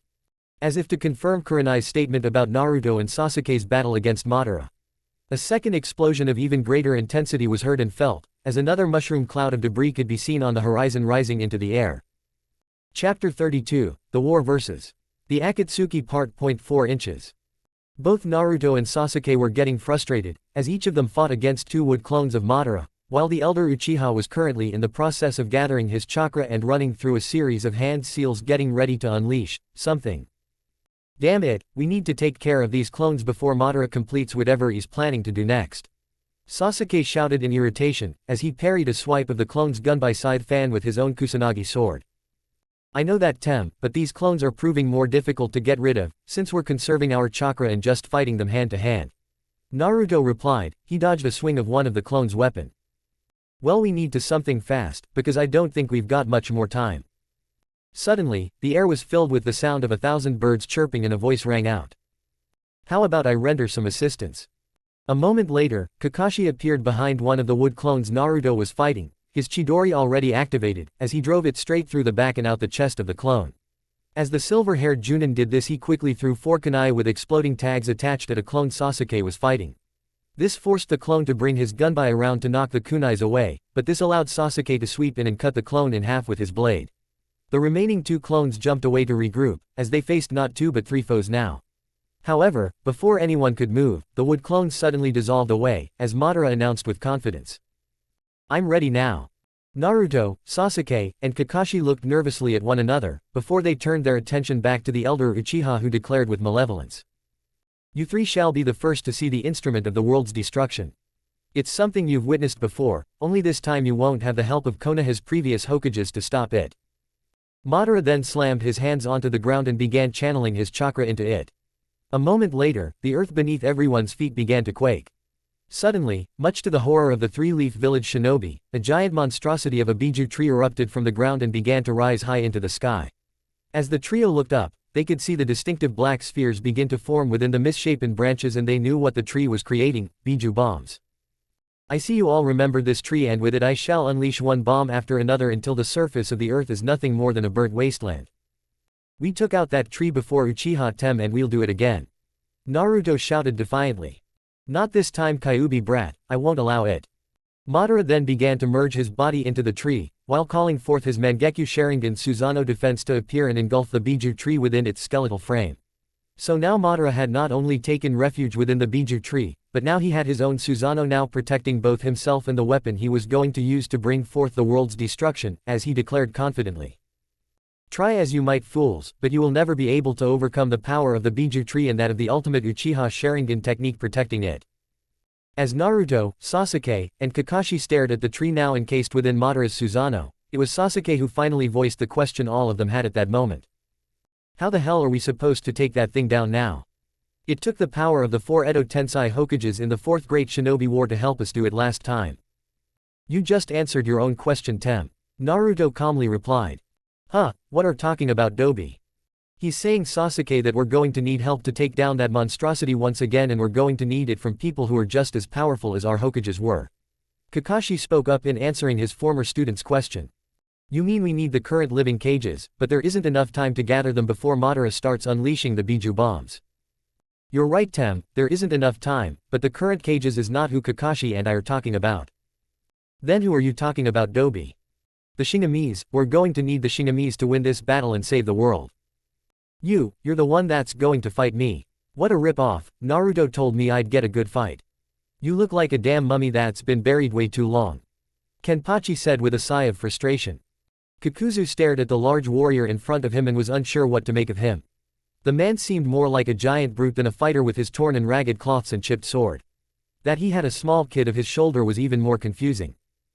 Don't worry, Ken-chan, you can beat this guy really quick and then go and fight someone else. Yakiru said with a wide smile. I guess you're right, Kenpachi replied, as he shooed Yakiru away and turned to face Kikuzu again. Are you the one that's going to fight me should be my line. I've faced dozens of opponents at the same time and walked away without a scratch. I doubt you'll be able to cut me at all with that dull blade of yours. Kikuzu stated. Is that a fact? Let's test it, shall we? Kenpachi said with a wide sharp-toothed filled grin, as he dashed forward and swung his sword at Kikuzu. Kikuzu raised his arm and blocked the one-armed strike. Kenpachi's lone eye narrowed at failing to pierce Kikuzu's flesh. The skin on the arm that blocked the blade was a dark black and something underneath began to ripple, and he jumped back to avoid the 2 long black tendrils that tried to go through his skull. However, he did get a small scratch from one that began to bleed. Kenpachi put a hand to his wound and saw the crimson blood, and his smirk turned into a full smile, but it was no less menacing. Well, you might be more fun than I first thought. The former Gote 13 captain remarked, as he rushed forward to attack Kikuzu again. What is he thinking? He should already know that he can't hurt me. The Akatsuki member thought, as Kenpachi struck him across the stomach, but again failed to cut him. Kikuzu moved forward with impressive speed and punched Kenpachi in the face. The force of the blow pushed his one-eyed foe back a few feet, but the giant thug of a man was back in moments attacking again. Just what do you think you're going to accomplish? You should already know that you can't cut me, Kikuzu said irritably, as he attempted to kick his one-eyed opponent in his thick head. The former Shinigami grabbed the limb and slammed Kikuzu into the ground. Kenpachi brought his sword up and tried to put the tip of his sword through Kikuzu's eye. The Akatsuki member quickly rolled out of the way and got to his feet. What's wrong? I thought that you said I couldn't cut you. The fact that you dodged means that you're afraid, and if you're afraid then it means I can cut you, Kenpachi said with an amused chuckle. Don't misunderstand, it's a natural human instinct to avoid a strike from a sword. You still can't cut me, Kikuzu said as he raised his arms and several black tendrils shot forward, destroying the ground in front of them and flying towards Kenpachi. The swordsman showed unexpected quickness and he avoided them with surprising ease, even grabbing onto one and pulling Kikuzu to him. Kenpachi struck again for the head and Akatsuki member quickly moved his head to the side, only allowing his cheek to be grazed. Kikuzu jumped away and raised his hand to feel that his cheek had been cut. Impossible. Are his strikes becoming more powerful? The Akatsuki bounty hunter thought to himself, as he saw Kenpachi swing his sword a few times. The last time caused a small crack in the ground in front of him. It's been a while since my fight with Naruto and that crazy Yoruichi. Sorry about that, but my sword got a bit lazy with the lack of powerful opponents I've been fighting lately. All I've had as sparring partners lately are those maggots of the Crimson Blood Army I've been training, Kenpachi stated, as he leapt forward in a burst of speed that put Kikuzu on his heels, before he sent more and more tendrils against his foe only to fail to contain the man. Kenpachi spent the next minute or so dodging as well as slicing through any and all of the deadly wire-like weapons until he got close to Kikuzu. The Akatsuki member raised his arm, but unlike last time he didn't send more of the thin black tendrils. Instead his forearm detached from the body, held together by more black strings, and shot forward. The hand grabbed Kenpachi by the throat and pulled him high into the air before slamming him back to the ground. Kikuzu moved to pull his arm back but found he couldn't. Kenpachi had gotten a hold of the appendage and held in his vice-like grip. You shouldn't throw things you are prepared to lose, Kenpachi sarcastically said, as he pulled Kikuzu to him and pierced him through the heart. Is that all? I knew you were a waste of my time. Kenpachi spat with disappointment, as he pulled his sword out and Kikuzu fell to his knees. How annoying, Kenpachi declared in frustration, as he turned to walk away. He stretched his senses to find another opponent and was a bit confused when his senses told him that a powerful enemy was still behind him. Kenpachi coughed up blood suddenly and looked down to see a hand sticking through his lower abdomen. Are you still bored? Please forgive me. You are stronger than I initially believed. To take out one of my hearts in one blow is something that hasn't happened to me in years, the newly revived Kakazu said as he threw Kenpachi away from him. The giant of a man slowly got to his feet and turned his single eye at Kikuzu. Kikuzu untied his Akatsuki robe and let it fall to the ground. His body was crisscrossed with black stitches and on his back were 4 masks, one of which had a large hole in it. The masks all ripped out of his back and formed into giant beasts whose bodies were made up of innumerable tendrils. The one mask that had been struck by Kenpachi's blade cracked and fell apart, and subsequently the beast it formed also disintegrated.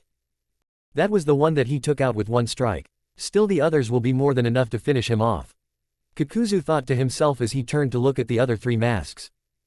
Each mask represented a different heart that Kikuzu had pulled out of an opponent in a previous battle, and each one had a specific elemental affinity. The mask that held a heart with the fire affinity took the shape of a demonic tiger. The lightning mask took the shape of a deformed biped. Lastly, the wind mask took the form of a strange 4-legged body with thin wings. With that wound of yours I doubt you'll last that long against my pets. Any last words? Kikuzu asked, as he stared at the man that had to be contemplating his death. What he heard in response sent a chill of fear down his back, as it was an emotion that he hadn't felt since he'd fought the first Hokage decades ago, fear. Kenpachi was laughing. The booming, joy-filled sound that came from the man seemed to shake the very ground, and the former Shinigami lone visible eyes seemed to be glow with power, and the rows of sharp teeth that were visible with his smile showed nothing but joy, seemingly oblivious to the situation. Ken-chan's starting to enjoy the fight, Yakiru thought to herself with an easy-going smile, as she felt Kenpachi's energy begin to climb. There's something special about seeing your own blood on the battlefield, don't you agree? Kenpachi said, as he raised his hand that had been covering his wound and looked at the crimson-covered appendage. You're insane, Kikuzu said with a snort, trying to shake off the feeling of dread that had settled on him. There was no way someone with that kind of wound could last against his creatures.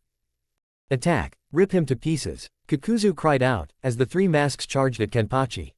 Come on, Kenpachi said, his smile never leaving his face as he met his attackers head-on. The fire mask opened its mouth and shot a small ball of fire at Kenpachi. Listening to his instincts, the swordsman Flash stepped away as the small ball hit the ground. The resulting inferno swept across the area, setting trees ablaze and turning grass into ash. Kenpachi jumped down and prepared to slash the beast apart when the wind beast slammed into him and took him into the air. It tossed the man down to the ground and shot a wind ball after him, hitting him immediately after he crashed into the ground with crushing force. The lightning beast wasted no time, sending a burst of electricity through the resulting cloud of dust at the former Shinigami. The blast of lightning was halted in its path and Kikuzu believed that it had pierced Kenpachi's body. When the dust settled, Kenpachi was indeed bloodied, but not from the lightning blast that he was currently blocking with one hand. He redirected the blast away from him and his smile never wavered. Not bad at all, they might even have enough power to kill me, Kenpachi said as he sped towards the beasts. He jumped over the lance of lightning the beast sent at him and punched it in the face, sending it flying back. He turned and ducked under a ball of fire sent by the beast before him, and he dodged the following attacks and slicked the fire beast from shoulder to hip, letting it fall in pieces to the ground. Or maybe they're nothing but trash, Kenpachi proclaimed, his smile fading at how easy it had been to best one of them. He turned his eye up to the wind beast that was still circling overhead and almost didn't catch the slight shifting sound behind him. He jumped up just to avoid being caught in a wave of flames. The fire beast had reformed itself completely unharmed from the blow. Kenpachi turned and blocked a clawed hand from the wind beast. He grabbed its arm and turned the monster, jumping onto its back and slicing its wings off and throwing it to the ground. The wind beast landed directly on the fire monster and both were sent sprawling across the battlefield. The former Gote 13 captain landed and began to dodge the wild yet powerful blows of the lightning beast. The mask opened and sent a lightning bolt at the hulking giant of a man who raised his Zenpak 2 and blocked the attack, thought the force of it pushed him back. Kenpachi deflected the bolt and moved to attack again when he felt his arms and legs becoming entangled in numerous thin black tendrils. He turned his head, the only part of his body he could move, and saw Kikuzu behind him. Why the interference? I thought your beasts would be more than enough to defeat me, Kenpachi mocked at the Akatsuki member.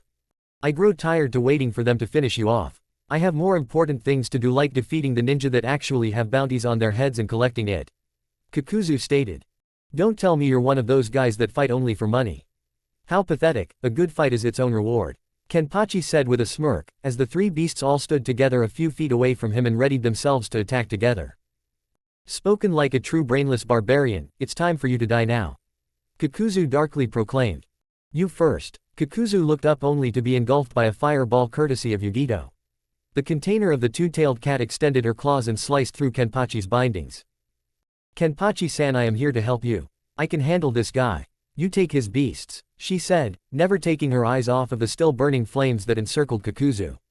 Yugito moved to follow up her assault only to be stopped short when she felt a hand grab her shirt. She was lifted up face to face with a very irritated Kenpachi. I told you before, kitty cat, I will gut you like a fish if you try and help me in my fight. Now, go get in someone else's way, before I change my mind and do away with you for butting in, Kenpachi spat menacingly, as he threw her to the ground. Yugito got back up and the rage on her face could have set Kenpachi ablaze had it been able, as she growled out in fury. Naruto-kun told me to back up anyone who needed help, and from where I was standing you definitely needed me to step in. Please, I could have broken out if I wanted to. I was curious as to how strong all three of those beasts' attacks would be at once, Kenpachi said. You really are crazy, Yugito said with bewilderment. Whatever, find someone else to bother. I don't need nor do I want any help. Fine, have it your way, Yugito hissed as she flared her demonic chakra at him. The former Gote 13 captain didn't even flinch, as he gave off a brief burst of his own that dwarfed hers. Yugito took a step back and truly looked at the man before her. She knew he was strong, but Naruto had been able to best him, and his presence then hadn't frozen her completely like it just had. How much stronger did he get, and how much of that is he hiding? Yugito thought as she saw Kikuzu emerge from the fire. The only damage he seemed to have taken was the loss of his shirt, hat and face mask. Ah, the two-tailed demon cat container. You are a very valuable prize. I'll have to be careful not to kill you. I think I'll just take off a leg or arm, Kikuzu announced in threatening tone of voice. Yugito immediately took up an attack stance and readied herself only to stop when Kenpachi's blade came up to her throat and stopped her. I told you to leave, girl. I'll take this guy out without any help from you. If I wanted someone to fight with me, Yakiru would be at my side. He said with a smile on his face as his opponent had risen again so easily after being blindsided by Yugito. Fine then, but don't come complaining to me if you get your butt handed to you. Yugito muttered as she left the battlefield and stood next to Yakiru. The beasts ignored her just as they had Yakiru, as Kikuzu hadn't given them an order to attack. Don't worry Kitty-chan, Ken-chan just doesn't like to share when he's in a fight. The pink-haired little girl happily stated, when Yugito walked by her. I can see that, what an idiot. He and Naruto-kun truly are hard-headed sometimes. I guess that's why they get along so well. Yugito said as she left to assist someone else in battle. Glad you're back on your feet and I apologize for the interruption. Let's continue. Kenpachi said as he pointed his blade at Kikuzu. You deny help despite the fact you were only a moment ago in my grasp and facing death. You truly are as stupid as you look. Kikuzu said as his three beasts came to stand beside him. Finish him off, Kikuzu ordered, as all three of his masked creatures attacked at once. Bring it on, Kenpachi shouted as he raced towards them as all three masks opened up and attacked. He ducked under a ball of fire and redirected a bolt of lightning behind him, however the compressed wind ball hit him in the chest and pushed him back a few paces. With a cry of joy he rushed forward again, hacking and slashing at all of them. However each of his attacks that landed didn't keep them from regenerating and coming for him again. Meanwhile Kenpachi was taking more and more hits and wounds began to appear all over his body. However one thing that failed to change was the wide grin on his face. What kind of man fights this way? He fights without any set style or strategy, simply wildly slashing at anything close to him. Kikuzu thought, as he watched Kenpachi continue to fight. Kikuzu had met many men over his long life and each had their own reason to fight. Most did it out of obligation, either to a village, loved one, or master. Others like himself, fought for money. And yet some fought even because, it was the right thing to do. He had yet to meet someone who fought for the sake of fighting and it confused him. And things that annoyed or confused Kikuzu he killed, personally. Enough, come to me, Kikuzu shouted to his beasts. The three monsters, which had been slowly but surely losing ground to Kenpachi jumped back and returned to Kikuzu. All three masks flew into his body and he began to transform. Black tendrils began to pour out of Kikuzu from every joint held together by the black stitches that crisscrossed his body. He looked like a giant rag doll and all three masks were present in the black tangled mass. Kenpachi stared at the new opponent with a detached expression. Why'd you have to go and do that? 3-on-1 was something of a workout, now you're just one big target. Kenpachi said, clearly upset and not even breathing hard despite his wounds. Still such a fool, Kikuzu snarled and he launched himself at Kenpachi. Kenpachi avoided the mass of tendrils that came his way, but swiftly had to block a burst of electricity from the lightning mask. Kikuzu took advantage of this and wound his black tendrils around the spiky-haired man and threw him into the air. Dodge this, Kikuzu said as the fire mask opened and shot a giant fireball at Kenpachi. Kenpachi smiled as he swung his sword and bisected the flaming projectile to two pieces harmlessly moving past him. He fell to the ground like a missile and slashed Kikuzu's right arm completely off, taking a large mass of tendrils with him. Kikuzu jumped back and his chest exploded with innumerable black projectiles that sought to skewer Kenpachi. He simply smiled and slashed down, causing a large explosion of power that destroyed them easily. Kikuzu quickly opened the fire and wind masks and the two combined their powers to send a white-hot inferno racing to Kenpachi. The swordsman neither dodged nor blocked the coming assault. He calmly walked into the coming wave of fire and slowly raised his hand towards his eye patch. Let me show you what true power is, Kenpachi said softly, yet the words seemed to reach Kikuzu's ears all the same. Kenpachi removed his eye patch just as he was engulfed in the white-hot fire Kikuzu had sent his way. Kikuzu saw his opponent get swallowed up by his attack and relaxed for the first time in the battle. It had taken a while, but the fool hadn't even attempted to defend himself, and he knew from experience that when he combined the attacks of his wind and fire masks that the resulting flames were hot enough to melt steel and turn humans into nothing more than ash. Kikuzu began to laugh at the stupidity of the man and turned to the small child that he had brought with him. It seems you are all alone now, girl. I suggest you run away unless you picked up on your former comrade's stupidity and seek to fight me, Kikuzu said with a chuckle. I can't fight you, Yakiru stated simply. Then you are already wiser than he was, Kikuzu said as he turned from her.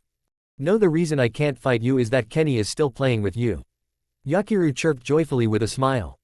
What? Kikuzu said in confusion. The girl must have been as insane that the man that was even now surely nothing more than a pile of bones that would quickly be burned to ash. A pulse of power went through the battlefield and Akatsuki member whirled around in shock at the inferno that was still burning.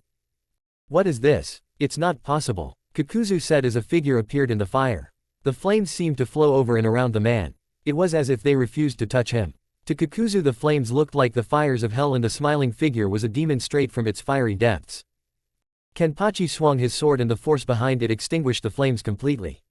Both of his eyes were now visible and his power had escalated to a level Kakuzu had never felt before from anyone short of Pain in the first Hokage, and even he was unsure if they could match this man's power.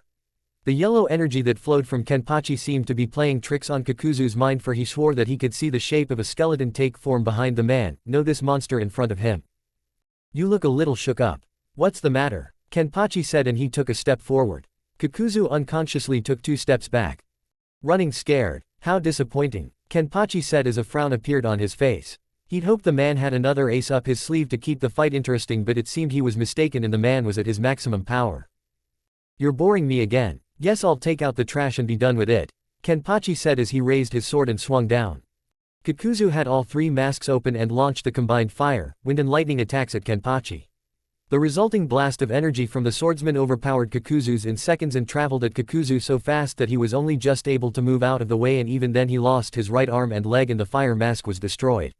The missing ninja turned and saw a giant gash in the ground from the strike and knew he was no match for the man in front of him. You're still pretty nimble for a dead man, Kenpachi said. I'm not dead yet, Kakuzu said with as much conviction as he could despite his injuries. Give me a second, Kenpachi said from behind in annoyance.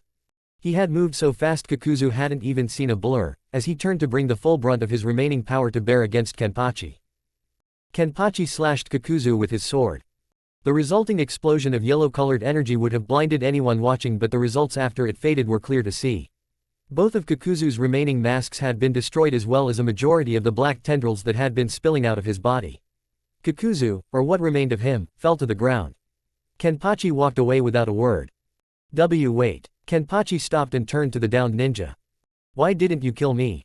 Kakuzu weakly asked.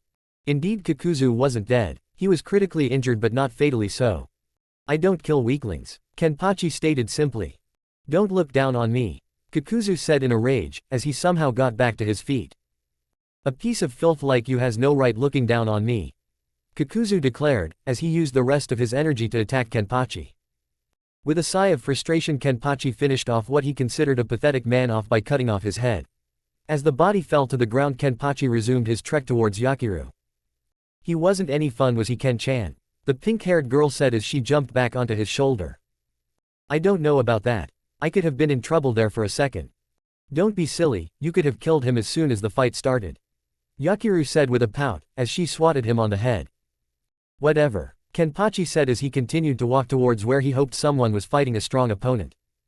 With his sense of direction, however, Kenpachi would more than likely miss the opportunity to join anyone else's battle. However, the fates were kind to the battle-scarred Shinigami when Yakiru looked up and pointed, while asking her former Gote 13 captain. Ken-chan, what's that funny-looking tree growing in the distance? Both Yoruichi and Shunsui were racing through the forest heading towards Naruto's position when they suddenly stopped in a small clearing. Neither Shinigami said a word, as their heightened senses were on high alert. After a minute, they both looked to one another and Yoruichi asked. Do you feel that power? It's kind of hard not to. It's such a dark power and it's coming from, over there, Yoruichi commented, before pointing to a large deformed tree rising high into the sky. That's where Naruto-sama is located. Shunsui dear, we need to kick it into high gear, for as strong as Naruto is, he's still going to need our help to take down that thing. Shunsui nodded his head in agreement, before both former Gote 13 captains flash-stepped away towards Naruto's battle. However, it wasn't just the 2 former Shinigamis that felt the intense power coming from Madara. The medical platoon had just reached its new location roughly a couple of miles from where Naruto was battling the elder Uchiha. Everyone gazed at the ominous-looking Biju tree with a feeling of dread.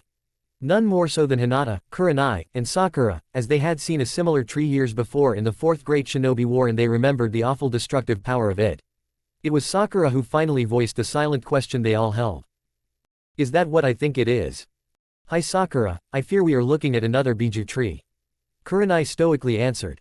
This one doesn't appear to be in its final form, but there is some sort of strange black skeleton surrounding it, Hinata commented, while her Byakugan pulsated across her temple. A black skeleton. That's the only way I can describe it, Kurenai-sensei. Do you think Madara is trying to create the infinite Tsukiyomi again? I don't think so, Sakura. As Hinata said, the tree is not in its final form and it's the wrong time of the month of the cycle of a full moon to reflect its Tsukiyomi off of. Kurenai replied to her fellow kunoichi, before grimly adding.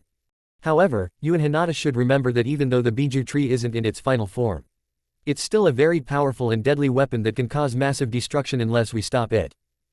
It was at that moment, Ino arrived with Yumashika and surprisingly Princess Kazuhana Koyuki following behind. Ino-chan, Hinata exclaimed, as she embraced her best friend in a hug. When the two kunoichis broke apart, Ino turned to Kurenai, who ordered with authority. Report, Ino, was your mission a success? Hi, it was. Zetsu is dead and as you can see Princess Kazuhana Koyuki has been rescued. But why is she here? I thought the plan was to leave her secured in her castle until the battle was over. They tried, but I refused to sit idly by while others are risking their lives to free my country and its people from this Akatsuki scum. Even as we speak, my military commanders are gathering the remnants of our forces and are preparing to march to aid all of you in defeating Madara Uchiha. Koyuki contritely answered, as she bowed in respect to Kurenai. Princess Kazuhana, there is no need to bow to me, you are the royalty here, not I. I bow to you out of respect, miss. Kurenai. Princess Kazuhana, my name is Kurenai Yuhi. I'm a Junin of the village hidden in the leaves. So you and the others here are all from Naruto-kun's village? Not all of us. Yumashika, why is Akaku not with you? Kira sternly questioned, as Momo looked on nervously. Yumashika could only lower his head a bit and shake it sadly at his fellow Gote 13 officers, before he declared in admiration and certainty. Let us not mourn Akaku, because he took a lot of bastards with him into the afterlife and you know that's just the way he would want to go out. Both Kira and Momo nodded their heads in agreement, but were still saddened by the loss of their longtime friend and comrade. I am sorry for the loss of your friend. I promise you he will be remembered and honored by my people, as will all of you in helping to free the land of spring from Madara and the Akatsuki. Princess Koyuki declared, as she bowed to the three Shinigami. I thank you for that, Princess Koyuki. May I ask how many men are your military commanders marshalling? Kurenai questioned in curiosity. Unfortunately, Madara and his forces killed many of my soldiers when they invaded my country. If I had to guess, I would say we maybe have 50 to 60 warriors left who are capable of fighting. I was afraid of that.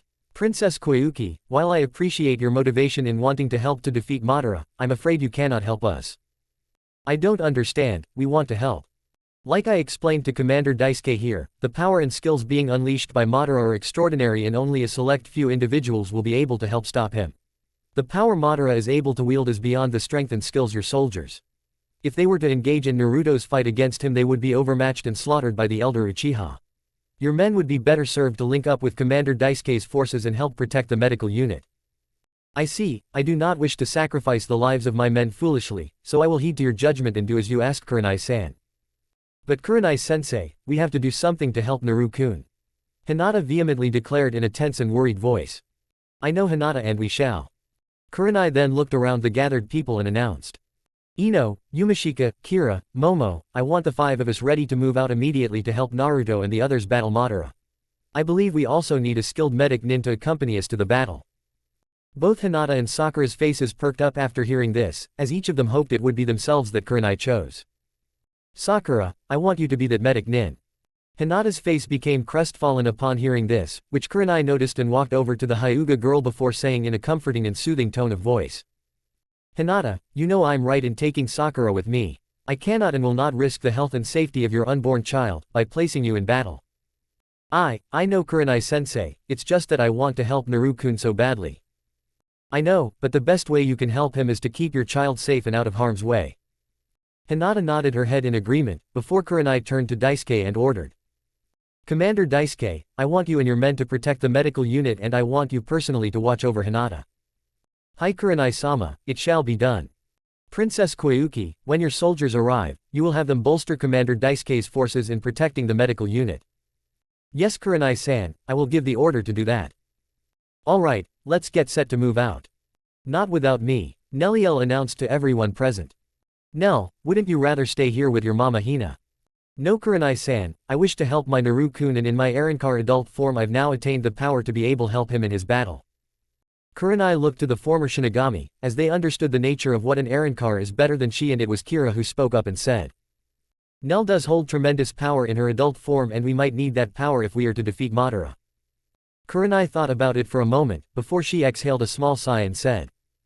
Very well, you may join us if you so choose. Nell. Nell nodded her head in understanding, before she turned and hugged Hinata goodbye, followed by Ino. As Ino and Hinata hugged one last time, the Yamanaka girl whispered into her friend's ear. Don't worry Hinata, I'll make sure nothing happens to Naru-kun, I'll bring him back to both of us, I promise. Hinata tightened her embrace on Ino a bit, before she let go and smiled at her friend. Hinata's stomach tightened a bit, as she watched her friends and comrades sprint away towards where Naruto was battling Madara. A lone tear rolled down her cheek, as she silently prayed to Kami for all of them to return to her safe and unharmed along with her beloved Naru-kun. Meanwhile, 200 yards away in a nearby forest, two eyes peeking through its dense foliage narrowed in anger and frustration. Kiba gritted his teeth in fury, as he glared at Hinata in the distance, while keeping himself hidden from her view. After a minute, the Inuzuka heir spat to himself with disgust. Damn it, I can't get anywhere near Hinata, not with that big guy with the axe following her around. I'll have to wait to settle things with that slut later. Oh well, I guess it's Naruto who will die first, but I have to be careful. Hopefully, whoever that wife-stealing asshole is fighting can fuck him enough that I can sneak in and deliver the final killing blow. Then I'll cut his head off and bring it back for Hinata to see before I kill her and that bastard she's carrying inside her. I'd better head out and pick up the trail of my former whore of sensei. I'm sure she's heading towards where Naruto is, and judging by the direction they went, I'd say they are all heading for that freaky-looking tree a few miles from here. Kiba retreated into the dark forest and sprinted away to follow Kurenai to lead him to the one he so dearly wished to kill, his former friend and comrade, Naruto Uzumaki Namikaze. Damn it, what are we going to do? We have to stop Madara before he unleashes those Biju bombs. Sasuke exclaimed in apprehension. Foolish kinsman, there is nothing you three can do to stop me. Even with your combined power, it still won't be enough against the awesome might of the Biju I now control. Madara replied derisively in smug confidence. Then how about we throw our power into the mix, asshole? Yoruichi declared, as she and Shunsui suddenly appeared next to Naruto. Madara glared down at the slender, dark-skinned woman who had arrived with companion and insulted him. He noted that she was average height, with golden-colored eyes and long purple hair, which she kept in a ponytail. This strange woman's attire consisted of a black, backless, sleeveless undershirt, with an orange overshirt with two white straps on each shoulder. She also wore a large beige sash around her waist and black stretch pants with a pair of lightweight brown shoes. Upon first view, this woman appeared to be of little threat to the elder Uchiha, but Madara could sense that she held great power within her. However, the power she held was nothing in comparison to her straw hat-wearing companion, as Madara turned his attention to him. The man standing beside Yoruichi was tall, light-skinned, and with high cheekbones with thin facial hair around his mouth and on his cheeks, gray eyes and long wavy brown hair. His hair was tied in a long ponytail and he had long bangs that framed the left side of his face. He also had a noticeable amount of body hair on his chest, feet, and arms. However, the attire of the man confused Madara, as it was not something a warrior would wear.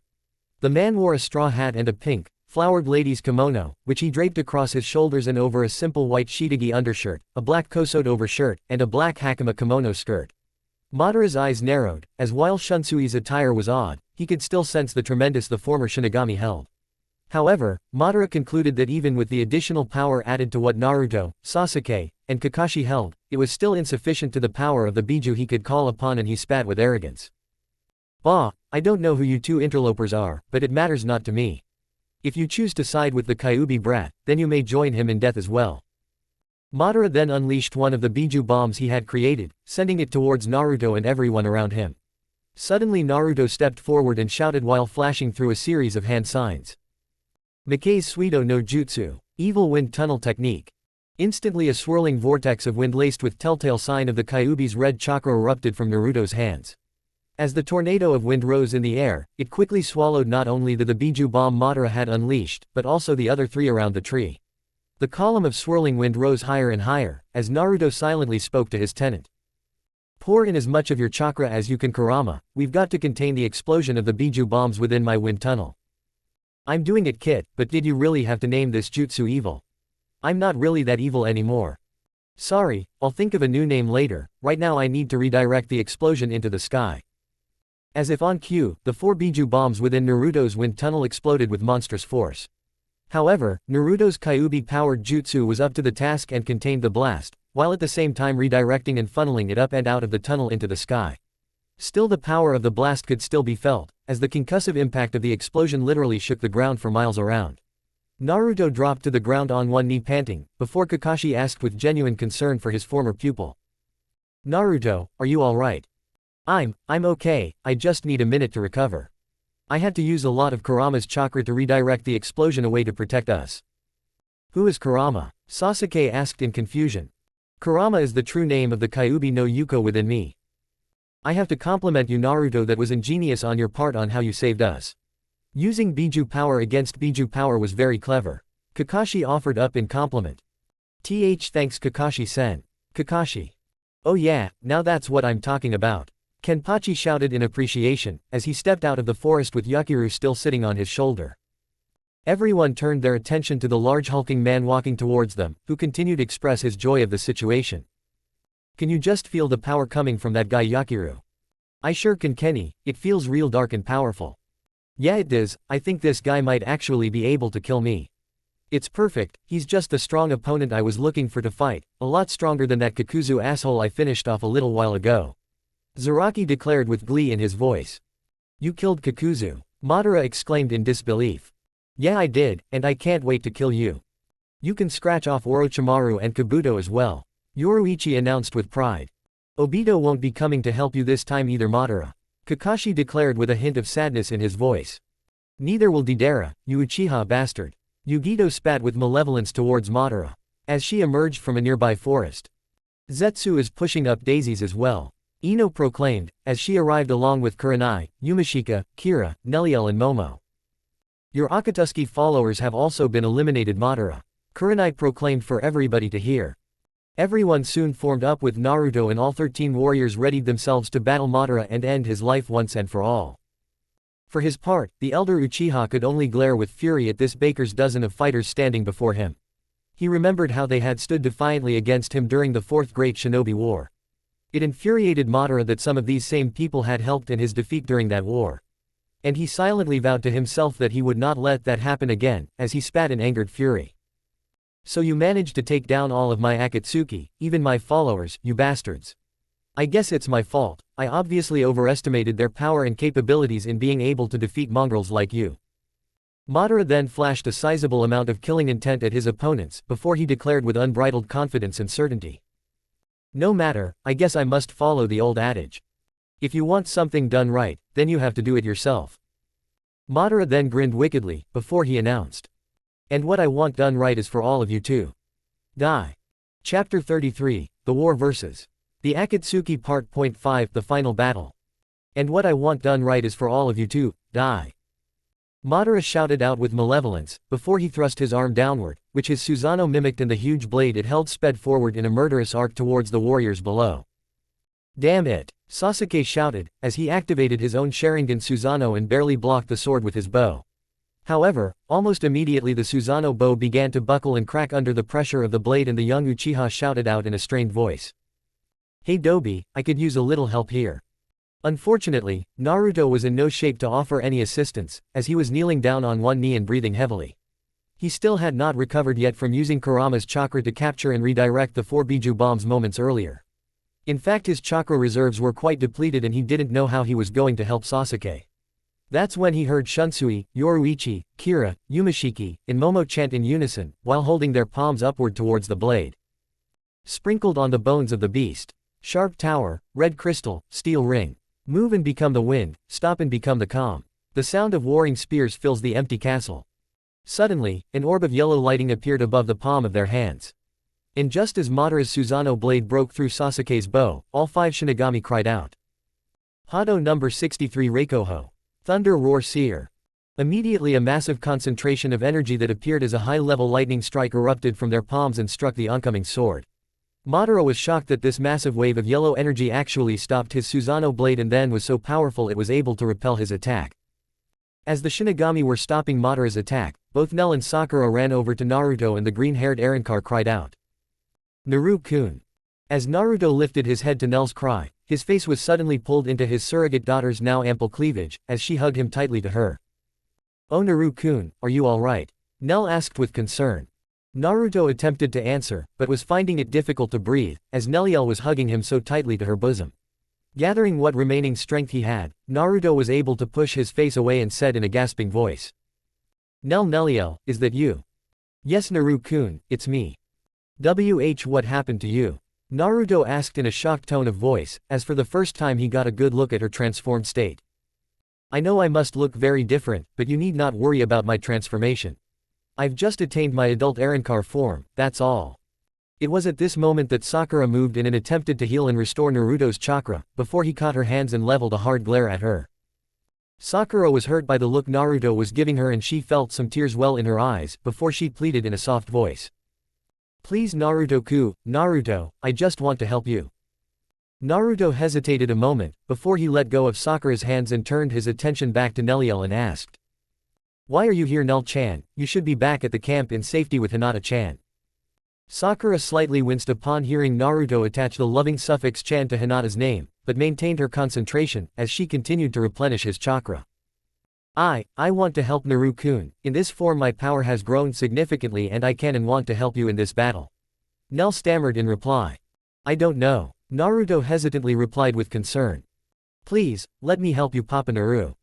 Naruto's eyes widened a bit upon hearing Nel, as this was the first time she had ever addressed him as her father. Now Naruto was even more inclined to be protective of her and desperately searched for some reason that would convince the girl to go back to the safety of the medical camp. Unfortunately, it was doubtful that Madara would let any of them leave, as another explosion rocked the battlefield. Once again, the Shinigami had managed to repel another Susanoo attack from Madara, but Naruto could see that they were starting to get fatigued. Calling out to everyone to move to his position, Naruto slowly rose to his feet, as Sakura pulled her hands away from his shoulders. Turning around, the blonde Jinchuriki flashed a small smile at his former teammate and said. It seems Ba-chan taught you well Sakura, thanks I feel a lot better now. You're welcome Naruto, I know this isn't the right time, but I need to talk to you. I know Sakura and we will. As soon as we take down Madara and everyone is safe, I promise you we'll talk then. Sakura nodded her head in understanding. When everyone had converged onto Naruto's position, he looked over to Madara who had his eyes closed and he seemed uninterested in them at the moment. This confused Naruto, until he looked up and saw that Madara was reforming another Biju bomb and he commented. Okay everyone, we don't have much time. I think we all need to split up and attack Madara separately. We have the edge in speed between the Shinigami and their Shunpo flash step technique, as well as our own Shushin technique. Because if we stay together and the Uchiha Tem manages to score a hit, then it's game over for all of us. Everyone nodded their head in agreement, before Sasuke asked. I have no problem with the hit and run strategy Dobi, but what attacks should we use? Whatever the strongest attacks everyone has Tem. We've got to bring down Madara's Susanoo defense that is protecting him in the Biju tree. I agree with your plan Naruto, but I think you and Sasuke need to hold back and let the rest of us carry out the attack. You two have been battling Madara longer than us and your strength has been depleted significantly. Kakashi offered up in suggestion. I'm better than I was thanks to Sakura, but you're right about the Tem. She should replenish his chakra as well, because we're going to need his Susanoo to take that bastard down once and for all. My Susanoo won't work, it was only able to stop his Susanoo attack for a few seconds. I think Madara has increased his technique's strength somehow. This Madara fellow has enhanced and strengthened it using demonic chakra or as we call it Reiatsu. We can sense it emanating from his Susanoo frame surrounding him in the tree. Shunsui openly commented, while the rest of the Shinigami present nodded their heads in agreement. How are we going to take it down if he's reinforced it using Biju chakra? Sasuke questioned, as Sakura placed her hands onto his shoulders from behind and began to replenish the Uchiha's chakra. I think I've got one attack that might take down Madara's Susanoo, but I've got to go into Sage mode to do it and that's going to take me a little bit of time. We can buy you the time Naruto, but what exactly are you planning for this attack of yours? I'm going to combine my Senju chakra with Kurama's chakra and use it to create the most massive attack I can think of the Cho-Odama Rasengan, ultra big ball spiraling sphere. Will it be strong enough to take down the Susanoo defense? I don't know, I figured I would first hit Madara's Susanoo with my most powerful Zanpakuto attack the Getsuga Tensho first and then follow up with the Cho-Odama Rasengan. Are those two attacks going to be enough Dobi? I don't know Tem, but it's all I've got, I just need the time to create it. We'll give you the time Naruto-sama, I promise. Thanks Shunsui, since you know the powers and abilities of your fellow Shinigami, you take charge of them in the fight, while Kakashi can take charge of the others. Both Shunsui and Kakashi nodded their heads in agreement, before Naruto added with sincerity and concern. But all of you be careful out there, don't go dying on me. Another nod from Shunsui conveyed his understanding, and a moment later he, Yoruichi, Momo, Kira, Kenpachi with Yakiru perched on his shoulder, and Yumashika flash stepped away. Yugito, Ino, I want you to take up position on the left flank of Madara's Susano, I'll join you both there shortly. Yugito and Ino nodded their heads in understanding, before they each gave a fervent look towards Naruto, who in return gave a reassuring smile to both of them, before they raced off to take up the position Kakashi had ordered them to take. Sakura, you stay here and finish healing Sasuke, and then the both of you can join the rest of us in the battle. However, when you get there I want you to hang back Sakura, because we can't afford to lose our lone medic on the battlefield. Help out when you safely can, but don't take any unnecessary risks. I want you to watch over her Sasuke during the fight, Kakashi ordered with authority. Sasuke scowled for a moment, before he reluctantly answered. Hi Kakashi-sensei. Kurenai will watch over and protect Naruto, while he is gathering his Senjutsu chakra for his attack. No, I will be on the battlefield with you Kakashi-ku. Kakashi. Now it was Kakashi's turn to scowl a bit, before he said with a hard edge to his voice. Could I have a word with you Kurenai? The Genjutsu mistress nodded her head, and both Junin stepped away from the others for a private conversation. Once they were a sufficient distance away from any prying ears, Kakashi spoke in a tense voice. Now look Kurenai, I don't want. No, you look Kakashi, I've told you before, I'm not some stereotypical damsel in distress who needs a man to always protect her. I'm a Leaf Village Junin and I've worked hard to achieve the rank. Please don't insult me by trying to keep me out of harm's way. Please Kakashi-kun, I love you and I don't want to argue with you, but don't try to keep me out of this fight. Kurenai sternly snapped, interrupting Kakashi. The silver-haired Junin looked down and saw Kurenai gazing at him with love and admiration, smiling brightly. A smile that should have made him happy, and it did, but in a bittersweet way. Finally he tore himself away from her withering gaze and spat with frustration. Damn it, I'm not trying to insult you by keeping you safe, it's just I'm. You're what? I'm scared, Kakashi softly answered. What are you scared of? This. You and me. You loving me, it scares me death. My life is a curse Kurenai, it can't be shared with anyone who cares for me. Because everyone who has come to care about me and them in my life, dies. You're afraid of me. No, I'm not afraid of you, I'm afraid for you. I'm sorry, you may believe that your life is cursed but I don't. And even if it is, I don't care Kakashi-kun. I've finally found something that I was beginning to believe I would never have in my life, someone to love and to love me in return. I'm not about to let that go out of fear. You mustn't love me Kurenai. That's for me to decide Kakashi-kun, not you. I can't change your mind can I about participating in this battle. If I'm going to die I'd rather it be with the man I love than anything else. Kurenai replied, before she embraced the silver-haired Junin in a loving hug. So Kakashi-sensei and Kurenai-sensei, who would have ever guessed that? Naruto openly remarked, as he saw the two Junin hugging one another in the distance. It knocked me for a loop when I walked in on them in bed together. Sasuke answered in mild amusement.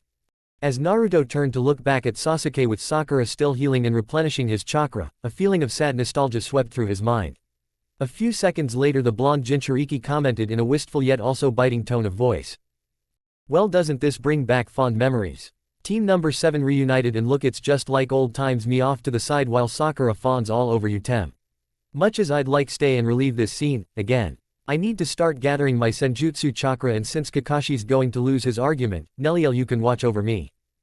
Of course Papa Naru, I will protect you. A second later both Naruto and Nel disappeared in a swirl of leaves, leaving behind his two former teammates. As Sakura and Sasuke watched Naruto and his surrogate daughter vanish from sight, it was Sakura who commented in a saddened tone of voice. He's still so bitter when he sees us together. Bitter, huh? We should be grateful if that's all he feels towards us. If it were anyone else they would hate us with every fiber of their being, if we had done to them what we've done to him over the years. I know we should have treated Naruto better when we were a team, but we were young and foolish. But I don't think we did anything that should make him hate us with every fiber of his being, as you put it. Sakura offered up an excuse. Why would you say something so stupid, Sakura? I only tried to kill the Dobi on several occasions in the past. I'm pretty sure that's a valid enough reason for him to hate me if he wanted to. Sasuke fired back, as his anger began to grow towards his former fiancé. But Naruto forgave you for that, Sasuke-kun. Sasuke winced upon hearing that affectionate suffix Sakura always addressed him by, but grew even angrier when he heard her remark. I know I've done some things to hurt Naruto and I'm sorry about that, but I don't think I've done anything that would make him hate me to the degree you say he should. Sasuke turned his head around to level a harsh glare at Sakura, which sent a shiver down her spine, before he turned back around and darkly declared. You should have told me the truth, Sakura. I don't know what you mean. Tell you the truth about what? Do you remember the day I asked you to be my girlfriend? Why yes, I remember. Then do you remember what I asked you before that? Sakura bit her lip and knew what Sasuke referring to, but she couldn't vocally admit it. After a minute Sasuke spoke up once again and said. I'll take your silence as confirmation that you do remember what I asked. Which then begs the question of why did you lie to me, Sakura? Why did you tell me that the two of you were just friends while I was gone? When the truth was you had been together for 3 fucking years, before Naruto brought me back. Sasuke spat angrily. Sakura's throat went dry and her stomach twisted into a tight knot upon hearing Sasuke's question, and she struggled desperately to try and answer, but couldn't seem to find the words. However, Sasuke's held no more patience for his former teammate and fiancé, and he snapped with fury. Damn it, Sakura. Answer me. Why did you lie to me? I lied because I thought I loved you and was scared if I told you about me and Naruto that I would lose any chance of being with you. Sasuke fumed silently, while Sakura continued to replenish his chakra, before he replied in pained tone of voice. As much as I hate to say it, but you were right. I never would have asked you to be my girlfriend if I had known that. I couldn't do that to Naruto if I knew you two were in a relationship, knowing how long and how much he loved you. Which is why what happened after that makes me sick to my stomach. Why you mean when we first made love? Sakura asked in a hurt voice. Sasuke heard Sakura's pain-filled voice, but it meant little to him now as he somberly answered. It's not what we did that makes me sick to my stomach, but the fact I know Naruto had to witness it. What are talking about?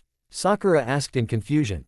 I'm talking about that day in the hospital when I asked you to be my girlfriend and we made love for the first time. Naruto saw us.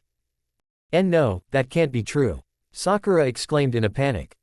It's true, and it gets even worse. Naruto came by my room that day because he was going to propose to you and ask me to be his best man. And what sight was he greeted with when he arrived at my room? He got to see me, his supposed best friend and surrogate brother, fucking the girl he had loved his entire life. The same girl he had decided he wanted to spend the rest of his life with.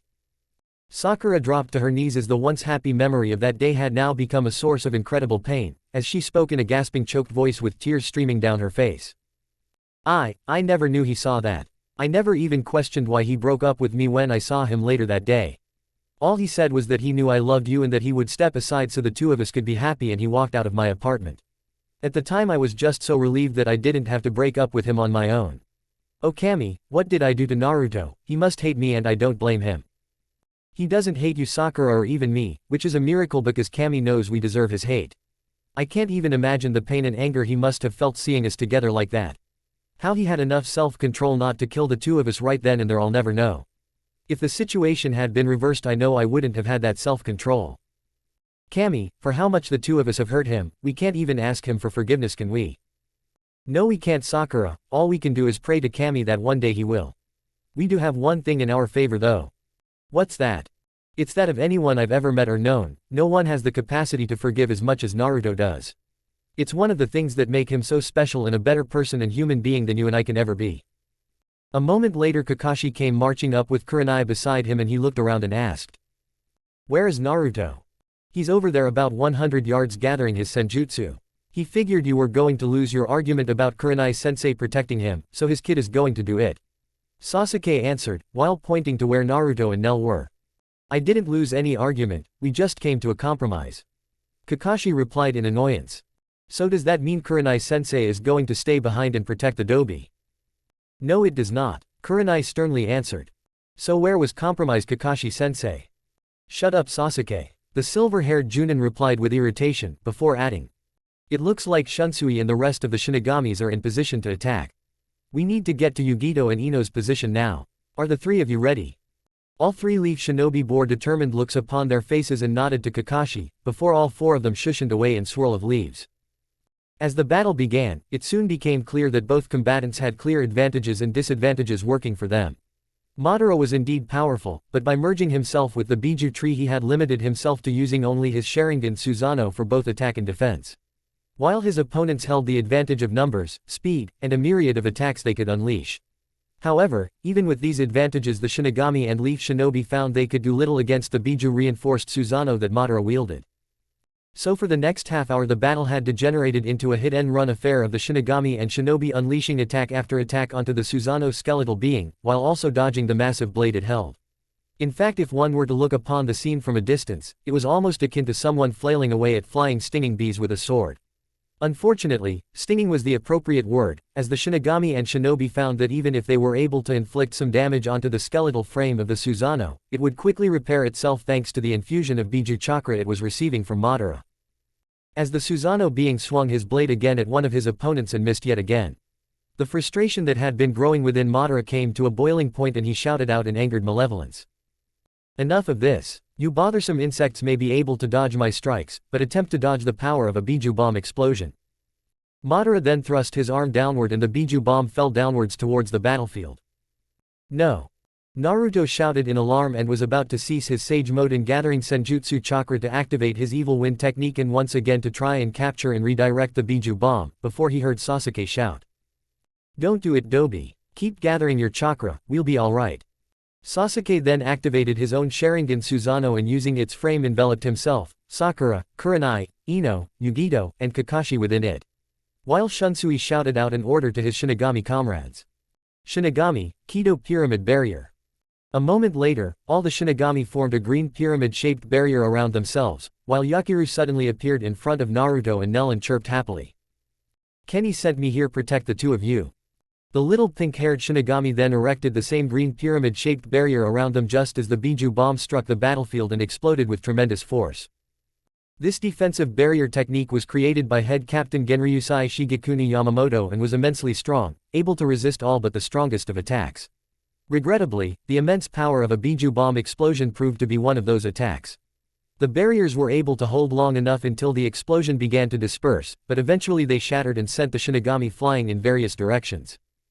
Sasuke's Susanoo lasted just as long, but only because Yugito had managed to reinforce it with her own Biju chakra. However, even that was not enough to prevent it to crumbling to the ground in pieces, but fortunately both barriers had successfully protected everyone.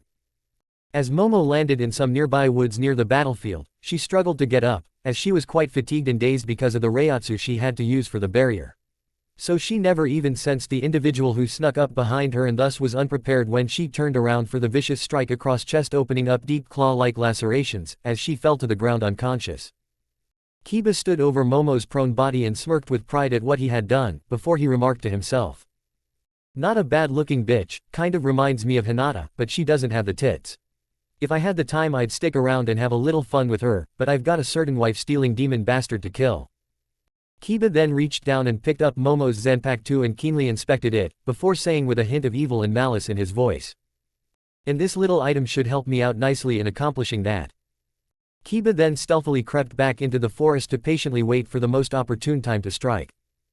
As the Gote Shinigami picked themselves up from the ground, they all converged on Sasuke's position and watched as the dust and debris began to dissipate and settle from the explosion. A feeling of frustration spread through all of them when they saw Madara still merged within the Biju tree and still encased and protected by his Susanoo warrior, which looked as though it didn't have a scratch on it from the explosion. Madara gazed down and saw the looks of resignation and defeat upon his opponents' faces and grinned to himself, before he declared with contempt to them. Impressive that all of you were able to survive, but I highly doubt that you will be able to pull that trick off a second time. Take some time to pray to whichever gods you worship. Your deaths will come very shortly. Madara then closed his eyes and began the process of creating yet another Biju bomb. Everyone seemed to exhale a sigh of resignation, as they were tired, frustrated and out of ideas on what they could do to stop Madara, as Shunsui commented. Well, this really sucks, we've used just about every Kido spell and Bankai at our disposal and we can't seem to inflict any damage to that monstrosity. That's not entirely true, we have inflicted damage onto the Susanoo. Kakashi stated. A fat lot of good it does us when the damn thing heals the damage almost immediately when we inflict it. Kenpachi groused in anger. Wait a minute, where's Momo? Sasuke exclaimed in a worried voice, as he and everyone began to look around. It was Sasuke who first spotted the Shinigami officer stumble out of the woods holding her chest, before she weakly called out, as she collapsed to the ground. Sasuke-kun. Momo. Sasuke cried out, before he shushened away to appear next to her. He lifted the young woman into his arms and quickly reappeared where the others and shouted. Sakura, please help her, she's been hurt. Sasuke laid Momo down to the ground and Sakura's hands began to glow in a green chakra light, as she ran them over the wounds the girl had. Did the explosion do that, Sakura? No, Kurenai-sensei, these injuries aren't consistent with the wounds you would receive from an explosion. The way these lacerations look, it's almost as if she was attacked by some sort of animal. Can you help her? Sasuke asked in a worried voice. She's important to you, isn't she, Sasuke? Yes, she is, Sasuke softly replied, while he cradled Momo's head in his lap. I can help her, she'll be alright in a while. Okay, while the pink-haired medic is helping Momo, what are we going to do about that old bastard in the tree? We're going to follow through with our original plan, Yoruichi, Naruto announced as he, Neliel, and Yakiru appeared beside them, before adding in a determined voice. I'm going hit Madara's Susanoo with my most powerful Zanpakuto to attack the Getsuga Tensho first and then follow up with the Cho-Odama Rasengan combined Senjutsu Chakra and Kurama's Chakra. Have you gathered enough Senjutsu Chakra, Naruto? I don't know, Kakashi-sensei, but what I've got will have to do, because we don't have the time anymore. We've got to hit Madara before he completes another Biju bomb to wipe us all out. Not to be a fly in the soup, Naruto-sama, but I'm worried about regenerative powers of that Susanoo being. We underestimated the speed in which it recovers from the wounds we inflict on it. We need an attack that can wound the entire body of that beast at once. Can your Getsuga Tensho and Cho-Odama Rasengan accomplish this? I'm not sure, Shunsui, but what else do we have? You now have us for the fight, young Naruto. Everyone turned around and were stunned to see the former Gote 13 head captain Genryusai Shigekuni Yamamoto standing before them in all his regal glory. Yamamoto-san, Naruto exclaimed in surprise. The former Shinigami were equally surprised that the head captain had decided to join the fight.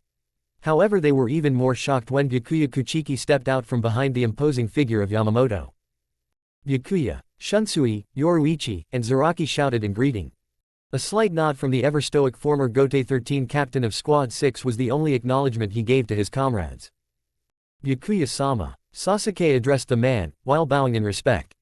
Uchiha-san, it is good to see that you are still alive. Did you manage to unlock your Bankai? Hi, I was able to achieve that thanks to help of my friend Naruto and my former sensei Kakashi.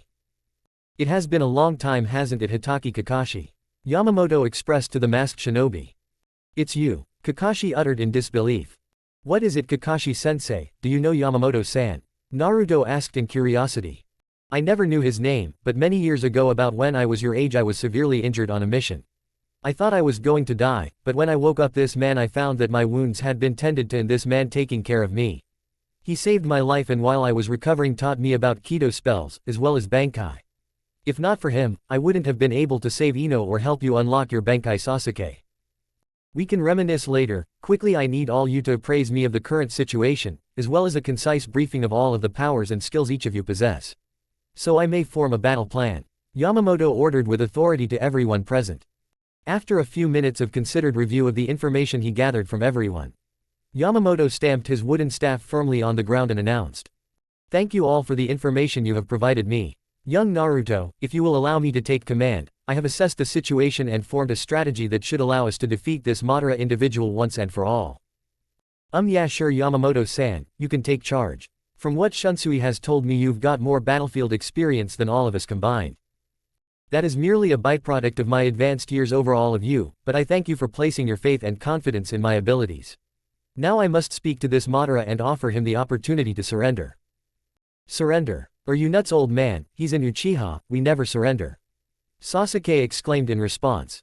Our arrogance and impudence is an inherited trait within the Uchiha clan.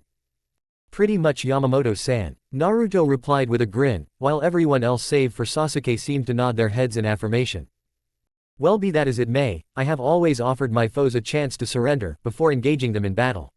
It is the honorable thing to do, Yamamoto declared, before he stepped away and appeared in front of Madara. Madara Uchiha, my name is Genryusai Shigekuni Yamamoto. I am the head Shinigami captain of the Gote 13 divisions of the Soul Society.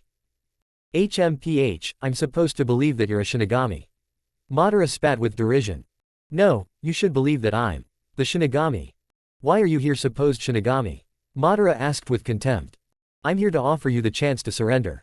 I have assessed the situation and developed a strategic battle plan to defeat you. You have no hope of victory, so you would be wise to accept my offer, as I will only make it this one time. Bah, I have no time for you, old man, and your delusions. I refuse your laughable offer, now be gone, as I have people to kill and a world to decimate. An imprudent decision, Madara, one which you will soon regret. You foolish old man, I may not look it, but I have over a century of battlefield experience. I highly doubt that you could devise any plan that I cannot counter, so my defeat is nothing but a whimsical fantasy on your part. It is not I who is foolish, but you, Madara. For you may well have over a century of battlefield experience, but that is nothing compared to the 21 centuries that I retain. Yamamoto declared, before he stepped away. Upon his return to Naruto and the others, he exhaled a heavy sigh. He didn't go for it, did he, Yamamoto-san? No, young Naruto, he did not. His pride and arrogance will be his undoing, as he will soon learn. So what's the plan, old man Yama?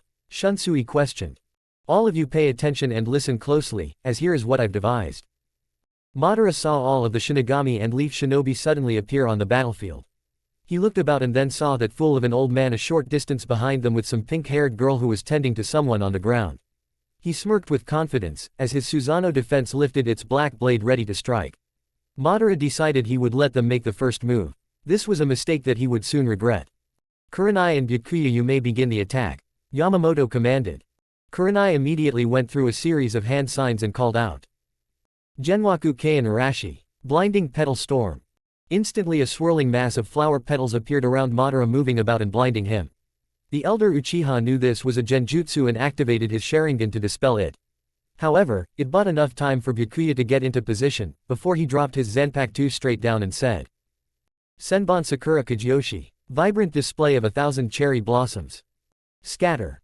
The sword phased into the ground, as though it were a pool of water.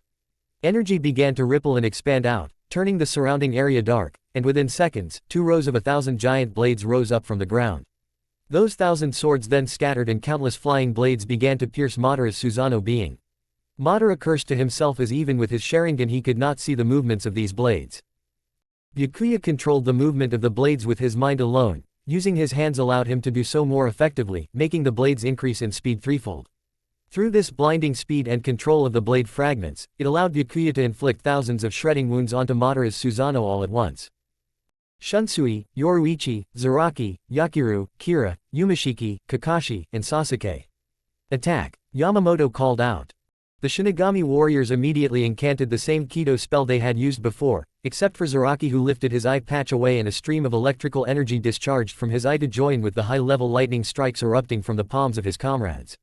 Meanwhile, both Sasuke and Kakashi appeared next to the head of the Susanoo being and sped through some hand signs, before calling out in unison. Chidori. The 2 Leaf Shinobi thrust their electrically charged arms into the Susanoo being, adding to the electrified attacks of the Shinigami.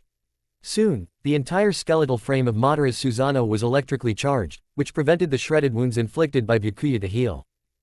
Yugito, Neliel, and Ino wound the beast even further. Yamamoto called out. Yugito in her two-tailed Nibi state unleashed a vicious claw strike onto the Susanoo, while Ino unleashed a barrage of kunai with exploding notes attached to them. Finally, Neliel with her enhanced Espada strength followed up Ino's attack by punching the ground with earth-shattering force and sent a shockwave heading directly towards the Susanoo and nearly caused the immense being to topple over. Naruto, unleash your Benkai now. Yamamoto quickly ordered. Naruto pointed Zangetsu forward, as he placed one arm upon his sword, while the other held the Zanpakuto straight and true, before boldly shouting out. Here we go, Zangetsu. Getsuga Tensho. Naruto then swung his Zanpakuto towards the Susanoo and a crescent-shaped wave of spirit particles erupted from the blade's edge and was now streaking directly at Madara. As the blue crescent of energy arced forward from point-blank range, it forced Madara to bring up his Susanoo blade to block against the powerful attack. However, when the spirit particles struck, they seemed to combine with the electrical attacks of the others, further electrifying his Susanoo and preventing it from healing.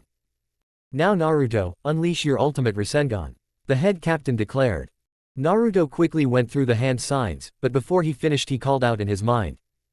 Are you ready to do this, Kurama? I'm ready, kid, just be quick about it, as maintaining the balance between your Senjutsu chakra and my own is difficult. We don't want this damn ball of energy of yours blowing up before you're able to deliver it. A moment later, Naruto activated the final hand sign and raising his arms above his head called out. Cho Odama Rasengan. Ultra Big Ball Spiraling Sphere.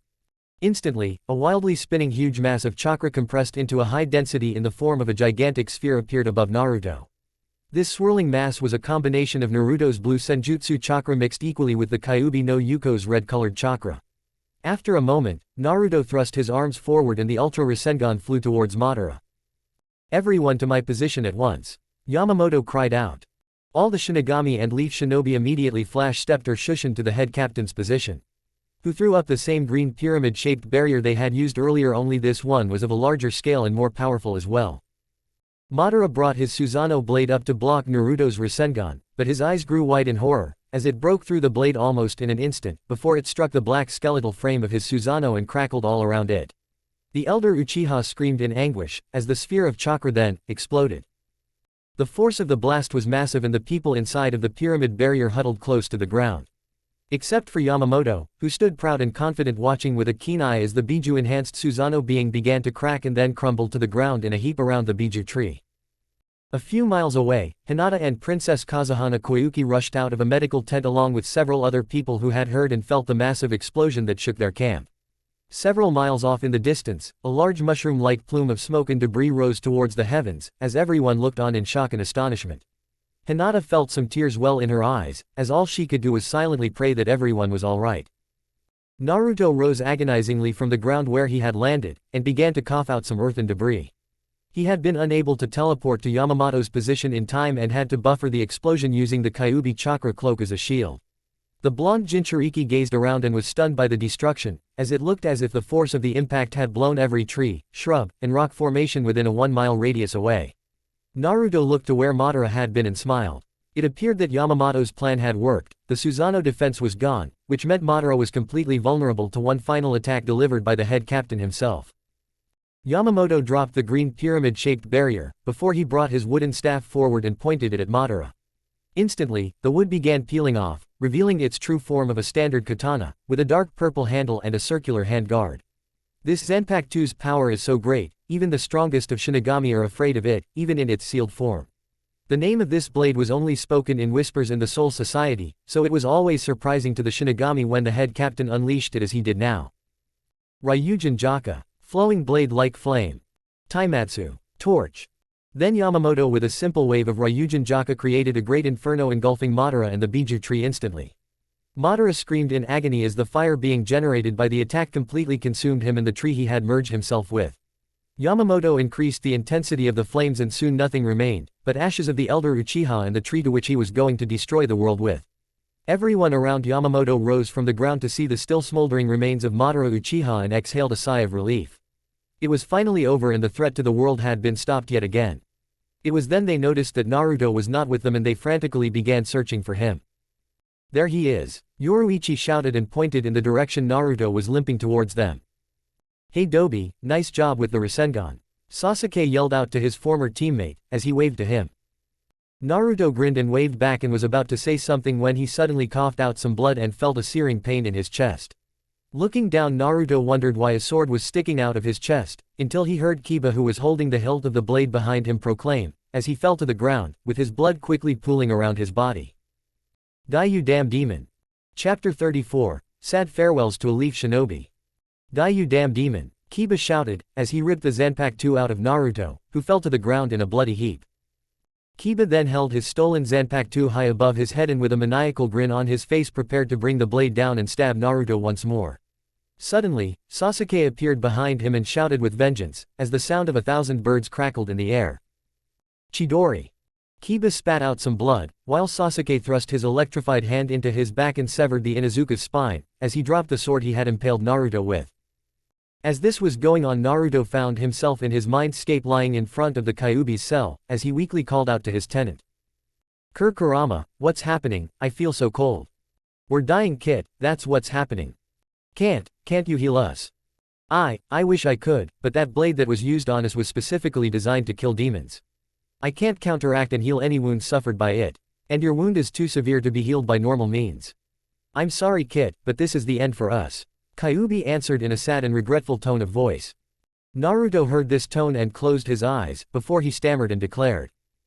It's all right, Kurama, you've saved my ass plenty of times in my life. I can't really get mad or blame you for the one time you can't. It was a good ride, Naruto. I might not have thought you were a worthy vessel to contain me when you were younger. But you proved me wrong as you grew up, and I can't think of a finer mortal to go meet Kami with on the other side. Thanks Kurama, as far as tailed beast demons go, you're the best one out of all of them. Naruto replied with a small smile, before he and the fox demon drew their final breaths. Meanwhile, back in the living world, Sasuke ripped his hand out of Kiba, who fell to the ground onto his back.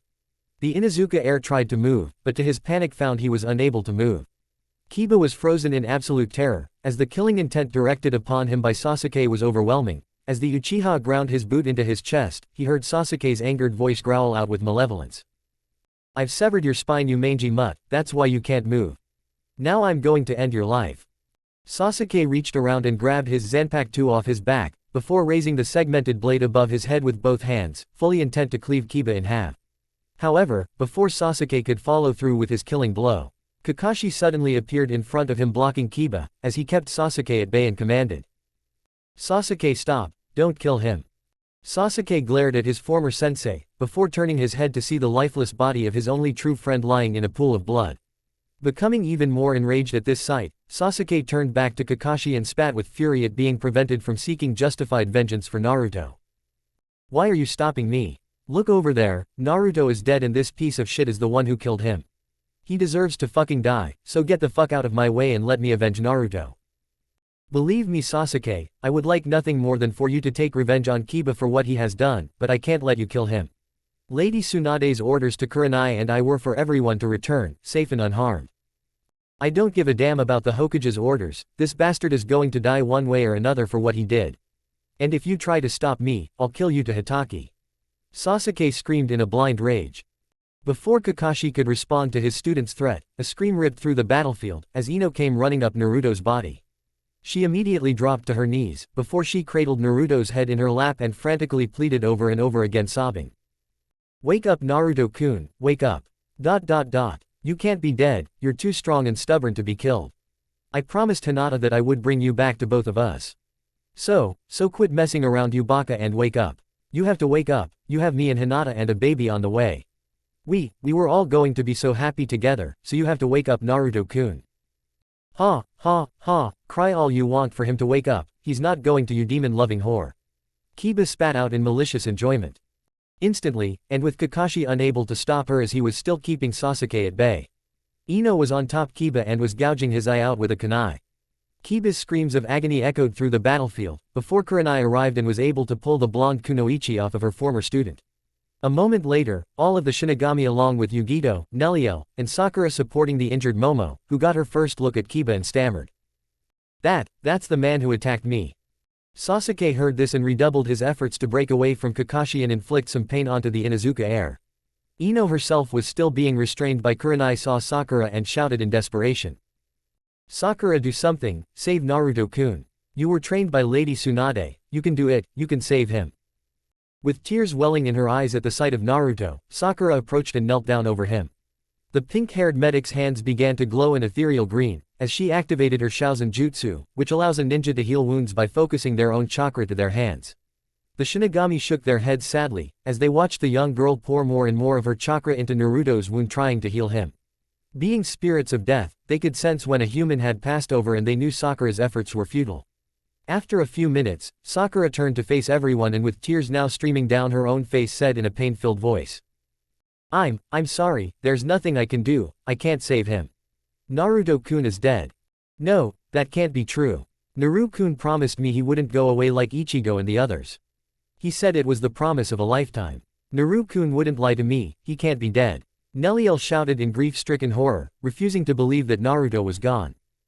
I'm sorry Nell, I'm sure he didn't want to break his promise to you, but Naruto-kun is gone. Sakura stammered in sympathy, as the pain the green-haired was feeling, she was going through the same pain as well.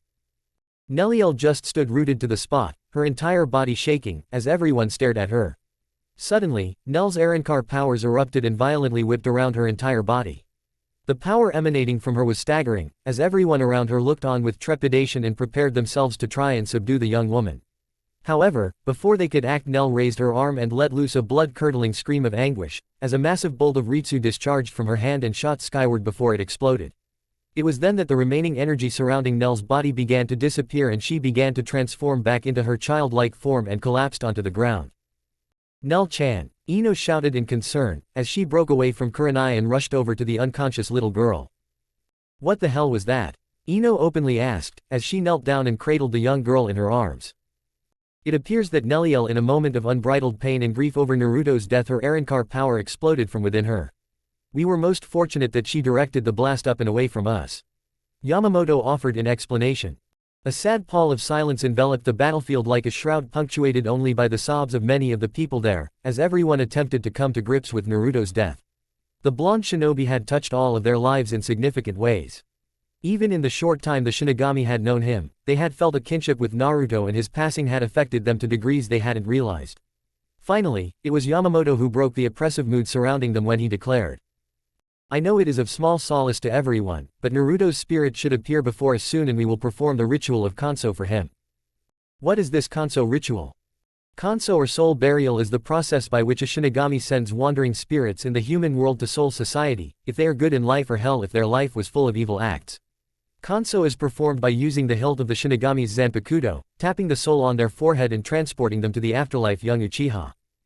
Will we be able to see Naruto-kun when he appears? Ino stammered through her tears. I'm sorry Ino, but only a Shinigami can perceive and see a wandering spirit.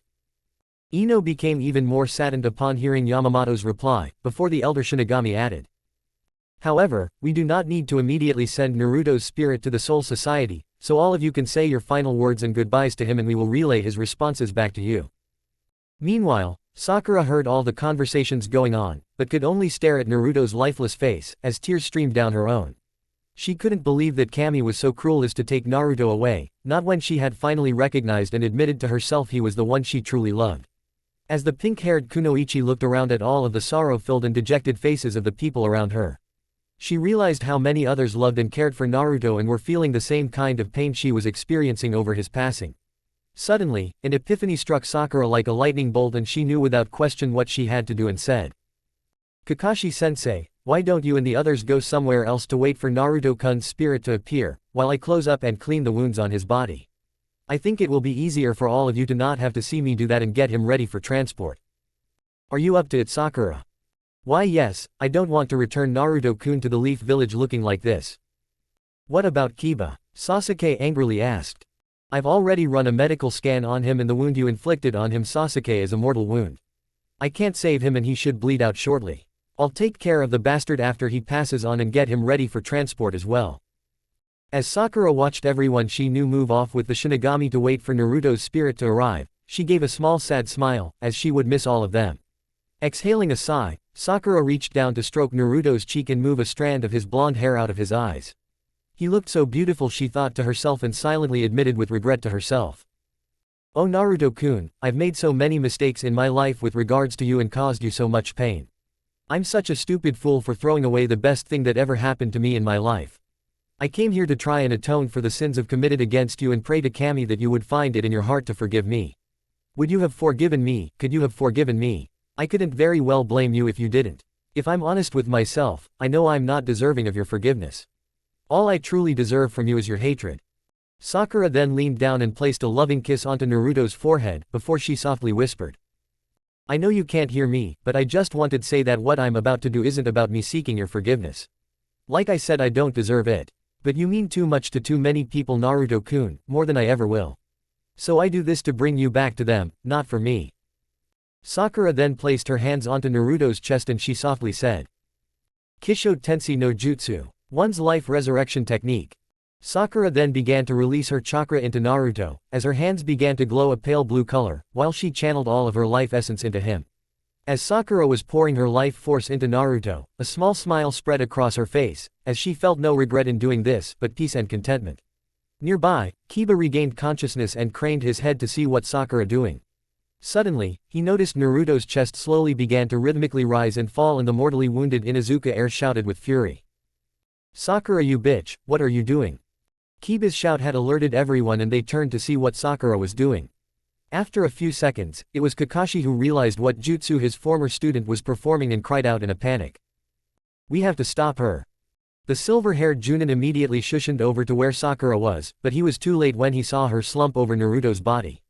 He immediately lifted her off of Naruto and checked her pulse, before he cradled the young girl against his chest and began to softly weep. As everyone came running up, they saw Kakashi tears and were confused about what was going on. Suddenly, Naruto's body convulsed once, startling everyone. Before his eyes fluttered open, and a moment later, he abruptly bolted upright and gasped for air. "Naruto, you're alive!" Several people shouted in shock and disbelief. Yeah, I guess I am. What happened? That worthless mutt Kiba stabbed you from behind and killed you, Dobi. Sasuke answered, as he helped Naruto to his feet. Both of them turned to gaze at Kiba, who glared at both of them, before using his last remaining strength spat with bile and rage. "Damn you both, I'll see you in hell. You first, dog boy." Sasuke spat in insult, as they watched Kiba take his final breath. It was then that Sasuke's words finally registered in Naruto's head and he exclaimed in confusion. "Wait, what do you mean I was dead, Tem?" However, before Naruto could get an answer, he was suddenly gang-tackled by Neliel, Ino, and Yugito. All three of them crying tears of joy of Naruto being alive, as they hugged, kissed, and berated the blonde Jinchuriki. "You baka, if you ever pull something like that again I'll never forgive you, and neither will Hinata," Ino exclaimed in between her kisses. "Don't you ever care me like that again, Papa Naru, you almost broke your promise to me," Nell cried in admonishment of her adoptive father. "I can't believe you're alive," Yugito declared in happiness. "Did I really die?" Naruto thought to himself. "It's true, Kit, you died. In fact, we both died when that wretched mud on the ground impaled us from behind with a Zanpakuto." Kurama's voice echoed in his mind. "I thought that was some sort of weird dream, Kurama. You mean that really happened?" "It happened, we died, but I have no idea how we are now alive again." After Naruto got the three ladies currently glomming him calmed down, he turned to Sasuke, who had been watching Naruto with amusement, and asked, "Sasuke, if I died, then how am I still alive?" Naruto questioned in puzzlement. Sasuke's head dropped in sadness upon hearing Naruto's question, before he lifted it slightly and turned to gaze towards Sakura. Naruto followed his friend's gaze until it fell upon his former sensei still cradling Sakura to his chest. Naruto's eyes grew wide in shock and he rushed over to them. "Kakashi-sensei, what's wrong with Sakura-chan? Why are you crying?" I'm sorry, Naruto," Kakashi replied, as he wiped the tears out of his lone visible eye, before adding, "I'm sorry, but Sakura is gone, she's dead." Dead? She can't be dead, how? She used the Kisho Tensei Jutsu to revive you." A visage of horror spread across Naruto's face, as he stammered. You mean the jutsu old lady Chiyo used on Gaara?" "Yes, that jutsu." Naruto knelt down and took Sakura's hand, while his head dropped low in grief. "Kakashi, what is this Kisho Tensei Jutsu?" Kisho Tensei Jutsu is a secret forbidden kinjutsu developed by Lady Chiyo of Sunakuranai. It's a technique that requires its user to transfer their life in exchange for one who is already dead. A collective gasp was released by all of the Leaf Shinobi present, before Ino hesitantly asked. You mean Forohei, I mean Sakura gave her Lee." "Yes, when someone uses this technique the user will find certain death in exchange for the soul of the deceased. In essence, Sakura willingly gave her entire life force to Naruto, so that he could live once again." I don't understand, I thought old lady Chiyo was the only one who knew how to use that jutsu," Naruto openly asked in a choked voice. "Sakura was always a smart girl, too smart for her own damn good. I can only guess she learned how to use the jutsu by observing Lady Chiyo utilize it on Gaara," Kakashi answered in a sad and bitter voice. It was at that moment Sakura's spirit appeared on the battlefield. She looked around a moment, before she noticed a strange chain protruding from her chest. She gazed with confusion, as she followed the direction of the links, before abruptly she saw that the chain was severed. When Sakura looked up she saw the direction the chain was coming from led to the sight of all of her friends and the Shinigami standing around something. Sakura began to walk forward to see what they were staring at, when her breath hitched in her throat, as she saw her body being held by Kakashi with Naruto holding her hand. As she got closer, she noticed many people were weeping and Sakura called out. "Hey everyone, I'm over here." "They can't hear or see you, young lady," a voice said behind her, startling the pink-haired Kunoichi. Whirling around, Sakura found herself facing the Shinigami commander Yamamoto, before she stammered in query. What do you mean they can't hear me or see me? You can hear and see me. Your friends and comrades of the human world can't see you or hear you, because you no longer reside in that realm." I don't understand what you mean." "I mean, Sakura, is that you died in the human world and have now passed on into the spirit realm and only a Shinigami can see and hear you now. I know this comes as a shock to you and everything seems a bit confusing, but your most recent memory should return shortly." As if on cue, Sakura started to remember everything and of the choice she made to save Naruto. I understand now, Yamamoto-san, but what is this strange chain attached to me? That is what we call the chain of fate, and it connects the soul to its living body. When this chain is severed, such as yours, the soul can no longer return to its body and live. So what happens now? Well, you can move about freely if the chain is broken, but this also causes the chain to slowly corrode. So a Shinigami needs to perform the ritual called Kanso to send you to the soul society before this corrosion becomes significant. What happens if the corrosion becomes significant? If the chain of fate is corroded entirely, you will become a hollow. Yamamoto ominously answered. What's a hollow? A hollow is a creature born from a human soul, who for various reasons, did not cross over to soul society after their death and stayed in the human world for too long. They are corrupt spirits with supernatural powers, which become devourer of souls from both living and deceased humans. But why did they turn into such creatures? Yamamoto exhaled a sigh, before he grimly replied. The majority of souls peacefully move on to the soul society after their deaths. However, some stay in the living world to fulfill certain goals, such as looking after a loved one, protecting a particular location, or pursuing a grudge from beyond the grave. However, with only limited abilities to interact with the living, and by definition tied to their goals, many souls find they are unable to cope when their loved ones move on or old enemies forget them. At this point, some will become dangerously obsessed with fulfilling those goals, even if the means to fulfill them renders the soul empty. For example, killing anyone who comes near a loved one in order to keep them from hurting that person. In doing so, the soul warps into a hollow and ironically, often makes the focus of their obsession into their first victim.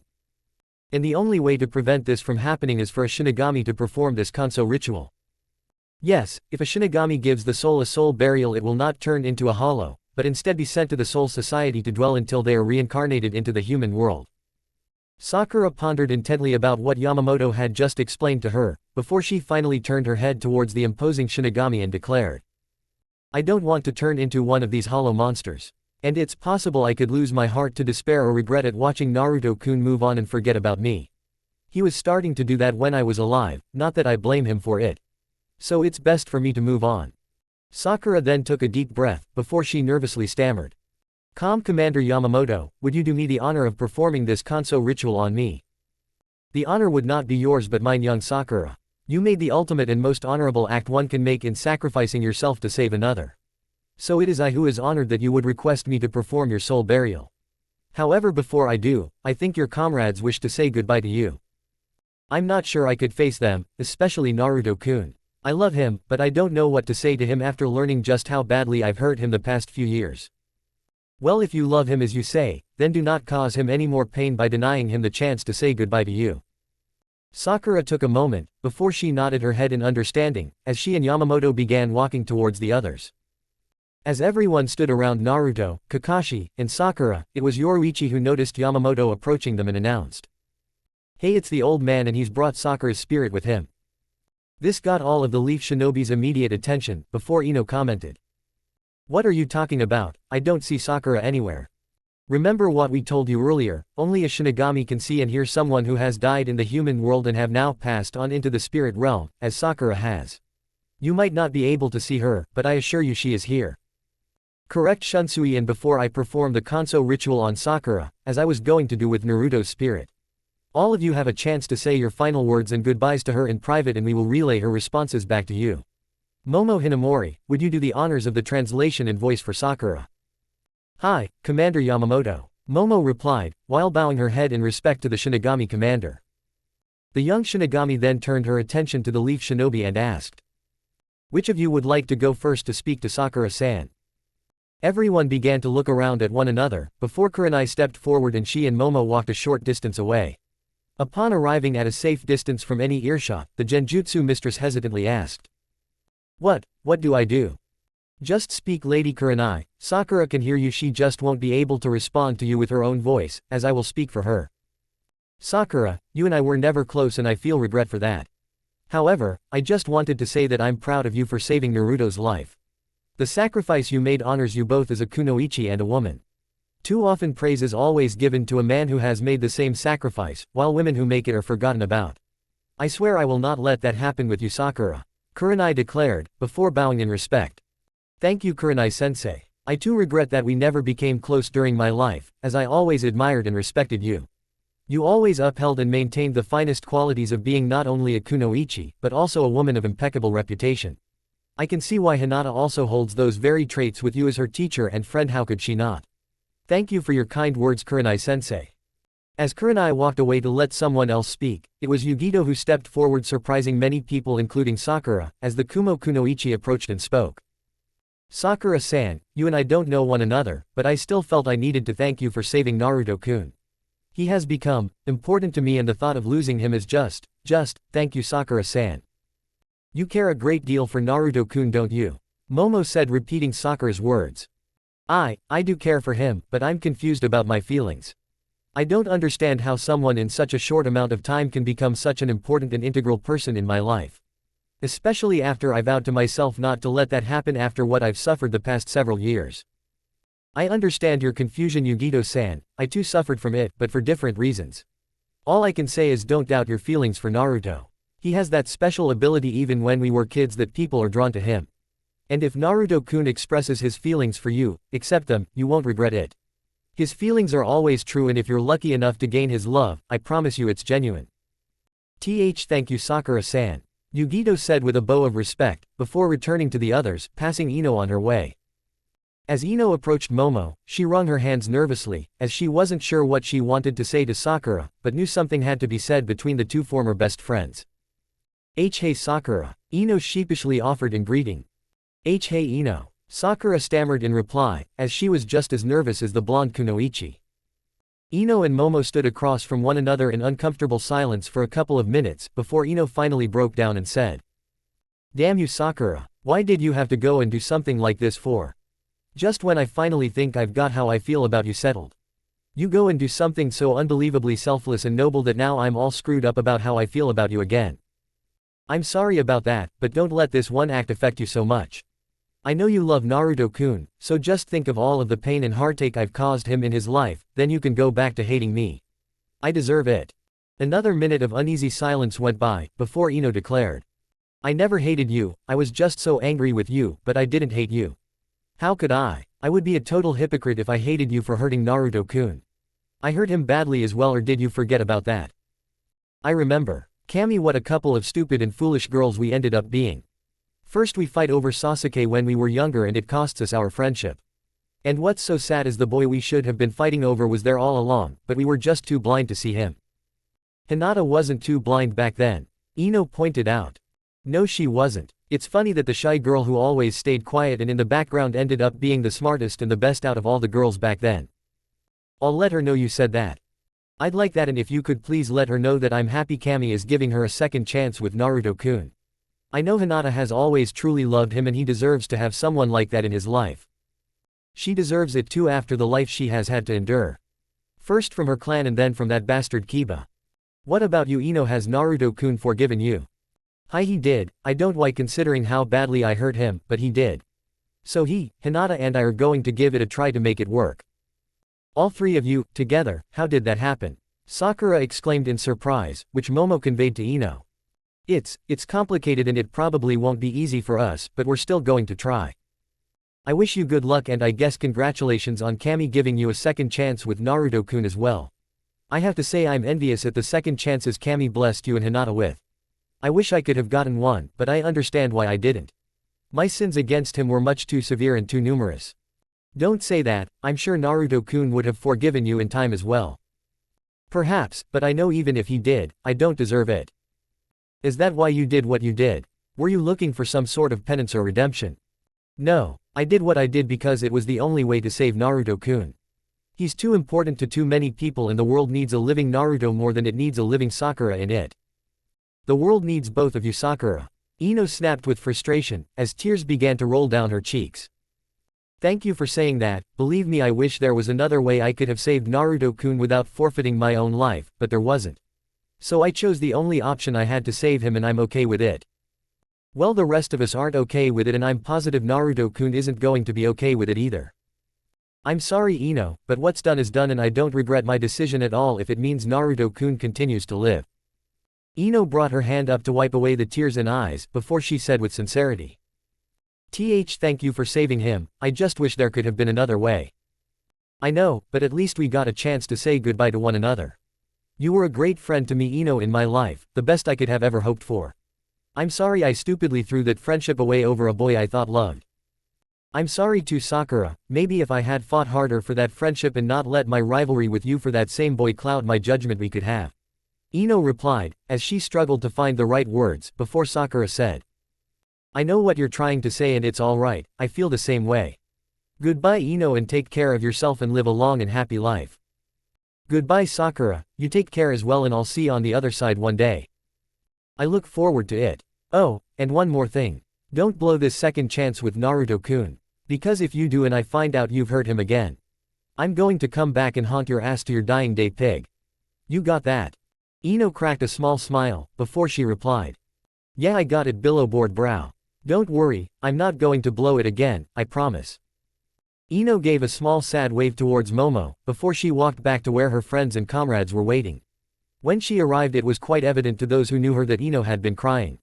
This surprised many of them, considering the animosity she and Sakura had exhibited towards one another the past few years. However, upon reflection, it was good that the two former best friends left on amicable terms. Kakashi and Sasuke looked at one another to see who wanted to go next to say goodbye to Sakura. It was obvious to the silver-haired Junin that his former student was not quite ready yet to speak to Sakura. He put his hand on Sasuke's shoulder and patted it, before he strode over to where Momo was waiting. So you say Sakura's spirit is right here? Kakashi asked in query to Momo. Yes, I promise you, she is standing right next to me. But I won't be able to touch her. That's correct. That's disappointing. Why do you want to be able to touch me, Kakashi-sensei? Momo asked, speaking for Sakura.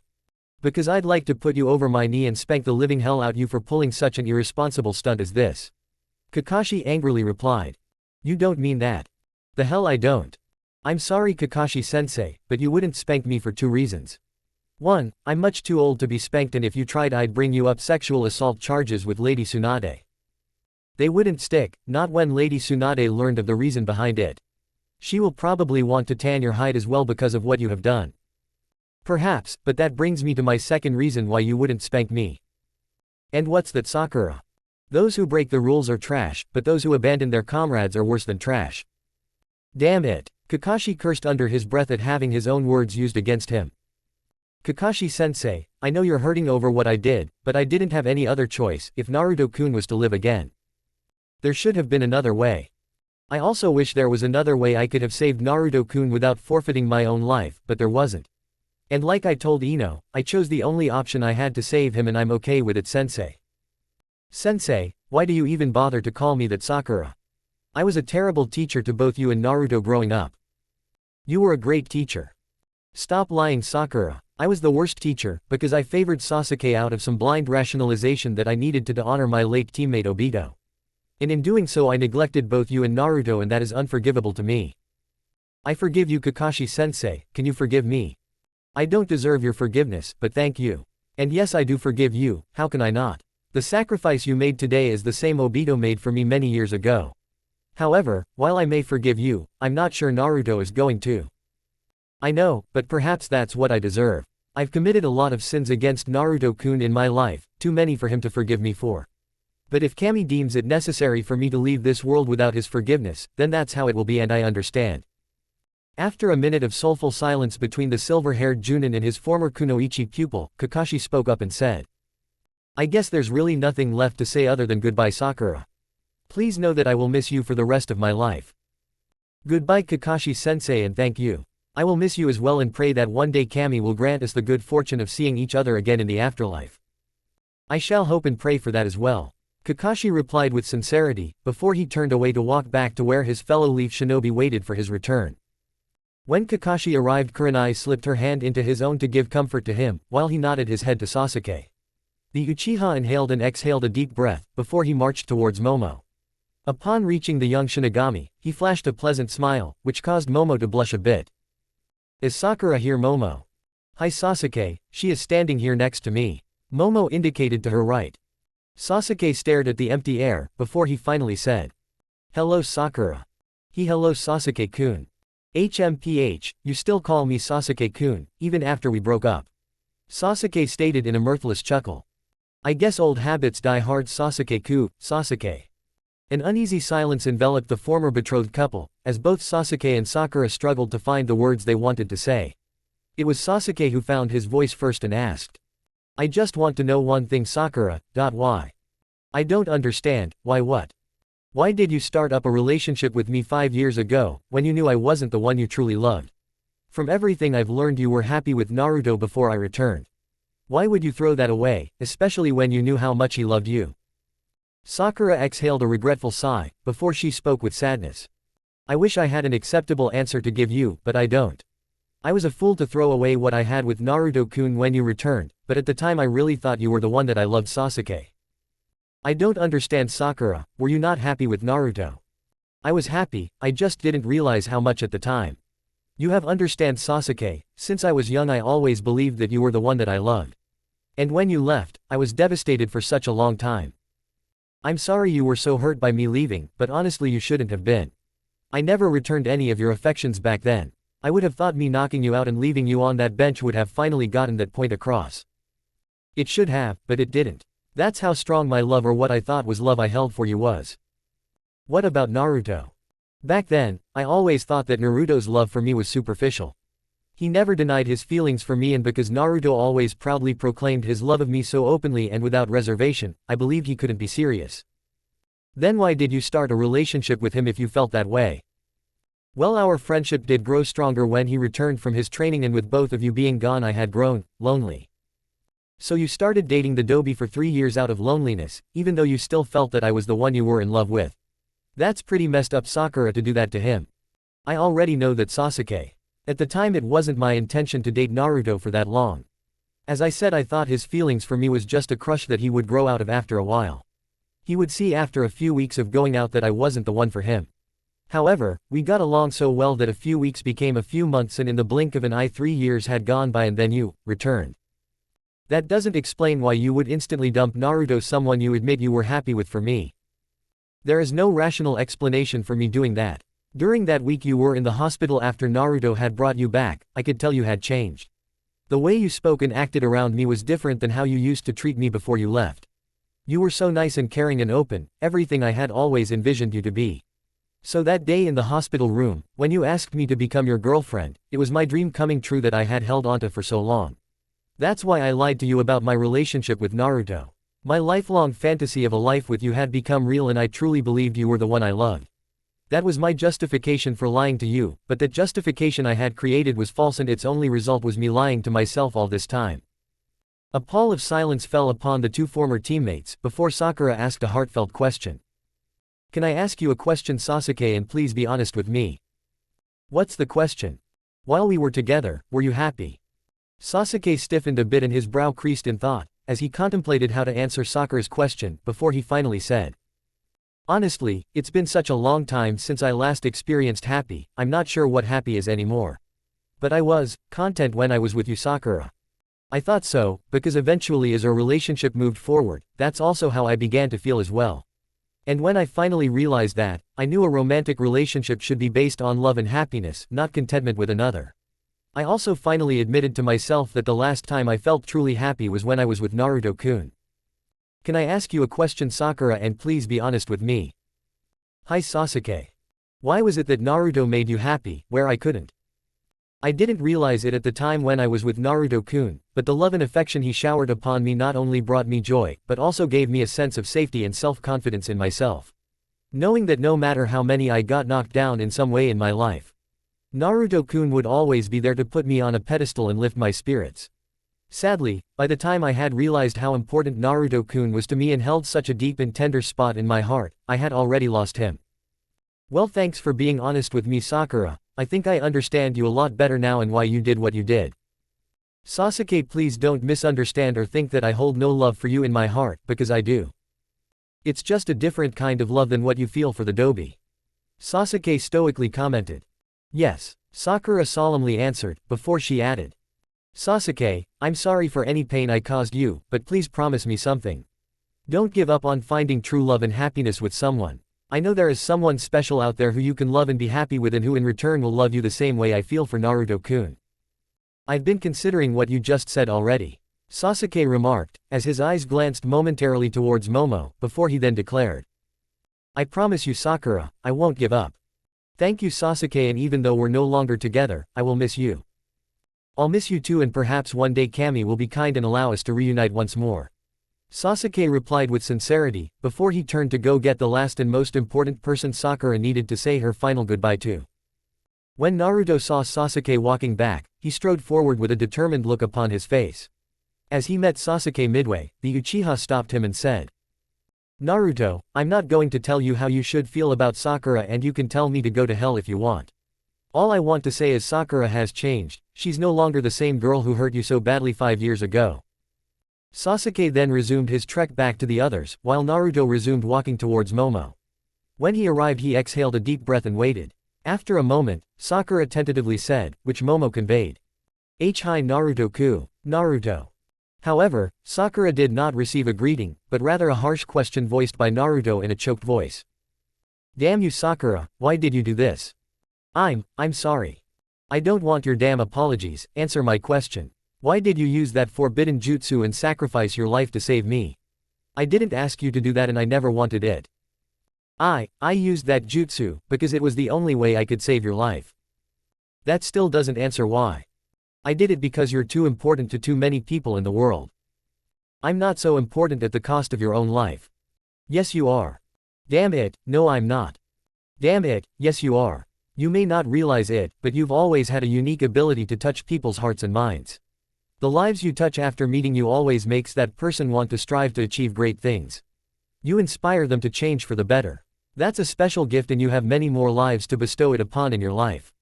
And the truth is the world needs a living Naruto, more than it needs a living Sakura in it. Naruto was stunned by this response and didn't know how to respond. After a few seconds, he remarked in frustration. You're important to Sakura-chan. Sakura's heart fluttered a bit, when she heard Naruto address her with the affectionate suffix, chan, attached to her name that she hadn't heard from him in a long time, before she commented. Thank you for thinking that of me Naruto-kun, but in the grand scheme of things I'm not as important or needed as you are to live. That wasn't your decision to make. I don't want your life sacrificed for me. Naruto shouted, infuriated by Sakura's reply. Maybe it wasn't my decision to make, but I did and I don't regret it at all. Why? Because I love you. Sakura softly declared. What did you say? Naruto stammered in shock. I said I love you Naruto-kun. I know that's hard for you to believe considering how badly I hurt you, and I wouldn't blame you for doubting what I say. But I swear to Kami I'm telling you the truth. I love you and have for a long time. I was just too stupid to admit it to myself, and because I ended up losing the greatest thing I ever had in my life. A pall of eerie silence fell upon them and Sakura waited nervously for Naruto's response. After a minute, the blonde shinobi finally did and sadly asked the question Sakura dreaded. If you love me, then why did you leave me for Sasuke? Naruto-kun, I can't give you a rational or logical explanation of why I did that. If I could go back in time to stop myself from doing it I would. Not only because it cost me the greatest guy in the world and a chance to be truly happy, but also because of how much I hurt you, which you never deserved. Looking back on it now, all I can say is I spent so much of life focusing on having a life with Sasuke, that I didn't see what I already had. And when he came back and asked me to be his girlfriend, I lost all sense, because everything I had hoped and dreamed about what I wanted in my life with someone I loved, I already had with you. The sad truth is I let my childish fantasy that I had about Sasuke convince me that he was the one I truly loved. And because of that, I ended up losing the one person who was the most important to me and that I did truly love in you Naruto-kun.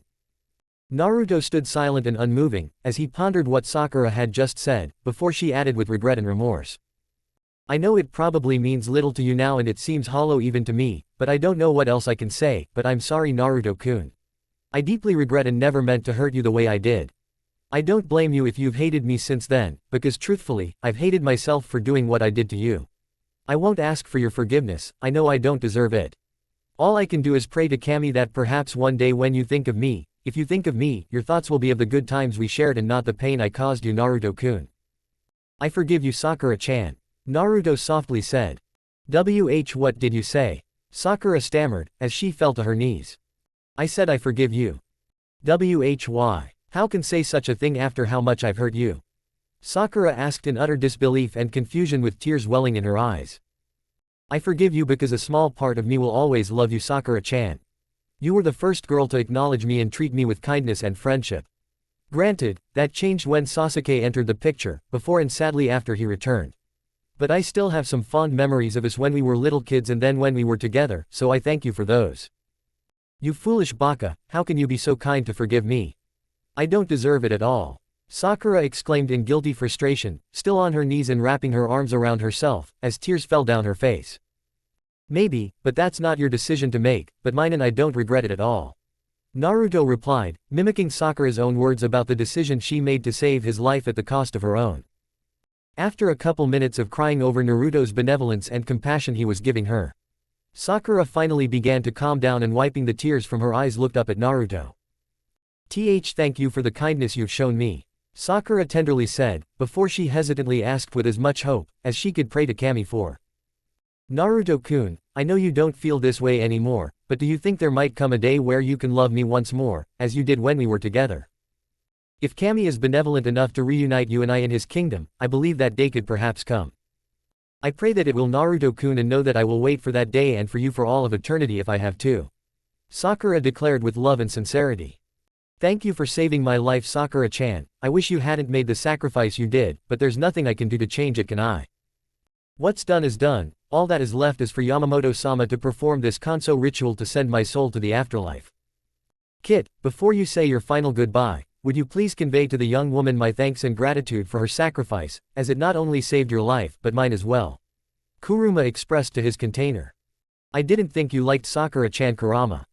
To be honest, I never have, considering the pain she has caused you, Kit, but it would be dishonorable of me not to communicate my gratitude for what she did. Sakura-chan, Kurama also wants to thank you for saving his life as well. Kurama, who is Kurama? That's the true name of the Kyuubi no Yuko. Is that a good thing that I saved the nine-tailed demon fox? Sakura questioned in curiosity. Grr, Kurama growled inside Naruto's mind. Yeah, it's a good thing, I promise. Naruto chuckled in response, before the realization that he was about to bid farewell to Sakura hit him hard, as he stated in a pained voice. I don't want to say goodbye to you. I don't want to say goodbye to you either, so why don't we just say until we meet again? Sakura remarked in an equally pained tone of voice. Oh okay, until we meet again, Sakura-chan. With nothing left to say, Naruto, Momo, and Sakura made their way back towards all of their comrades. When Naruto and Momo arrived with Sakura in tow, the blonde shinobi knelt down and lifted Nell into his arms and hugged the young girl tightly. Both Ino and Yugito wrapped their arms around Naruto to comfort and support him, as Yamamoto announced. Per Sakura's request, I will now perform the Kanso ritual, which will free Sakura's spirit from this realm and send her to the Soul Society. Yamamoto then took a knee, but still being the imposing figure he is could still look Sakura in the eyes, as he instructed the young kunoichi. Sakura, when you arrive at the Soul Society, I want you to seek out a Shinigami by the name of Retsuyu no Henna. She is the Soul Society's most skilled healer and I believe you could learn much from her. Tell Captain Yuno Henna it is my recommendation that she train you and induct you into the 4th division of the Gote 13. I shall seek her out, Yamamoto-sama, but will she believe me? She will if you say one word, which only she and I know about. Yamamoto answered, before he leaned in and whispered in Sakura's ear. Kenpachi. Sakura nodded her head in understanding, before she closed her eyes and waited for the head captain to administer the Kanso ritual. Yamamoto stood up and stepped back, before he brought his wooden staff forward and pointed it at Sakura. Instantly, the wood began peeling off, revealing its true form of a standard katana. The Gote 13 commander then brought the hilt of his Zanpakuto forward and tapped the soul on Sakura's forehead. There was a small flash of light and everyone including the Konoha shinobi caught a brief flash of Sakura's image, before she was transported into the afterlife and the Soul Society. A sad pall of mournful silence enveloped everyone, punctuated by only the brief sob of one of Sakura's comrades. After a few minutes, it was Shunsui who cleared his throat and declared with conviction. It is always a sad day when a comrade and a friend passes on into the afterlife. However, they are never truly gone if you keep the memory and the love you held for that person in your mind and your heart. And the sacrifice Sakura made, I can think of nothing nobler than for someone to willingly give their life to save a comrade and friend that they cared for. Everyone took Shunsui's words to heart, before Yamamoto affirmed his student. Well said, Shunsui. A moment later Hinata arrived onto the battlefield, flanked by Princess Koyuki along with a few of her soldiers and Daisuke with several of his own.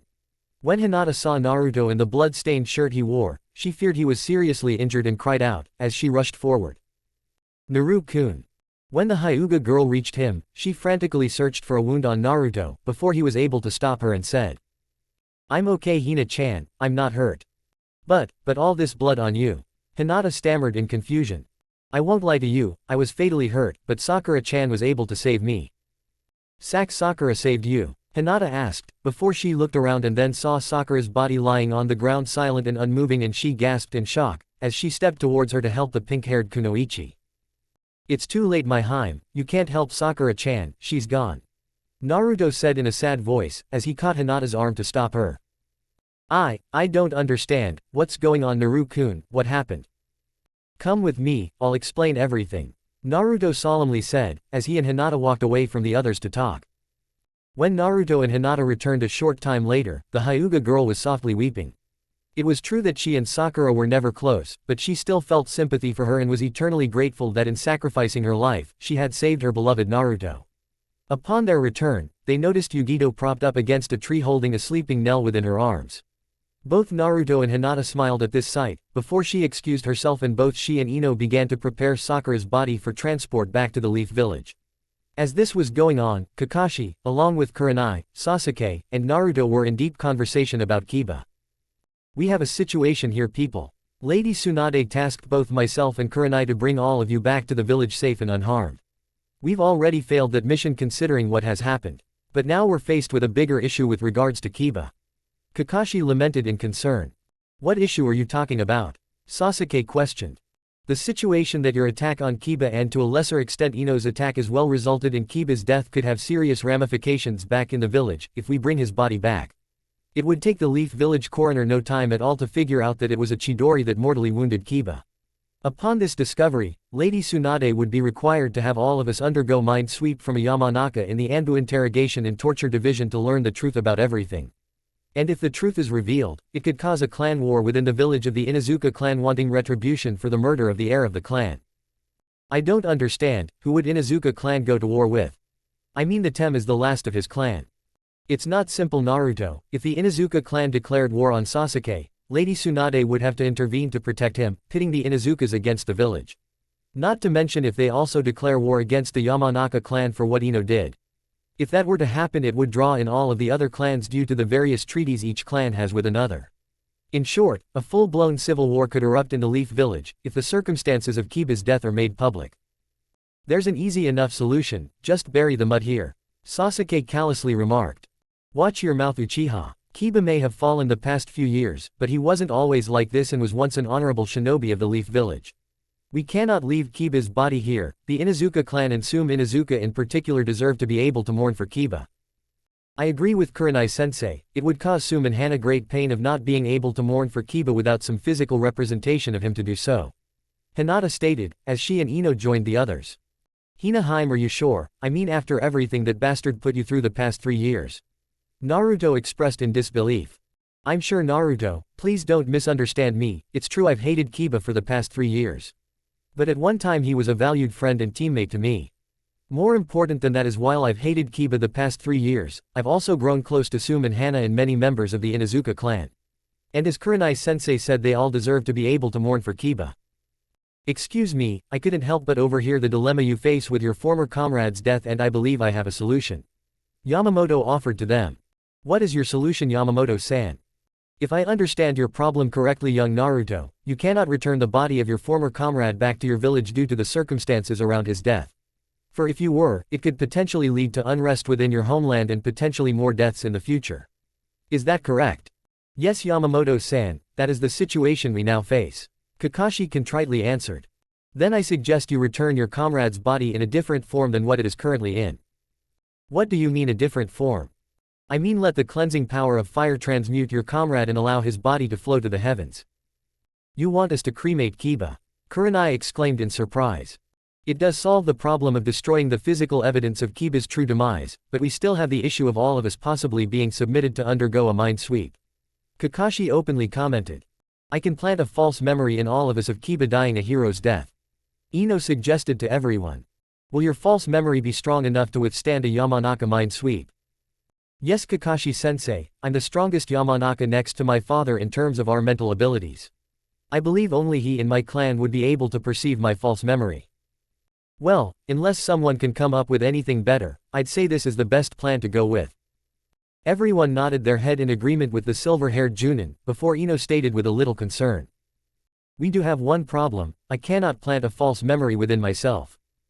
Well, that just blows the plan all to hell then. Sasuke openly groused.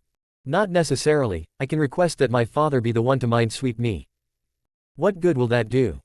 I believe once my father sees this memory of what we're discussing right now, he will realize the situation we were faced with and act accordingly to protect us. So we're just supposed to go on blind faith that your dad will ignore his duty and not turn us in. What other choice do we have, Sasuke?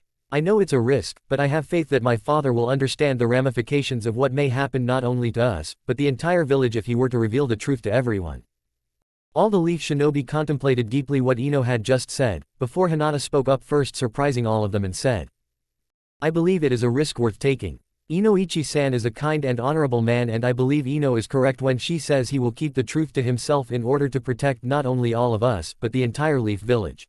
And as Ino pointed out, what other choice do we have? So, do we all agree to this plan? Kakashi asked. Everybody one by one nodded their head in agreement. Okay, I guess our first task is to get Kiba ready for his cremation. I will prepare him. I will help you, Kurenai-sensei. Are you sure, Hinata? Kiba was once our friend and teammate, that is how I wish to remember him. I'll help you guys too. Ino offered, as all three women began walking towards Kiba's body. Sasuke and I will dig and prepare a small grave for his cremation. Kakashi solemnly stated, as he and Sasuke walked away, leaving only Naruto and Gote 13 Commander. Yamamoto-san, can I ask you a question? Of course you may. How come you or one of the other Shinigami didn't perform the Kanso ritual on Kiba like you did with Sakura-chan? We couldn't perform the Kanso ritual on your former comrade because his spirit wasn't available to us to do so. I don't understand. I fear your comrade's soul had become so corrupt that upon his death he did not appear in the spiritual world as Sakura's did, but was transported to somewhere else. Where did his spirit go? I believe his spirit might have been sent to a place we call Hueco Mundo. What is that? Hueco Mundo is an evil dimension, which lies in between the human world and Soul Society. What's going to happen to Kiba there? I don't know, young Naruto, I honestly don't know. Naruto and Sasuke laid Kiba's body into the shallow grave and everyone was given an opportunity to say any parting words about him. Everyone did speak, although each of their laments was brief, as Kiba had changed so much the past few years, no one really knew him anymore. After everybody was done, Yamamoto stepped forward and tapped his wooden cane onto Kiba's chest. Instantly, Kiba's body erupted in flames, and even though the Inuzuka heir probably didn't deserve it, many of his former comrades and friends did watch with sadness, as Kiba was reduced to ashes. When the cremation was done and the grave had cooled, everyone turned to walk away save for Kakashi and Kurenai, who stepped forward with an urn and knelt down to begin to collect Kiba's ashes. Kakashi also knelt down to help, before Kurenai stopped him and said, You don't have to help, Kiba was my student and it's my responsibility to do this for him and his family. I know I don't have to help, but I want to help. We both lost students today, so I know the pain you're feeling, as it's the same pain I'm enduring as well. Thank you, Kakashi-kun. When the two-leaf Junin finished gathering up Kiba's remains, they walked together back to where all of the Shinigami and their comrades were gathered. So what do we do now? Naruto openly asked. I humbly ask Naruto that you gather all of your forces and you and all of your comrades here spend tonight as the honored guests of the Land of Spring. I wish to throw all of you a celebration, as a show of gratitude for freeing my people and my land. It will also give my people a chance to see, honor, and thank all the heroes who defeated Madara and the Akatsuki. Princess Koyuki cordially invited, while bowing to everyone in a show of respect and gratitude. Well, I don't know about the rest of you, but I could use a little rest and relaxation. Shunsui lazily announced to everyone. I could use a bit of pampering myself. Yoruichi remarked in agreement, before she leaned over and kissed Shunsui on the cheek. Naruto looked around at his Leaf Village comrades and could see they were all tired and decided a bit of rest couldn't hurt, as he called out. Daisuke, gather all of our men and bring them to the palace for a celebration in their honor for our victory over the enemy. As you command, Naruto-sama. The large axe-wielding commander of Naruto's forces replied with a curt bow, before he and his men raced off to carry out Naruto's orders. As everyone began their trek towards Koyuki Castle, Naruto turned and asked Yamamoto a question.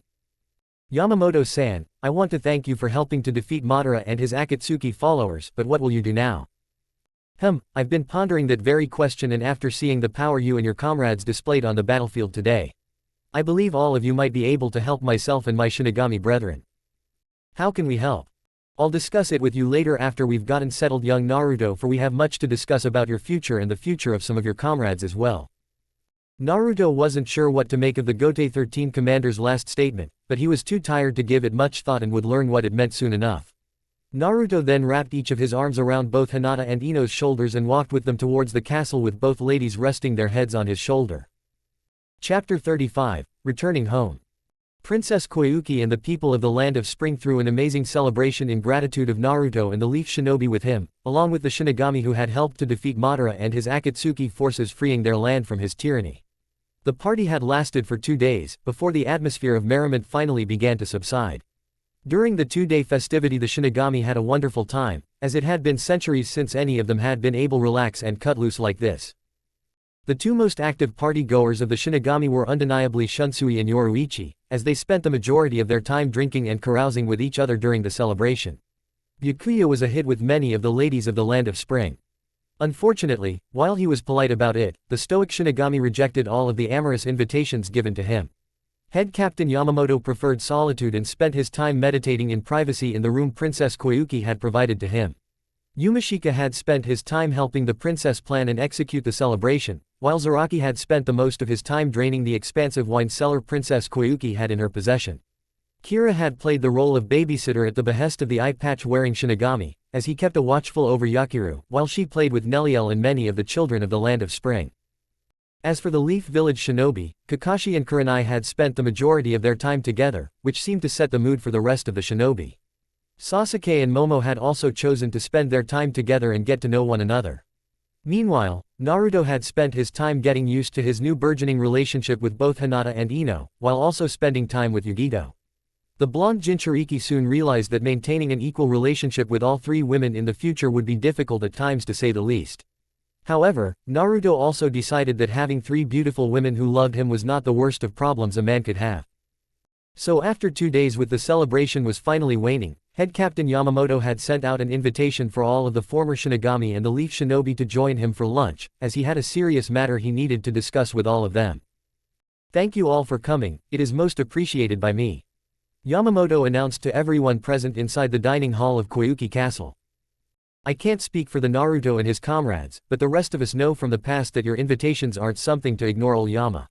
Not if you wish to remain in good health in the future." Shunsui replied in amusement. "HMPH, still impudent as ever, be that as it may, the reason I called all of you here is discuss our next course of action." "Why did you want us here, Yamamoto-san?" "Because, young Naruto, I believe I will need you and the rest of your comrades' help to achieve what I have planned for myself and the rest of my Shinigami brethren." "What do you have planned for us, Head Captain Yamamoto?" "To go home, Byakuya, to go home."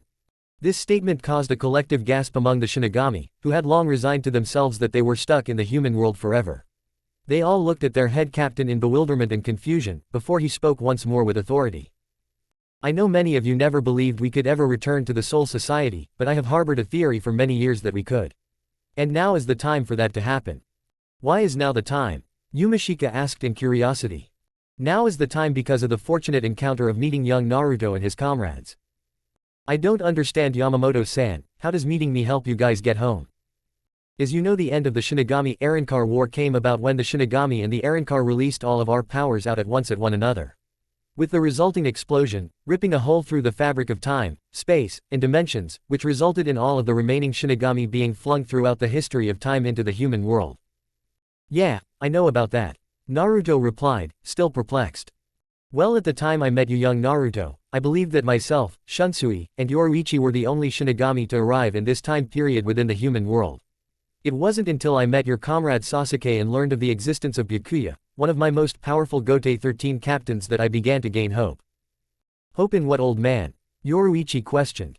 "Hope in gathering enough individuals of sufficient power to return all of us to the Soul Society." "I don't understand." "When I discovered that Byakuya had also been thrown into this time period, I gained hope that perhaps there might be more Shinigami roaming around in this time period. And indeed my hope came to fruition upon the discovery of not only Zaraki, but also of Akaku, Yumashiki, Kira, and Momo. 5 of my most powerful officers were also present.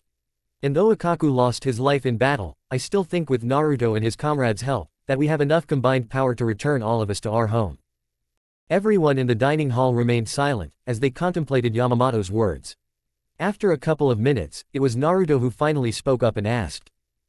"Yamamoto-san, I'm more than willing and I'm sure so are my comrades to help all of you in returning home, but I'm not sure how we can. I must agree, as I fail to see how we will be able to return to the Soul Society." Byakuya stoically remarked to the head captain. "Yeah, what's your plan, old Yama?" Shunsui exclaimed in query. "What I propose to send us back to the Soul Society is a reenactment of what sent us here in the first place," Yamamoto declared in earnest. Everyone looked around at one another, wondering if they had heard the head captain right, before he spoke once more. "I propose that if all of the Shinigami present, along with Naruto and a few of his comrades, unleash a simultaneous barrage of our most powerful attacks onto a specific point, I believe the resulting explosion from all of our powers converging onto a precise spot will rip a hole through the fabric of time, space, and dimensions as before and allow us to return to the Soul Society." Once again, a pall of silence fell over the room, as everyone was stunned by what the head captain was proposing to return them home. It was an audacious plan to be sure, but many of the Shinigami silently wondered if the plan could work. Finally, it was Byakuya who spoke up to voice his opinion of the plan as he formally asked. "Head Captain Yamamoto, I will follow as always whatever command you give me, but I must ask. How confident are you that such a plan will even succeed?" "It is not a matter of confidence, but more of I believe it's the only chance we have to return to the Soul Society. We have spent too long within the human world and do not belong here. I will not order or force any of you to do this, but as honored Shinigami, it is my hope that you will agree that if there is any chance we can return to the Soul Society, then it is a risk worth taking no matter whether we know if it will succeed or fail." Each Shinigami looked around at one another to gauge what their comrades felt about this. Slowly but surely, each of them nodded their head in agreement, except for one. When all of the other Shinigami gazes fell upon Momo, she nervously gulped, before she stammered. "Company Commander Yamamoto, I will indeed add my own power to the task you've ordered, but afterwards I don't wish to return to the Soul Society with the rest of you." "You wish to remain in the human world?" Kira asked in surprise. I do, Kira-kun," the young woman replied, before she demurely flashed a small smile to Sasuke seated next to her. Sasuke returned the smile, as he placed his hand over her own on the table and gave it a gentle squeeze in support of her. "Are you sure of this, young Momo?" "Hi Commander Yamamoto, I'm sure." The head captain noticed the close connection between his officer and the Uchiha youth and understood why Momo wanted to stay. Yamamoto inwardly chuckled, as once again the power of love proved to be a very formidable opponent. So, the wizened Shinigami was not going to fight to keep her, but he also knew she couldn't stay as she wasn't said. "I will grant your request to stay, but know if you do, you must relinquish your Zanpaku too, which as you know also means giving up your Shinigami powers and living the rest of your life as a normal human in this world. Are you willing to do all of this to stay? If that is the cost of me staying, then I will pay it." "Momo-chan, are you sure?" Sasuke asked in concern. "Hi Sasuke-kun, I am." Everyone remained quiet, as the tender scene of the young couple was touching, but after a minute Naruto finally asked the head captain. "You said you wanted me and a few of my comrades to help you, which of us do you need?" "I believe the collective power of you, Yugito, Kakashi, Sasuke, and perhaps little Neliel combined with the power of the Shinigami present will be enough to create the spatial opening needed to send us back home." Naruto pondered this a moment, before he finally said. "I will help you Yamamoto-san, but I can't speak for the others." "I will help," Yugito announced. "As will I." Kakashi followed in suit.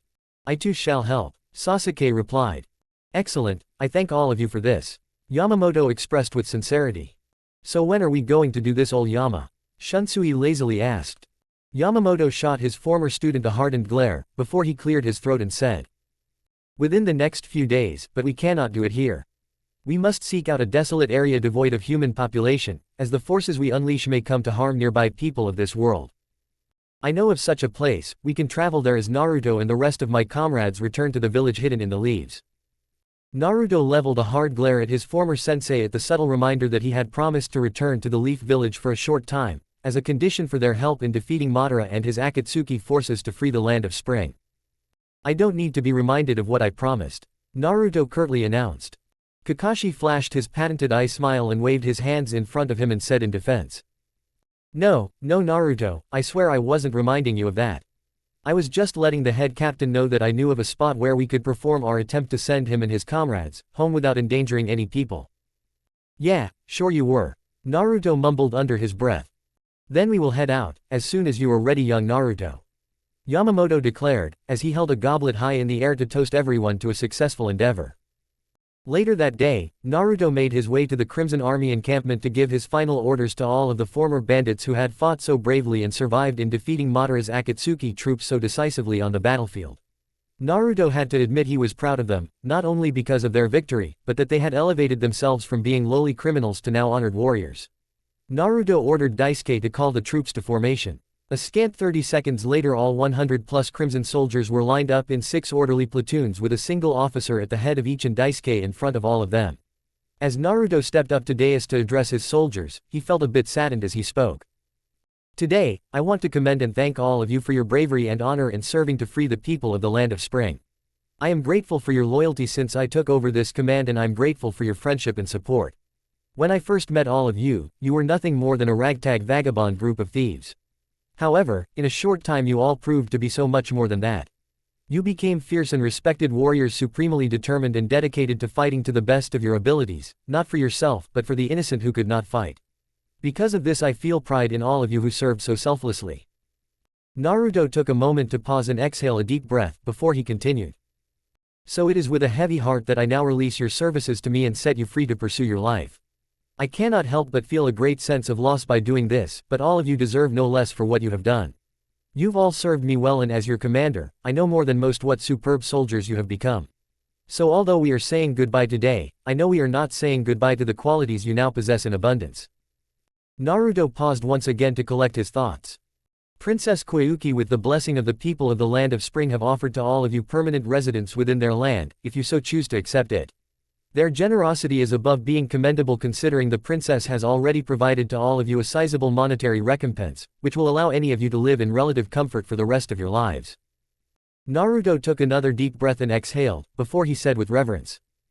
And though the people of the Land of Spring acknowledge all of you as heroes, let us not forget our unsung heroes of the comrades we lost during the battle. Everyone took a moment to lower their head in a moment of silence at remembrance of those comrades who fell to Madara and his Akatsuki forces. After a minute, Naruto raised his head and spoke once more. So although today I am sad to part ways with you, I am also glad that you are being given the opportunity to prove yourselves in the future, as you have proven yourselves in the past, by becoming loyal citizens to Princess Koyuki and the Land of Spring if you so choose. I know that those who do will serve her as you have served me in our time together with loyalty, professionalism and true hearts. May Kami bless you all, and know you'll always be to me the best troops I could have hoped for to achieve the victory that we did. Naruto exhaled one more heavy sigh, before he gave his final order. Honored Crimson Army soldiers, you are now discharged. All of Naruto's Leaf comrades who had been watching Naruto give his final address to his troops, they were suitably impressed with his words and the leadership he was projecting. So much so, that even Sasuke openly commented in admiration. He really will make a great Hokage. Only if we can convince him to return to the Leaf village permanently and accept the position. Kakashi thought grimly to himself, as he watched Naruto step down from the stage he had been speaking from. Even the Shinigami were impressed by the farewell speech Naruto had given to his troops, as Yamamoto smirked, before he asked to his former student and Gote 13 officer Shunsui. Do you still doubt what I propose? No, you were right. Shunsui answered in agreement, before he asked. So when are you to present your idea to them? Before we make our attempt to return to the Soul Society. The head captain stoically replied. The next morning, all preparations had been made to leave the Land of Spring and trek back to the Crimson Army encampment to where they had left the women and children behind for their safety, before everyone went their separate ways. The Shinigami had gathered at the burial site of their fallen comrade Ikaku to pay their final respects to him. However, as this was going on, Naruto was caught by surprise when he entered the courtyard of Koyuki Castle and found Daisuke along with several Crimson Army soldiers waiting for him. Upon his arrival, all of the gathered troops bowed in respect, before Daisuke rose and approached Naruto. Naruto-sama, I have been tasked to speak with you on behalf of the men present before you. Naruto cocked an eyebrow in curiosity at this, before he asked. All right Daisuke, what do you wish to say? Yesterday, Princess Koyuki and her people have offered us refuge and citizenship here in the Land of Spring. I know of this. Well, while some of the men have gratefully accepted their gracious offer to stay. I and the rest of the men here, while indeed appreciative that Princess Koyuki and her people would extend to us such a proposal, we must respectfully decline, as it is not what we want or desire for our futures. Okay, what is it exactly that you and the rest of the men do want? To remain in the service of you, Naruto-sama. This response caught Naruto by surprise, and he was confused why they would want to stay in servitude to him, instead of living their lives as free men. The blonde Jinchuriki was unsure how to respond and took a moment to collect his thoughts before he asked. I don't understand, Daisuke, what do you mean you and the rest of these men want to remain in the service of me? Naruto-sama, what you said in your speech releasing our services to you was correct. Before you came along, the Crimson Army was nothing but a ragtag vagabond group of thieves. We were the scum of the earth and cared about nothing other than what we could steal. We had no leader to command or control our wanton desires for ourselves. Even when Kenpachi-sama and his men came and he became our leader, he cared little about what we did and was only interested in having a place to call home. It was only when you arrived and took over command that you provided to the majority of us that which we were sorely lacking but needed in our lives. What did I provide to all of you? Naruto queried in curiosity. A purpose, Naruto-sama. You provided to us a purpose. A purpose? I don't understand. When you became our leader, you finally gave us that which we were missing, a purpose in our lives. You showed to us and believed that we could be something more than just lowly bandits. We took this to heart and strived through your training to become the men you thought we could be. I and the men behind me are grateful for this and the purpose you have given us. What is this purpose I've provided to you? Naruto asked, perplexed by what Daisuke has been saying. Our purpose, Naruto-sama, is to still faithfully serve under your command for the rest of our lives. But why would you want to do this? I've given all of you your freedom to do as you wish in your lives. Are you sure all of you have thought this through? But what we want is to continue to loyally serve you, and yes, Naruto-sama, we have thought and discussed this matter throughout the night. I and the men behind me will follow you straight into the bowels of hell if you so command. Please do not just dismiss us, for if you do I fear many of the men will revert back to living a life without any purpose to it and regress back into the lowly scum they were before you entered our lives. Daisuke pleaded, while he bowed his head to Naruto once more in respect. Naruto scrunched his brow and thought in frustration to himself. Damn it, I don't believe this. When I left Konoha it was to live the rest of my life in solitude. Now I've got a daughter, 3 women who are in love with me, a baby on the way, and now over 100 men who are essentially telling me that if they can't continue to serve under my command they will be lost for the rest of their lives. Kami must be laughing his ass off right now, by doing this to me. Naruto looked up and exhaled a deep breath, before he addressed the men present with a voice filled with authority. Very well, men, I am honored that you hold me in such high regard and reverence. I'd like to offer my thanks to all of you. You've served me well, and though I don't know what the future beckons for me, it is clear that I will meet that future with all of you by my side. A loud cheer erupted from the men present, before Daisuke sternly reprimanded them, and they quickly returned to attention. Daisuke, have preparations been finished to return to the civilian encampment? Hi Naruto-sama. Very good, we will be leaving within the hour. You and the rest of the men are here dismissed. As Naruto walked back into the castle, he was stopped by Hinata, who asked in curiosity. Naru-kun, what was all that cheering I heard?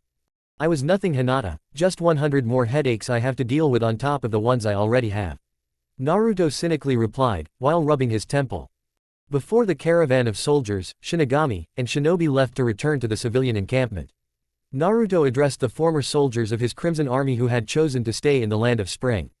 The blonde Jinchuriki essentially ordered them to serve Princess Kazuhana Koyuki as faithfully and with as much loyalty as they had showed him. He then bid each personally farewell, to which the soldiers were most honored at such a gesture. Naruto then bid Koyuki goodbye and told her if she ever needed his assistance again, he would be there for her. Koyuki had tears in her eyes as she hugged Naruto and kissed his cheek, thanking him once more for freeing her country for a second time.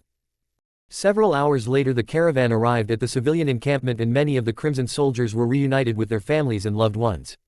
Daisuke hugged and peppered both his wife and daughter with kisses upon seeing them once more. Naruto ordered a celebration to be prepared, and there was a most joyous mood throughout the entire camp. However, in the back of Naruto's mind, he was contemplating what might happen the next day, when he and the others would attempt to send their Shinigami allies back home.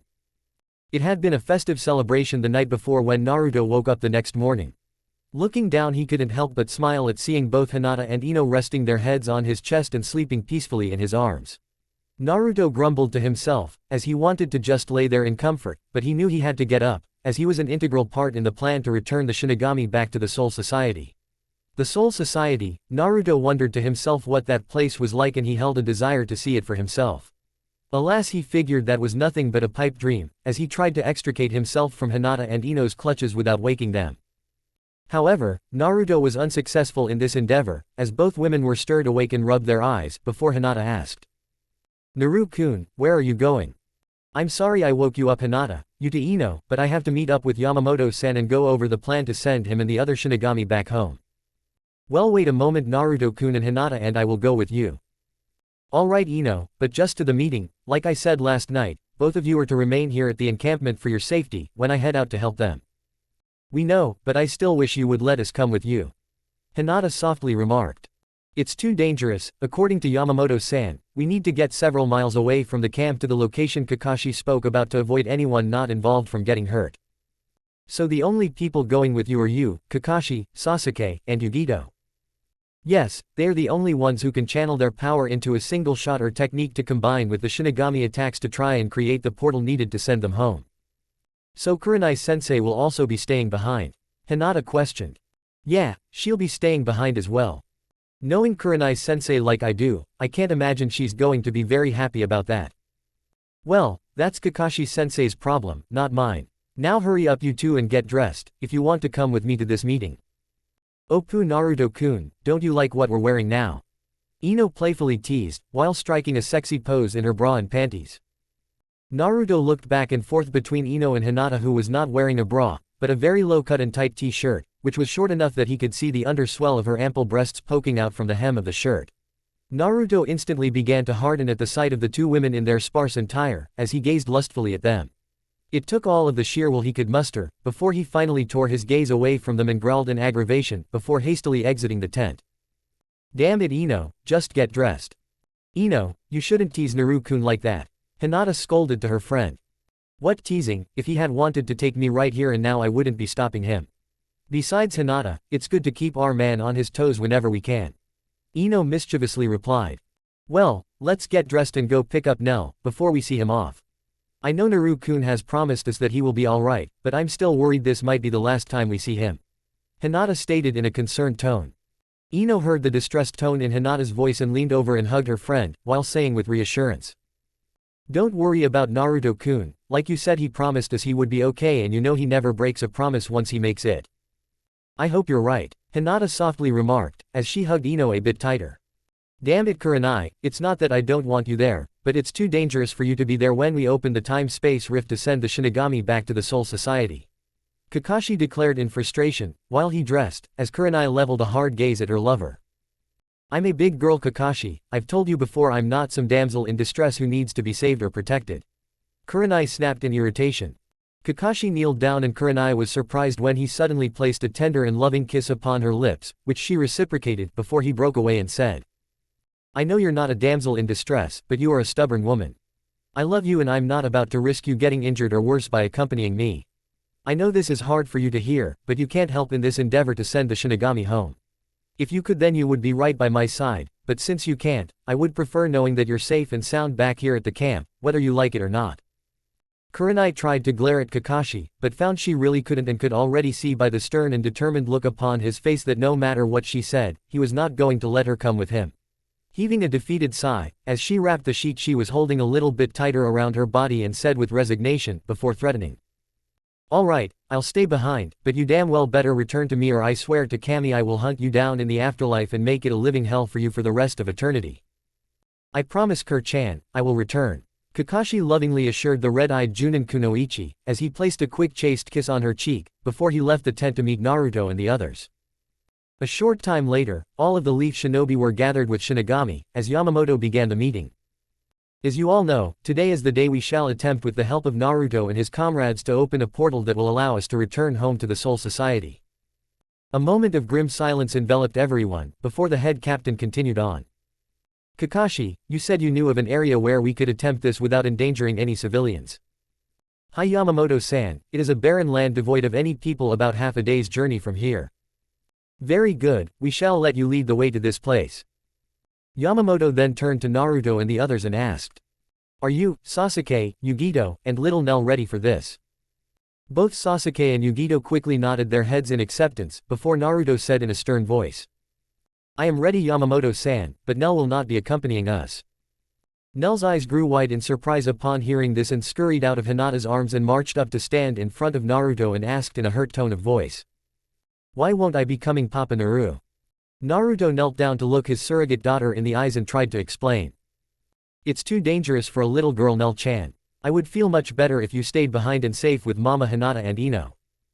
The little green-haired Arrancar scowled at Naruto's answer and in a miffed tone of voice exclaimed.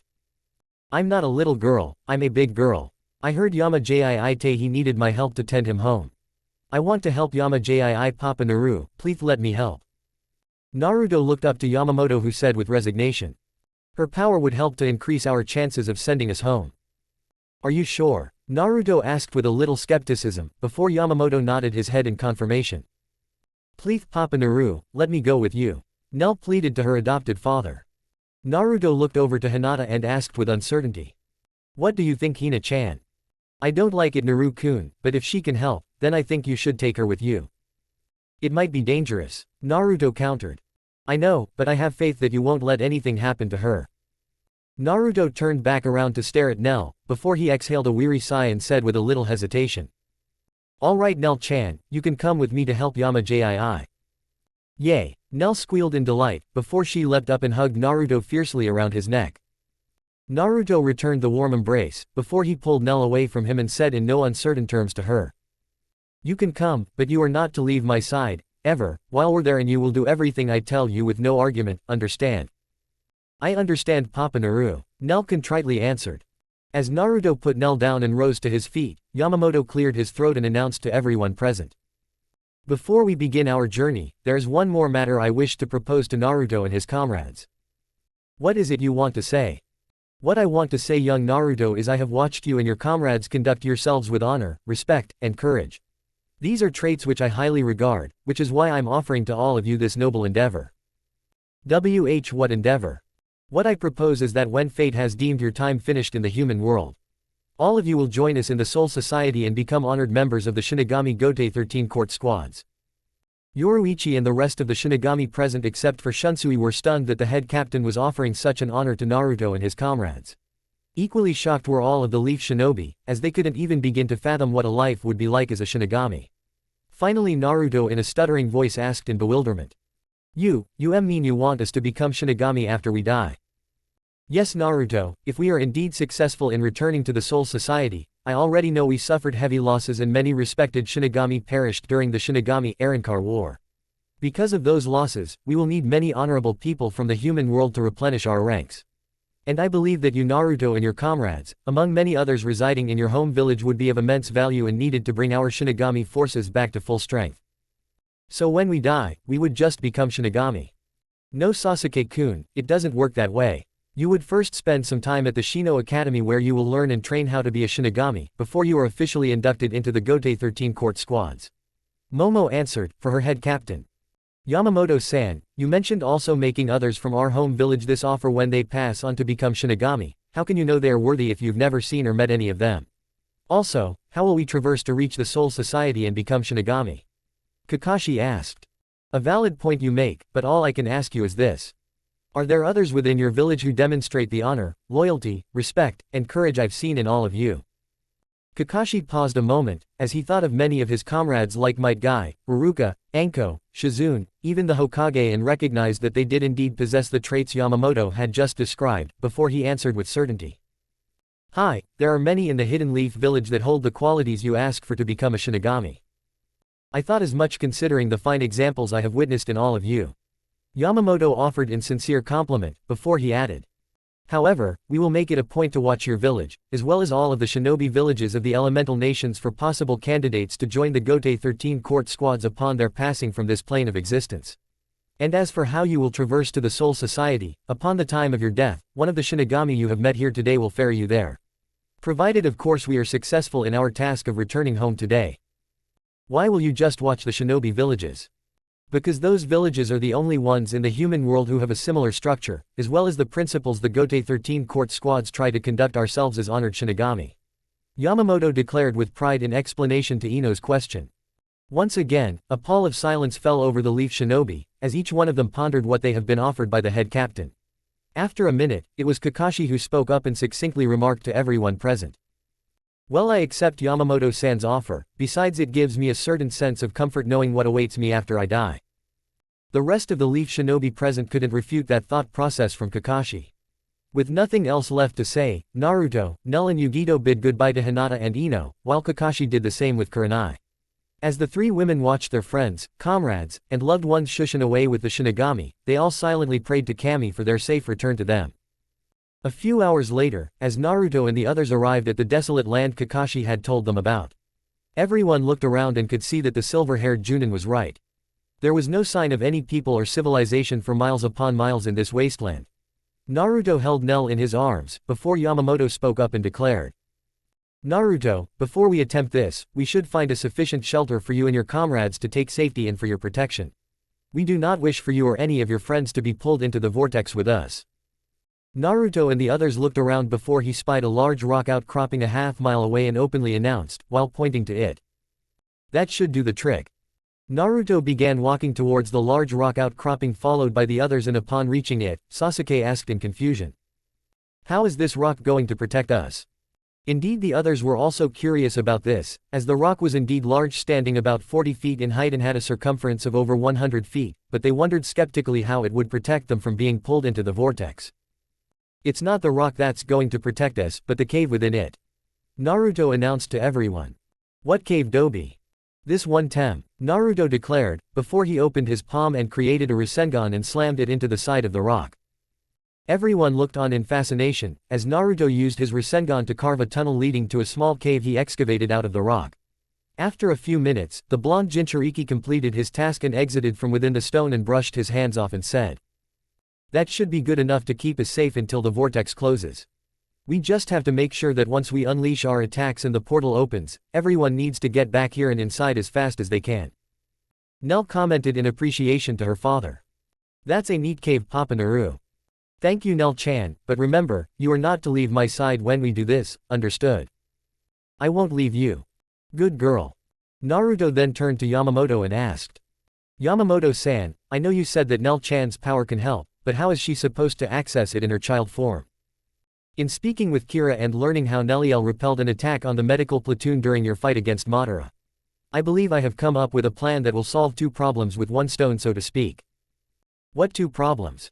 The first problem, as you mentioned, is how to utilize the young girl's Arankar powers, and the second problem how to strip away Momo's Shinigami powers and allow her to stay in the human realm as a human. What is your plan, Commander Yamamoto, to accomplish this? Momo hesitantly asked. You Momo will fire a Kido blast at Nelliel and you will put virtually all of your power into that blast. What? Wait a minute, what do you mean fire a Kido blast at Nell-chan? Naruto exclaimed in concern. It's okay, Papa Naru, it won't hurt me. It's true, Naruto-san, I myself witnessed your daughter open her mouth and swallow an intense beam of chakra, before a moment later she opened her mouth again and fired the beam back at the Akatsuki followers with a force exceeding that of the original blast. This concentrated beam of condensed chakra redirected back at Akatsuki literally vaporized them because of the sheer power of the blast. Kira offered in explanation to Naruto. So you mean to have her do the same from Momo's attack? Naruto questioned. Yes, Naruto, and because Nell's Arankar powers will amplify the Kido blast Momo sends to her. All little Nelliel has to do is redirect to the same spot in the atmosphere we all will be launching our attacks towards. Yamamoto answered in confidence. Are you sure you can do this, Nell-chan? I can do it, Papa. Naruto nodded his head in understanding, before heard Momo ask in curiosity. Instead of using a Kido attack, shouldn't I use an attack using my Zanpakuto? No, Momo, I have another use in mind for your Zanpakuto. It will be utilized as the target of everyone's concentrated attack. Won't that destroy my Zanpakuto, Commander Yamamoto? No, but it will augment our combined attacks and hopefully open the time-space portal and allow us to go through it. Upon entering the vortex, I will take the Zanpakuto back with me, and once it is removed from the human world, you will lose your Shinigami powers you possess and become a normal human. Are you still sure you wish to stay? Momo pondered this question a moment, before she looked towards Sasuke and smiled, as she then turned back towards her soon-to-be ex-head captain said in an unwavering voice. I am sure, Commander Yamamoto.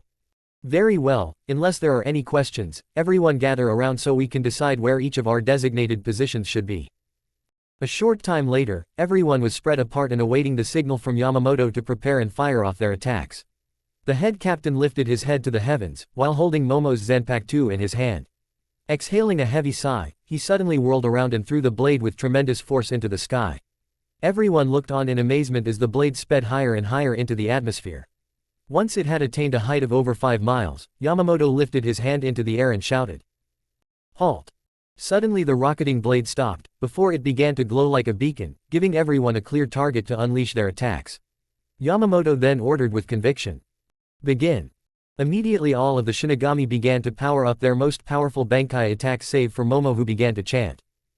Sprinkled on the bones of the beast. Sharp tower, red crystal, steel ring. Move and become the wind, stop and become the calm. The sound of warring spears fills the empty castle. Suddenly, an orb of yellow lighting appeared above the palm of her hands, which she then pointed towards Nell standing 100 yards away. As Momo continued to chant, she poured more and more of power into the orb she held. Meanwhile Naruto went into Sage mode and began to create a Sage art, Ultra Big Ball Rasengan, enhancing it not only with Sage Chakra, but Kyuubi was also lending a significant amount of his own chakra into the destructive gigantic ball of energy. Meanwhile, Yugito had entered into her tailed beast mode and was currently molding a powerful Biju bomb to unleash. As the two-tailed Jinchuriki was doing this, Kakashi and Sasuke were utilizing Ikaku's Zanpakuto as a lightning rod and were pouring into it as much lightning chakra as they could to unleash. After a few minutes, Yamamoto lifted his wooden staff and pointed it skyward. Instantly, the wood began peeling off, revealing its true form of Ryujin Jaka, the oldest and most powerful Zanpakuto of the Soul Society. Yamamoto then signaled Momo, who cried out, "Hado number 63 Reikoho. Thunder Roar Seer." A massive concentration of energy that appeared as a high-level lightning strike erupted from Momo's palms and raced towards Nellio. For her part, Nell bravely stepped forward and opened her mouth much to the shock of Naruto, as she swallowed the intense beam of Kido. A moment later, the eyes of Nell's Arrancar skull mask glowed, signaling to the head captain, who commanded with authority, "Honored warriors, unleash." The little Arrancar then opened her mouth and fired the beam with a force exceeding that of the original attack towards the glowing blade hovering in the sky. Simultaneously, Naruto and the rest of his comrades, along with all of the Shinigami, fired off their own attacks with Nell's. A few seconds later, as all of the attacks struck in unison, there was a massive sonic boom followed by an explosion that could be heard for hundreds of miles. In fact, the force of the explosion had been so intense, it actually knocked everyone below to the ground save for Yamamoto. A few seconds later, everyone got up and was looking around at one another, as it seemed that nothing was happening. They all looked up to the sky to see Momo's Zanpakuto glowing so brightly, it was like a mini-sun in the heavens. Then everybody noticed that all of the clouds were being drawn towards the floating blade. Suddenly there was an explosion of light, before the sky began to change color into an ominous obsidian black color. It was then that the sky seemed to crack open and everyone below could start to feel a growing pressure pulling them towards it. Naruto immediately shunshed over to Nell, who had collapsed to the ground, and lifted the little girl into his arms, while Sasuke did the same with Momo.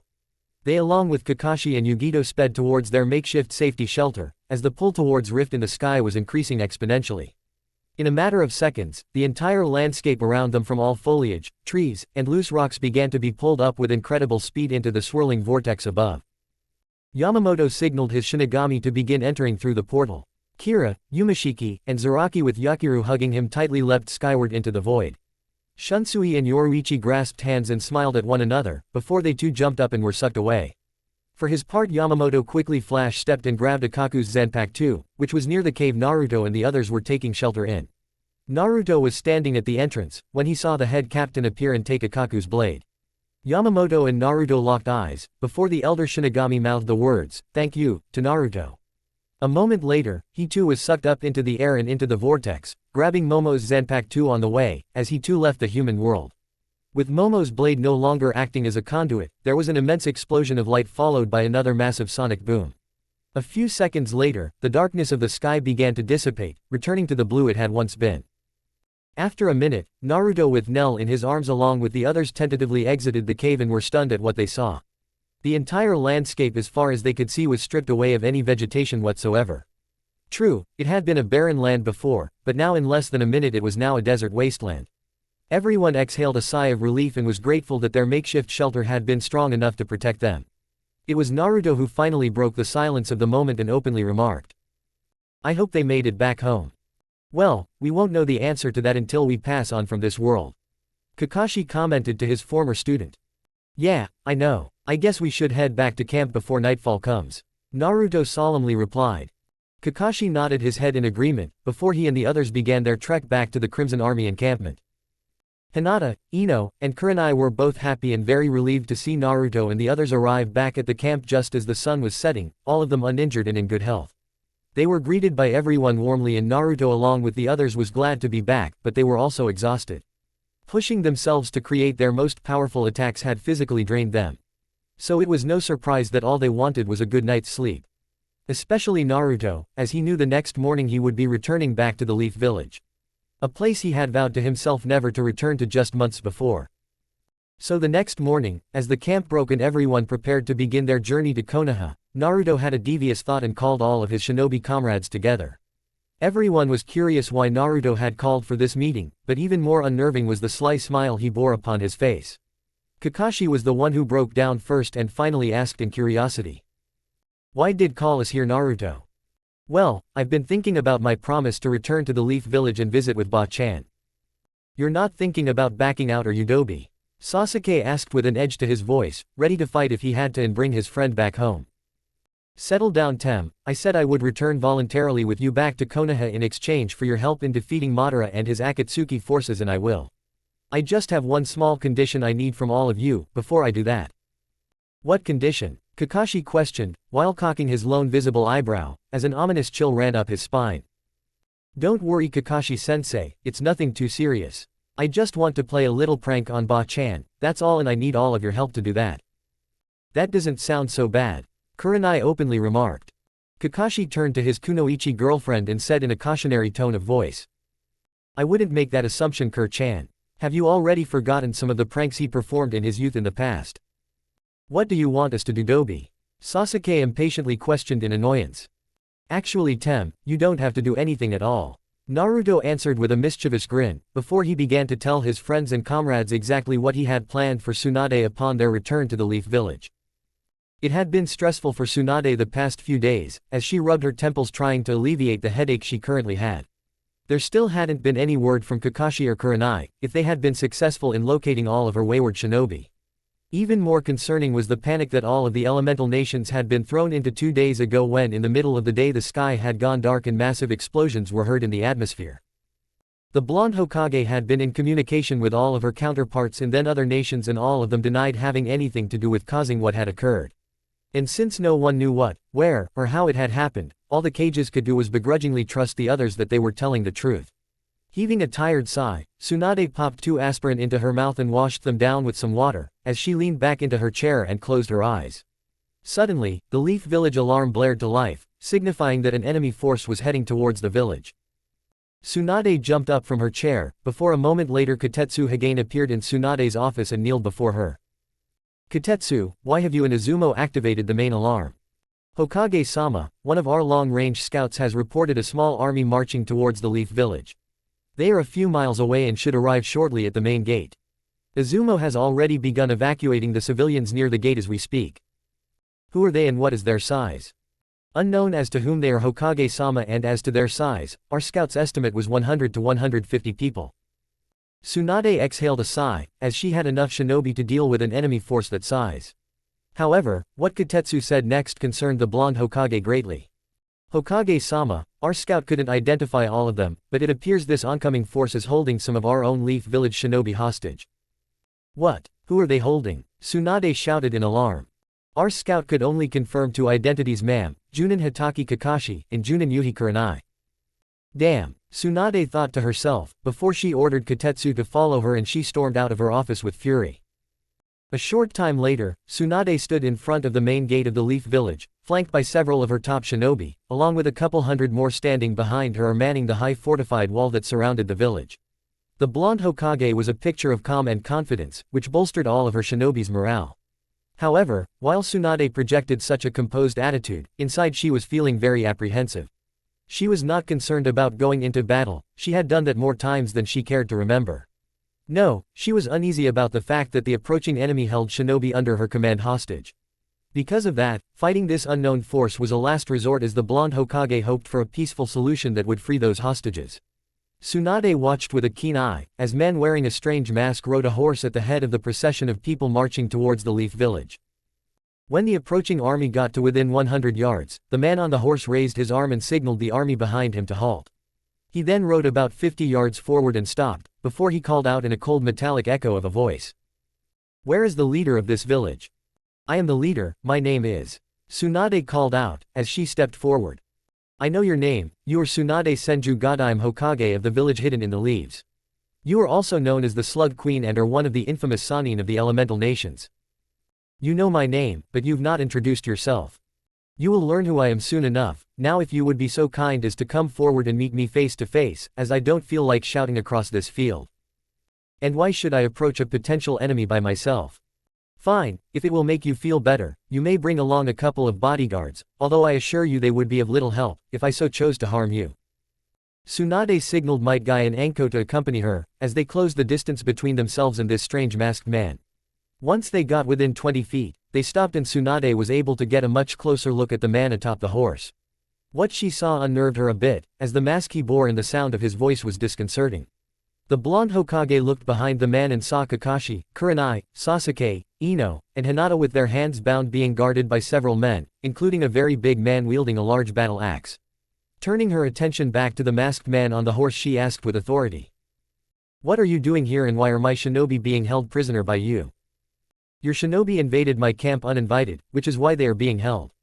As for why I am here, I just thought I would give you the opportunity to purchase them back into your service." "So you're holding them for ransom?" Tsunade spat angrily. "Calm down Hokage Tsunade, don't let that famous temper of yours get the better of you. Ransom is such an ugly word, I prefer you look upon this as just a simple business transaction. You give me what I want and I will release your people back into your good graces." Tsunade took a moment to calm herself, before she contritely asked. "So what do you want for the return of my 5 shinobi?" "5, the masked man said in confusion, as he turned around to look behind him, before turning back and said. "My apologies Hokage Tsunade, I was just going to sell you back 3 of them, the Cyclops, the Ice Queen, and the one with the hair that looks like a duck's butt. The blonde fox and the pale-eyed beauty I've decided to keep for myself. Daisuke, remove the 2 hotties away from the others." Tsunade's blood began to boil, as she saw the large man with the axe pull on rope and led Ino and Hinata away from the others. The blonde Hokage's killing intent skyrocketed at seeing this and she had to be restrained by both Guy and Anko, as she shouted with fury. "If you lay one hand on them I'll kill you. I want all of my shinobi back and I want them now." Well I hate to give up such 2 luscious beauties, but if you're dead set about getting all of your people back, then I suppose we could come to some sort of deal, but the price just went up. "Name your price and be done with it." "Well, originally I was just going to have you pay me, but since you're being selfish at not letting me keep the hotties and want everyone returned, I think you should have to pay my men too." "Whatever, just what do you and your men want?" "For the return of your shinobi, I want you to pay for me and my men, some Ichiraku ramen ba-chan." The blonde Hokage did a double take upon hearing this, which left her dazed and confused, as she wasn't sure she heard the man right and stammered in query. What did you say? You want what? Wait a minute, what did you call me?" "You heard me, I want some Ichiraku ramen for me and my men and what I called you is what I've always called you, ba-chan, ha, ha, ha." Naruto replied laughing, as he lifted his mask revealing to Tsunade who he was. The blonde Hokage nearly fell to the ground and would have if she hadn't been supported by both Guy and Anko, as she stared with an open mouth in bewilderment at the laughing figure on the horse, who remarked while continuing to laugh. "Oh ba-chan, ha, ha, ha, you should see the look on your face, ha ha ha, it's priceless." It took a few seconds, before Tsunade's senses returned to her and she finally realized who she had been talking with, as Naruto turned his head around and said, still laughing. "You see you guys ha, ha, ha, that wasn't so bad, besides you have to admit this is one of my all-time greatest pranks, ha, ha, ha." "Speak for yourself Dobi." Sasuke growled in irritation at the blonde, while rubbing his wrists after the rope that had been binding him was removed by one of the guards. Tsunade was furious and was ready to throttle Naruto, but was still being restrained by Guy and Anko, before she finally calmed down enough to realize that what she had been wanting, hoping, and praying for these past few months had come true. The safe return of Naruto and her other shinobi, and taking a deep breath, she exhaled a sigh of relief and smiled at Naruto, as his laughter died down and said with warmth and love. "Welcome home Naruto." Epilogue. The village hidden in the leaves went into an uproar upon Naruto's return to it. The majority of villagers rejoiced in celebration and cheered loudly, as the lone living legacy of their beloved Yondaime had returned to them. One would have thought that this recognition that Naruto had fought his entire life to achieve from them would have brought a smile to his face. However, all Naruto could do was scowl, as many of people now cheering for him he recognized as the same people who also tormented and abused him growing up. It disgusted Naruto that the very same people in the village, who used to shun him or do worse, now praised him out simply because of his heritage. Damn hypocrites! Naruto thought bitterly to himself, as he made his way to the Hokage's office. When they arrived at the office, Tsunade of course wanted a full report of what had happened. However, everyone thought it best to first inform the blonde Hokage of their casualties. Upon learning of Sakura's death, Tsunade openly broke down and wept. Sakura was more than just an apprentice to Tsunade, she was like a surrogate daughter to the blonde Sannin. Seeing as Tsunade was in no emotional state to continue, Naruto promised he would answer any and all of her questions when the woman was ready. Tsunade mourned the loss of Sakura for several days and barely mustered the strength to not break down during her funeral service. However, the blonde Hokage was not the only one who was in pain and mourning over the loss of a loved one. Tsume and Hana Inuzuka, along with the entire clan, were also grieving the passing of their son, brother, and future leader of the clan. Tsume was nearly inconsolable upon learning of her only son's death at the hands of Madara Uchiha. Many in the clan feared she would never overcome her agony and grief over Kiba's passing. It was only when Kiba's comrades, who had spent their final days with him, came to pay their respects to the woman that she learned he had died a noble death. Kakashi is the highest-ranking leaf shinobi present during Kiba's death, conveyed to the grieving mother that Kiba, as befitting an Inuzuka warrior, had a proud shinobi's death in battle. He explained that they were engaged in battle against Madara Uchiha and his Akatsuki forces in an attempt to free the land of Spring from their tyranny. During the fight, Madara created a new Shinju tree and was going to use it to destroy the world as revenge for his loss in the Fourth Great Shinobi War. Tsume's eyes widened in shock upon hearing this, as she did not realize until now how high the stakes of the battle Kiba fought in had been. Kakashi went on to explain that all of them, including her son, fought against the elder Uchiha with everything they had to defeat him. In the end, they were able to kill him, but at the heavy cost of both Kiba and Sakura losing their lives in the final battle. Tsume looked around to see the sad and grieving faces of Kiba's friends and comrades, who seemed to silently verify what Kakashi had just told her. However, there was one person who was missing from the group. Hinata. When asked why Hinata wasn't present, Kurenai explained that the young Hyuga felt Tsume would not wish to see her and that she understood why. Hinata did not wish to cause any anger or pain with her presence and was waiting outside the Inuzuka compound. Tsume immediately got up and marched out of the room, quickly followed by Kakashi and the others. The Inuzuka clan leader made her way out of the main gate of the compound and spied Hinata sitting on bench. Walking up to the young Hyuga girl, she called out to her. Hinata was startled when she heard Tsume call out her name and immediately dropped to her knees and bowed in guilt and shame, while also begging tearfully for the woman's forgiveness. Tsume saw this, rushed over to Hinata to lift the young girl off the ground and embraced her.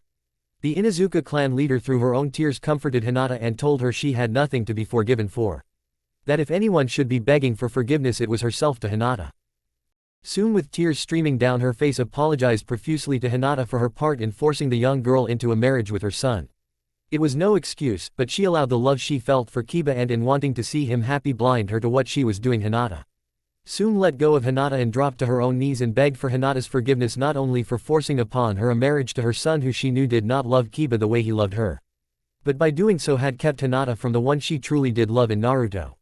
Tsume turned on her knees, lowering her body towards Naruto and bowed to him in a show of deference and submission, as she apologized repentantly. Naruto, I'm truly sorry for what I did to you. I know the part one played in taking Hinata away hurt you terribly and I hate myself for that. You were a caring and loyal friend to my son growing up and I spit upon that friendship and betrayed you most heinously. I let the love I held for my son blind me to the pain I was helping to cause to other people, simply because I wanted to see Kiba-kun happy. I've no right to ask for your forgiveness, because truthfully I don't deserve it. But if you could find it in your heart one day not to hate this stupid foolish old woman for what I did, I would thank Kami for the benevolence you would be granting me on that day, should it ever come. For his part, Naruto still felt some anger and part of him did not want to forgive Tsume for what she had helped do to both himself and Hinata in the past. However, seeing the broken woman and hearing her anguish-filled voice speak with remorse and regret as to why she did it and apologizing for it, Naruto realized he would never gain any satisfaction by holding on to his anger and resentment against her. The pain and the grief Sume was now living with, and knowing that her actions in the past played a part in the death of her son, would haunt the Inuzuka matriarch until her dying day. Taking pity on Sume, Naruto nodded his head to the grief-stricken woman in a show of kindness and understanding. Hinata felt the same as Naruto and lifted Sume from the ground, and both women hugged one another tightly in comfort and love. When they broke apart and both Hinata and Sume wiped their tears from their eyes, the Inuzuka matriarch called out for Akamaru to come to them. A minute later, the large white canine came bounding out of the gate towards them. The Inuzuka woman patted Akamaru's head, before she turned her attention back to Hinata.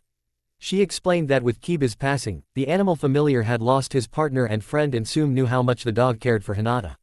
So she could think of no one better now for Akamaru to be a friend and protector to than Hinata. Hinata was taken aback by this and at first refused the offering Sume was bestowing to her, as she felt she was undeserving of it considering what had happened between herself and Kiba. This caused Akamaru to whimper and whine sadly, causing Hinata to kneel down and ask Akamaru if this was what he wanted. A playful happy lick to her face and a bark from the canine answered the Hyuga woman's question. Rising up to her feet, Hinata bowed respectfully to Sume and accepted the woman's gift, although she still believed she wasn't worthy of it. The Inuzuka woman merely declared that while Hinata never loved Kiba the way she had hoped one day that she would, she knew that Hinata did love her son as a close friend and comrade, and he was very lucky to have been blessed with her in his life. Hinata thanked Sume for her kind words, before she and Akamaru along with everyone else bid their condolences and farewells to the Inuzuka clan head. The next day, Sume sought out the 3 civilian women Kiba had impregnated the past 3 years and offered them and their children to be indoctrinated and become official members of the Inuzuka clan. Sume had decided from her conversation with Tsunade months ago, that indeed the Hokage was correct. The Inuzuka clan tradition mandating that any heir to the clan leadership must come from a union of 2 shinobi clans was an archaic law and served no purpose anymore. And Sume had decided it was wrong for such a tradition to cause these 3 civilian girls to be forced to raise their children, her grandchildren alone and without any help or recognition from the Inuzuka clan. All 3 women readily agreed, and Sume was soon blessed with 2 granddaughters and 1 grandson, who very much reminded her of Kiba at the same age, and their presence in her life helped the Inuzuka leader to overcome her grief and mourning at the death of her only son in the coming years. A couple of weeks after the memorials of Sakura and Kiba, Tsunade was still grieving for the loss of her apprentice, but the blonde Hokage knew she had several important issues to resolve no matter how dreadful she currently felt. The most pressing and important issue was to convince Naruto to stay and become the Rokudaime Hokage of the Leaf Village. So far Naruto had been quick to brush off any such conversations with Tsunade. The blonde Hokage decided to set aside any further discussions for the time being, as she had more a pressing matter to resolve, brought forth by the village council. Technically, Naruto, Hinata, and Ino were all facing charges of deserting the Leaf Village.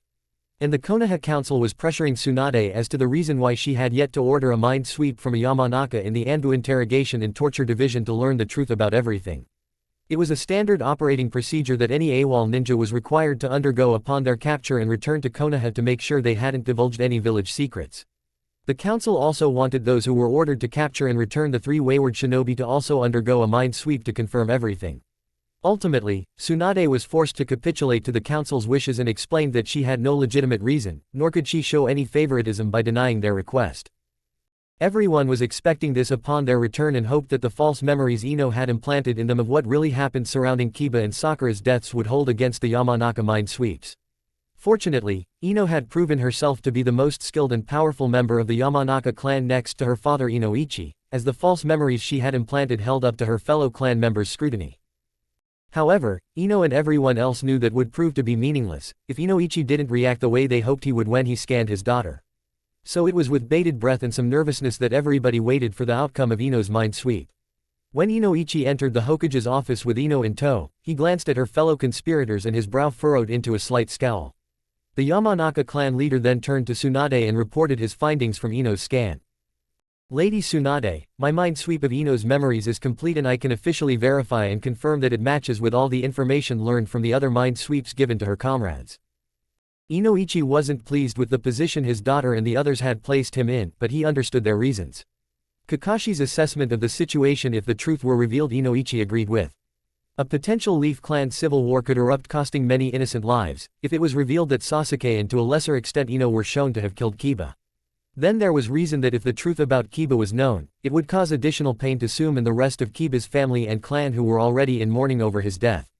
The Yamanaka leader felt that an entire clan should not be judged on just the actions of one individual clan member, and Inoichi did not see the point of bringing dishonor and disgrace upon the otherwise noble Inuzuka clan by revealing the truth. Turning to leave, Inoichi eyed Naruto warily and scowled a bit at the young man, before his sight fell upon his daughter standing next to Hinata. The Yamanaka clan leader's face turned red, as Inoichi had made the mistake of scanning Ino's mind a bit further once he had learned of his daughter's plot to hide the truth about Kiba to find out if she was attempting to conceal anything else. And much to his mortification, he learned of his princess' new relationship with the Hyuga girl. Both Ino and Hinata saw Inoichi turn red, while he gazed at them, and they too began to blush, as they suspected what the Yamanaka patriarch had learned about the two of them. Tsunade was satisfied with the results, as was the Konoha council when the findings were disclosed to them. It gave Sume a small sense of comfort and helped to lessen her grief to know that Kiba's honorable death on the battlefield had officially been confirmed. With the matter of the loyalty of their shinobi now concluded, the council now turned its attention to convincing the living legacy of their beloved Yondaime Hokage to stay and assume the mantle of becoming their next Hokage. Tsunade persuaded the council to allow her to handle that situation, as any pressure from them might cause Naruto to rebel against it. However, before the blonde Hokage could come up with some type of plan or reason for Naruto to stay and become the Rokudaime Hokage, a new crisis arose as the Yondaime Raikage of Hidden Cloud Village Kumogakure suddenly arrived with 500 of his strongest shinobi camped a mile outside of the Leaf Village. Tsunade immediately marshaled her own ninja and they took up defensive positions to protect the village, while she went out to learn of why the Raikage was there. When Tsunade and her escorts arrived at the Kumo encampment, she was a bit concerned at this show of force by the Raikage. Kumogakure and Konohagakure had lived in peace with one another since the end of the Fourth Great Shinobi War. The two shinobi villages had even signed a non-aggression treaty with one another and had opened up profitable trade routes between them over the years. The blonde Hokage sincerely hoped that today would not be the day the peace between them would end and that the two villages and their countries would not be plunged back into war. When Tsunade entered the command tent flanked by her bodyguards Kakashi, Might Guy, and Naruto, they were met by the imposing hulking figure of the Raikage along with three of his most powerful and skilled shinobi. A had brought with him his brother and Kumo's own Jinchuriki Killer Bee, along with the elite Junin Darui and Samui. Killer Bee smiled happily at Naruto and in his unique fashion rapped out a greeting to his fellow Jinchuriki. Naruto returned the warm welcome, before A snapped at his brother to shut up, as they were not there to exchange pleasantries. It was then that Tsunade inquired as to why they were there and for the reason why they had brought such sizable force with them. The Raikage curtly informed Tsunade that they were here to see their long-lost friend and comrade Yugito, and as to the reason why he had brought such a force with him, A explained it was to dissuade Konoha from harboring any thoughts or desires of preventing Yugito from returning home and keeping her for themselves. This infuriated Tsunade and the blonde Hokage admonished the Raikage severely for thinking they would do such a thing, especially when it was her who sent the message to inform A that Yugito was alive in the first place. The Raikage felt a twinge of shame upon hearing Tsunade's scolding of him, as since the end of the Fourth Great Shinobi War he had come to respect the slug Sannin a great deal. A swallowed his pride and apologized for his overreaction, but explained when it came to Yugito, both he and his brother considered her like a surrogate sister and someone they had believed to be long dead. To unexpectedly learn that she was indeed alive, but in a rival village, he let his emotions rule his decision to bring a shinobi force with him, rather than making a rational decision. Tsunade, hearing the contrite and sincere tone of A's voice, accepted his apology and offered to escort the Raikage and Killer Bee to see Yugito, which A quickly agreed to. A short time later, the Raikage and Killer Bee were reunited Yugito, who leapt up and tearfully hugged both men in happiness.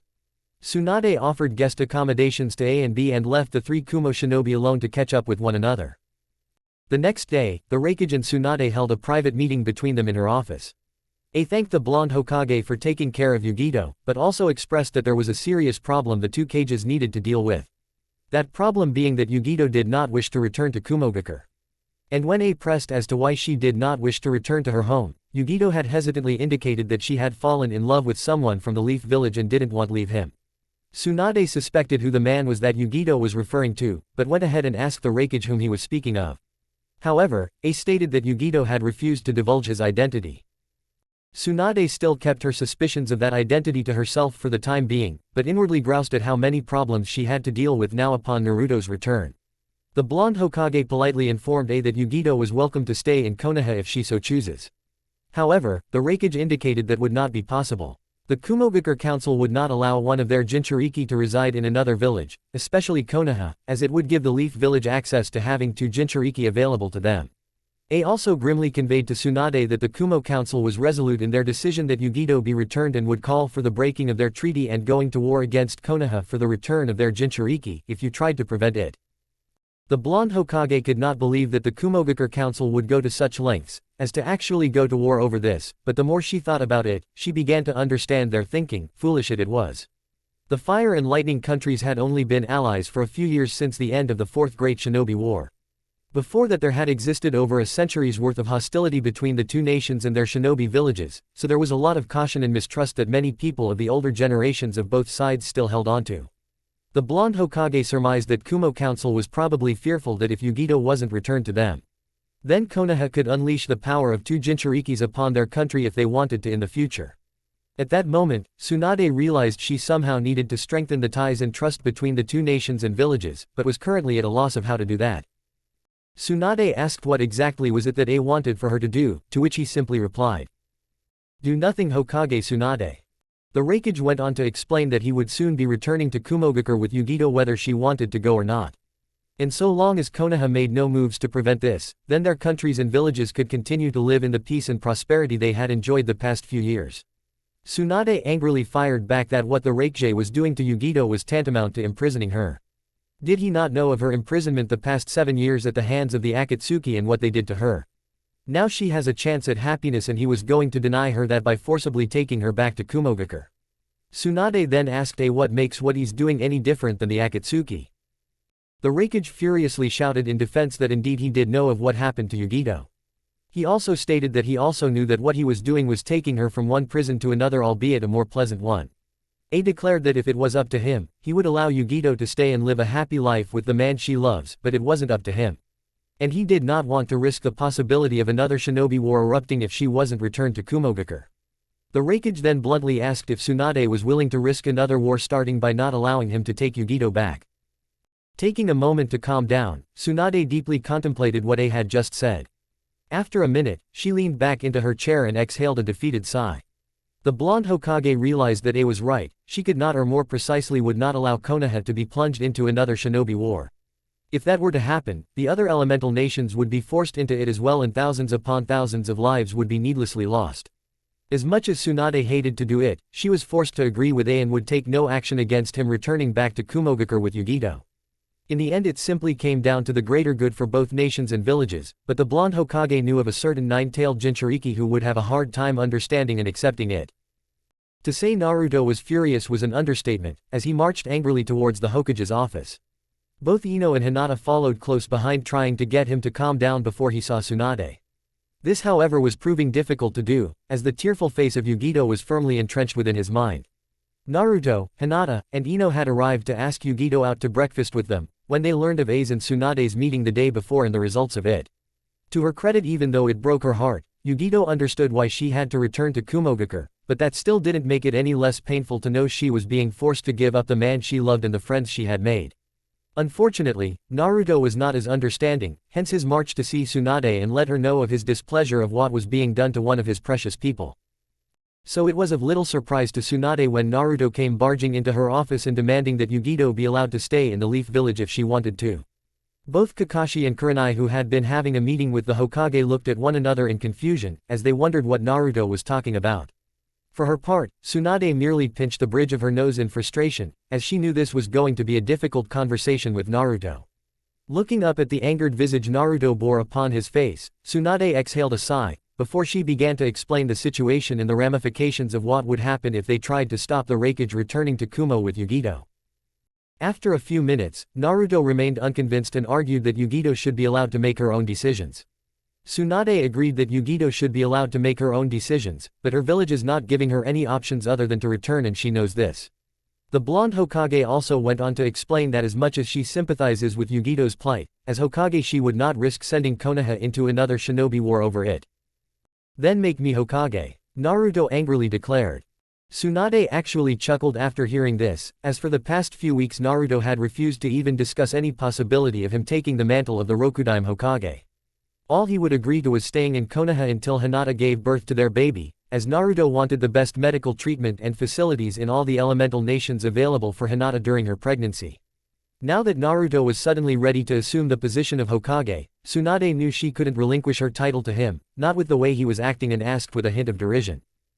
"And what would your first act be as the Rokudaime Hokage?"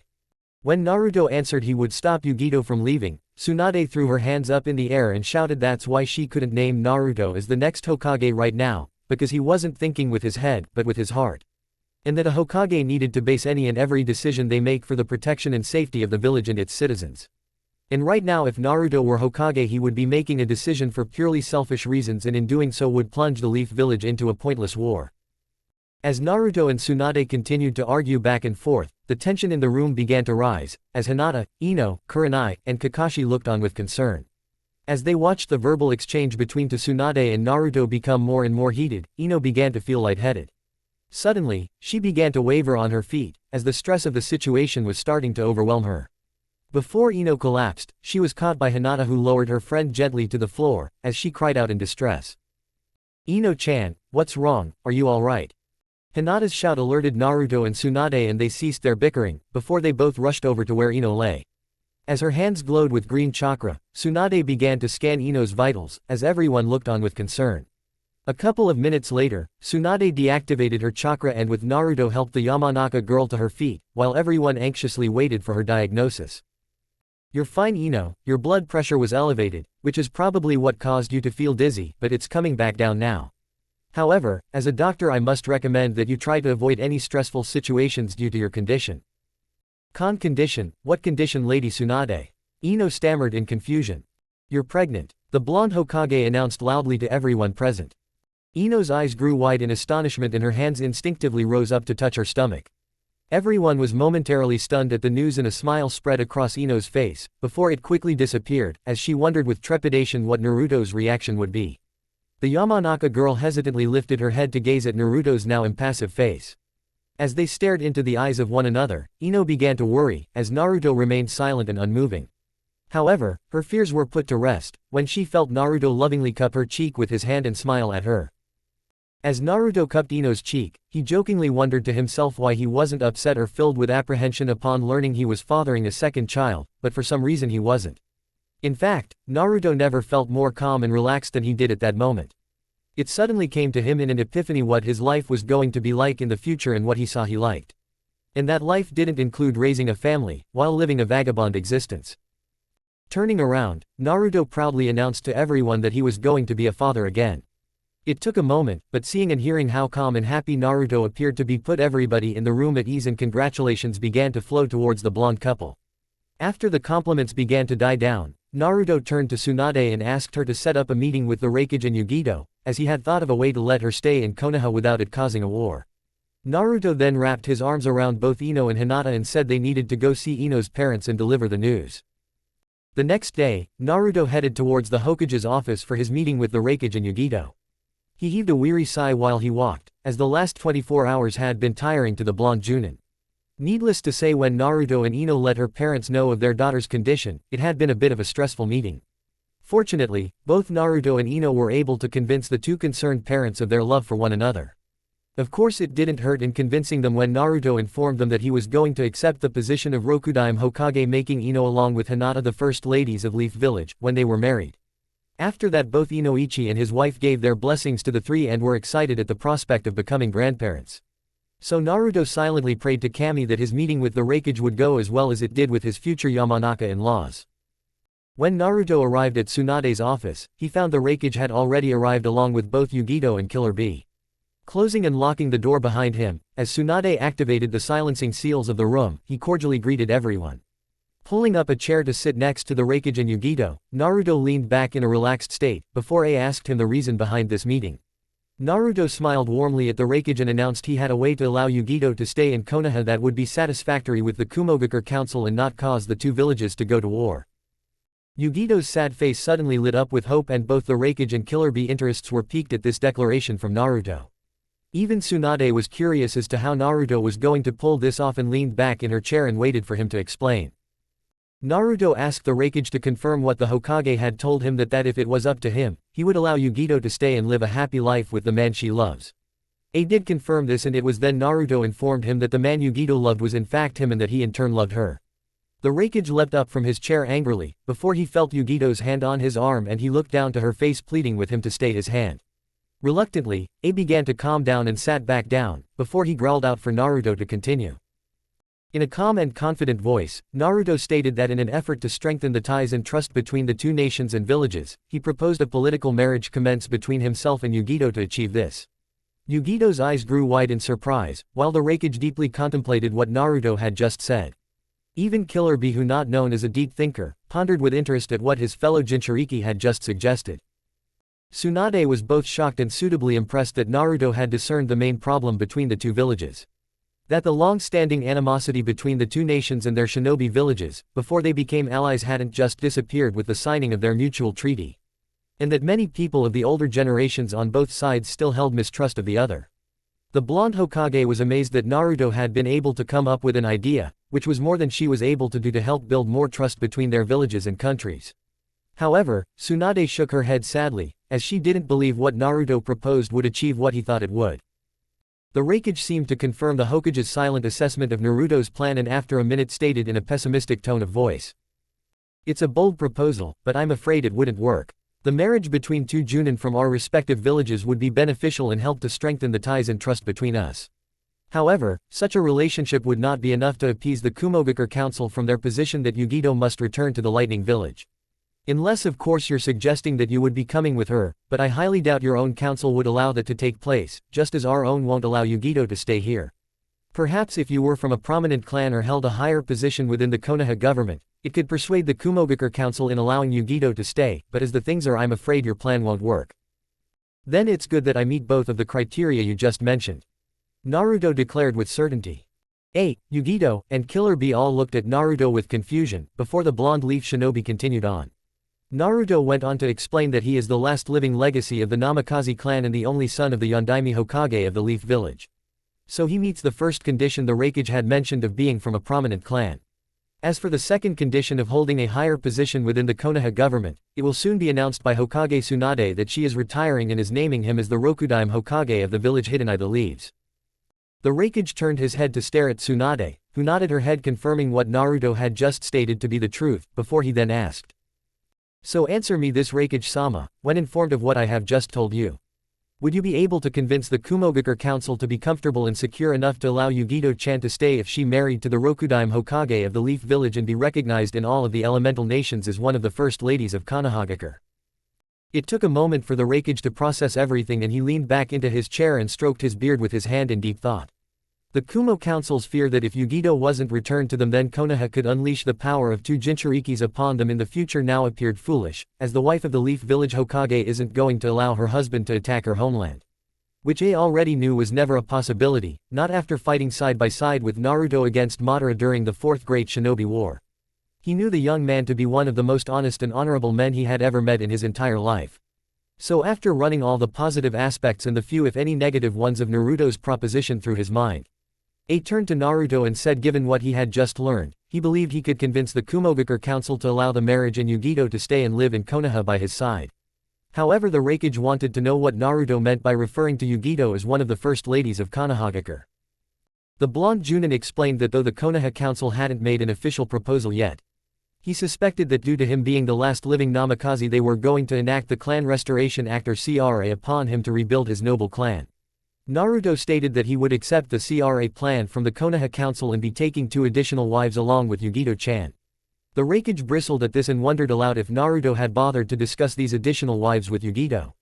Naruto replied that he had not, but he didn't think it would be a problem for Yugito-chan, as Hinata-chan and Ino-chan were close friends with her and all of them would all share equal status amongst themselves. A turned to look at Yugito and silently ask if what Naruto said was accurate. A nod of the Kumo Kunoichi's head indicated that indeed it was accurate, and the smile she sported seemed to indicate she had no problem sharing Naruto, at least not with the 2 women he had mentioned. Turning towards his brother to get his opinion on everything, A slapped his forehead in embarrassment, as Killer Bee enthusiastically began to rap about Naruto being a brother from another mother and that he and Yugito had his blessing for their marriage. After B finally finished his badly rhymed ballad about Naruto and Yugito, the Raikage turned his attention to Tsunade and announced that he would spend a couple of more days in the Leaf Village visiting with Yugito before he and his men returned to Kumogakure. He stated he would return as soon as the wedding date was announced, which he hoped would be soon. Naruto asked if he could spend some time right now with Yugito, as they had much to discuss. A agreed that indeed they did have much to talk about and bid goodbye to Tsunade, before he hugged Yugito, followed by his brother who did the same, as they exited the office.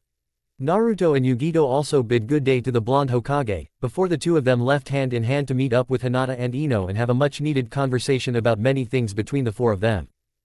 A few weeks later, the Leaf Village was in a celebratory and festive mood, as the only son of their revered Yondaime Hokage was about to get married. Even more exciting, it was announced by the Konoha Council that the CRA had been enacted for Naruto and he was marrying not one, but three beautiful women to help restore the noble Namikaze clan. It was also announced that Tsunade Senju, the Godime Hokage of the Leaf Village, was retiring and that Naruto Uzumaki Namikaze was named as her successor to become the Rokudime Hokage. The villagers rejoiced at this news, as many of them believed an era of the second coming of the Golden Flash was now upon them. The wedding itself was a lavish affair, as all the Kages from other four elemental nations attended the marriage ceremony. There were also leaders from smaller nations such as Princess Kazuhana Koyuki of the Land of Spring and Tazuna and his family from the Land of Waves, who also came to the wedding and were special guests of Naruto. The extravagant wedding ceremony had proceeded flawlessly, and those who knew Naruto personally were suitably impressed by Naruto's newfound calm and mature attitude during it. And everyone was awestruck at how beautiful Hinata, Ino, and Yugito looked in some of the finest silk wedding kimonos that had ever been created. The reception was no less spectacular than the wedding, as many of the family, friends, and colleagues of the married quartet began making speeches honoring the brides and groom. Many of the speeches from the foreign and older guests that had been invited to the wedding consisted of a moralistic tale or singing the praises of the significance of marriage to Naruto, Hinata, Ino, and Yugito. While those people who truly had a personal relationship with one or all of them gave more heartfelt blessings, funny, or slightly embarrassing stories about them. The wedding reception was a joyous event, which lasted for several hours before it finally came to a close, as Naruto, Hinata, Ino, and Yugito finished their speech thanking all of the guests who had attended. The four of them gave their warm and sincere goodbyes to everyone, before they left to spend their first night as married couples. Naruto, knowing and having the high chakra capacity to maintain for long periods of time the Kage Bunshin no Jutsu shadow clone technique, certainly came in handy for the new Hokage, as he was able to give equal attention at the same time to all three of his wives. A week later, Naruto gave his first official speech to the villagers. It was a rousing and inspirational oration, which focused on and stressed the importance of him learning leadership skills while at the academy, and how his experiences as a shinobi and in life had prepared him to assume the mantle of being the Leaf Village's Rokudime Hokage. And while Naruto conveyed that he had learned much, he also admitted he had much more to learn to be the exceptional leader the Leaf Village needed for the future. It was at this point that Naruto shrewdly took his revenge against Tsunade. The new Hokage announced to the village that he would lean heavily upon the experiences and counsel of the former Godime Hokage Tsunade Senju to act as his chief advisor to the Hokage within the Konoha Council. The villagers erupted in joyous approval of this, while the former Hokage, who sat at a table next to the podium where Naruto spoke from, began to grind her teeth in fury. Any lingering doubts she might have harbored about whether or not Naruto could handle the position of Rokudime Hokage quickly vanished, seeing how cunningly he had maneuvered her out of retirement in just a matter of minutes, as she forced a smile to her face and waved to the cheering crowd before her. Tsunade had been looking forward to living a retired life of nothing but drinking and gambling in her old age. However, in one fell and devious swoop from Naruto, she had been dragged back into public service once again. As Naruto finished his speech to the approval and applause of the village, he shot a quick smirk at Tsunade, who glared fiercely at him as he left the stage. The next day, Naruto sat in the Hokage's office with Tsunade, who after 24 hours had finally calmed down enough to at least act civil towards him. The first official task Naruto needed to do as Hokage was to figure out what to do with the 100 Crimson Army soldiers who accompanied him back to Konoha and had pledged their loyalty to serve him. Sasuke had been kind enough to house the men temporarily at the Uchiha compound, but that didn't solve the problem of providing them with a function. And since Naruto knew they were only loyal to him and not the village, he came upon a unique idea. Naruto decided he would make the Crimson Army soldiers his royal guard, tasked solely with the purpose of protecting him and following his orders as Hokage alone. It took a bit of convincing, but ultimately the Konoha Council did approve of Naruto's proposal for the men. That proved to be very beneficial for the village in the coming years, as Naruto's guard became quite infamous throughout all of the elemental nations. Their prowess and ferociousness in battle was unmatched, and they soon garnered the nickname Naruto's Berserkers. The men led by General Daisuke were so single-minded and fiercely loyal to Naruto that it was said you could hack the arm off of one of men in battle, but he would continue to fight with such savagery until his opponent was dead or he was Over the years their reputation had become so legendary throughout the world of their bloodthirsty ferocity on the battlefield, that when Naruto arrived with them to aid Gaara, whose village was being attacked by a marauding army from the west, the opposing soldiers, even though they still outnumbered Gaara and Naruto's forces by a 4-to-1 margin, actually turned tail and retreated back to their homeland rather than face Naruto and his berserkers. In Konoha, the position as one of Naruto's honored guardsmen soon became a much desired and exalted title that many children growing up in the village during Naruto's reign dreamed of becoming. The next major task Naruto had to deal with was to find a replacement for the strategic commander of Konoha's shinobi forces, Shikaku Nara, who was retiring. Naruto listened to Tsunade's and Shikaku's recommendations and carefully deliberated over each potential candidate. However, after several hours of consideration, Naruto rejected all of the suggested replacements. He agreed with Tsunade and Shikaku that all of them had exemplary military records and experience, but felt none of them could match the intelligence and strategic thinking Shikaku possessed to protect the Leaf Village in the future. Naruto concluded there was only one person qualified to replace Shikaku, and when they asked who Naruto had in mind, they both nearly fell out of their chairs when they heard the name. An hour later, Shikamaru Nara hesitantly knocked on the door of the Hokage's office and was told to enter. Gulping nervously, the Nara heir slowly opened the door and walked inside. He saw Naruto sitting behind the Hokage's desk looking over some documents, while wearing the traditional straw hat that all previous Kages had worn. Tsunade was sitting at a table next to his father to the side of the desk, and both were quietly drinking a cup of tea. Shikamaru gulped again with apprehension at seeing Naruto, as he had done his very best to avoid the blonde shinobi since his return. It's true they had been close friends growing up, but Shikamaru knew he had destroyed that friendship when he betrayed not only Naruto but Ino as well, by his manipulations in taking her away from him over 2 years ago for himself. At the time he honestly thought he was in love with Ino and hoped that she would come to love him the same way, but she never did. Eventually, Shikamaru came to terms and accepted that Ino's heart belonged to another. Naruto. Shikamaru hoped that the day he broke up with Ino and told her to follow her heart, that the guilt he felt over what he had done would go away. Unfortunately, it never did, and it ate away at him like a disease, knowing he had hurt his friend so callously. Shikamaru was genuinely happy that both Naruto and Ino had found one another again, but that did nothing assuage the shame he felt over what he had done to both of them.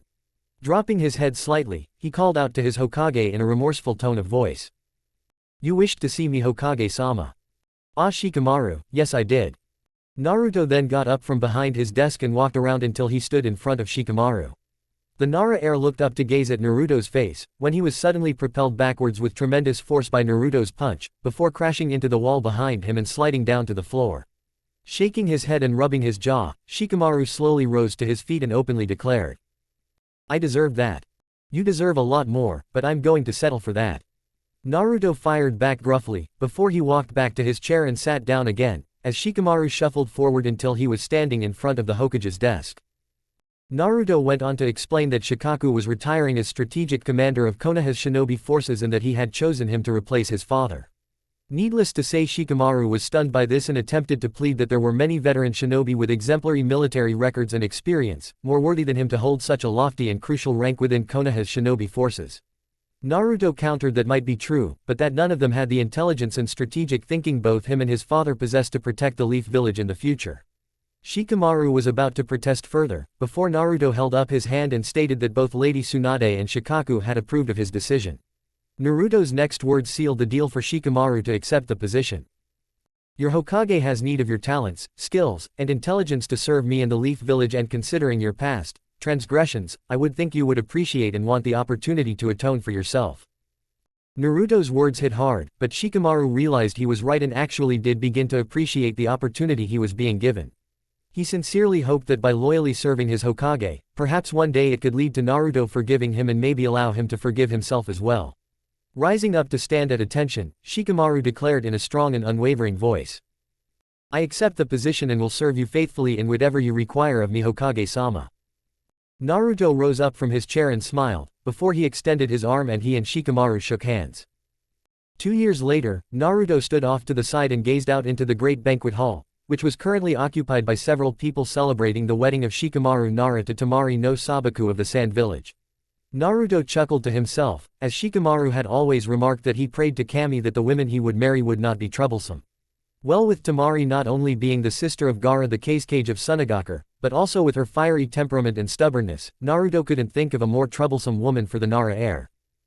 Naruto looked around the room and spied Kurenai scolding Kakashi for bringing out and reading Ika Paradise book at the reception. The blonde Hokage chuckled at the horrified look on Kakashi's face, as he watched his wife tear the book in half and throw it into a trash can. Naruto figured Kakashi would have put up more of a fight to save his precious book, but Kurenai being 6 months pregnant with raging hormones. The silver-haired Junin knew any protest would be a losing battle in more ways than just the loss of his book, so he took the prudent course of action and remained silent.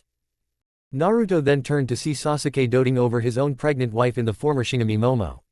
It was actually funny to see the normally stoic and reserved Uchiha waiting beck and call on his wife, but when he had learned that he was to become a father, it changed Sasuke for the better. The Uchiha was now more outgoing and friendly with everyone. This proved to be very useful when Naruto reinstituted the Konoha police force and named Sasuke as its chief.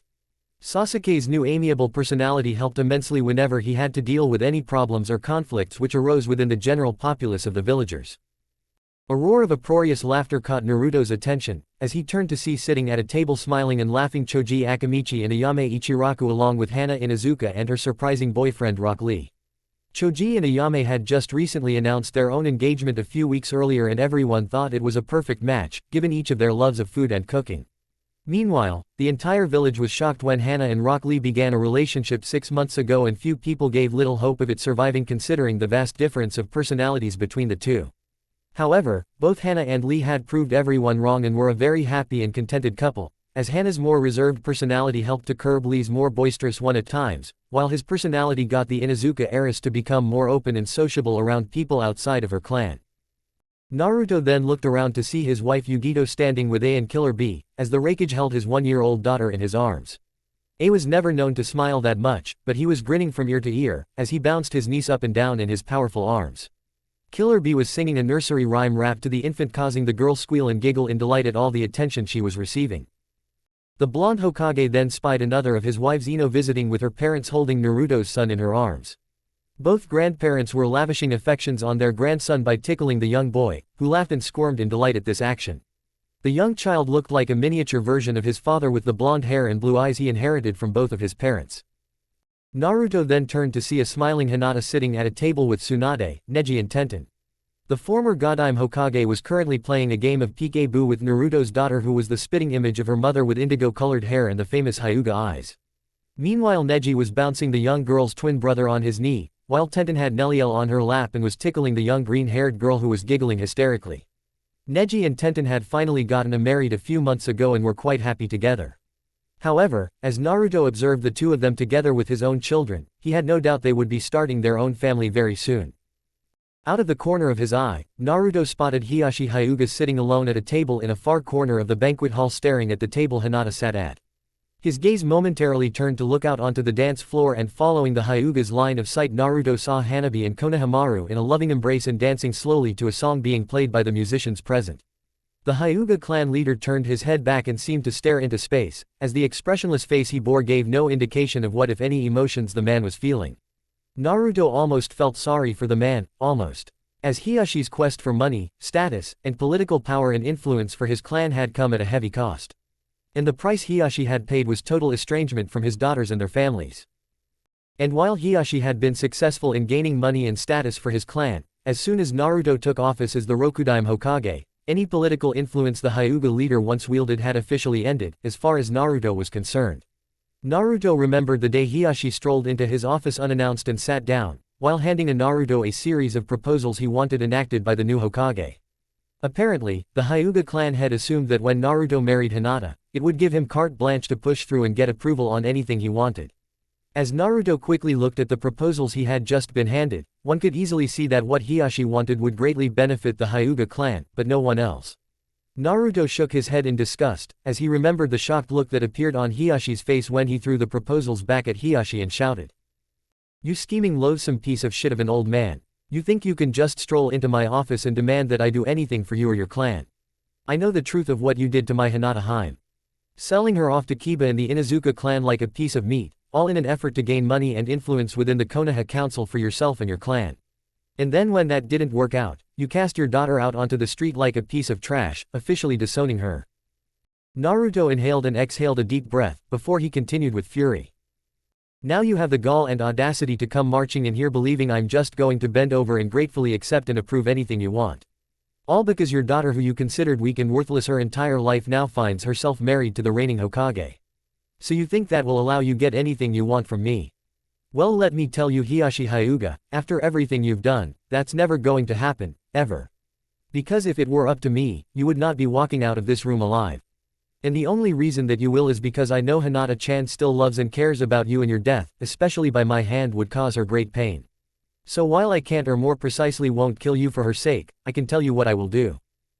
A wicked smile spread across Naruto's face, which sent a shiver up Hiyashi's spine. What I will do is never enact or pass any proposal or amendment brought forth by the Hyuga clan now or in the future, while you are its leader. The days of the Hyuga clan wielding any power within the Konoha government has ended. I have not only the support of the shinobi side of the council, but also the civilian side of it. So the only proposals and amendments that will get passed are those that I approve and no others. So if you want the Hyuga clan to ever have any say within the Konoha council again in the future, I suggest you step down as its leader and name Neji as the new clan head. Because that is the only way I will ever consider anything brought forth by the Hyuga clan to me. Hiyashi's face turned ashen in color after hearing Naruto, and he sputtered to try and find the words he wanted to say to turn this situation he was now facing around. However, before he could say anything, his new Hokage shouted out. Anbu, escort this person out of my office and never let him into it again. Two Anbu suddenly appeared around Hiyashi and bade the man to get up and leave lest they be forced to remove him themselves. The Hyuga clan leader exhaled a defeated sigh, before he rose from his chair and gathering up as much pride as he could walked out of the Hokage's office for the last time. Naruto was broken from his memory, when he felt a tugging on his pant leg and looked to see Neliel standing there with her arms outstretched indicating she wanted her father to lift her up. The blonde Jinchuriki smiled at the little girl and gathered her up in his arms. Nell closed her eyes and rested her head on Naruto's shoulder, while he continued to gaze out into the room. Naruto reminisced about the state of his life nearly 3 years ago and what he envisioned it was going to be. Thinking about that, Naruto chuckled, as where his life was, he never would imagined the state it was in now. Back then all he wanted was to get away from Konoha and live in solitude, relying on no one but himself, and have no one relying on him, forever living alone. Now a few years later, Naruto found himself living his childhood dream of being Hokage and was far from being alone, not with 3 wives and 5 children to take care of. And truth be told, he couldn't be happier about the way things had turned out. Naruto had found his purpose, and while many would guess that purpose was becoming the Rokudaime Hokage, they would be wrong. Nearly 3 years ago, Naruto had once posed the question to himself of, do I have a purpose anymore?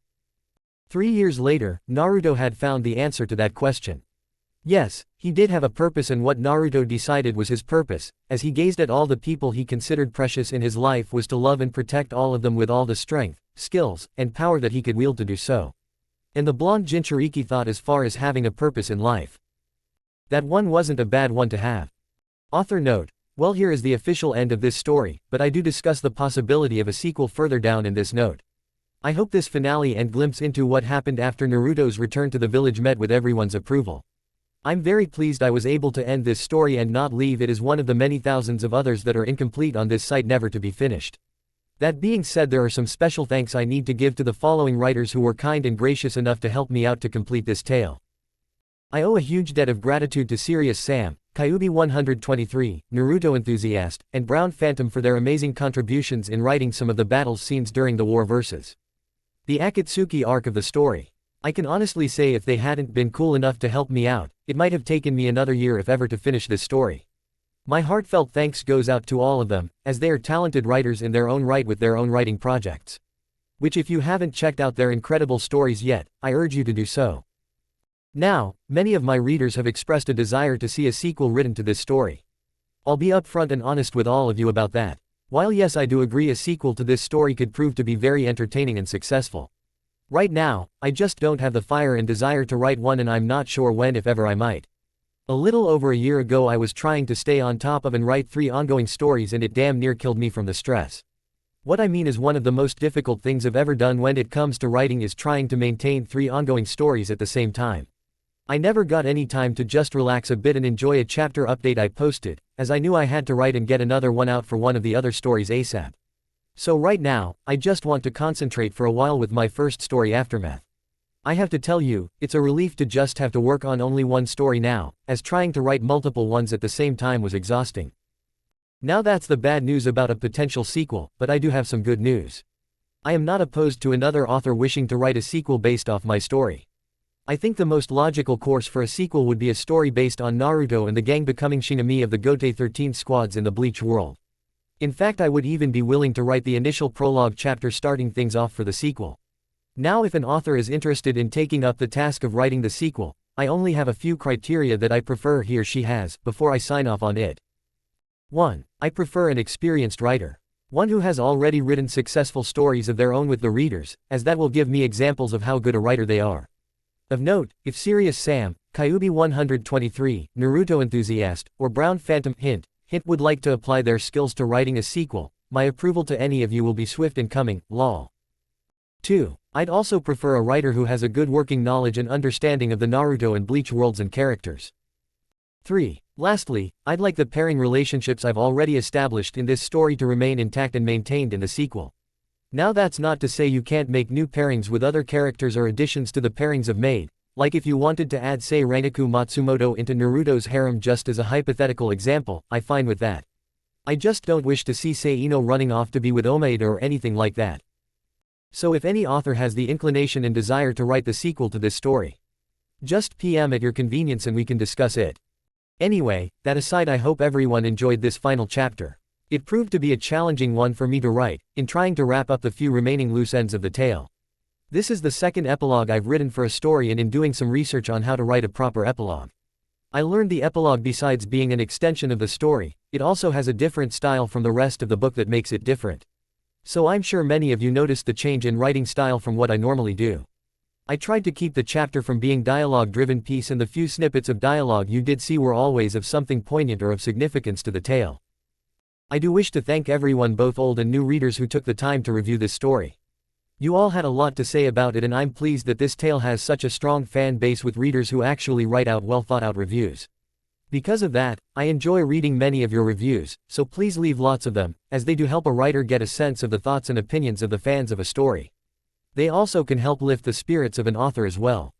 Also, to any readers who are staff members to any C2 communities, please feel free to add my story to your community if you feel it is worthy of it. I won't mind, I swear. I'll even pinky swear if I need to. Take it easy and be good. King Kakashi.